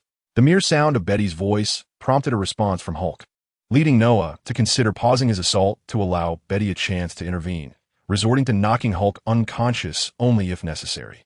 Noah ceased the electric discharge from his blade, and the 6 devices powered down. With a wave of his hand, several miniature missiles were launched toward Hulk's position, detonating and producing a cloud of white mist that dissipated the intense heat generated by the recent electric shock, enabling Betty to approach without danger. These missiles were modified water bombs that Noah had brought from Talocan, capable of generating water streams or, as adjusted within the armor, emitting a chilling fog to freeze enemies. Thank you, Betty expressed her gratitude to Noah as she approached the slowly rising Hulk. Banner, it's all right now. This place is safe. She cautiously advanced until she stood before Hulk, gently caressing his face. Despite having been inadvertently harmed by him before, Betty understood it was not his true nature. She believed Hulk was not the monster Banner described. Rather, he was a part of Banner, one who recognized her. Noah, standing nearby, extended his fingers to release a gentle breeze of revival, the soft wind enveloping both Hulk and Betty. Hulk gazed at the small figure before him, a familiar and comforting presence. As the breeze swept over him, it began to soothe his previous wounds, gradually calming the tempest of fury within him. Betty, as Hulk covered her hand resting on his face, his green skin began to fade, and his form shrank in size. Banner, you have finally returned, Betty exclaimed, embracing him joyfully. I'm sorry, Betty, for causing you concern once again, Banner replied, somewhat resigned as he noticed he was left wearing only a pair of elastic shorts. He had always felt helpless regarding Hulk's emergence. However, he did not regret this transformation. For had he not become Hulk, he would have been unable to protect Betty. It's quite a marvel to witness the transformation of such a massive figure back into a human. A voice disrupted the tender moment between the two. In an instant, they realized there was another presence in their midst. Banner rose to his feet, instinctively positioning Betty behind him. He regarded the individual clad in advanced battle armor before him. With his keen insight, Banner discerned the remarkable technological sophistication concealed beneath the armor. However, having been a fugitive for years, he had only heard whispers in Brazil about a superhero in New York donning a suit of iron, apparently the genius Stark. Banner had seen Iron Man on television, yet the figure before him bore a different visage, leaving him somewhat anxious and uncertain of the stranger's identity. Banner, try to remain calm, Betty urged, gently patting his back to soothe his elevated heart rate. She then turned her gaze to Noah, uncertain herself, as the identity of the individual was not as transparent as that of Iron Man, and she could not ascertain his intentions. Well, you see, Noah gestured with open hands. This gentleman has caused quite a bit of destruction and taken many lives. Upon hearing Noah's words, both felt a surge of tension. However, I assure you, I will not trouble you because of that. Noah's subsequent statement eased their frayed nerves. The emotional roller coaster akin to a tumultuous ride left Banner feeling quite unsettled. These fellows, I must say, you did well to take them down. After scanning the area, Noah recalled the name of the gang, which suddenly reminded him of certain events from his past life, realizing how fortunate they were to have encountered Hulk. Of course, Noah also detected some hidden remnants of the gang, and thus, he raised his electric knife, unleashing a surge of electricity, resulting in a dozen charred fish freshly prepared. Banner and Betty were startled, and they soon heard Noah's voice. Come, Mr. Banner, Miss Ross. How do you know our names? Banner inquired upon hearing Noah call them out. I came looking for you. Oh, don't be alarmed. I'm not affiliated with Miss Ross's father. Noah replied, noticing the shift in their expressions, indicating a potential misunderstanding. I believe it is time for you to leave. Do you have business to attend to in the upper city? Noah questioned them. Banner and Betty exchanged a glance, deciding to assess the situation further. I am here to address the monster within me, Banner stated, scrutinizing Noah's movements, wary that if the latter had come due to Hulk, he might intervene upon hearing his words. To his surprise, Noah merely nodded in understanding. I see, Noah acknowledged, then produced a business card, inscribed with the number he had previously arranged for Lysandra to register. Once your matters are resolved, if you find yourself without a place to go, feel free to contact me. I could certainly use someone of Dr. Banner's caliber. Moreover, it is quite secure on my end, so there is no need to worry about Miss Ross's father. With that, Noah departed, following the path that Banner and Betty had taken upon their arrival. The two remained in silence, exchanging glances, as Banner examined the business card in his possession before stowing it away. Subsequently, they rummaged through the debris for a few articles of clothing, and together with Betty, they proceeded towards their original destination. As Noah emerged from the dim alley onto the bustling street, he had already shed his armor. However, shortly after exiting the alley, he was approached by several police officers who had come to investigate a loud disturbance reported by the public. Observing the officers, Noah reached into his pocket, producing an item to present before them. I have resolved the matter within, so there is no need for your concern. What he revealed were the credentials previously bestowed upon him by Coulson. Upon inspecting the documents and confirming their authenticity, the officers departed, keen to avoid any complications. Quite effective, Noah thought as he tucked away the credentials. His presence in this area was prompted by the recent surveillance footage revealing the pair's whereabouts. Given that they had discarded all their electronic devices, save for a heart rate monitor, they had been detected as they neared New York, where surveillance cameras were notably abundant. The reason Noah had offered Banner a business card stemmed from a conversation with Tony, who had mentioned inviting Banner to Stark Industries, sparking an idea in Noah's mind. The array of research and development tasks before him was indeed overwhelming. Project Source, Hex Tech, the Hex Legion, magical equipment, temporal powers, and a plethora of innovative concepts from the mind of a genius. If it were merely he and Lysandro conducting this research, they would surely be overwhelmed. Thus, the notion of recruiting Dr. Banner took root in Noah's mind. Banner, being a prodigy with profound knowledge in physics, would undoubtedly ease the burden of Noah's research endeavors. Furthermore, Noah believed that persuading Banner would not pose a significant challenge, once he dealt with those pursuing him and showcased the intriguing research topics. Winning Banner over would likely be straightforward. Moreover, Noah was determined to ensure that the connection between Banner and Betty remained unbroken.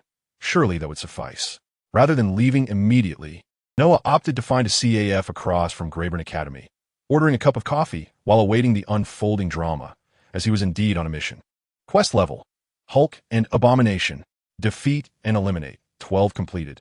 Had he truly just bested the Hulk? What if there had been a chandelier above? Chapter 68. The appearance of Abomination. Not long after, while seated in the CAF, Noah observed numerous police vehicles beginning to arrive on the street, dispersing the crowd. Many individuals, bewildered, were being pushed away by the police. Simultaneously, others raised their voices in protest, chanting slogans about freedom, only to be met with pepper spray as a consequence. How swiftly events unfolded. Noah set down his coffee cup, observing the scene unfolding on the street. In the movies, General Ross's forces typically arrive under the cover of night. Yet here, during the twilight hour, they were already gathering. Perhaps the recent emergence of the Hulk prompted General Ross to mobilize his troops earlier than usual. Although Noah had managed to persuade a few officers to leave, such a significant incident would soon attract attention. Following the arrival of police vehicles, numerous military transports began to enter the area, and the sound of helicopters echoed in the sky. As Noah noticed the police rapidly approaching, he rose and exited through the back door. In the next moment, he found himself atop a nearby high-rise, donned in battle armor, surveying the circling armed helicopters. A shimmering light enveloped him as he activated his cloaking mode. Within Reborn Academy, the administration received urgent orders to evacuate the faculty and students. But the directive included an unusual instruction not to inform Dr. Samuel Stern. This raised suspicions within the academy. Had Dr. Stern committed an offense? Meanwhile, Dr. Stern, along with Banner and Betty, had gathered in his office to discuss the means of neutralizing the Hulk. Suddenly, Banner, who had been seated, detected a commotion outside. Rising to investigate, he approached the now drawn curtains, slightly parting them to peer outside. It appeared they were evacuating. He noticed the throngs of people fleeing toward the academy's entrance. What? Why was I not informed? Dr. Stern exclaimed, astonished as he joined Banner at the window, pulling the curtains wide open. Indeed, as Banner had observed, faculty and students were in the process of retreating. When Dr. Stern opened the curtains, Banner swiftly moved away to avoid being seen.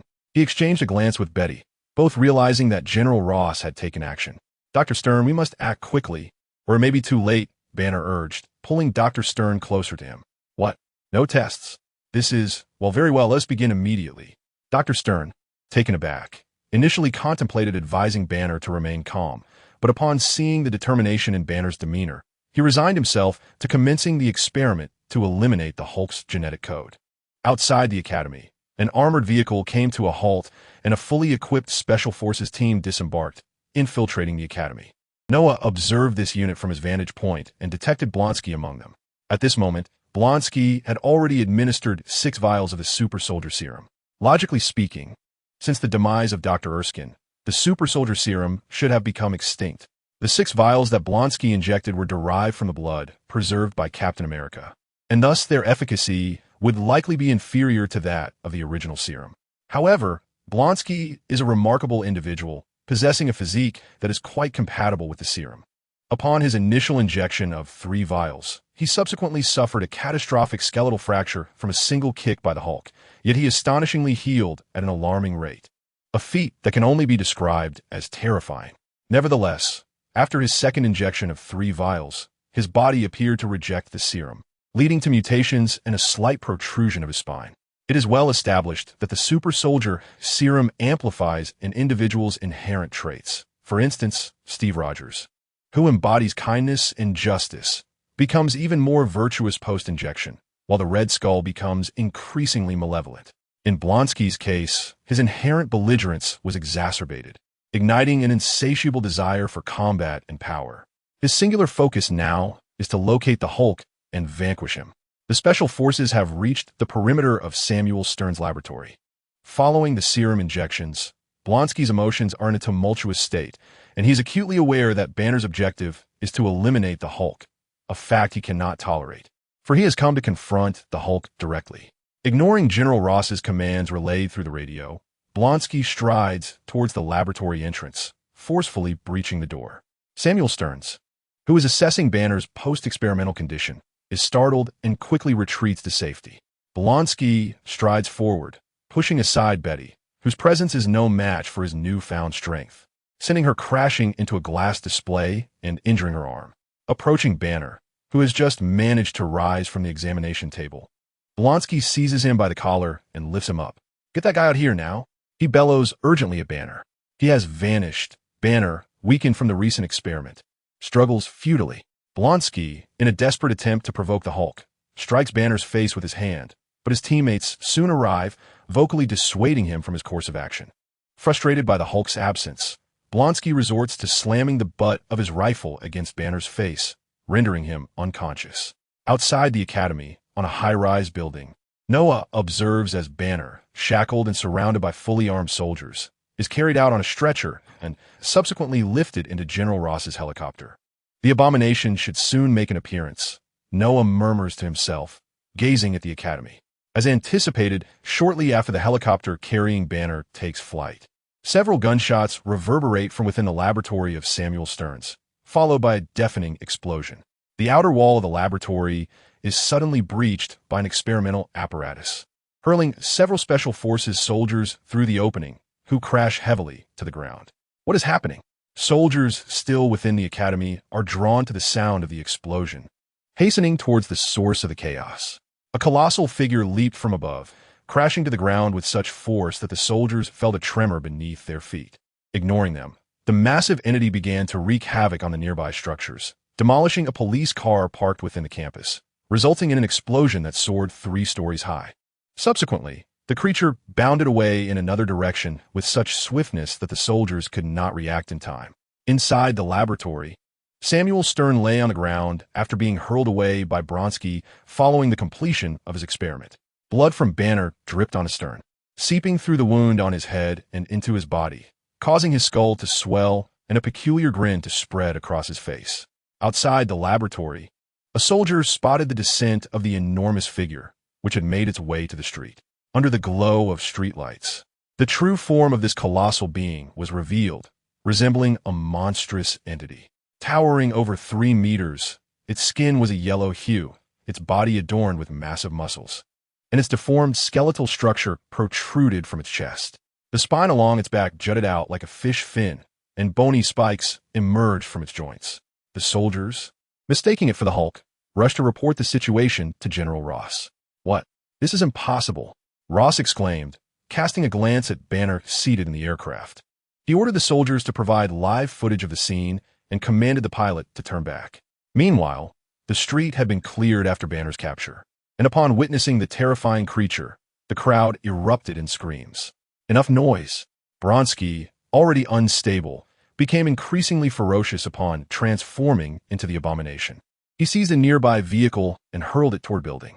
The resulting explosion reverberated through the street, prompting the remaining civilians to flee in panic. Many soldiers and police officers still present began to raise their weapons, firing at the abomination. The gunfire rang out incessantly, yet yielded no effect. Scratching its back, the abomination turned to reveal a savage grin to the gunman, then leaped into the air, its massive form seemingly obscuring the moon from the soldiers' view below. As it descended, it aimed to crush the swarm of soldiers beneath it. Fear gripped the soldiers, and they began to pray for deliverance. Just as the abomination was mere meters away from the soldiers, ready to strike, a shadow shot down from the sky like a bolt, colliding with the creature. A figure clad in metallic armor delivered a fierce kick to the abomination, sending it hurtling backward like a cannonball, crashing onto the road and leaving a long trench in its wake. A military vehicle approached, broadcasting the scene to Ross and his team in the helicopter. "What on earth is happening?" Ross shouted, witnessing the Hulk-like figure being repelled. Betty and Banner approached, recognizing the figure who had repelled the Hulk. It was none other than the renowned Wind Swordsman. Ross focused his gaze and confirmed that it was indeed the recently celebrated superhero, Wind Swordsman. Meanwhile, the abomination, having pulled himself up from the ground, shook his head to dispel the dizziness from the blow, directing his attention toward the silhouette that had pushed him back. Clad in a sleek, high-tech black armor, with its orange lights flickering and his long white hair billowing behind the helmet, the figure was unmistakable.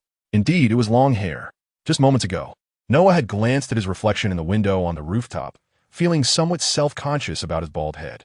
In a moment of inspiration, he had utilized nanotechnology to fashion a mane of long hair, contemplating that perhaps he would consider growing his hair out in the future. Many had suggested he grow it long. Otherwise, his armored head would appear stark and bare. So he decided to add a bit of flair. The abomination brushed off the dust from his body, taking several steps forward, his enormous frame dominating the street. Cars in his path were swatted away like mere toys, crashing into walls or streetlights. "I recognize you. Like that Iron Man, you're merely a coward hiding within your armor." The abomination taunted as he approached Noah, closing the distance to 10 meters. Blonsky, having transformed into the abomination, retained his original consciousness, thus recognizing Noah's identity. "Oh, is that so? Well, I hope your bravado holds up when I bring you down," Noah retorted, gesturing provocatively towards the abomination. He refrained from drawing his weapon, wishing to test the strength of this brute first. With a fierce growl, the abomination clenched his teeth and charged at Noah, shattering the ground beneath him as he lunged forward. Chapter 69. Smash in the night sky above the academy. A television helicopter circled, its blades slicing through the air, producing a deep, resonant hum, momentarily drowned out by the explosions erupting from the streets below. "Oh my goodness, the scene below resembles hell itself," exclaimed a female reporter from the Horn Herald, addressing the camera before the cameraman shifted the focus downward. The streets were engulfed in flames and chaos, with two figures clashing beneath, the sound of their battle resonating ominously. Spotting one of the figures, the reporter's voice surged with excitement. "Look, battling that monster is none other than the superhero, Wind Swordsman, akin to Iron Man." Upon seeing that figure, the reporter realized she was on the cusp of a major scoop. The new superhero's identity would be unveiled to the public for the first time, and she would be the one to broadcast it live, a promotion and raise within her grasp.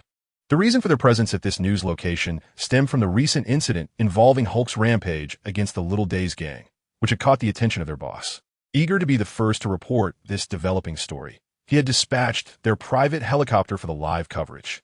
However, upon arrival, she discovered an even greater story unfolding. The battle of the superhero wind swordsman. Rock descend further. The female reporter urged the pilot to fly lower, drawing closer to the conflict. However, the military had already issued a warning for us to vacate the area. The pilot, Rock, found himself in a dilemma, having already received a warning through his communicator. They wish to conceal the truth. They want us to leave? Why not ask our viewers if they're willing to abandon this moment? Rock, let us descend a bit more. The reporter was certainly reluctant to depart. This was an unprecedented opportunity. Promotion and salary increase were within reach. As the altitude decreased, the view became clearer. What a terrifying monster. Meanwhile, our hero, the Gale Sword Master, was engaged in battle with the beast. Yet, the reporter, captivated by the horrific scene, felt a surge of excitement, but was also puzzled. Why wasn't he the Sword Master wielding his sword? Isn't he called the Sword Master? The reporter's confusion echoed among the viewers, though their predominant sentiment was exhilaration. After all, this was their first glimpse of superhero in combat. The unimaginable power and vivid imagery ignited their fervor. In the midst of battle, Noah noticed a helicopter approaching. Unaware it was broadcasting his every move live.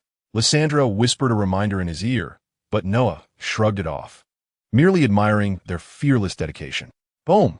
The abomination unleashed another furious assault. Noah swiftly maneuvered, evading the attack, causing the abomination's furious strike to miss.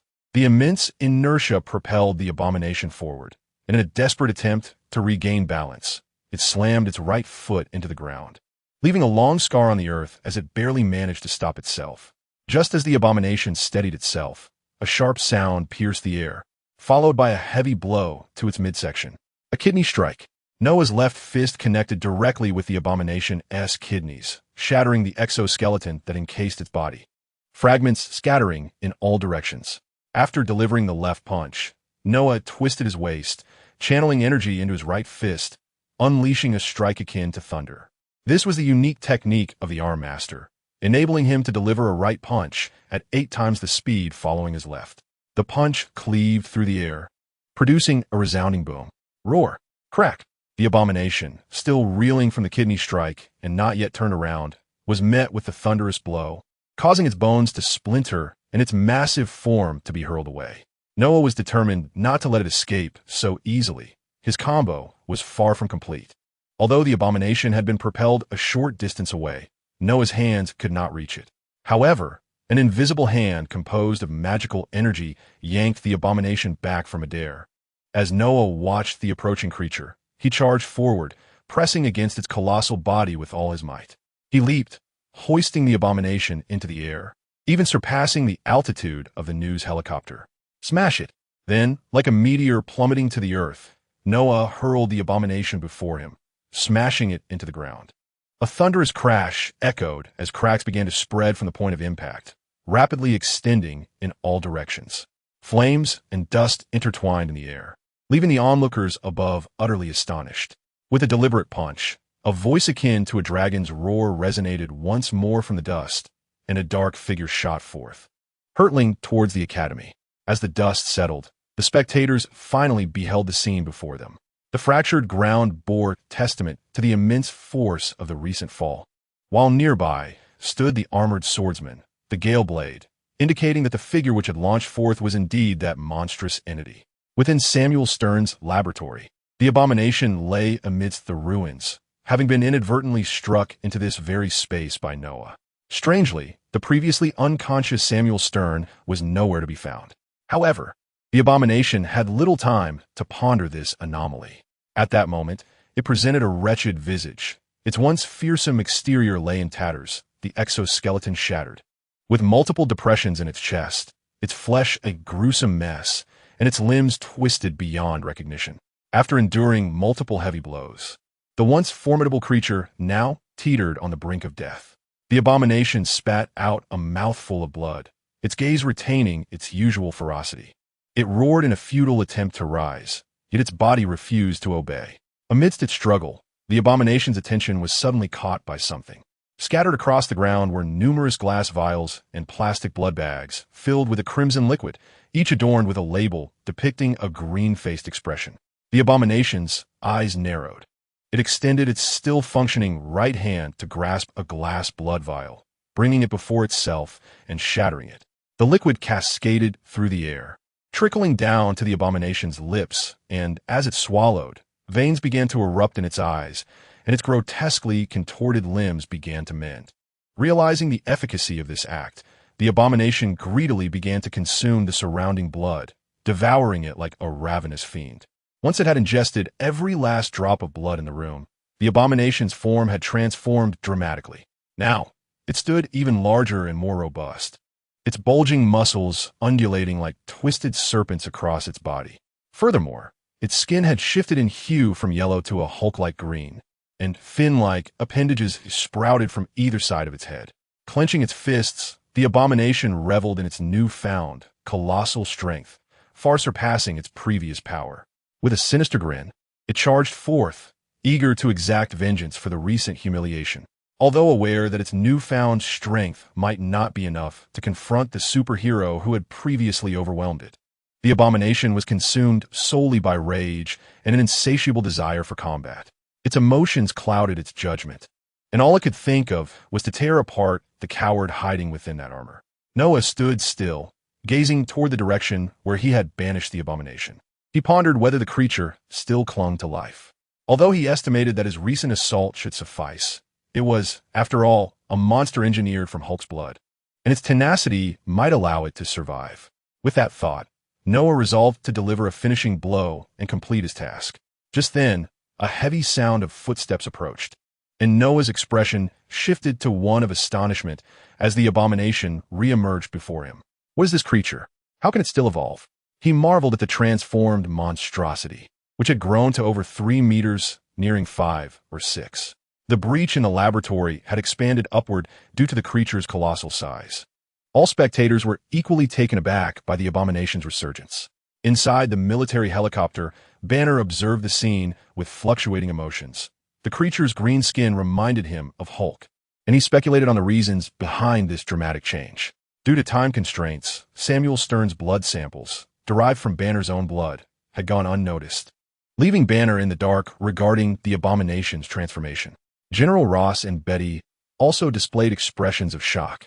Meanwhile, the journalist in the news helicopter, witnessing the spectacle, felt not fear, but exhilaration, knowing that the more captivating the scene, the more explosive her live broadcast would become. Oh my gosh, everyone look! The creature's size is increasing dramatically. This is terrifying. Can our heroes defeat it again? As the female reporter narrated, the abomination began to move. It took a step forward, its massive arms unfurling, unleashing a thunderous roar. The resulting shockwave shattered glass along the streets, severed power lines, and caused already damaged buildings to collapse, extinguishing the flames. The helicopters above were also affected. However, General Ross's military chopper, due to its superior performance and the skill of its pilot, experienced only minor disturbances. In stark contrast, the news helicopter, being closer to the chaos, was violently tossed about, teetering on the brink of a crash. Oh my gosh! The female reporter quickly sought something to hold onto to avoid plummeting, while the photographer prioritized his safety over capturing the moment. Yet the relentless gusts of wind caused the helicopter to lose stability, careening toward nearby buildings. Just as the occupants braced for an imminent disaster, the aircraft unexpectedly steadied in midair, leaving everyone puzzled until a voice resonated from outside. Hey there, sometimes it's unnecessary to be so dedicated. Iron Man, the female reporter gasped, covering her mouth in astonishment at the figure outside the helicopter. Tony Stark, the illustrious superhero known as Iron Man, soared through the skies, stabilizing a helicopter that had lost its balance. A photographer hastily raised his camera, capturing this extraordinary moment for the audience. Another coward has arrived, sneered the abomination, halting his furious roars as he cast a disdainful glance at Iron Man above. Subsequently, he turned his attention to Noah, clenching his fists, preparing to avenge his past humiliations.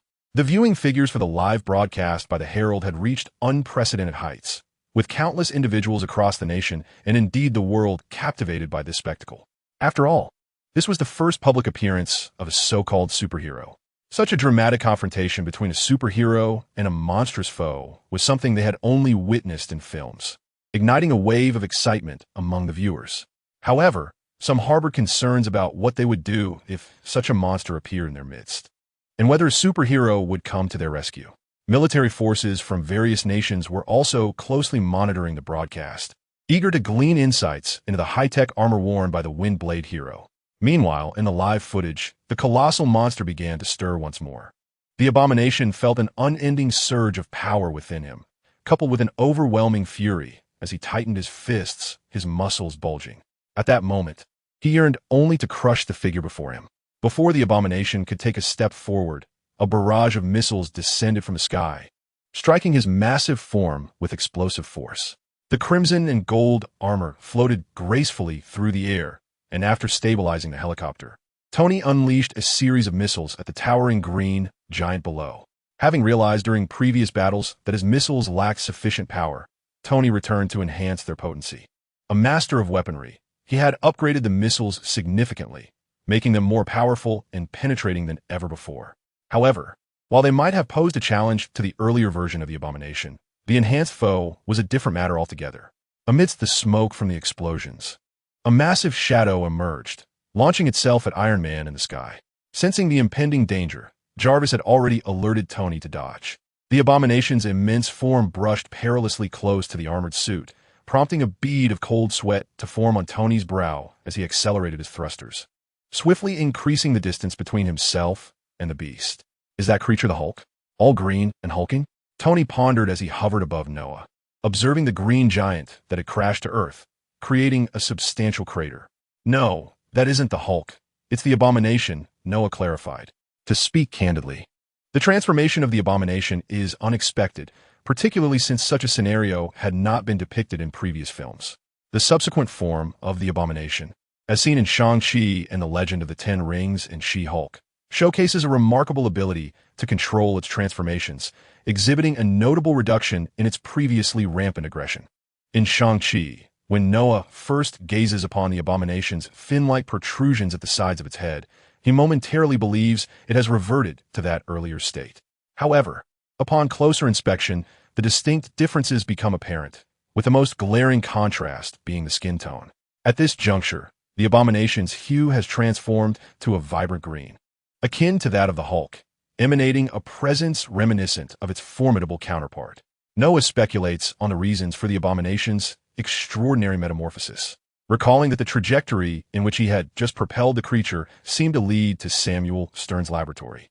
Unlike Banner, Noah is privy to the fact that the laboratory houses a substantial quantity of Hulk's blood, leading him to surmise that the abomination's transformation may be linked to these substances. Its name is indeed fitting, as evidenced by the countenance it bears. Tony shrugs, then raises his hand to target the approaching abomination, unleashing a barrage of powerful palm repulsors. The abomination raises its hand in defense, yet the intense energy and heat of the lasers create a small wound on its arm, from which wisps of white smoke emanate. The pain manifests as a fierce expression on the abomination's face, and, astonishingly, the wound begins to heal, restoring itself to pristine condition in mere moments. Tony watches in astonishment, struggling to comprehend this remarkable regenerative ability. In recent days, Tony has faced considerable adversity, first battling a whip-wielding adversary intent on his demise, followed by an alliance with an individual claiming to be Thor. Although he primarily played a supportive role in that confrontation, he has begun to feel that the world is evolving too rapidly for him to keep pace. Now, confronted with yet another terrifying giant, Tony realizes the urgency of studying this new entity. Otherwise, he fears what other monstrous beings may emerge.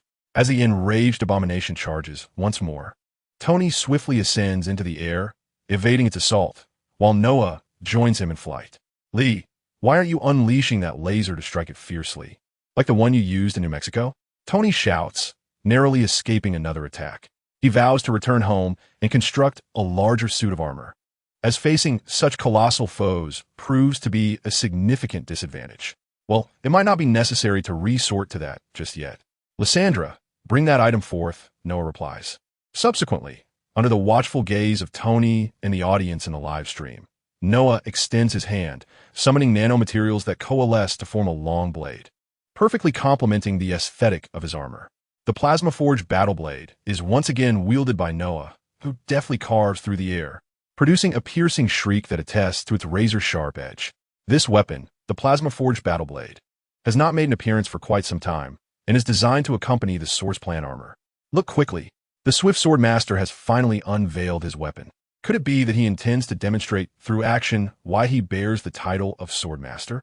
The female reporter exclaimed with palpable excitement, for she had just received a message from headquarters revealing the astonishing number of viewers tuning in to the live broadcast.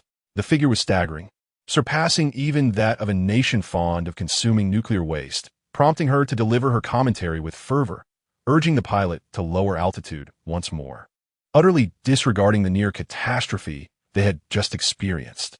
"Oh, this weapon appears quite impressive," Tony mused as he observed its emergence, reigniting his resolve to delve into nanotechnology, which he found utterly fascinating. "Mr. Stark, you need only watch," Noah declared, brandishing his blade and striking downward twice. Whoosh! Two arcs of white sword energy, formed from the tempest, shot forth, slicing through the night sky toward the abomination. The abomination, sensing the impending strike, hastily raised its arm to defend itself. The sharp sword energy inflicted a deep wound on its arm, exposing bone as green blood flowed from a gash, revealing the abomination's now verdant skeletal structure. Roaring in agony, the abomination's fury intensified, its muscles bulging visibly as its form seemed to swell, the wound rapidly healing. This ability is quite remarkable, Noah thought, curiosity piqued regarding Hulk's power. He contemplated persuading Banner later, perhaps to procure a sample of Hulk's blood for research, hoping to uncover the secret behind Hulk's escalating strength in tandem with his rage. Descending to the ground, Noah stood upon the now ravaged roadway, provocatively gesturing toward the enraged abomination. Unable to tolerate the affront, the towering beast, now exceeding 6 meters in height, charged at Noah like a heavy tank, demolishing everything in its path as the pavement cracked under the immense pressure. As the abomination bore down on him, Noah's long blade began to swirl with tempestuous energy. Just as the abomination brought its fist down in a hammering strike, Noah raised his blade to intercept the blow. Boom! The abomination's strength had escalated significantly post-transformation. The ground beneath Noah began to fracture, fissures radiating outward. However, the moment the abomination's hand made contact with the long blade, it experienced a jarring counterstrike. The tempestuous sword energy coiling around the blade surged upward, ensnaring the abomination's arm where it met the sword, spiraling like a meat grinder. Starting from the fingertips, it mercilessly shredded flesh, revealing the gruesome green bone beneath. Roar! The excruciating pain compelled the abomination to howl in anguish. The sword energy's rapid spread had already obliterated half of its arm. Amidst the torment, the intellect of Blonsky momentarily subdued the abomination's rage, prompting him to swiftly sever the unscathed portion of his arm with the bony protrusion of his elbow. Immediately, the aversion sprang backward, fleeing from the terrifying figure before him. Gazing at his severed arm, a flicker of anger dissipated from his eyes, replaced by the dawning of fear. He realized it was imperative to vacate this place to escape the demon. As an ancient Chinese proverb wisely states, the green mountains remain unchanged, and the rivers flow eternally. Do not underestimate the youth and poverty. He understood that only after his arm had healed would he have the opportunity for vengeance. Unbeknownst to him, Noah was oblivious to the thoughts of aversion. As he dispelled the shield that had thwarted the blood mist from the severed arm, he fixed his gaze upon the aversion, channeling his magical energy with the intent to conclude the battle. It was time to reveal to the world what it meant to be a sword master of the swift wind. A gust began to swirl around Noah, escalating in intensity until it formed a visible vortex. At that moment, a colossal tornado erupted in the street. With Noah standing at its eye, his long blade raised high. "Oh my God, we must ascend quickly." The female journalist, in a state of terror, noticed the tornado expanding at an alarming rate, nearing their aircraft. She urged the pilot to climb higher, finally grasping why this superhero was called the Swift Wind Swordmaster. Was this truly not magic? The aversion's eyes widened with rage, The wind that had previously entwined around the blade was terrifying enough, but the tornado was something else entirely. Fear surged within him, prompting him to retreat in the opposite direction of Noah. With a swift motion, Noah swept his long blade forward, unleashing a towering sword energy tornado that surged towards the aversion, shattering everything in its path. The aversion had no time to escape, becoming ensnared within the tornado. The sword energy was razor-sharp, and the once white vortex began to take on a tinge of green, his blood. Moments later, the tornado gradually dissipated, leaving no trace of the aversion behind. Mission accomplished, Chapter 71 concluded. As the winds stilled, a brief silence enveloped the street. The sounds of explosions and crackling flames had vanished, extinguished by the tornado. Buildings and vehicles that had stood in the path of the sword energy storm lay in tatters. Well, those were already wrecked by the aversion, so it's not my concern. Observing the devastation, Noah pondered. After all, when superheroes battle villains, collateral damage to structures and public property is inevitable, and villains certainly do not take responsibility for it. Thus, it falls upon the sunlight-bathed superheroes to bear the burden. Otherwise, they must endure public condemnation and moral coercion. Of course, Noah would not be ensnared by such pressures. If I hadn't intervened, you'd be gone. And you expect me to compensate you? Do you believe I would come to collect protection fees?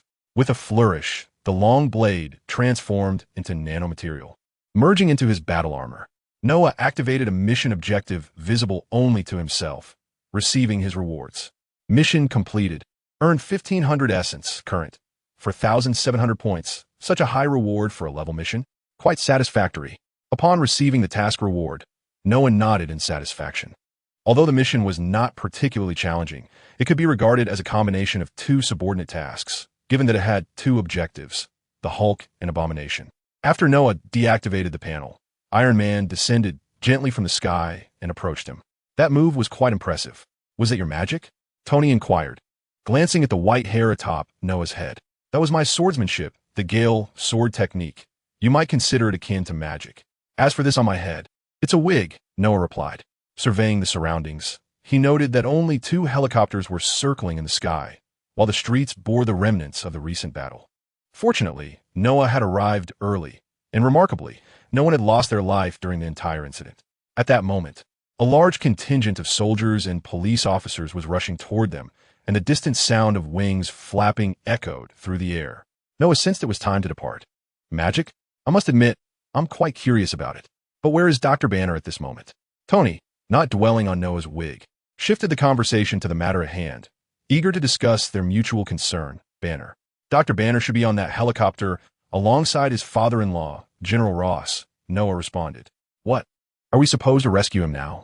Tony gazed at the helicopter beside them, questioning whether this constituted a failure of their mission. There is no need to rush. I believe Dr. Banner can escape on his own, Noah reassured him. He had faith in Banner, particularly in Hulk's capabilities. After all, Banner had not transformed to engage Abomination, but had merely observed the conflict from the helicopter. Soon, he would be escorted back by General Ross. Yet, Noah had a nagging intuition that Banner might soon transform into Hulk and make his escape. Of course, if he did not manage to flee, it would be a different matter. They could either request S.H.I.L.D. for assistance or take matters into their own hands. However, Noah suspected that S.H.I.L.D. might not succeed in retrieving him, as General Ross was likely quite resolute regarding Hulk. I must take my leave. Things are about to get lively here. As various personnel began to converge, Noah prepared to depart. After exchanging a nod with Tony, he activated his thrusters, propelling himself into the sky. As he soared upward, a sudden scream pierced the air. Gale Sword Master, look over here. Noah turned to see the helicopter that had been broadcasting live moments ago. Indeed, it was still transmitting. He glanced at the name tag of the female host, Emily, from the Horn Herald. That publication sounded somewhat familiar. Upon noticing that Noah had paused, journalist Emily was taken aback with delight. She quickly instructed the cameraman to focus on Noah. However, it was unnecessary. The cameraman was already capturing every moment. One hand on the camera while the other snapped pictures fervently. Noah was struck by the dedication of the photographer. Hello, Mr. Gale, Swordmaster. We are reporters from the Horn Daily, currently engaged in a live news broadcast. May I pose a few questions to you? The reporter inquired with an expression of eager anticipation, also mentioning the name of her publication, which stirred envy among numerous media outlets across America, lamenting their missed opportunity. What questions do you have? Noah, hovering beside the helicopter, modulated his voice. Might I inquire about your true identity? Have you considered revealing it, akin to Iron Man? Tony Stark? Are you, like him, a super rich and super genius individual? I cannot disclose that. Faced with the rapid-fire inquiries of the female reporter, Noah managed to utter a few words. Mr. Galeblade, your recent tornado attack was absolutely spectacular. Was that magic? The female reporter asked, using magic merely as a descriptor, for she surely did not believe it to be sorcery, but rather an unknown technology. You may consider it magic. Noah deflected the question. Sensing it was time to depart, I have matters to attend to. With a cool remark, Noah increased the thrusters, soaring into the sky, followed by a sonic boom a second later. How incredibly cool. The female reporter watched his departing figure, instinctively tightening her legs. The live broadcast room was buzzing with excitement. Voices from various languages fervently exchanging comments about the superhero Galeblade. On a high mountain in the Himalayas, there stood an ancient complex of temples, the hidden abode of the ancient organization, Heimerdinger.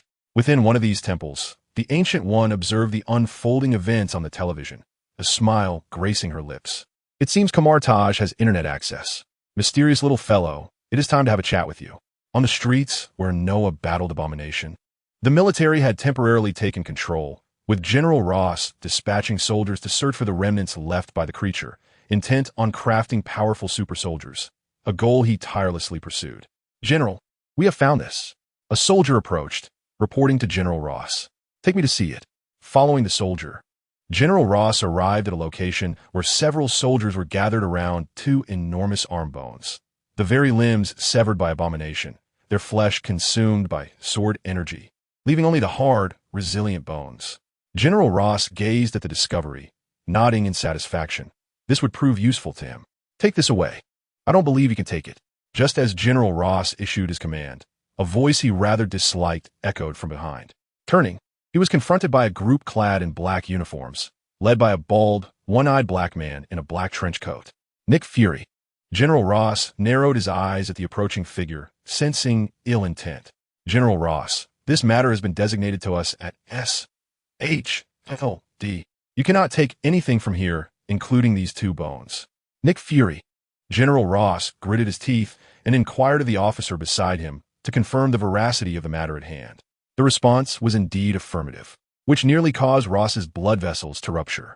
Since orders had been issued from above, he found himself powerless, well aware that he could not contend with S.H.I.E.L.D.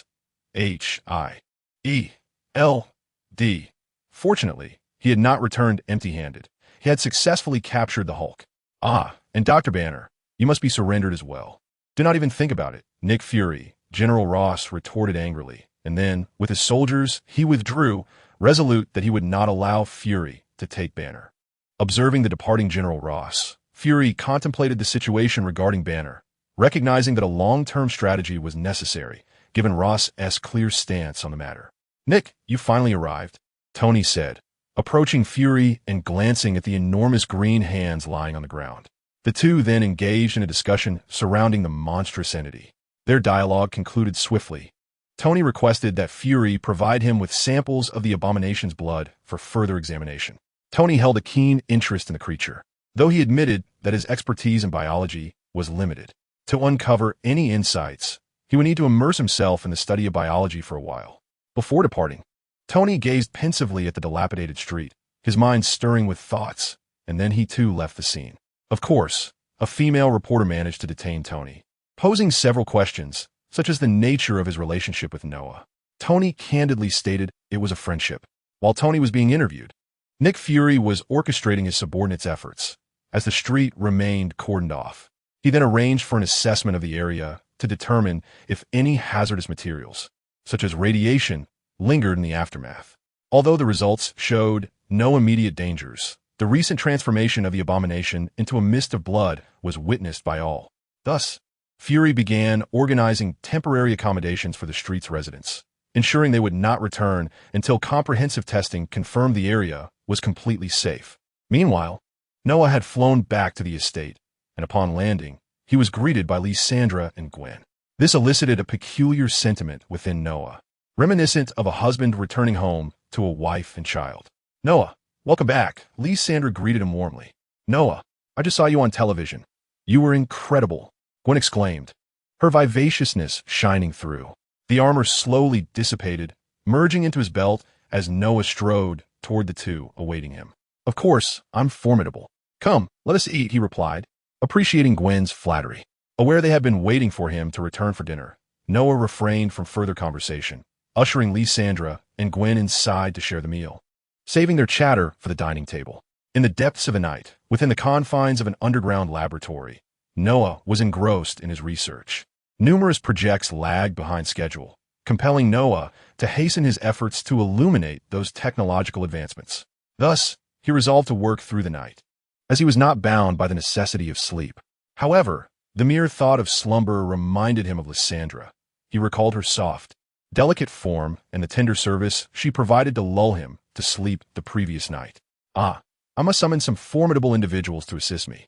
With this thought, Noah became increasingly eager to recruit exceptional scientists to aid him, eagerly awaiting a call from Banner. As he busied himself with the screen before him, an unexpected burst of orange sparks ignited in the space just a few meters behind him. Noah swiftly turned around, sensing an unusual wave of energy emanating from behind. The sparks, growing in size, gradually coalesced into a circular shape, forming an orange portal. A chilling breeze wafted from within, and as Noah gazed at the snowy landscape that lay beyond, a figure emerged from the portal and stepped into his vicinity, clad in a yellow sorcerer's robe. The bald woman was instantly recognizable to Noah. It was the supreme sorceress, Ancient One, from Kamartaj. Observing the extraordinary aura radiating from her, Noah contemplated the purpose of her visit. Yet, noting the benevolent smile upon Ancient One's face, he hoped she had not come to bring him trouble.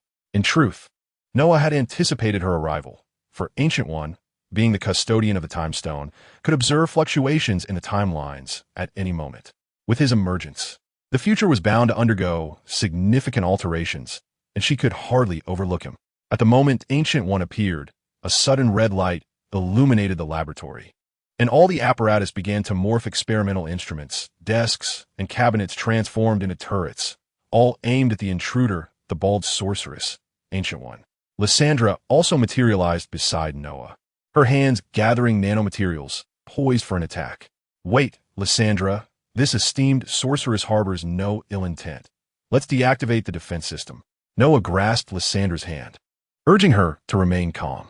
Upon hearing his words, the nanomaterials in her hands dissipated, the red light within the laboratory ceased its pulsation, and the turrets gradually reverted to their original forms, though they could swiftly revert to defensive mode once more. Ancient One observed the transformations within the laboratory with keen interest, then turned her gaze towards Noah and spoke. "Greetings, Noah. I trust you recognize me." With a smile, she directly addressed him by name, seemingly aware that Noah was cognizant of her existence. "Indeed, Supreme Sorceress Ancient One, it is a pleasure to meet you." When Ancient One directly called out her name, Noah speculated that she might have learned about their acquaintance through a glimpse of the future, thus rendering formal introductions unnecessary. "Ancient One, may I inquire about your purpose for visiting me?" Noah pondered the reason behind Ancient One's arrival. Could it be that she had foreseen an ominous future and sought to intervene? Noah contemplated whether he possessed the strength to contend with Ancient One, as her early departure from the film was attributed to the high costs of special effects, leaving him uncertain of her true capabilities in reality. Sensing Noah's apprehension, Ancient One spoke first. "Rest assured, I am not here to cause you trouble." Standing with her hands clasped behind her back, she gazed at Noah with serene confidence, exuding an aura befitting one of her ancient wisdom. "Will you not invite me to sit?" Ancient One continued. Noah turned to Lysandra, who understood the cue, her eyes shimmering with intent. The laboratory floor surged with a wave of nanomaterials, forming 2 sofas and a table before the trio. "Remarkable technology," Ancient One observed, unperturbed, as she gracefully settled onto the sofa, prompting Noah and Lysandra to join her across the table. "I hear you have claimed to hail from a mysterious organization in the Himalayas, Valoran. I have yet to hear of such an entity existing in that region." Ancient One remarked with a smile. If such a mysterious organization were indeed concealed within the Himalayas, undetected by her for so many years, it would imply that its power far surpassed her own. However, Ancient One found this notion rather implausible, especially since she had scrutinized the timeline numerous times without uncovering any evidence of its existence. "Ah, that was merely a ruse I employed," Noah admitted, feeling slightly embarrassed. At the time of concocting the excuse, he had drawn inspiration from the lore of Kamar Taj, modifying it to deceive Coulson and Nick Fury, never anticipating it would be uncovered by the very source of the tale. After jesting with Noah, Ancient One revealed her true purpose. "I have been observing you for some time." Noah raised an eyebrow at her statement. "A few weeks ago, while examining the timeline, I detected a significant anomaly, a profound shift in the future. Yet, the cause of this disruption eluded me until a few days prior, when you unleashed a surge of immense energy, which alerted me to your presence. That immense energy from a few days ago, was it from Thor, or perhaps during the creation of Lyssandra's body?" Noah pondered in response to Ancient One's words. "It was then that I became aware of your existence, and I employed the time stone to observe you. However, the images I perceived were obscured, as if some force were shielding the time stone from scrutiny," Ancient One recounted calmly, leaving Noah uncertain of her true intentions. He speculated that it might be the resolved runes or the system itself that impeded the power of the stone. "Therefore, Master Gu, he has come today to meet me in person and observe my presence?" Noah inquired, to which Gu E revealed the purpose of her visit. Chapter 73. Has Gu E discovered something? "So, you have come simply to observe me, with no other intentions?" Noah remarked, doubting that Gu E would travel here merely to behold him, believing himself not yet striking enough to warrant such attention. What else could it be? Gui similite faintly. Her subsequent words causing Noah's pupils to constrict. "Do you think that because you have awakened memories from another universe, I would regard you as an otherworldly demon to be eradicated?" Noah was taken aback. Gui's remark implied that she was aware of his awakening of past life memories, and furthermore, that she recognized he was not originally from this universe. Was the Supreme Sorcerer truly so powerful as to possess such knowledge? Noah's mind reeled with astonishment, yet he maintained an impassive facade. "What do you mean by that, Master Gui?" Gui, wise and perceptive, had already discerned Noah's fade of calmness, yet she chose not to expose it. Instead, she spoke languidly. "After I discovered your existence, I observed you from a distance several times and noted that your soul is remarkably unique. A voyeur, are we?" Noah mused inwardly, pondering when he had been spied upon without his knowledge. He resolved to hone his awareness in this regard, vowing to detect any prying eyes upon him immediately.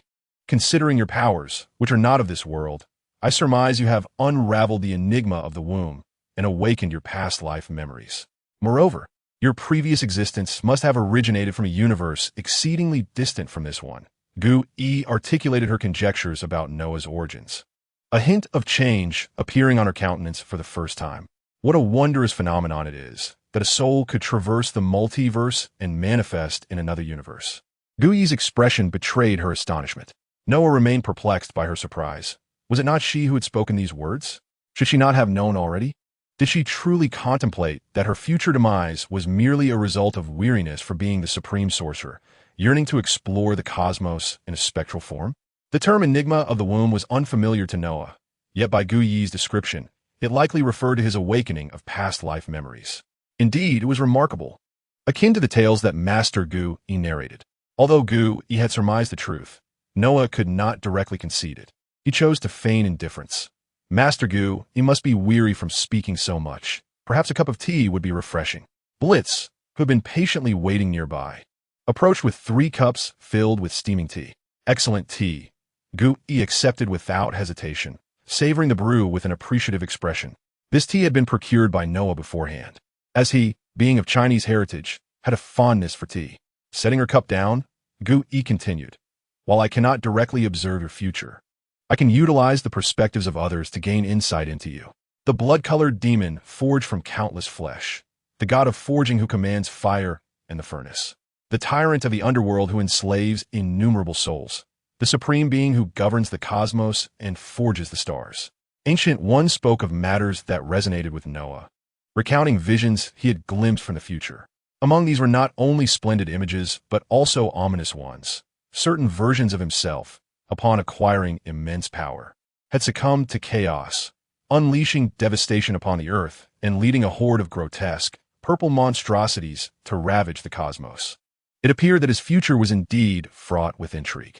As Noah listened to Ancient One's vivid descriptions, likely depicting the heroes he had summoned, such as the Sword Demon, Orn, the Iron Man Mordekaiser, and the Dragon King, he felt a chill upon hearing the portents of doom. Could the future truly descend into such turmoil? The uncontrollable energies he speculated were tied to the runes of the world. Perhaps upon summoning one or two complete runes, he would lose command over their formidable powers, resulting in cataclysmic consequences. The grotesque purple monsters, he surmised, might be manifestations of the void. Yet he pondered why he would lead these abominations in an invasion of the universe. Was it possible that he had drawn the attention of Malzahar, becoming a harbinger of the void? The future lay shrouded in uncertainty. His purpose in this visit was to assess his current state, as he wished to avert a chaotic world. Ancient One's duty was to safeguard the Earth from the ravages of malevolent interdimensional entities. However, if both Earth and the cosmos were to vanish, what then would she be protecting? Rest assured, Mage, Noah reassured her, I shall not allow the future to devolve into such despair. I now have those I must protect. He grasped the hand of Lysandra beside him, affirming his resolve.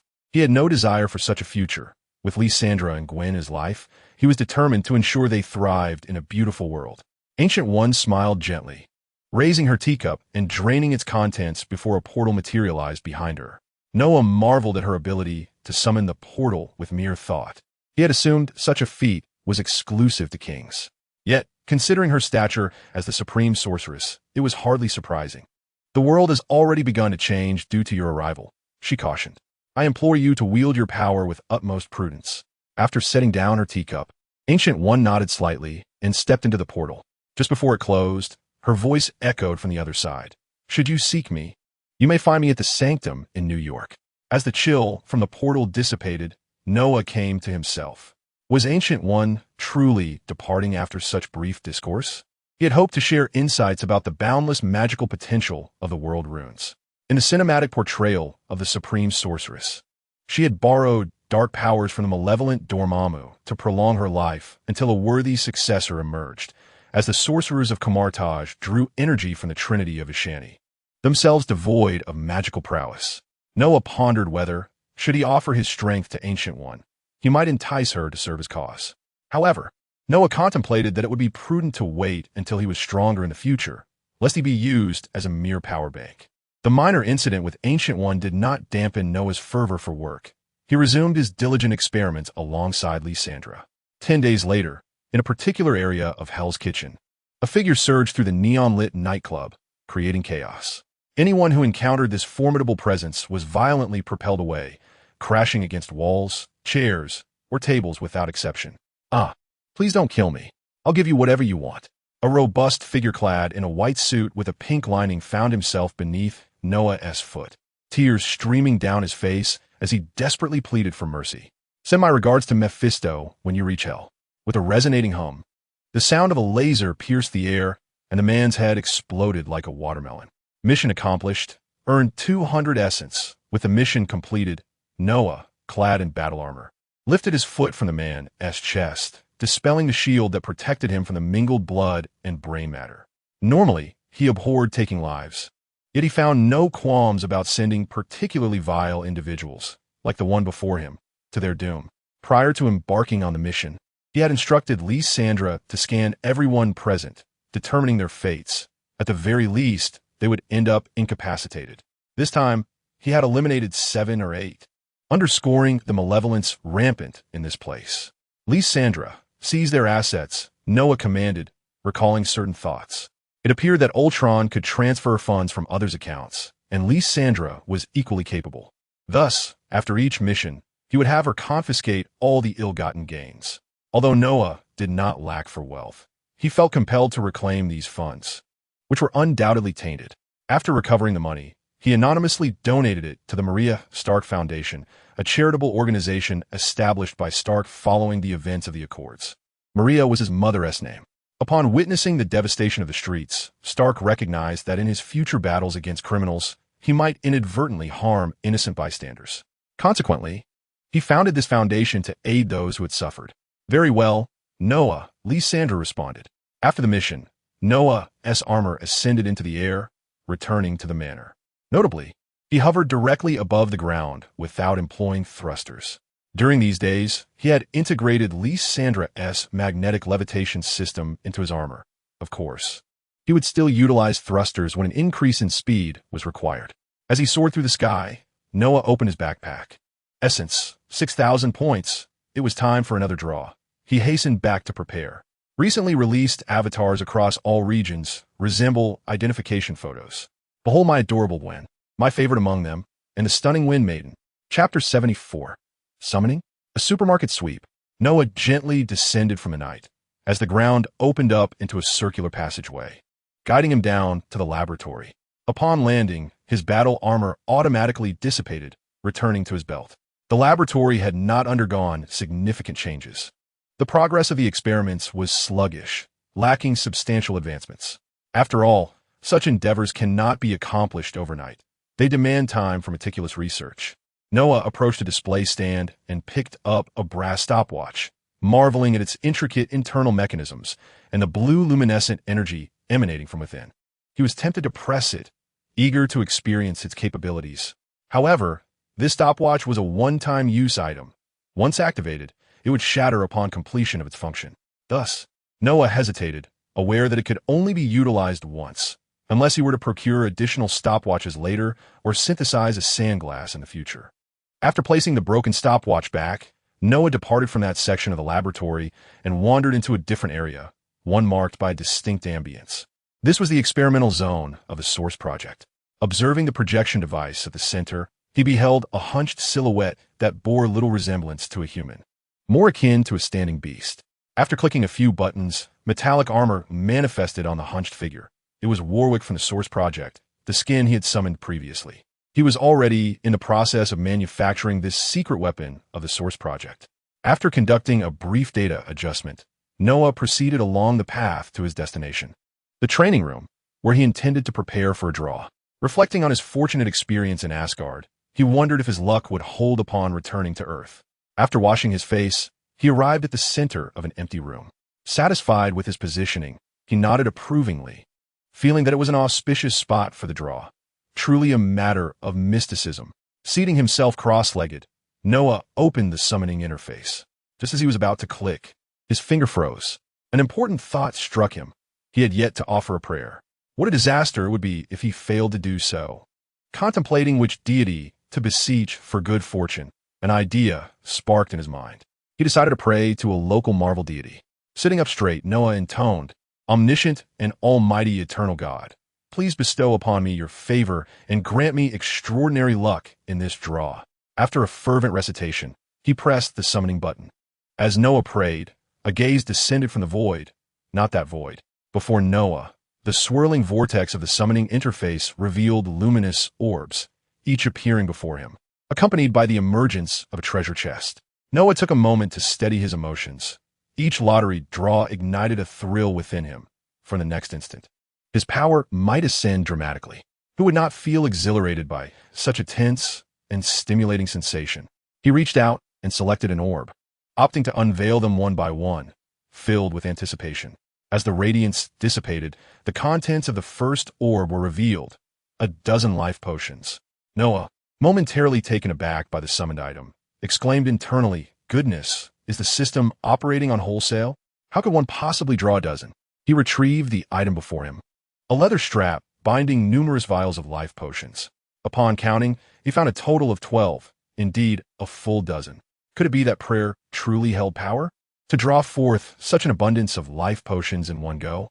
He glanced at the hefty bundle of potions, then looked around, wondering if eternity had genuinely heard his prayers. Regardless, seizing the stroke of good fortune, he pressed on and tapped the second orb. Useless big stick, excellent. Now I can craft the death cap. Noah was quite pleased with the second item. Having previously drawn a big stick, with this new addition, he could now forge the notorious death cap, also known as the big hat. Control Guardian 6, Random Hero Fragment 1, dozen mana potions, It feels as though I am not participating in a lottery, but rather stocking up from a wholesale market. Noah mused, gazing at the 6 true eyes and the dozen mana potions. Of course, the sheer volume of items brought him joy. The fragments were promising. Picking up the fragments, Noah now had 5 in total, including the newly acquired random fragment, Jean, Echo, Lulu, and Nico, alongside the unopened random fragment. He intended to keep Jean and Echo, for Echo possessed wisdom, while Jean had great potential for skins, including the Darkstar series and the Mountain and Sea Scroll series. Speaking of the Mountain and Sea Scrolls, Noah suddenly recalled that Nico also had a skin from that collection, so he decided to retain her fragment as well. As for Lulu, Noah felt he could use her as fusion material. He had already acquired the abilities he desired and had no intention of pursuing picks. Noah surveyed the remaining orbs. He had already opened 5, leaving half yet to unveil.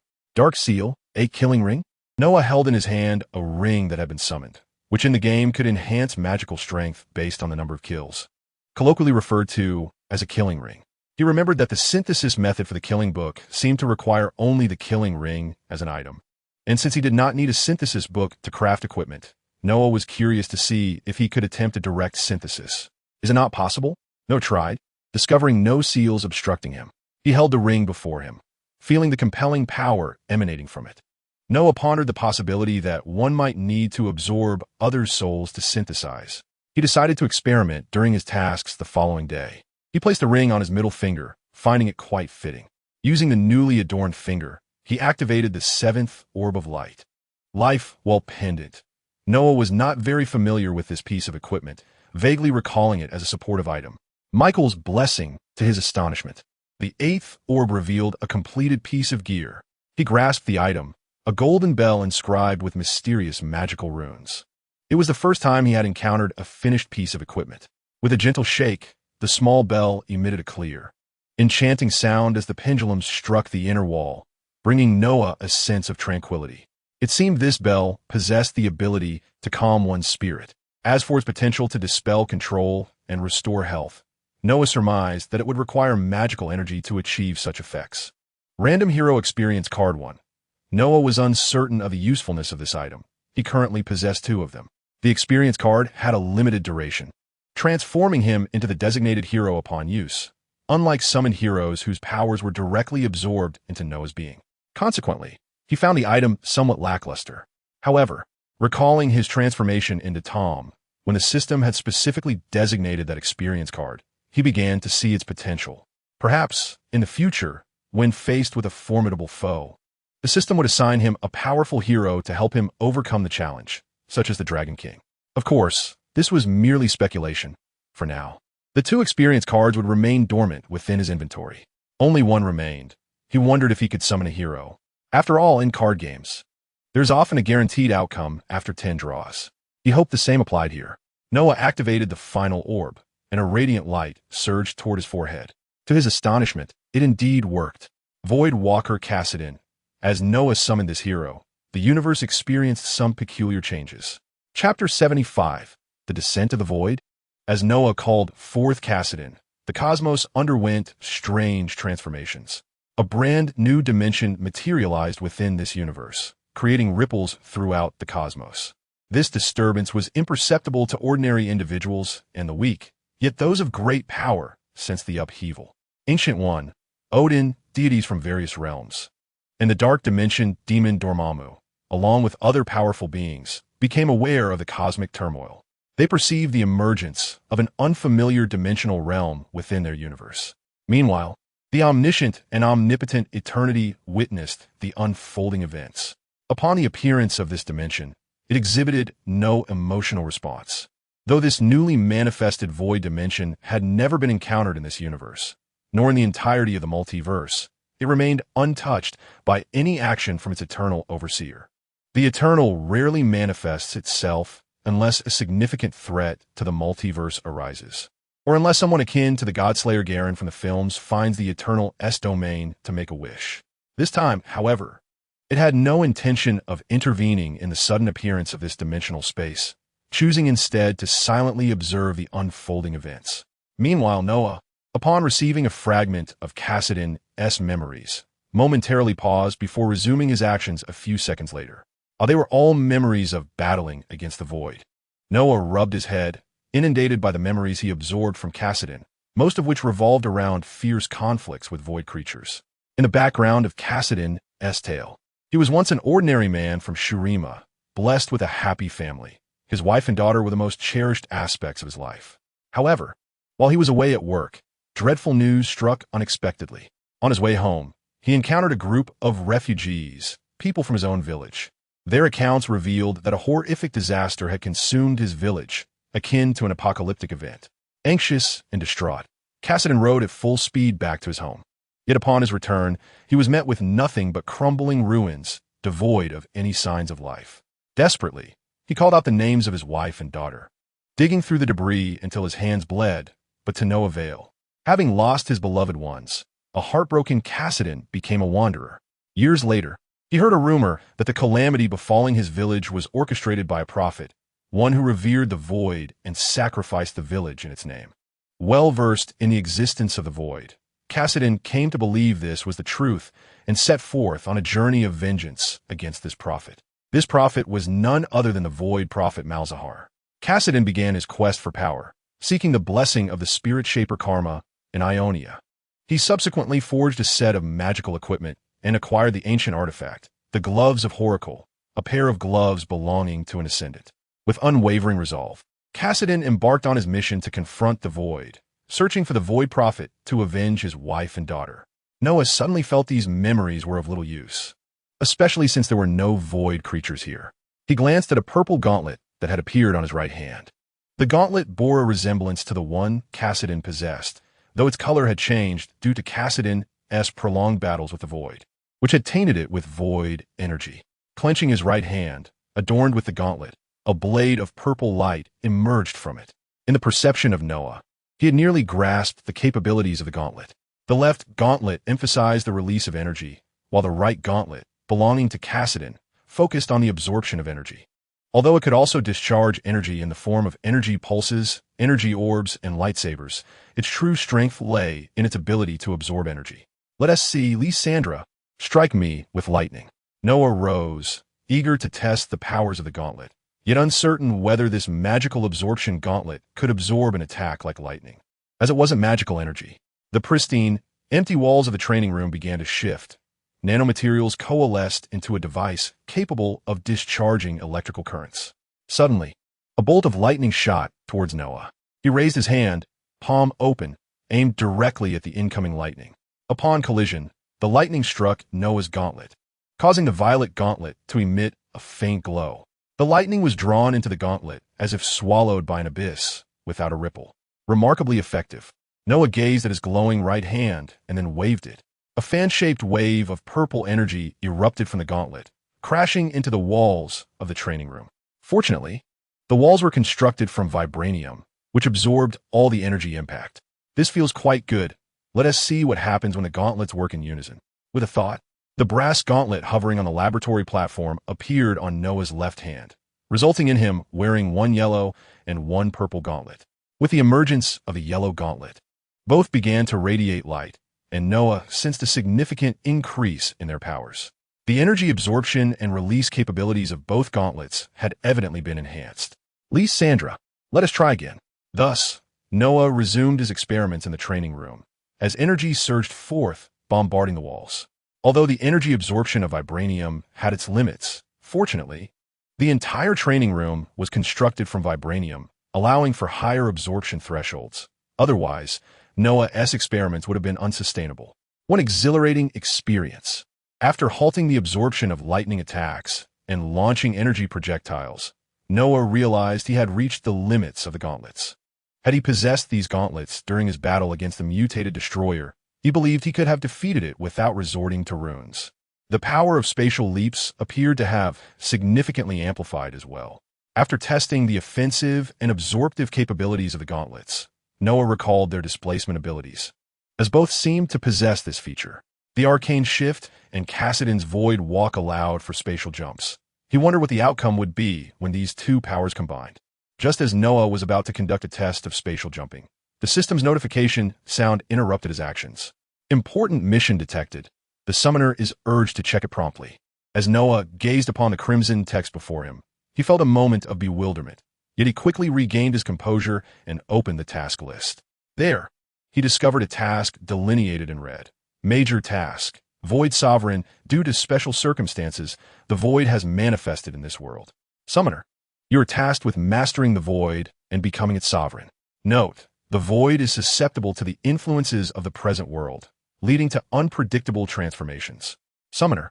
It is imperative that you seize control of the Void swiftly. What? The Void? Upon encountering this term, Noah's eyes widened in astonishment. A torrent of thoughts surged through his mind. Why had the Void appeared? What were these special circumstances? Could it be connected to his summoning of the Void hero, Kassadin? Yet, Kassadin was not a creature of the Void. He merely bore a trace of its energy. How could he summon the Void? After absorbing this weighty information, Noah rubbed his temples, for the Void had always loomed in his memory as a terrifying entity. The ancient Shurima, once mighty, had succumbed to decline after a confrontation with the Void, leading to the fall of numerous formidable celestial warriors who transformed into the Dark Ones. Moreover, he harbored a certain trepidation towards the formidable creatures of the Void, many of which possessed the power of infinite evolution, like Kha'Zix, Cho'Gath, and the monstrous insects. Additionally, there were the terrifying Watchers, the most powerful denizens of the Void, who rarely made their presence felt. Save for the singular occasion in Freljord when the Frost Watcher was sealed within the ice by Lysandra. Furthermore, according to the lore of the Dragon King, it seemed as though there existed powers within the Void that were on par with the Dragon King himself. However, this matter remained shrouded in mystery, leaving the true nature of such power undisclosed. System, does this imply that I must confront the creatures of the Void? Noah massaged his temples, feeling a headache coming on. He was certain he was no match for the Watchers at this moment. Summoner, the Void that has appeared in this world is a new manifestation, tranquil and unaffected by the world for the time being, thus not exhibiting any mutations. What? Unaffected? This meant that no Void creatures had yet emerged. Noah was startled by the system's words, which indicated that the Void had not yet undergone mutations that would spawn its denizens. He recalled that the lore of the Void indeed mentioned that it was originally a serene realm, which had been altered by the influence of another dimension, Runeterra, leading to its mutations and the birth of the Watchers, whose purpose was to obliterate Runeterra. However, Noah noted that the current state was merely temporary. It was possible that in the future, for various reasons, the Void might still be affected. Nonetheless, he felt a sense of relief, for this afforded him ample time to prepare. Mastering the Void. How does one achieve that? Noah contemplated the task description, lost in thought, as he possessed no knowledge regarding the mastery of dimensions. Was controlling a dimension tantamount to becoming a dimensional deity?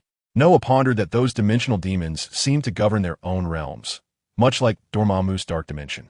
If that were the case, he felt inclined to consult the Ancient One, as she frequently interacted with these dimensional entities and must possess some knowledge about them.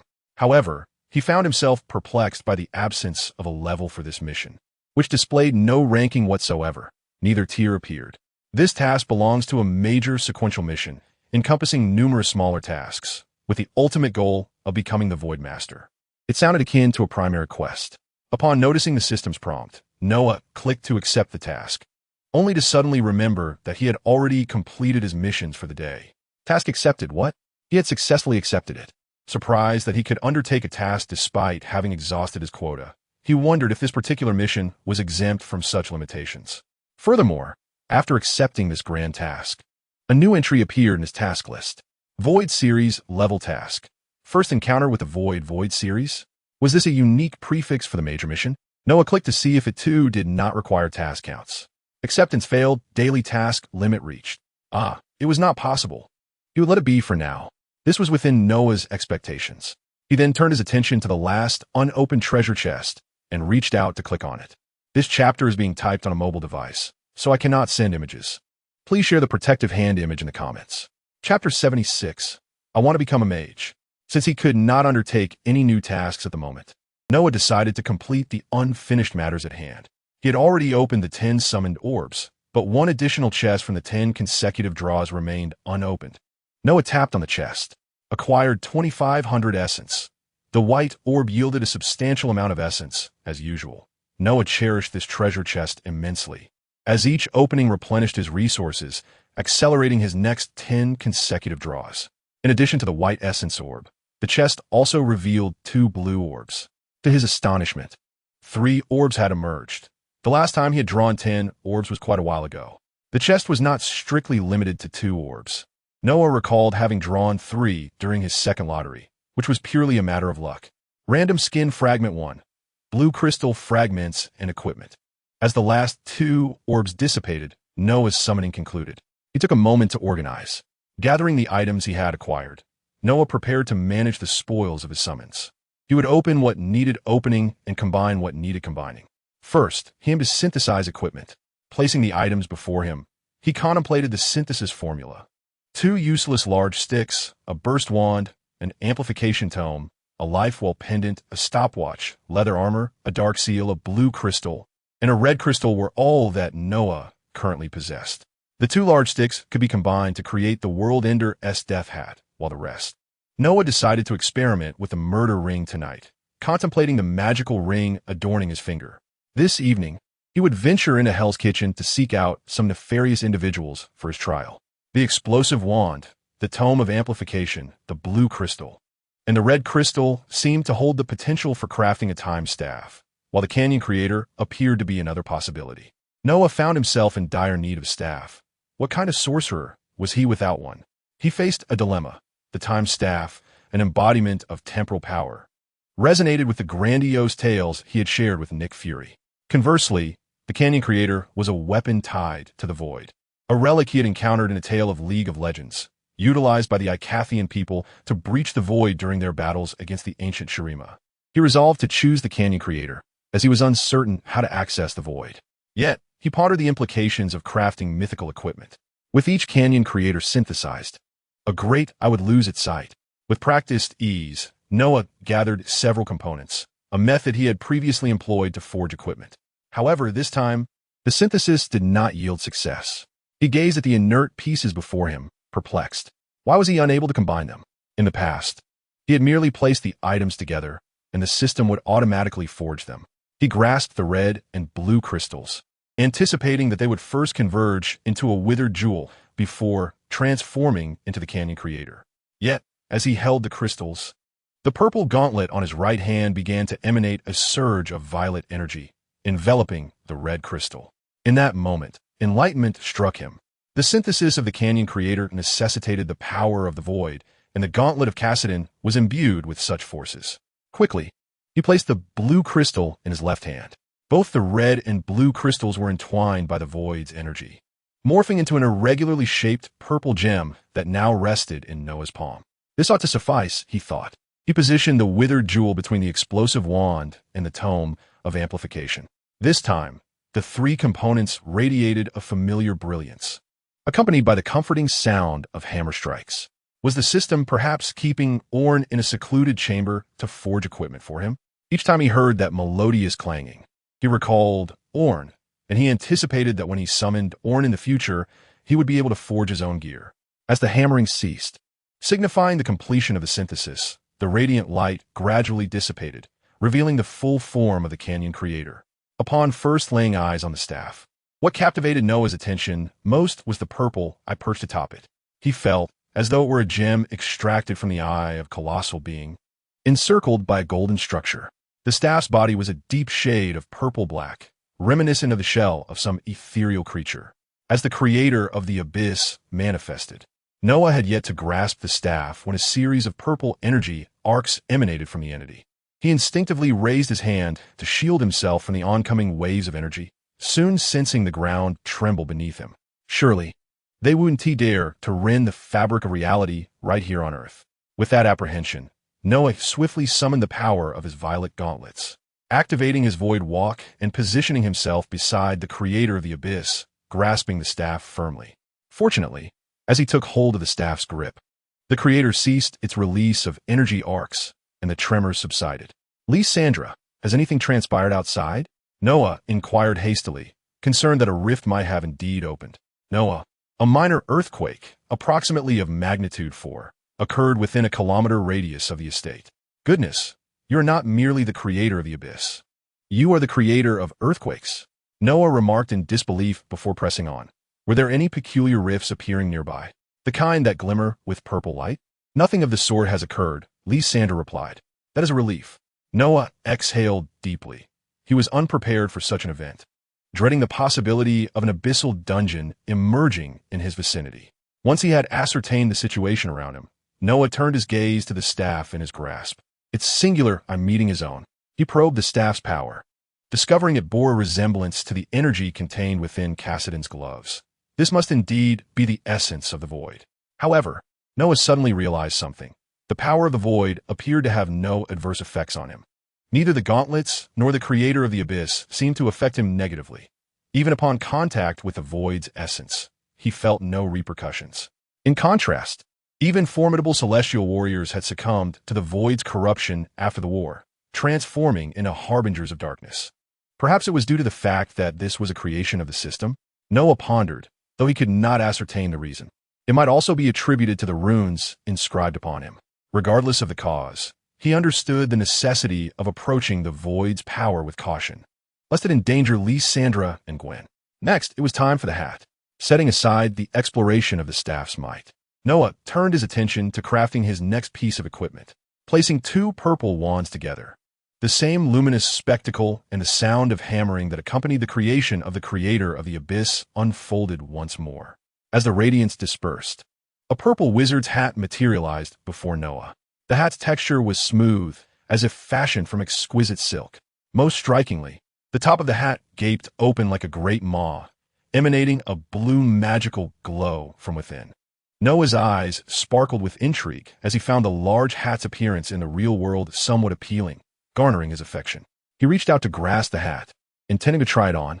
To his astonishment, just as Noah was about to touch the hat, the death hat of the Annihilator unexpectedly shifted backward.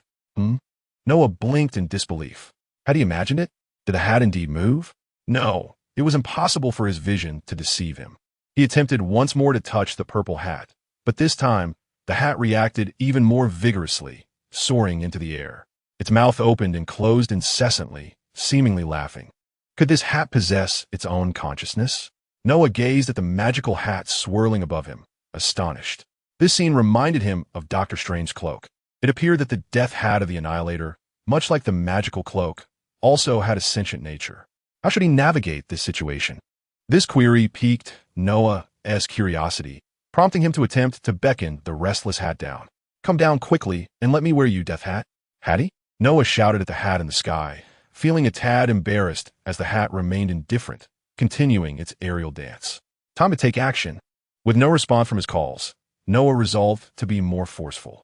He summoned his magical energy, aiming to directly retrieve the hat from above. Upon contact with the magical energy, the restless hat abruptly halted, its mouth ceaselessly opening and closing as it began devouring Noah's magical power. Is it fond of consuming magic? Witnessing this, Noah instantly devised a plan. He intensified his magical output, shaping it into a glowing hand that beckoned the hat from the air, drawing it closer to him. The hat wobbled slightly before lunging towards the radiant hand. Controlled by Noah, the hand moved at a slower pace than the hat, ultimately allowing the hat to catch up and bite down, while Noah successfully seized the hat that now hovered before him. Got you, little hat. As Noah pondered, the large hat in his grasp performed a peculiar action. Burp! The hat, with its gaping mouth, expelled a stream of blue magical mist, accompanied by a sound akin to a belch. Had it overindulged? Observing the once flapping magical hat now languidly resting in his hand, Noah gently flicked the brim of the hat. In response, it exhaled a breath of magical energy towards him, as if greeting him. Being a creation of a system, the hat bore no ill will towards Noah. Could have been hungry moments ago. Now that it was satiated, it seemed to have calmed down. Noah examined the hat, imbued with magical essence, before attempting to place it atop his head.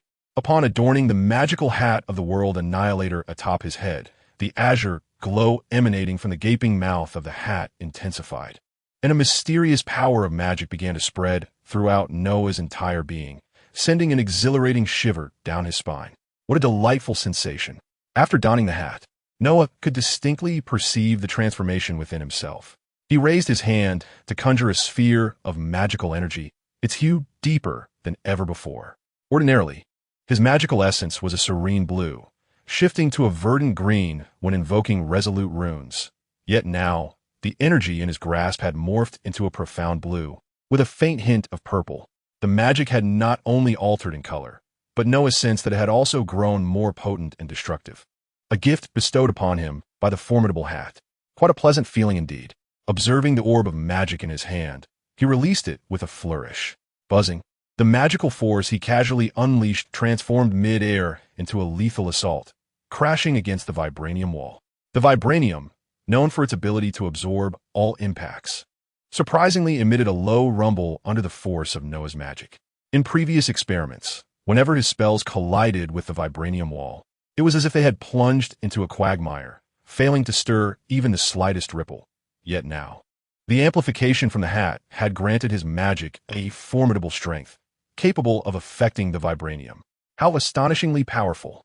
Witnessing the outcome of this strike, Noah felt a surge of surprise. He gathered his magic once more, watching as the energy in his hand shifted from blue-purple to a pale blue, then back to its original hue. He sighed in relief. With the enhancement from the Grand Hat, he could still wield his magic with precision, avoiding any risk of uncontrollable surges in power. Once his experimental demonstration concluded, Noah requested Lysandra to present him with a mirror. Standing before the full-length mirror, he admired his reflection, wielding the canyon creator and crowned with a magical hat of annihilation.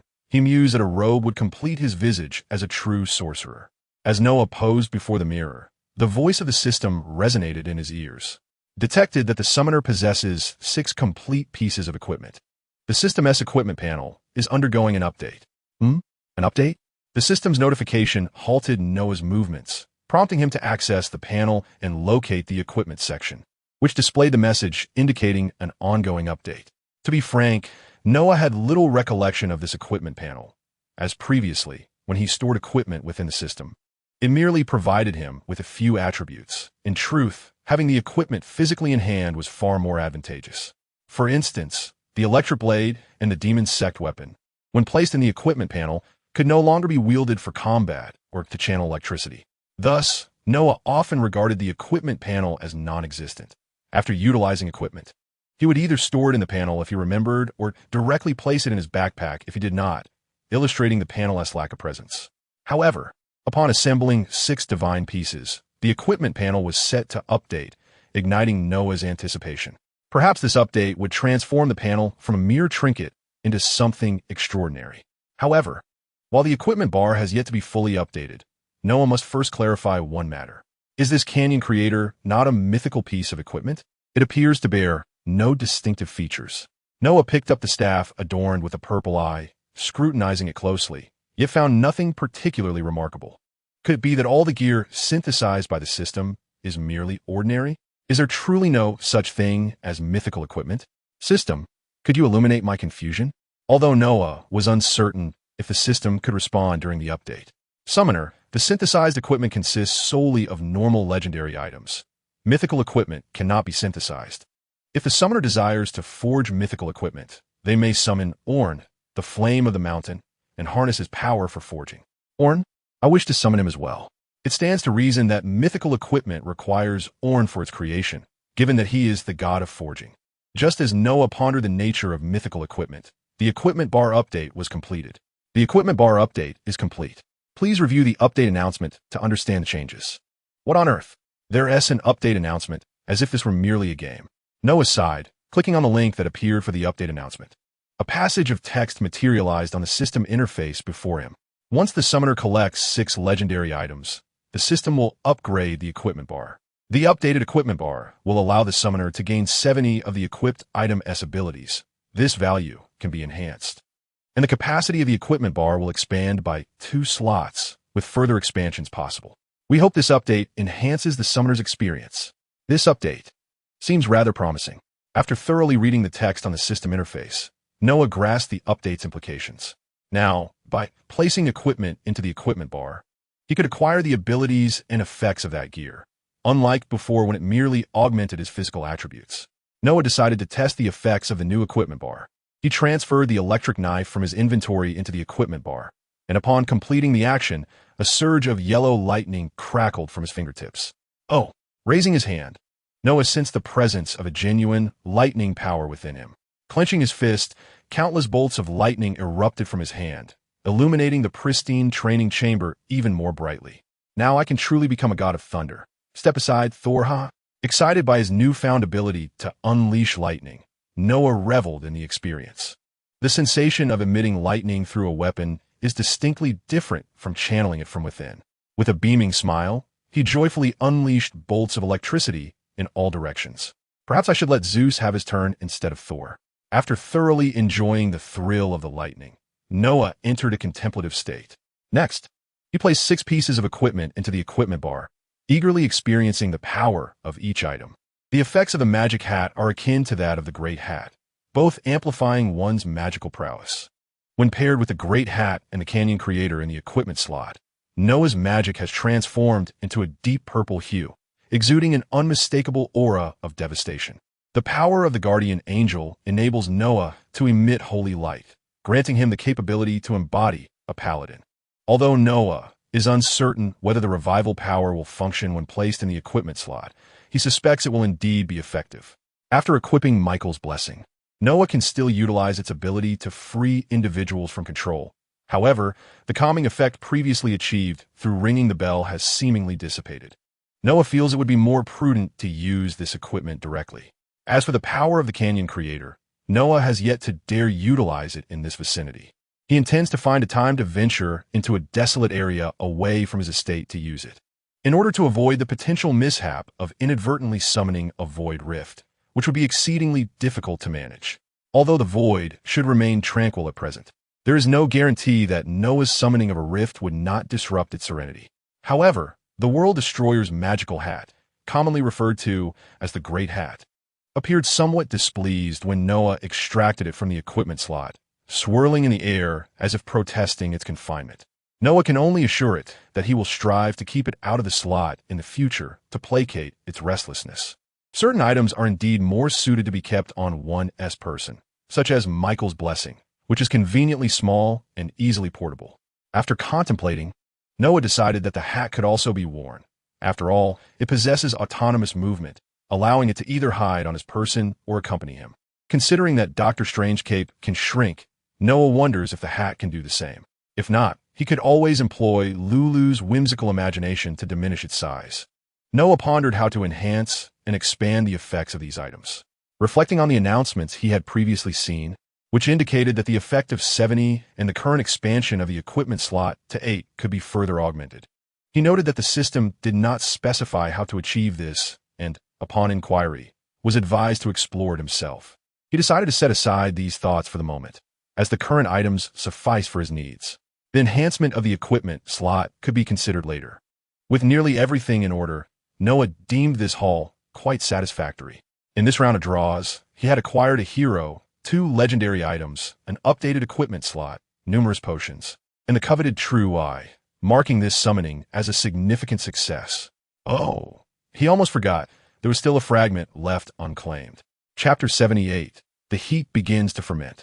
Desert Rose Samira. Synthesis Material. 1.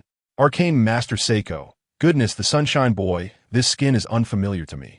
After opening the 2 fragments, the hero fragment yielded Samira, a mortal whom Noah promptly designated as synthesis material. The skin fragment revealed a demonic jester known as Sacco. Noah felt indifferent towards this particular skin. However, if he possessed the clown, he might have considered synthesizing the skin from the fragments. Alas, why was it not the Dark Star Sacco? Had it been so, he would have undoubtedly forged it immediately.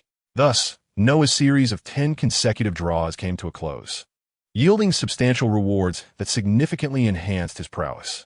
At that moment, Noah felt emboldened, confident that he could contend with most adversaries depicted in films, only wary of a select few formidable entities, such as the likes of Thanos. It was time to ascend. Over the past several days, Noah had predominantly remained below, venturing out of the laboratory only intermittently, for meals, playful interludes with Gwen, task completion, and slumbering alongside Lysandra.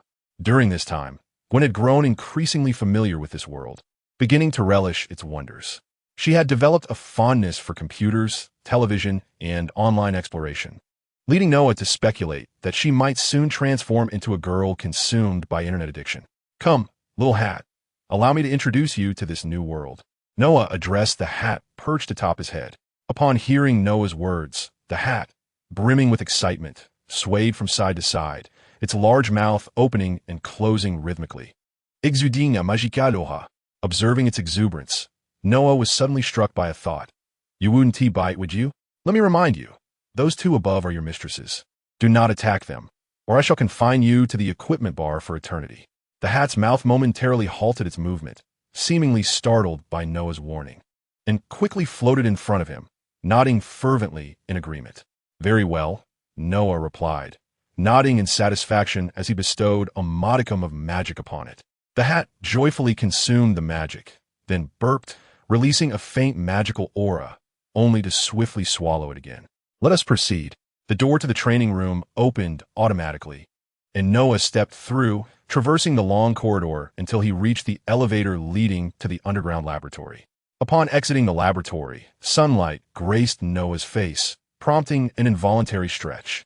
Engaging in research during his seclusion proved rather exhausting, which is why he sought to recruit some talent.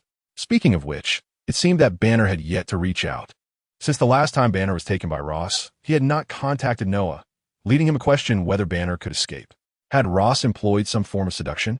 Never mind. If Banner remained absent in a few days, he would investigate further. Noah believed that Ross could not restrain both Banner and Hulk, thus deciding not to rush the matter. As he made his way along the path to the villa, the little hat, much like the initial version of Gwen upon her arrival in this world, frolicked exuberantly, darting to and fro, at one moment playing in the fountain, the next exploring the sculptures within the estate. Upon reaching the villa's entrance, Lysandra approached him. "Noah." Lysandra had been accompanying Noah in the laboratory below for the past few days, but she had momentarily stepped out to prepare lunch. Upon seeing Noah ascend, she understood that he intended to temporarily cease his seclusion for research.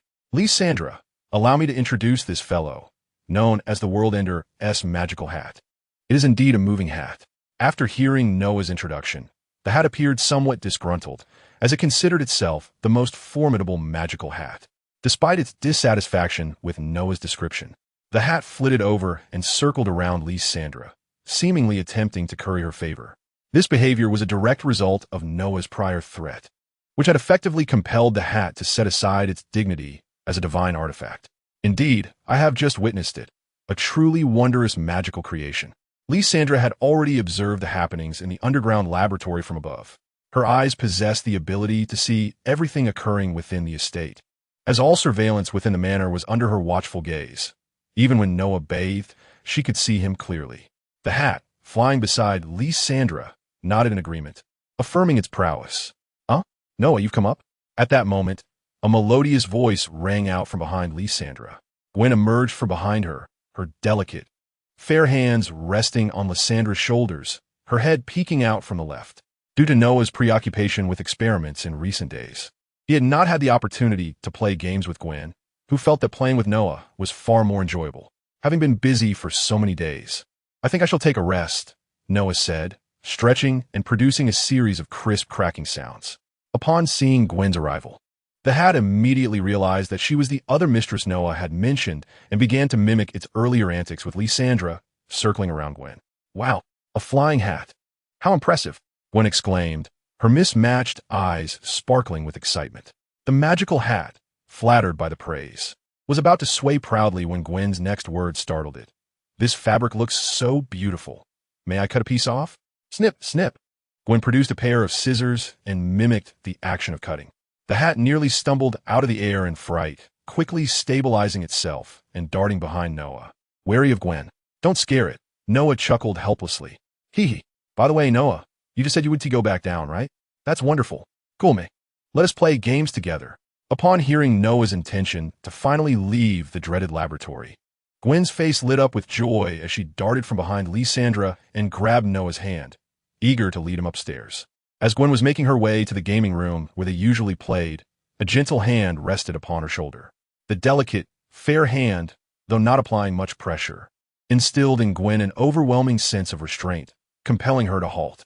"Gwen, you cannot play games just yet," it is time for lunch. Lysandra's calm and gentle voice resonated. All right, Sister Lysandra, Gwen replied with a shy smile, feeling a sense of reverence towards Lysandra. She had simply been longing to play with Noah again after such a long time, which fueled her eagerness and anticipation. Come on, Lysandra, Gwen, let's have lunch. Afterwards, I will have ample time to play with you, Noah chimed in. After their meal at Noah's home, he fulfilled his promise and played games with Gwen for a while. Noah, I have been seeing you on television quite frequently lately.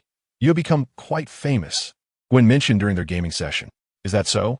Noah casually inquired, aware that following the abhorrent events, his newfound fame was inevitable, as it was the first time someone had showcased such transcendent technology to the world. Yes, they all call you a superhero. Chapter 79. The arrival of a mage, they all refer to you as a superhero. During their gaming, Gwen excitedly shared how various media outlets had been reporting on Noah over the past days, and that he was now referred to as a superhero. Do you like that title, Gwen? Noah asked, picking up on her enthusiastic tone. Indeed, hero is a beautiful word, one that signifies fighting to protect this world. I too wish to safeguard this wonderful realm, Gwen expressed. Since her transformation from a doll to a human, she had relished every aspect of humanity, and thus felt compelled to protect the world that brought her such joy. Then, for your sake, I shall diligently protect this world, Noah smiled. Gwen responded with a sweet smile. That person is so despicable. He is the one who failed, and yet chooses to blame others, Gwen suddenly exclaimed in anger. The two were engaged in a team-based competitive game, where their extraordinary reflexes made them formidable players. However, one of their teammates, having perished in the game, began to hurl insults with a foul mouth. Gwen was infuriated, finding this person's behavior detestable. It was his own fault, yet he shifted the blame onto others.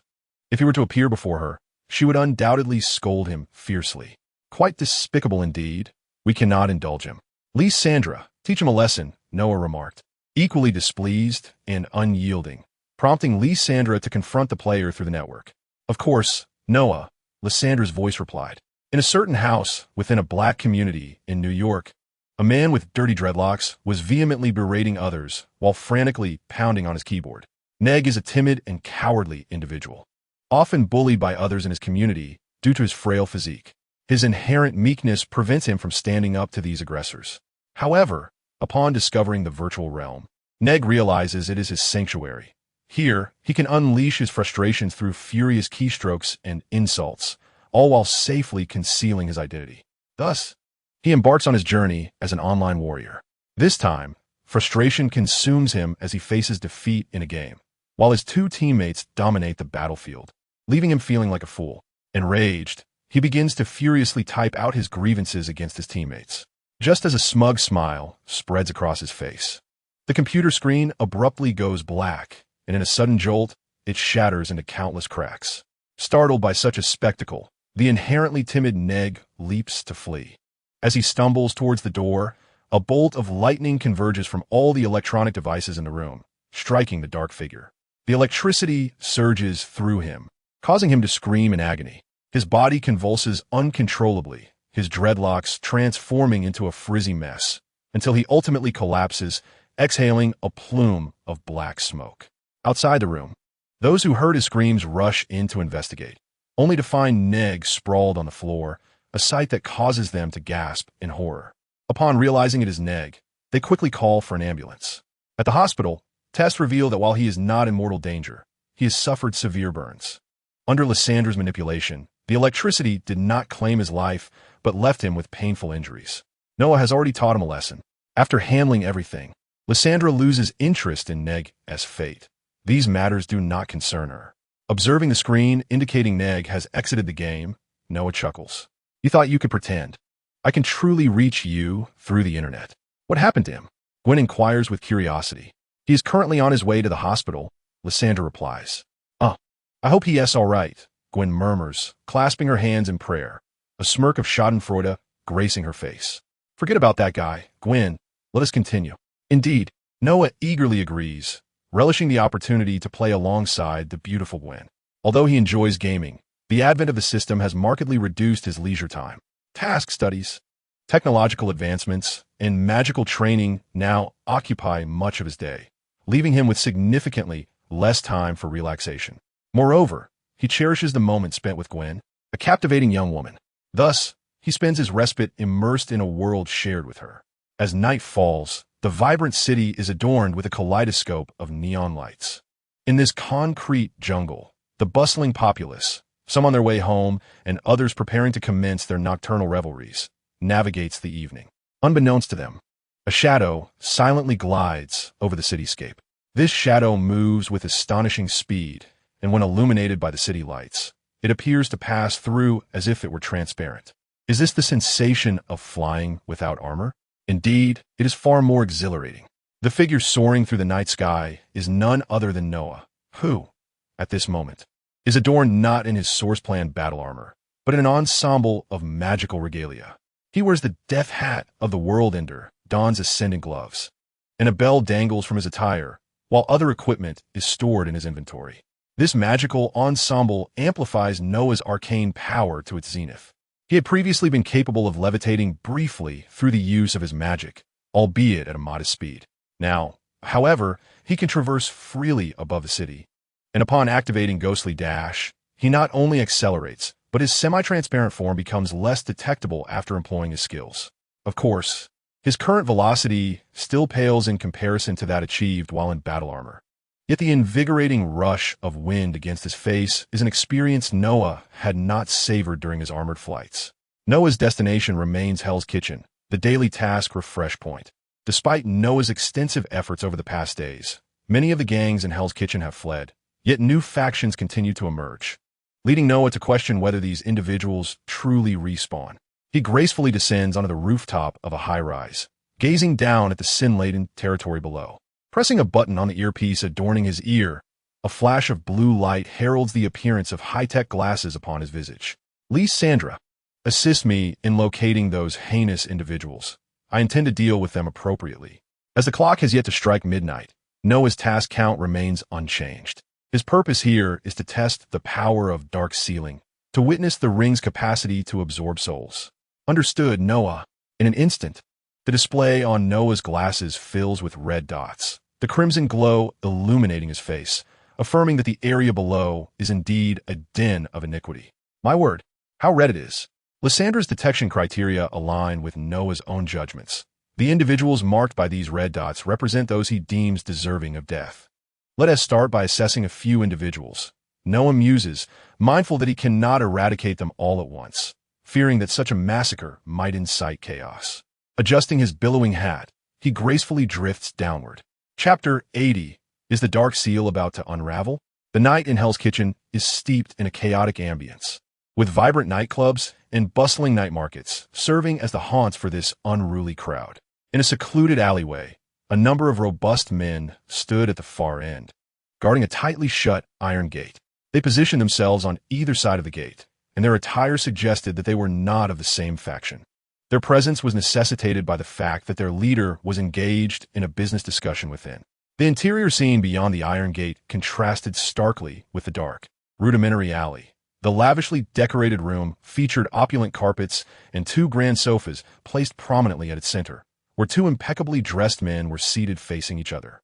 Blake, what is the status of the merchandise you mentioned? Inquired the man clad in a black suit, puffing on a cigar and exhaling a cloud of smoke. Quite remarkable. All top-tier goods, infused with the latest enhancements.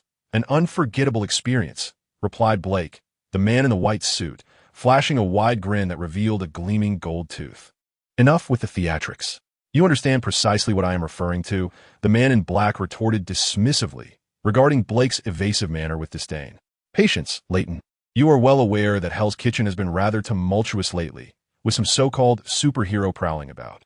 Our operations must remain discreet, Blake responded, taking a sip of the whiskey in front of him. The shipment has arrived, sourced from around the globe, all youthful and vibrant, certainly capable of fetching a handsome price. Very well, this is merely the beginning.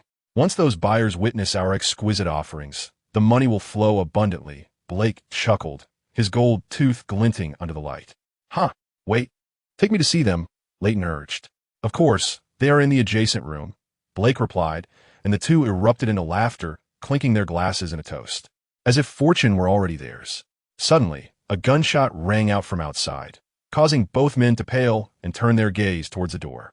Meanwhile, Noah, positioned atop the building, had utilized Lyssandra's scanning function to detect the unfolding events. Alongside the guards and the two men inside, Noah also noted several blue dots identified by Lysandra in the nearby rooms. Upon probing with his magical abilities, Noah discerned that these dots represented young girls from various corners of the world, and he quickly realized the sinister intentions of the individuals below. Indeed, they were a despicable lot. This evening, you shall not escape even to hell. Instead, become the sustenance that unravels the dark seal. With narrowed eyes, Noah felt the agitation of his hat, which sensed its master's fury, widening its mouth as magical flames erupted forth. Enveloped in magical energy, Noah lifted off the ground and soared down into the shadowy alley below. His ethereal, ghostly form descended silently, not stirring a speck of dust. Initially, the guards remained oblivious to Noah's presence until one of them spotted a wavering blue light approaching from the darkness ahead. What is that? A robust man, having detected something unusual, instinctively grasped the handgun concealed at his waist, ceasing his posture against the wall and standing alertly upright. What is that? It seems to be a person. Prompted by the initial alert of the vigilant man, the other guards also heightened their awareness, noticing the approaching blue light, which, as it drew nearer, revealed the silhouette of a figure beneath it. Noah, advancing slowly step by step, soon stood before them. Is today Halloween? Why does it seem like a wizard has appeared before me? At this moment, the others also beheld Noah's attire. A luminous purple wizard hat adorned his head, his hands encased in gloves of various metallic hues, and he donned a flowing black robe. This robe had been crafted from nanovibranium by Lysandra, as Noah had not drawn a mage's costume, thus opting for the vibranium robe as a substitute. To the onlookers, Noah appeared to be a fool clad in wizard garb. The two leaders of the group exchanged glances, and one, a man with white hair, broke into a grin, saying, "Hey, I've heard you're the infamous limb breaker, renowned for severing the limbs of others. Why haven't we heard from you lately?" The towering blonde man, known as Limb Breaker, scoffed in anger, retorting, "Isn't it because that notorious wind blade swordsmen have been active around here? The boss has ordered us to lay low, leaving me with an itch to cause some trouble." Limb Breaker gritted his teeth, harboring a deep-seated hatred for the recently ascendant superhero. However, he dared not voice his thoughts openly, having witnessed online footage of Wind Blade battling monsters. He sensed that a mere flick of the hero's finger could spell his doom. "Look, is this not a perfect target before us? We have no one else around. It's quite safe," the white-haired man suggested, gesturing toward the approaching Noah. At the white-haired man's indication, Limb Breaker's expression shifted from surprise to one of cruel delight. As visions of his favored pastime flooded his mind, he swiftly drew his pistol, aiming at Noah, who was now merely a few meters away. "Kid, this is your fault for running around heedlessly, haha." With a gaze filled with malicious madness, Limb Breaker squeezed the trigger aimed at Noah's leg. Bang! The deafening sound of the gunshot echoed. Yet the beloved sound of the bullet piercing flesh and the ensuing cries of the wounded were conspicuously absent from his ears. What? A startled gasp from a companion nearby snapped Limb Breaker back to reality, and he turned his gaze forward, widening his eyes in disbelief. Before him, the bullet he had just fired was inexplicably suspended in midair, as though it had encountered an invisible wall. Damn it! The white-haired instigator of Limb Breaker's actions now realized that something was amiss. It is said that after the emergence of Iron Man and the Swift Swordmaster, the Hell's Kitchen area has become rife with peculiar individuals. Could they be so fortunate as to encounter them?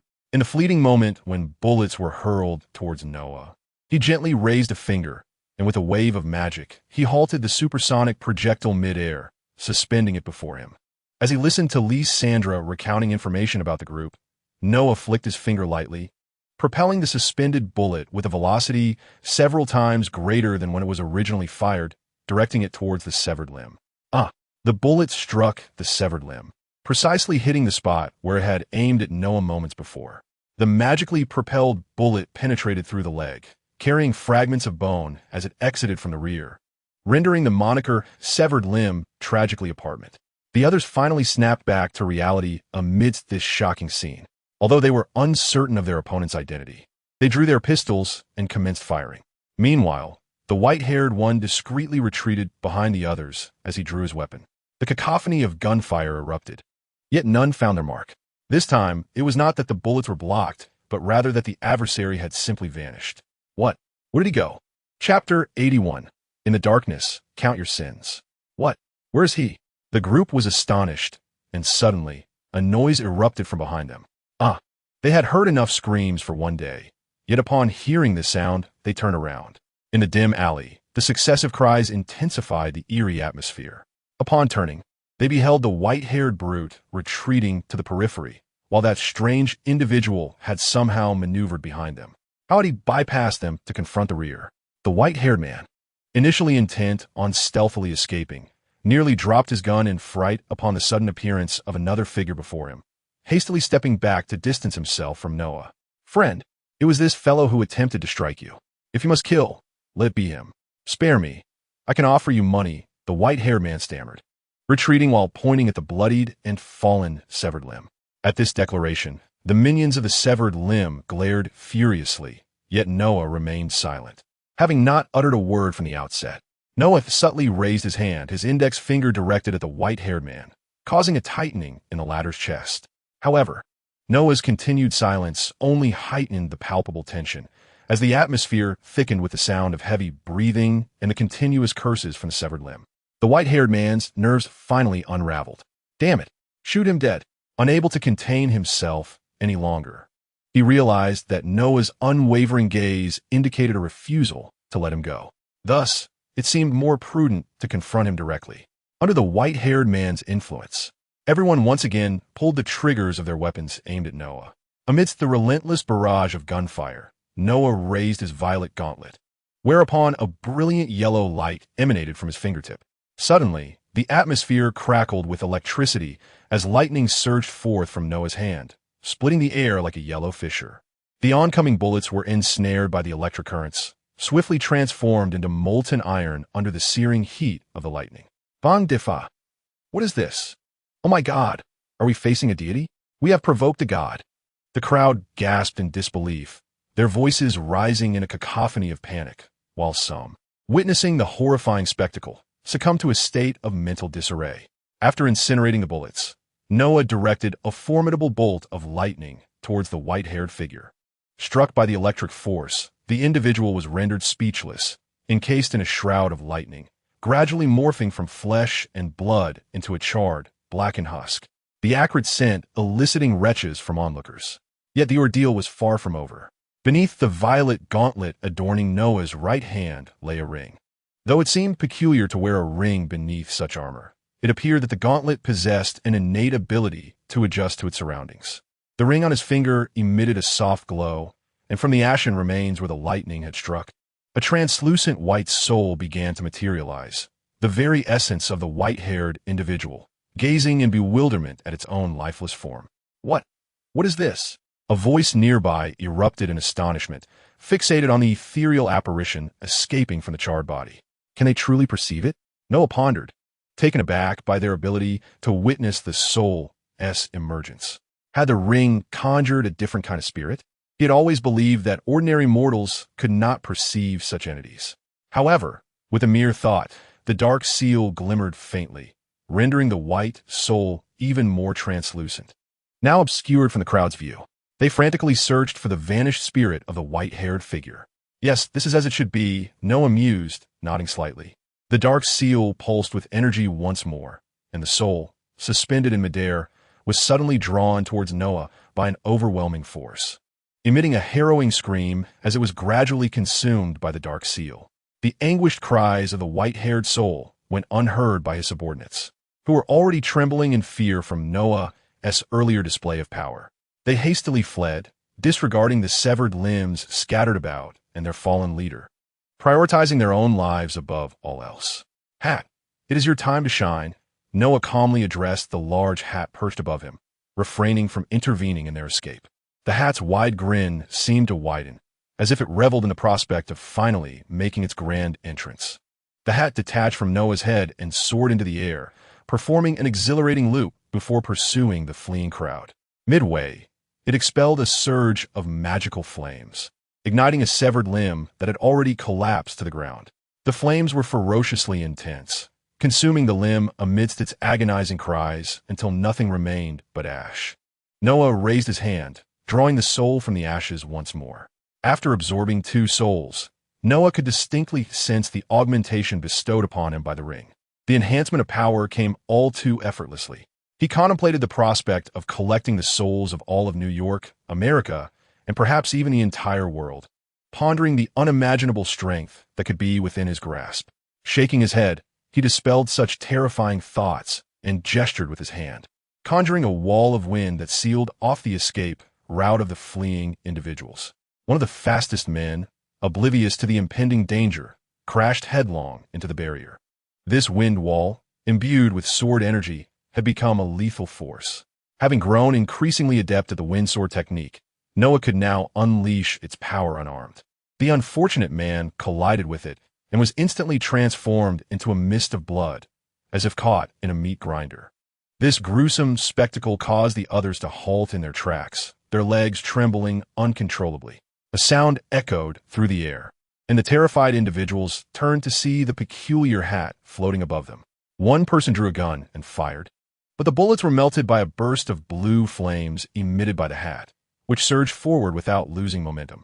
Charred remains were once again birthed, and the hat commenced a cat-and-mouse game, spouting flames across the ground as the crowd screamed and dodged. Noah raised an eyebrow, amused by the hat's playful antics. However, he resolved to conclude the battle swiftly. With a flash of purple light from his right hand, Noah teleported into the midst of the crowd. A wave of violet energy began to emanate from his position, incinerating all those it touched and allowing their souls to be absorbed.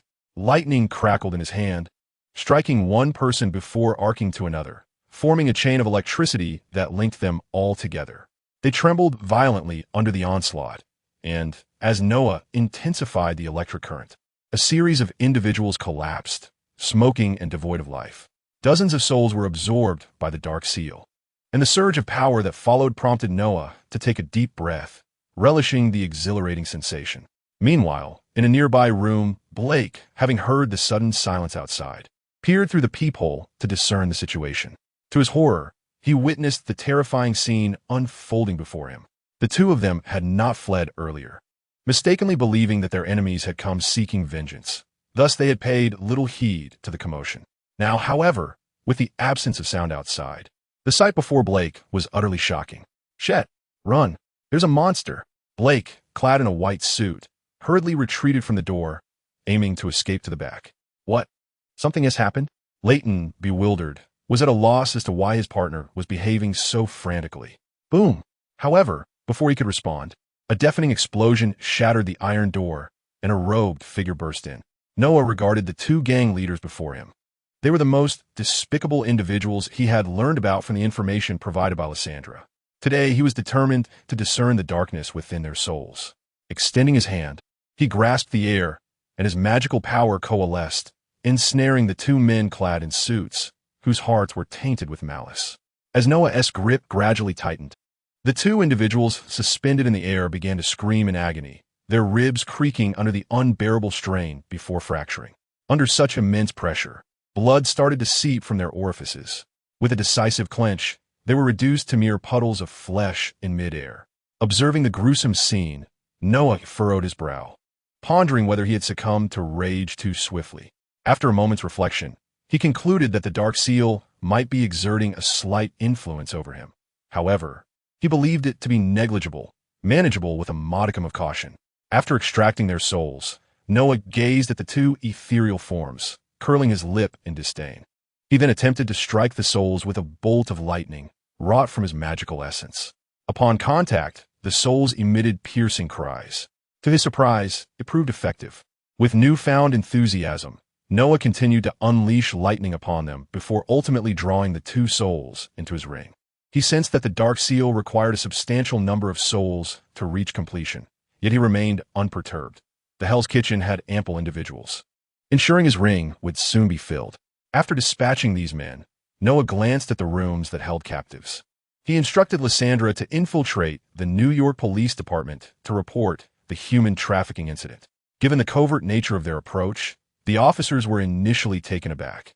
then cautioned that such actions were illegal while dispatching a few officers to assess the situation. Shortly thereafter, the police arrived at the scene, faced with a sea of corpses. Many officers were rendered speechless, with some rookies succumbing to nausea. Following a thorough search, they rescued dozens of abducted girls from various corners of the globe. Witnessing this from the rooftop, Noah nodded in satisfaction before taking to the skies. Chapter 82. Noah's Morning Chief. Who is responsible for all this? An officer inquired after completing his tasks, approaching the sheriff standing amidst the corpses. How would I know? Recently, a surge of such individuals has emerged. While I typically disapprove of them, I must admit their recent actions are commendable, the sheriff replied, kicking at a nearby corpse. There's been a rise in masked vigilantes in this area. The police generally harbor disdain for such figures, as their actions are often unlawful. Nevertheless, the sheriff found their recent endeavors praiseworthy, particularly as he held a deep-seated aversion for human traffickers. But, Chief, with so many lives lost, how do we explain this to our superiors? The officer questioned. Explain what? The truth is that these criminals refuse to surrender, engaging us in a fierce confrontation, ultimately leading to their demise at our hands, the sheriff remarked casually, casting a glance at the officer. No problem, sir, replied the officer.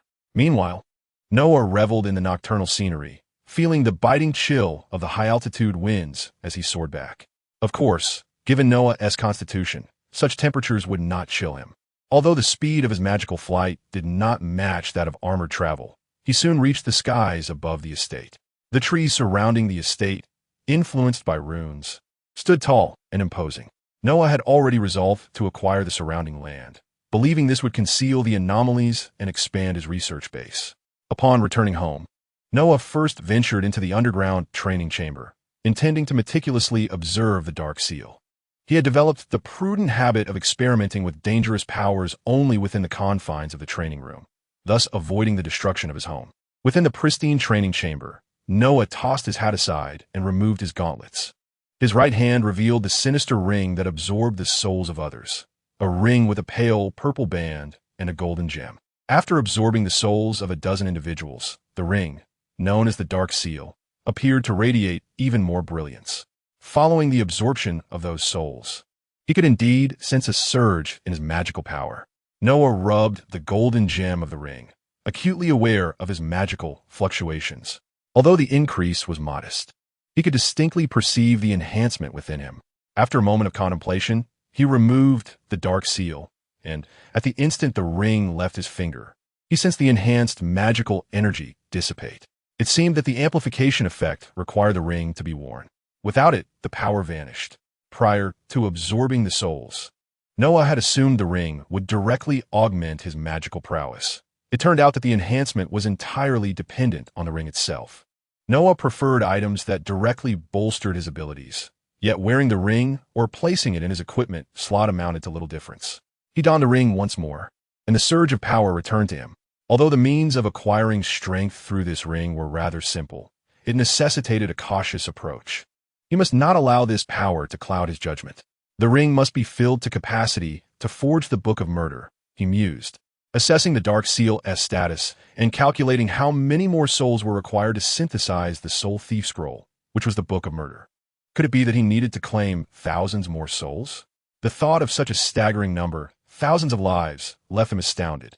If Noah were to annihilate all the red dots in Hell's Kitchen, it would undoubtedly suffice. However, such a massacre would incite societal upheaval.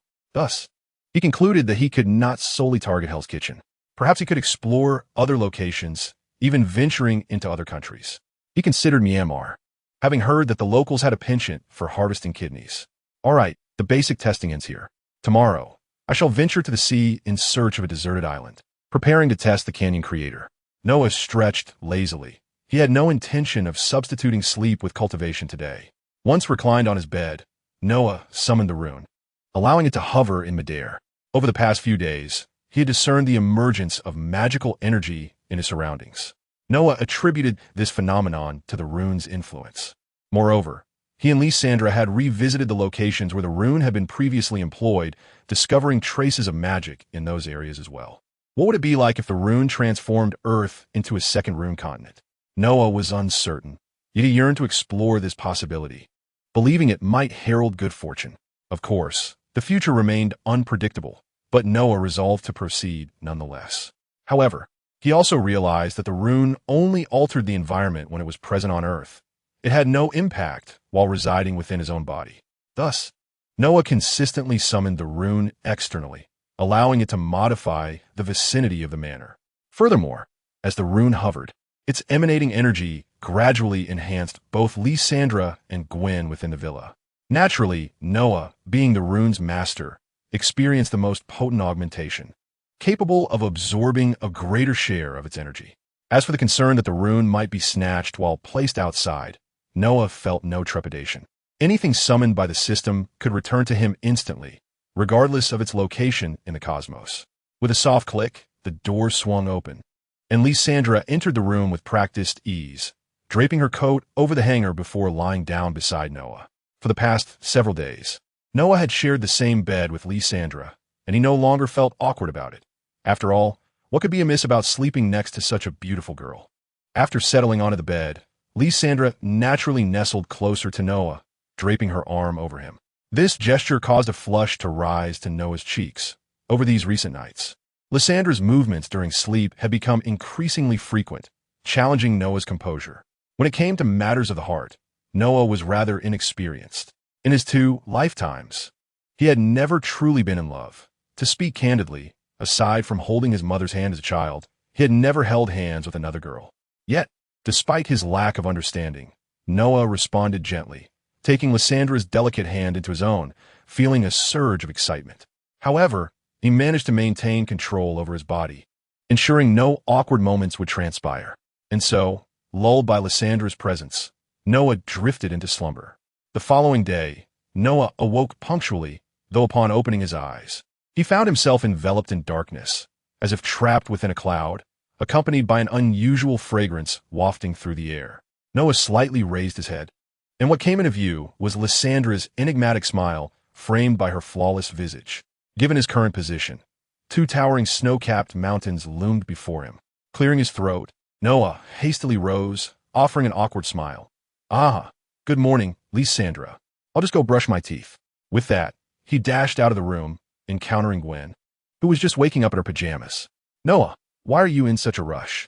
"It's nothing, Gwen," he replied, deliberately withholding the truth. When he saw Lysandra again, Noah behaved as if nothing had transpired. "Gwen, you've been on Earth for quite some time, yet you haven't ventured out, have you? How about I take you out for a stroll this afternoon?" As Noah addressed Gwen during breakfast, he noted that she had been cooped up at home, missing the sights of Earth, thus prompting his plan to show her around. Yes, I've been eager to explore," Gwen exclaimed enthusiastically, her twin ponytails bobbing as she nodded. "All right then, we shall go out this afternoon. However, I have an important matter to attend to first this morning," Noah said, smiling at Gwen's eager expression. Yet, he had another task at hand, his void mission. Chapter 83. Opening the void rift, the scene shifted, revealing Noah clad in battle armor, soaring above the ocean's surface. He was intent on finding a suitable location to experiment with the newly synthesized canyon creator from the previous day.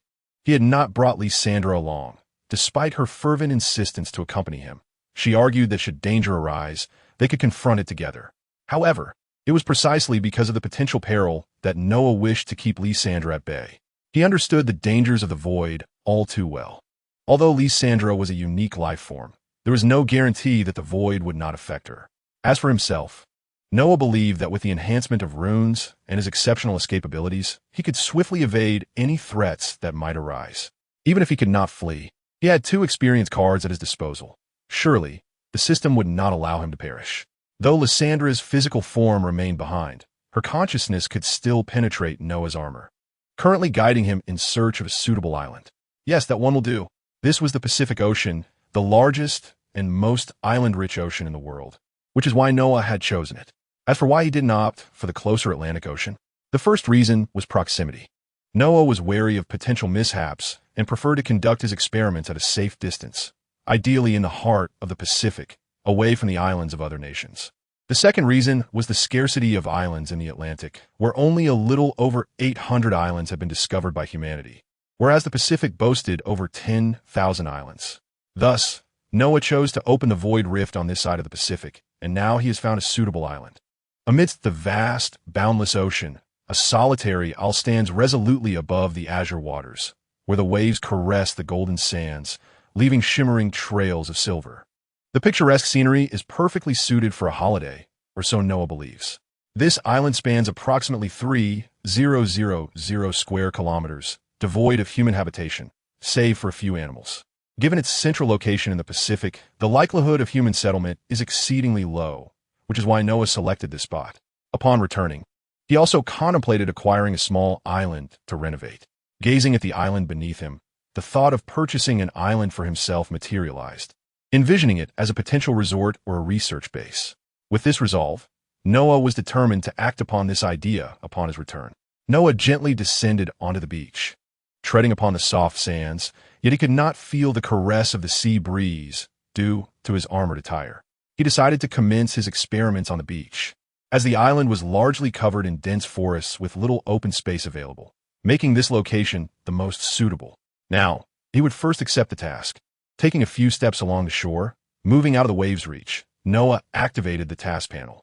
Void Series Level Task. The first encounter with the Void accepted. It was time to test it. After accepting the task, Noah retrieved the Canyon Creator from his equipment slot. The staff, adorned with a purple eye, began to eerily rotate as it appeared in Noah's grasp, seemingly observing the world around it. How should he utilize it? Noah exhaled deeply, feeling a twinge of apprehension about the forthcoming actions as he was uncertain of the staff's functionality. He decided to give it a try. Gripping the staff tightly, Noah sensed its power. Beneath the tranquil sands, the grains began to tremble, a consequence of his potent magic being unleashed. At that moment, he summoned his magical energy, and the eye atop the staff emitted a radiant purple glow. With a swift motion, Noah pointed the staff forward, releasing a beam of purple light that struck the ground of the island. Instantly, the entire island quivered, startling the creatures within the woods. Birds took flight into the sky, their wings fluttering in unison, while terrestrial animals, startled by the tremors, fled in panic. When Noah realized he had not activated the ability to open the Void Gate and ceased his actions, a permanent fissure had already been etched into the island, a cleft that traversed its entirety. Noah could already see the crack as terminus, as seawater began to surge inward. Embarrassed, he scratched his jaw, then marveled at the staff's might. Its strength surpassed that of any weapon he had previously wielded. However, this could also be the result of Noah's significantly enhanced magical power. Ever since this augmentation, he has not wielded those previous weapons, leaving him unaware of their current performance. Nevertheless, the might of the Canyon Maker is beyond dispute. It appears this is not the solution. Let us attempt again. This is merely one of the methods Noah is exploring with the staff's power. Evidently, it is not the key to opening the Void Gate, compelling Noah to seek alternative approaches. Once more, Noah immersed his consciousness within the staff, attuning himself to its latent power. As his awareness traversed the interior of the staff, he sensed something faintly stirring. Noah opened his eyes, unleashing the magic from deep within himself. The surging magic stirred the sands of the beach, sending clouds of dust swirling, while the distant trees swayed under the force of the shockwave, their branches bending backward. He channeled his magic into the staff, subsequently awakening its power. A brilliant violet light burst forth from the staff in Noah's grasp. Rather than averting his gaze from the brilliance, he raised the staff, fully releasing its energy. A low, resonant hum echoed as a pillar of purple energy soared skyward, resembling a celestial column linking heaven and earth. Subsequently, arcs of violet energy radiated from the staff, expanding outward in all directions. The colossal waves, whipped up by the sea breeze, were crushed under the onslaught of the energy arcs before they could reach the island, creating a massive surge that rose outward. The trees on the island were snapped in half by the force of the energy. At the apex of the luminous column, arcs of purple energy spread out, sweeping away the surrounding clouds. The relentless energy arcs tore through the earth and sky, creating such a commotion that it could not remain concealed from external forces.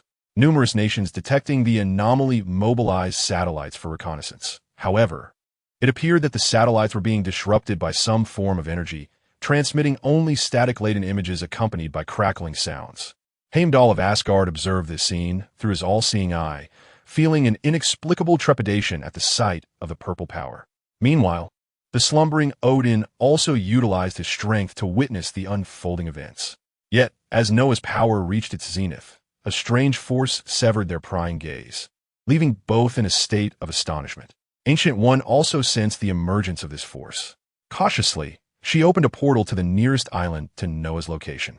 Gazing at the towering violet column and the energy arcs spreading outward, Ancient One furrowed her brow. The distant arcs were sweeping toward her, and this purple energy reminded her of certain visions she had glimpsed of the future, recalling the consequences she had faced upon encountering this power. As the energy arcs approached the island, Ancient One waved her hand and entered the mirror dimension. At the epicenter of the energy explosion, Noah grasped his staff tightly, subsequently channeling the tumultuous energies that surged through the cosmos into its core. In an instant, beams of light and radiant halos swiftly contracted, as if time itself were reversing, until every fragment of energy coalesced within the staff. Noah then raised it and gently swept it through the space before him, revealing a fissure aglow with a violet luminescence. Could this be the void? As he gazed at the rift, Noah nudged the staff forward, causing the crack to expand to a size sufficient for a single person to pass through. With the mission directive vividly before him, he resolutely stepped into the rift. Inside, he encountered the Wind Maiden, the Sorceress of Wind, and the Dragon King, figures that seemed to beckon from within this realm. Chapter 84, The Void Realm, Mission Accomplished. Reward, 500 Essence. What lay before Noah was an expanse of nothingness, a serene tableau that starkly contrasted with his preconceived notions of the void. He beheld an infinite violet world.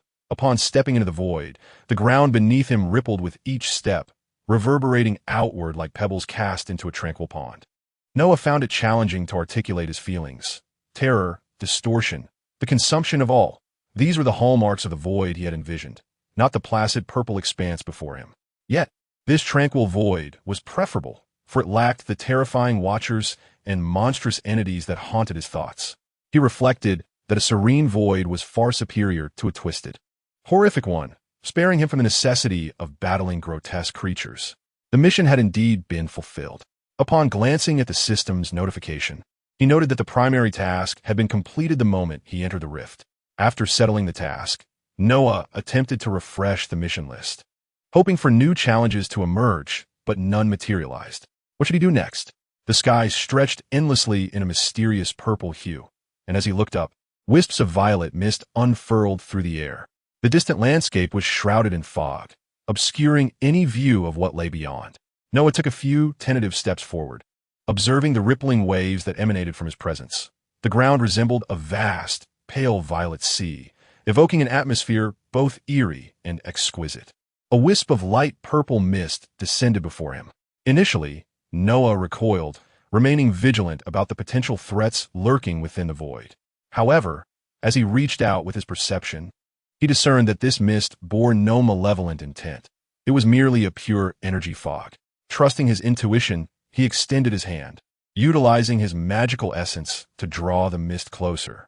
Upon contact, the violet vapor exhibited signs of merging with his magic, yet upon closer inspection, he noted no signs of erosion or assimilation. Rather, his magic had expanded significantly after absorbing the mist. Such pure energy, Noah marveled, astonished that this violet essence could harmonize with his own magical force. He found it utterly remarkable. The forces of differing natures, in theory, should not coexist harmoniously. Should one attempt to forcibly merge them, the likely outcome would be an explosion. However, the peculiar mist within this void, upon Noah drawing it closer and scrutinizing it, revealed itself to be an exceedingly pure energy devoid of any specific attributes, allowing it to merge with his own magical essence. Noah endeavored to absorb the mist, subsequently examining his body, which did not manifest any appendages or similar anomalies.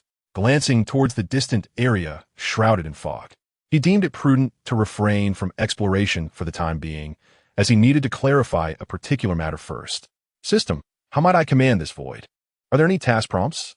He recalled that his ultimate objective was to master the void and become its sovereign, yet he was utterly unacquainted with this domain. Hence he resolved to inquire of the system, hoping for some guidance. This void's dimension arose due to the summoner, establishing a unique connection with them. Therefore, A summoner can wield control over the void merely by saturating it with their magical power. Since I summoned Cassidon, does that imply a special bond exists between the void and myself? Noah pondered the system's suggestion, finding the method of controlling the void rather simplistic. He crouched down and extended his hand to touch the purple ground of the void. Ripples surged forth once more as Noah attempted the method proposed by the system, releasing his magical energy to permeate the void's depths. His magic seamlessly integrated into the ground without disturbing the tranquility of the void, preventing any mutations from occurring. Indeed, if the void were to mutate, it likely would have done so the moment Noah breached its fissure. As his magic made contact with the ground, Noah felt a remarkable connection with the area enveloped by his magical influence, though he was momentarily unsure of its significance. Nonetheless, Noah's task was to blanket the entirety of the void with his magic, so he endeavored to unleash all of his magical energy, spreading it outward. His magical essence, augmented by the synthesis of several summoned hero templates and his diligent practice over the days, had amassed a commendable total. Among his equipment, only the magic blade could enhance his magical capacity, while the others merely improved the quality of his magic. After several seconds, Noah had expended all of his magical energy, covering an area exceeding 5,000 cubic meters. Indeed, cubic meters rather than square meters, as both the sky and ground belonged to the void and required his magic for coverage. Within this expanse, Noah had completely seized control of the void. Is this all there is? The sensation of depleting his magic was far from pleasant. It felt as though his very essence had been hollowed out. Yet, he refrained from hastily consuming the blue potions in his pack, for he discovered that this area, now infused with his magic, continuously replenished his magical reserves. Waves of purple mist instinctively merged into his body, and Noah felt his magic rapidly rejuvenating, soon restoring itself entirely. Noah felt an invigorating sense of perpetual motion. The restorative effects of the mist were remarkably impressive. He perceived it to be akin to the efficacy of the blue bottle, and it appeared to be infinitely usable. If that were indeed the case, Noah believed he could simultaneously absorb and release magical energy, continually expanding the domain of his magical influence. With this thought, he resolved to take immediate action. The surrounding void transformed under Noah's will, as streams of purple energy coalesced and seamlessly integrated into his being. Subsequently, he released his magical energy into the abyss. It is noteworthy that during his second release of magic, Noah no longer needed to emanate energy outward from himself. Instead, once he directed his magic into the void, it autonomously spread outward along the periphery of the previously covered area. With a continuous influx of energy, Noah's magical essence began to proliferate throughout the void. Time flowed without his notice, and eventually, he felt a wave of fatigue wash over him.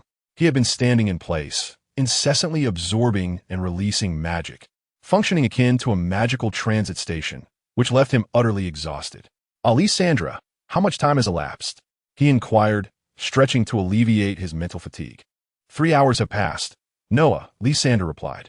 Goodness, has it truly been so long? During his role as a magical conduit, Noah had lost track of time, astonished that several hours had slipped away unnoticed. With noon approaching, he recalled his plan to take Gwen out for a day of amusement and realized he ought to expedite matters here. Curious about the extent of his dominion, Noah closed his eyes and began to sense the area he had infused with his magic over the past few hours.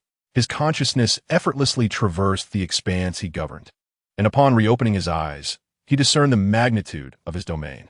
Merely in terms of land area, it had reached over 3,000 square kilometers, nearly equivalent to 3 New York cities. This revelation came from Noah's exploration. The area of New York City is approximately 214 square kilometers, including maritime regions. And Noah had managed to cover 3 times that in just 3 hours.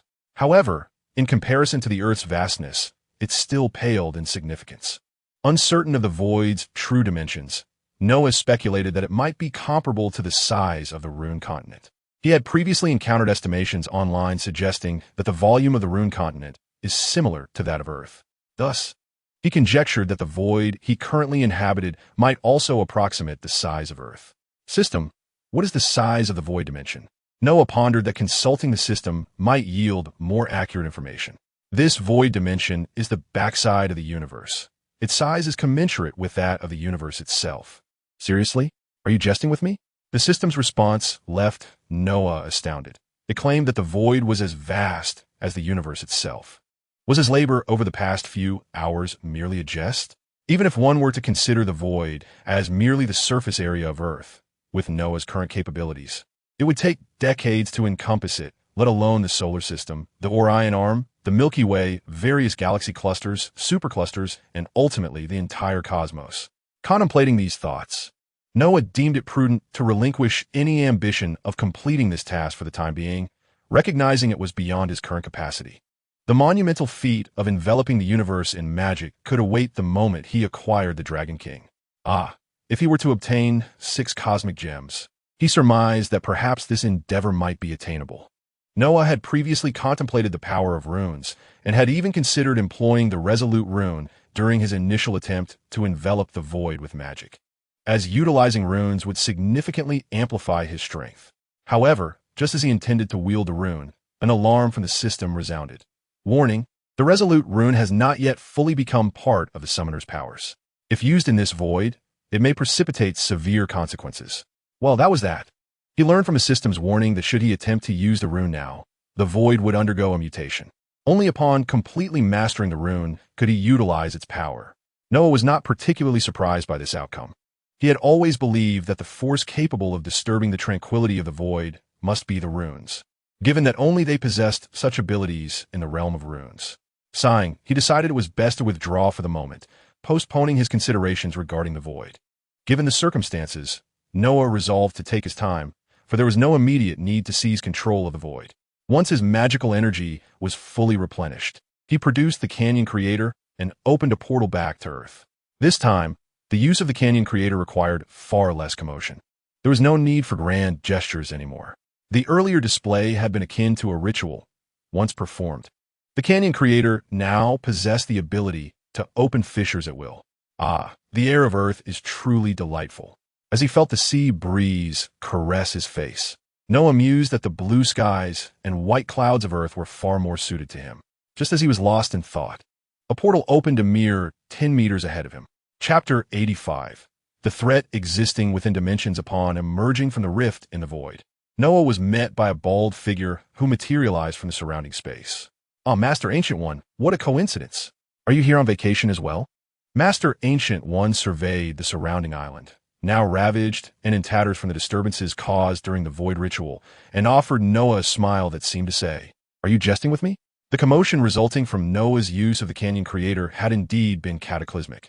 The island now resembled a site struck by a meteor, with a massive rock rolling about for several circuits upon its surface.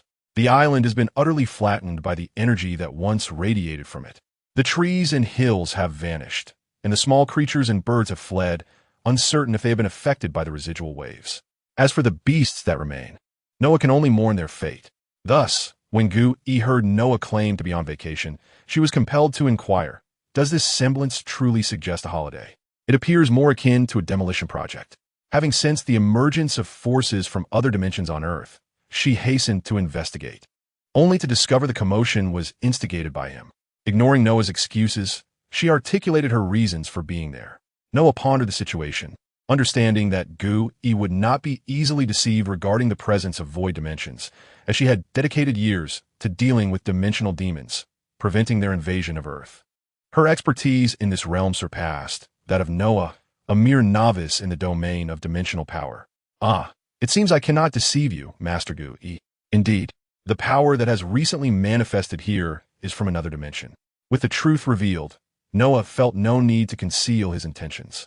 For he was not a dimensional lord seeking chaos on Earth, and his void was not a perilous dimension. Have you recently engaged with entities from other dimensions? Or perhaps brokered some sort of transaction? Gui suinted, had curiosity pijuit. If it pertained to dimensions with designs on Earth, she could not afford to remain passive. No, that was merely my dimension. Pardon? Gu-E was taken aback, momentarily doubting her hearing. The fluctuations in power were a result of my opening a dimension that belongs to me. Noah elaborated, and this time Gu-E finally grasped his words. You mean to say you possess your own dimension? She asked, astonished. From a moment she detected Noah's anomaly. She had scrutinized his past, Unlike his future, which was obscured by some force, his history was visible, confirming he was indeed a human from Earth, albeit with a somewhat unique soul. Thus, Gu-Yi was left perplexed as to how Noah could possess a dimension. During their previous encounter, she hadn't sensed any dimensional essence about him. Could it be that in the span of a mere 10 days, he had suddenly acquired a dimension? Was that even feasible? Gu-Yi's mind raced with thoughts. Recalling the myriad events concerning Noah she had glimpsed in the future. If anyone could achieve such a feat, it could very well be him. The source of Noah's extraordinary powers remained a mystery to her. This inexplicably appearing dimension must be akin to those forces. Noticing Gu-Yi deep in contemplation, Noah seized the opportunity to ask, Master Gu-Yi, as this is my first encounter with such power, do you have any sage advice to offer? Noah contemplated seeking counsel from the Ancient One, for the venerable sorceress had lived for centuries, and there was no harm in posing a few inquiries. Although Noah intended to set aside the task pertaining to the void dimension for the time being, recognizing it as beyond his current capabilities. The Ancient One, emerging from her reverie, regained her tranquil demeanor and addressed Noah. You have acquired your own dimension, which elevates you to the status of a dimension lord. Once you fully master this realm, immense power shall be yours. However, her tone shifted to one of gravity, yet you must exercise caution regarding the other dimension lords. They are formidable adversaries, and should they become aware of your existence as a fledgling dimension lord, still struggling to wield your newfound power, they will undoubtedly resort to unscrupulous means to seize your strength. The Ancient One's serious warning underscored the peril posed by these seasoned lords, who often covet the energies of their weaker counterparts. Noah, presently lacking the might of these powerful entities, must remain vigilant to avoid their predatory gaze. Fortunately, residing on Earth afforded Noah some respite, as it was exceedingly rare for these dimension lords to breach the protective barrier established by the Ancient One. Thank you for your sage advice, Master, Noah replied, acknowledging the need for caution against such formidable beings as Dormammu, Shumagarath, the Crimson Tyrant, and Mephisto, deities of the Marvel dimension, each possessing significant power. While Noah was uncertain about the existence of the Crimson Tyrant within this universe, he was well aware of the other three's undeniable presence. Thus, he resolved to remain vigilant in the days ahead. The Ancient One, poised to impart further wisdom, suddenly furrowed her brow, sensing numerous presences approaching the surrounding waters. These individuals were emissaries dispatched by various nations to investigate the recent inexplicable phenomena. Though Noah had spent 3 hours within the void, and there was no temporal discrepancy with reality, it was peculiar that the investigators had not yet arrived. Their delayed arrival was attributable to the energy fluctuations produced by Noah's use of the Rift Creator, which had not only devastated the island, but also stirred the ocean into tumultuous waves, heralding the onset of a potential tsunami. Fortunately, Noah had successfully opened the rift, which quelled the waves. Otherwise, he might have faced dire consequences. The earlier unrest of the sea had impeded the nation's efforts to reach the island, and with the waters still unsettled and the sky rife with unknown energies, their aircraft were unable to approach. Until now, only major powers have begun to investigate, and should they converge, friction is inevitable. However, such matters no longer concern Noah. It appears this place is destined to become a hub of controversy, making it unwise to linger. Noah, I hope you will visit Heimerdinger soon, as I can impart some invaluable experiences regarding the formidable adversaries from other dimensions. Upon sensing that this location would soon become a focal point of turmoil, the Ancient One also decided to depart. Yet before leaving, she extended an invitation to Noah to Heimerdinger, which piqued his interest. Noah contemplated that if the opportunity arose, he could learn some magic there to compensate for his deficiency of spells despite possessing considerable magical power. After all, he had yet to summon those powerful mage heroes, and his skills were rather limited. Very well, Master Ancient One, I shall make time to visit you in the coming days, Noah replied. As for whether the Ancient One harbored intentions towards his dimension, Noah believed not. Her character seemed trustworthy, having quietly safeguarded Earth for centuries, her integrity and spirit commendable. Of course, he held a different opinion regarding the dimensional demigods who had borrowed power from the Ancient One. Shall I accompany you? The Ancient One inquired, gesturing to open a portal. No need, Master Ancient One. I can return on my own. Noah waved his hand, then activated the teleportation. A blue beam of light flashed, and he vanished from sight. Noah chose to teleport through the true I embedded in his home, and as for the teleportation effects, he could manipulate them at will. This time, he opted for a more discreet approach. The Ancient One smiled and opened a portal, returning to Kamartaj nestled within the Himalayas. Shortly thereafter, various national powers began to gather at this site. As for what would unfold next, Noah remained unaware, yet he was certain of one thing: they would gain nothing, for the surrounding energies had long dissipated. Chapter 86. Departure. Although the aftermath in reality had gradually faded, the reverberations between dimensions had yet to subside. Numerous dimensional lords had already sensed the birth of a new dimension, speculating on who might control it or if it remained untouched. The views of these powerful dimensional lords on this newly emerged realm varied. Dormammu of the Dark Dimension and the Hell Lord Mephisto both harbored great interest in this new dimension, seeking its whereabouts, and would not hesitate to seize it if given the chance. Conversely, the Eye Demon Shumagorath and the Crimson Lord Setarak showed little interest. In any case, the emergence of the Void had captured the attention of many beings, and Noah had become quite the desirable figure in the eyes of the major dimensional lords.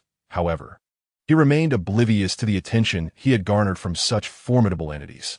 At present, he was preparing to take Gwen and Lysandra out for an excursion. After teleporting back to his villa, Noah changed into a clean and tidy outfit. During the previous energy upheaval, his garments were tousled by the fierce winds and the swirling sands. After all, Noah's attention was entirely focused on the staff at that moment, leaving him no time to use his magic to shield his body.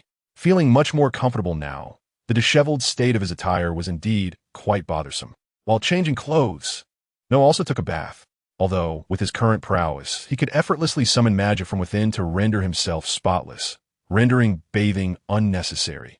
It had become a cherished habit of his. He felt quite uneasy if he did not indulge in the cleansing ritual. "Noah, are you ready? Let us set forth," Gwen exclaimed, her face radiating anticipation, as this was her first venture beyond the confines of the estate. Today, Gwen's attire was as delightful as ever, instantly captivating Noah's attention. A white blouse paired with a black mid-length skirt accentuated Gwen's fashionable yet sweet demeanor. The skirt, reaching her knees, revealed white stockings that highlighted her flawless legs, complemented by elegantly crafted little shoes that further enhanced her charming aura. Gwen gently swept aside the blue spiral ponytail that had fallen across her face. Her naturally beautiful features required no adornment. The adorable young lady gazed at Noah with her large eyes, stirring a flutter in his heart. "Noah, we must depart." A voice, resonant and mature, called out as Lysandra descended the staircase. Noah's eyes sparkled anew, for Lysandra's appearance at that moment tugged at his heartstrings. Her ensemble was elegantly simple, a fitted black dress paired with a white blazer, perfectly showcasing Lysandra's refined grace. The stark contrast between the black dress and her fair calves was striking, and her black low-heeled shoes accentuated the perfect arch of her feet. Her golden hair, slightly curled, danced with each step reminiscent of golden waves. Lysandra, exuding a commanding yet graceful presence, approached Noah and Gwen. Gwen linked her arm with Lysandra's, beaming as she turned to Noah. "Noah, what do you think of our outfits? Do they look good?" "Indeed, they are splendid and perfectly suited to your personalities," Noah replied, nodding in approval. The sight of these two beautifully distinct women before him left Noah entranced. He believed their beauty could easily rank first in this world, side by side. "Of course, I crafted these garments myself," Gwen declared proudly, her little face beaming with delight. "Is that so?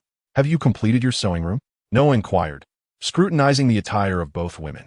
Just a few days prior, while ascending from the laboratory for a meal, Gwen had mentioned her desire to convert a room into a sewing space. Naturally, Noah had agreed. It was Gwen's passion, and he felt compelled to support her endeavors. Originally a mere doll, Gwen had absorbed fragments of his old soul, inheriting her memories and transforming into an exceptional seamstress, embracing this newfound passion wholeheartedly. After Gwen made her request, Noah summoned Blitz and instructed Gwen to relay her designs and arrangements for the sewing room to him, after which he tasked Blitz with renovating the space. Blitz's work ethic was exemplary. Within half a day, the sewing room was completed, though this was delayed by Gwen's repeated adjustments to the designs. Otherwise, it would have been finished even sooner. Once she had her own sewing room, Gwen spent her days inside, busily experimenting with her small scissors. Noah soon realized what Gwen had been up to these past few days. She was crafting garments for herself and Lysandra. Noah picked up his own attire and turned to Gwen, inquiring, "What about this outfit?" "Indeed, I made it," Gwen exclaimed with hands on her hips. "Impressive, Gwen. It seems our family's wardrobe will rely on you from now on." Noticing Gwen's eager expression for praise, Noah did not withhold his admiration. He genuinely found her creations quite remarkable and comfortable to wear. After some casual conversation, the group finally descended the stairs, ready to embark on their journey. Upon reaching the entrance, a brand new car approached under Lysandra's guidance. "Oh, a new car." Noah's eyes lit up. A sleek black automobile captured Noah's attention, its muscular lines and streamlined body exuding a potent sense of power. This was none other than a Lamborghini, a model from the famed brand, although it seemed out of place for this era. Noah had previously contemplated purchasing a vehicle of his own to avoid relying on battle armor or teleportation for every outing. While it was indeed practical to use flight and teleportation during combat, it proved cumbersome for daily activities, especially now that there were 3 people in Noah's household, making a means of transport quite necessary. As he entered the black beast, Noah caressed its smooth surface, contemplating the possibility of manufacturing vehicles himself one day, though that dream required establishing his own company first. "Let us set off," Noah declared as he took the driver's seat. His previous driving mishap had been merely a mistake. With his reflexes and physical coordination, he was confident that careful driving would prevent any accidents, unlike those who seemed cursed to crash every time they operated a vehicle. "Let us go." Gwen and Lysandra joined him in the back seat, with Gwen eagerly leaning forward, anticipating their adventure.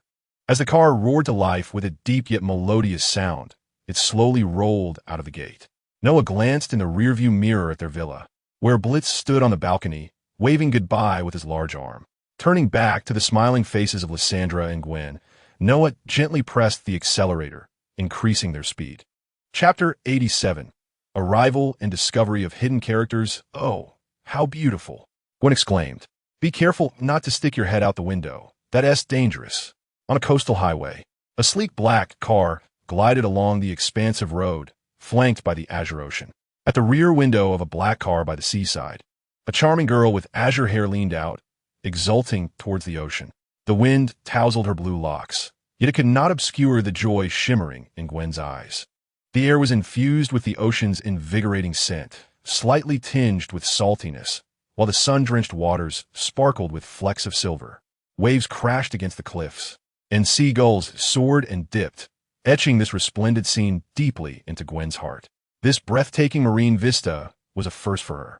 Although she had awakened by the sea in her human form, the sky had been shrouded in gloom, and the ocean appeared lifeless, for that was Shadow Isle. During her subsequent search for the Isolde fragments alongside the Light Sentinels, she had rarely encountered the beauty of the sea, as the blight had ravaged the land of runes, leaving her with scant memories of sunshine. Thus, this marked Gwen's inaugural sighting of such stunning coastal beauty in this world. For days, she had remained within the confines of the villa, where, despite having a view of the ocean, the scenery had become monotonous, failing to satisfy her yearning heart. "Oh," Gwen slightly retracted her body, though her smile remained undiminished. "But it's all right. My driving skills are exceptional, so there's no danger in doing so." As Noah drove, his extraordinary senses and reflexes indeed rendered him an adept driver. Moreover, should an unforeseen circumstance arise, he could even employ his magic to levitate the car, transforming it into a hovering vehicle, albeit not as swiftly as when he flew, given that the car weighed a ton or 2. Half an hour later, Noah neared his destination. Since acquiring his battle armor and teleportation abilities, he had seldom experienced such a prolonged journey, as his armor allowed for supersonic travel, often ensuring that he arrived at his destinations in under 30 minutes. Even when traversing into space, reaching the opposite side of Earth required only a brief moment, and teleportation from Asgard to Earth took mere seconds. This long-awaited journey, relying neither on armor nor teleportation, but rather on driving a car with Lysandra and Gwen, felt rather delightful to Noah. Although he had frequently undertaken journeys exceeding half an hour prior to awakening his memories, the companions at his side had merely been strangers and classmates back then. Now, however, he was accompanied by Lysandra and Gwen, and their presence elevated the journey's scenery to an extraordinary level. Here we are. The destination was a renowned amusement park in New York. The moon goddess, Luna, Amusement park, a classic establishment that had been operating since the 20th century, still thriving today, a testament to its genuine prowess. The scene before them was a veritable sea of people, a testament to the immense popularity of this amusement park, a beachside paradise nestled along the Atlantic coast. It was not only favored by local residents, but also renowned as a premier tourist destination. Noah, amidst the throng, discerned numerous visitors from foreign lands. Upon arriving at the parking lot, he noted that nearly every available space was occupied. Furrowing his brow, Noah unleashed his magical prowess, scanning the entirety of the lot. Eventually identifying a few secluded spots, he settled into a relatively close position, relieved to have parked. Noah mused that if he were an ordinary person devoid of magic, the act of parking would surely have been a nightmare. Just finding a spot like this could have taken him ages. Gwen and Lysandra simultaneously opened their car doors and joined Noah's side. "This amusement park is our destination for today, Gwen," Noah remarked, glancing at her. "I've heard that girls tend to adore amusement parks, so I chose this one as your inaugural journey on Earth. What do you think?" Ideally, Gwen's earthly adventure would have commenced at Noah's estate, yet such details were trivial. Gwen nodded in agreement, her expression revealing her delight with the place. "It looks like so much fun, and there are so many people. It's quite lively."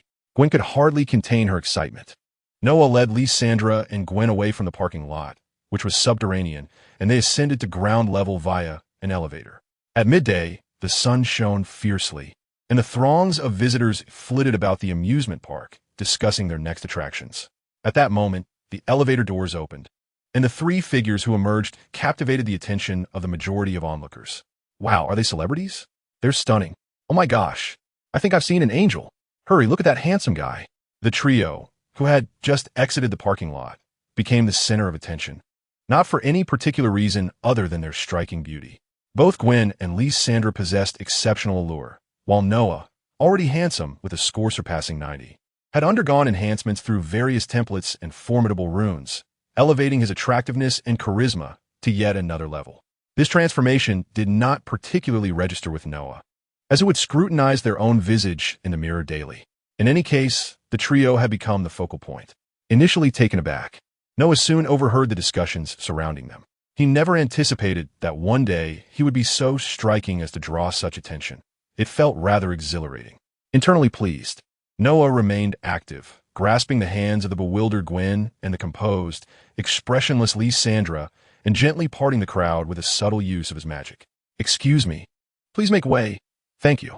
Due to Noah's exquisite mastery of magic, those pushed away by it remain oblivious to the force that repelled them, instead believing they instinctively made way for Noah as he approached. As Noah stepped beyond the throng of people, his emanating magic unexpectedly detected a peculiar energy reaction in the air. Just beyond the gathered crowd, an Asian woman with long black hair clad in a brown coat was gazing in Noah's direction, accompanied by a little girl with short golden hair. The two exchanged glances. Noah narrowed his eyes, sensing a mysterious power emanating from the woman, though he remained uncertain of its nature. Noticing Noah's gaze, the black-haired woman offered him a smile before departing with the golden-haired girl. "Noah, what is wrong?" Gwen inquired, observing Noah's sudden stillness with curiosity. "Oh, it's nothing. Let us go," Noah replied. After leaving the crowd, he released the hands of the two girls, and they began to walk side by side towards the amusement park's fascinating attractions. Along the way, Noah turned to Lysandra, intending to ask her to search for information on the two individuals, but Lysandra spoke first. "Noah, I know what you wish to do. Check your phone." While Noah was focused on the duo, Lysandra had already commenced her search for their information, seemingly anticipating his inquiry, and had transmitted the details to Noah's phone before he could speak. Taken aback, Noah thought to himself, "Indeed, Lysandra understands me so well." "Gwen, Lysandra, it's a bit warm. Let us order some drinks first," Noah suggested, eager to pause and review the information. They stopped at a beverage shop where patrons inevitably began to discuss the trio of attractive individuals. After selecting his preferred drink, Noah allowed Gwen to take the lead while he pulled out his phone to examine the data provided by Lysandra. Cersei, age unknown, currently residing in New York, suspected to have existed since the 19th century. The name sounds somewhat familiar. Noah gazed at a black and white photograph on his phone, confirming it was indeed the person he had just seen. Saipite, age unknown, cohabitating with Cersei, age suspected to be similar to Cersei's. This combination rings a bell. Reviewing the information, Noah noted the details of their real-world existence, including addresses and occupations. He reflected on any potential connections he might have with the two. Eternals? A new level task has been issued. Please summon the summoner to review. Chapter 88. The day of divine manifestation approaches. A new level task has been issued. Please summon the summoner to review. Noah was momentarily taken aback, just as he began to conjecture the identities of the two individuals. A prompt from the system abruptly appeared. Level task. Noah gazed at the system's notification with a hint of astonishment. He had not anticipated that merely witnessing two individuals, without any interaction or communication, would trigger a significant quest. This unexpected turn of events caught him off guard. Nonetheless, it could be considered fortuitous. There was a time when Noah scoured the depths of Hell's Kitchen in search of a major quest, only to find nothing. Now, on this outing, he had stumbled upon an important task, truly a serendipitous encounter. He decided to examine the details of the quest. Casting a glance at Gwen and Lysandra, he noticed Gwen was still contemplating her choices, seemingly grappling with indecision, while Lysandra stood by her side in companionship. Noah turned back and opened the quest panel, visible only to himself. Major quest, revival of the Celestials. A new cosmic pantheon is destined to be born on Earth. At the moment of this powerful entity's birth, it will siphon the life force of all beings on the planet as sustenance. For reasons yet unknown, the nascent cosmic pantheon will awaken prematurely. Quest objective: prevent the birth of the celestial entity. The celestial pantheon. Unknown reasons? Noah fell into contemplation. He was aware of the plot concerning the Eternals, despite never having watched the film, having gleaned insights from various video clips that outline the general narrative. It revolved around a celestial named Erishem, responsible for disseminating the seeds of the celestial pantheon across all life-bearing planets in the universe. Once the intelligent life on a planet reached the requisite number of seeds, a new celestial pantheon would emerge from them, subsequently draining the planet of its energy, leading to its eventual annihilation. Earth had coincidentally been sown with a celestial seed. Millennia ago, the celestial pantheon had dispatched several Eternals to Earth, assigning them the task of eliminating the aberrant beings on the planet. Of course, this was merely a FAAD. The true mission was known solely to Ajax, the leader of the Eternals. A total of 10 Eternals had been sent to Earth, and now that the quest had manifested, Noah resolved to recall some crucial information. The leader, Ajax, possessed unparalleled control over cosmic energy, which made him the leader and the only one capable of communicating with the celestial beings, endowed with formidable healing abilities. Ikaris, the mightiest warrior among the Eternals, boasted superhuman attributes and could emit cosmic rays from his eyes. Circe, one of the two individuals Noah had just encountered, possessed the ability to rearrange the molecular structure of objects, allowing her to transmute matter at will. Athena, the blonde warrior with formidable combat skills, could shape cosmic energy into melee weapons. Sprite, an Eternal who appeared as a 10-year-old girl, was eternally youthful due to her abilities, which included creating illusions and duplicates. Makari, the speedster of the Eternals, harnesses cosmic energy entirely for the sake of her incredible velocity, far surpassing that of Quicksilver in our current world. She is a mute. Gilgamesh, the mightiest warrior of the Eternals, channels cosmic energy into his hands, unleashing formidable attacks as a powerhouse fighter. Kingo, adept at gathering cosmic energy to form and launch energy orbs, excels in long-range combat. Phastos, a pacifist within the Eternals, is a researcher of great intellect and identifies as a game man. Druid possesses no combat capability, but wields cosmic energy to manipulate the hearts of men, presenting an appearance reminiscent of a villain. These 10 individuals represent the Eternals dispatched by the Celestials to Earth, each endowed with unique powers and formidable strength, as Noah recalls. Ostensibly, this group of Eternals aims to eliminate the deviants. However, their true mission is to ensure the successful manifestation of the Celestial, which refers to the moment the new Celestial group is born. Following each manifestation, the Eternals have their memories reset by the Celestials and are subsequently relocated to another planet to continue their tasks. Only Ajak, the leader of the Eternals, remains unaffected by this memory reset, retaining her memories over the years and fully aware of her true purpose for being sent here.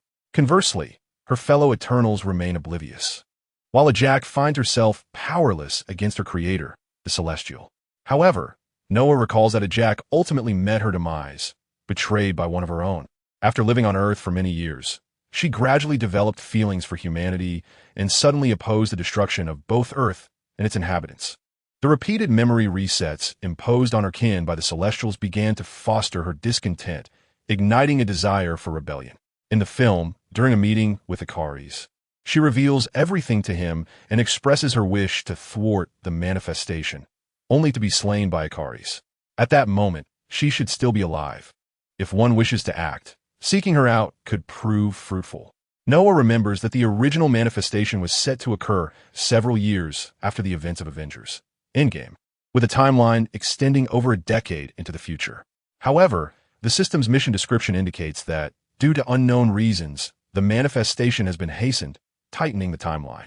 Noah is uncertain about how far this advance extends.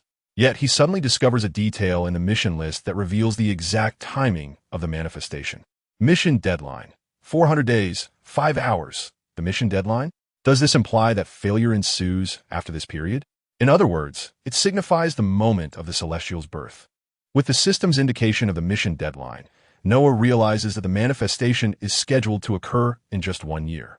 What on earth could have precipitated such an early turn of events in this narrative? Noah furrowed his brow. Although he was previously aware of the existence of the Celestial Group, he had not given it much thought, as it was not something he needed to confront at this juncture in time, and he was not yet sufficiently developed to tackle it. However, the situation had now unfolded beyond his control. All he wanted was to vent his frustrations. He was eager to discover which misguided individual had hastened the birth of the Celestial Group, undoubtedly due to some anomalies that should not have occurred. Anomalies that ought not to exist.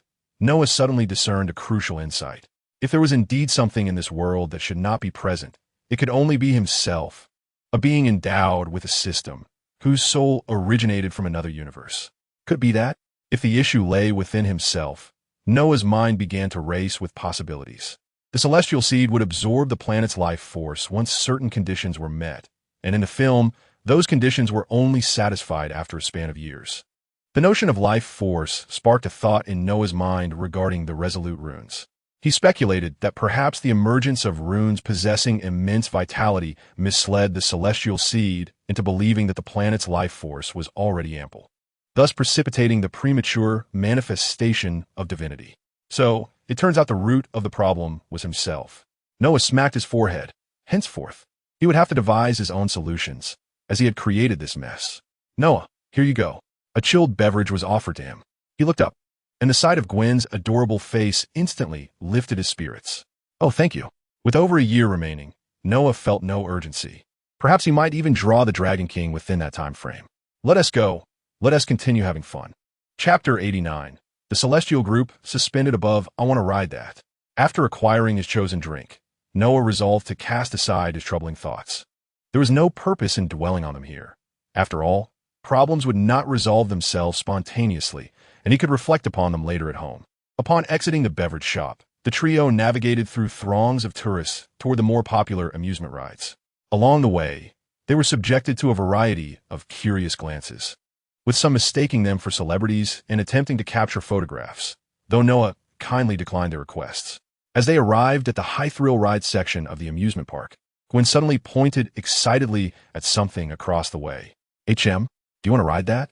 Noah, sandwiched between the two, turned to see what Gwen was indicating. A series of undulating tracks loomed before them, resembling a soaring iron dragon coiling through the air.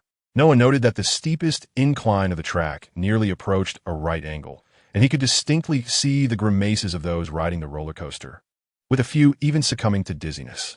Are we really going to ride that right away? Noah inquired, as he had planned to start with the less challenging attractions before gradually progressing to the more intense ones. He was surprised to see Gwen leap at the prospect of the high-thrill roller coaster. It seems quite entertaining, Gwen's eyes sparkling with excitement. Let's go. With Gwen so eager to play, Noah had no objections. Upon reaching the starting point of the roller coaster, Noah observed the visitors disembarking, their legs trembling and stomachs churning. He couldn't help but marvel at humanity's innate desire for thrill. Despite their fears, they still chose to ride the roller coaster. Noah mused that he would not succumb to such impulses, as his battlesuit was far more exhilarating. As the roller coaster approached its nearly vertical descent. A blonde woman beside Noah had already succumbed to dizziness. The ride accommodated four, with Gwen and Lysandra seated to Noah's right, while the blonde woman occupied his left. During the exhilarating plunge, Gwen's spirited shouts echoed, and Noah sensed her joy rather than fear. Lysandra maintained a serene smile throughout the ride. Initially indifferent, Noah found himself swept up in the thrill, influenced by Gwen's enthusiasm. As the sun began its descent, after a joyful afternoon, the trio decided to conclude their amusement park adventure with the quintessential Ferris wheel. Upon reaching the pinnacle of their cabin, they were greeted by a breathtaking vista. The twilight sea shimmered with a golden halo, while the horizon cradled a sunset resembling a colossal, translucent kumquat, sinking into the horizon. "How beautiful!" one exclaimed, leaning against the window, gazing at the sunset. "Quite stunning," Noah mused, having never witnessed such a scene in reality. Lost in thought, he suddenly had an idea. "Lysandra, let us take a picture." He recalled his passion for photography and collecting memories. Each time he encountered something intriguing, he would capture it, just as he had during his previous visit to Asgard. He had taken countless photographs, not wanting to miss such a fascinating place. However, during his last venture into the void, he had forgotten, preoccupied with the matters at hand. "Of course," Lysandra replied, waving her hand. A camera composed of nanomachines materialized, hovering above the trio. With a click, their moment under the sunset was forever immortalized in a photograph. "Now, let us consider how to tackle the celestial assembly," Noah thought as they concluded their amusement park excursion and return home. Gwen and Lysandra reminisced about their day, discussing future destinations, while Noah retreated to the lower levels of the laboratory, contemplating his upcoming plans. He had anticipated some respite following the events involving Thor and the Hulk, especially since the next major event, the Battle of New York, was nearly a year away. Moreover, this time, Loki had not fallen into a wormhole, but had been subdued and imprisoned by Noah. Whether the Battle of New York would even occur remained uncertain. However, the leisurely days never arrived. Instead, a series of troubles ensued. First came the Void, followed by the Celestial Group, both of which left Noah feeling overwhelmed. Fortunately, neither of these matters was of immediate urgency, granting him the time to prepare. The Void could wait. He needed to address the issues concerning the Celestial Group and the Eternal Clan first. Noah activated the virtual screen, endeavoring to search for the locations inhabited by the Eternal Clan. Centuries ago, the Eternal Clan believed that after vanquishing the Deviants, they had no further objectives, remaining on Earth while awaiting commands from the Celestial Group. However, the Celestial Seed had yet to reach the moment of divine manifestation, and thus, the Celestial Group would not issue any orders. During this period of waiting, conflicts arose among some members of the Eternal Clan, leading to a fracturing of their community. Noah's current task was to locate them, utilizing the film's plot to narrow down the possibilities. He had already encountered Cersei and Sprite in New York, which puzzled him, as the script indicated they resided in London, where Cersei was even a teacher. Noah speculated that they might have relocated to England due to the turmoil in America. As for the blacksmith Fastos, he lived in modern society, but Noah recalled that his home had been transformed by advanced technology, making the search rather challenging. On the other hand, Kingo was the easiest to find, as he was currently a star in Bollywood, easily discoverable online. The remaining individuals posed a greater challenge. Gilgamesh, the heroic guardian, and the Valkyrie Thena had withdrawn into seclusion due to Thena's affliction with Mod Wyre. Icaris and Ajax were both missing, though Noah suspected they could not be too far apart. The druid manipulated primitives in a certain primeval forest, while Makari resided aboard the Eternal spaceship. Thus, it appeared that only 3 members of the Eternal Clan's locations were known. Noah rubbed his temples. If he decided to seek out this group, perhaps he could start with these 3 known individuals and see if they could reach out to the others. He felt confident they must possess some form of special communication among themselves. Nevertheless, there was no need to rush. The newly emerged Celestial posed a simpler challenge, while the subsequent matters were more convoluted. Concerning the tasks at hand, Noah was confident in his ability to succeed. The only hurdle was Icaris, perhaps accompanied by his infatuated admirer Sprite, allowing them to recreate the film's narrative, with Cersei petrifying the Celestial. Once the other members learned the truth, they would undoubtedly oppose the destruction of Earth. Furthermore, the newly manifested Celestial seemed reluctant to allow the planet's demise, willingly postponing the day of divine manifestation. Otherwise, Cersei would not have so easily petrified him, as he was a member of the Celestial Group, and even in his infancy, he possessed power that reached the pinnacle of the universe. Thus, the task itself may seem simple, yet the true challenge lies in confronting the six-eyed deity, the arbiter Aurelion Sol, a formidable figure within the pantheon. True to his title, he presides over judgment, determining the fate of planets and races alike. Those deemed worthy by his decree face no repercussions, but for those who fail, the consequences are dire. Given that Aurelion Sol has rendered the gods powerless, the outcome is unlikely to be favorable. Therefore, Noah mused that even after reaching an accord with the Eternal Clan, it would be prudent to delay the execution of this mission until the last possible moment. After all, a year hence, he may possess the strength to contend with the six-eyed deity. Tomorrow he shall seek out the Ancient One. There are many inquiries he wishes to pose. With that thought, Noah reclined in his chair, contemplating a visit to the New York Sanctum the following day, eager to consult with the Ancient One about the Void, the Eternal Clan, and the Pantheon. She is surely well informed on such matters. Time, 0000. Mission accepted, Chapter 90. A conversation with the Ancient One. Heimerdinger has erected 3 sanctuaries on Earth, the New York Sanctum, the Hong Kong Sanctum, and the London Sanctum. These 3 edifices serve as the foundation for a formidable magical barrier, safeguarding Earth from incursions by malevolent entities from other dimensions. Naturally, some potent demons possess the ability to forge avatars capable of infiltrating Earth, such as certain lords of hell, alongside malevolent sorcerers who employ dark magic to summon ancient fiends. These instances represent mere chinks in the vast protective net. However, such matters do not concern Noah. For those entities that succeed in breaching this barrier, he can only commend their audacity, as it presents him with yet another task. At present, Noah finds himself on Bleecker Street in Manhattan, standing before an ancient-looking structure. Its sign proclaiming 177 Bleecker Street. Is this indeed the New York Sanctum? Behind him, vehicles and pedestrians bustle by in a ceaseless hurry. Such is the nature of daily life in New York. Yet, Noah remains unhurried, for he is not bound by the obligations of school or missions, having accepted his task in the early hours of the previous day. Today, he intends to visit the Ancient One and inquire about various matters. Knock, knock. Noah approached the grand door of the venerable building and rapped upon it, awaiting entry. With a resounding creak, the door opened slightly.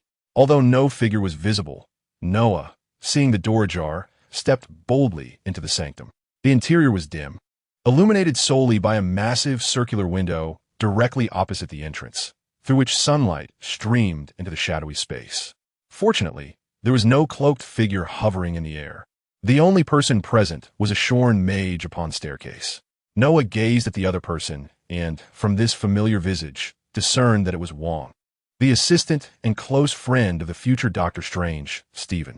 At this moment, however, Stephen remained the brilliant surgeon he was, yet to suffer a tragic accident, and still uninitiated in the mystical teachings of Heimerdinger.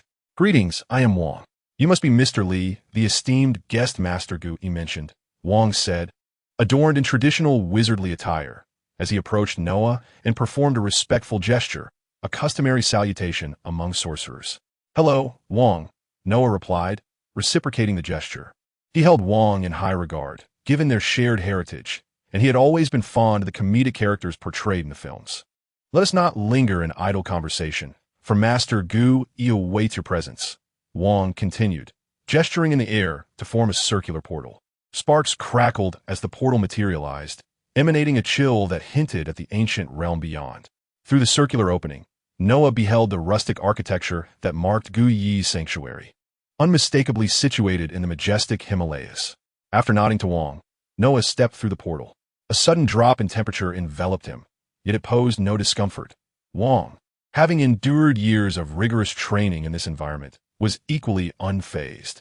The choice of Heimerdinger location certainly reflected a design to immerse sorcerers in such trials.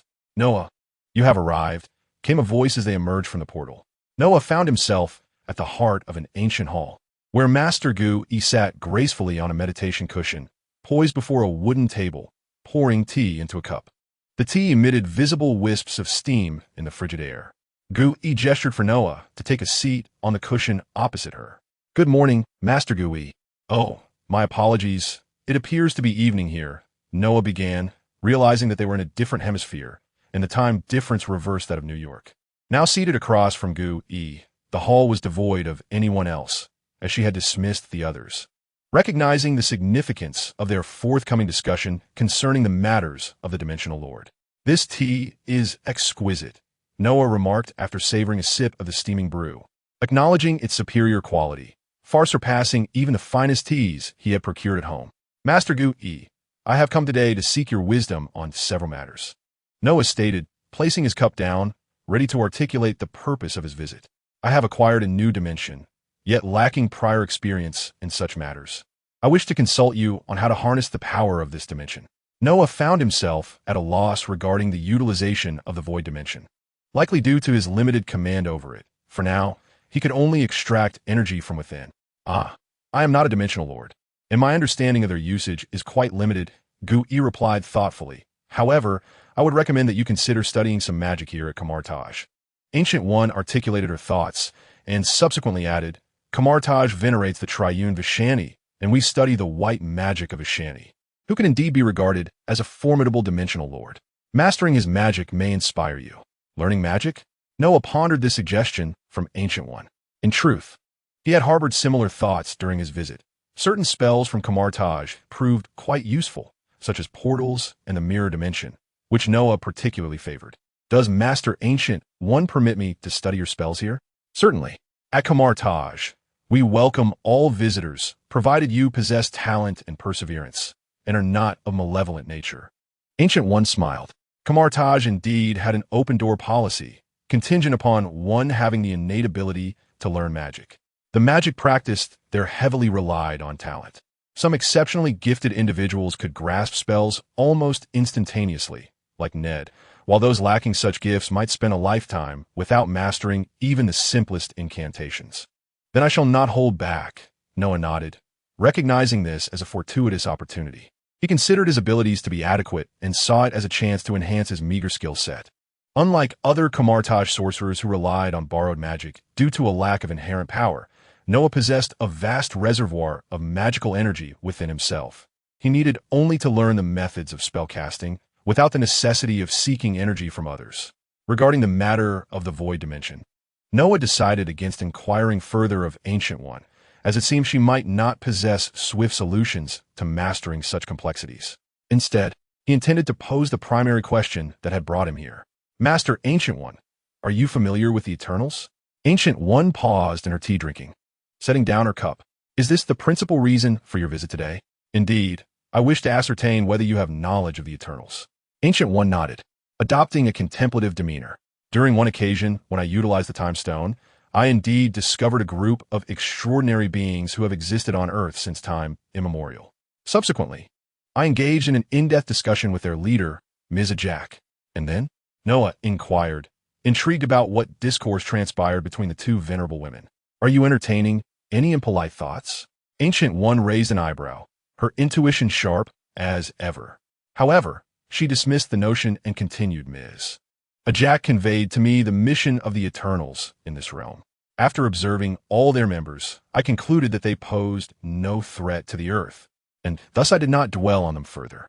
Then, Master Ancient One, are you acquainted with the Celestial Group?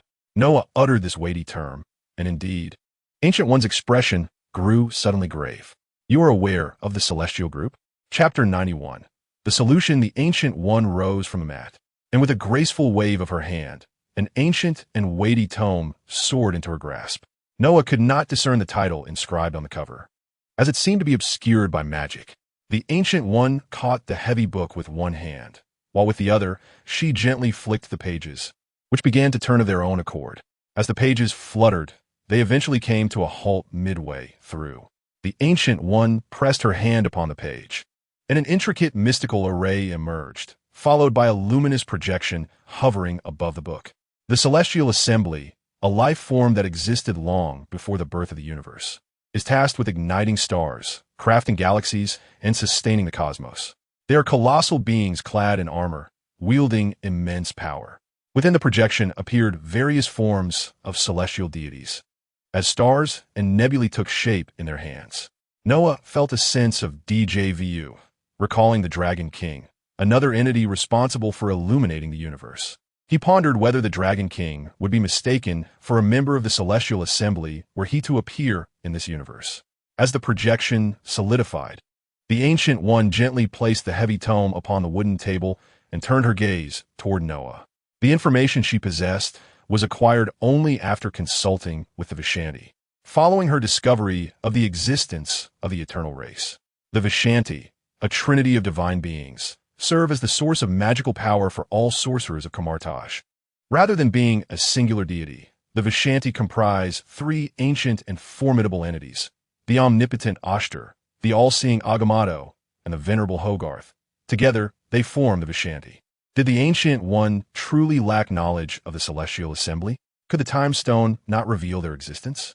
Noah felt a twinge of confusion, for it seemed that such a grand presence would not go unnoticed, especially by someone like the Ancient One, who frequently employed the stones to glimpse into the future.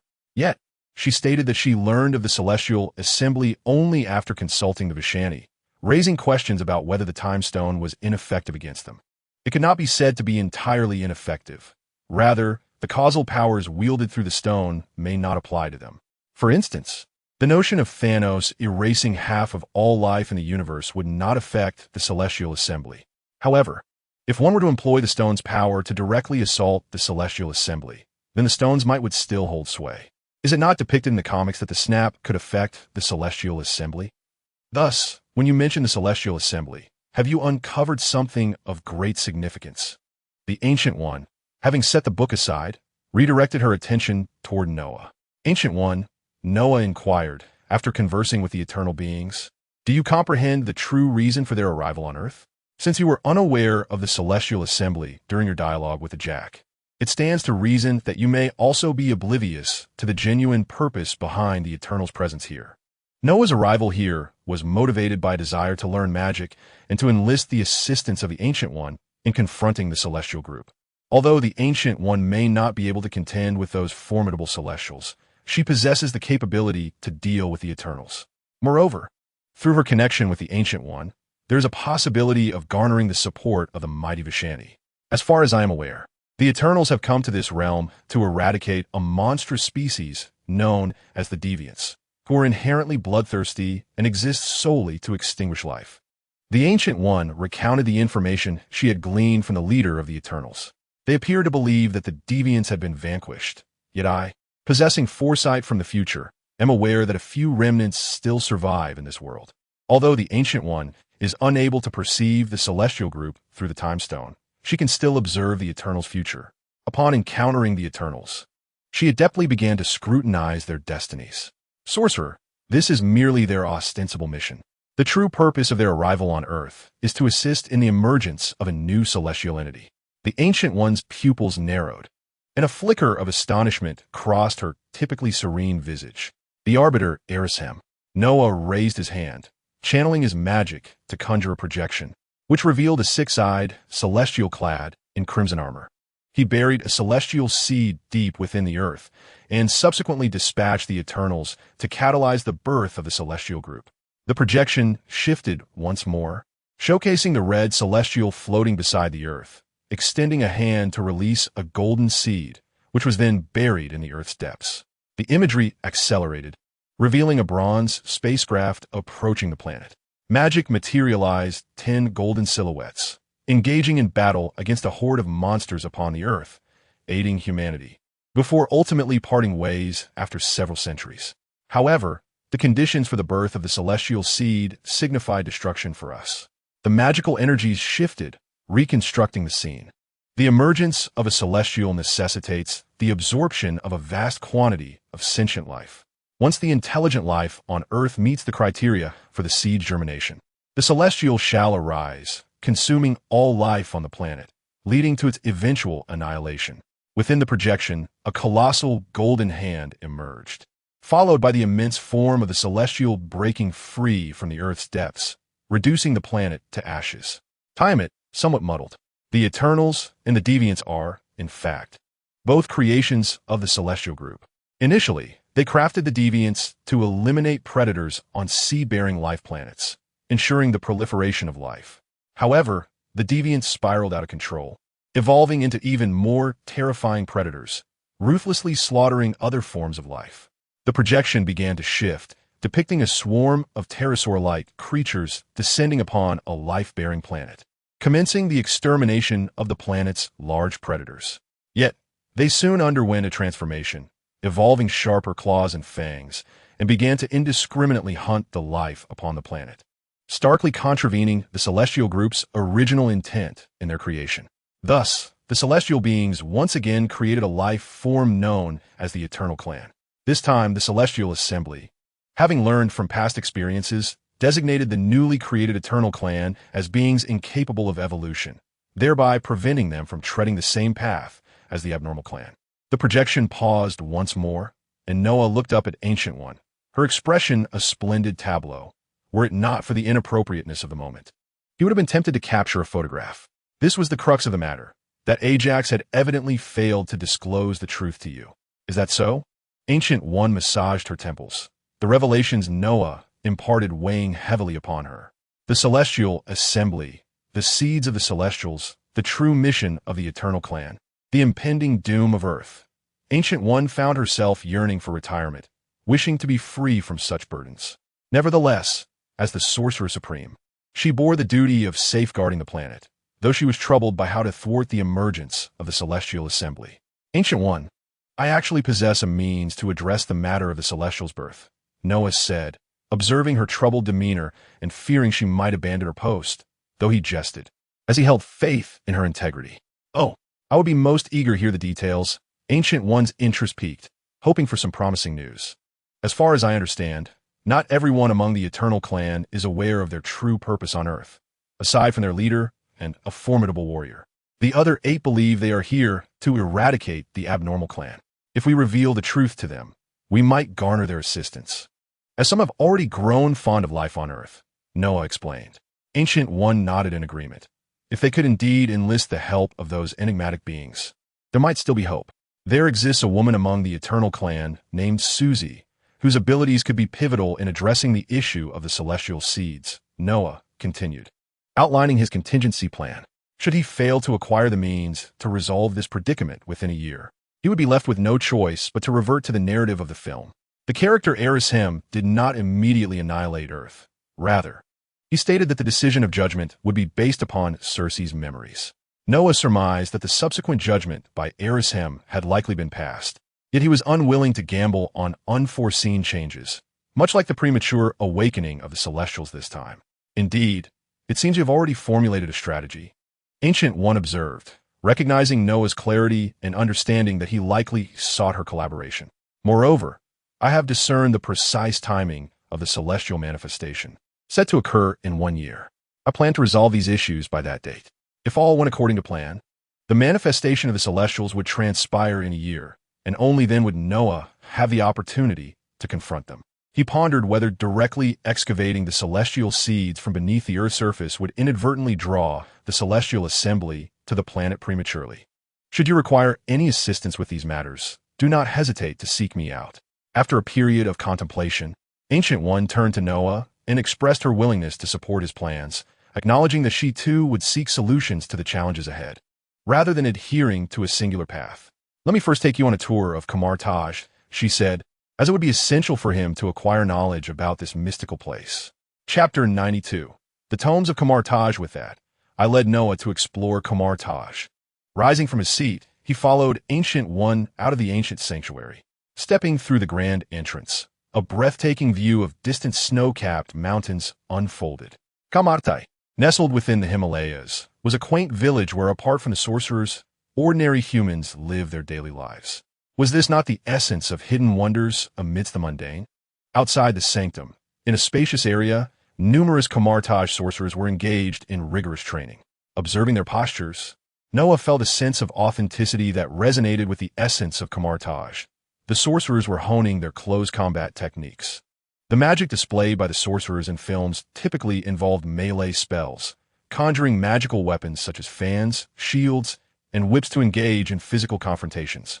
Hence Noah found no surprise in their focus on physical prowess. Noticing Noah's thoughts, Ancient One promptly elucidated the purpose behind the sorcerer's training. According to her, Kamartaj sorcerers inherently possessed no magical power. They drew strength from other dimensions. Previously mentioned, they harnessed the essence of white magic bestowed by the creator Vishani. The emphasis on physical conditioning was to enable their bodies to withstand greater magical forces. In the Himalayan region, temperatures plummeted at night. Yet, this group of sorcerers continued their arduous practice, earning Noah's admiration. To him, the sorcerers of Kamartaj resembled ascetic monks, as mastering their craft demanded not only innate talent, but also unwavering determination and perseverance. Without these qualities, one could never truly grasp the art of Kamartaj magic, with the exception of those who might possess extraordinary gifts. The practitioners training before him were a diverse array of individuals from across the globe, each bearing the marks of their struggles, some even living with disabilities. Many who sought refuge in Kamartaj arrived in search of healing for ailments beyond the reach of contemporary medicine. Tales of miraculous recoveries had drawn them here, much like the character Doctor Strange in the films. However, at this juncture, Doctor Strange remained blissfully unaware, still practicing as a brilliant physician. Leading the training was a black sorcerer, whom Ancient One introduced as Master Mordo. Upon noticing Ancient One approaching with an unfamiliar companion, Mordo paused his instruction and respectfully acknowledged her presence. Master Ancient One, he greeted. He simultaneously cast a glance towards Noah. Who is this? Mordo inquired. Greetings, Master Mordo. I am Noah, here to visit Master Ancient One at Kamartaj today. Noah responded with initiative. Hello, Mr. Noah, Mordo replied, acknowledging Noah once he noticed that the Ancient One did not refute his presence. Mordo played a role akin to that of the Ancient One's foremost disciple within Kamartaj, having devoted himself to the study of magic under her guidance for many years. He held the Ancient One in high regard, treating her words as gospel. Yet this reverence ultimately led to his darkening when he uncovered the truth of her immortality. I shall now escort Noah to the library. You may continue with your duties. Master Mordo, the Ancient One instructed. Mordo bowed slightly, and then returned to the open area to instruct the group of sorcerers. After passing through the training grounds, Noah followed closely behind the Ancient One, traversing a significant portion of Kamartaj until they arrived at another building. The Ancient One pushed the door open, and Noah followed closely. Books, countless books. This was the sight that greeted Noah upon entering. The room was filled with shelves, each brimming with a dense array of tomes. This library could be regarded as one of the most ancient repositories of knowledge on Earth, housing innumerable volumes, some chronicling the arcane arts, others recounting strange tales and secrets, and yet others containing forbidden and perilous knowledge. Upon seeing the Ancient One enter, the library's custodian rose and bowed respectfully. This custodian was not Wong, but rather a middle-aged man with curly hair, the very librarian who had been decapitated by Kaecilius at the beginning of the Doctor Strange film. Noah pondered silently. So Kaecilius has not yet betrayed? Do you understand Sanskrit? The Ancient One inquired. Huh? Noah was momentarily perplexed, but soon grasped the reason behind her question. With a wave of her hand, several distant shelves trembled slightly, and a few books floated into her grasp. Each tome was approximately 3 to 4 centimeters thick, prompting Noah to raise an eyebrow at their substantiality. Take these books back and examine them. They contain the foundational knowledge of the Kamartaj magical tradition. To master magic, one must first understand these principles, the Ancient One said, placing the hefty volumes before Noah. All right, he replied, as he accepted the books. His gaze fell upon the topmost one, its cover adorned with a script he could not decipher. It resembled pictographs, presumably the Sanskrit the Ancient One had mentioned. However, Noah felt no concern over his inability to comprehend it, as he could simply have Lysandra translate it for him upon returning home. After a brief glance, Noah stowed the books into his backpack, causing the custodian to pause in surprise. He had initially assumed Noah was a novice at Kamartaj, unfamiliar with magic. Having acquired the books, Noah and the Ancient One returned to the sanctum to discuss matters concerning the Eternal Ones. Subsequently, Noah returned home, as there was little else to occupy his time there. Regarding the essential levitating ring for Kamartaj sorcerers, the Ancient One mentioned she would provide it once he had reviewed the materials. A beam of blue light descended upon the Noah Manor. It was still daytime in New York, and Noah's round trip had not exceeded an hour. This was quite normal, as upon arriving at Kamartaj, Noah had not engaged in any significant activities, He merely conversed with the Ancient One and toured the premises, returning with a few tomes of magic. Noah hurried to the laboratory and retrieved the hefty volumes from his backpack. In the past, he would have had little desire to even glance at such thick books, let alone delve into their contents. However, since acquiring the talent of the Great Head, reading had transformed into a pleasurable pursuit for him. He had absorbed an extensive amount of knowledge from numerous texts. "Let me see what these books are," Noah said. "Lysandra, could you please assist me in translating these volumes?" He arranged the books on the table before him, all inscribed in ancient script that he could not comprehend. Of course, Noah. A beam of blue light swept across the tomes on the table, and soon a projection appeared before Noah.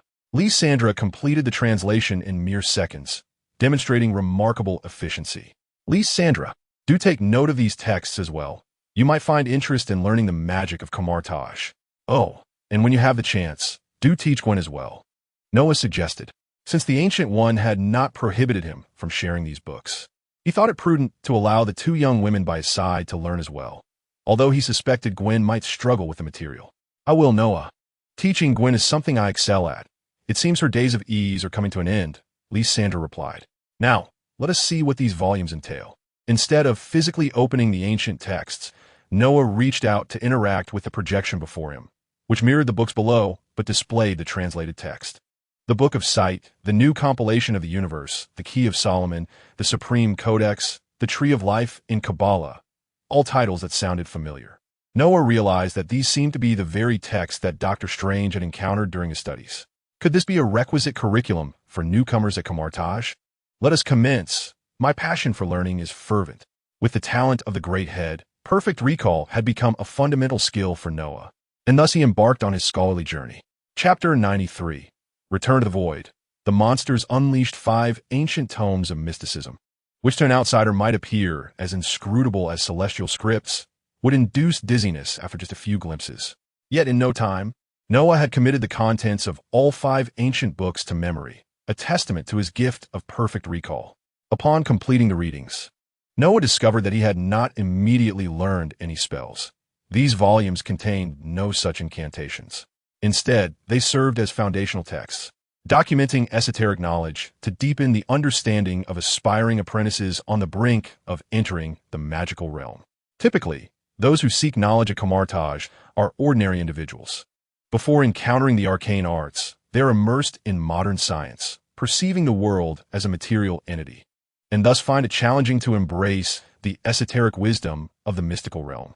Therefore, it is essential for them to first engage with these tomes of mysticism to establish a solid foundation, enabling them to more readily accept the knowledge that hails from another dimension. But this volume, the Supreme Codex, proves to be quite beneficial.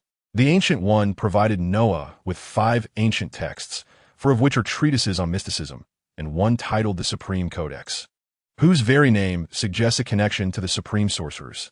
Upon perusing this tome, Noah discovered that it indeed pertains to the Supreme Sorcerers, chronicling the deeds of past figures and their perspectives on magic. However, he noticed the absence of the Ancient One among them. After finishing the volume, Noah was puzzled by the lack of mention of the Ancient One. Did this book solely recount the lives of deceased Supreme Sorcerers? Nevertheless, this matter did not concern Noah any further. On his next visit to Heimerdinger, he could return these books, and then the Ancient One would bestow upon him the suspended ring, allowing him to learn the skills of the native sorcerers of the Marvel Earth. However, it seemed that the suspended ring was primarily used for interdimensional communication and energy acquisition, given that he already possessed magical prowess. He wondered whether he would still require the ring. In Heimerdinger, every sorcerer is endowed with their own suspended ring, relying on this artifact to wield magic. If their ring were to be taken from them, they would be rendered incapable of casting spells. Moreover, Noah believed that the pivotal portal magic of Heimerdinger necessitated the wearing of the suspended ring to be operational. The ring itself is somewhat cumbersome. Perhaps it would be best to place it in his equipment slot for future use. Reflecting on the design of the ring, he recalled that it was not merely a standalone ring, but rather a metal plate fused with 2 circular bands, making it rather inconvenient to wear. Fortunately, Noah's equipment slot had recently been upgraded, allowing items placed within to still function effectively. He had yet to test whether the native Marvel equipment would activate when stored in the slot. However, he surmised that it should indeed work. He would certainly try it once he acquired the suspended ring. Ah, how could he almost forget this? After finishing his reading, Noah neatly arranged the stack of books aside. When a sudden thought struck him, he retrieved an item from his backpack, a golden gem encircled by a purple band, the magical ring known as the Dark Seal. Prior to his journey to the New York Sanctum, he had prudently removed this soul-absorbing ring and stored it in his bag. Such an artifact, which siphons human souls to augment one's power, inevitably conjures associations with wickedness and demons.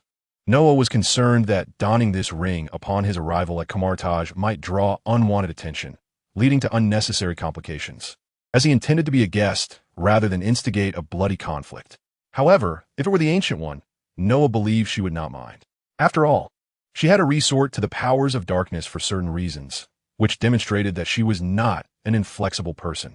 Upon obtaining the Dark Seal, she did not recklessly seize the souls of others, but only eliminated those who deserved it.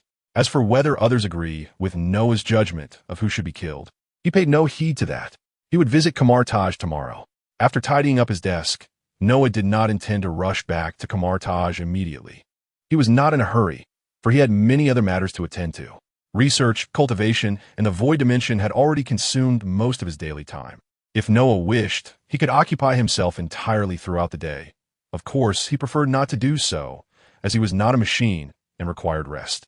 Next, Noah planned to enter the void dimension to expand his territory. He should be able to transition to a Heimerdinger mage tomorrow, providing him with an additional means to wield dimensional power. With some free time, it was opportune to extend the dimensional area he could manipulate. Lysandra sealed the training room completely. Noah had arrived at the underground training chamber and retrieved the canyon creator from his backpack. The staff had already been imbued with consciousness and would not create a significant disturbance, so Noah intended to open a void rift here. Previously, when he opened a rift on the small island, he did not notice any surrounding contamination of energy. Nevertheless, to prevent any unexpected occurrences, he opted to act in the underground chamber entirely constructed of vibranium. Inside the white room, the doors and windows, along with the air circulation passages, were coated with layers of white metallic material, all of which were vibranium.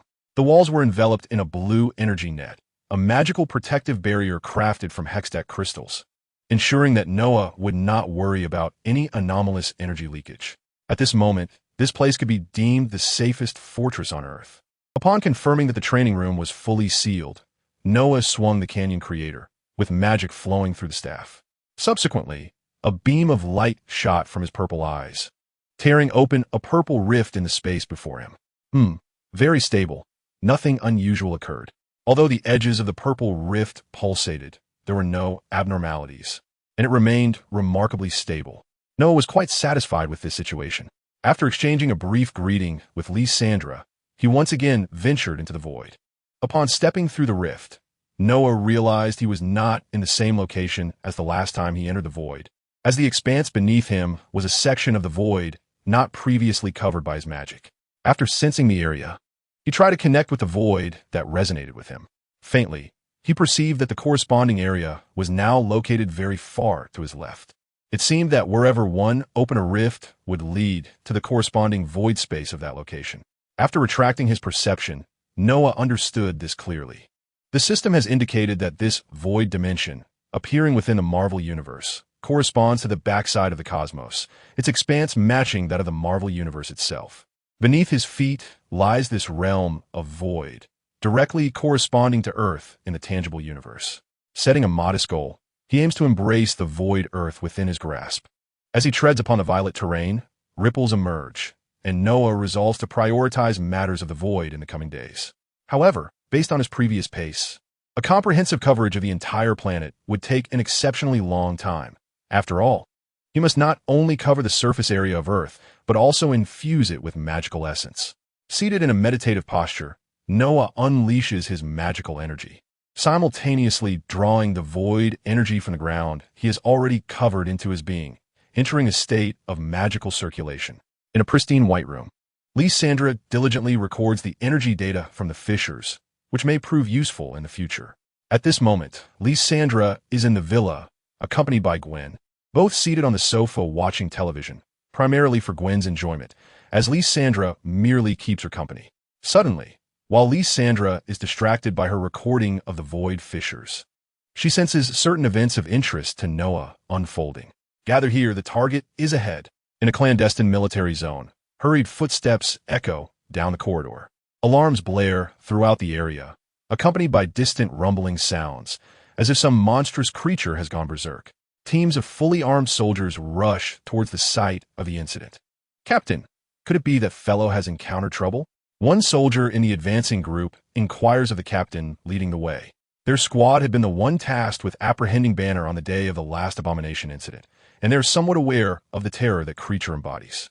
Uncertain, simply follow orders from above, the captain replies, maintaining his pace while preparing to press the button to open the iron gate ahead. Boom! At that moment, the massive iron gate bulges outward as if struck by a colossal projectile. The support team halts abruptly, gazing ahead in a mix of trepidation. Boom! The gate is forcefully breached. The staccato of machine gun fire erupts. Chaos ensues momentarily, yet soon begins to settle into silence. A slight, disdainful snicker reverberates through the corridor. Chapter 94. The Return of the Veteran. The Hulk unleashed at the headquarters of S.H.I.L.E. Within the director's office, Nick Fury holds a tablet, his fingers deftly swiping across the screen as he reviews significant information. The ever-shifting expressions on Nick Fury's face culminate in a satisfied smile, indicating that these are indeed favorable tidings. Knock, knock, click. Director, as Nick Fury raises the tablet. The previously closed office door swings open.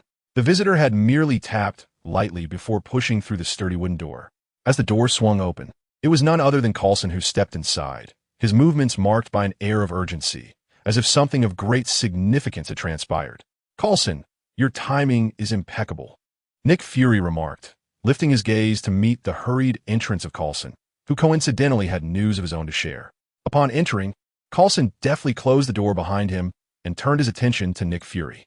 Director, I have something to discuss with you as well, he stated, approaching Fury's desk with a tablet in hand. Nick Fury studied Coulson, sensing that a matter of importance was at hand. Otherwise, Coulson would not have been so rushed. He set aside his own documents, intending to allow Coulson to speak first. Oh, please go ahead and share what you have, Fury prompted. Coulson swiped through the information on the tablet before presenting it to Fury. As Fury took the device, he focused on the screen. Director, on the day of the abomination incident, Dr. Bruce Banner, codenamed Hulk, was apprehended by General Ross and subsequently taken to a military base. Since then, our operatives have been unable to track Dr. Banner's whereabouts. However, not long ago, a riot erupted at the military base, and our agents observed a green figure rampaging within, before it vanished from sight. Listening intently as Coulson recounted the events, Nick Fury scrolled through the updates from their agents monitoring the Ross facility. The footage captured depicted a green monstrosity wreaking havoc within the base, before soaring into the sky and disappearing in a matter of leaps. Ross has failed again.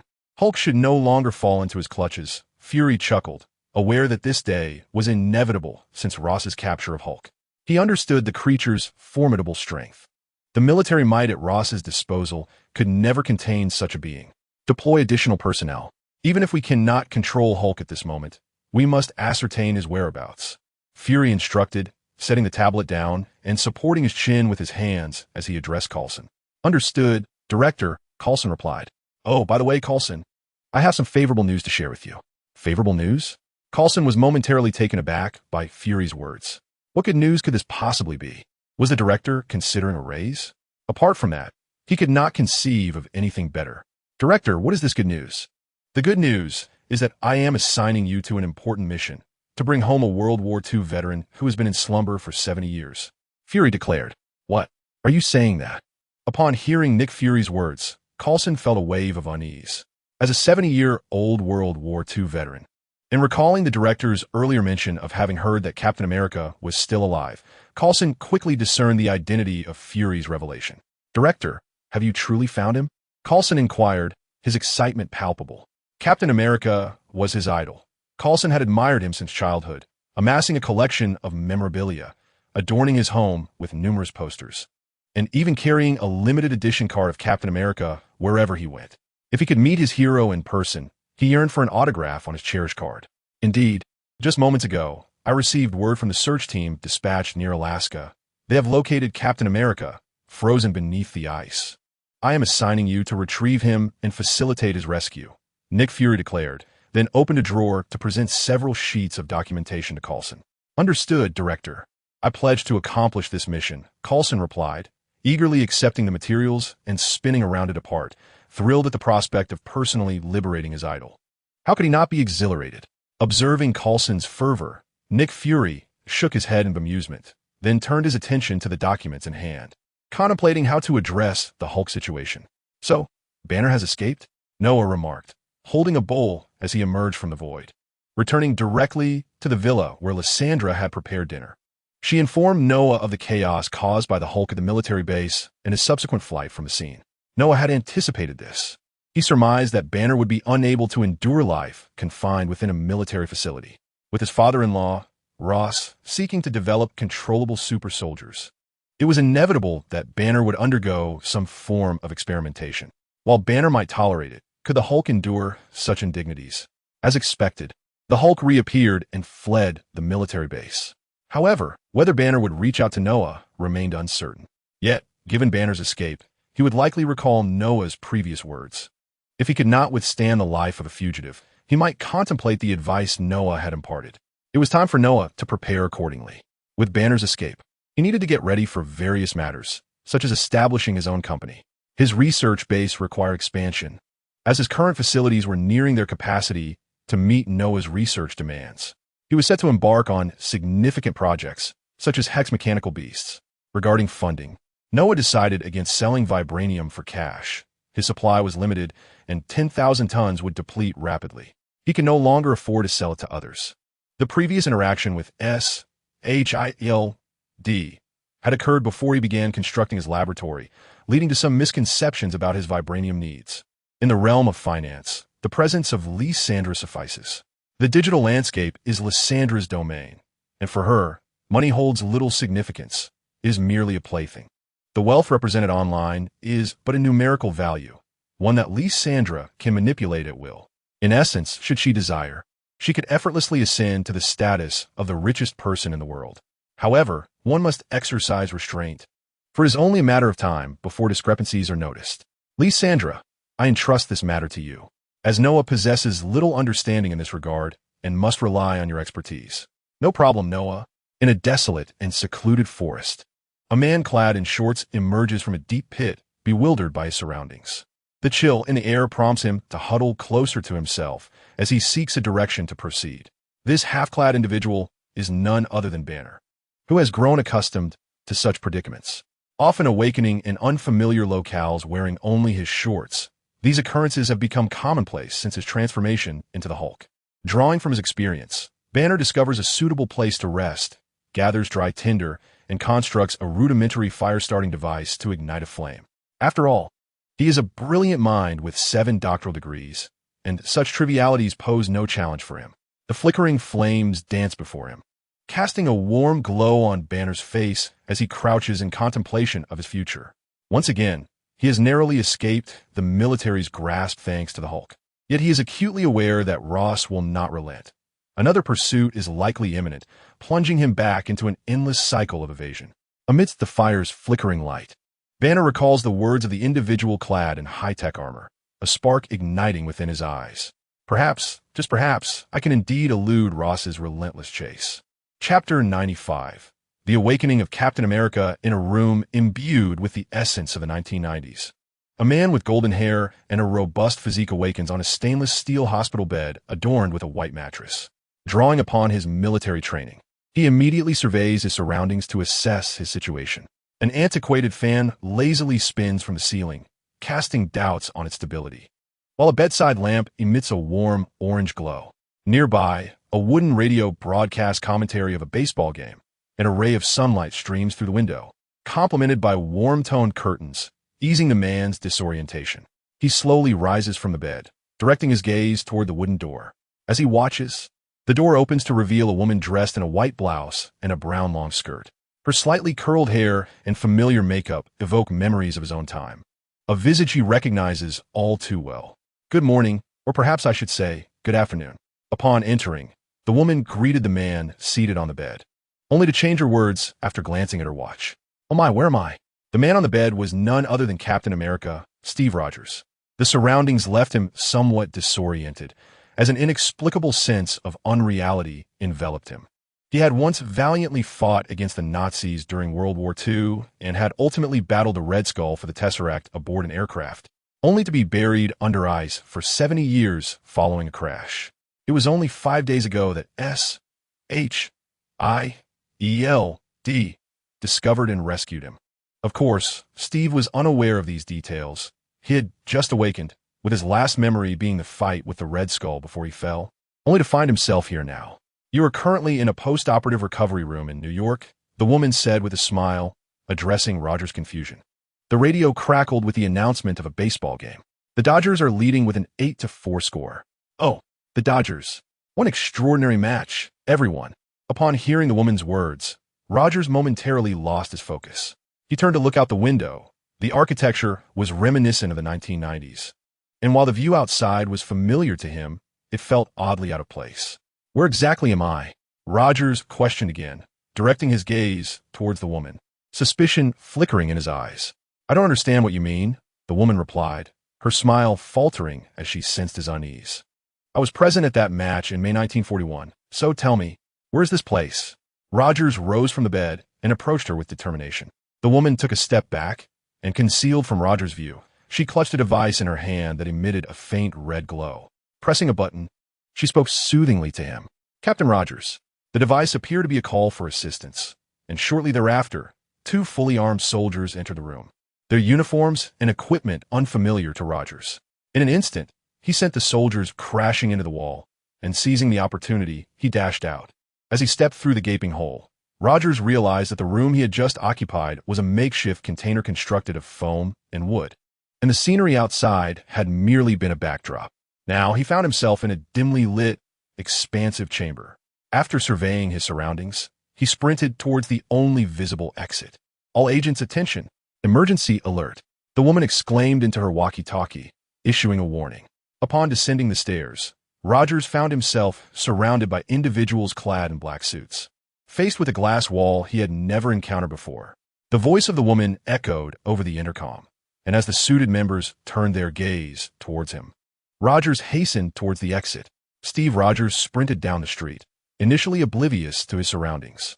However, upon noticing the peculiarities around him, he came to an abrupt halt.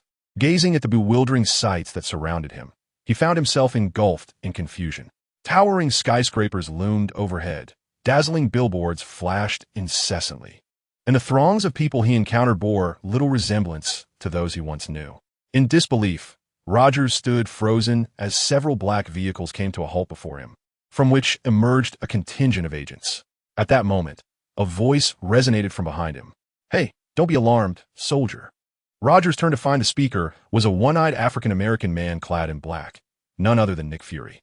"Listen, I apologize for the earlier display, but we believe it would be prudent for you to take your time adjusting to certain revelations," Fury addressed Captain America. "Adjust to what?" Rogers inquired. Then, Fury uttered words that would leave Rogers in shock, revealing that he had been in suspended animation for 70 years. A torrent of thoughts surged through Rogers' mind. 70 years meant that all of his loved ones, friends and family, had either aged or passed away. Furthermore, he recalled a promise he had made to a lady. "Are you all right?" Nick Fury asked, observing the expression on Rogers' face, uncertain whether he could withstand such overwhelming pressure. "I'm fine, I missed a date," Rogers replied, a hint of sorrow in his demeanor. "Oh, I'm truly sorry to hear that," Fury said, fully aware that the date Rogers referred to was with Peggy Carter, one of the founding members of S.H.I.E.L.D. She was still alive, but afflicted with Alzheimer's disease. Nevertheless, Fury deemed it unwise to divulge this information to Rogers just yet, fearing the emotional toll it might take on him. It was best for this World War II veteran to first acclimate to the present world. Subsequently, Nick Fury led the somewhat disoriented Captain America back to S.H.I.E.L.D. headquarters, where he began to recount the changes that had transpired during Rogers' long slumber. Lysandra, are you saying that Nick Fury and his team have successfully revived Captain America?" At Noah's seaside estate, the vast trees remained unchanged, while waves crashed against the cliffs. An enormous fish occasionally leaped from the water's surface. To prevent these creatures, born of the resolute rune's immense vitality and prone to mutation, from escaping and disrupting the surrounding ecosystem, Noah had hastily instructed Lysandra to establish protective barriers around the sea and forest. As for the creatures that had already escaped prior to these measures, Noah felt powerless to intervene. Indeed, 5 days ago, they located the site where Captain America was encased in ice, and just moments ago, he has awakened, Lysandra confirmed. It seems Captain America is now in play. With this development, it appears that nearly all members of the Avengers are assembled. However, with Loki imprisoned, will the battle in New York still unfold? Noah pondered. The Battle of New York is the narrative of the Avengers, which follows directly after the events of Thor. At the conclusion of Thor, Loki plummets into a wormhole, subsequently captured by Thanos. However, rather than eliminating Loki, Thanos endows him with an army of Chitauri and a scepter embedded with the Mind Stone, instructing him to retrieve the Tesseract from Earth. Yet, Loki is no longer capable of such endeavors. Nevertheless, Noah is acutely aware that Thanos will not relent. His ambition lies in discovering the whereabouts of all the Infinity Stones. Until he uncovers the locations of these stones, Thanos is unlikely to act personally, as any overt attempt to collect them would draw the ire of formidable forces and adversaries across the cosmos. Thus, he must bide his time until he possesses comprehensive knowledge of their locations. Noah remains uncertain about the methods Thanos might employ to procure the Tesseract from Earth. Yet he finds no cause for alarm. In fact, on a deeper level, he harbors a desire for Thanos to instigate chaos, as it would provide him with a purpose. Whether Thanos arrives or not will soon be revealed. Regardless, Noah feels prepared to confront whatever challenges may arise. Chapter 96. The Sorcery of Camartage at this moment. Noah continues his training within the Sanctum, 5 days having passed since his return from Camartage with the ancient tome.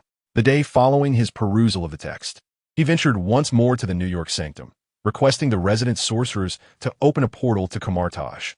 There, the Ancient One commenced his instruction in the sorcery of Camartage. After Noah acquired the levitating pendant, the Ancient One also guided him in communicating with the Vishanti to harness their power. Initially, Noah refrained from wielding his own magical energy to practice Camartage spells. Instead, he, like the other sorcerers, sought communion with the Vishanti to borrow their magic. Upon sensing the immense power of the Vishanti, he recognized their formidable strength through the energy he borrowed. However, the act of borrowing from the Vishanti is not without its stipulations. The very notion of borrowing implies a repayment. Unlike the more malevolent and greedy lords of other dimensions, the sorcerers of Camartage forge a pact with the Vishanti, permitting them to utilize their power during their lifetimes, with the understanding that upon their death, that power reverts to the Vishanti, an arrangement that is relatively lenient. While attempting to communicate with the Vishanti, Noah was cognizant of this condition. Thus he approached the entity with respect rather than directly requesting power. To his astonishment, the Vishanti appeared to acknowledge his presence, granting him a portion of their energy almost immediately.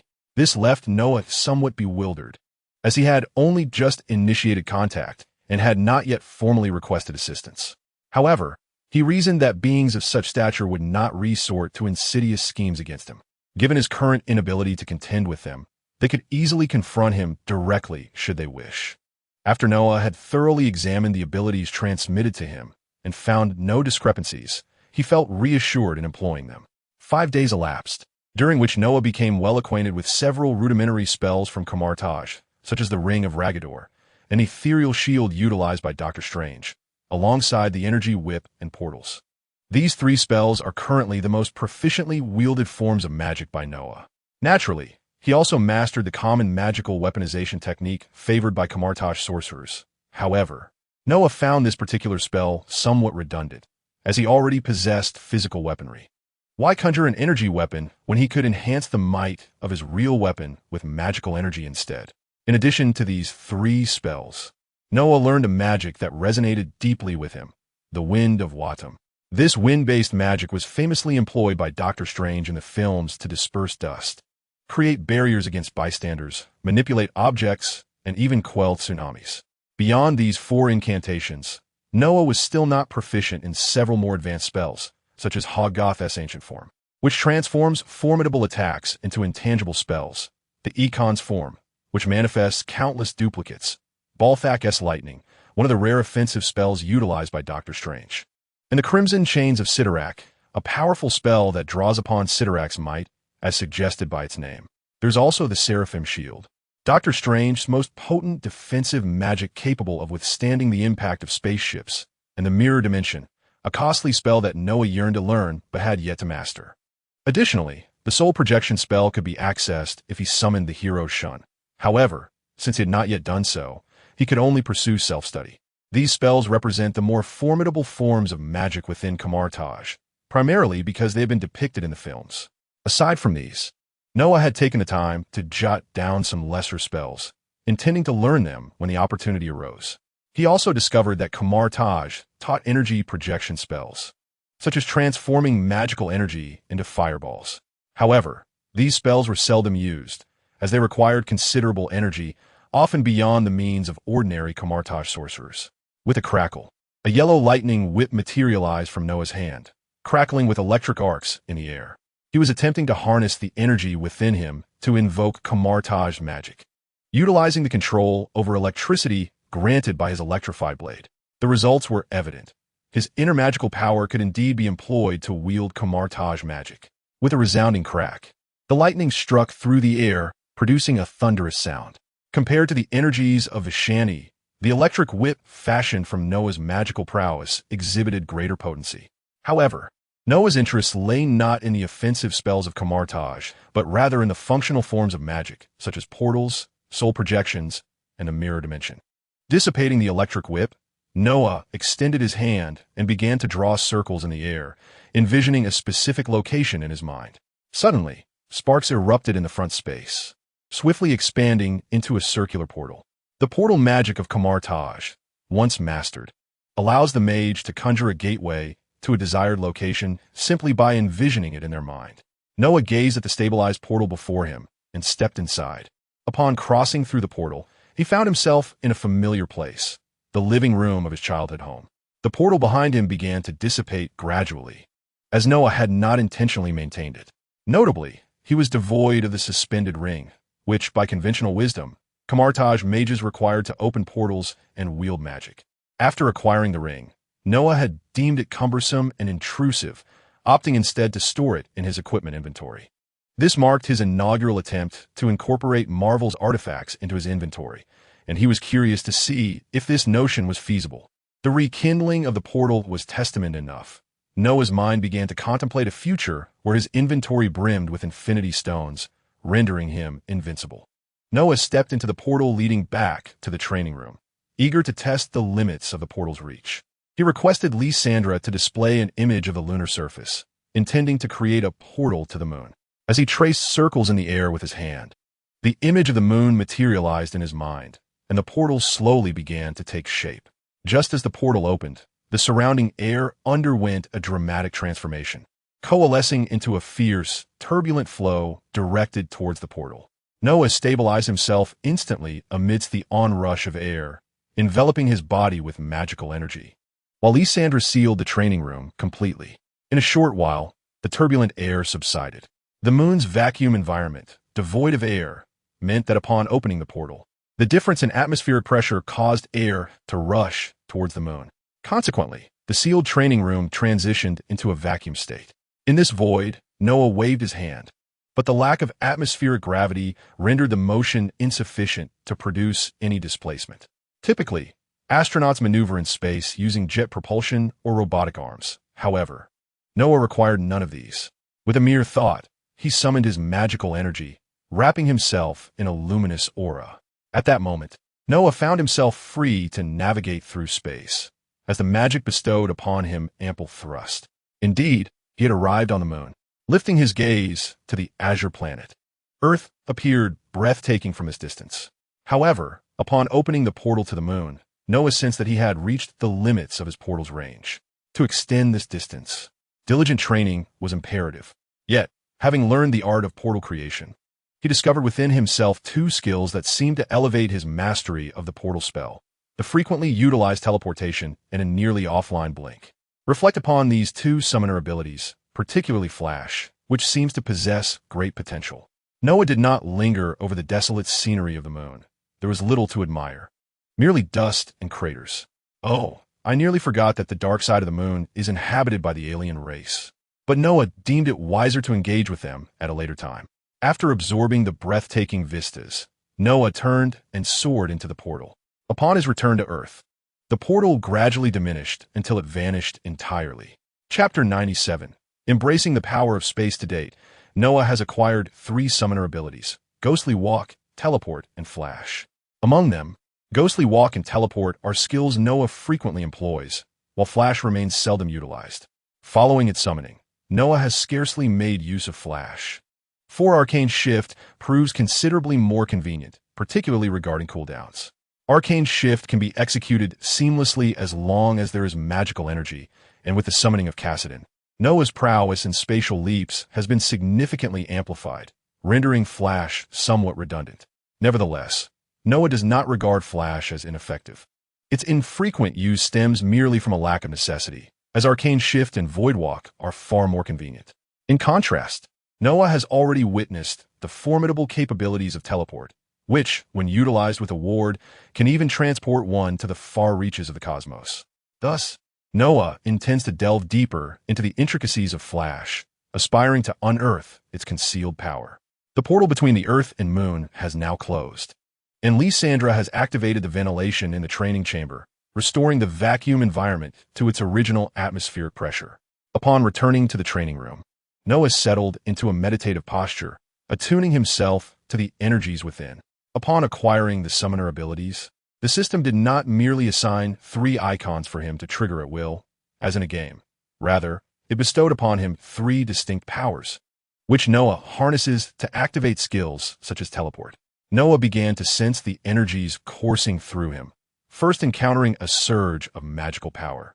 Through prolonged cultivation and the augmentation of his equipment, Noah's magical prowess has grown increasingly formidable. Deep within the source of his power, he discerned the energies corresponding to the 3 summoner abilities: blue for Ghostly Walk, purple for Teleport, and gold for Flash. However, Noah noted with curiosity that the purple essence bore streaks of gold, an anomaly that prompted reflection.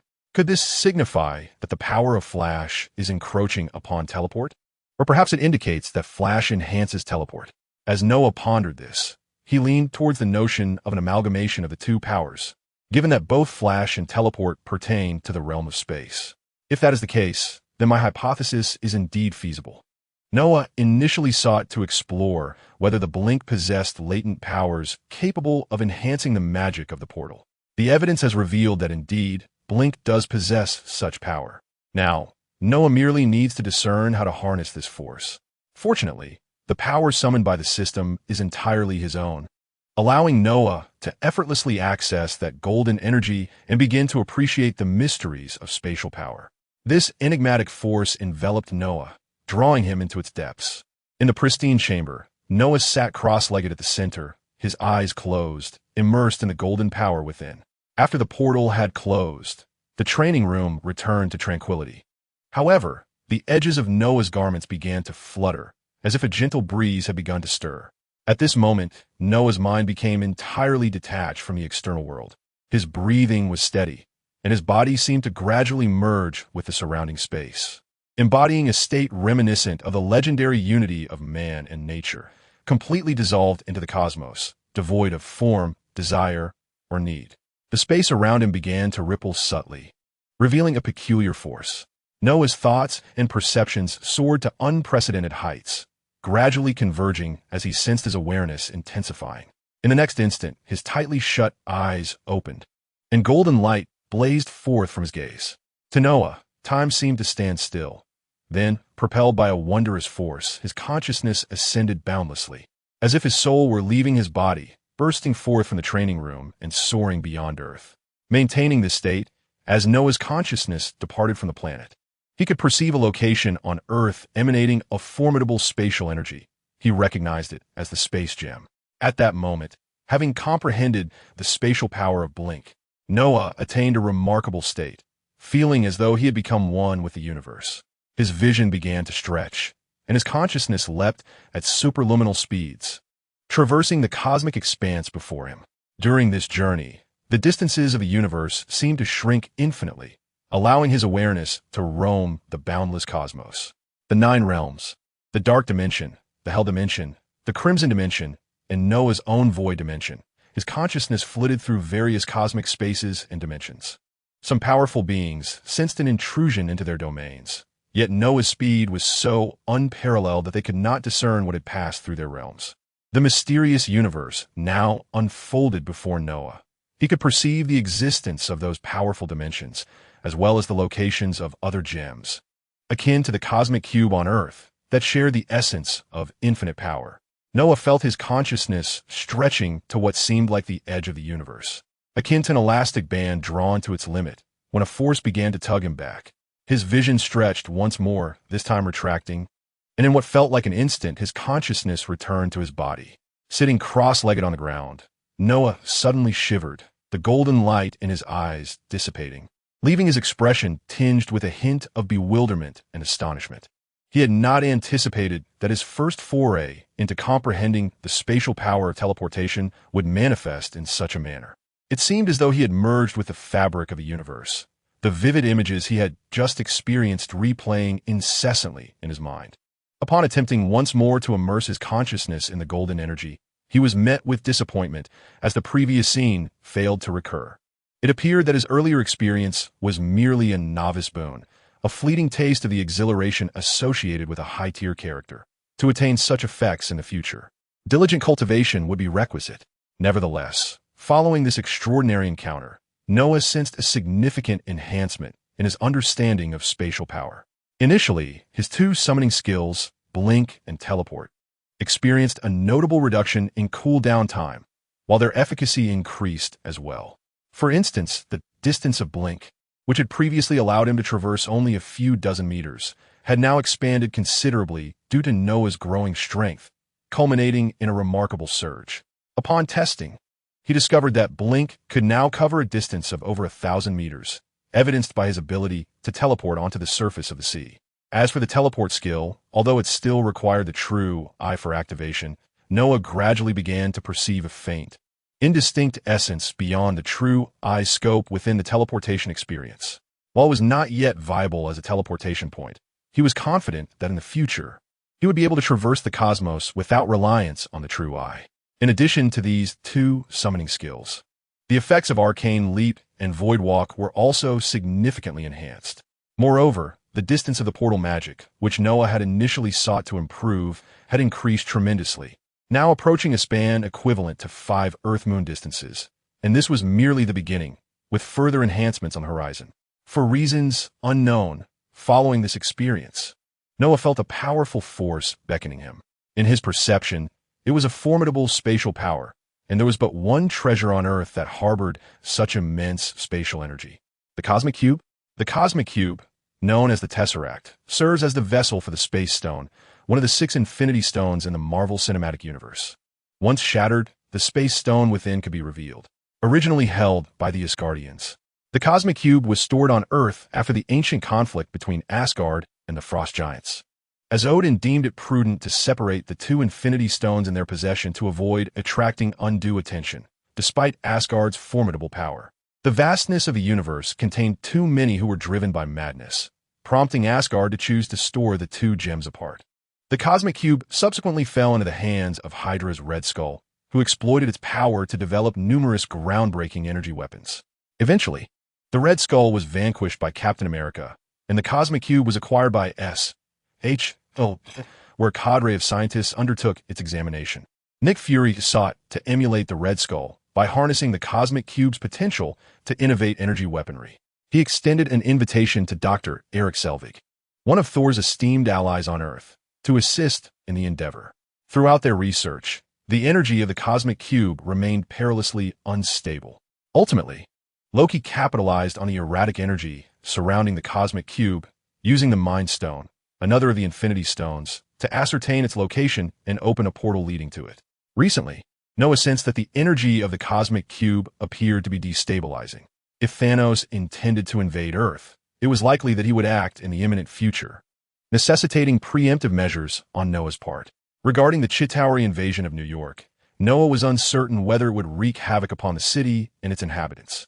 He was not the type of sage to be overly concerned with the plight of the world. To him, the Chitauri incursion represented an opportunity, as it could yield high-level missions and potentially grant him access to Chitauri spacecraft. As for the citizens of New York, amidst the chaos and gunfire of their daily lives, Noah believed that the resolute spirit of the American populace would allow them to defend themselves. He could only wish them well. In jest, considering the events of the film, the Chitauri forces would be constrained by the size of the portal opened by the cosmic cube, unable to mount a full-scale invasion, and would instead filter through the tunnel gradually to reach the skies above New York. Noah was confident in his ability to dispatch the scattered Chitauri before the spatial tunnel expanded, especially with the Avengers poised to assist, by evacuating civilians in advance. The situation could be resolved with finesse. He would complete a high-level mission, and New York would remain largely unscathed. Of course, the specifics would reveal themselves in due course. As the narrative had shifted, Loki was now imprisoned, and the identity of the forthcoming adversary remained uncertain. However, Noah surmised it could likely be one of Thanos' formidable generals. As it appeared, Thanos had few trusted lieutenants beyond this select group. It was futile to overthink matters. He resolved to focus on completing his tasks for the day. Presently, he felt a strong sense of confidence in his abilities, believing that Thanos would not make an early appearance, and he could easily confront his subordinates. Noah chose not to dwell on the uncertainties, for his current task still awaited completion. Over the preceding 4 days, he had accomplished a high-level mission each day, earning 400 essence points. With a lack of significant events, he had resorted to battling minor foes in Hell's Kitchen. The portal opened with a sudden flourish. Amidst the echoes of anguished cries, mission accomplished, Essence 100 with a swift motion, the portal sealed shut as Noah completed his task, reaping a bounty of 100 essence along with several wicked souls. Current essence, 3,500 points. Following the Battle of New York, I should soon be able to indulge in another series of 10 draws. After closing his inventory, Noah embarked on a day filled with activity. Within the confines of the SHIELD headquarters, Nick Fury sat at his desk, his expression inscrutable against the backdrop of his dark visage. Yet, the furrowed brow betrayed his fatigue and distress. He had already organized Captain America's daily affairs and attended a session of the World Security Council. The recent upheavals in the world had left him rather overwhelmed. While the government had temporarily set aside matters concerning Iron Man, the emergence of a new superhero, the Wind Blade Swordsman, demanded that SHIELD ascertain his true identity. Fury, of course, was privy to the Wind Blade Swordsman's identity, but he was reluctant to disclose it, for Noah possessed formidable power and technology that eclipsed that of the world. Most importantly, he was backed by a formidable and enigmatic organization, and Fury had no desire for those foolish politicians to engage in self-destructive antics. Aside from the Wind Blade Swordsman, the appearances of Thor and Loki had also introduced considerable complications. The arrival of these Norse deities signified the existence of the mythological realm of Asgard, compelling SHIELD to report back to the World Security Council for clarity on Asgard's situation. This posed a dilemma for Nick Fury. How could they possibly gather such intelligence? He had no means to venture into Asgard, only aware that the transport utilized by its inhabitants, the Bifrost, could traverse the cosmos. Beyond that, he was at a loss. Fury had dispatched agents to consult with Thor's companions who had previously visited Asgard, only to learn that the feasts there were delightful, with little else to glean. Were they to equip their agents with tales of Asgard to study its lore? In response to this predicament, Nick Fury felt a sense of resignation and reported the truth to the members of the World Security Council. Nonetheless, he harbored his own thoughts regarding the current situation. Long ago, he had devised a plan to assemble remarkable individuals from across the globe to form a formidable team dedicated to addressing the myriad crises threatening Earth. With Captain America's unearthing, the members of his envisioned team were nearly complete.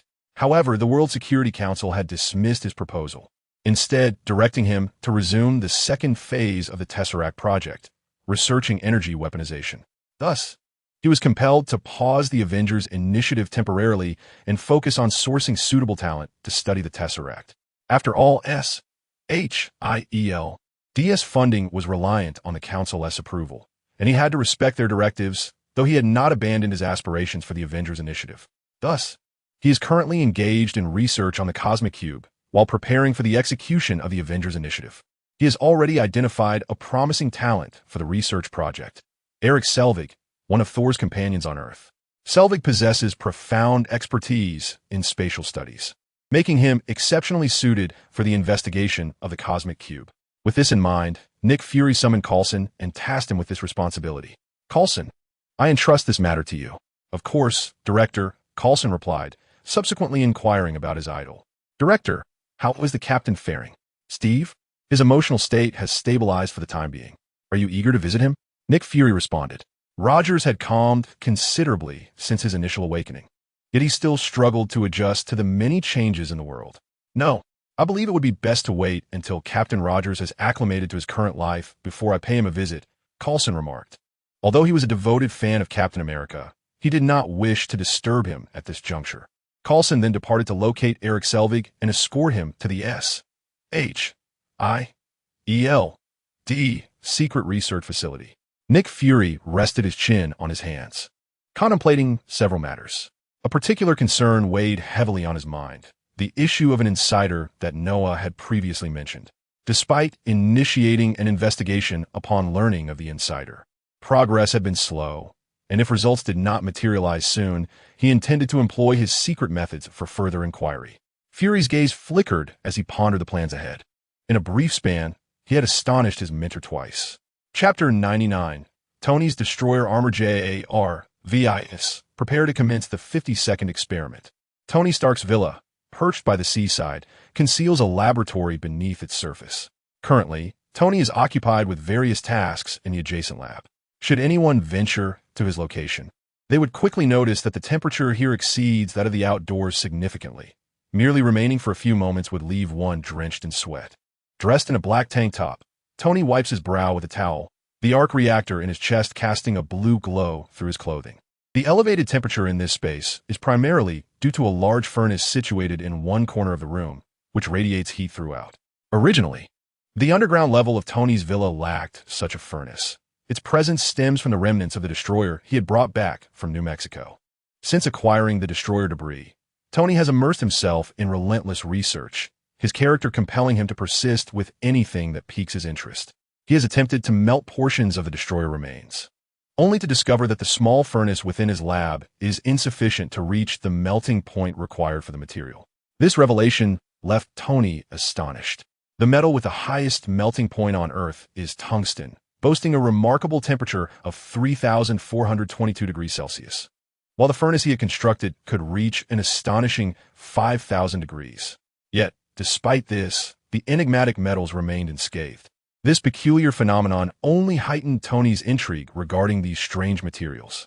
Consequently, he transformed the garage adjacent to his laboratory into a makeshift foundry, erecting a furnace capable of achieving extraordinarily high temperatures. The vehicles previously housed in the garage, his cherished collectibles, were temporarily relocated outside. Although he had donated most of his antique collection in a moment of urgency, these cars remained, reflecting their significant place in Tony's heart. Upon the furnace's completion, he placed fragments of the Destroyer-S remains within and gradually increased the temperature, eager to ascertain the melting point of the mysterious metal used to forge the destroyer. It was only when the furnace's temperature soared to an astounding 50,000 degrees, as per Marvel's canon, that the metals finally melted.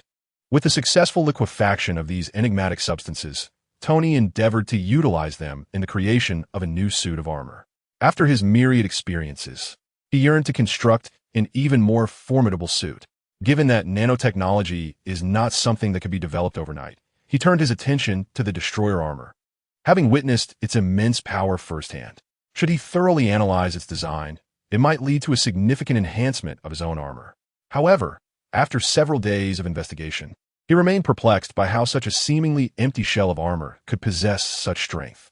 His lack of understanding regarding the magical aspects hindered his progress in unraveling the principles behind the destroyer. Although the underlying mechanics eluded him, he proceeded to melt down all the remnants to forge a brand new suit. Tony speculated that the power of the destroyer armor was driven by magical forces. Lacking any magical abilities himself, He pondered whether the energy from the arc reactor embedded in his chest could potentially harness the extraordinary capabilities of these mystical metals. Subsequently, upon crafting the new armor, he began experimenting with energy to awaken the latent powers of the mysterious metals. The properties of URU alloy are characterized by its hardness and strong affinity for magic. When forged by master craftsmen akin to dwarves, it can yield formidable magical weapons, even sentient ones, such as Thor's hammer and the Stormbreaker axe. However, ordinary URU alloy does not possess such exceptional traits. Yet, the URU alloy Tony was employing was anything but ordinary. It was derived from the remnants of the Destroyer. The Destroyer armor, forged by dwarves for Odin, undoubtedly held extraordinary capabilities. Thus, should he succeed in eliciting the hidden power within, the potency of Tony's armor could be significantly amplified. Very well, sir. The 50-second experiment is about to commence. Tony wiped the sweat from his brow, his gaze fixed intently on the gleaming suit of armor before him. Surrounding it were numerous connecting wires, designed to measure the energy required to activate the suit. Tony had conducted 51 experiments, and with each trial, he felt himself inching closer to his goal. 3, 2, 1. Click. The connecting wires at the back of the suit began to emit a radiant blue glow as the reactor in the chest of the armor ignited. Amidst a mix of tension and anticipation, Tony observed the surface of the suit transform, revealing glowing, mysterious symbols. Having learned of the potential reality of Norse mythology, he had researched its elements and recognized these symbols as the runes from that very mythology. The runes spread across the armor, radiating an enigmatic light until they covered every blank space. Suddenly, they vanished, and a tremendous surge of energy erupted from the suit, reverberating throughout the room. Sheesh! Tony quickly crouched down, seeking refuge behind a table to shield himself from the unexpected shockwave. In its wake, several small devices within the room were toppled, and had it not been for the sizable furnace, the situation could have escalated drastically. Once the tumult subsided, Tony rose to inspect his new armor. This suit, forged from the remains of the Destroyer, presented a stark contrast to his previous designs. Its overall appearance closely resembled a smaller version of the Destroyer, adorned with its characteristic spikes while still embodying Iron Man's essence, such as the blue arc reactor in its chest and the iconic helmet. Just consider the red sections as blue, he mused uncertainly, approaching the suit while lifting the fallen mechanical arm along the way. This arm, a creation from his university days, was affectionately named Dum Dum, reflecting its somewhat clumsy demeanor. Yet Tony held a deep affection for it. Sir, given the current circumstances, the experiment has been successful, Jarvis informed him. It indeed appears formidable, this unknown power, Tony remarked, caressing the silver-black metal, which shimmered with blue energy traces, the reactor glowing brighter than usual. Sir, this suit consumes energy at a significantly higher rate than the previous models. If operated at full capacity, the energy will deplete rapidly, Jarvis cautioned. The power of this destroyer suit necessitated a greater energy supply. Even with Tony's upgraded arc reactor, it would not sustain full operation for long. Yet, under normal circumstances, the reactor could adequately support the suit's energy demands. Not to worry, I can always install additional reactors when the time comes. Tony remarked that this was the simplest solution. If it proved insufficient, he could further refine the arc reactor. He could hardly contain his excitement. As he spoke, he urged Jarvis to don a new suit for him. Sir, the new suit has yet to undergo testing. Nothing is more effective than first-hand experience, Tony interjected, cutting off Jarvis's protest. Unable to resist Tony's insistence, Jarvis proceeded to equip him with a new armor. Oh, what a sensation! Upon donning the suit, Tony experienced a distinctly different feeling compared to his previous armors. He sensed a surge of power coursing through him, making him feel as though his physique was strengthening. The sleek, silver-black armor began to levitate, and with a burst from its thrusters, it soared along the subterranean flight path into the outside world. Chapter 100. The Power of the Mighty Armor. Oh, this feeling is exhilarating, Tony exclaimed, now testing his new suit in the skies. The performance of this armor could be deemed the most formidable among all his creations to date. In terms of speed, the Destroyer suit could reach a staggering Mach 4. Although his previous Mark 6 suit, after the arc reactor upgrade, could also attain Mach 4, the materials used in the Mark 6 were significantly lighter compared to those of the Destroyer suit. Thus, the fact that the new armor could match the speed of the Mark 6 underscored its superior capabilities. Furthermore, The defensive prowess of these enigmatic metals surpassed that of most earthly materials. In Tony's recollection, only vibranium and adamantium could rival them. As for offensive capabilities, Tony had yet to conduct tests. However, this suit differed from his previous armors. It did not incorporate missile or laser attack modules. This was not due to a lack of desire, but rather because the hardness of the metals made intricate modifications quite challenging. Nonetheless, he was unconcerned about the suit's attack potential. He recalled that the powerful lasers of the destroyer could rival any of the attacks from his earlier suits. These lasers did not require the incorporation of a palm cannon like his previous armors, as he had discovered during prior experiments, which had nearly resulted in an explosion in his basement. Moreover, Tony believed the suit's potential remained largely untapped. When he activated the armor, mysterious runes had emerged on its surface, suggesting additional functions. Perhaps, once he deciphered these runes, he would be able to harness their powers. Magic? This enigmatic realm was indeed intriguing. Since the arrival of Thor, Tony had glimpsed another facet of this world. Yet, he had yet to fully explore the scientific realm, so he was in no rush to delve into another dimension. He had become particularly interested in the nanotechnology showcased by Noah and had begun research in that area. Now, it was time to test the might of his new treasure. After an extensive flight, Tony arrived at a desolate mountain range devoid of human presence. He recalled that he had traversed this very area when he had just created the number 2, pursued then by 2 military fighter jets, one of which he had inadvertently caused to explode, not by his own doing, but rather due to the opposing force's own miscalculations. The last incident of being chased stemmed from the fact that his armor had just been developed and lacked counter-surveillance features, making it detectable by the radar of the American military, which had noted an unidentified flying object in its jurisdiction, prompting an investigation. However, his suit had since been equipped with counter-surveillance capabilities, preventing such occurrences from reoccurring. Presently, his current suit lacked such features, yet Tony had preemptively informed his good friend Rhodey. After gifting Rhodey a suit of armor, his relations with the government had significantly improved, ensuring that the military would not seek him out for trouble. With a heavy thud, the armor landed, stirring up dust on the barren ground. This desolate mountain region, stripped of forests and only adorned with weeds and yellow earth, provided an ideal terrain for him to test his new armor without concern for destruction. Let us commence with that formidable laser weapon, J-A-R-V-I-S. Tony instinctively called upon J-A-R-V-I-S to activate the weaponry functions. Apologies, sir.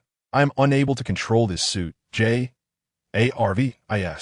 responded, leaving Tony momentarily taken aback. What? You can't control this armor? Were those previous operations not executed by you? Tony exclaimed in astonishment. Typically, when utilizing the Iron Man suit, he relied on J-A-R-V-I-S for assistance in operations such as combat and flight. Those commands were executed through J-A-R-V-I-S. Yet now, the AI claimed it could not control the suit. Had those previous maneuvers actually been his own doing? He had previously contemplated controlling the suit through thought alone, a concept requiring the integration of brainwave technology into the armor. This would enable the suit to read the brainwaves emitted by him as he formed intentions. In a later iteration, Iron Man 3, Tony demonstrated this technology with the Anti-Tony Armor 42, known as the Wastrel suit, which incorporated this capability, allowing him to don the armor without mechanical assistance, directly manipulating the components with his brainwaves during the process. However, this brainwave functionality remained a mere concept, yet to be realized. Could this suit possess the ability to read my brainwaves? How did it align with the magical realm's terminology? Sol, faced with this newfound, inexplicable feature of the armor, Tony could only marvel in silence. For in the realm of magic, the presence of such peculiar functionalities seemed entirely plausible. Very well then. Having grasped yet another extraordinary capability of the suit, Tony raised his hand, his mind conjuring the notion of an impending attack. Before the armored gauntlet, an orb of orange energy began to coalesce. As it reached the size of a basketball, at Tony's behest, the orb transformed into a robust beam of light that shot forth towards a nearby hill. Whoosh! Boom!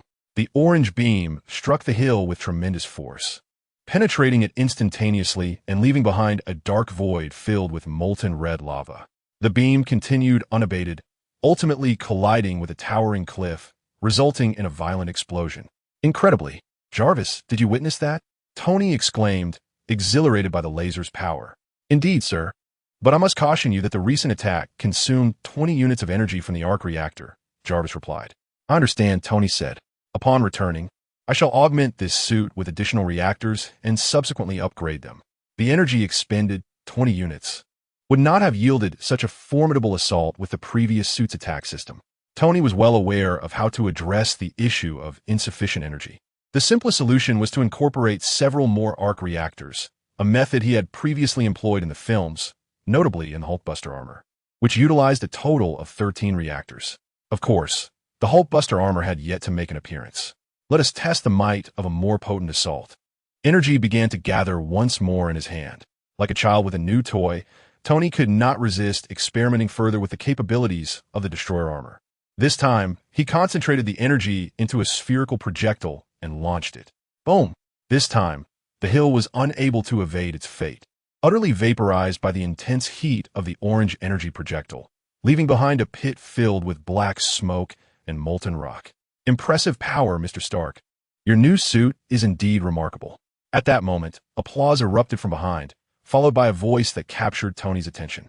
Turning cautiously, he discovered it was none other than the young genius he greatly admired, Noah. Noah, clad in his own armor, approached the Iron Man suit that bore a striking resemblance to the destroyer. Your new suit looks fantastic, Mr. Stark, Noah remarked, intrigued by the armor that had never appeared in the films. Previously, after harnessing the power of teleportation for a brief journey through consciousness across the universe, he returned to the basement, only to be informed by Lysandra of energy fluctuations akin to those of the destroyer armor emanating from Stark's villa. Curiosity piqued. He ventured over to investigate. Upon arrival, he witnessed Tony unleashing lasers and energy cannons, their power evident as they obliterated a hill. The energy appeared strangely familiar, reminiscent of the authentic destroyer's laser. Hey, young genius, your timing is impeccable. Upon recognizing the familiar figure approaching, Tony Stark lowered his guard. Mr. Stark, please refrain from calling me a little genius. It feels somewhat awkward. You may simply address me by my name, Noah replied, raising his hands in a gesture of mild discomfort. The term little genius felt akin to addressing a child, which left him somewhat uneasy. It is indeed a compliment, Tony acknowledged, but from now on, you may just call me by my name as well, Noah. Despite the fact that the individual before him was merely a 16-year-old, Noah's intellect and capabilities made it exceedingly difficult for Tony to perceive him as an ordinary child. While other teenagers his age reveled in the joys of youth, Noah stood resolutely in his battle armor, fighting alongside extraterrestrial deities. Noah approached Tony, keen to observe his new suit up close. This armor bore little resemblance to Tony's previous designs. It was adorned with sharp spikes, exuding an aura of ferocity. Did you craft this from the remnants of the destroyer? Noah inquired. Indeed, Tony responded, though I must mention that you were the one who vanquished that creature, so technically, the rights to its remains should belong to you. Nevertheless, I have put them to use. He reflected on the fact that the terrifying destroyer had been defeated through the combined efforts of Noah and Thor, while he had merely contributed as a bystander. By rights, the remnants should belong to Noah. Oh, that is of little concern. However, I would appreciate the opportunity to study your armor in the future. My interest lies not in your technology, but rather in the destroyer itself. Noah's curiosity about the remnants was genuine. Asgard's forging techniques were indeed formidable, primarily due to the exceptional skills of the dwarves who created the legendary artifacts of Asgard. Yet, since this armor belonged to Odin, Noah pondered whether it would be reclaimed upon Odin's awakening. After all, given the dwarves' prowess, they could likely restore the destroyer's armor. For now, Tony's suit presented an excellent subject for study. Certainly, that will not be an issue. Although I created this armor myself, it seems to harbor many latent powers yet to be unleashed, Tony said with a resigned shrug. I was an atheist before, completely unfamiliar with the realm of magic. Very well, should you wish to know anything, I will be happy to share my insights, Noah offered. Previously, he had been somewhat ignorant of the magical aspects of the Marvel Universe, but now, as a graduate of Kamar-Taj, he possessed a modicum of knowledge on the subject. If he encountered any gaps in his understanding, he could easily access the Kamar-Taj library for further exploration. Let's find a moment to discuss this further. For now, I have a favor to ask of you, Tony said as his black and silver armor began to stir. Are you suggesting we spar? Noah deduced as he observed Tony assuming a combat stance.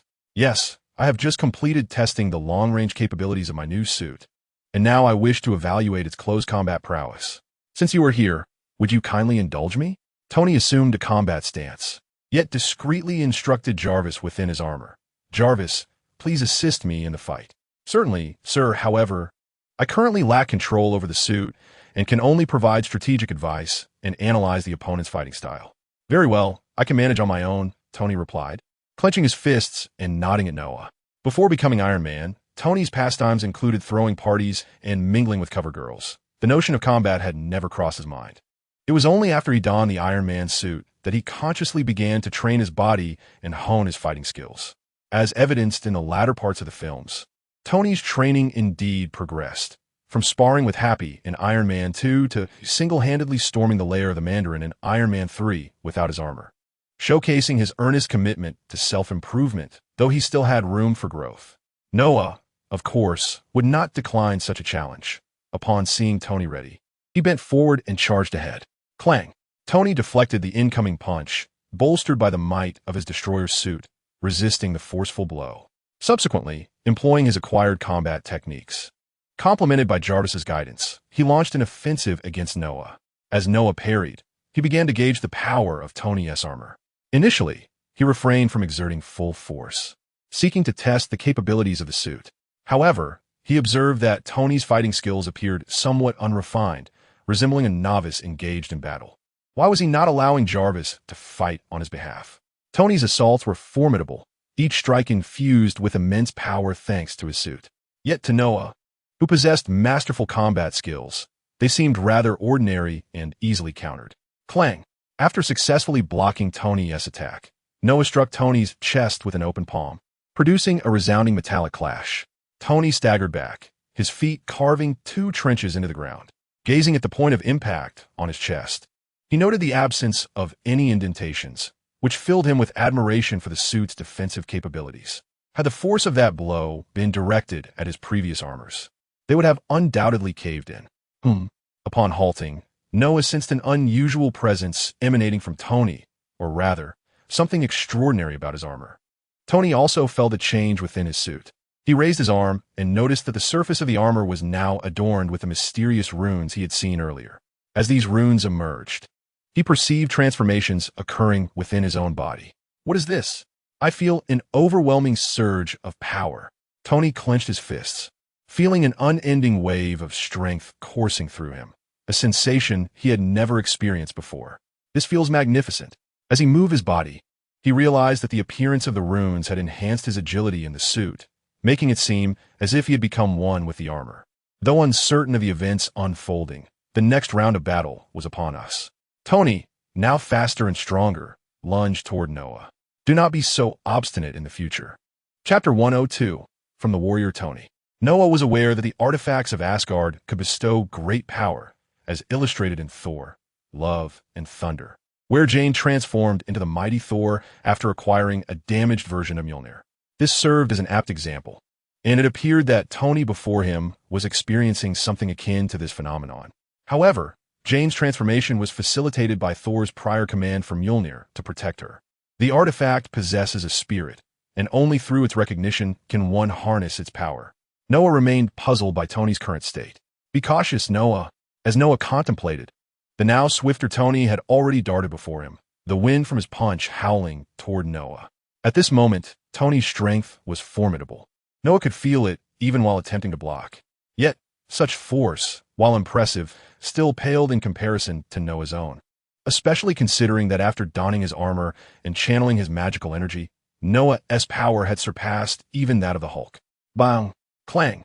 It seemed the remnants of the destroyer lacked true potency. While engaging Tony in combat, Noah pondered the situation. It appeared that Tony's current condition mirrored that of a vessel imbued with Asgardian power, akin to Jane in the film, transformed by Mjolnir's might into an Asgardian deity. However, the destroyer remnants that Tony possessed were merely fragments, thus rendering his abilities less formidable than those of the mighty Thor. Perhaps, once he gathered the remaining remnants of the destroyer, Tony could attain the full extent of that power. As Noah contemplated amidst the battle, Tony was reveling in the exhilaration of his newfound physique. The sensation was utterly invigorating. At that moment, Tony felt an overwhelming surge of excitement. Previously, his combat style while clad in armor revolved around launching missiles and firing repulsors, with only the occasional fistfight, rendering him incapable of savoring the thrill of close combat. At 35, he had indulged himself over the years, and while his wealth allowed for some respite, it could not stave off the decline in physical prowess that accompanies aging. Moreover, his body had recently suffered due to exposure to toxic substances from targets, leaving him somewhat weakened. Yet now was different. He felt an invigorating power surging within him. He believed he could fell a bull with a single punch. Uncertain if this state would persist once he shed his armor, he resolved to fully embrace this exhilarating experience while it lasted. Aware that Noah was intentionally holding back to allow him to test his suit, Tony decided to seize the opportunity without reservation. Erves had been continuously providing Tony with various combat techniques. Previously, despite having observed these techniques, he had been unable to execute them due to his physical limitations. However, due to the mysterious force within the battle armor, Tony's physique has become formidable, and his reflexes have been heightened. Consequently, upon witnessing these combat techniques, Tony's body is able to correspondingly execute them. His offensive maneuvers resemble a tempest. His astute mind allows him to swiftly assimilate the information provided by Jarvis and apply it in the heat of battle. Noah observed Tony employing a plethora of martial arts techniques, including Jeet Kune Do, Taekwondo, Muay Thai, and various forms of Chinese martial arts. Noah could sense that Tony was thoroughly enjoying himself, and he also noted that Tony's combat skills were continuously evolving. Indeed, those with sharp intellects learn and adapt swiftly in any endeavor. Sir, the reactor's energy has dropped to 5. In the midst of the fierce confrontation, Jarvis's voice struck Tony like a bucket of cold water, momentarily cooling his fervent spirit. What? So soon? Tony executed a spinning back kick, attempting to strike Noah, who had moved behind him. He felt it was time to halt the engagement. Otherwise, he would soon deplete his energy reserves. If that happened, not only would he be unable to retreat, but the shrapnel lodged in his chest, which was held at bay by the reactor's power, could become lethal. However, as Jarvis's words echoed, the armor seemed to sense the dwindling energy, causing the surface runes to disperse and conceal themselves. The consequence of the rune's disappearance was the dissolution of the power, enhancing Tony's strength. Although Tony was momentarily bewildered, he could not cease his previous motions. He sent a spiked leg backward. Noah easily blocked the kick with his forearm, and then wrapped his arms around Tony's waist, having momentarily disrupted his balance. He executed a bridge throw, a maneuver he frequently employed against adversaries. As Noah secured the waist of the metallic armor, he swiftly exerted force from his torso, bending backward and hurling Tony behind him. Smash him! Damn it! Tony desperately wanted to tell Noah to stop, for his experience card had expired. With a thunderous crash, dust billowed as the ground where Tony landed cracked under the combined force of Noah's strength and the weight of Tony's armor, significantly amplifying the impact. Thank you, damn it! My neck! Despite the protection of the armor, Tony felt as though his neck had been severely twisted in that strike, resulting in a painful sprain. Noah, sensing something amiss, noticed that the runes on Tony's armor had vanished. Why isn't he getting up? He remains in the position from a throw. Hey, Noah, come help me up. I think I've twisted my neck. Tony realized he had indeed twisted his neck, and any movement resulted in sharp pain. For reasons unknown, Jarvis was unable to assist him in maneuvering the armor to rise. His current posture, with his head buried in the ground, was quite undignified, especially with onlookers nearby, which only added to his embarrassment. Noah found himself at a loss for words, pondering the uncanny coincidence. Having just experienced a surge of excitement from battle, the spirit of Seti manifested, delivering a powerful blow, coincidentally as the opponent's enhancement faded. However, Tony had injured himself, so he decided to administer some healing. Noah contemplated as he retrieved an exquisite golden bell. The blessing of Michael not only dispelled control, but also restored health to allies. A melodious chime resonated near Tony's ear. Just as he pondered the source of the sound, he realized that his pain had seemingly vanished. Supporting himself with his hands, he lifted his head, freeing himself from an awkward position. Tony twisted his neck and discovered that indeed, there was no pain, and he felt an unexpected tranquility. The fervor of battle and the exhilaration of uncovering the hidden capabilities of his armor dissipating entirely. Perplexed, he glanced at Noah, who held the golden bell, and connected the dots between the chime and his newfound relief, surmising that this small object was the cause of his untroubled neck. He raised his hand to examine his destroyer armor. The luminous runes had vanished, yet the sensation of power remained etched in his core. Clenching his fist, Tony savored the lingering vibrancy coursing through him. How do you feel? Chapter 103, Journey to the Seaside Villa. How do you feel? Noah inquired. He was uncertain of the impact Asgardian artifacts would have on humans. Jane, for instance, experienced accelerated cancer from wielding Thor's hammer, likely due to the hammer's draining effect on human stamina. In her late-stage cancer, Jane could hardly withstand it, and upon transforming into Thor, the divine power purified her body, leaving cancer cells intact while external chemotherapy drugs were purged, exacerbating her condition with each transformation. With this in mind, Noah sensed Tony's arc reactor. The fragments in his chest had not disappeared, suggesting that the destroyer armor lacked such an ability, possibly due to the incompleteness of the artifact. Nonetheless, this was of little consequence. It sufficed to ascertain that this transformation-like ability would not adversely affect the host, perhaps merely rendering him slightly fatigued after transformation. Never had he experienced such a wondrous sensation. Tony recalled the earlier events, the tranquility brought forth by the bell stirring within him once more. For that overwhelming feeling of power left a profound impression. Oh, by the way, is this a magical artifact? Tony immediately noticed the small bell in Noah's hand. The healing of his neck and the peculiar calmness he had just experienced were evidently attributed to this bell, reminiscent of the enchanting magical items found in fantastical tales. I just heard a bell, and then my neck was healed. Was it this little thing? Yes, this is Michael's blessing, capable of healing wounds and bestowing serenity, Noah replied, shaking the bell in his hand, producing a sound familiar to Tony. Michael, indeed a fitting name. Reflecting upon the tranquil state of his mind, he felt a sense of contentment.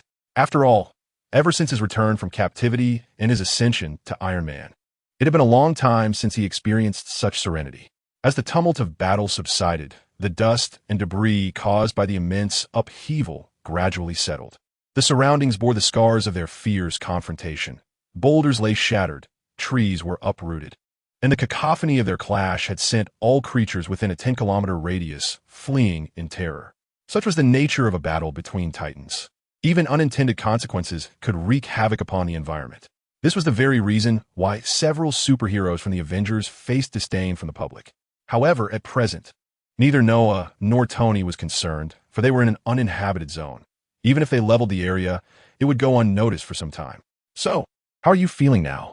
Noah inquired, noticing the runes on Tony's armor had vanished. He waved his right hand, causing the bell to disappear from his grasp.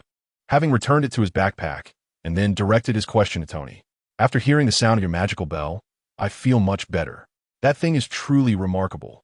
Tony responded, contemplating whether he could persuade Noah to part with the bell, but he quickly dismissed the notion. And those runes? Are you familiar with the symbols on the armor? He asked, aware that it was the appearance of those runes that had bestowed him with newfound power.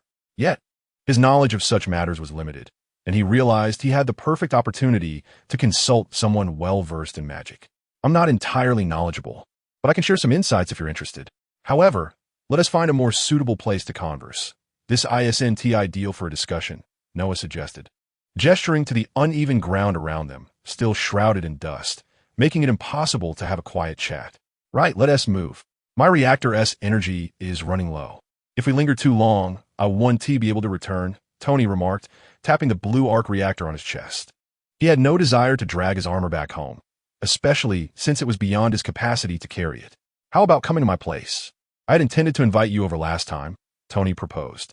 Sounds good to me, Noah agreed, eager to visit Iron Man's seaside villa, which surely counted as one of the must-see attractions in the Marvel Universe. Then let us be off. With that, the two suits of armor took to the skies, followed by two sonic booms. Welcome back, sir. Greetings, Mr. Noah. The supersonic flight quickly brought them to Tony's coastal villa, where he landed on the rooftop helipad. As Tony steadied himself, mechanical arms emerged from the periphery to assist in removing his armor. Noah, hovering nearby, pressed a button that caused his suit to retract, storing the nanomaterials within his belt. Upon descending from the rooftop, Noah was greeted by a warm and magnetic male voice extending a welcome to Stark and a greeting to him. "Oh, Noah, this is Jarvis, my butler." Tony introduced Noah to Jarvis, the intelligent system he had created, named in honor of his father's butler, Jarvis. This was Tony's tribute to the old steward. "Hello, Jarvis." Noah acknowledged, well aware of Jarvis's existence. After both had removed their armor, Tony led Noah directly to the underground laboratory, eager to learn more about the new suit, which promised to endow him with formidable power, enabling him to navigate a world increasingly fraught with unpredictability. As Noah followed Tony downward, he took the opportunity to observe the villa, his curiosity piqued by Iron Man's seaside residence. He had once contemplated purchasing a coastal property himself, inspired by Tony's exquisite abode. The villa exuded a futuristic aesthetic. From its exterior to its interior decor, it radiated a sense of advanced technology. As Noah trailed behind Tony, he keenly noted the affluence evident in the lavish furnishings and opulent decorations that adorned the space, clearly reflecting Tony's exceptional taste. Unlike Noah's own home, which bore the remnants of the manor's original decor, he considered revamping his residence upon his return, tailoring it to his preferences. Upon their arrival, the glass door of the laboratory opened automatically, a testament to Jarvis's control over the villa's facilities. Once inside, the door sealed behind them. Within the lab, Noah beheld the Iron Man suits displayed within a glass chamber. Suits 2 through 6, representing all the armors Tony had crafted thus far. The Destroyer's suit, which Tony had recently shed on the landing pad, was now housed in the laboratory, and both men approached the striking silver and black armor. Chapter 104. You metal. Rune symbols after you and that Thor defeated the steel monstrosity. You ventured to that place called Asgard, if I recall correctly, Tony remarked, standing before the suit with arms crossed, scrutinizing any alterations that may have occurred post-battle. To his surprise, despite the intense confrontation with Noah, the armor bore no signs of damage. He then recounted the events that transpired after he departed with Thor on the day of the duel with the Destroyer. "I thought of ways to leave the debris you scattered to the S.H.L. agents. I brought back the largest piece," Tony explained, believing it a travesty for such an extraordinary alien armor to be squandered on those enigmatic agents. "However, I suspect Nick has no objections. Otherwise, he would have called me long ago to return these items." Subsequently, Tony tapped a few controls on the nearby projection, instructing Jarvis to retrieve the relevant data. The metal forged into that battle armor is a remarkably unique substance, possessing an extraordinary hardness that surpasses most metals found on Earth, along with an exceptionally high energy conductivity. Tony magnified the data and addressed Noah, stating, "This metal is known as URU alloy, one of the rarest metals in the universe. It possesses immense power and magical conductivity, making it suitable for crafting formidable magical equipment. The hammer of Thor is fashioned from this very metal." Noah, well acquainted with the narrative, immediately recounted the name and properties of URU metal, recognizing it as one of the most renowned metals in the Marvel Universe. "Oh, you're familiar with this metal. So the remnants I brought back are composed of this URU alloy, and you mentioned that Thor's hammer is also crafted from it? Does that mean my suit of armor has become a divine artifact?" Tony pondered, contemplating the mighty hammer capable of wielding thunder. "Sort of. Thor's hammer was enchanted with the power of the thunder god during its creation, while the Destroyer armor, being the creation of Odin, the All-Father, was imbued with the power of the rune symbols upon its completion. Those very symbols we discussed earlier, so it should indeed be considered a divine artifact," Noah explained. However, noticing the glimmer of excitement in Tony's eyes, he added, "Yet, what you have brought back are merely remnants, not a complete artifact. If one day you manage to gather all the fragments, you should be able to obtain a fully restored Destroyer armor. Standing at over 9 meters tall, the Destroyer, though hollow, would not yield a suit of small stature once fully melted down and remade.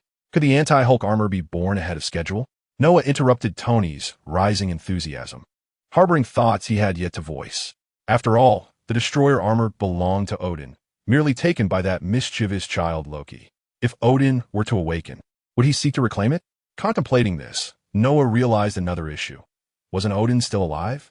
His soul should still be aware of certain events. So why would the Destroyer armor be granted to Tony? Was it permitted by Odin? Never mind. Those ancient beings are not to be overly contemplated. Overthinking leads to headaches.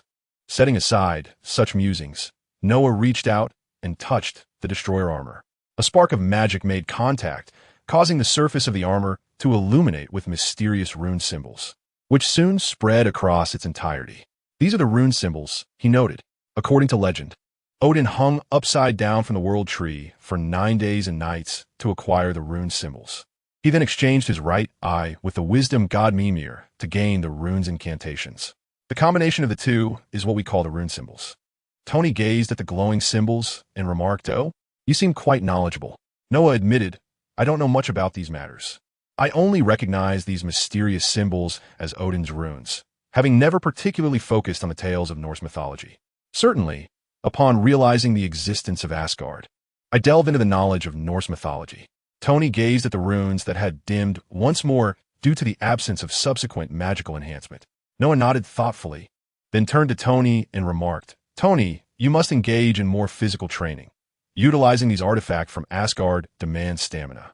Once you gather all the fragments of the destroyer, this effect will become even more pronounced." Stamina depletion? Why did I not sense it earlier? Tony inquired, perplexed, as he had not felt any fatigue after the runes faded. "Did you forget this?"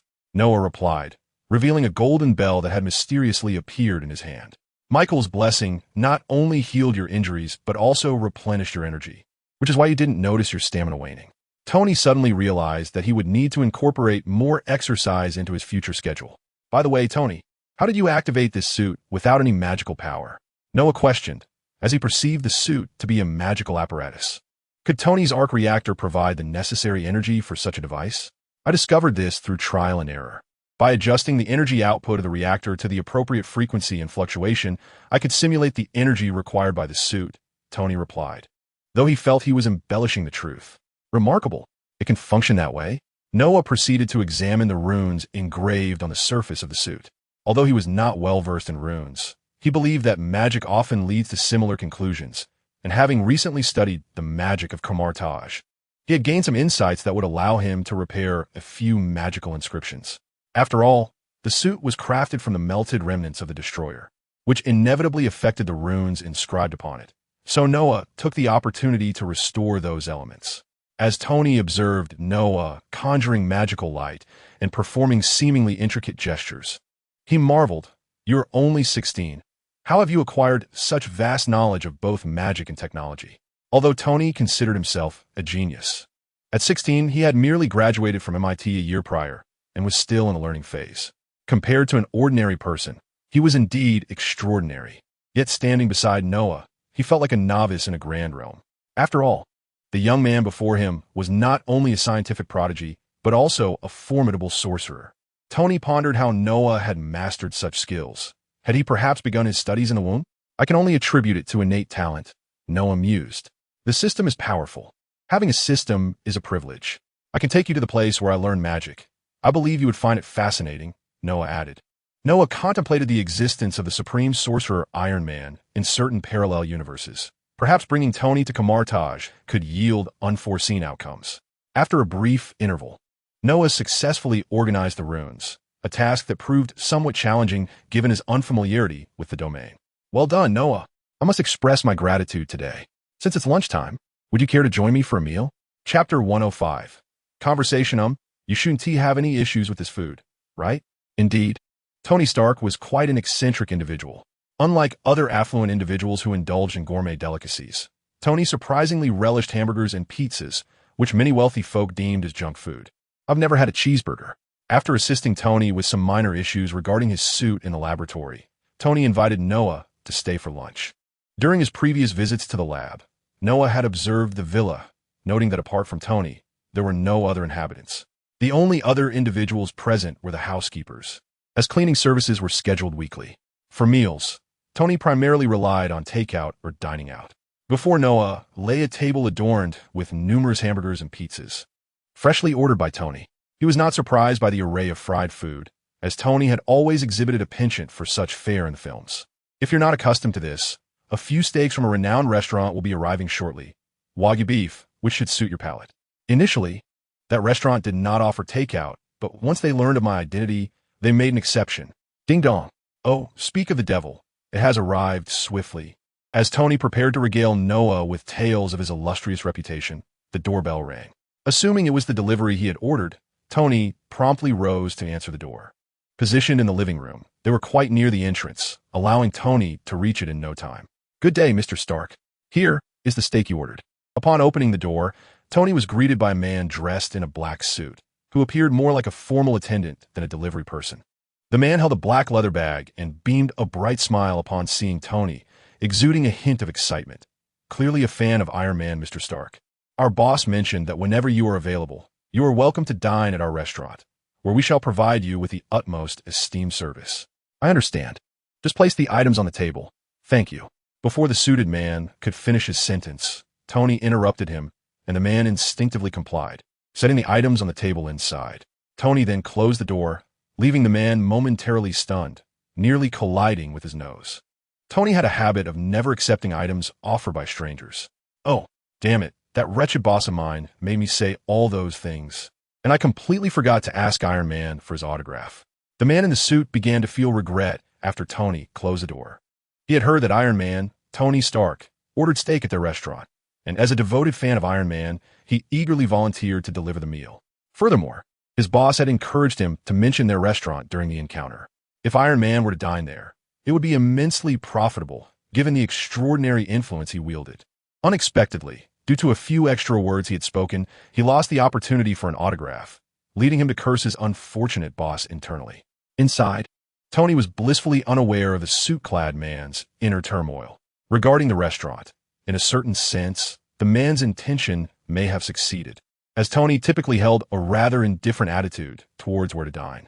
Perhaps in the future, when selecting a restaurant, he might subconsciously recall this particular establishment and decide to visit. The steak arrived. Tony placed the items on the table, unwrapping the packaging to reveal the succulent steak.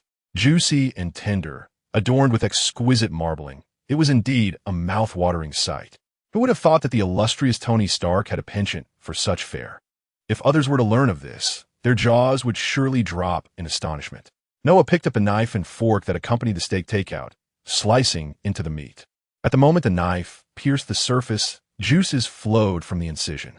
He speared a piece of the tender beef and savored it, chewing thoughtfully. The delightful taste was entirely reliant on the quality of the ingredients. The culinary skill seemed to pale in comparison to that of Lysandra. "I couldn't care less about others' opinions. I shall do as I please. Moreover, the cheeseburger is utterly delicious. Who could possibly refuse it?" Tony seized one of his favorite cheeseburgers and took a hearty bite. The robust beef, accompanied by fresh vegetables and fluffy bread, melded with the rich cheese, igniting a delightful explosion of flavor on his palate. Enjoying his beloved meal uplifted his spirits. After a few bites of the burger, Tony suddenly recalled something and instructed Jarvis to turn on the television. The black screen illuminated in response to his command, transitioning to the designated broadcast. Indeed, we unanimously concur that an unidentified individual known as the Swift Sword Hero, operating within New York, poses a significantly high level of danger. The government hopes that this Swift Sword Hero will promptly surrender his technology, enabling the American government to better protect its citizens. The television showcased a government official addressing a press conference, centered on Noah's other identity, the Swift Sword Hero.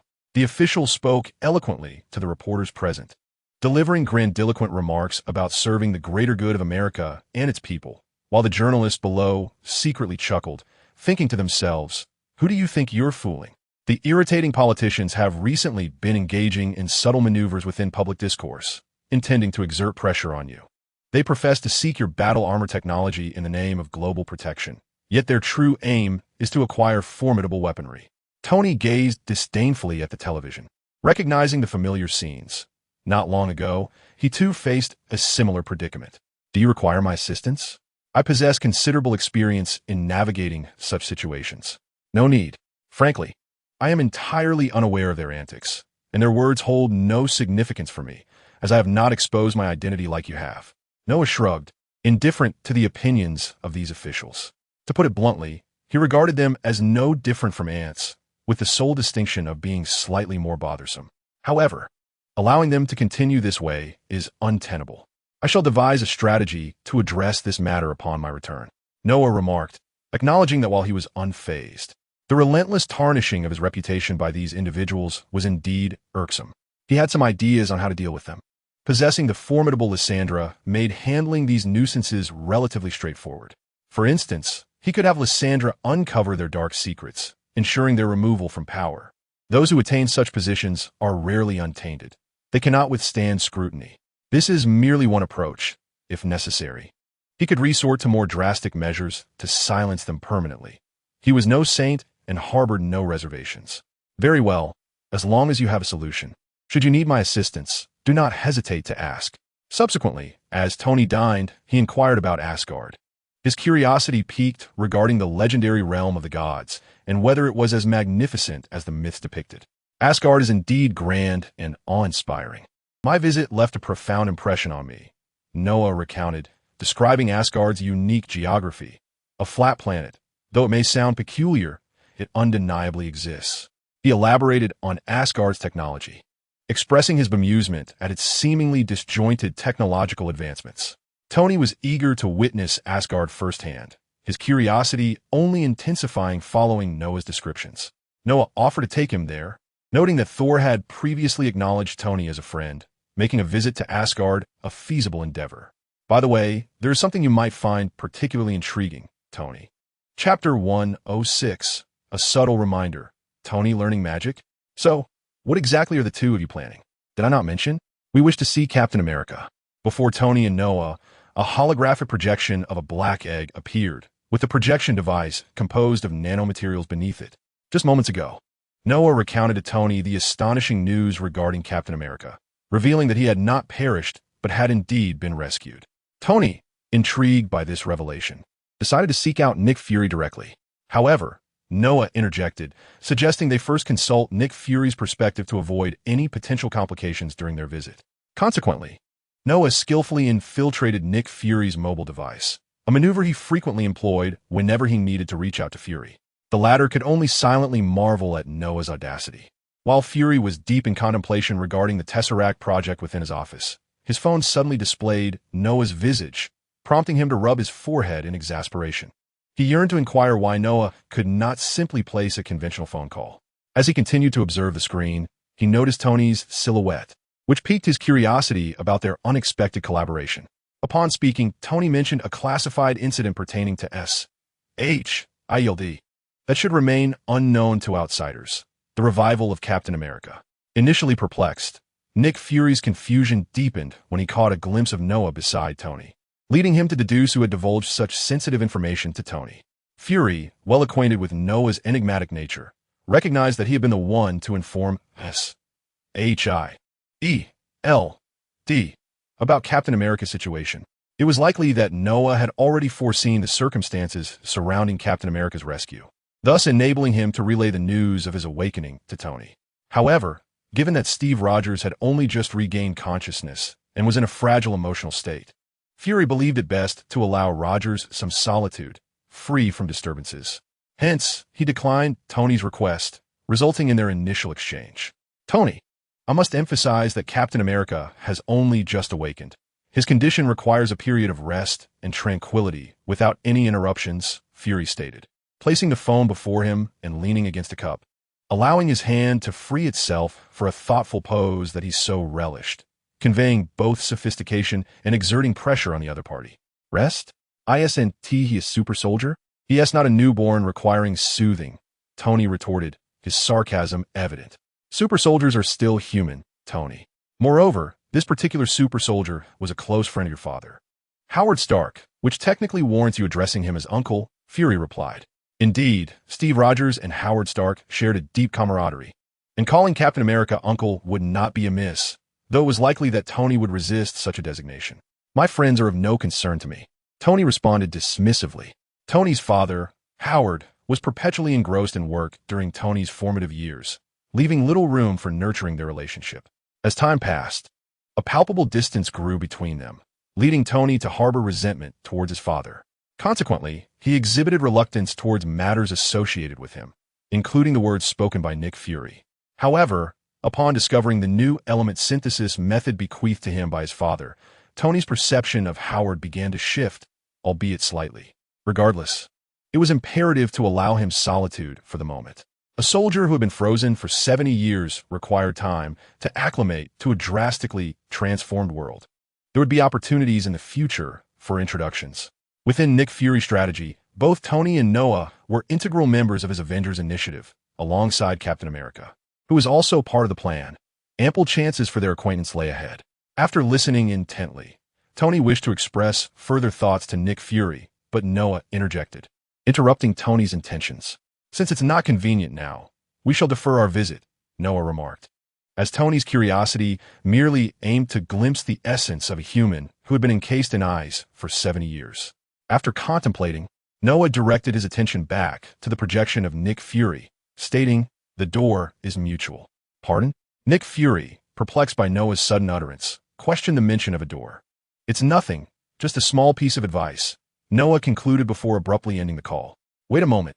Nick Fury found himself staring at the now dark screen of his phone, engulfed in contemplation. Noah's foresight suggested that his words bore significant implications. Yet why did he not articulate his thoughts more directly? The sudden remark felt akin to a riddle, prompting Fury to exclaim, "Riddle maker, leave New York."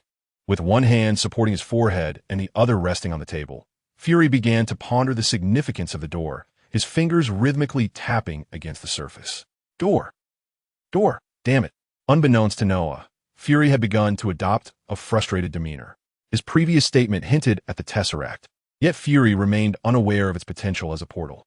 Since acquiring the Tesseract, SHIELD had been covertly studying it, as the artifact continuously emanated energy fluctuations. Those familiar with the Tesseract might exploit these emissions to glean information and perhaps even open a portal to its location, much like Loki did in the original plot of the first Avengers film. In the present circumstances, although Loki had been captured and could no longer serve as Thanos' vanguard on Earth, it was evident that Thanos would not relent. The absence of Loki would not deter other entities from arriving on the planet. During Noah's transcendent awareness earlier that morning, he sensed the state of the Tesseract on Earth, which was radiating an unusual energy wave, signifying that the time until an external invasion was drawing perilously close. However, Noah did not intend to prevent this occurrence, for it proved advantageous to him. Not only would the system refresh high-level tasks, but he could also procure advanced technology from the Chitauri for research purposes. Perhaps with a deft maneuver or two, he might even acquire a couple of Infinity Stones. Before the impending battle, he planned to evacuate the citizens or ensure the battlefield remained distant from the city. As for the secret research facility housing the Tesseract, Noah could only hope that those SHIELD agents were merely disguised as Hydra operatives. "What did you mean by door?" Tony inquired, brushing off some crumbs from fried snacks and extracting a tissue to wipe his mouth. "That's of little consequence. Don't you wish to see Captain America?" Noah replied, momentarily distracted, before extending his hand to draw a circle. To Tony's astonishment, a blue spark began to fizz in the air, expanding into a shimmering blue portal. At that moment, Noah was utilizing his own magical prowess rather than the energy of the Vishani, thus emanating a hue characteristic of his own magic. Peering through the portal, Tony beheld a rather narrow room adorned in a vintage style. A muscular man with blonde hair sat on the bed, gazing vacantly out of the window. On the other side of the portal was none other than Captain America, who had taken residence in a room temporarily arranged by Nick Fury. This time, not in a makeshift box room, but in a genuinely retro-decorated chamber. Tony, captivated by this extraordinary spectacle, involuntarily emitted a sound, prompting Noah to raise an eyebrow and swiftly close the portal. As Captain America reminisced about the past, he suddenly looked up at the ceiling, having seemingly heard an unfamiliar voice. Yet, upon glancing in the direction of the sound, he found only an ordinary ceiling, leaving him perplexed. Meanwhile, Noah, intrigued by Tony's astonishment at the enchanting magic, had already closed it before Steve could take notice. "What is this?" Tony queried, brimming with curiosity. "Just an ordinary teleportation spell," Noah responded. Tony expressed a desire to learn about the underlying principles. "That's classified. I cannot teach anyone without permission. However, should the opportunity arise, I could take you to the place where I learn magic, and perhaps you could pick up a trick or two," Noah replied. "I'm quite free at the moment. Let's south head to that place you mentioned." Tony insisted, wiping his hands and indicating his readiness. Noah found himself somewhat exasperated. It appeared that Tony, as a scientist, possessed an insatiable curiosity for the unknown. I believe it would be prudent for you to first address the issue with the device in your chest before contemplating the prospect of learning magic, Noah advised, gesturing towards the glowing metallic apparatus embedded in Tony's torso. Why not remove those shrapnel pieces? Tony touched the icy surface of the arc reactor nestled in his chest, the chilling sensation continuously reminding him of the missile fragments that lingered perilously close to his heart. These remnants had embedded themselves during a harrowing incident in Afghanistan, where he was ambushed while testing a new weapon. A bomb bearing the Stark Industries insignia detonated nearby, and fragments from the explosion became lodged in his torso. After being captured by terrorists and imprisoned in a cave, Dr. Ethan, his fellow captive, managed to extract most of the shards from his chest. However, the deeper fragments remained, as the lack of adequate medical facilities prevented their removal. To this day, Tony had refrained from seeking their extraction, relying instead on the arc reactor to magnetically hold the shards in place, ensuring they would not drift toward his heart with the flow of blood. How do you know there are fragments in my chest? Tony inquired, having never disclosed this detail to anyone outside his inner circle, save for Pepper. Magic, allowing me to perceive everything around me, Noah replied, the blue energy circulating in his hands, capturing Tony's attention. Upon hearing Noah's words, Tony instinctively shielded his groin, a gesture of self-preservation. Noah raised an eyebrow, clearly unimpressed. Please, I have no interest in a man's body. Spare me that display, he remarked, his expression one of disdain.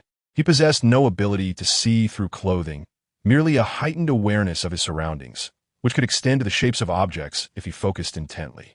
Tony shrugged, returning to a more relaxed posture. I'm quite well, thanks to the arc reactor. Those fragments pose no threat to my life. He tapped the reactor lightly, producing a metallic sound as his nails struck the surface. Are you afraid of a botched surgery that could lead to your demise? Noah queried. Certainly not. I am Iron Man. Would I fear such trivialities? Tony replied, unwilling to admit any vulnerability lest his image in the eyes of this 16-year-old be tarnished. All right, I merely meant to suggest that if you wish to undergo surgery, I recommend seeking out a surgeon named Stephen Strange. With his expertise, he should be able to extract all the fragments from your chest without harm. Dr. Stephen Strange, known as the Sorcerer Supreme before his ascension, was renowned for his exceptional surgical skills, earning him the moniker God's gift to surgery within the medical community, a testament to his extraordinary talent. However, a reckless driving incident had rendered him unable to operate, a devastating blow for a surgeon, as losing one's hands equated to bidding farewell to the profession. Fortunately, he had yet to suffer such misfortune and remain the brilliant doctor he once was, and for Tony, it was not too late to consider surgery. Who is that? The name sounds vaguely familiar. Although the individual in question is renowned within the medical field, Tony merely recognized the name as somewhat familiar, given his lack of acquaintance with the realm of medicine. And aren't you a magician? Can't you employ your mystical powers to heal me? Tony inquired. Well, it is not entirely impossible. Were I in your position, I would use my magic to extract your heart along with those fragments, subsequently allowing you to regenerate a new heart, Noah replied, extending his palm as magical energy flowed through the air, shaping itself into a surgical knife, which he gestured towards Tony's chest. Never mind, I think I shall seek out a doctor myself, Tony said, a chilling image flashing through his mind that caused him to shiver involuntarily. Noah's words were not merely intended to frighten Tony. Had he been the one to administer treatment, he could indeed achieve what he described. If the heart were lost, the power of resolute runes could potentially facilitate the regrowth of a new one. Very well then, when you seek a physician, you may call upon me. Even should the surgery fail, I can ensure your survival, Noah declared as a blue portal opened with a wave of his hand. I shall take my leave now. Do reach out when you can. With a final wave, Noah stepped through the portal, leaving Tony alone in the hall, absently touching the reactor embedded in his chest. In a military facility in New Mexico, General Ross was seething in his office. You haven't found him? After all these days, this is the best you can offer me? What on earth have you been doing? General Ross bellowed into the receiver of the telephone. Days had passed since Banner's escape, and during this time, Ross had dispatched numerous personnel in search of him, yet they had uncovered no trace, which fueled his frustration. His actions had become increasingly drastic, drawing scrutiny from his superiors. Increase the manpower immediately. We must locate him. Ross slammed down the receiver, concluding the call. The room was dim, having no lights illuminated, Yet even in the obscurity, the bloodshot whites of Ross's eyes were evident, a testament to his anxiety and anger that had deprived him of restful sleep. Clearly, General Ross's temperament had been far from tranquil of late. Is our General Ross in a foul mood? At that moment, the office door creaked open, revealing a figure in the doorway. Shrouded in shadows, Ross could not discern the visitor's features, yet he was certain this individual was not one of his subordinates. "Who are you, and what business do you have with me?" Ross asked, his hand subtly inching toward his firearm beneath the desk. "General Ross, there is no need for such furtive gestures. I harbor no ill intent. I am here to propose a collaboration," the figure at the door stated, seemingly aware of Ross's thoughts, and stepped forward to reveal his identity. As Ross beheld the visitor's true visage, his gaze began to flicker with intrigue. The figure that approached was not particularly tall, yet two striking features captured Ross's attention. Firstly, the individual possessed an abnormally large head. Their skull seemed to tower above that of an average person, with the sides bulging outward, rendering their head extraordinarily oversized. Secondly, there was the peculiar hue of their skin. As the creature with the enormous head drew near, General Ross discerned that their complexion was a vivid green, a shade he would never forget. "Upon seeing my appearance, do you not perceive anything unusual?" the large-headed entity inquired, extending its arms towards Ross. "Hulk, who exactly are you?" "I am known as the Brainiac now, but you may also recall my former name, Samuel Stern." Chapter 108. Collaboration. Samuel Stern? You are the scientist who previously assisted Bruce Banner? General Ross recognized the name, pondering for a moment before recollecting the individual's identity. Yet, he did not lower his weapon. In fact, he gripped it more tightly, for he had realized something peculiar. This strange figure, Samuel Stern, had infiltrated his office, and his soldiers had failed to respond or protect him, with the base alarm remaining ominously silent. "Ah, General Ross remembers me. I am honored. The soldiers under your command certainly left a lasting impression on me." The Brainiac stepped closer, standing directly before General Ross. The soldier he referred to was Blonsky, and it was through Blonsky that he had acquired his current form. However, he did not resent this transformation. On the contrary, if Blonsky, the abomination, were still alive, the Brainiac would express his gratitude. At that time, after being propelled by Blonsky, Samuel Stern had sustained a head injury, and the green blood of the Hulk had fortuitously flowed into his wound. The blood remarkably fused with his brain, causing a transformation that altered both his head and skin to the Hulk's color. Following this mutation, he experienced a significant enhancement of his intellect and even acquired the ability of telepathy, albeit in a weakened form, allowing him only to control smaller creatures. Thus, Samuel Stern was rather pleased with his present appearance. To him, this was not a mutation, but rather an evolution. He had even adopted a new name, Brainiac, symbolizing his aspiration to one day dominate the world. "What is it that you truly seek?" Ross inquired in a low voice. "My purpose for coming here is to propose a collaboration." The Brainiac casually pulled up a chair and sat down before General Ross with an air of tranquility, as if this were his own office. "Collaboration? How do you envision this partnership?" General Ross, though irked by the other's nonchalant demeanor, was intrigued by the implications of his skin color and wished to hear more about the proposed collaboration. "As I understand it, General Ross, over the years, you have dispatched individuals to capture Bruce Banner in hopes of harnessing the power of the Hulk to develop a controllable super soldier for the military." General Ross remained silent, his gaze fixed intently upon his counterpart. Despite the years of pursuit, the Hulk had eluded capture until mere days ago, when he had sought Ross out, only to slip away once again. "Can you refrain from your trivialities?" Ross's voice deepened as he absorbed the unpleasant revelations presented to him. "Very well. There is no need for haste. What I wish to convey is that I have conducted preliminary research into the Hulk's powers." The leader raised a hand, signaling Ross to temper his impatience, before delivering a revelation that quickened the latter's breath. "What? Ich hope you ist not." Initially, Ross was taken aback, yet doubt crept in as he scrutinized the other's green visage. "Indeed, a glance at my current form will assure you I speak the truth," the leader proclaimed, spreading his arms to showcase his appearance. "What do you require, and what can you offer in return?" After a moment of contemplation, General Ross posed the question. The evidence presented by his counterpart had begun to sway Ross's belief in the claims made.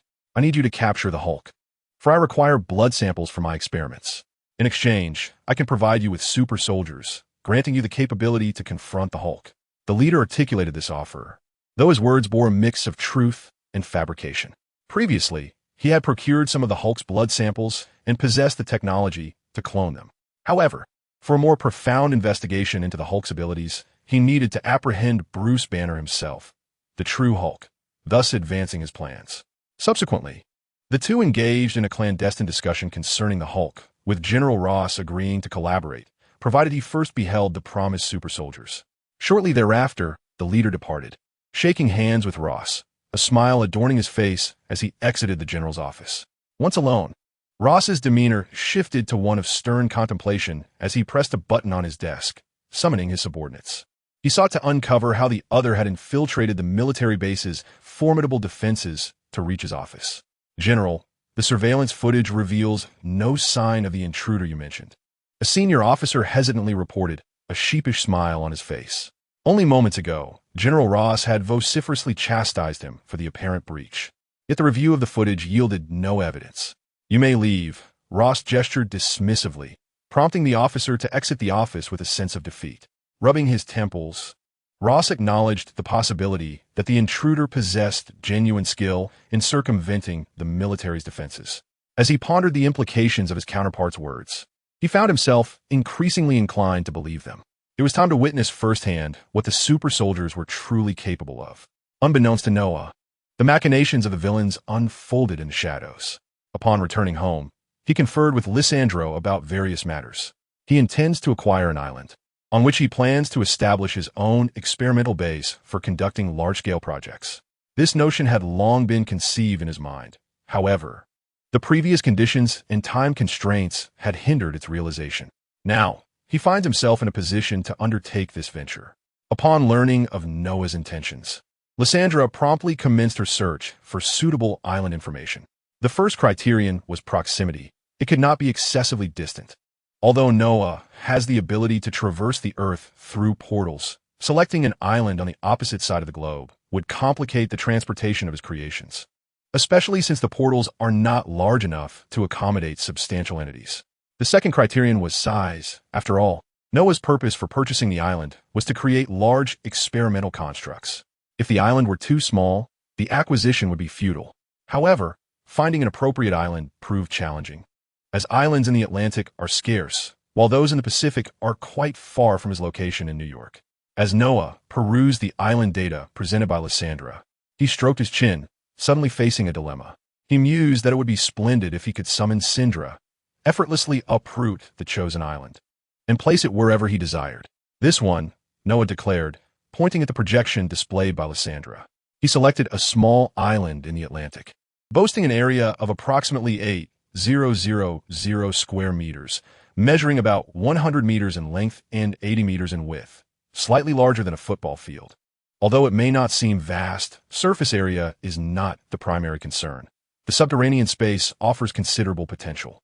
Lysandra nodded in agreement and proceeded to prepare for the island purchase. Chapter 109. Banner's location exposed, an unexpected character, suspected terrorist attack in Mexico City. Noah gazed at the link before him, accompanied by an image, stroked his chin, and clicked on it. The screen shifted to a live broadcast featuring a Mexican journalist with a slightly brown complexion reporting amidst the ruins, speaking in a language Noah did not comprehend. Lysandra, please translate for me.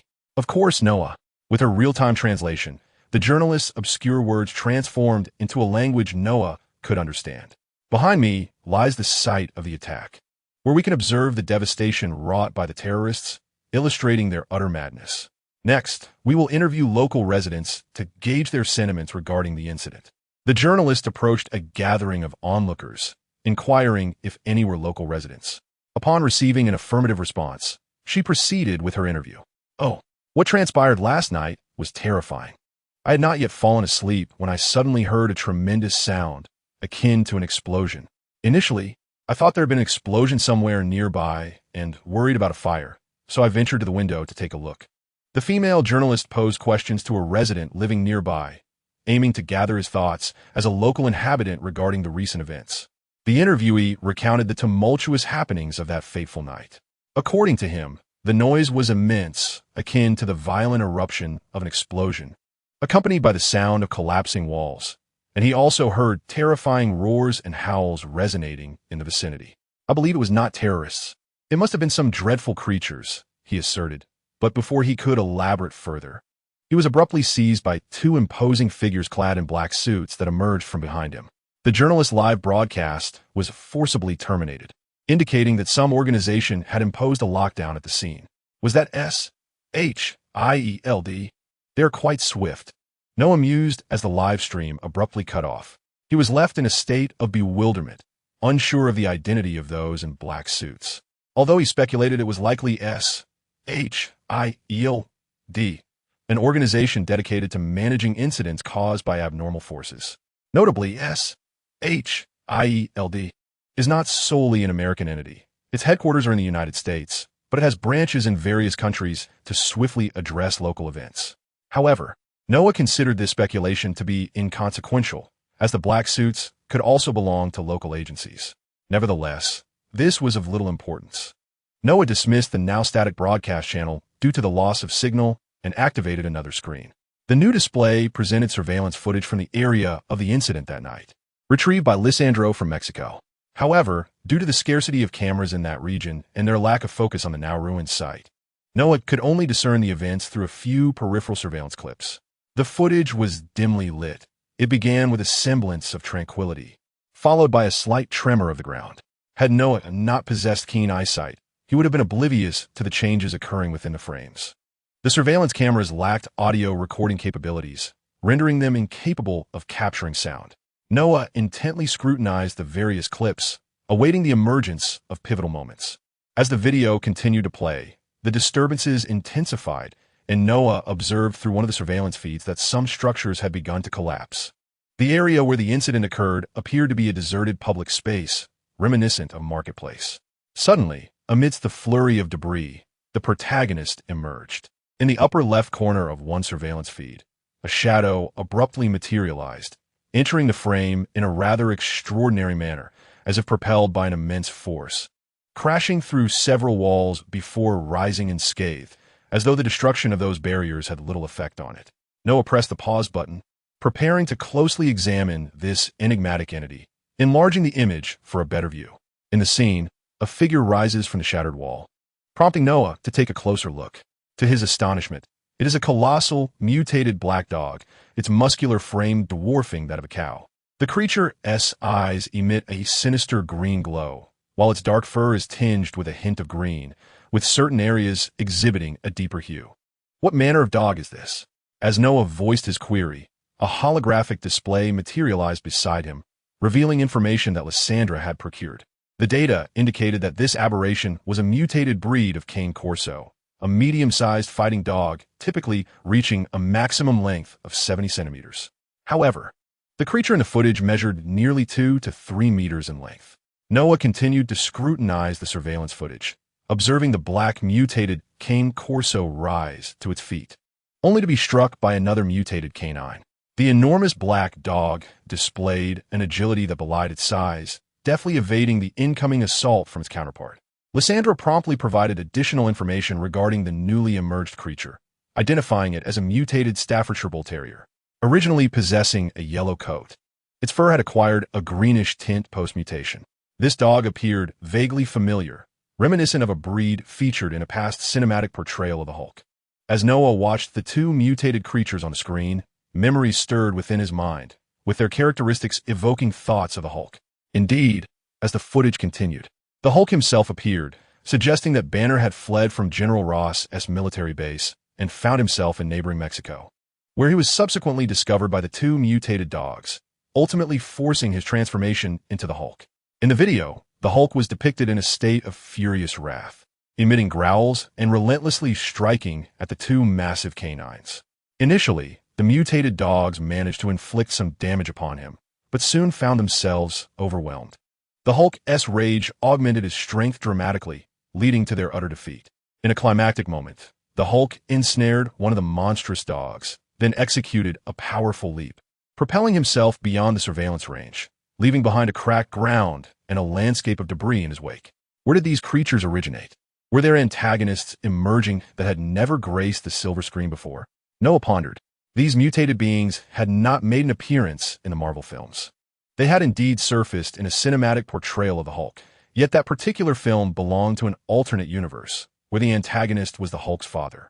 Within the Marvel Cinematic Universe, the Hulk's father had not been introduced, leaving Noah perplexed regarding the origins of these creatures and the identity of the villain responsible for their creation. However, after a brief moment of contemplation, a figure surfaced in Noah's mind, one that might be the mastermind behind this incident. Mr. Blue? Noah reminisced about the individual whom Banner and his girlfriend sought. Samuel Stern. The film depicted a scene where he was affected by Hulk's blood, yet subsequent opportunities for his appearance were lacking. However, Noah recalled that before his demise in his previous life, Marvel had hinted at a storyline where Samuel Stern would transform into the villain known as the Leader. It is highly likely that this is the individual in question, though Noah was uncertain of his abilities. He had never made a concerted effort to delve into the background of a character who had yet to appear, nor had he perused many comics, leaving him somewhat ignorant of the Leader's character, gleaning only from promotional posters that suggested this character possessed a notably large head and considerable intelligence. Nevertheless, it seemed that Banner would soon seek his assistance. Chapter 110. Does a hat have a gender? Now, Noah awaited Banner's call. He had previously evaded capture by fleeing to another country, thanks to General Ross dispatching his troops in pursuit. However, the situation had changed. A villain resembling the Leader had emerged, utilizing mutated creatures to pursue him. This incident indicated that the adversary had discovered a method to track Banner's location. Therefore, if Banner wished to lead a peaceful life, he would have no choice but to turn to Noah for help. As Noah rose, the screen before him dimmed. He was currently in his laboratory, where he had been conducting experiments on the Origin project prior to Lysandra displaying a link to Mexican news on the screen. He had yet to fully master the technologies associated with the Origin project Warwick, which he had summoned earlier, and was diligently progressing along this technological path. The impending battle in New York loomed, prompting Noah to prepare for the forthcoming spectacle. At this juncture, Noah's forces comprised himself, Lysandra, and Gwen, along with a nanorobotic army led by Blitz 1. Though it could hardly be termed a grand army, Noah had only produced a little over 100 nanorobots, as his laboratory had not expanded significantly, and he had not intended to manufacture in large quantities. Of course, should the need arise, he could continue production. Lysandra had nearly streamlined the process of creating the Autobots, allowing for a rapid deployment of troops. However, the availability of materials posed a significant challenge. The robots Noah had constructed incorporated vibranium in their composition, making large-scale production impractical. Yet, this was of little concern, as he prioritized quality over quantity. Equipping the robots with formidable weaponry would render each one equivalent to an army. Currently, he was focused on the Origin Project Werewolf, a remarkably powerful mechanical creation, as the fusion of magical and scientific principles within the Origin technology promised extraordinary strength. Thus, Noah dedicated this period to hastening the Werewolf project. Noah's work for the day was nearly complete. He believed in balancing work with leisure. After being interrupted by a sudden news event, he decided to call a day. Upon arriving at the elevator of the underground laboratory, he pressed the button for the first floor. It had been 2 days since his last visit to Tony's residence, and during this time, he had not engaged in any significant activities. Upon his return, he focused on research and training, completing 2-level tasks and earning 200 essence points. Current essence, 3,700 points. His task for the day remained unfinished, as his exclusive task monsters typically refreshed at night. Therefore, unless a major event occurred, he preferred to complete his tasks in the evening. He pondered why, after spending so long in Hell's Kitchen, these creatures continued to spawn ceaselessly. Was there some peculiar curse associated with this place? As he contemplated which region to target for his tasks that evening, the elevator reached the ground floor. At home, Noah seldom used the teleportation portal. Not that he couldn't, as there were no magical barriers in his residence. Just as he stepped through the villa's entrance, an unidentified purple object zoomed toward him. It was the World Destroyer's magical hat. It hurtled through the air at great speed, and Noah initially thought it was coming to greet him.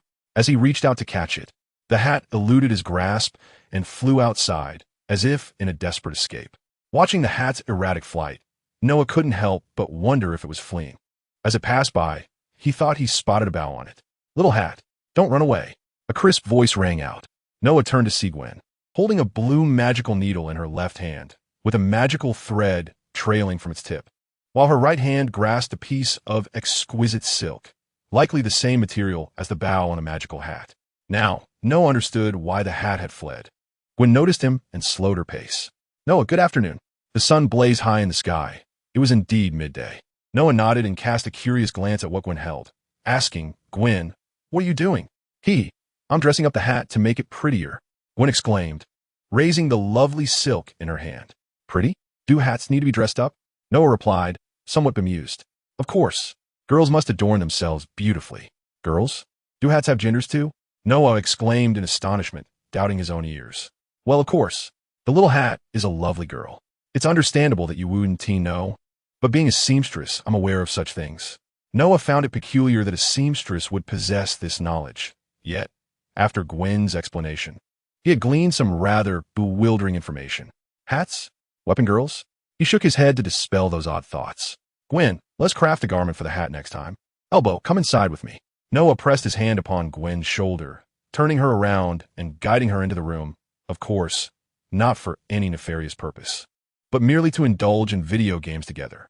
"Oh, very well." Once they entered, the enchanted hat fluttered back, its brim scratching its tip as if it were a hand, before following them into the room, eager to watch them play.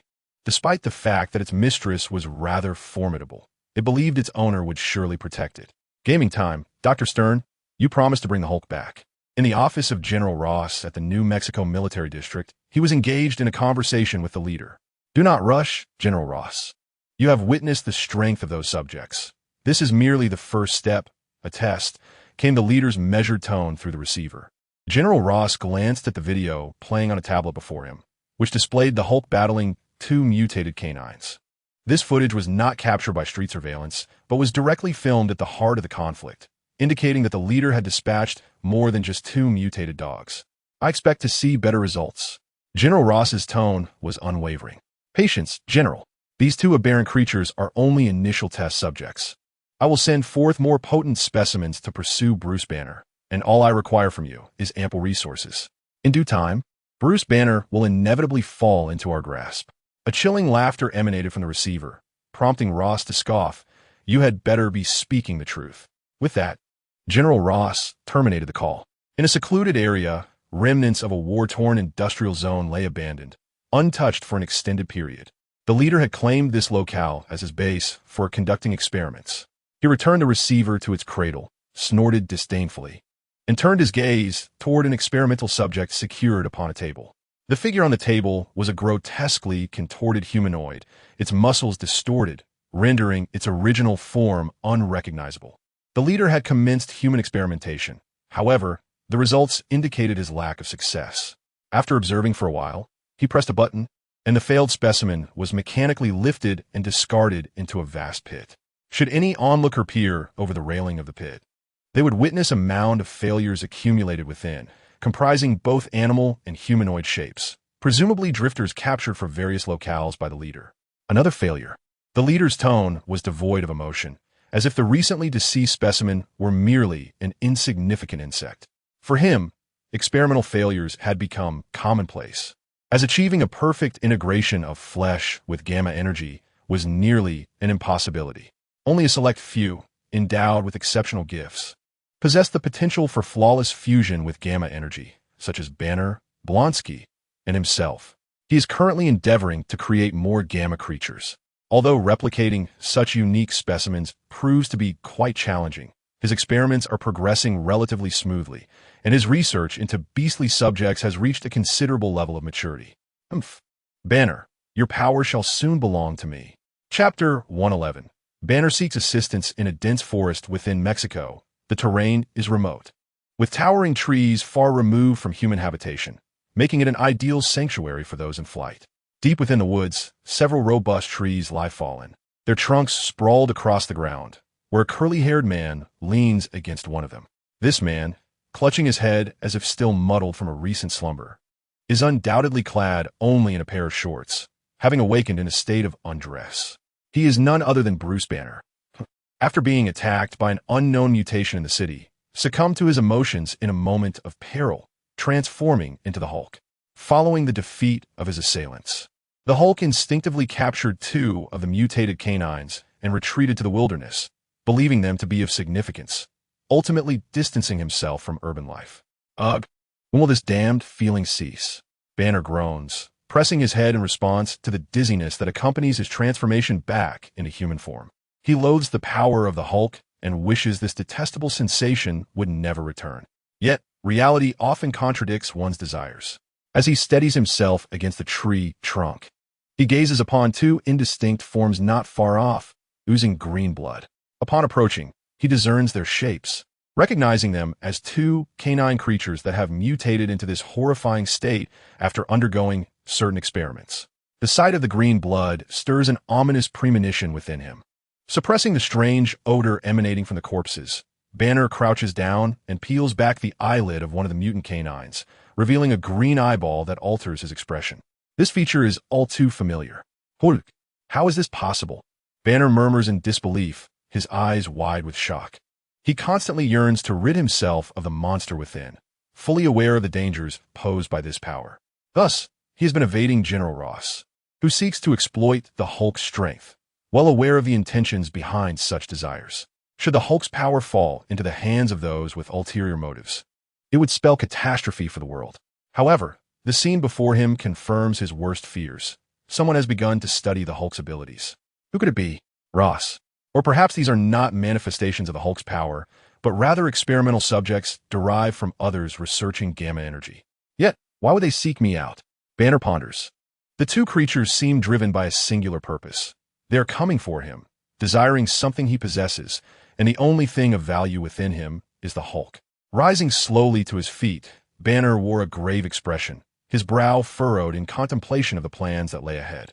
The events of the previous night had revealed that his adversary possessed a means to track his whereabouts, thus rendering his former strategy of concealment untenable.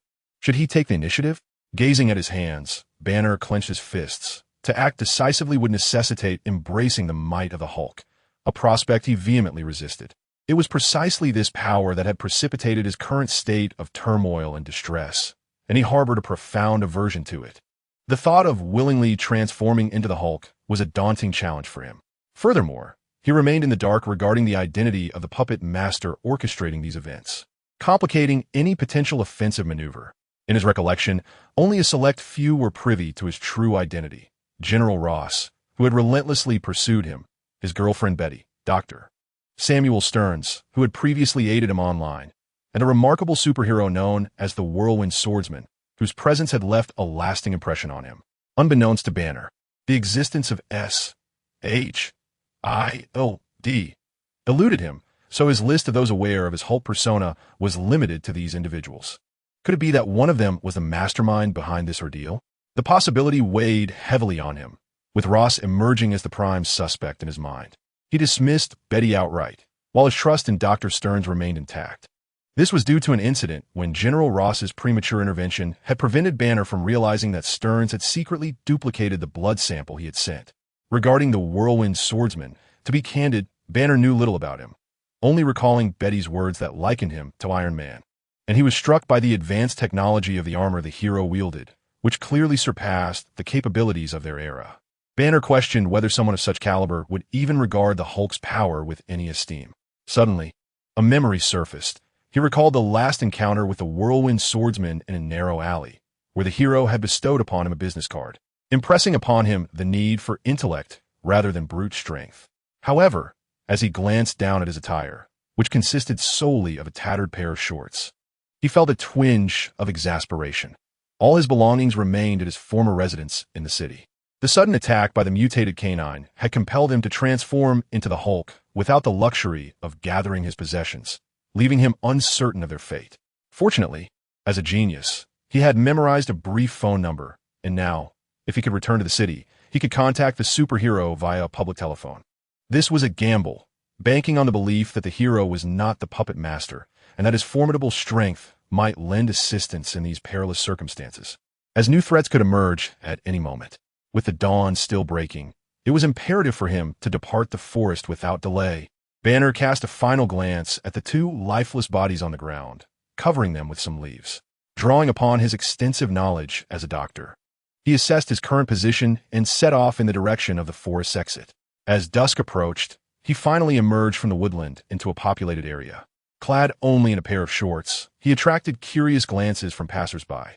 However, he had grown accustomed to such attention, having encountered similar situations numerous times before.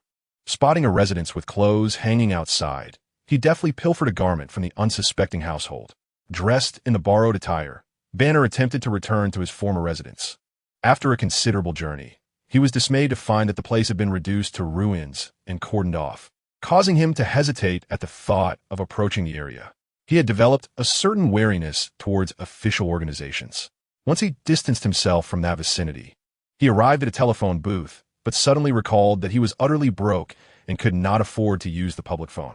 However, he devised a plan to ask nearby pedestrians for assistance. Approaching them, he fabricated a story about losing his phone and requested to borrow theirs.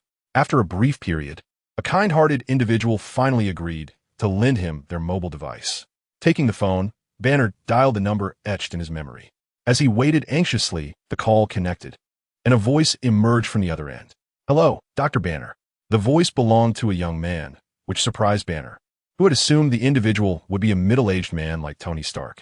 Moreover, the caller had directly identified himself, despite Banner using a stranger's phone. Hello. Is this Mr. Quicksilver?" Banner inquired tentatively, ensuring he spoke quietly to avoid drawing attention from those around him, including the phone's owner. "Yes, Dr. Banner. Have you come to a realization?" "Realization? Well, sort of. I've encountered some difficulties and require your assistance." The mention of realization likely referred to the previous invitation extended to him, and Banner's call was in essence a response to that invitation. The assurance that the caller would address the pursuit he was facing was a glimmer of hope, as he had grown weary of his tumultuous existence. "Yes, I'm fully aware of the situation. Just tell me where you are." "What?" I haven't said anything yet. "Are you sure you don't want to hear me out?" Banner replied, somewhat exasperated, feeling that the caller's confidence was rather unfounded. "No need. Just that someone has unleashed some mutated creatures to hunt you down. This has already made the news. Now, please tell me your location." "News? What do you mean it's made the news? Are journalists and television stations truly this formidable? Are they aware of such matters?" "Currently, I find myself on the city streets." In fact, Noah had instructed Lysandra to locate the other party's position as soon as Banner's call came through. He now intends to conjure a portal, but the spell requires precise knowledge of the location to open the portal at that specific point. Thus, Noah requires Lysandra's assistance. "Lysandra, can you infiltrate their satellites and determine Banner's exact location?" Noah inquired after silencing the call. "Of course, Noah. Just a moment," came Lysandra's reply. With her exceptional skills, most of the technology in this world seemed trivial. Within mere seconds, a satellite image revealing Banner's location appeared before Noah. "Banner, you can return the phone to that passerby now. Head to the alley beside you," Noah announced as he turned off the mute. Banner glanced at his phone and began to survey his surroundings, beginning to suspect that this swift swordsman had been observing him the entire time, as if he knew everything. However, he could not spot the armored figure, though he did see the alley mentioned. "Shall I hang up now?" Banner asked, and upon receiving no response, he ended the call, thanking the passerby as he returned the phone. As he approached the alley, Banner overheard discussions among the crowd about the events of the previous night. Although they spoke in Spanish, Banner had wandered through various countries over the years and had picked up a bit of the language. He expected to hear topics revolving around a green monster, yet the conversation centered on a terrorist attack that had occurred, with the individuals speculating about potential antisocial terrorists.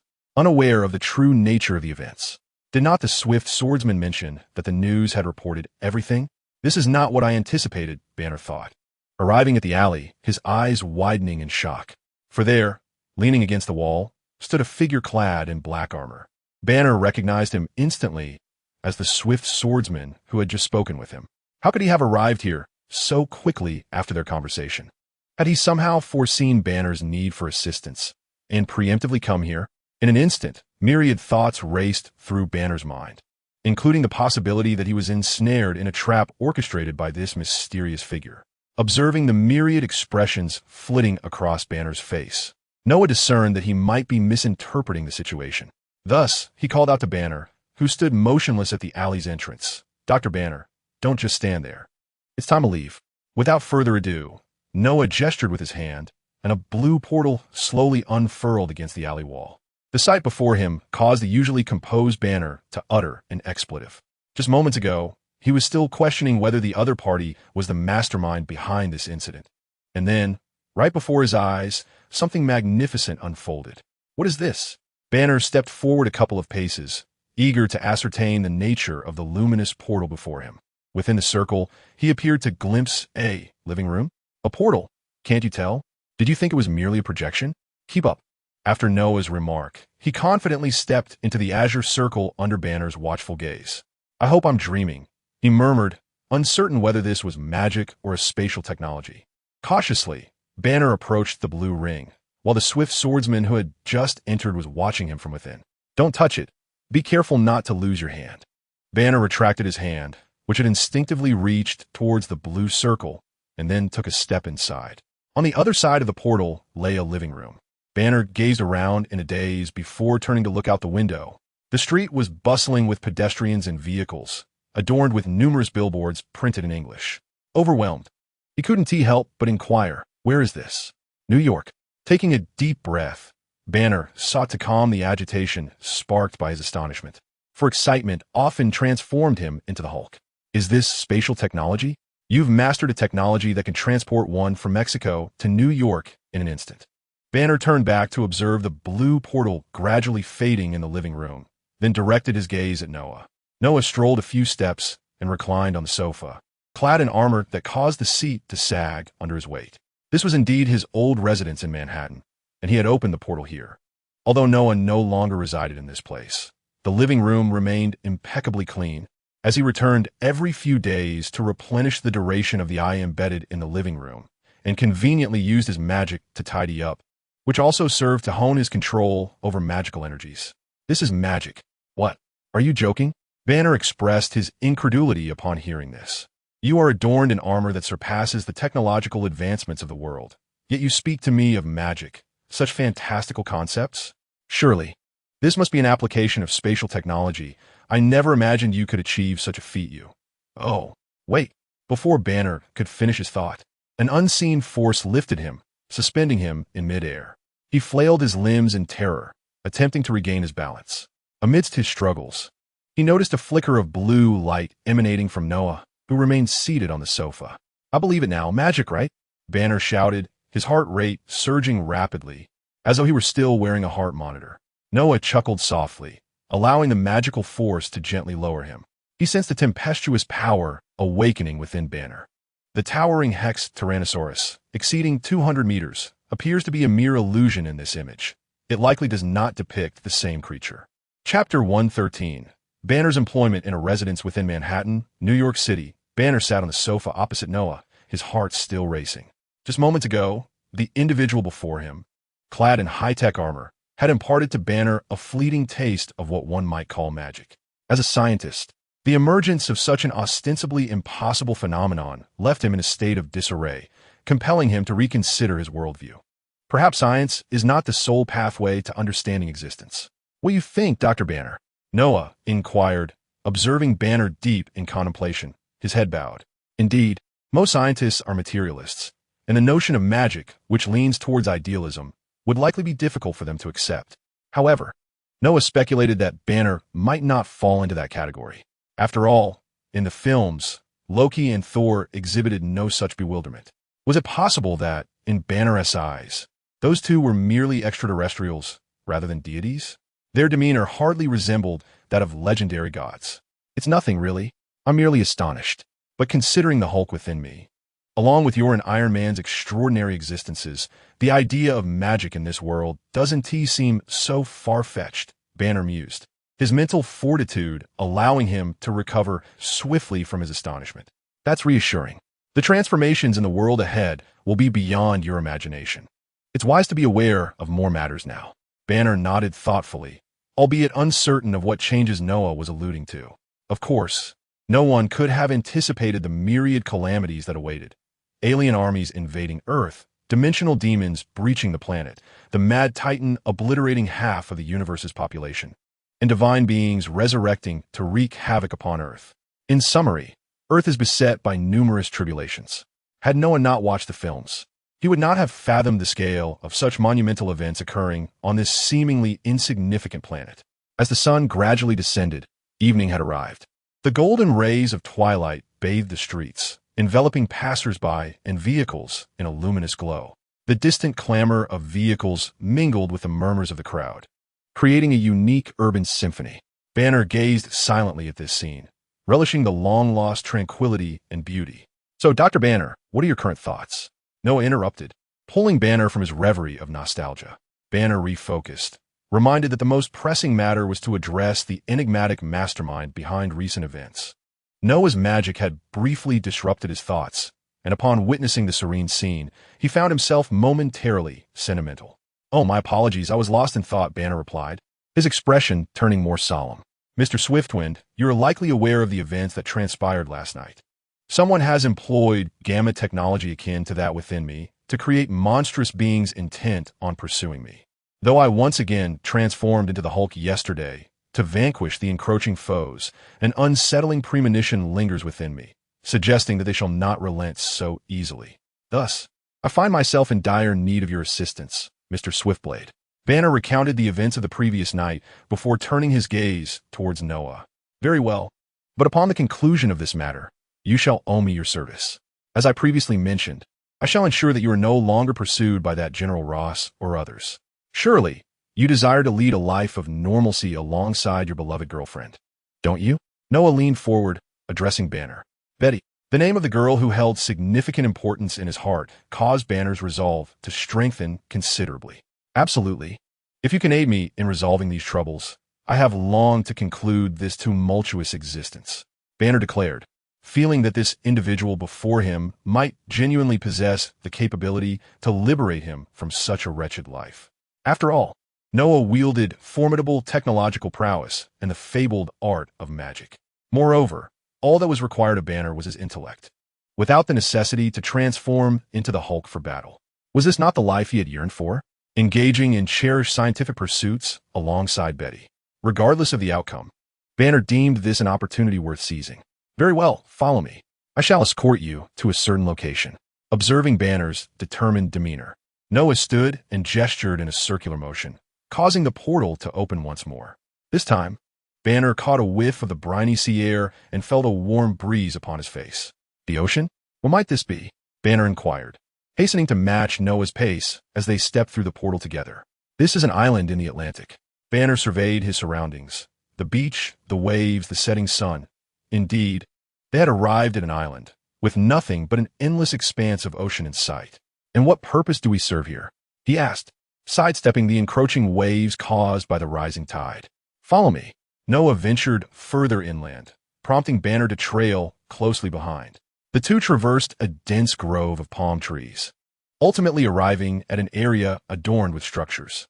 Standing beside Noah, Banner gazed ahead and beheld a resort. The only term that came to mind was resort, with quaint cottages, swimming pools, various entertainment facilities, and bars. Had the Swiftblade brought him here for leisure? Is this what it appears to be? Banner questioned, bewildered. Patience. The main event has yet to unfold. All of this serves as mere camouflage. Noah continued forward, entering one of the cottages and guiding Banner into a small room. As they stepped inside, the room's decor began to morph. The wooden walls transformed into sleek white metal, descending to reveal an elevator leading underground. Noah had arranged for Lysandra to procure this island days prior, and the formalities had been swiftly completed. Noah, on that very day, proceeded to the island with all the nanobots to commence their operations. The efficiency of the nanobots is beyond question, and Noah had ample construction materials at his disposal, all previously stored. Consequently, within less than 2 days, a discrete resort on the island, along with the base situated beneath it, was completed, including the time Noah spent on the initial design. Is this a laboratory? As the white metallic door swung open, Banner beheld the scene within. Numerous robots were transporting metallic materials, constructing certain facilities in a manner unfamiliar to Banner. It resembled a factory, yet there were also numerous advanced experimental apparatuses, leading him to believe it was indeed a laboratory. "Yes, but hold on, Blitz, come here for a moment." Noah gestured toward the bustling assemblage of robots, and shortly after, a white robot approached. Blitz 1, modeled after the Apple robot skin. Previously, He served as the butler robot at Noah's estate, but Noah had temporarily reassigned him to this location. After all, he was the foreman of the robots, and construction required his expertise. Blitz scanned Dr. Banner. Noah turned to Banner and nodded, saying, "Dr. Banner, after the scan, you will not be eliminated as an enemy by the defense system." Banner nodded, watching as the towering robot before him emitted a scanning beam. His gaze scanned the underground base, confirming that the technological prowess of this place was indeed as formidable as he had imagined, with artificial intelligence technology employed so adeptly. "All right, let us discuss how to confront the enemy." "Very well, what do you intend?" "What?" Banner turned, only to be met with yet another astonishing sight. Chapter 114. This age? Banner believed that even an individual of extraordinary talent requires time to acquire knowledge to reach a certain pinnacle, like himself and Tony Stark the Iron Man. Thus, in his mind, the Wind Blade Swordsman, a superhero comparable to Iron Man, should be of a similar age, perhaps in his 30s. After all, he was not only a top-tier scientist, but also possessed the peculiar power of magic, which surely required time to master. Hence, Banner was inclined to assume that this individual was not young. However, upon turning to face the Wind Blade Swordsman, he was met with a surprising sight. What? Upon turning back, Banner noticed that the nanotech armor had been removed while he observed the laboratory. He had expected to see a mature man in his 30s, but instead, he found a tall, handsome young man who appeared to be in his 20s. The visage beneath the armor was utterly unexpected. Could it be that he had discovered the secret to eternal youth? "What is it? Do I have something on my face?" Banner's actions drew Noah's attention. "No, I merely wish to inquire, Mr. Windblade Swordsman, how old are you?" I apologize, I meant no offense. I was simply curious." Banner inquired carefully, cautious not to offend others with his questions. 16? Is it truly so?" At that moment, Banner felt utterly speechless, questioning whether the other party was jesting. It was difficult for him to fathom that someone of such tender age could achieve such remarkable feats, developing advanced technological armor and mastering enigmatic magic. Had this individual been learning since their very infancy? "Why deceive you, Dr. Banner? Let's not dwell on such matters. Instead, let us discuss how to resolve your predicament." Noah had encountered similar astonishment several times before. Regaining his composure, Banner realized that dwelling on age was irrelevant. There lurked an adversary in the shadows, keenly observing. The immediate concern was to address this hidden threat. Noah gestured for Banner to follow him, as they needed to deliberate on how to locate the individual responsible for creating the mutated canines. Although Noah had an inkling of the enemy's possible leader, he remained unaware of their whereabouts. "Are you truly 16? Should I show you my driver's license?" It seems that in the U.S., identification typically takes the form of a driver's license. "No, that won't be necessary." Plans were being formulated. "Lee, do you have any strategies?" "Dr. Banner, it appears that prior to my transformation into the Hulk last night, I had taken those two mutated creatures with me. Where are their remains now?" Noah stroked his chin, contemplating the plan, then recalled the footage he had viewed earlier. Those two canines, created using Banner's blood, might prove useful. I believe I left their remains in a forest near Mexico City. Should we head there now?" Banner remembered the forest where he had awakened, recalling how he had hastily covered the bodies with leaves. Noah nodded, activating a holographic projection, and subsequently accessed a satellite map. Previously, while permitting Lysandra to infiltrate the satellite, she had gained complete control over it. Although ostensibly belonging to another nation, the satellite was effectively under Lysandra's command, remaining undetected by others. Thus, Noah could observe the terrain at any time. "Do you recall the approximate location?" Noah queried, having exited the view of Mexico City and directing his attention to Banner. "Perhaps around here?" After a moment of contemplation, Banner pointed to a forest surrounding the city. "Lysandra, could you assist me in locating it?" Noah believed it prudent to enlist Lysandra's aid. Her capabilities would expedite the process significantly compared to his own efforts. Of course, the imagery began to shift, and within moments, Lysandra pinpointed the location where Banner had awakened, leaving him somewhat astonished. "Is this your artificial intelligence?" Banner heard Noah just utter a name, Lysandra, and then a female voice emerged, prompting thoughts of artificial intelligence. It was said that Iron Man possessed his own AI, and surely his counterpart, the Swift Swordsman, must also have one. "Well, her name is Lysandra, Dr. Banner. Shall we take a look over there? Would you care to join me?" Noah casually replied to Banner's inquiry, glancing at the satellite imagery. With the coordinates established, the portal could be accurately positioned. A blue spark crackled to life as the portal opened. Banner decided to accompany him, and the two stepped through the portal. By this time, evening had passed, and darkness had enveloped the forest, rendering visibility nearly non-existent. The night was filled with the sharp chirping of insects and the mournful cries of birds, creating an eerie atmosphere. Buzzing, Noah formed hand seals, conjuring several magical runes from Heimerdinger. Soon, a radiant orb of light emerged, dispelling the surrounding gloom. The sudden brightness startled numerous birds, causing them to flutter away in alarm. This was a minor spell from Heimerdinger, which Noah found quite useful and had taken the time to learn, along with many other small incantations. After all, a multitude of skills is never burdensome. Banner, having grown accustomed to such wonders, felt a flicker of curiosity about the principles behind the magic, but deemed it more appropriate to discuss it later. Once the light illuminated the area, Noah surveyed his surroundings. A few fallen trees confirmed that this was indeed a place Hulk had visited. After a brief scan, Noah spotted the pile of leaves concealing the bodies mentioned by Banner.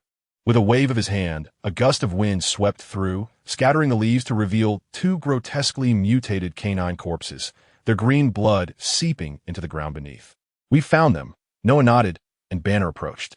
With their targets located, the next step was to transport them back to the laboratory for further examination. Channeling his magical energy, Noah lifted a section of the ground, as the gamma-radiated blood had already permeated the soil. He deemed it prudent to take the earth along, lest something like a worm monster emerge later. Startled by the commotion, Banner took a few steps back, his curiosity about Noah's magic growing. He wondered if such extraordinary sorcery could perhaps resolve the Hulk within him. He intended to inquire with Noah at an opportune moment. "Let us head back," Noah said, turning towards the portal, with a large chunk of earth floating behind him, cradling the two bodies. He expanded the portal, sufficient only for two, and together with Banner, they returned to the laboratory. Now they would see if these corpses could lead them to the mastermind behind the scenes. Chapter 115. The stakeout operation begins. Are you certain this will not lead to complications?" Banner asked, glancing around with uncertainty. At this moment, Banner was no longer in Noah's Island laboratory, but had returned to the dense forests of Mexico. However, he found himself not in the original location where he had awakened, but rather in a different part of the forest, for remaining in the same spot could arouse suspicion. Rest assured, you will be safe. All you need to do is release some of the gamma energy within you. Nonetheless, you may need to camp here for a while. Noah stood beside the portal, laying out some materials for setting up a tent. Previously, he and Banner had established a device in the island laboratory to track gamma energy. However, due to the passage of time and the diminished gamma energy from the two mutated creatures, the traces they left behind were gradually dissipating, making it impossible to trace them back to their source, the puppet master, so to speak.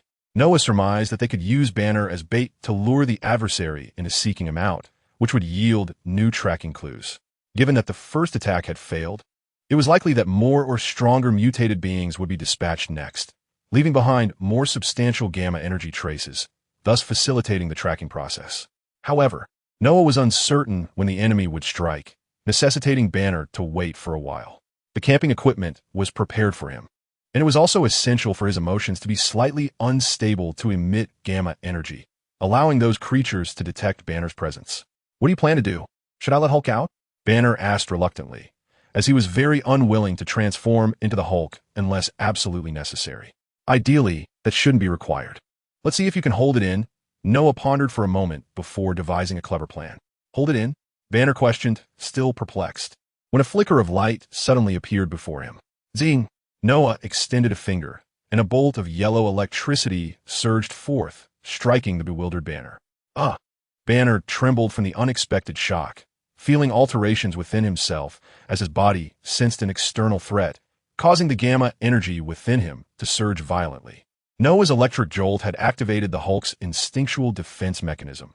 Banner's skin began to turn green, with signs of his physique expanding, his clothing straining to its limits, already showing signs of tearing.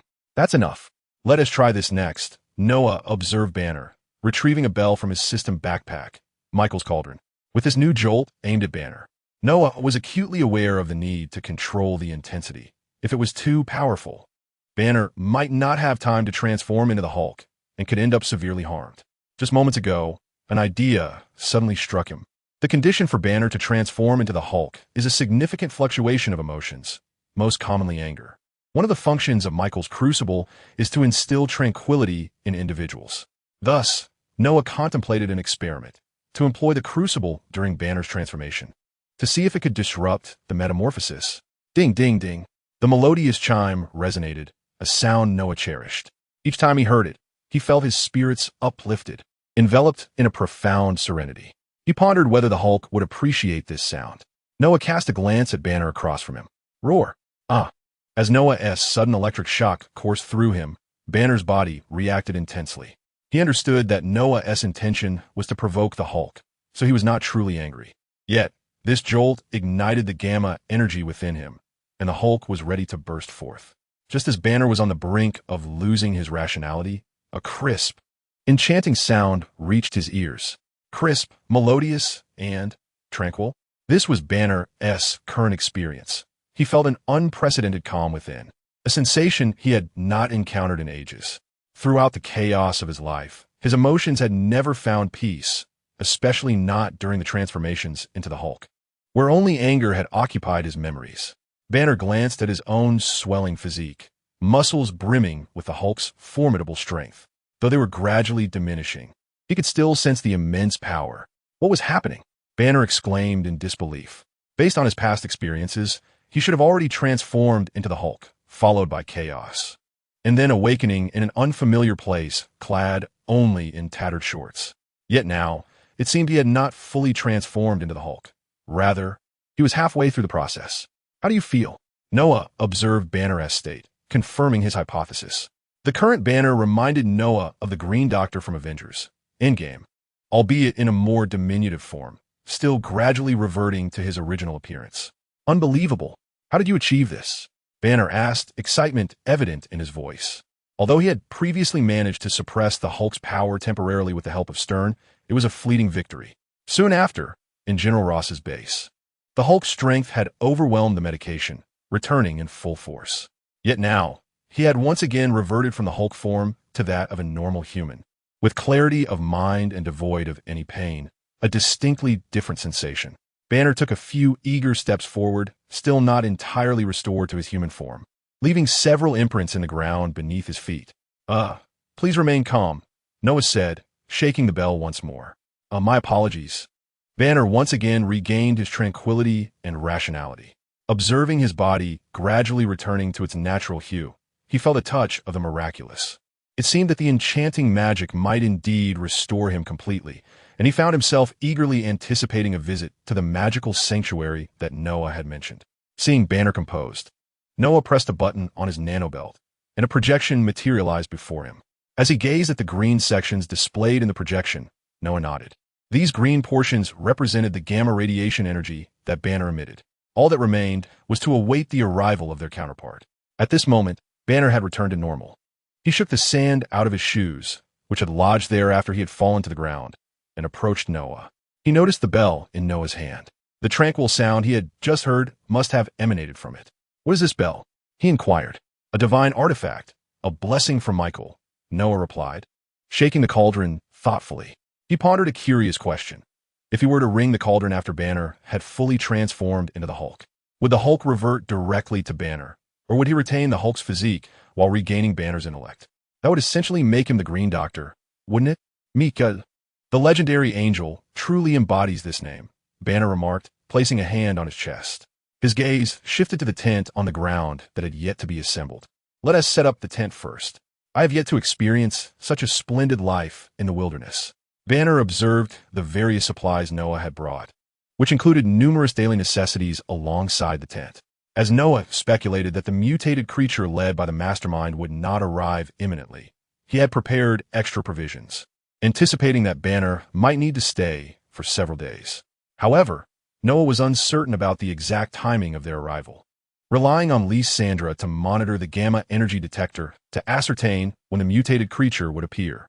Just press that button, Noah instructed. Noticing that Banner was preparing to erect the tent, he walked over and pressed a button on the tent, causing it to inflate instantly, completing its construction on ground. Oh, that's quite convenient, Banner remarked. Now, Dr. Banner, you shall wait here. Should the creature manifest in the forest, I will be promptly informed. You need not worry about transforming into the Hulk. Noah prepared to depart, having no intention of camping alongside Banner. All right, Banner replied, not wanting to be overly sentimental. He nodded and watched as Noah stepped into the portal, which diminished until it transformed into a cascade of sparks that vanished into the air. Banner rubbed his hands together, preparing to ignite the small stove on the ground. This solitary existence had become his norm over the years. He had long since acclimated to it. Chapter 116. The Beast Unleashed. The Swift-Wind Swordsman is a societal destabilizer. Clad in a menacing high-tech battlesuit, he roams above us daily, threatening our safety. The government has issued a notification, hoping that he will willingly surrender his battlesuit technology to the American government, allowing us to better protect our nation and its people. We hope this Swift-Wind. The screen resonated with the articulate discourse of a certain congressman during a hearing, fervently proclaiming phrases such as, "For America, for the people, for peace." Noah listened, feeling as if he were enduring a farcical performance. He had encountered moral grandstanding far too often. Such tactics had long been the modus operandi of the American government within the Marvel Universe, similar to their previous treatment of Iron Man. However, Iron Man had been on the brink of palladium poisoning, leading him to grant a suit of armor to his trusted comrade, Rhodey, thereby making a minor concession to satisfy the government's demands while also easing the relationship between Stark Industries and the authorities. In stark contrast, Noah was not inclined to make such compromises. Unlike Tony, he had not publicly revealed his identity, leaving the opposition to merely condemn him on television. Noah had no intention of heeding their words. Noah harbored no affection for the American government within the Marvel realm, as their actions often bordered on the absurd, such as their penchant for experimenting with dangerous artifacts beyond their comprehension, exemplified by the Tesseract. Although SHIELD primarily conducted these studies, they were sanctioned by higher authorities. Furthermore, the reckless decision to launch nuclear missiles without regard for the safety of hundreds of thousands of citizens, although not yet realized, only solidified Noah's disdain for their foolishness. These individuals were exceedingly vexatious. He switched off the screen, recalling that there had been multiple hearings regarding him, as Tony had previously informed him and offered assistance, which Noah had declined, viewing the matter as trivial. Yet, an incessant annoyance akin to a persistent fly could wear anyone's patience thin. Noah resolved to allow Lysandra to impart a minor lesson to these officials. Attaining a position as a congressman often implied some degree of moral ambiguity. Of course, should he genuinely embody integrity, Noah would spare him. For the time being, he contemplated allowing them to continue their antics for a while. In due course, once his power and technology had sufficiently advanced, he envisioned unifying the nations of Earth into a planetary alliance, steering humanity towards the cosmos. However, that was a distant endeavor. For now, Noah believed it prudent to prepare for the impending threats posed by Thanos and the Celestials. Considering the American government's affairs mere trifles along the path, obstacles easily cast aside with a swift kick, warranting little concern, he shifted his focus to Banner, switching off the news and navigating to the gamma ray detection interface, which displayed the gamma radiation surrounding Banner, along with the readings from the city and forest he inhabited. He hasn't made a move yet. How puzzling. Such a lack of diligence, Noah remarked. It was daylight now, and Banner had spent the night in the forest without any monstrous disturbances seeking him out. It seems that the waiting must continue.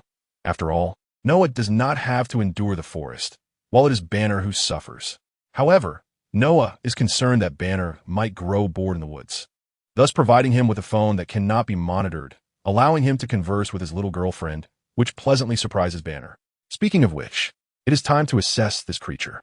Noah had just been pondering when the leaders would dispatch someone to pursue Banner and what kind of mutated beast they might send, when suddenly a thought struck him. Speaking of monsters, he has one of his own that is about to be unleashed. Rising, Noah proceeded directly to the underground laboratory. At that moment, Noah arrived at the Source Project experimental zone. Upon reaching a computer and pressing a button, a cylindrical metallic apparatus in front of him began to transform, its metal receding upwards and downwards to reveal the contents within. A figure connected to several blue transmission tubes floated inside the open cylinder. In the shadows, the rough outline of the figure could be discerned, with limbs and a head echoing the traits of a beast. As the surrounding lights illuminated, The true visage of the beast was unveiled. It was Warwick, the doomsday beast of the Source Project, bearing an extensive array of titles. The beast was ready to emerge. Noah pressed another button, causing the energy transmission tubes attached to Warwick to detach, allowing the suspended Warwick to descend to the ground with a resonant mechanical sound. After a brief pause, the light in Warwick's eyes flickered to life, followed by a blue luminescence emanating from various parts of his body, as if announcing his awakening. With a low growl, the mechanical Warwick raised a hand to examine his glowing claws, then turned his gaze toward Noah. Warwick stepped forward, his luminous tail swaying gently behind him. Noah had not equipped Warwick with advanced intelligence. Instead, he had provided him with a level of artificial intelligence similar to Blitz, which was deemed sufficiently adequate. Noah was uncertain of Lyssandra's perspective on such matters, whether she viewed them as peers or merely as inferior beings, akin to how humans perceive monkeys. He was somewhat concerned about Lyssandra's opinion. Thus, he opted to create artificial intelligence of the caliber of Blitz. "Do you require my assistance in hunting?" Warwick inquired in a deep, raspy voice, addressing Noah. Upon hearing Warwick's reference to him, Noah felt a spark of curiosity. "Noah, you previously expressed a dislike for the term master, so I have configured their address for you accordingly," Lysandra said as she approached Noah from behind. "Very well, it sounds quite agreeable," Noah replied, turning to look at her. Today, Lysandra was adorned in comfortable, loose-fitting loungewear, a style Noah also favored. He, too, donned clothing of the same design, crafted by the skilled seamstress, Miss Gwen. Noah is set to test the Source Project Warwick today. Since obtaining the data, he has been crafting a mechanical beast named Warwick, and after several days of diligent work, he has finally completed it. Now, Noah intends to assess Warwick's capabilities. He plans to dispatch Warwick to lie in wait within the forest where Banner resides, ready to confront the mutated monsters upon their arrival, thereby evaluating its performance. Additionally, he must configure Banner's data to ensure that Banner does not become a casualty in the process. Noah prepares to input both Banner's data and that of the mutated creatures, utilizing the remains of 2 monster corpses available to him. Meanwhile, their recent target, the leader, is currently engaged in a heated debate with General Ross in a warehouse near the New Mexico Military District. To be precise, General Ross is vociferously expressing his frustrations, his voice rising in fervor. "Why are we not pursuing Banner now?" he demands, clearly displeased. Despite having located Banner, he questions why the monsters have yet to be dispatched. If not for Banner's current presence in another country, he would have already taken a tank and airplane to confront him. At that moment, the two are situated in a high corridor within the warehouse, which connects both ends of the building, surrounded by iron railings. General Ross's voice reverberates through the expansive space. "Take it easy, General Ross. After years of battling Hulk, you should understand his strength. An unprepared attack, as in the past, would be futile and might even alert him," the leader says nonchalantly, his large head held high. "When you plan to act?" General Ross inquires, having regained his composure. His recent encounters with Hulk have rendered him emotionally unstable and prone to outbursts. The leader does not respond immediately, but instead smiles and claps his hands. The sound of applause seems to trigger a mechanism, illuminating the lights in the warehouse below, much to Ross's surprise. Voice-activated lights? He muses, recalling that his earlier shouts had failed to activate them. With a sense of curiosity, General Ross approaches the railing to peer down. In an instant, his pupils constrict in shock as he witnesses something astonishing. "What do you see, General Ross?" the leader asks, standing beside him with his hands clasped behind his back. What has astonished Ross is the vast array of mutated creatures created by the leader, covering the warehouse floor in staggering numbers. This time, the leader has employed even more formidable biological specimens for mutation, with some exhibiting multiple biological traits. However, it appears that none have been derived from human mutations, indicating that the leader has yet to surmount this particular technological hurdle. "General, I need you to transport these soldiers into Mexico, given their substantial numbers. Sending them directly would inevitably attract external scrutiny. You wouldn't want our plans exposed to the outside world, would you?" the leader states to Ross. "Yes, that could be arranged." After a moment of contemplation, Ross acquiesced to the request and inquired, "When will your technology be applicable to soldiers?" Do not rush. It will be soon, very soon." The leader's expression appeared somewhat sinister and terrifying against the backdrop of his large head. Chapter 117. The Discovery of S.H.I.E.L. A new spawn point for creatures in Mexico City, amidst the ruins resulting from the battle between the Hulk and mutated monstrous hounds. A perimeter of caution tape had been established, forbidding civilians from approaching. Radiation warning signs surrounded the area, indicating its perilous nature. Numerous personnel clad in protective suits wielded detection devices, meticulously scouring the debris for any potentially undetected radiation-contaminated hazards. Typically, the Hulk's transformations do not engender such extensive pollution. Rather, the primary culprits for this scene were the two mutated hounds. During their confrontation with the Hulk, blood and saliva splattered under his mighty fists, each droplet infused with potent gamma radiation, posing grave threats to both the environment and human health. Only after the scene was secured did SHIELD agents realize the gravity of the situation, urgently requesting a batch of protective gear and detection equipment to the site. Those agents who had previously entered the ruins underwent immediate quarantine and were only released after their health was confirmed. Currently, SHIELD researchers are extracting and analyzing blood samples left in the ruins, endeavoring to identify the source of the blood through experimental testing. Outside the caution tape, several agents, not wearing protective suits, stood beside the warning signs, dressed in black suits and sunglasses, exuding an air of intimidation.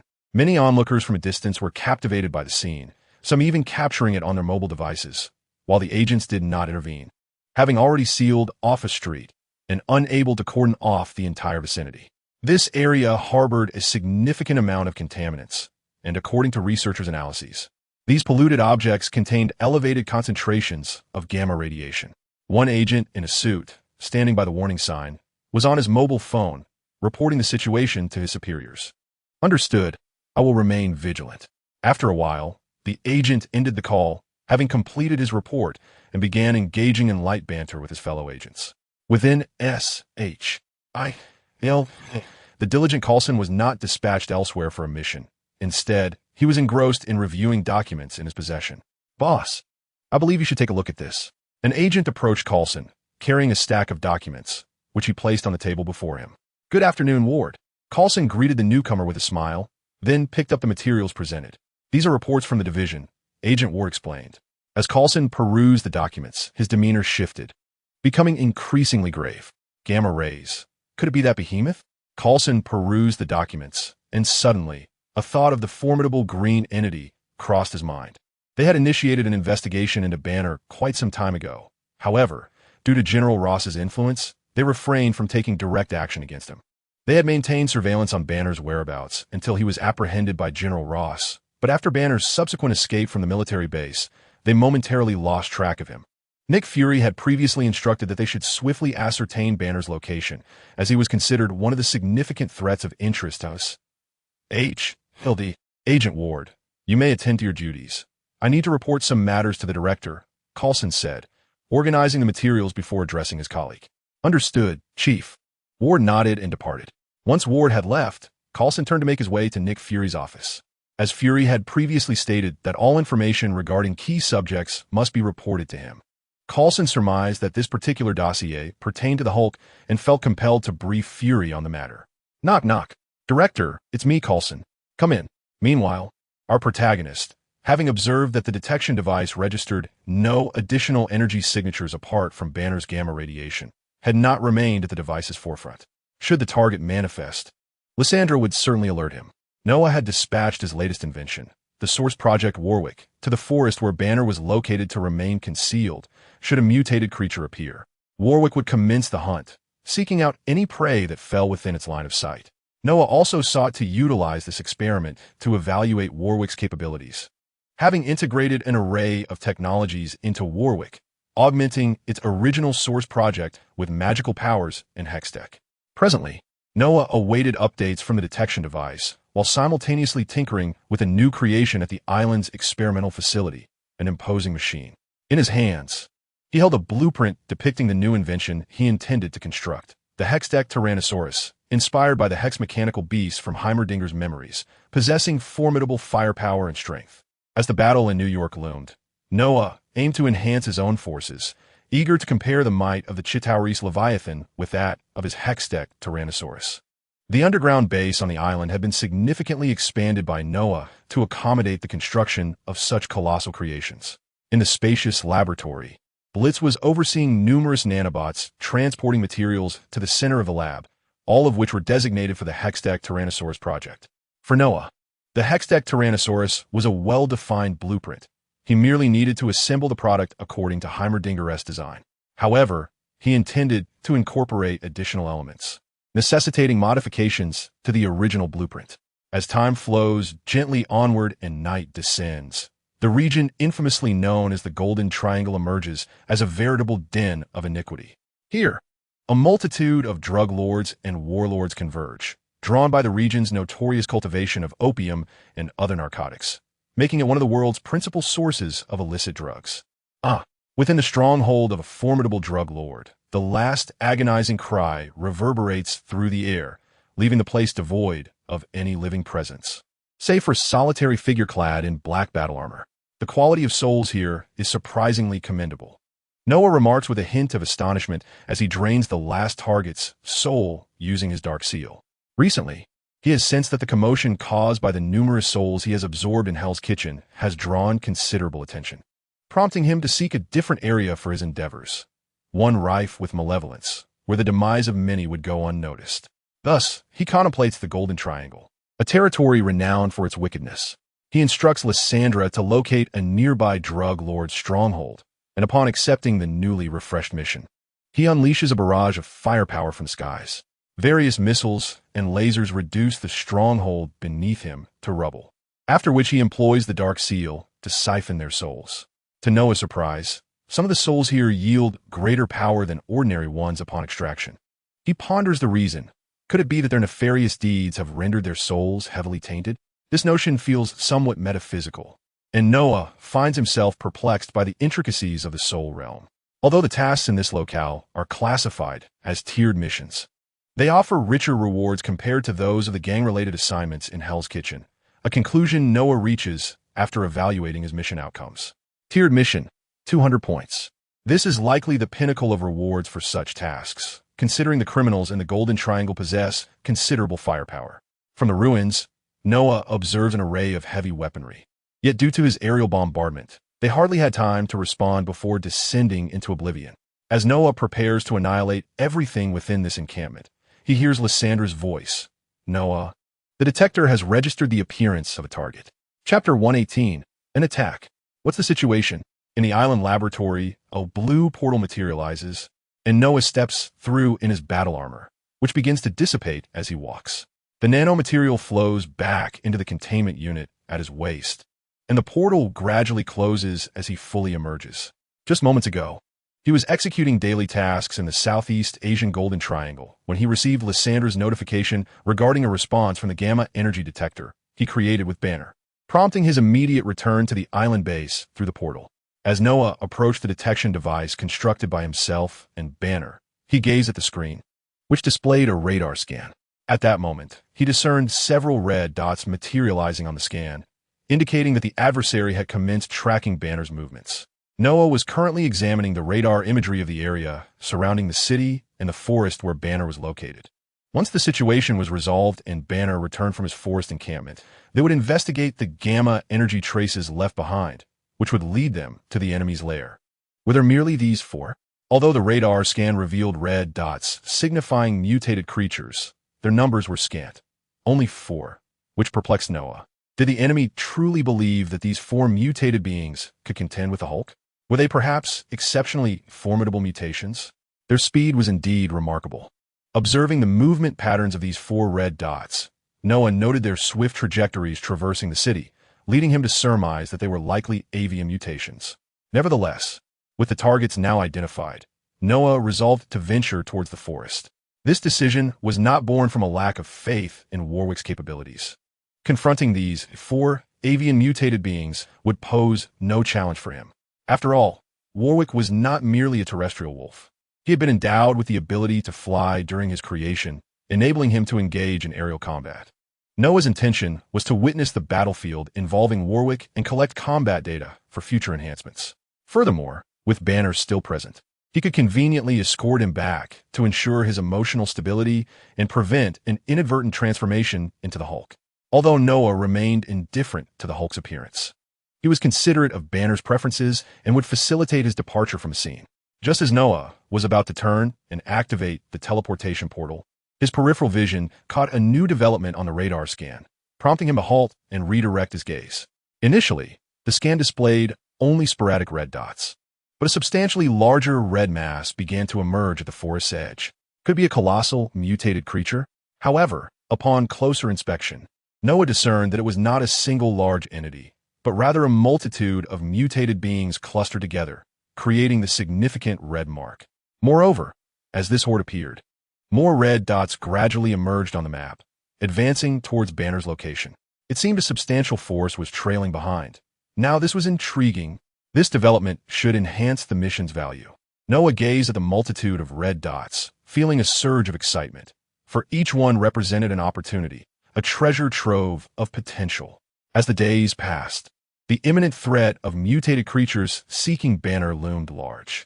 Thus, Noah resolved to delay accepting his daily task until the very last moment, to prevent the possibility of completing it before the creatures made their appearance, leaving him without tasks to undertake.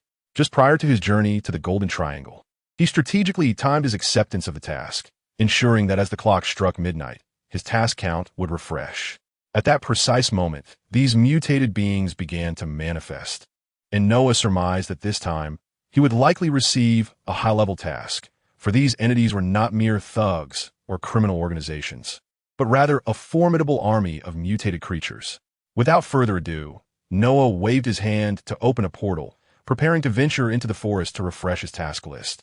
Before departing, an idea struck him, and he conjured a portal leading to his estate, emitting a wave of magical energy from within. Moments later, a streak of purple light surged through the portal, hurtling towards Noah. It was the death cap of the World Ender, now a cherished pet and mascot within Noah's household. Yet its true nature as a powerful magical artifact remained undisputed. Noah intended to bring it into battle, fearing that if it continued to linger indoors without exercise, it might truly become nothing more than a mascot, cradling the magical hat, which encircled him with its presence. He felt the aura of blue magic emanating from its gaping maw. "Come, dear hat, let us vanquish some minor beasts." As he pressed a button on the side of his belt, the sleek black source plan armor enveloped him once again, and he approached the portal, which had been opened for a brief moment. On the other side, Banner had peered through, perplexed by the portal's persistent opening without any sign of an exit. Just as Banner contemplated stepping closer to investigate, a flash of purple light erupted from the portal, whizzing past him and startling him to the brink of losing his balance. Once he regained his footing, he looked up to discern the nature of the entity that had just emerged from the portal. To his astonishment, a large, blue-glowing mouth appeared before him. "Huh!" The blue maw emitted a terrifying roar, accompanied by a series of blue magical halos that stretched outward. "Good heavens!" Banner recoiled, taking several steps back in shock. "Hat, behave yourself. He might not withstand the fright." Noah emerged from the portal, witnessing the mischievous antics of the magical hat, and he chuckled while admonishing it lightly. The magical hat circled around Banner, scrutinizing the unfamiliar figure before returning to Noah's side. Banner, still catching his breath and feeling the residual shock, realized that he had come perilously close to unleashing the Hulk in response to his fright. Once his heart rate steadied, he took a moment to scrutinize the peculiar object that had startled him, a floating purple hat with a gaping mouth that radiated a blue glow. It was indeed a remarkable magical artifact. Intrigued by its unscientific appearance, Banner's curiosity piqued, though he was more eager to discern Noah's purpose for visiting. "Noah, what brings you here? Has a detector identified a target?" Banner inquired directly. "Indeed, you are correct. The creator of the mutated beings has resumed his activities, and this time, the numbers are quite substantial. It appears he intends to capture both you and Hulk in one fell swoop," Noah replied. As the two conversed, a blue laser shot up from a certain high point in the forest, capturing their attention. Moments later, a heavy sound echoed as something struck the ground, suggesting an object had been downed. "What is that?" Banner exclaimed in astonishment. "A laser weapon?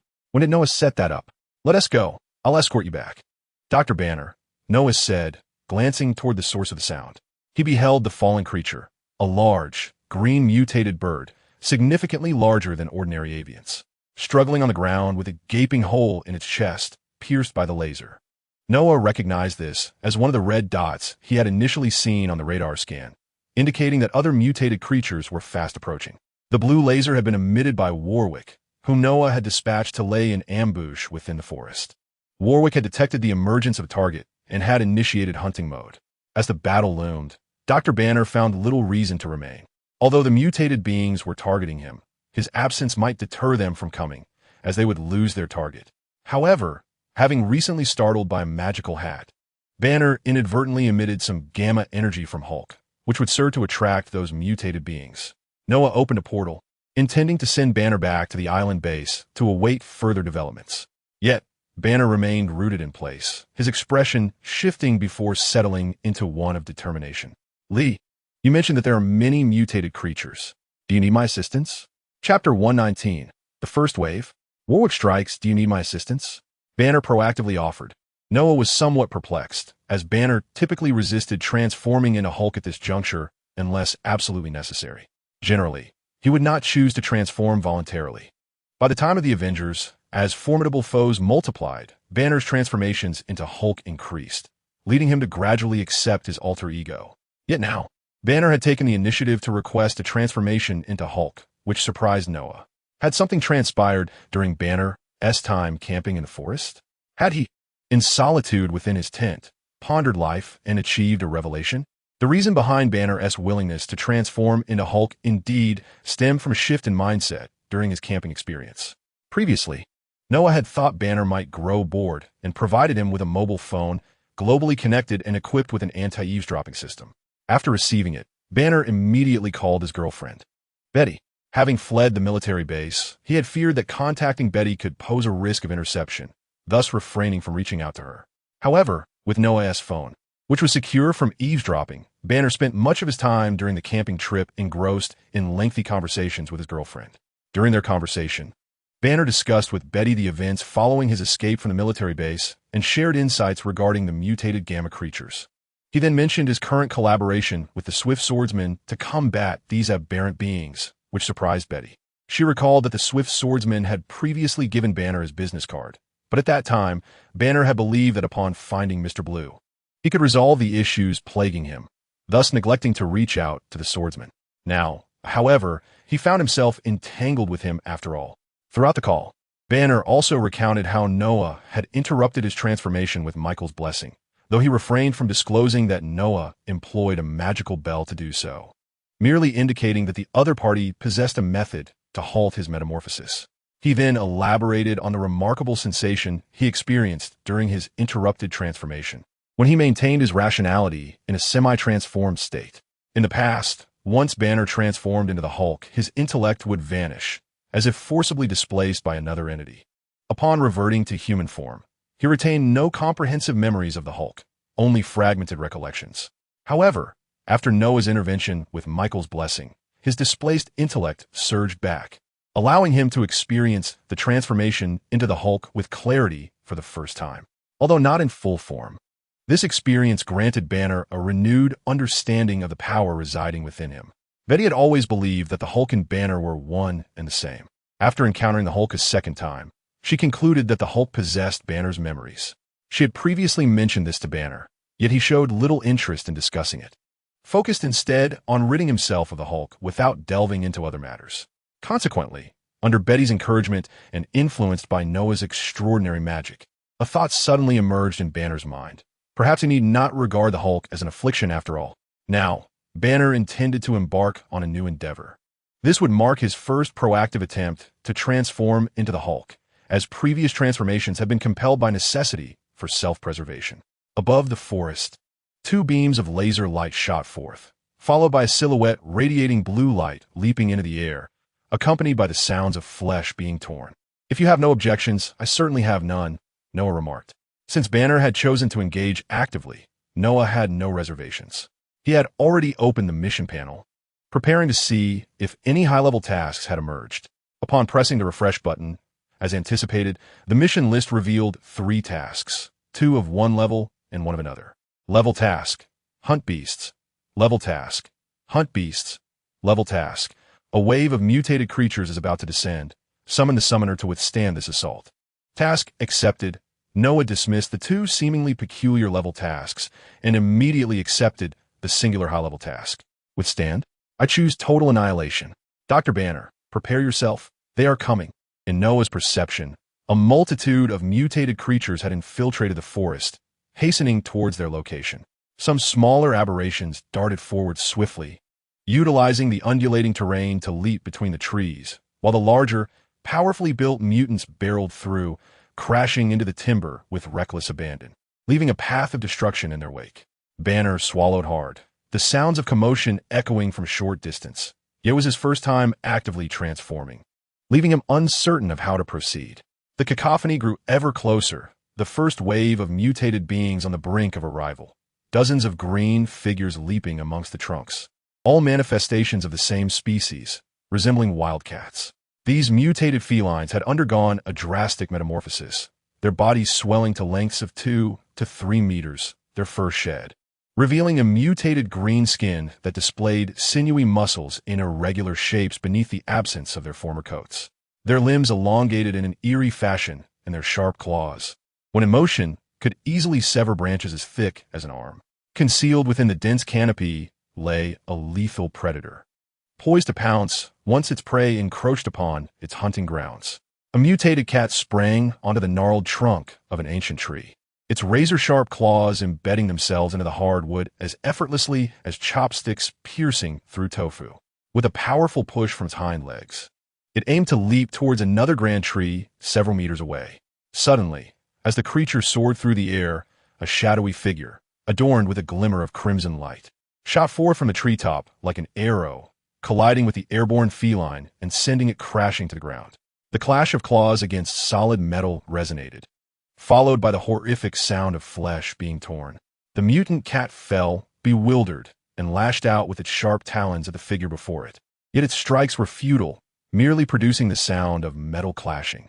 However, the assailant-esque claws were a different story.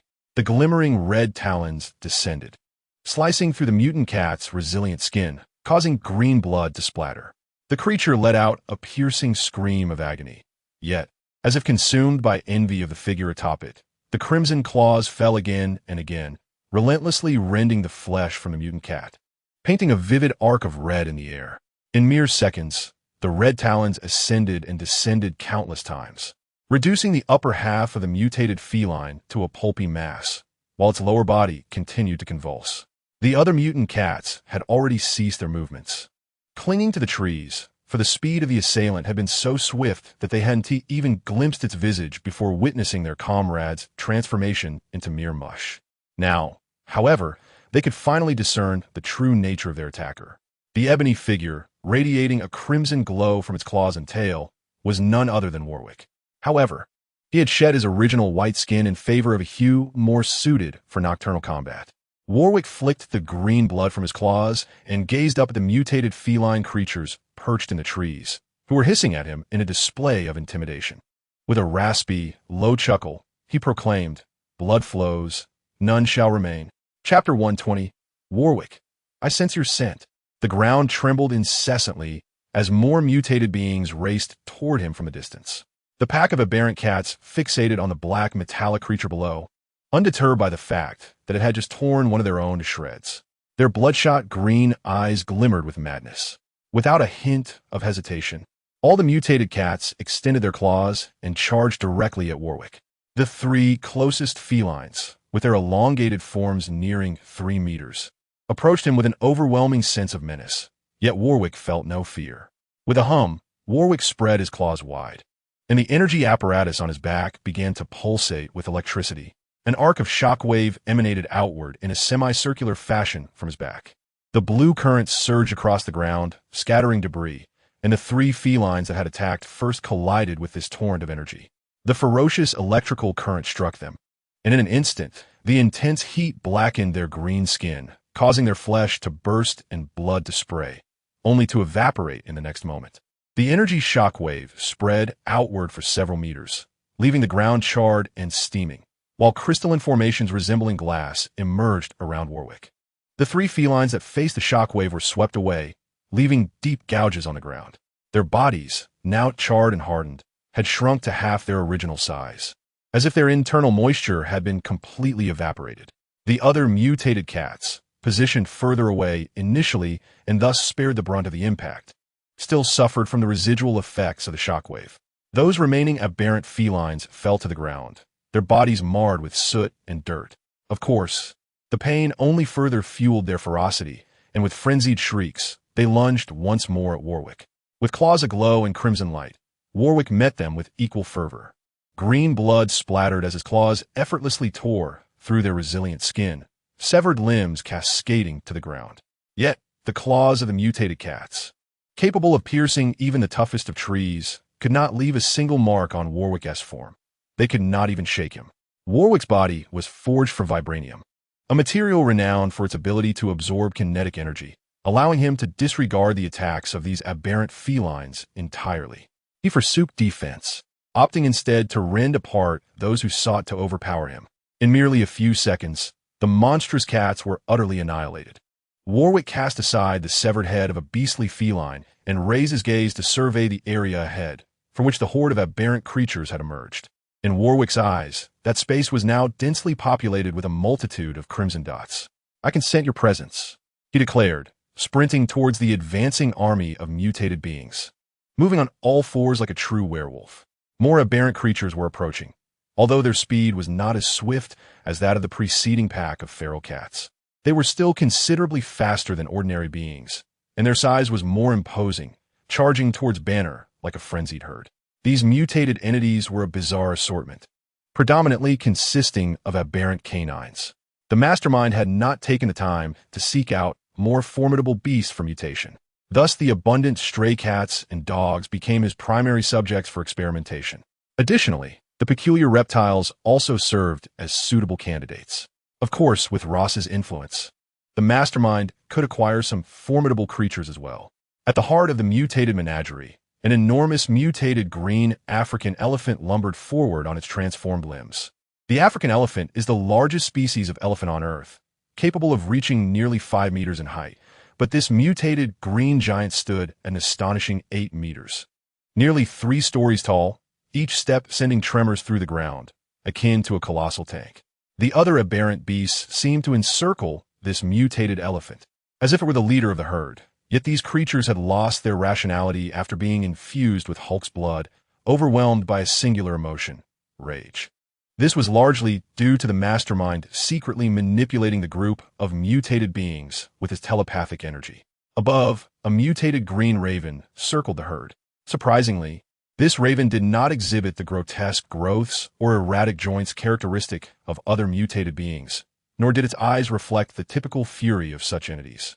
This raven was, in fact, a vessel created by the mastermind to channel his psychic powers. Through his recent studies, the mastermind had grown increasingly adept at manipulating his telepathic energy, allowing him to attach his consciousness to select creatures.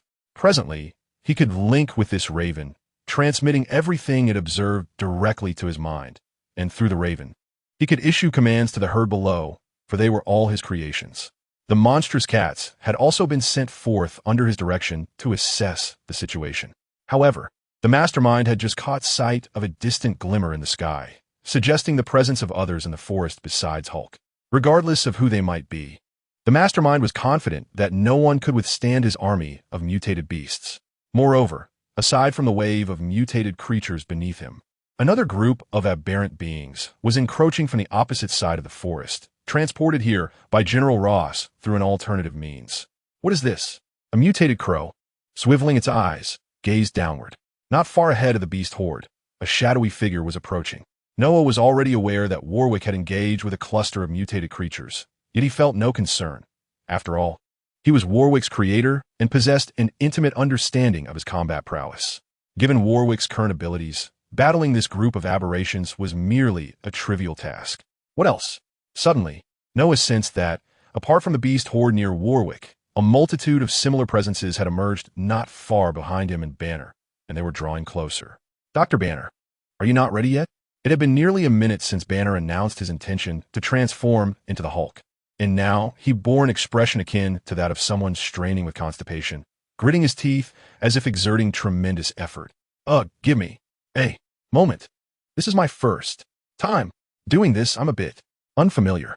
Veins bulged on Banner's neck as he articulated each word with great difficulty. Never mind. Let me assist you. Noah cast a glance ahead and then addressed Banner. What?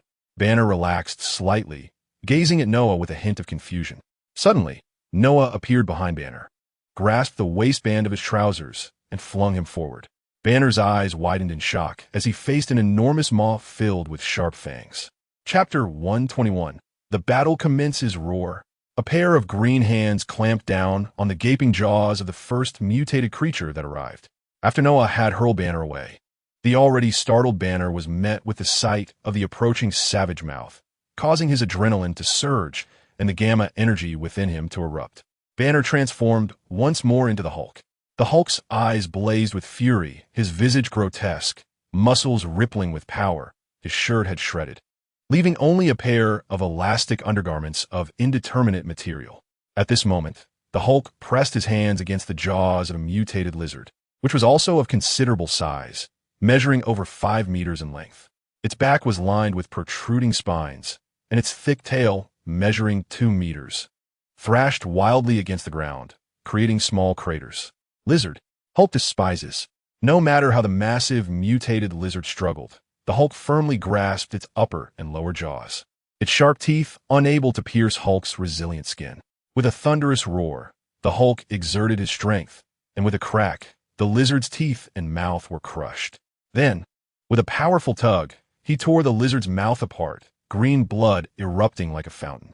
With another furious roar, the Hulk cast aside the shattered remains of the lizard's jaw and slammed the creature, which was thrashing in agony, against a tree, snapping it cleanly in two. Afterward, silence reigned.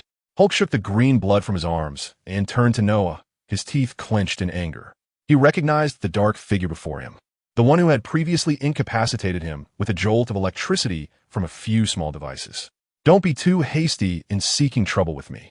Perhaps you should focus on what lies behind, Noah suggested, gesturing toward Hulk's rear. Momentarily taken aback, Hulk turned just in time to see a pack of massive mutated hounds charging toward him. Instinctively, he raised his hand to shield himself, but could only fend off one creature. The others pounced relentlessly, and amidst the onslaught of beasts as large as calves, Hulk lost his balance and fell to the ground. The hounds savagely tore at him, their mutated fangs surprisingly capable of piercing Hulk's tough skin.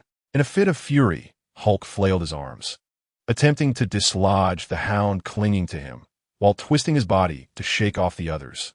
A primal roar erupted from his lips, fueled by the pain coursing through him, which only served to amplify his strength. His enormous physique visibly swelled, and his power surged once more. With colossal fists, he began to rain down blows upon the hound that had sunk its teeth into his arm, crushing its head with a series of strikes.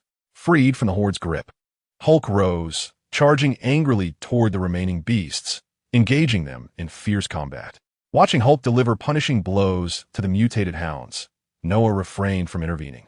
He marveled at Hulk's extraordinary existence. Mere blood could spawn such formidable monstrosities. Yet, Hulk's emergence seemed to be a mere coincidence, an occurrence too unique to replicate. As more mutated creatures arrived, the ones surrounding Hulk reached their capacity, leaving the newcomers to linger menacingly at the periphery. Those with venomous glands sporadically sprayed their toxic secretions, which fell among the writhing mass of monsters, splattering Hulk and others with corrosive liquid. However, these minor wounds were not lethal to Hulk. Rather, the pain intensified his rage, causing his power to swell even further. Several mutated beings were sent flying, crashing to the ground or against nearby trees like discarded refuse. Yet their places were quickly filled by others. Some of the mutated creatures took notice of Noah and advanced toward him, although their primary target remained Hulk. Their frenzied aggression compelled them to attack anything within sight. Suddenly, a series of thick yellow bolts of lightning struck the advancing creatures, bringing them crashing to the ground, smoke billowing from their charred forms as they convulsed. Following this, swift blades of energy descended, cleaving them in two. Grasping his plasma-forged blade, Noah twirled it with finesse before slashing through a group of mutated cat-like creatures that lunged at him. With a swift whoosh, a laser erupted forth, striking the mutated venomous snake and lizard that had been spraying toxic venom from a distance. The laser pierced through, creating several searing blood holes. As Noah accurately targeted their brains, deprived of cerebral control, they collapsed helplessly to the ground, their bodies twitching feebly due to residual nerve responses. Suddenly, a flurry of wing beats filled the air as a swarm of mutated birds plunged downwards. Their disheveled green feathers contrasted starkly with their once adorable forms, now transformed into monstrous creatures with wingspans exceeding 2 meters, featuring sharper beaks and more formidable claws. Noah raised his hand, releasing a radiant beam from the sacred light of the guardian angel in his arsenal. This holy luminescence, originally intended for salvation, could also be wielded for destruction in Noah's capable hands. The blinding white light erupted in the forest night like a sunburst. As the descending avian horde emitted piercing cries, they were swiftly vaporized, melting away like ice cream. Nearby, mutated creatures began to dissolve as well, yet they scrambled back, shielding their eyes in a desperate attempt to distance themselves from Noah. The results were promising. This marked the first occasion I had utilized the guardian angel's power in combat. Noah's outstretched fingers closed, dissipating the lethal white light. Boom, boom, boom. The battle on Hulk's side had momentarily concluded, as the mutated creatures retreated under the onslaught of Noah's brilliant light, leaving a temporary gap in their encirclement.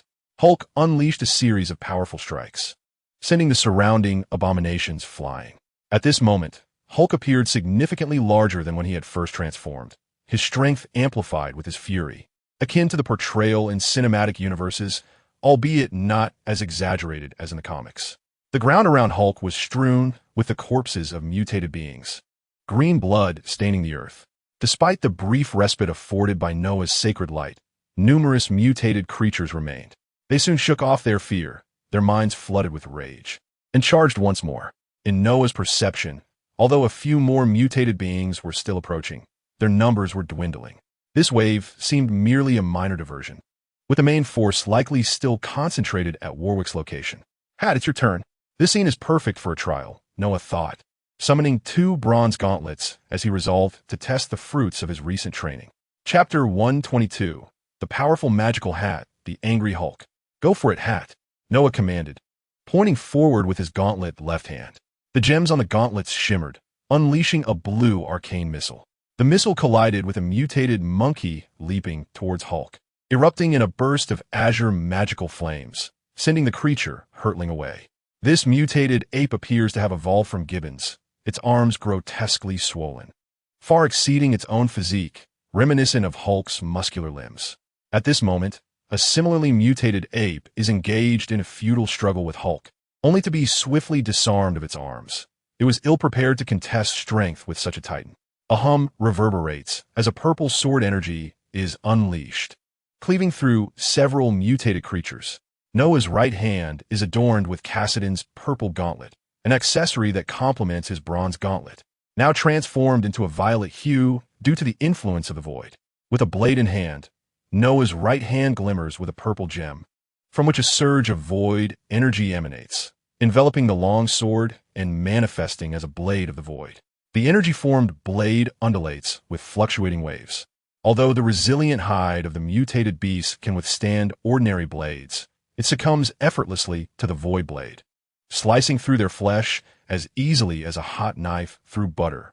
After dispatching several of these aberrations, Noah swings his sword once more, unleashing a fan-shaped purple shockwave from the void blade, a torrent of destructive void energy swirling through the air, obliterating anything obstructing its path.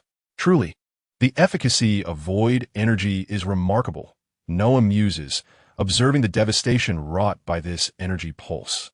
The energy from the void dimension, in its primal form, is pure and devoid of any special effects, yet it invites exploration into its boundless potential. Noah's manifestation of this power bears resemblance to the disintegration beam of the Great Eye, although it does not quite reach such formidable heights. The World Ender's Death Hat, initially dispatched by Noah, has begun spewing magical flames, resembling a magical bombardier, intermittently releasing blue magical projectiles, then unleashing searing flames. Each magical projectile possesses astonishing might and destructive capacity, instantly dissolving the skin of every mutated creature struck, penetrating their bodies, and subsequently detonating within, reducing them to mere fragments. Endless magical flames erupt forth, igniting the area beneath the magical hat, a torrent of scalding air expanding rapidly. When a magical fire engulfs the mutated beasts, they emit heart-wrenching, shrill howls, scrambling frantically in a futile attempt to escape the inferno. Yet, all efforts are in vain, as the intense magical flames reduce these creatures to mere pulp, which then evaporates into gas. The blue magical flames blaze fiercely, with the trees of the forest serving as fuel to this inferno. From the distant city, one can observe this towering blue blaze, tongues of fire licking the sky, continuously spreading outward. The magical hat, responsible for this devastation, continues to belch flames, its gaping maw seemingly laughing maniacally, akin to a fearsome demon. The flying mutated creatures do attempt to assault the magical hat. However, its agile form effortlessly evades their attacks, retaliating with magical projectiles that shatter them to pieces. The commotion certainly captured Noah's attention, yet he was taken aback by the formidable prowess of his own hat. The sheer contrast was striking. It was difficult for Noah to reconcile this moment with the image of himself being relentlessly pursued by Gwen at home. The mutated creatures instinctively veered away from the area engulfed in blue flames, their minds consumed by a primal fear of fire, a terror etched deep within their genetic makeup, especially in the face of such terrifyingly high temperatures. Consequently, an increasing number of mutated beings gravitated towards Hulk and Noah.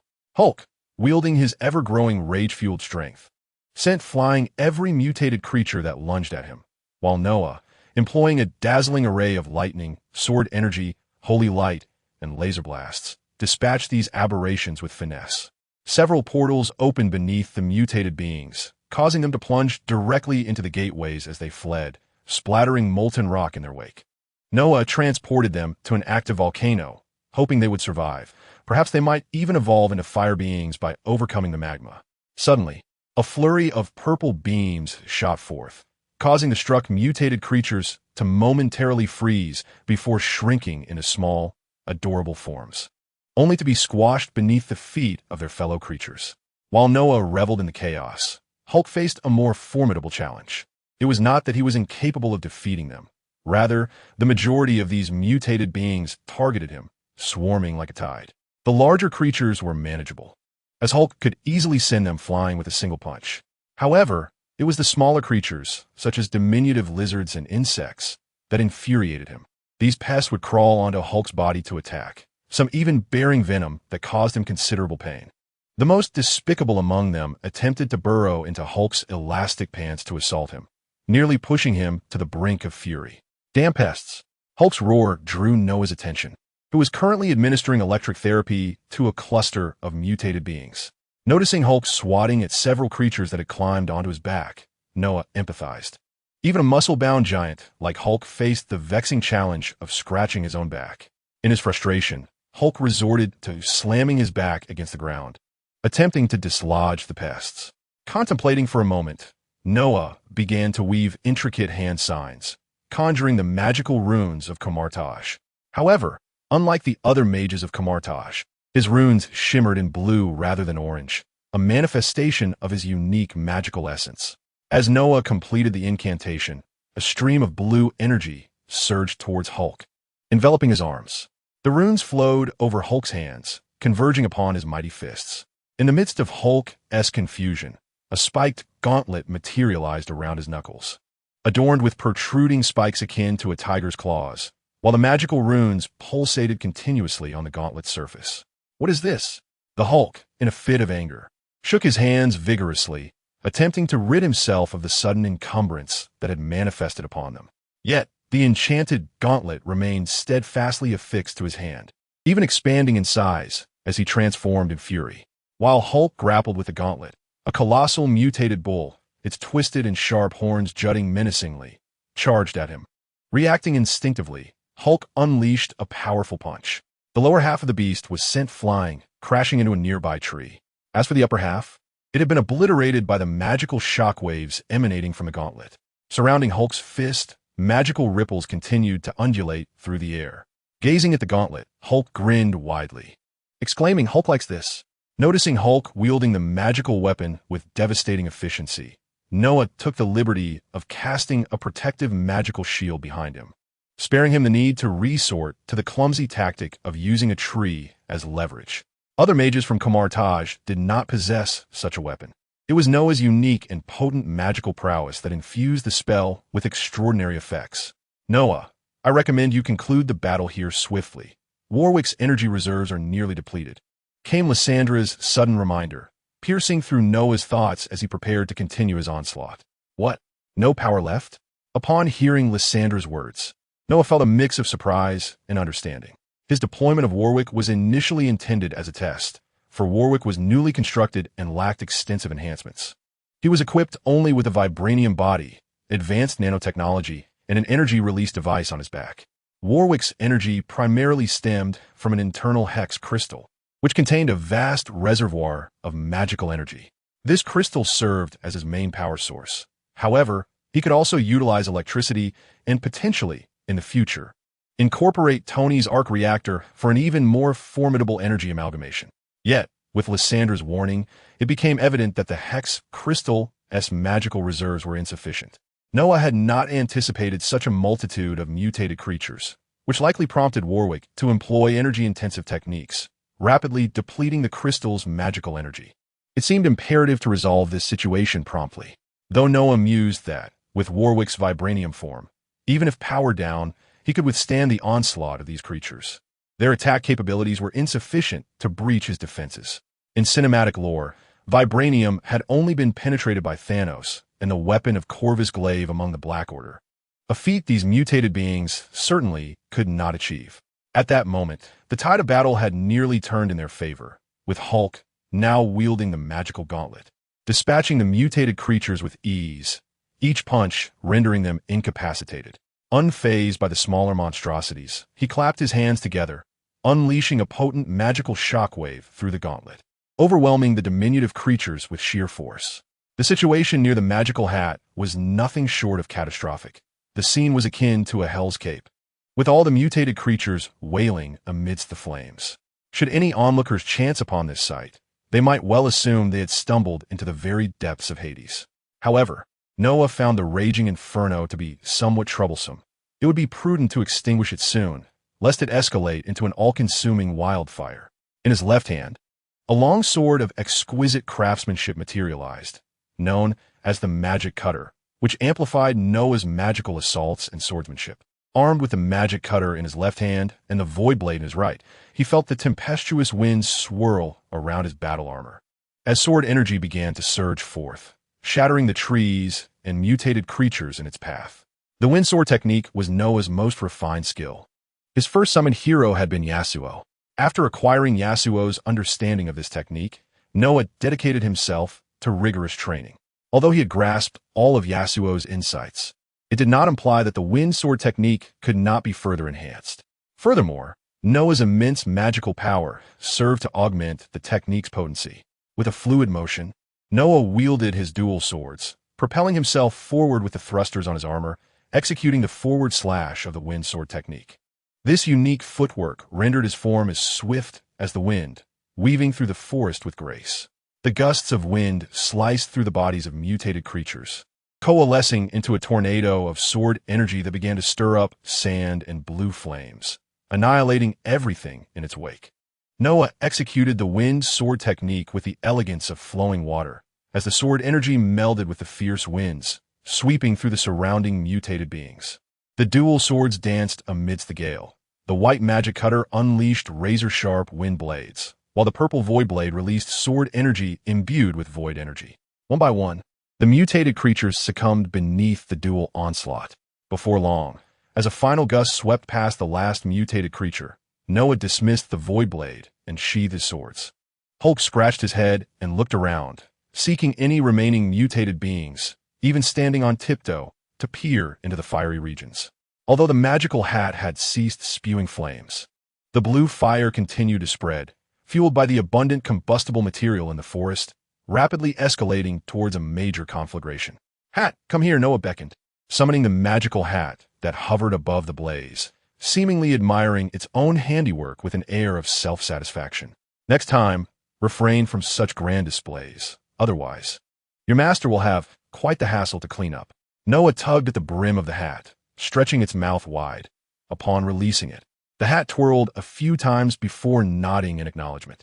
Gazing at the towering flames, Noah pondered briefly before soaring into the sky. The fire spread rapidly. The magical flames belched forth by the hat were formidable, capable of reducing a tree to ash in mere seconds. Once airborne, Noah observed numerous fire trucks stationed at the forest perimeter. Given the magnitude of the blaze, it was inconceivable that they had not taken notice. Nearby citizens had promptly dialed 911, and upon arrival, the firefighters began to address the situation. Although the firefighters were uncertain as to why the flames exhibited a blue hue, they resolved to undertake emergency measures. The fire truck found it challenging to navigate deep into the forest, and their hoses were insufficiently long. Thus, they intended to excavate a fire break to impede the spread of the blaze. Noah had already observed the firefighters entering the forest, but they remained at the perimeter, while Noah was situated within, making it difficult for them to perceive the scene on his side. Gazing at the flames below, Noah gestured with his hands, and several blue portals materialized. Subsequently, torrents of water surged forth from these portals, cascading down towards the inferno. Noah had opened the portals in the ocean, utilizing seawater to extinguish the magical flames. However, extinguishing such flames with mere water posed some difficulty, as they were conjured from the death cap of the world ender. Therefore, Noah infused the seawater with a touch of enhancement. Under Noah's control, the water columns swept across the area below, carrying with them an infusion of verdant energy. Once the water had passed, the flames were extinguished, and green shoots emerged from the charred earth.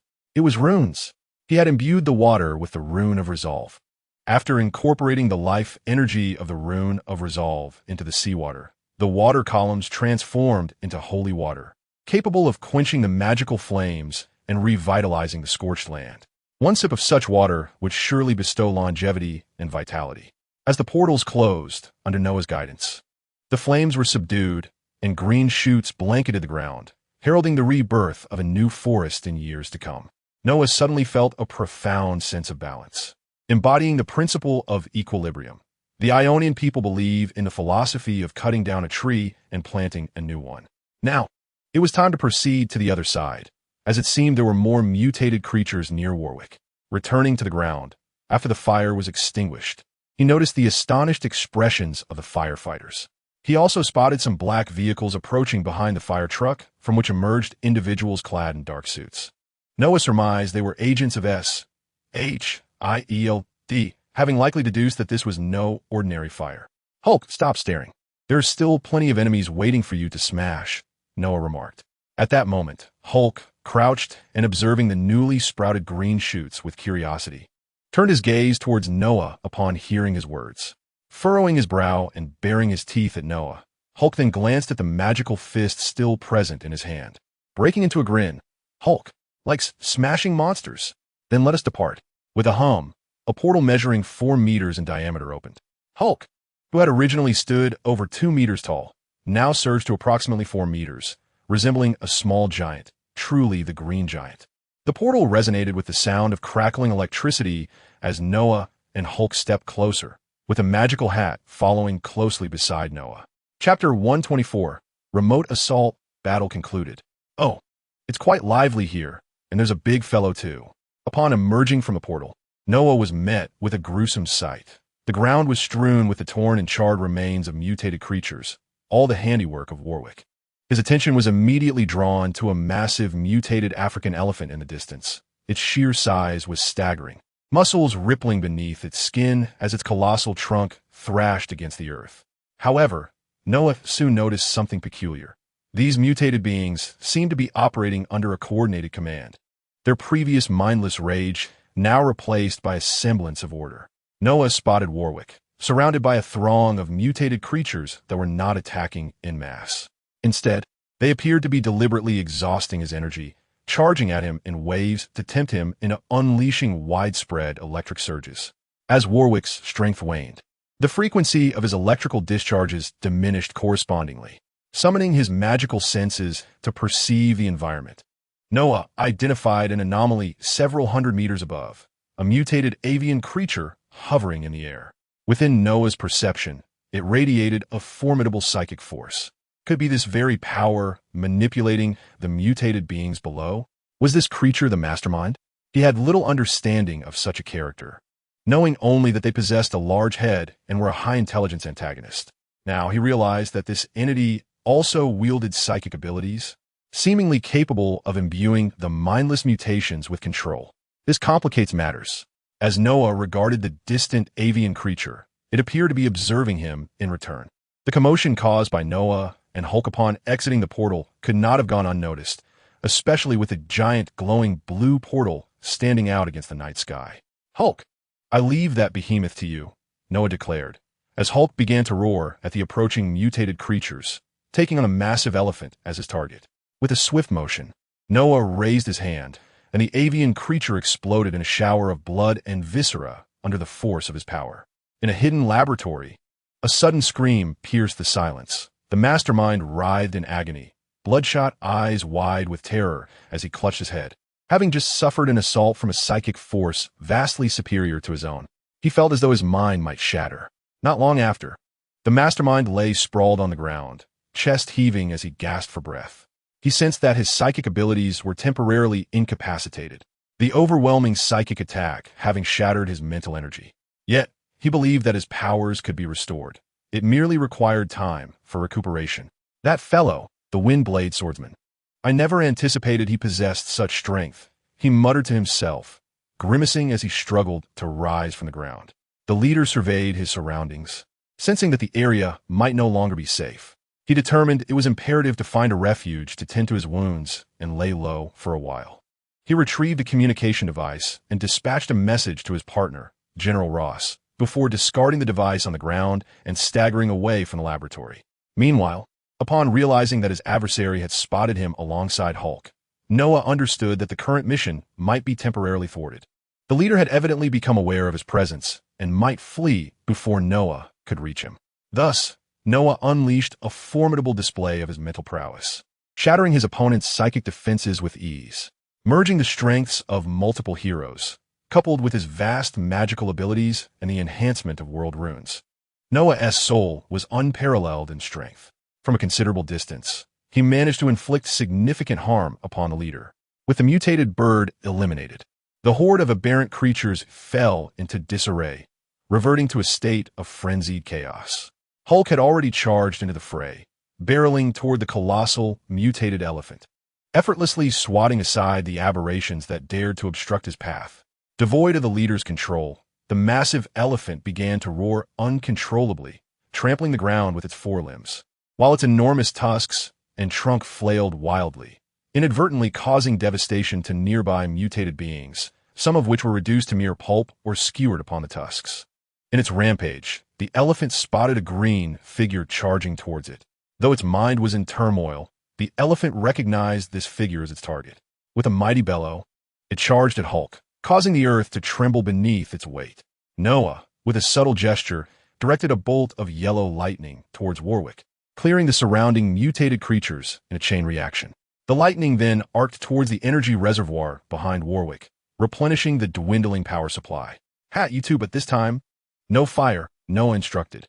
The enchanted hat, initially buoyed by excitement, flew in circles around Noah, but upon hearing the ban on fire, it momentarily wilted.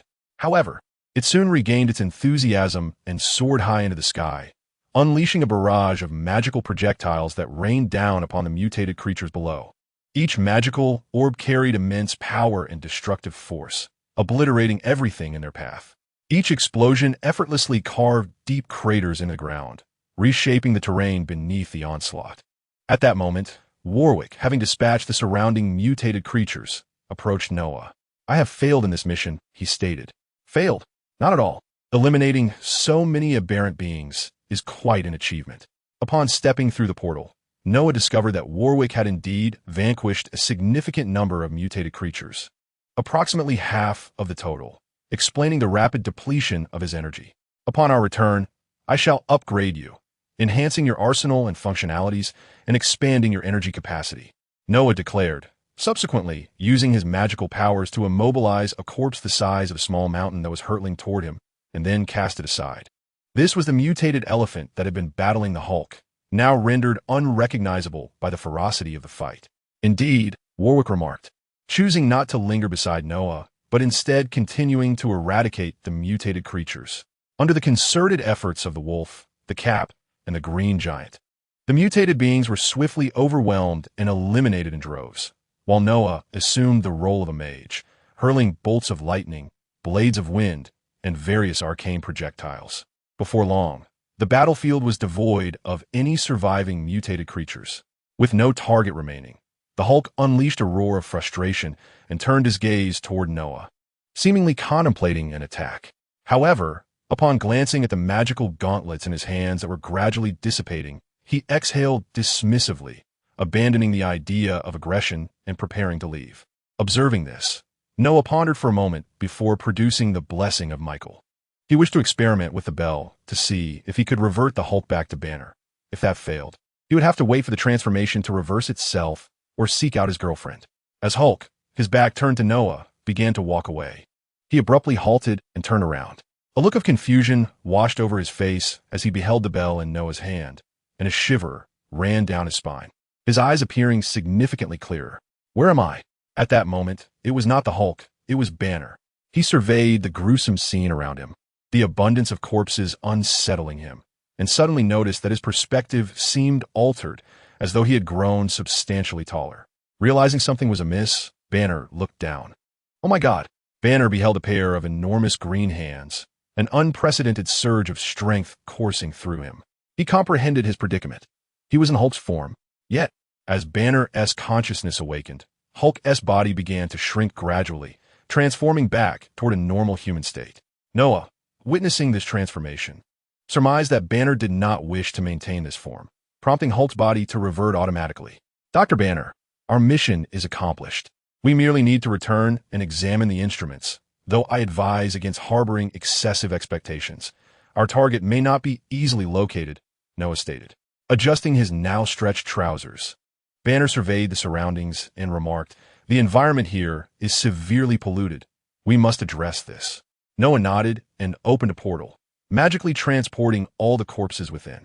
The other side of the portal led to the volcanic crater Noah had previously utilized, a convenient location for disposing of such remains. The battlefield was now devoid of bodies, having been entirely consumed by the Great Fire, along with Banner's camping equipment. Upon our return, you can investigate methods to eliminate this pollution, Noah concluded, activating the portal back to their laboratory on the island. The two of them, along with the wolf and the flying magical cap, stepped through the portal. Mission accomplished. Chapter 125. Have they escaped? Banner and Noah had returned to the island laboratory, intending to follow their original plan to trace the mastermind behind the gamma energy detected by the gamma energy detector. However, upon their return, Noah cautioned Banner not to harbor excessive expectations, as the mastermind might flee before they could pinpoint his location.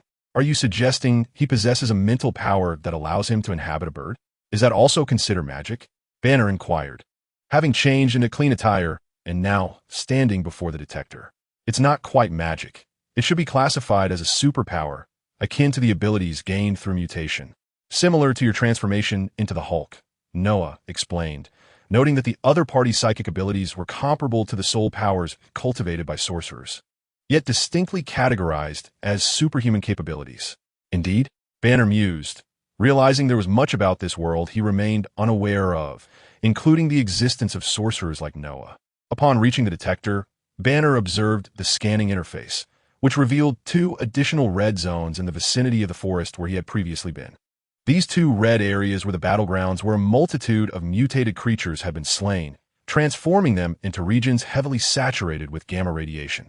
Banner minimized the scanning display to reveal a broader detection range, allowing him to trace the paths taken by these mutated creatures. He hoped to uncover the identity of the individual responsible for creating these mutants that had caused him such trouble. Let me see, he said, scrutinizing the scanning interface. It appeared that the creatures in the 2 red zones had arrived from 2 distinct routes.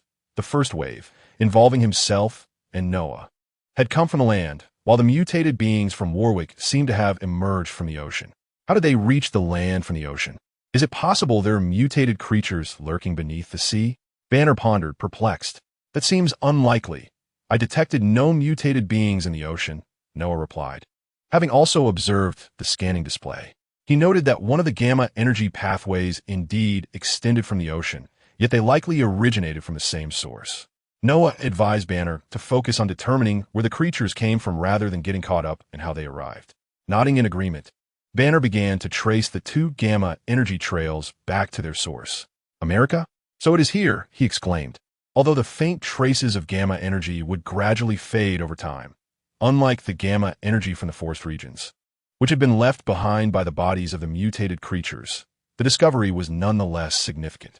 Ultimately, following the traces led him to the realization that these mutated beings had come from within America, traversing across the border with Mexico, skillfully avoiding densely populated cities and making their way directly to the forest where he resided.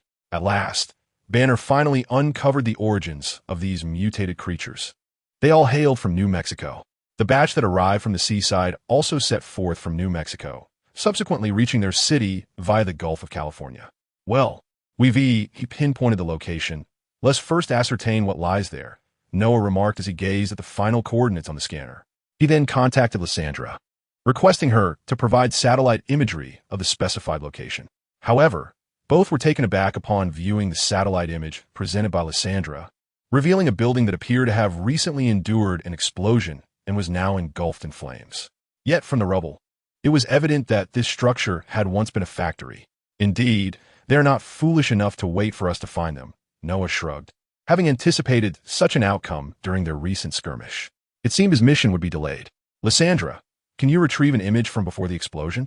Noah suddenly considered that if they could obtain earlier footage, they might directly uncover the true identity and whereabouts of their adversary. Unfortunately, Noah, this satellite lacks real-time recording capabilities. Is that so? Then there is no other option.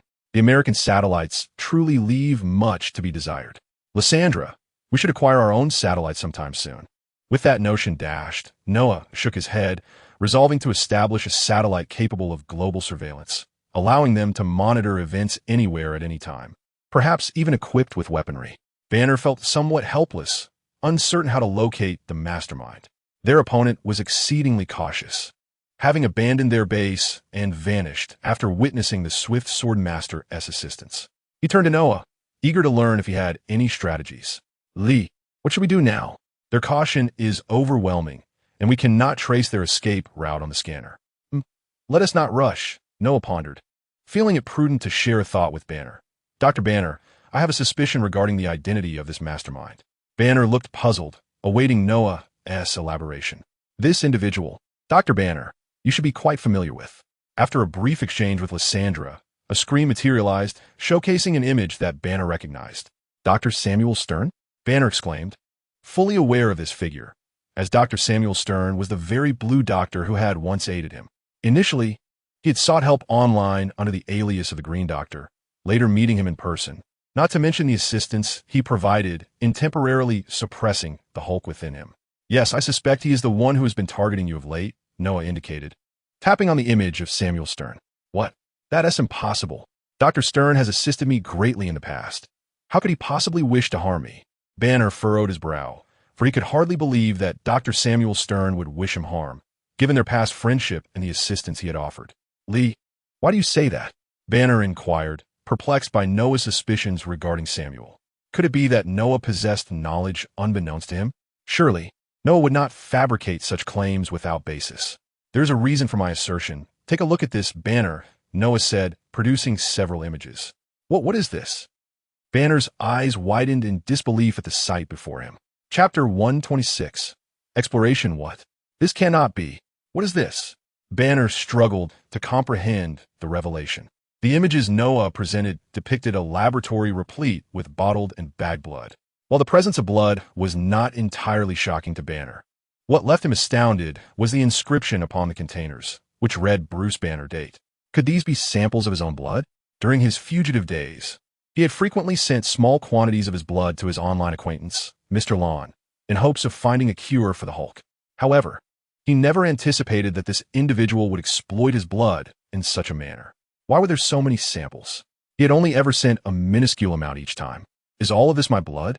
Banner's eyes trembled, wide with incredulity. Indeed, Dr. Banner, all of this is your blood. After obtaining your samples, Dr. Samuel Stern conducted experiments in secrecy, even going so far as to replicate your blood. Noah clicked a few times, and new information appeared on the screen. Date, July 12th, 2008. Content, exploration of blood and human cell fusion. Experimental process, attempts to fuse blood with laboratory mice yielded unexpected results. The blood seemed incompatible with normal cells, resulting in the death of the subjects. Cells in the blood contained gamma rays that were excessively potent, rendering them difficult to fuse with normal cells. These cells acted much like a poison. Date. Banner's brow knitted tighter as he scrutinized the data Noah provided. These documents were acquired on the very day Noah first encountered Banner, the day of the Hulk's birth. At that time, while waiting to see AF on the street outside Samuel Stern's campus, Noah was not merely passing time on his phone. He had orchestrated an intrusion into Samuel Stern's laboratory through Lissandro, obtaining these records and photographs. Dr. Stern, what have you done? Banner began to massage his temples, overwhelmed by the implications of the information before him. He had never imagined that the blood he had squeezed from himself could lead to such dire consequences. Samuel Stern has been experimenting with your blood, starting with mice and progressing to larger mammals. Yet it seems none of these attempts have met with success. Noah mused, resting his chin on his hand in contemplation. Noah recalled that before Banner sought out Samuel Stern, he had obtained all the data from their previous experiments from his girlfriend Betty, and subsequently sent this information to Samuel Stern. It was likely that with this material, combined with his cerebral mutation, Samuel Stern's experiment achieved success. These are the materials I sent to him. Banner reviewed the data and realized that the information he provided might have been the final catalyst for the success of the Other S experiment, which filled him with a sense of regret. We must stop him. This power is far too dangerous, Banner exclaimed, unable to contain his distress. His negligence could potentially bring about a catastrophic disaster, something he could not abide. He needed to resolve the matter with Samuel Stern as swiftly as possible. All right, but I have no idea where he has fled. Finding him will take some time. Noah, too, was eager to locate the cunning individual, especially since he still had an unfinished task at hand. Banner was also devising a strategy. He was more anxious about this situation than anyone else, for it was a consequence of his own actions. Should anything arise, he would bear a portion of the responsibility, a thought that weighed heavily on his conscience. Let us check this location. Perhaps we can uncover some clues. Noah opened a portal, intending to investigate the gamma energy source indicated on the detector, specifically the building engulfed in flames displayed on the screen. Dr. Banner, do you wish to accompany me? Noah inquired, glancing at Banner before opening another portal to his home, allowing his hat to return as it would no longer need to engage in battle. Banner pondered for a moment, concluding that there should be no further dangers lurking, and thus he too wished to take a look. He nodded and followed Noah through the portal. As they emerged, a wave of scorching heat enveloped them, making Banner uncomfortable, especially since he was not in his Hulk form. However, for Noah, this was mere childish play. The temperature from a fire ignited by the magical hat was significantly higher. Amidst the roaring flames, a cacophony of explosions erupted.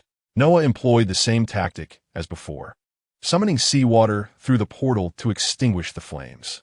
Since these were merely ordinary fires, he did not infuse the seawater with magic this time, opting for a natural water source. Initially, he contemplated using a gust of wind to blow out the flames, but refrained, fearing the buildings might collapse. Banner observed with intrigue. Previously, during Noah's firefighting efforts, he had been in his Hulk form, and thus his memories were somewhat hazy. Now, witnessing the magic's power firsthand piqued his curiosity. Noah and Banner ventured into the dark interior of the building, and as they walked, Noah waved his hand to disperse the thick white smoke. The structure had been so ravaged by fire that its original purpose was unrecognizable. After exploring for a while, they arrived at what appeared to be the laboratory of the mastermind, surrounded by scattered debris from the explosion of various instruments, leading them to conclude that this was indeed a laboratory. Here, nothing remains. Everything has vanished. Banner, feeling somewhat disheartened, kicked at the metallic debris beneath his feet. Noah took a few steps forward, and a whiff of roasted meat wafted through the air, prompting him to realize the source of the odor. He patted Banner's shoulder, gesturing for him to approach the railing ahead. Assuming Noah had discovered a clue, Banner proceeded without hesitation. Beneath the railing lay a profound pit, and upon arriving at its edge, Banner's eyes widened in horror. Oh my God, what is this? The sight before him, coupled with the overwhelming stench, provoked him to gag involuntarily. The pit was teeming with grotesquely deformed corpses. The recent flames had seemingly scorched only the upper layer, leaving the bodies below untouched. Despite their distortion, Banner could still faintly identify the species represented, both animal and numerous human remains. Good heavens, has he really slaughtered so many? Banner's voice grew increasingly agitated as he grappled with the implications of human experimentation. Just as he felt rage bubbling within him, he managed to temper his emotions before the transformation could occur. Noah, however, remained composed. Death was a familiar sight for him, as he had taken many lives himself. He did not dwell on the gruesome sight of the corpses. Instead, he focused on sensing every area of the laboratory, recognizing it as likely the place where the mastermind spent the most time. After obtaining the powers of Nico, he had gained profound insights into the nature of souls. As Nico's transformation abilities relied on the souls of others, akin to his own experience of transforming into Thor in Asgard, studying at Heimerdinger had further enriched his understanding, providing him with ample literature on soul-related powers. Thus, Noah sought to discern any lingering traces of the opponent's soul within this space. Even the faintest essence could be collected and later examined at Heimerdinger, where he hoped to find a spell for tracking individuals among the vast array of texts. This should suffice, Noah murmured as he approached the remnants of a device not far from the railing, which appeared to have been frequented by the mastermind. Over time, this spot had accumulated some of their essence. While other sorcerers might overlook such a trace, Noah, endowed with Nico's powers, was acutely sensitive to the soul's resonance and thus detected the subtle presence. We can explore Heimerdinger later, Noah remarked, feeling no urgency, as there was no time constraint on their mission. He had already completed the level task presented today, earning himself 800 essence points, a satisfactory reward, given that the minimum for such tasks was 500. Let us proceed, Dr. Banner. We shall devise a plan upon our return. Chapter 127. Subsequent handling the on-site investigation concluded swiftly, for the inferno had ravaged the area, leaving little more than charred remnants. Both Noah and Banner found scant evidence to salvage. However, Noah did manage to extract a fragment of the brain's soul energy from the scene, hoping to employ magical means to locate the brain's whereabouts later. Before departing, Noah deployed a cluster of small search robots to scour the ruins and surrounding areas for any viable clues. Despite the destruction wrought by the fire, it was conceivable that some useful artifacts might still be unearthed within the remnants or nearby locales. Yet, unwilling to linger in the search himself, Noah entrusted the task to the diminutive robots. Upon their return from the factory ruins, Noah opted not to remain at the island base, but instead took Warwick, who had been on standby for an extended period, back to the underground laboratory at the manor. With the current leads having dwindled, Noah felt compelled to attend to matters concerning Warwick, including reviewing extensive combat data and enhancing the capacity of the magical crystals. In essence, he had much to occupy his time. Regarding the pursuit of magical tracking, Noah intended to solicit the assistance of the librarian at Heimerdinger, seeking guidance on such forms of magic. Dr. Banner, I shall take my leave. Should you require anything, please communicate with Blitz and contact me regarding any pressing matters. Noah informed Banner. Having recently taken residence on the island, Banner found solace in the isolation, free from the persistent pursuers of his past. The environment was notably serene, rendering this sanctuary a paradise compared to his previous life on the run. Very well, goodbye, Banner replied, lifting his gaze momentarily before returning to his modifications on the gamma energy detector. Noah nodded in acknowledgement and, accompanied by Warwick, stepped through the portal, departing the scene. Since uncovering that the puppet master was none other than his friend, Mr. Samuel Stern, Banner's demeanor had soured considerably. Noah perceived that Banner's profound sense of responsibility had weighed heavily upon him, leading to immense psychological strain upon learning the truth. In Banner's eyes, Samuel's transformation into such a person could, in part, be attributed to his own actions. During the years of his fugitive existence, Banner had initially reached out to Samuel online, confiding in him about the turmoil within himself in search of assistance. As their exchanges progressed, in hopes of resolving the Hulk dilemma, He imparted a plethora of experimental data to Samuel. Perhaps this was the catalyst that precipitated Samuel's current state.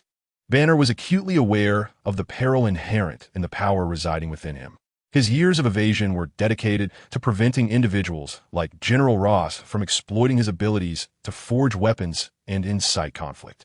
However, due to his negligence, this unfortunate event ultimately transpired. Samuel Stern has begun to harness powers derived from the Hulk, wreaking havoc upon the world. The haunting images from that grave pit remain vivid in memory. Thus, in an effort to promptly address this matter, Banner resolved to enhance the detection device to swiftly locate Samuel Stern.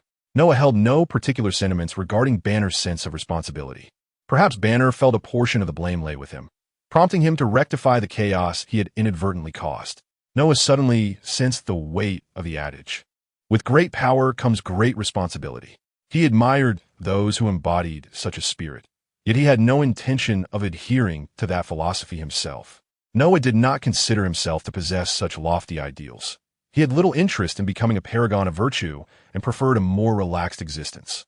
Frankly speaking, he perceived the notion that greater power entails greater responsibility as somewhat morally coercive. However, this was merely his perspective. After acquiring such formidable strength, he had not transformed into someone who abstains from beef. He believed that was commendable enough.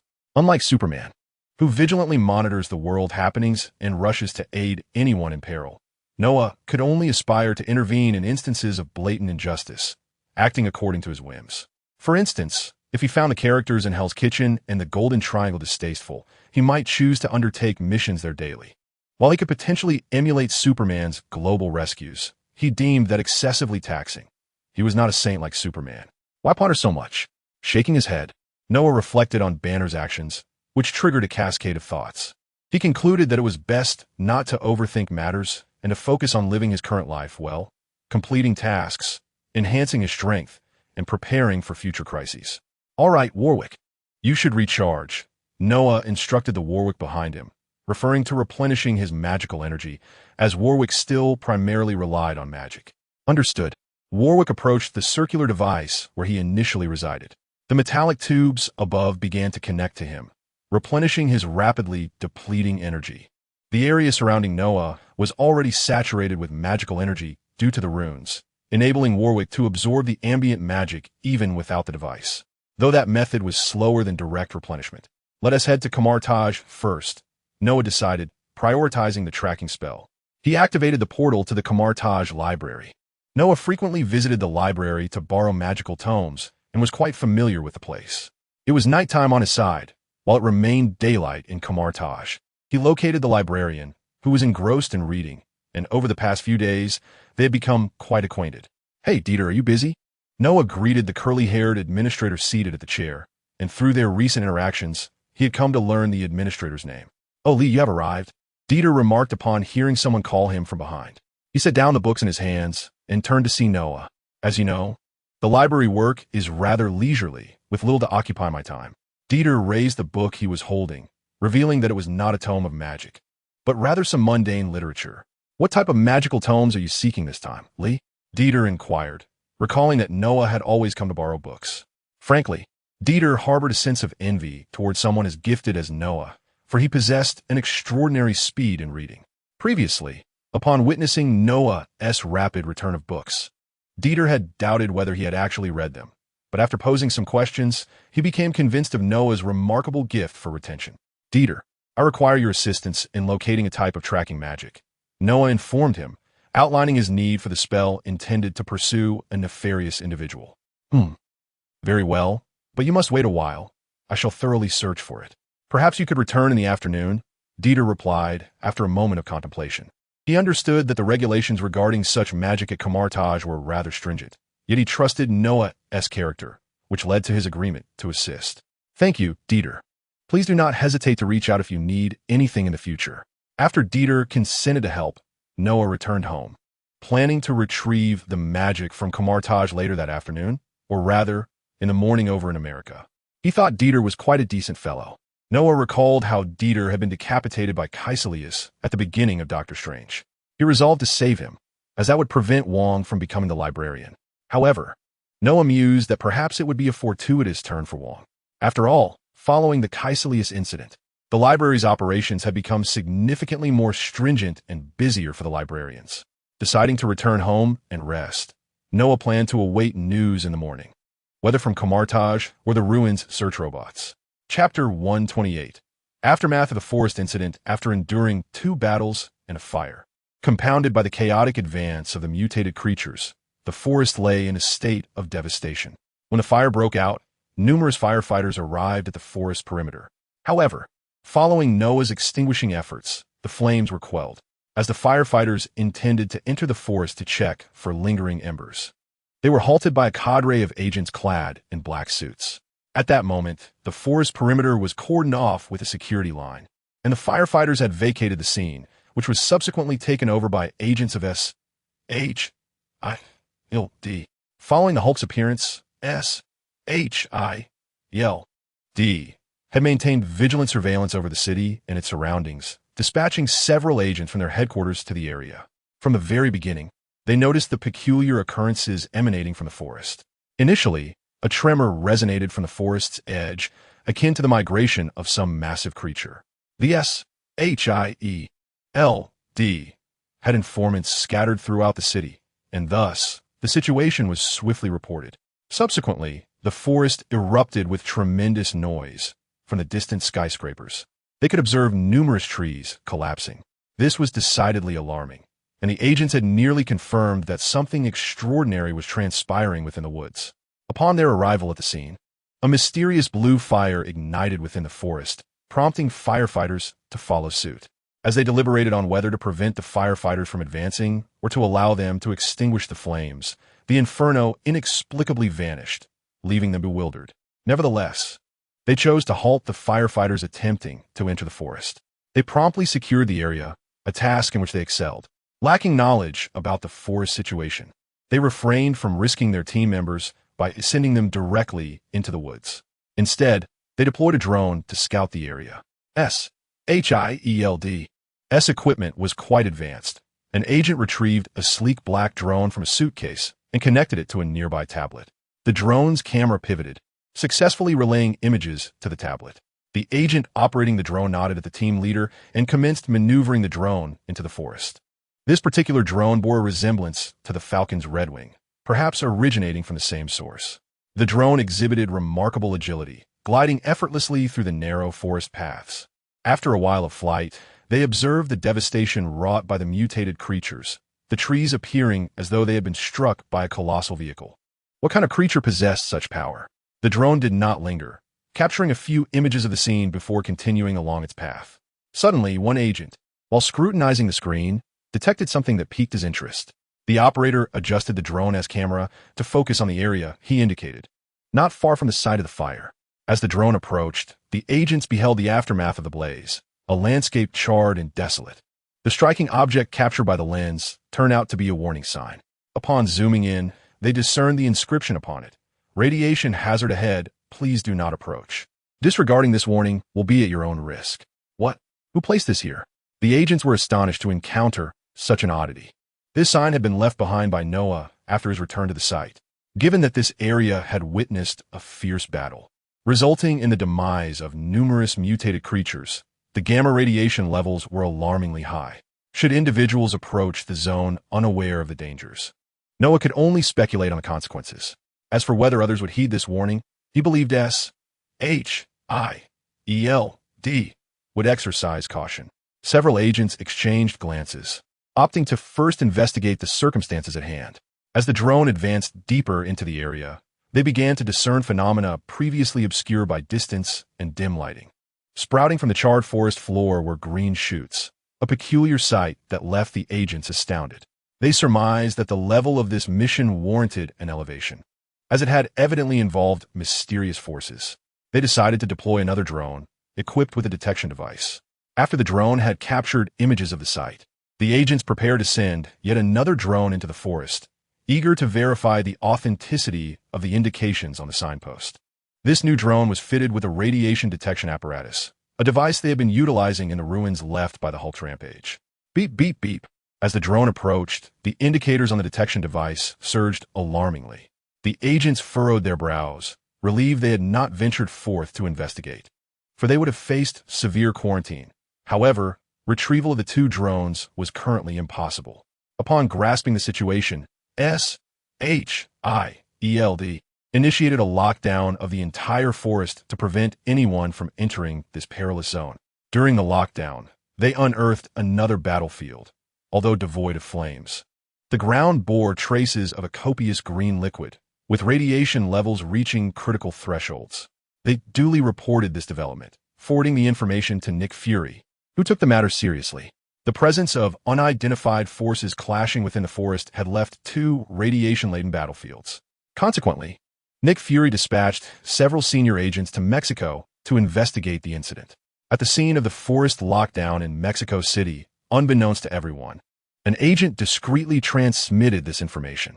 Meanwhile, at SHIELD headquarters, a bald agent picked up his phone to check the messages. Moments later, he stood at the door of a high-ranking SHIELD official's office, the nameplate reading Alexander Pierce. Alexander Pierce, the former director of SHIELD, had relinquished his position to Nick Fury and retreated to a behind-the-scenes role as a member of the World Security Council. However, unbeknownst to Nick Fury, Pierce was in fact a member of Heimerdinger, holding a significant position within the organization. "Come in," he called out. Alexander Pierce remained in his office, even though night had fallen, as he was engaged in important matters. Upon seeing the visitor, he raised an eyebrow, surprised that someone would seek him out at this hour. "Agent Sitwell, what brings you to me at such an hour?" Alexander Pierce pressed a button beneath his desk, activating the office's shielding mechanism. Agent Sitwell's late-night visit suggested he bore information that must remain confidential. "Mr. Pierce, our personnel have discovered something," Sitwell said, extending his phone to Pierce.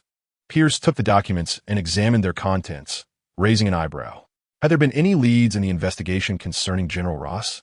Our agents have discovered that Ross is indeed collaborating with a mysterious figure. I suspect this incident is connected to that individual," said Sitwell. "The Hydra organization has long been covertly monitoring Hulk's affairs, but due to Nick Fury's vigilant oversight, they have found it difficult to act. Nonetheless, Hydra has been paying close attention to this situation, as well as to Ross, and recently noticed some irregularities in his activities, leading them to uncover his collaboration with an enigmatic associate. Today, their operatives also uncovered that General Ross's subordinates undertook a secret operation, prompting them to believe that today's events are linked to Ross and his collaborator. If we can locate that individual, we might be able to forge an alliance." Chapter 129, New Information. Damn Hulk. Damn the Wind Blade Swordsman. In a dimly lit underground passage, the leader clutched his head, staggering forward while leaning against the dust-covered wall. After being injured from afar by Noah's psychic assault, he prudently opted to flee, obliterating his base along with all its equipment and documents. With his enhanced brain, he had securely committed the experimental data to memory. Now, an excruciating headache plagued him, as if countless needles were stabbing at his mutated head, fueling his intense hatred for the Wind Blade Swordsman.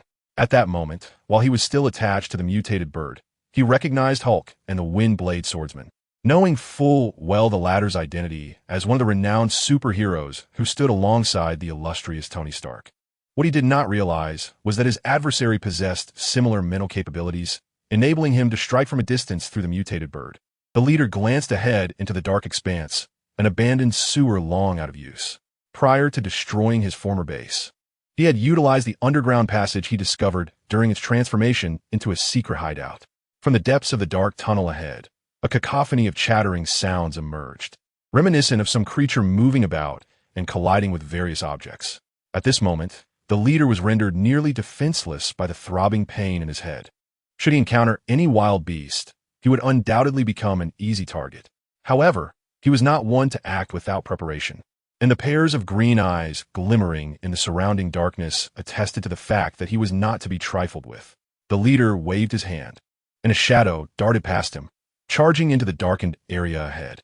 A series of whimpers followed, and moments later, the sounds of gnawing and cracking bones reached his ears. After issuing the command, the leader instinctively covered his head.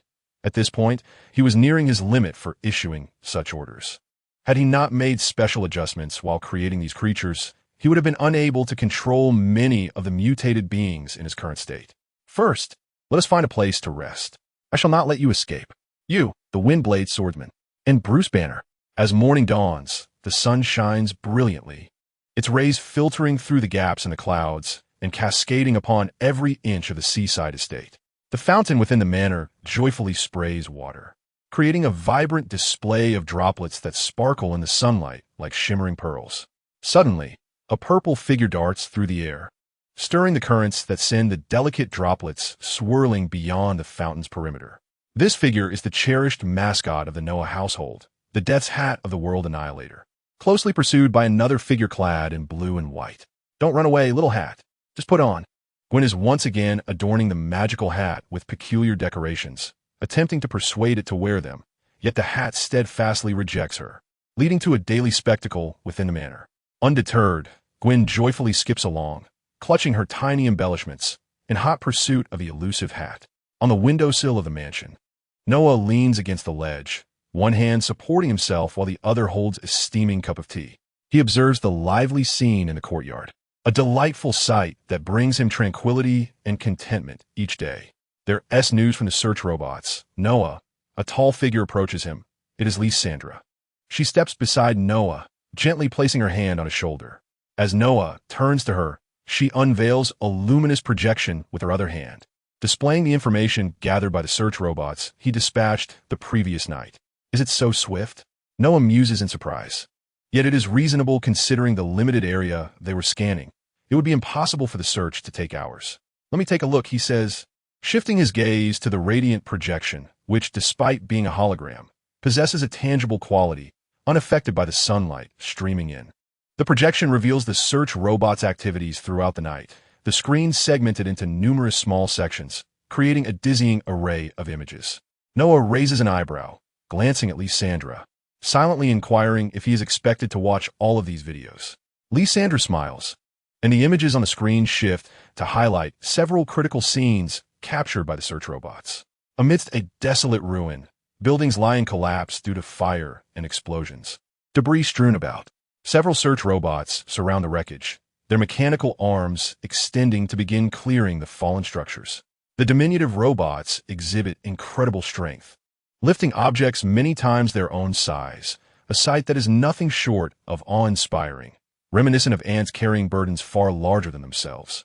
In no time, through their collective efforts, the debris is swiftly cleared, revealing the ground that had been hidden beneath what appeared to be an ordinary reinforced concrete floor, indistinguishable from the surrounding terrain except for the irregularities caused by the building's collapse, revealed its secrets upon closer inspection by Noah.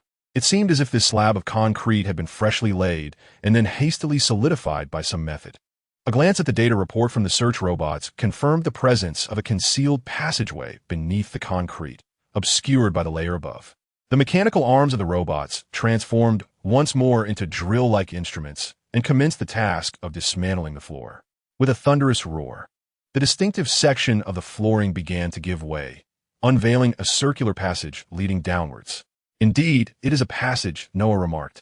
It appears that the individual may have escaped from this very spot. He then drained his cup of hot tea. Lysandra, instruct the small robots to commence an exploration of the subterranean area and locate the exits of these tunnels. On the display, the small robots had already entered the tunnel, revealing a network akin to a sewer system, after which they entered standby mode, awaiting further commands. Noah directed the majority of the small robots to delve deeper and search for potential exits. If there were multiple exits, the search parameters could be narrowed, identifying these regions as possible hideouts for the mastermind. Of course, if there were only a single exit, the challenge would diminish significantly. However, such a scenario seemed unlikely, as sewers are notoriously intricate. Noah, there is still some information you have yet to review, Lysandra reminded him as he focused intently on the images transmitted by the small robots. The holographic display illuminated with new content. Several small robots, searching the periphery of the Mastermind S-base, had uncovered a valuable clue in a nearby area, a discarded cigarette butt. The small robots proceeded to extract information from the cigarette filter. Thanks to Lysandra, the official database of the United States was swiftly breached by the small robots, which began to cross-reference the data from the cigarette. In no time, they identified the owner of the cigarette. Malin Carl, Caucasian, affiliated with the military district, holding the rank of lieutenant colonel. This simplified yet pivotal information was presented by the robots, and upon inspecting it, Noah recognized the military district as somewhat familiar. Ross. How could he possibly be involved? Chapter 130. Eradicating contamination. What? You found information related to Ross's subordinate over there? Banner gasped, his eyes widening and brow furrowing in anger upon hearing Noah's revelation. After Noah received the information from the search robots and instructed them to explore the labyrinthine underground passages, he made his way to the island.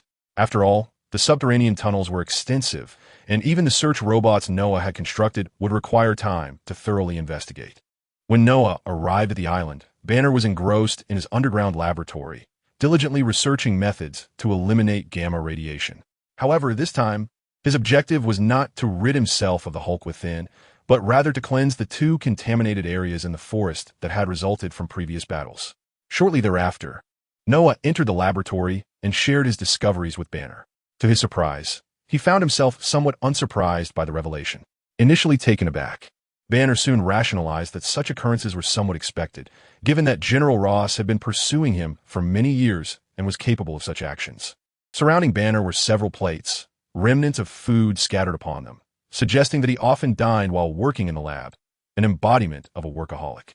Perhaps after so many years away from laboratory life, he yearned to immerse himself in it once more. A small Blitz robot approached, extending its mechanical claw to collect the plates.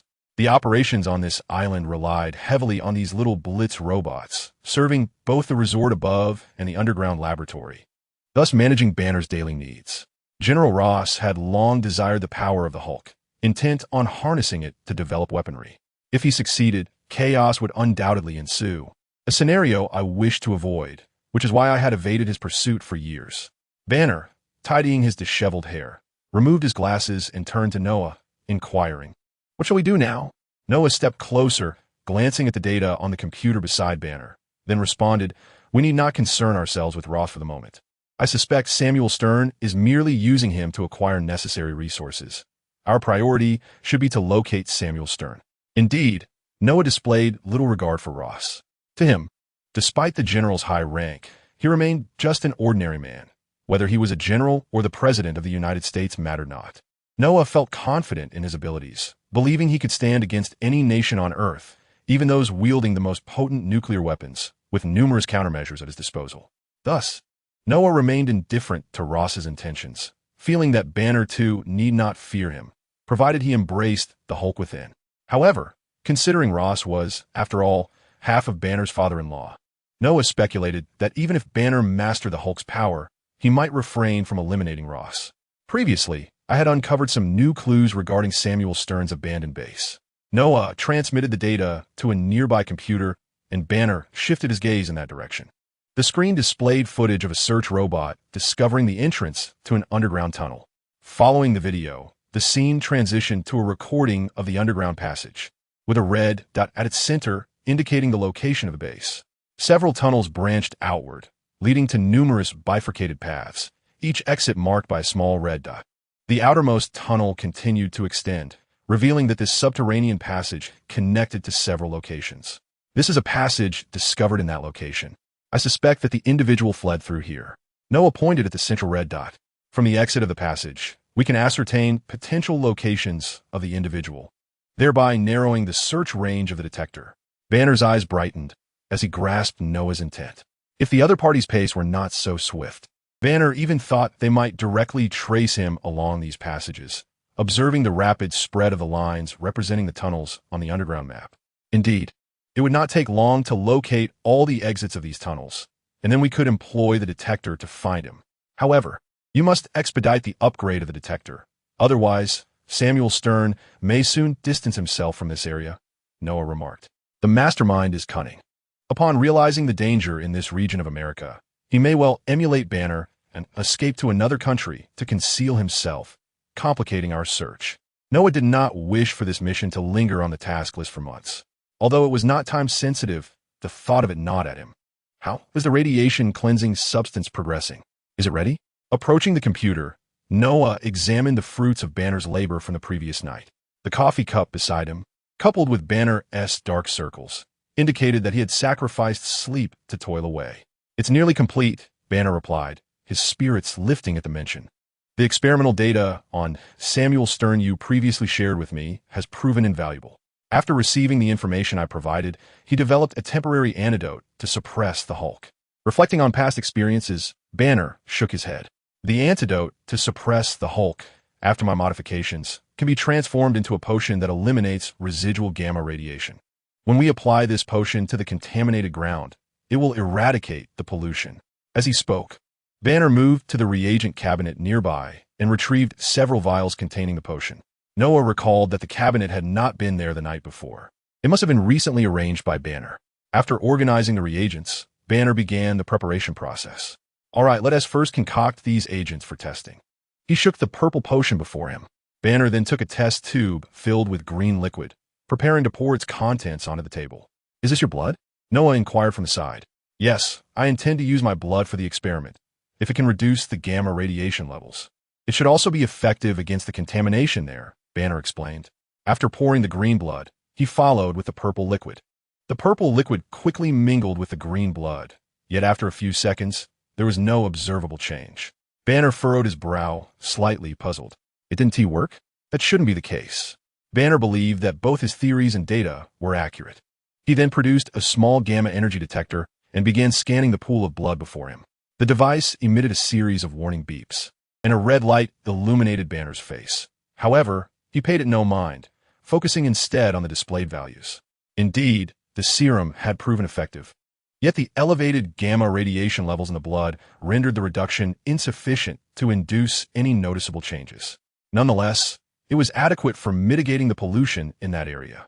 Upon examining the figures, Banner concluded that the gamma energy within his blood was excessively high, and even after the serum took effect, no alterations were observed. Fortunately, he had previously documented the values of his green blood, allowing him to affirm that his concoction had indeed worked. "It's a success," Banner proclaimed, holding the serum. "Once we produce enough agents, the contaminated land can return to its former state."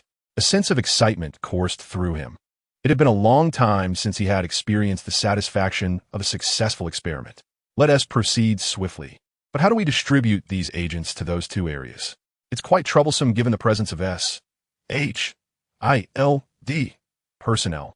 S-H-I-E-L-D. What should we do?" Although Banner was unfamiliar with the organization, he sensed that the situation was becoming complicated. "Don't worry, it's still quite simple for me." Chapter 131. Radiation clearance complete on the two contaminated plots of land. Numerous workers clad in protective gear were collecting samples. After gathering the samples, they departed the site and returned to a temporary base established by S-H-I-L-D in the distance. The perimeter of the base was secured with barricades, while many white cylindrical tunnels and circular tents were scattered throughout the area, housing the research equipment and medical supplies of S-H-I-E-L-D scientists. Here, every individual donned protective suits, and those returning from the contaminated sites underwent extensive decontamination before re-entering the base. A group of workers in heavy protective suits lifted the barricade and approached the container house. Upon reaching the entrance, they encountered another team of colleagues, equally attired, who had just returned from a different contaminated site with their own samples in hand. The initial workers exchanged nods with their counterparts before sequentially opening the container doors and stepping inside. This was the decontamination area of the base, where all individuals returning from sample collection were required to enter. Upon entering, small nozzles in the ceiling sprayed disinfectant over them, and the workers extended their arms to ensure even coverage on their protective suits. After completing the first step, they proceeded to the next room, where they removed their protective gear and placed it in a large container designated for redisinfection. Once they had shed their suits, they each entered a shower room to wash away any potential radioactive contaminants that may have clung to them. After undergoing numerous procedures, they finally emerged from the sterile white buildings, donning standard protective gear. The samples they collected, having been meticulously disinfected, were sent to the laboratory. Within the lab, the researchers, clad in protective suits, were already examining the samples that had been brought back. Several specimens were laid out on the examination table, while a few researchers began to scan and analyze the items retrieved from the contaminated area. Brown soil, green soil, a verdant liquid. These were among the samples they had gathered. Additionally, they brought back ashes from a fire-stricken zone and freshly sprouted green seedlings, even including 2 warning signs left by Noah for further investigation. This group of researchers had been urgently dispatched by S.H.I.E.L.D. Some had even been abruptly awakened by agents and groggily whisked onto a plane. Others had come from the previous city, where the Hulk had first clashed with mutated creatures, resulting in a devastated area that S.H.I.E.L.D. subsequently took over. Research from that location was also relocated here, as the situation was evidently far more severe than within the city limits. Upon examination, they discovered that the blood samples obtained from the contaminated site bore a striking resemblance to those collected earlier from the city, leading them to speculate that the blood's origin belonged to the same entity. However, they could not ascertain the nature of this being. Nonetheless, their paramount task was to eradicate the contamination. The origins of the biochemical beings were not within the purview of these researchers. Did you hear? One of the researchers nudged his colleague, remarking, "The individuals who went outside for samples claim the area is saturated with green blood. The ground is completely permeated with it." The other replied, "What kind of creature could possibly shed enough blood to cover an entire expanse? Was it Iron Man? Tony Stark? If he were responsible, surely he would boast about it in the news, wouldn't he? Besides, you ought to focus on your work. We have orders from above to find a solution within the next few days." The colleague, preoccupied with the urgency of their task and the lack of substantial findings, preferred to ignore the chatter. "Hey, don't be so hasty.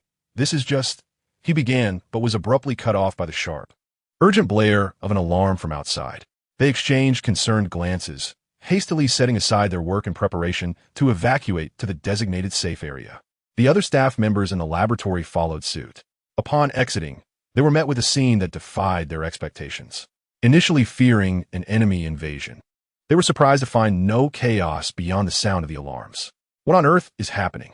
One of the defense personnel, clad in black protective gear and wielding a firearm, approached them, ready to guide them to the emergency shelter.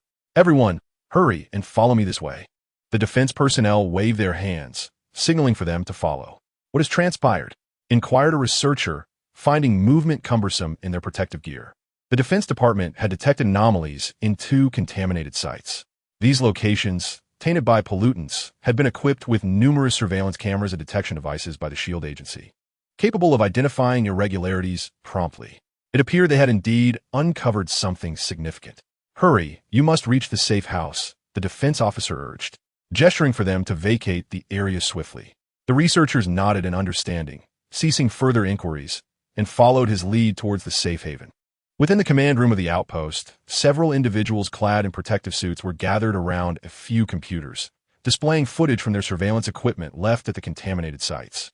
In the encircled area of pollution, a plume of purple smoke materialized inexplicably, prompting the personnel at the computers to switch to another contaminated site's feed, revealing that the same eerie purple haze had emerged there as well. This unknown vapor began to spread rapidly, engulfing everything in its path. "Did you dispatch the 3rd team for sampling?" Upon witnessing the purple smoke's expansion, several operators in heavy protective suits attempted to breach the cordoned area. Suddenly, they were confronted with the ominous rolling fog, accompanied by urgent warnings from the command room. "3rd team, evacuate immediately. An unknown vapor is spreading ahead of you." The command room's message startled the team members. The encroaching mist advanced with alarming speed. They turned to flee in the opposite direction of their weapons. Yet the vapor's spread was relentless, consuming them in its embrace. "3rd team, respond. Do you copy? Are you safe?" Those at the computers watched the screens anxiously, their eyes darting as the 3rd team's figures vanished from view. Reporting to the command room, "We are currently unharmed. Our protective suits seem to withstand the vapor." The voice of the 3rd team over the communicator brought a wave of relief. Just as they were about to speak further, the purple mist, seemingly under the influence of an unknown force, halted its expansion and rapidly retracted, condensing into a singular fog ball before dissipating into the air. The command room and the 3rd team on site were momentarily bewildered, soon realizing that the environment had undergone a transformation after the mist's disappearance. The green liquid that had coated the ground and trees had vanished, and new warning signs had been erected in place of the old ones. The members of the 3rd team exchanged glances, then cautiously approached to examine the inscription on the new sign. "Radiation cleared, smiley face." Chapter 132, A Return to the Library all done. Noah reached into the portal, retrieving two small, round metallic spheres. Once again, you have managed to resolve the situation with just two smoke generators.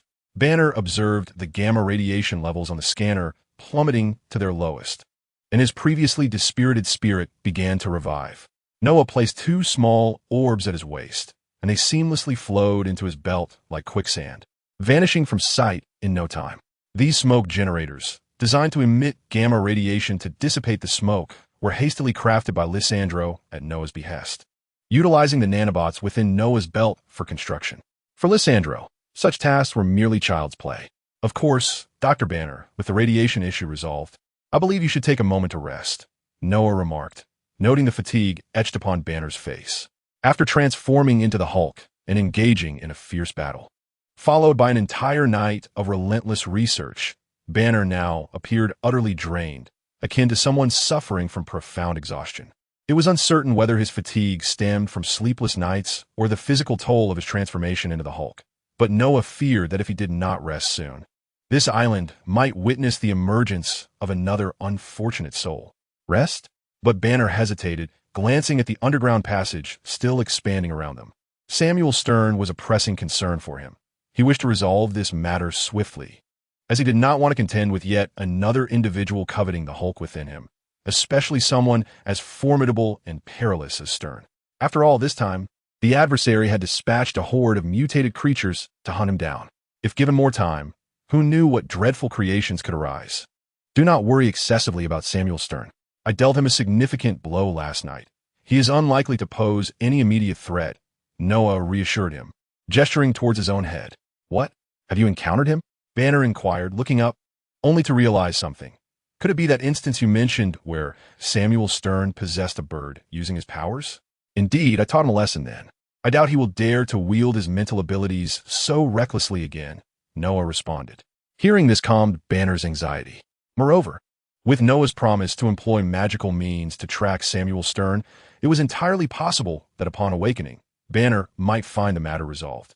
Thus, Banner retreated to his chamber, sinking into the embrace of a soft spring mattress, an indulgence he had not experienced in ages. Fatigue enveloped him, and he fell asleep almost instantly. After Banner had retired for the night, Noah settled into a chair and accessed the mission panel.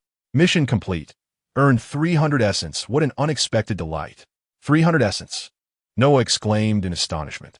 Just before he proceeded to eliminate the radiation, a thought struck him. Could today's task of clearing radiation also be classified as a mission? With this notion in mind, he promptly opened the mission panel, eager to see if he could refresh it for this task. The outcome is evident. Indeed, there appeared tasks related to radiation clearance among the objectives. However, they were merely tasks of the lowest tier, which left Noah feeling somewhat resigned.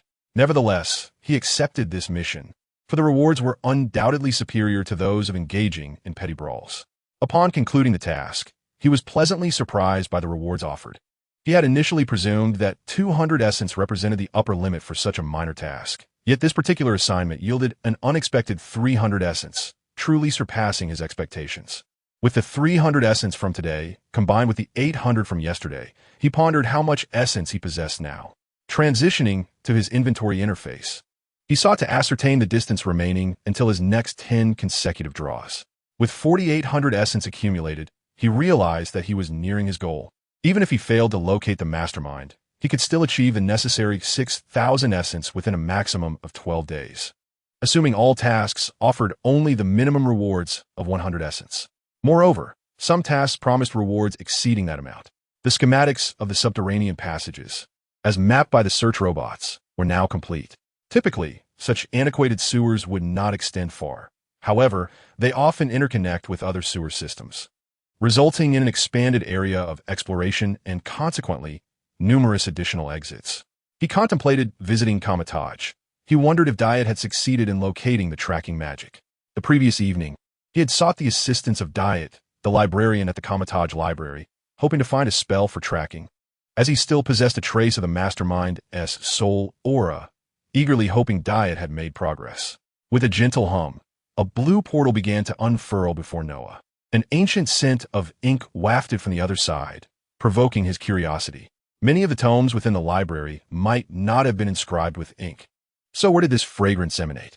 Perhaps it was the elegant aroma of knowledge accumulated over time. Stepping onto the brown wooden floor, which bore the weight of years, yet emitted no creaking sounds indicative of neglect, it was evident that the mages of Kamataj regularly maintained the flooring. Noah traversed the neatly arranged wooden bookshelves, laden with ancient volumes rich in magical lore. Although the Kamataj boasted connectivity, it had not embraced full modernity. The library primarily relied on oil lamps for illumination. While it was morning in America, night had fallen in Kamataj. The flickering oil lamps cast a dim, weathered glow, lacking the brightness of fluorescent lights, yet they possessed a unique warmth and enchanting luminescence. Under the soft illumination of the oil lamps, the library exuded an atmosphere of tranquility and mystery. The spatial dimensions of this library seemed incongruous with its outward appearance, suggesting that the architect mages had employed some form of spatial magic in its construction. Noah walked for a short while and arrived at the place where the librarian was situated. Dieter was already waiting for him in the librarian's designated spot, surrounded by several thick ancient tomes. "Noah, you've arrived," Dieter said with a smile, turning around upon sensing someone's approach and recognizing Noah. "Good evening, Dieter. Are these the books I requested?" Noah greeted Dieter and inquired. Chapter 133. The Tale of the Ancient Spellbook. Dieter, are these the tomes I seek? Noah asked as he approached, eyeing the stack of ancient books on the table. A few hefty volumes were placed beside Dieter's arm, and Noah picked up the topmost one, The Gate of Mysteries. The cover, fashioned from ancient parchment, bore intricate patterns embossed upon it, resembling a mysterious oil painting. The design encompassed complex geometric shapes and textures, forming a twisted circular vortex that corresponded with the book's title, The Gate of Mysteries.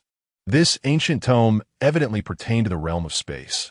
Upon opening it, the faintly yellowed pages revealed inked writings.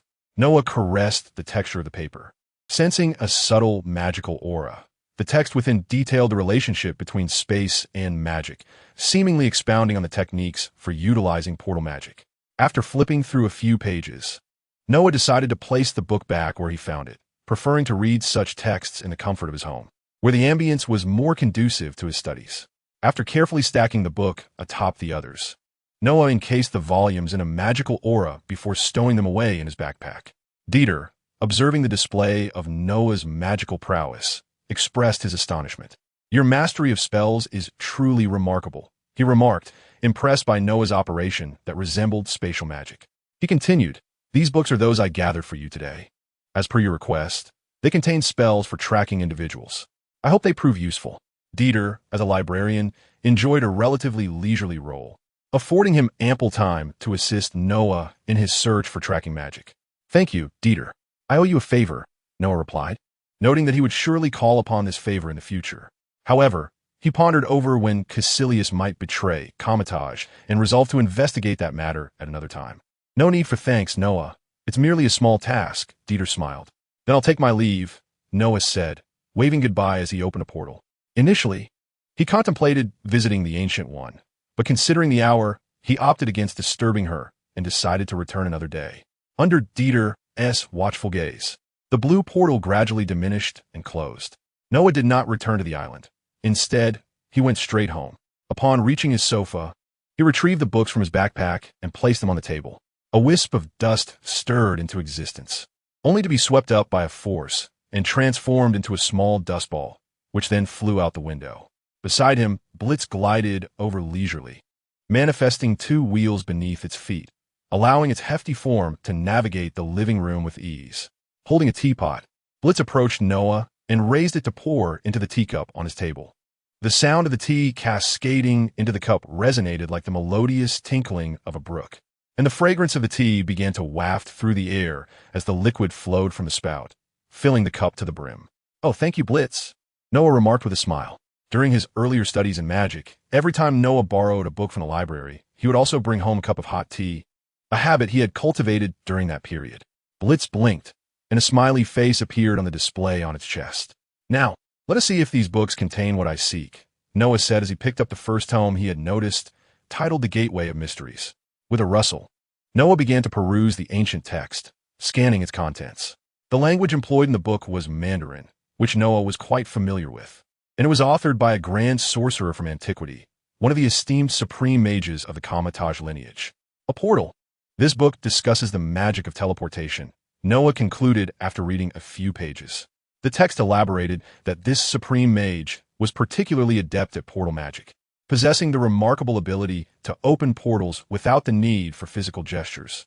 This prompted Noah to think of the future king, who undoubtedly had also read this book. The ancient manuscript recorded the supreme mage's insights into the use of portals, alongside various experiences. He could traverse to any location in the world using a portal and even access different dimensions. One account noted that he had once arrived in a realm engulfed in flames. Flames? Is it hell or Muspelheim? Noah pondered, as a notion of a fiery place instantly conjured images of hell and Muspelheim, one of the 9 realms in Norse mythology, home to the fire giant Surtur. However, subsequent passages provided Noah with clarity. The book stated that upon arriving in the fiery world, a crimson demon appeared before the supreme mage, who was one of his adversaries, the Lord of Hell, Mephisto. The manuscript ceased to record the events following the encounter between the supreme mage and Mephisto, leading Noah to surmise that the outcome was certainly not tranquil and likely involved considerable strife, for Mephisto's prowess in hell was undeniably formidable. Throughout history, supreme mages had defended Earth against incursions from dimensional lords like Mephisto. Yet this particular supreme mage had recklessly opened a portal to hell, Mephisto's domain, where mercy would surely be in short supply. Indeed, it was recklessness. The supreme mage himself had noted in the records his penchant for haphazardly opening portals and embarking on adventures. As Noah continued to peruse the pages, he discovered intriguing accounts of the supreme mage, who, during one of his portal-opening escapades, found himself in a world that was both strange and familiar. This realm bore a striking resemblance to Noah's own, yet certain aspects diverged from his recollections. For instance, upon arriving at the Kamataj of that universe, he was astonished to find another supreme mage residing there. Engaging in conversation with his counterpart, he learned that he had traversed into an alternate universe. The experience left an indelible mark on him, as it was his inaugural journey into a parallel dimension. However, he later recounted being chastised by the supreme mage of that realm, who warned him that recklessly traversing parallel worlds could lead to catastrophic temporal disturbances. This incident reminded Noah of the film Spider-Man, No Way Home, where Ned opened a portal connecting to other universes, plunging their world into chaos due to Peter's desire for Doctor Strange to employ temporal magic to rectify his identity crisis. Perhaps I could utilize a portal and, akin to Ned, chant the name of the mastermind while tracing circles? Noah contemplated the cinematic imagery. Ultimately, he decided to continue exploring the other tomes first. He resolved to finish reading these books before determining whether to employ such a method to seek out the mastermind. He harbored concerns about inadvertently opening portals to other worlds. Although Doctor Strange was currently absent, and no one was misusing temporal magic, the present world had subtly transformed due to such occurrences. Phenomena like the void had emerged, leaving uncertainty about potential repercussions. He mused about inadvertently summoning a mastermind from another universe, perhaps one from the comic realm, which would be overwhelming for him at this juncture. After contemplating this, Noah resumed his reading, finding the knowledge contained within the book to be quite beneficial, enhancing his comprehension of portal spells. Chapter 134. Leisure time in the hall. Numerous portals materialized, their blue circles crackling with sparks. Wow, how many portals are there? At the entrance of the villa, a tall figure appeared, Gwen, who had just pursued the magical hat. Today, Gwen donned a black hooded sweater paired with a black pleated skirt and gray tights, perfectly suited to the autumn season. While at home, Gwen typically refrained from wearing her beloved Lolita dress, crafted by Isolde, as it did not quite align with the modern aesthetic. Thus, she chose to store it carefully in her wardrobe. The magical hat, known as the World Ender's hat, glided leisurely beside Gwen, now adorned with a delicate black bow. The combination of black and purple lent the hat an air of elegance. The butterfly knot is not directly embroidered, but rather tied onto the hat with a ribbon, a delicate embellishment crafted with care by Gwen. Aware of the hat's trepidation towards the prick of a needle, she opted for this alternative method, allowing the hat to embrace her charming adornment. Upon entering, Gwen beheld Noah seated on the sofa, one hand clutching a hefty tome while the other gestured in the air. The ancient book, influenced by an unseen force, began to turn its pages autonomously. Surrounding Noah were numerous portals, appearing in all directions, which startled Gwen as she stepped into the hall. "Huh? Gwen, is that you?" Noah noticed her arrival, ceasing his movements and placing the book down. The teacup before him still emitted steam, not because he had neglected it, but due to Blitz having refilled it multiple times. He had already perused nearly 2/3 of the ancient volume titled The Gate of Mysteries. In his solitary endeavor, he had been reading with one hand while simultaneously practicing the art of portal creation. The insights gleaned from this book significantly deepened his comprehension of the magic of portals, leading him to believe that upon finishing it, he would master the ability to open portals without the aid of his hands. "What are you doing, Noah? Why have you drawn so many circles?" Gwen inquired with curiosity as she approached him. The hat, too, joined her side, playfully swaying the butterfly knot as if seeking Noah's approval of its adornment. Noah affectionately patted the magical hat, enjoying its silky texture, and offered compliments that delighted the vain hat, prompting it to twirl joyfully in the air. "Gwen, these are portals that can transport you to any place you wish to go," Noah explained, suddenly recalling something. "Gwen, have you not looked at the magic book I gave you at all?" During his studies, Noah had contemplated teaching some magic to both Lysandra and Gwen. After mastering the spells himself, he entrusted the books he had brought back from Camartage to Lysandra, hoping she would guide Gwen as well. Lysandra, possessing extraordinary computational abilities as a mechanical life form, learned rapidly, and while observing Noah, she quickly grasped most of the magic. Once they had both acquired the knowledge, it was naturally Gwen's turn. However, Noah now realized she seemed oblivious to the very concept of portals. Those books are just too thick. I haven't finished them yet," Gwen replied sheepishly, reminiscent of a child caught in mischief. Noah sighed in resignation, aware that since arriving in this world, Gwen had transformed into a homebody, indulging in sewing, gaming, and online surfing. It was quite the challenge to encourage the internet-obsessed Gwen to delve into such weighty tomes. "Gwen, this magic is immensely beneficial. The advantages of mastering it are plentiful. For instance, this portal magic, once mastered, allows you to traverse to any corner of the world. If you encounter a breathtaking location online, you can simply conjure a portal and witness it firsthand." Noah spoke as he opened yet another portal amidst the array of shimmering doorways, though this one displayed only a canvas of blue light. "Gwen, do you have a place in mind that you wish to visit?" Noah inquired. I just thought of one. I want to see the land of Huaxia. I've watched numerous videos about its tourist attractions online, and I'm eager to explore," Gwen replied with palpable excitement. "To my surprise, you wish to go there. That place is my homeland. If you ever wish to visit, I can take you there frequently," Noah remarked, as the blue portal began to transform. "Let's go take a look. However, it is currently night there, and I have chosen a splendid spot for you." Rising to his feet, Noah beckoned Gwen to follow him through the portal. Together, they stepped through the portal, crossing a hemisphere's distance, and arrived in Huaxia. Upon emerging, they found themselves on a grassy expanse, a vast prairie devoid of human structures. "Where are we?" Gwen inquired, gazing around with curiosity, feeling the chill in the air. Tibet is a high-altitude region with significant temperature fluctuations between day and night, making the evenings particularly cold. "This is Tibet in Huaxia. Look above," Noah pointed skyward, prompting Gwen to follow his gaze. "Wow, how beautiful!" Before them unfolded a night sky adorned with countless stars, each sparkling vividly against a pitch-black canvas, with a galaxy elegantly sweeping across the heavens. Such a sight is unattainable amidst the pollution of bustling cities. After living long in a frenetic urban environment, encountering such beauty undoubtedly purifies the soul. "It's so stunning. I've only seen this on my computer before," Gwen exclaimed, her excitement evident. Noah smiled, waving his hand to unleash a surge of magic that gently pushed away the small insects from the surrounding grass. He then reclined on the soft meadow.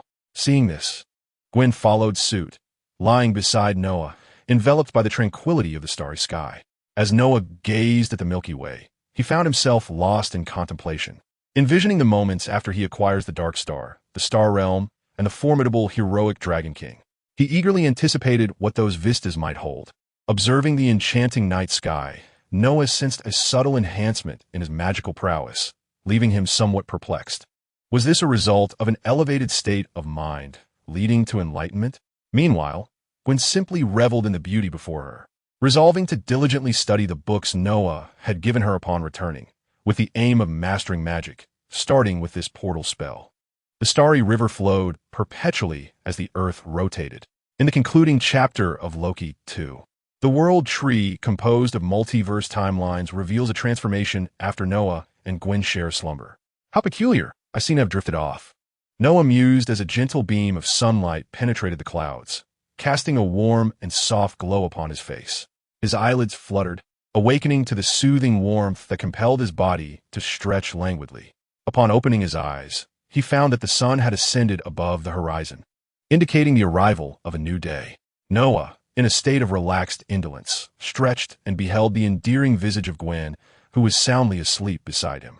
After a brief moment of blinking, he shifted his gaze, having noticed an extraordinary change in the environment surrounding them.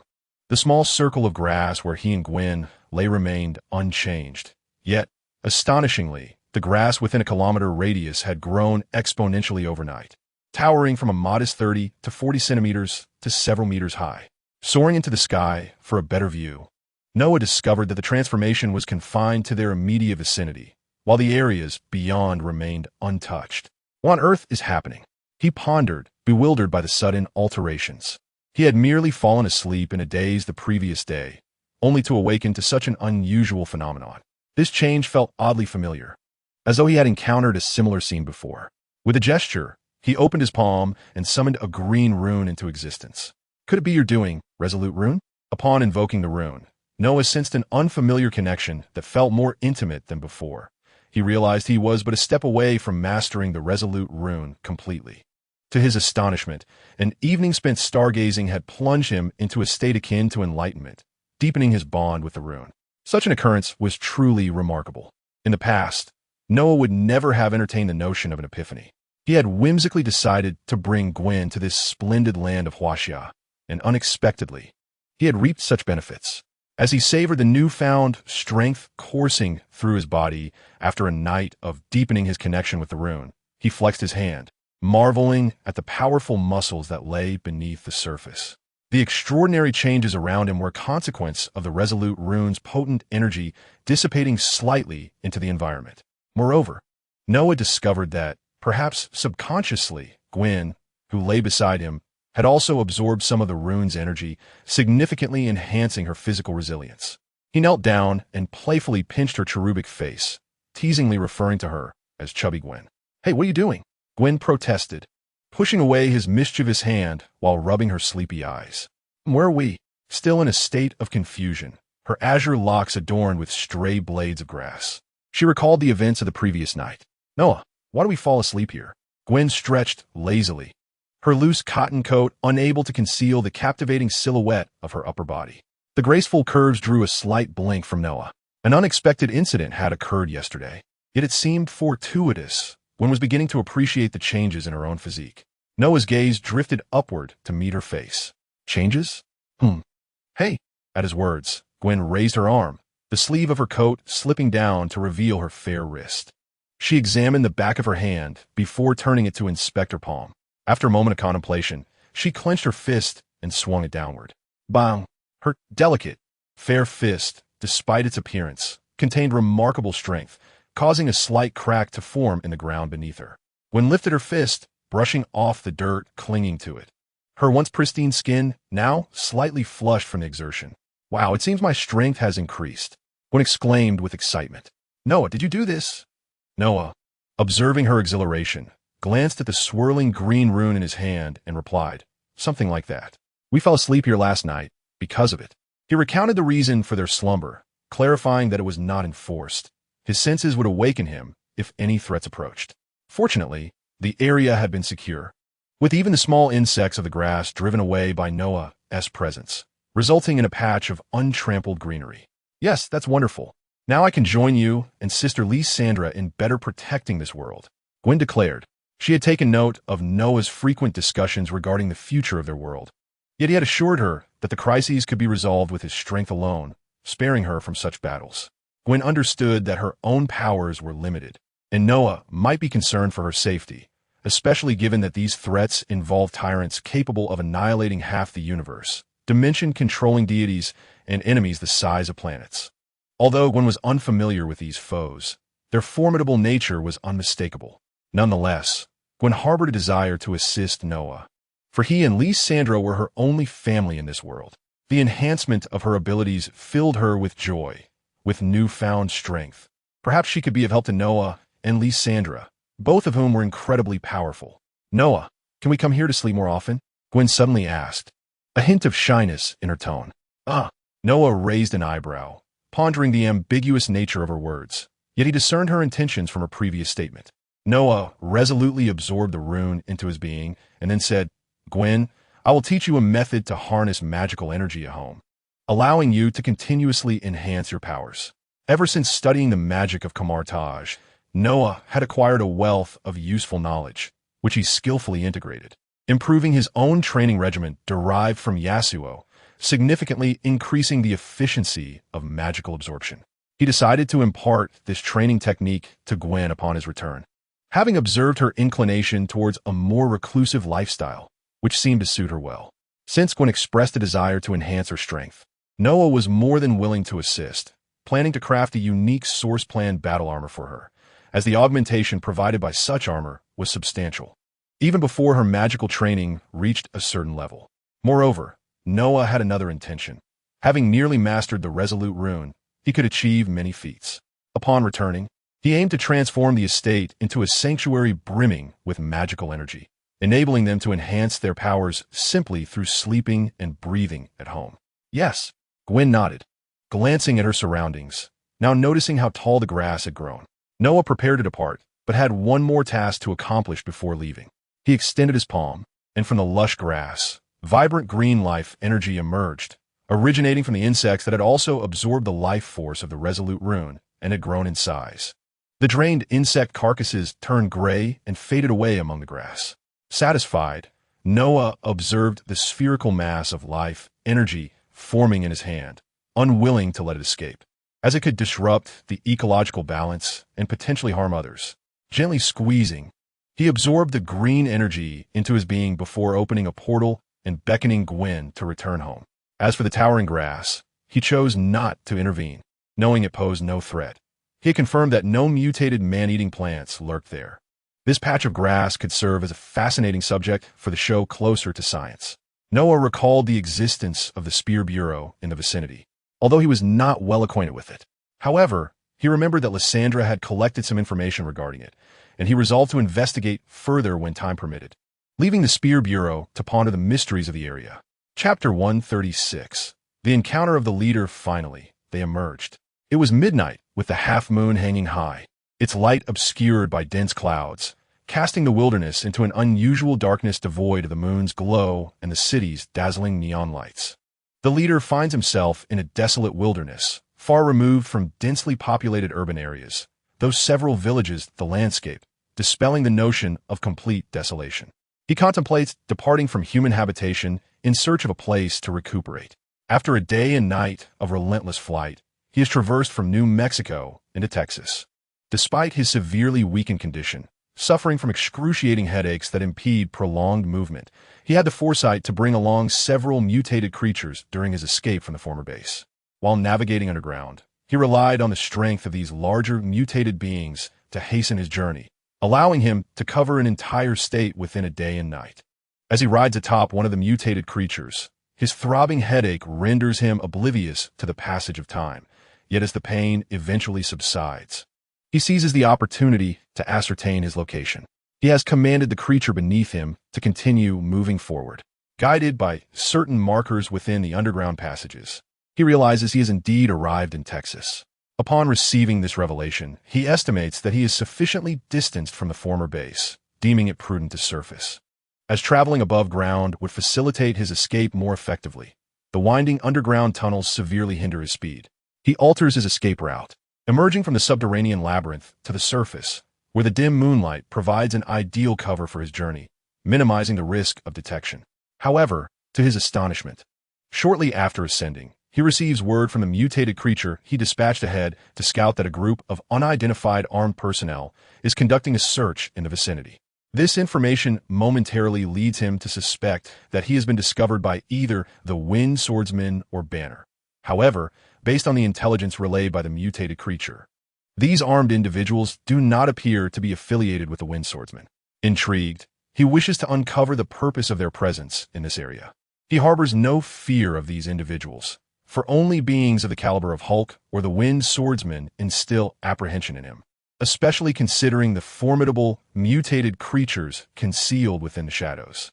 Following the guidance of the scouting creature, he stealthily approaches the area occupied by the armed personnel, taking refuge in the darkness to observe them. Since his encounter with Hulk's blood, which induced mutations, not only has his intellect evolved, but other organs within his cranium have also undergone subtle transformations. Though not as profound as the changes to his brain, these modifications enable him to overhear the conversations of the armed group from a considerable distance. Didn't the target appear in our area? Where could he be? How we searched for so long without a trace? Was the information a false report? The individuals in this group, fully equipped, remained oblivious to the watchful gaze lurking in the shadows. They vigilantly scanned their surroundings, awaiting the appearance of their target. Each was adorned with night vision goggles suited for nocturnal operations, wielding rifles, and clad in bulletproof vests, resembling a professional special forces unit. Their commitment to the mission was unwavering. The intelligence relayed to them was deemed accurate. A reconnaissance agent had recently communicated that the target had indeed been sighted. Yet contact was lost immediately following this revelation. Caution was imperative as the target posed a significant threat, remarked a figure resembling a captain, who held his rifle with utmost vigilance. These individuals were, in fact, members of Hydra. Just the previous day, Pierce had received a report from an agent in Sitwell, revealing unsettling occurrences within Mexican territory. Was there truly a presence capable of orchestrating an army of monstrosities? Such talent was desperately sought after by Hydra. Consequently, Pierce activated the Hydra operatives embedded across various institutions, hoping to procure valuable intelligence. It was not solely SHIELD that had been infiltrated by Hydra. Numerous pivotal agencies in America harbored Hydra members, the majority of whom were situated within SHIELD. Thus, through the information gathered from Hydra operatives in different regions, Pierce swiftly obtained what he sought. An acquaintance of Pierce, General Ross, became a focal point of interest. The intel indicated that General Ross had recently been collaborating with an individual known as the Leader. A Hydra operative concealed beneath Ross's command had intercepted their conversations, revealing the entirety of their exchanges. The self-proclaimed Leader was indeed the architect of the monstrous army. Upon learning that this figure had seemingly offended a formidable adversary and had begun to flee, Pierce ordered all Hydra members to commence a search for the Leader, primarily focusing on the New Mexico region and its surroundings. Given the vast expanse of the area, Pierce was not overly optimistic about swiftly uncovering the Leader's whereabouts. He instructed the Hydra operatives hidden within Ross's ranks to closely monitor him, intending to ascertain the Leader's location upon future communications, thereby facilitating his recruitment into Hydra. However, to Pierce's surprise, fortune favored them. A search team fortuitously stumbled upon the Leader's escape route. Meanwhile, the Leader, having overheard the conversation between the two Hydra members, suddenly recalled a prior incident. After emerging from an underground passage, he had inadvertently eliminated an unfortunate bystander who had caught a glimpse of him. At the moment of discovery, the bystander was preoccupied with a phone call, and the Leader had been taken aback by the presence of a passerby in such a secluded area. However, since the individual had seen him, it was merely a stroke of bad luck for the bystander. With a swift command, the unsuspecting individual, still typing away, met a grim fate. As I reflect upon it now, could that individual truly be the reconnaissance agent they spoke of? The Leader furrowed his brow slightly. If that were indeed the case, then apart from the swift swordsman, there exists yet another faction pursuing him. The Leader made a resolute decision. Under his mental command, several poison needles shot forth from behind him, striking the Hydra members directly. Within a mere second, nearly all of the fully armed Hydra operatives collapsed, leaving only one, a panicked individual wielding a firearm, standing aimlessly and pointing in all directions. This individual was the suspected captain of the Hydra faction. The Leader emerged from the shadows, and the operative soon became aware of the disturbance. Just as he was about to fire in that direction, he suddenly felt a wave of dizziness wash over him. His grip on the weapon slackened, and it fell to the ground, his hands unable to maintain their hold. The leader approached, clutching his head, having forcibly activated his mental abilities to subdue the opponent. However, it was evident that a poison needle had also been embedded in the exposed skin of the controlled Hydra member. The leader had instructed the mutated creature that launched the needle to regulate the dosage of venom, although it would not render the Hydra operative unconscious. It effectively diminished his willpower, allowing the leader to exert control over him despite the impairment of his mental faculties. Now, the leader was eager to discover who was attempting to capture him. Once the opponent was subdued, he would answer any questions posed with complete honesty. Chapter 137. The leader's hypnosis. Which organization do you belong to, and what is your purpose in coming here? In the forest, where trees intertwined and moonlight trickled through the gaps, casting specks of starlight, distant and haunting calls echoed intermittently. Pairs of emerald eyes lurked in the shadows of the jungle. At this moment, the leader was interrogating the individual he had ensnared. The operative's mind had been invaded by his psychic power, rendering him as compliant as if he had ingested a truth serum, divulging all information truthfully. I am a member of Hydra. The controlled operative's gaze had turned vacant, his body rigid, resembling an unthinking marionette. Hydra? What is that? The leader was not familiar with the organization referenced by his captive. The Hydra organization first emerged in Captain America, the first Avenger, established by the Red Skull as a research institution under the Nazi regime. However, Hydra has its roots in ancient times, originating from a being known as the Hive, who appeared on Earth and wielded immense power, earning a following of worshippers. The Hive was subsequently banished to a remote planet by other superhumans, and in their desperate bid to rescue their deity, the followers formed a clandestine society, which would ultimately become the original Hydra. Thus, the Hydra affiliated with the Red Skull can be regarded as a branch of the greater Hydra. Nonetheless, the Hydra in America today predominantly consists of the remnants of this faction left by the Red Skull. During the era of World War II, shortly after the establishment of Hydra, the Red Skull acquired the Tesseract, a cosmic artifact left on Earth by Asgard from Norway. Hydra scientists conducted extensive research on the Tesseract's formidable powers and succeeded in creating powerful energy weapons. Fueled by this newfound strength, the Red Skull's ambitions soared, leading him to sever ties with the Nazi regime in pursuit of global dominance. However, his plans were thwarted by the combined efforts of Captain America, Peggy, and Howard Stark, Tony's father.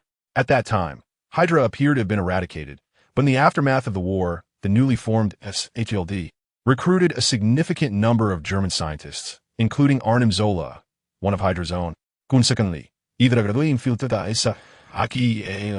While Hydra operated in the shadows during the war, the United States did not disclose information about the organization after its apparent defeat.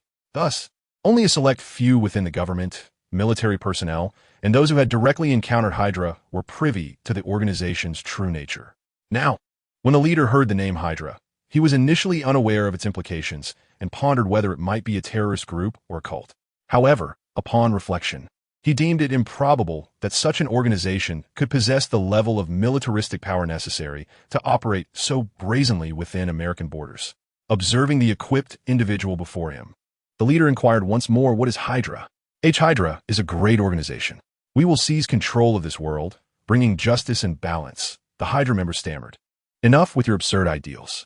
What power does your organization truly possess? The leader, growing impatient, began to suspect that he was conversing with a cult. We have infiltrated various organizations and institutions within America, including the Department of Justice, the Department of Homeland Security, the Department of Defense, and the Treasury. The Hydra member rapidly recited the names of these agencies, each of which the leader recognized. This revelation astonished him. He had not anticipated that an organization named Hydra could have penetrated significant sectors of the American government. Our team consists of Hydra members within SHIELD. The agency is our primary infiltration target. The leader noted yet another organization with which he was unfamiliar. However, seizing this opportunity, he resolved to uncover the secrets of America's clandestine organizations, paving the way for his future endeavors. Thus, under the leader's questioning, the Hydra member divulged everything he knew about SHIELD. Though this individual was not a high-ranking operative and lacked access to many of SHIELD's DS classified documents. The information he provided allowed the leader to gauge the organization's formidable strength. Through the interrogation, the leader also learned how they had tracked his whereabouts and discovered the reason for Hydra's interest in him. The organization coveted his expertise in creating mutated organisms. Upon receiving the complete information, the leader pondered deeply and released his mental control over the Hydra member. Shortly thereafter, the controlled Hydra member gradually regained consciousness. Realizing he was sprawled on the ground, his awareness surged back instantly, prompting him to swiftly rise, retrieving a weapon from the ground during the process. The Hydra member cautiously surveyed his surroundings and discovered that all his comrades were lying on the ground. After a moment of vigilance, he approached a fellow teammate to assess the situation. Upon inspection, he noticed a venomous stinger protruding from the exposed skin of the teammate's neck. Checking for signs of life, he found the comrade still breathing, yet out of caution, he refrained from touching him. Instead, he examined the other fallen members and discovered that they too bore stingers on their necks. What on earth is happening? He thought, feeling a sense of alarm. After confirming the situation, the sole-standing Hydra member touched his own neck, finding no stinger present. Tightening the tactical gloves on his hands, he moved closer to a teammate, preparing to remove the stinger for further examination. What transpired? To his astonishment, as he extracted the stinger, the unconscious teammate suddenly awakened, albeit in a state of confusion. Struggling to rise, he felt a weakness in his limbs and turned to face the standing comrade. Upon realizing this, the observing Hydra member promptly removed the stingers from the necks of his other teammates.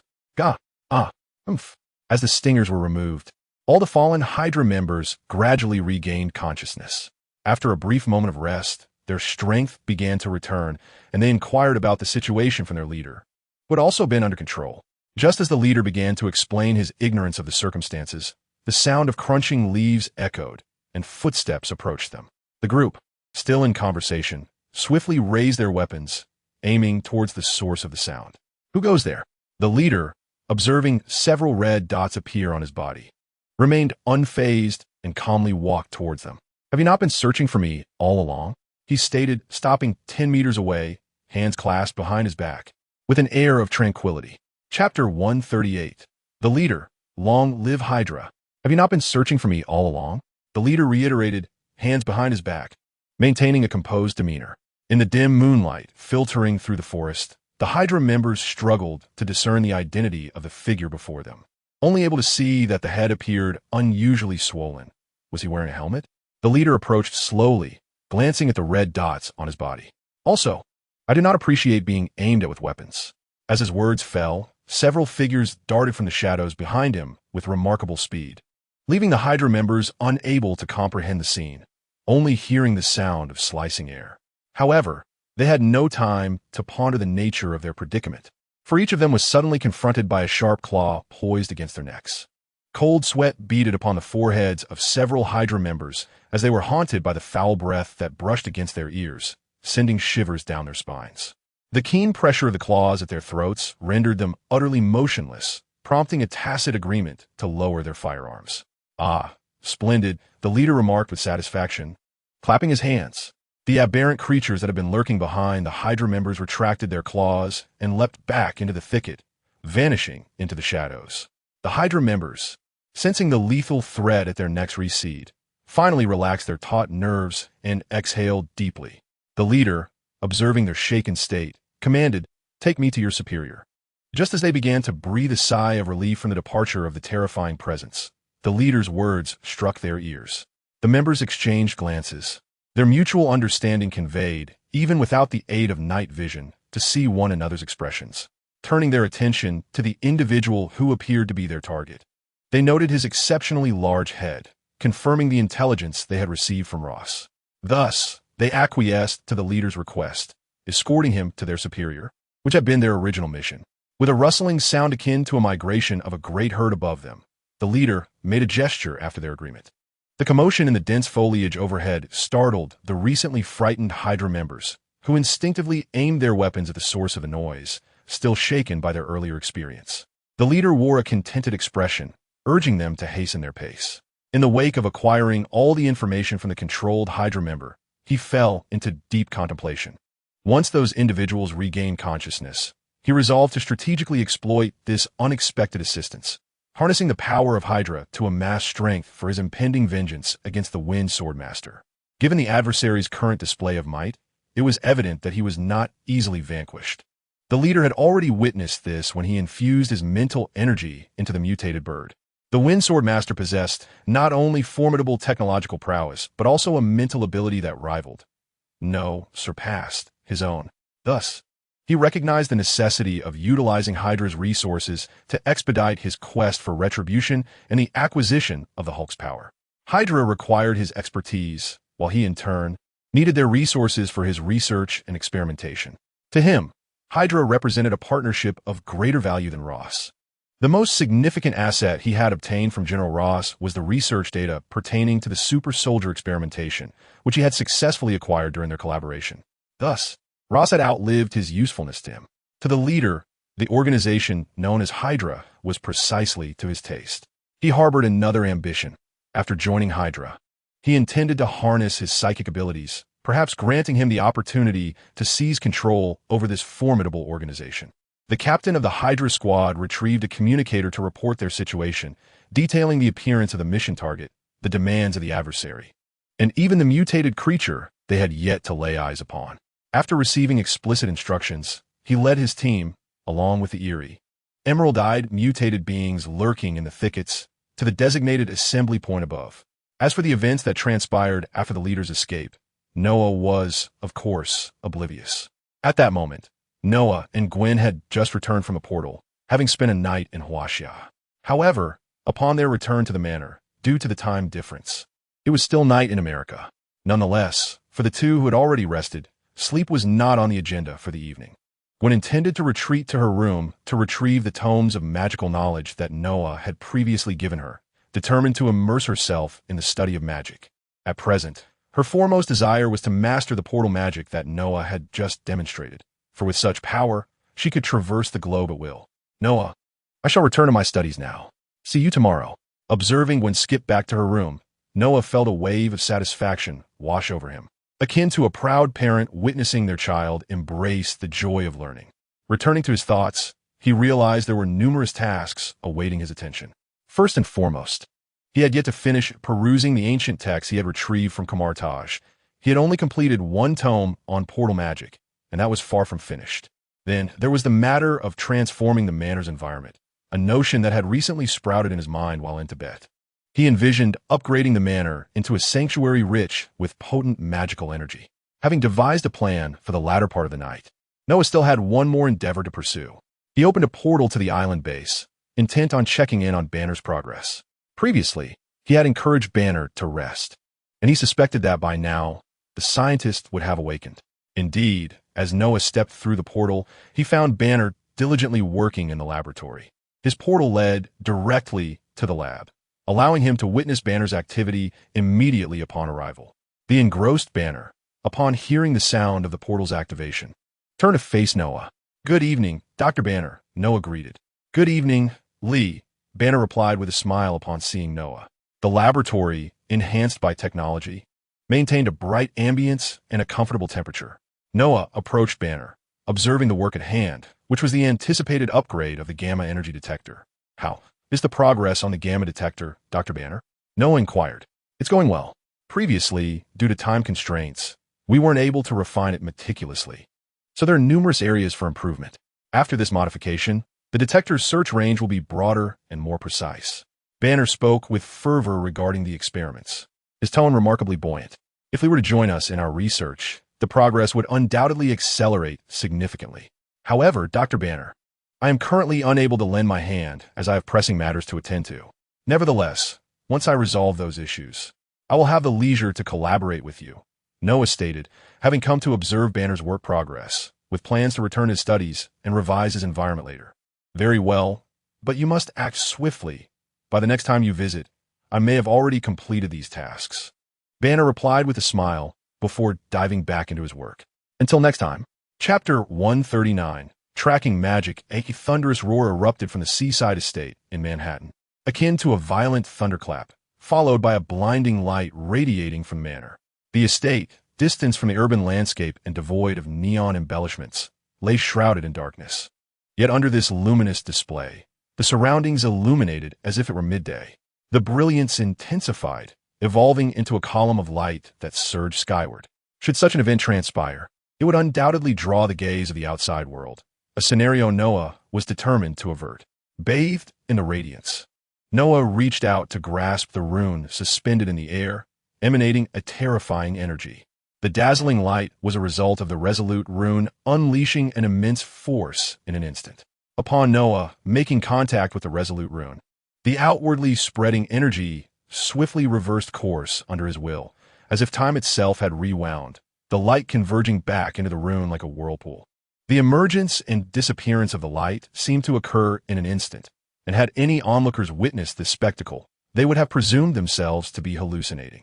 Inside the manor, Gwen remained oblivious to the flash, while Lysandra, however, was aware of the unfolding events, having previously discussed the matter with Noah upon his return. "This is troubling. We cannot proceed in this manner," Noah remarked, scratching his head after retrieving the excess energy. Upon his return, he had intended to first complete the transformation of the estate's environment, prompting him to summon the resolute rune to initiate the task immediately. At this juncture, his affinity with the rune was nearing its zenith, allowing him to harness a power unlike any before.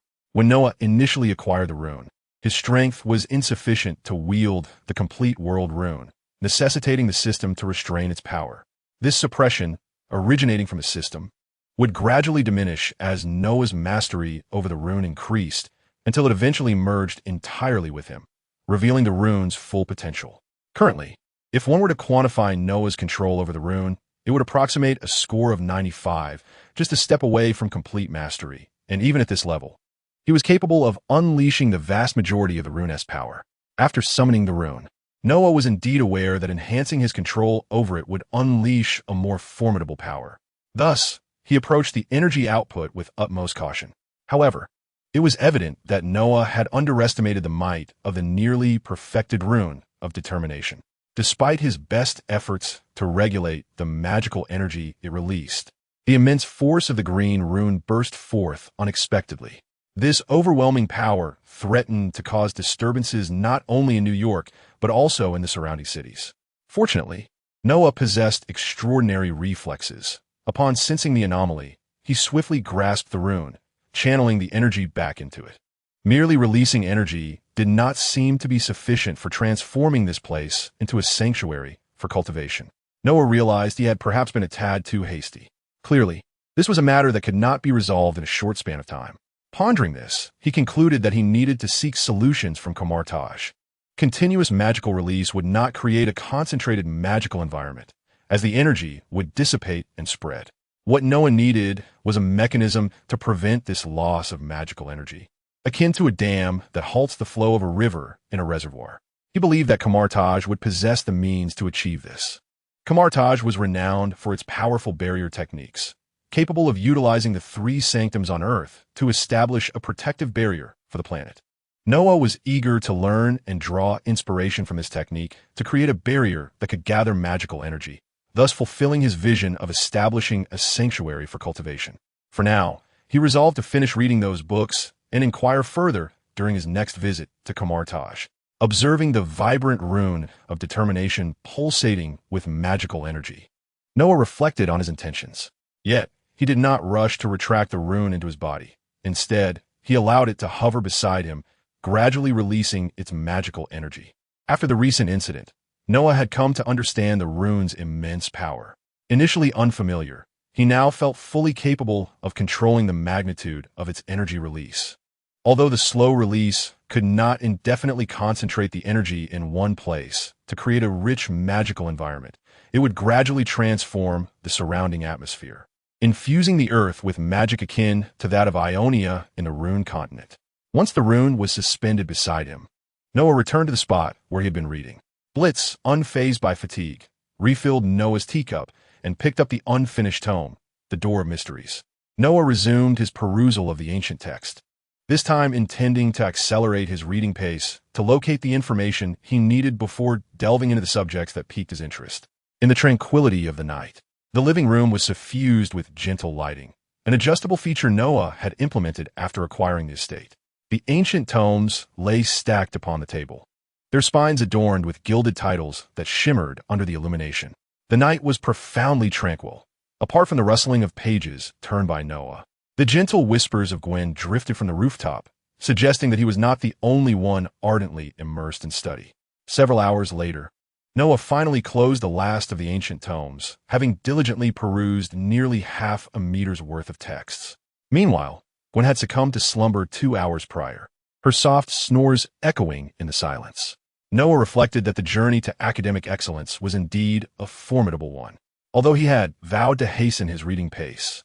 Avoiding the distractions that had previously ensnared him during his morning exploration of the Gate of Secrets, he found himself unable to resist temptation, resulting in a prolonged session. Nevertheless, the volumes procured by Dieter proved to be of significant utility. Upon finishing these ancient texts, Noah's comprehension of various aspects of spatial knowledge had notably deepened, equipping him to enhance his spatial magic. Furthermore, he discovered the tracking spell he so desperately needed within these pages, and now he was eager to test its efficacy. With his hands forming intricate seals, a myriad of enigmatic magical runes shimmered into existence. As these runes coalesced in the air, Noah retrieved a fragment of soul energy acquired from the ruins of the brain base, infusing it into the magical incantation. Upon the addition of this soul energy, the magical runes swiftly converged, ultimately transforming into a blue magical compass, its arrow pointing resolutely in a specific direction. Had he succeeded? Chapter 140. All preparations complete. The blue magical compass hovered in Noah's hand, its arrow indicating a direction that likely led to the brain's location. This magical incantation, powered by the soul energy Noah provided, pointed towards its originator.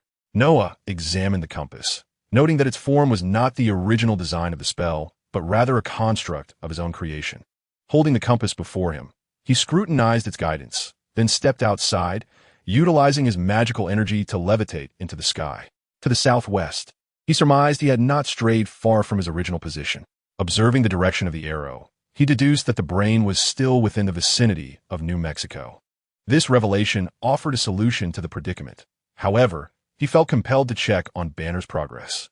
With the ability to pinpoint the brain's location, he was confident that he could eventually track him down, yet he opted to consult Banner first, curious about the efficacy of the detection device. If they could ascertain the specific exit of the underground passage from which the brain had fled, the search would become significantly less arduous. After noting the compass's orientation, Noah diminished the size of the device, transforming it into a magical bracelet composed of flowing runes that entwined around his wrist. With this completed, he waved his hand to open a portal beneath him and soared directly into it. In the subterranean laboratory of the island, Banner sat at his workstation, savoring a steaming cup of coffee after completing his tasks.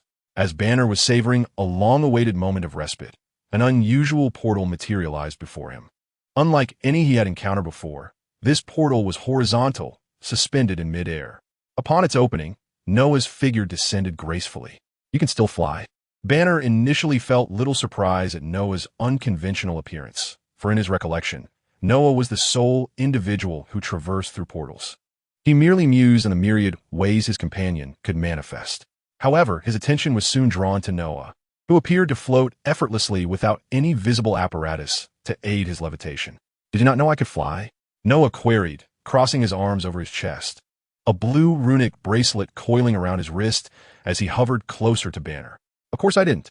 Is that common knowledge? Besides, you could only fly after donning your battle armor before," Banner replied, raising a hand in bewilderment, realizing for the first time that Noah could soar unaided. "How remarkable! You can ascend without any technological assistance, just like Superman. Can all you sorcerers fly?" Banner extended his fists forward, mimicking Superman's iconic flying pose. Noah understood that in this cinematic universe, various comic characters existed, with Superman being among the most celebrated. Not all can fly. Only certain exceptional sorcerers possess that ability. Noah reflected, knowing that among the sorcerers who could fly, only a few, such as Scarlet Witch Wanda and other formidable witches, were capable. Doctor Strange could also fly, but only with the aid of his magical cloak. As for the Ancient One, although her flying prowess was not portrayed in the films, Noah believed she possessed such an ability. Contemplating Banner's mention of Superman, Noah mused that with the strengthening of the runic powers, his own physical enhancement would accelerate. In the future, even if he did not summon a hero of immense strength, the runes would bestow upon him the potential to rival Superman. Enough of that, Dr. Banner. How is the scanner coming along? Noah shook his head, redirecting his thoughts as he gently descended to stand before Banner. At the mention of the scanner, a smile graced Banner's face. He set down his coffee and approached the computer, pressing several keys. I have improved the functionality of the previous gamma energy scanner. This device can now cover a broader range and conduct more precise readings. I believe it will assist us in locating Samuel Stern's. He gestured to the newly upgraded apparatus, markedly different from its predecessor, designed for swifter and more accurate tracking of Stern's whereabouts. Is it complete? Perfect timing, as I have made progress on my end as well. Noah showcased the magical halo on his right wrist, then waved his left hand, causing the runes to flow and the halo to transform back into the form of a magical compass. What is this? Banner inquired, gazing curiously at the magical compass. He did not comprehend the intricacies of magic, but found the compass aesthetically pleasing. The compass possesses the extraordinary ability to directly indicate the whereabouts of Samuel Stern, a feat of magic that I have only just completed. Noah suspended the magical compass in midair, allowing Banner to observe the arrow pointing above. Is there truly such wondrous magic? Banner exclaimed, astonished as he gazed at the compass, its surface adorned with flowing magical runes. Unconsciously, he reached out to touch the edge of the hovering device, feeling the icy sensation beneath his fingertips. This compass was indeed tangible. If such an object exists, could it not allow us to locate Samuel Stern without the need for a detector? While it's possible, it would require a considerable amount of time. The presence of a detector would certainly make the search more convenient. Upon hearing Noah's explanation, Banner nodded in agreement, feeling reassured that his efforts during this period had not been in vain. Suddenly, Noah recalled something and pressed a button on his belt, causing a projection device to materialize and display a photograph. Banner's expression turned grave as he scrutinized the image, which depicted a green-skinned individual with an enlarged head. The attire appeared somewhat familiar, yet the face was unmistakably recognizable. Is this Samuel Stern? After a moment of contemplation, Banner finally identified the individual in the photograph. It was indeed his former friend, Mr. Stern. However, the appearance captured in the image bore a striking resemblance to his transformation into the Hulk, albeit with only the head and skin having undergone mutation. Moreover, Banner realized why the clothing appeared familiar. It was the very outfit Noah was wearing. Where did you acquire this photograph, and why is he donning your attire? Banner inquired, voicing his perplexity. Just take a look, Noah replied with a smile. In front of Banner, a cloud of smoke enveloped him, and when it dissipated, the dashing young man had vanished, replaced by a green-skinned, large-headed creature, precisely the form of Samuel Stern. Banner gasped in surprise, taking a step back, his hand instinctively bracing against the laboratory table. However, he quickly regained his composure, recognizing this as yet another manifestation of Noah's remarkable magic. Observing Noah's transformation, Banner understood why the photograph had depicted Noah's clothing. Noah shook his oversized green head, feeling the unusual weight upon him. Before Noah utilized that specific essence of Shoma for crafting a magical incantation, he had a sudden inspiration. He could first harness the power of Nico to manifest this essence into a head, as he was still unaware of the individual's true appearance, which had not been revealed in the film. Thus, Noah transformed into this form and captured a photograph. During the metamorphosis, he sensed an enhancement in his intellect and the emergence of psychic abilities born from the mutation. With another cloud of smoke, Noah reverted to his original state.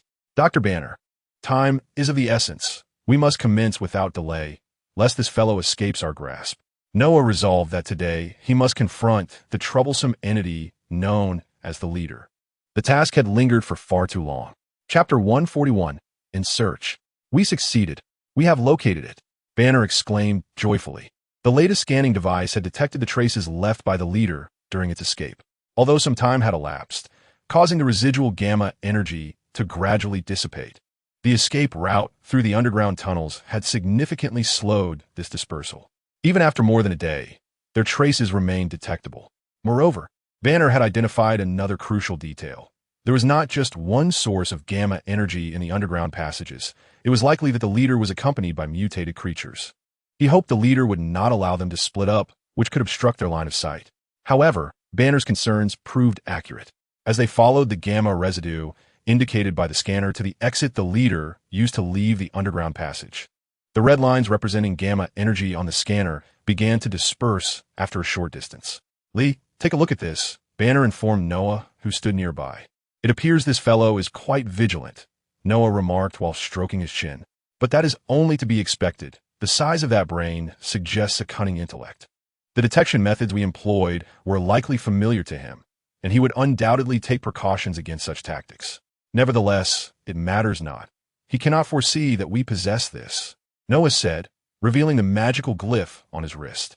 This tracking magic would be the key to locating the leader. "Indeed, marvelous magic." Less astonished Dr. Stern, Banner grinned, realizing the opponent would never suspect the existence of such sorcery. After confirming the precise location, Noah resolved to proceed directly, following the compass's guidance to swiftly find and eliminate the leader, thus completing the task that had been lingering in the taskbar. Noah adjusted his gear and donned the Source Project armor, ready for action. "Banner, what do you say? Will you accompany me in the search?" Noah inquired, while allowing Lysandra to display the location from the gamma detector on his visor, facilitating his navigation to the specific teleportation point. I think I shall refrain from following you this time. After all, I cannot fly, and my presence would only delay your progress. However, when you locate him, I hope you can bring me along. I wish to confront Samuel Stern directly and inquire why he has chosen this path." Banner pondered for a moment before responding. "Very well." Noah nodded and turned to open a teleportation portal.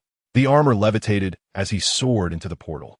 Banner watched Noah's figure disappear into the portal, and as it closed, he retrieved the phone Noah had given him earlier and called his girlfriend, Betty. He had not been in touch with her for a couple of days, and she must have been quite worried. A low hum resonated in a dark, damp place, where a blue halo unfurled in midair, suspended over a meter above the ground, before a shadowy figure emerged. "What a choice of location, Commander," Noah mused.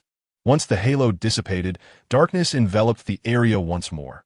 However, this posed no challenge for Noah.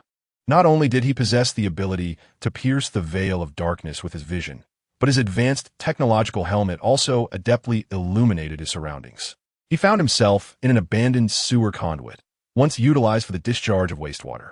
The lingering stench was pervasive, yet Noah's armor effectively filtered out unpleasant odors, sparing him from a significant discomfort. He turned, revealing a sewer pipe behind him, from which the commander must have emerged. "The gamma energy detection system is now operational, Noah. You can now perceive residual gamma energy directly," Lysandra's voice chimed in his ear.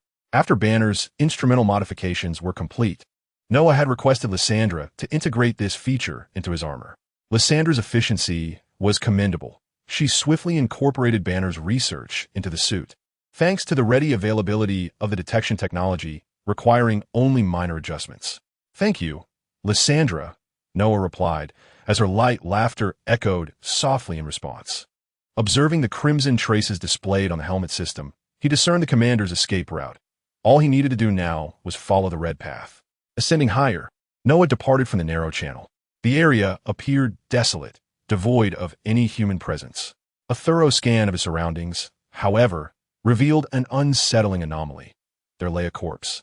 After conducting a scan, a red marker materialized before Noah's eyes, allowing him to clearly identify the lifeless figure on the ground. The individual had met a grim fate. As Noah approached the body, it became evident that the deceased was merely a civilian, dressed in ordinary clothing, with a mobile phone scattered nearby. "Lysandra, ascertain this individual's identity," he instructed, picking up the phone and casually unlocking it to investigate the last moments of the person's life. "Target identified. The target has manifested, preparing to report to headquarters." Noah discovered the final 2 messages sent by the individual, one of which appeared to have been interrupted before delivery, resulting in their demise. "Target? It seems this individual was not an ordinary person," Noah concluded, recognizing that the deceased was likely more than just a bystander. "Information on the corpse has been retrieved," Lysandra announced, and data regarding the individual materialized in Noah's view. "Is that so? Let's see. Aaron, S. H. I. E. L. D. Agent? When did S. S-H-I-E-L-D become involved? Noah pondered, astonished to learn that this individual was affiliated with S-H-I-L-D. First, locate the leader, then we shall discern whether it is S-H-I-L-D or Hydra, Noah contemplated, as he swiftly propelled himself along the crimson trajectory that indicated the leader's escape route. Along the way, he discerned that the leader had devised two false paths to obfuscate pursuit. However, once Noah produced his enchanted compass, the dilemma was effortlessly resolved. The compass unwaveringly directed him towards one of the red trails, confirming it as the correct course. As he soared through the forest, his rapid movements stirred a tempest of wind, causing the treetops to sway and startling the birds into flight. Before long, Noah caught sight of several figures in the distance. 1, 2, 3, 4, 5, 6, and, alongside them, the surrounding entities confirmed his suspicions. Under the scrutiny of his visor's scanning capabilities, all life forms were distinctly marked. Aside from the leader, several armed personnel were positioned nearby, while the shadows concealed the leader's mutated creatures. It was now time to summon Banner. Buzz, the portal was opened,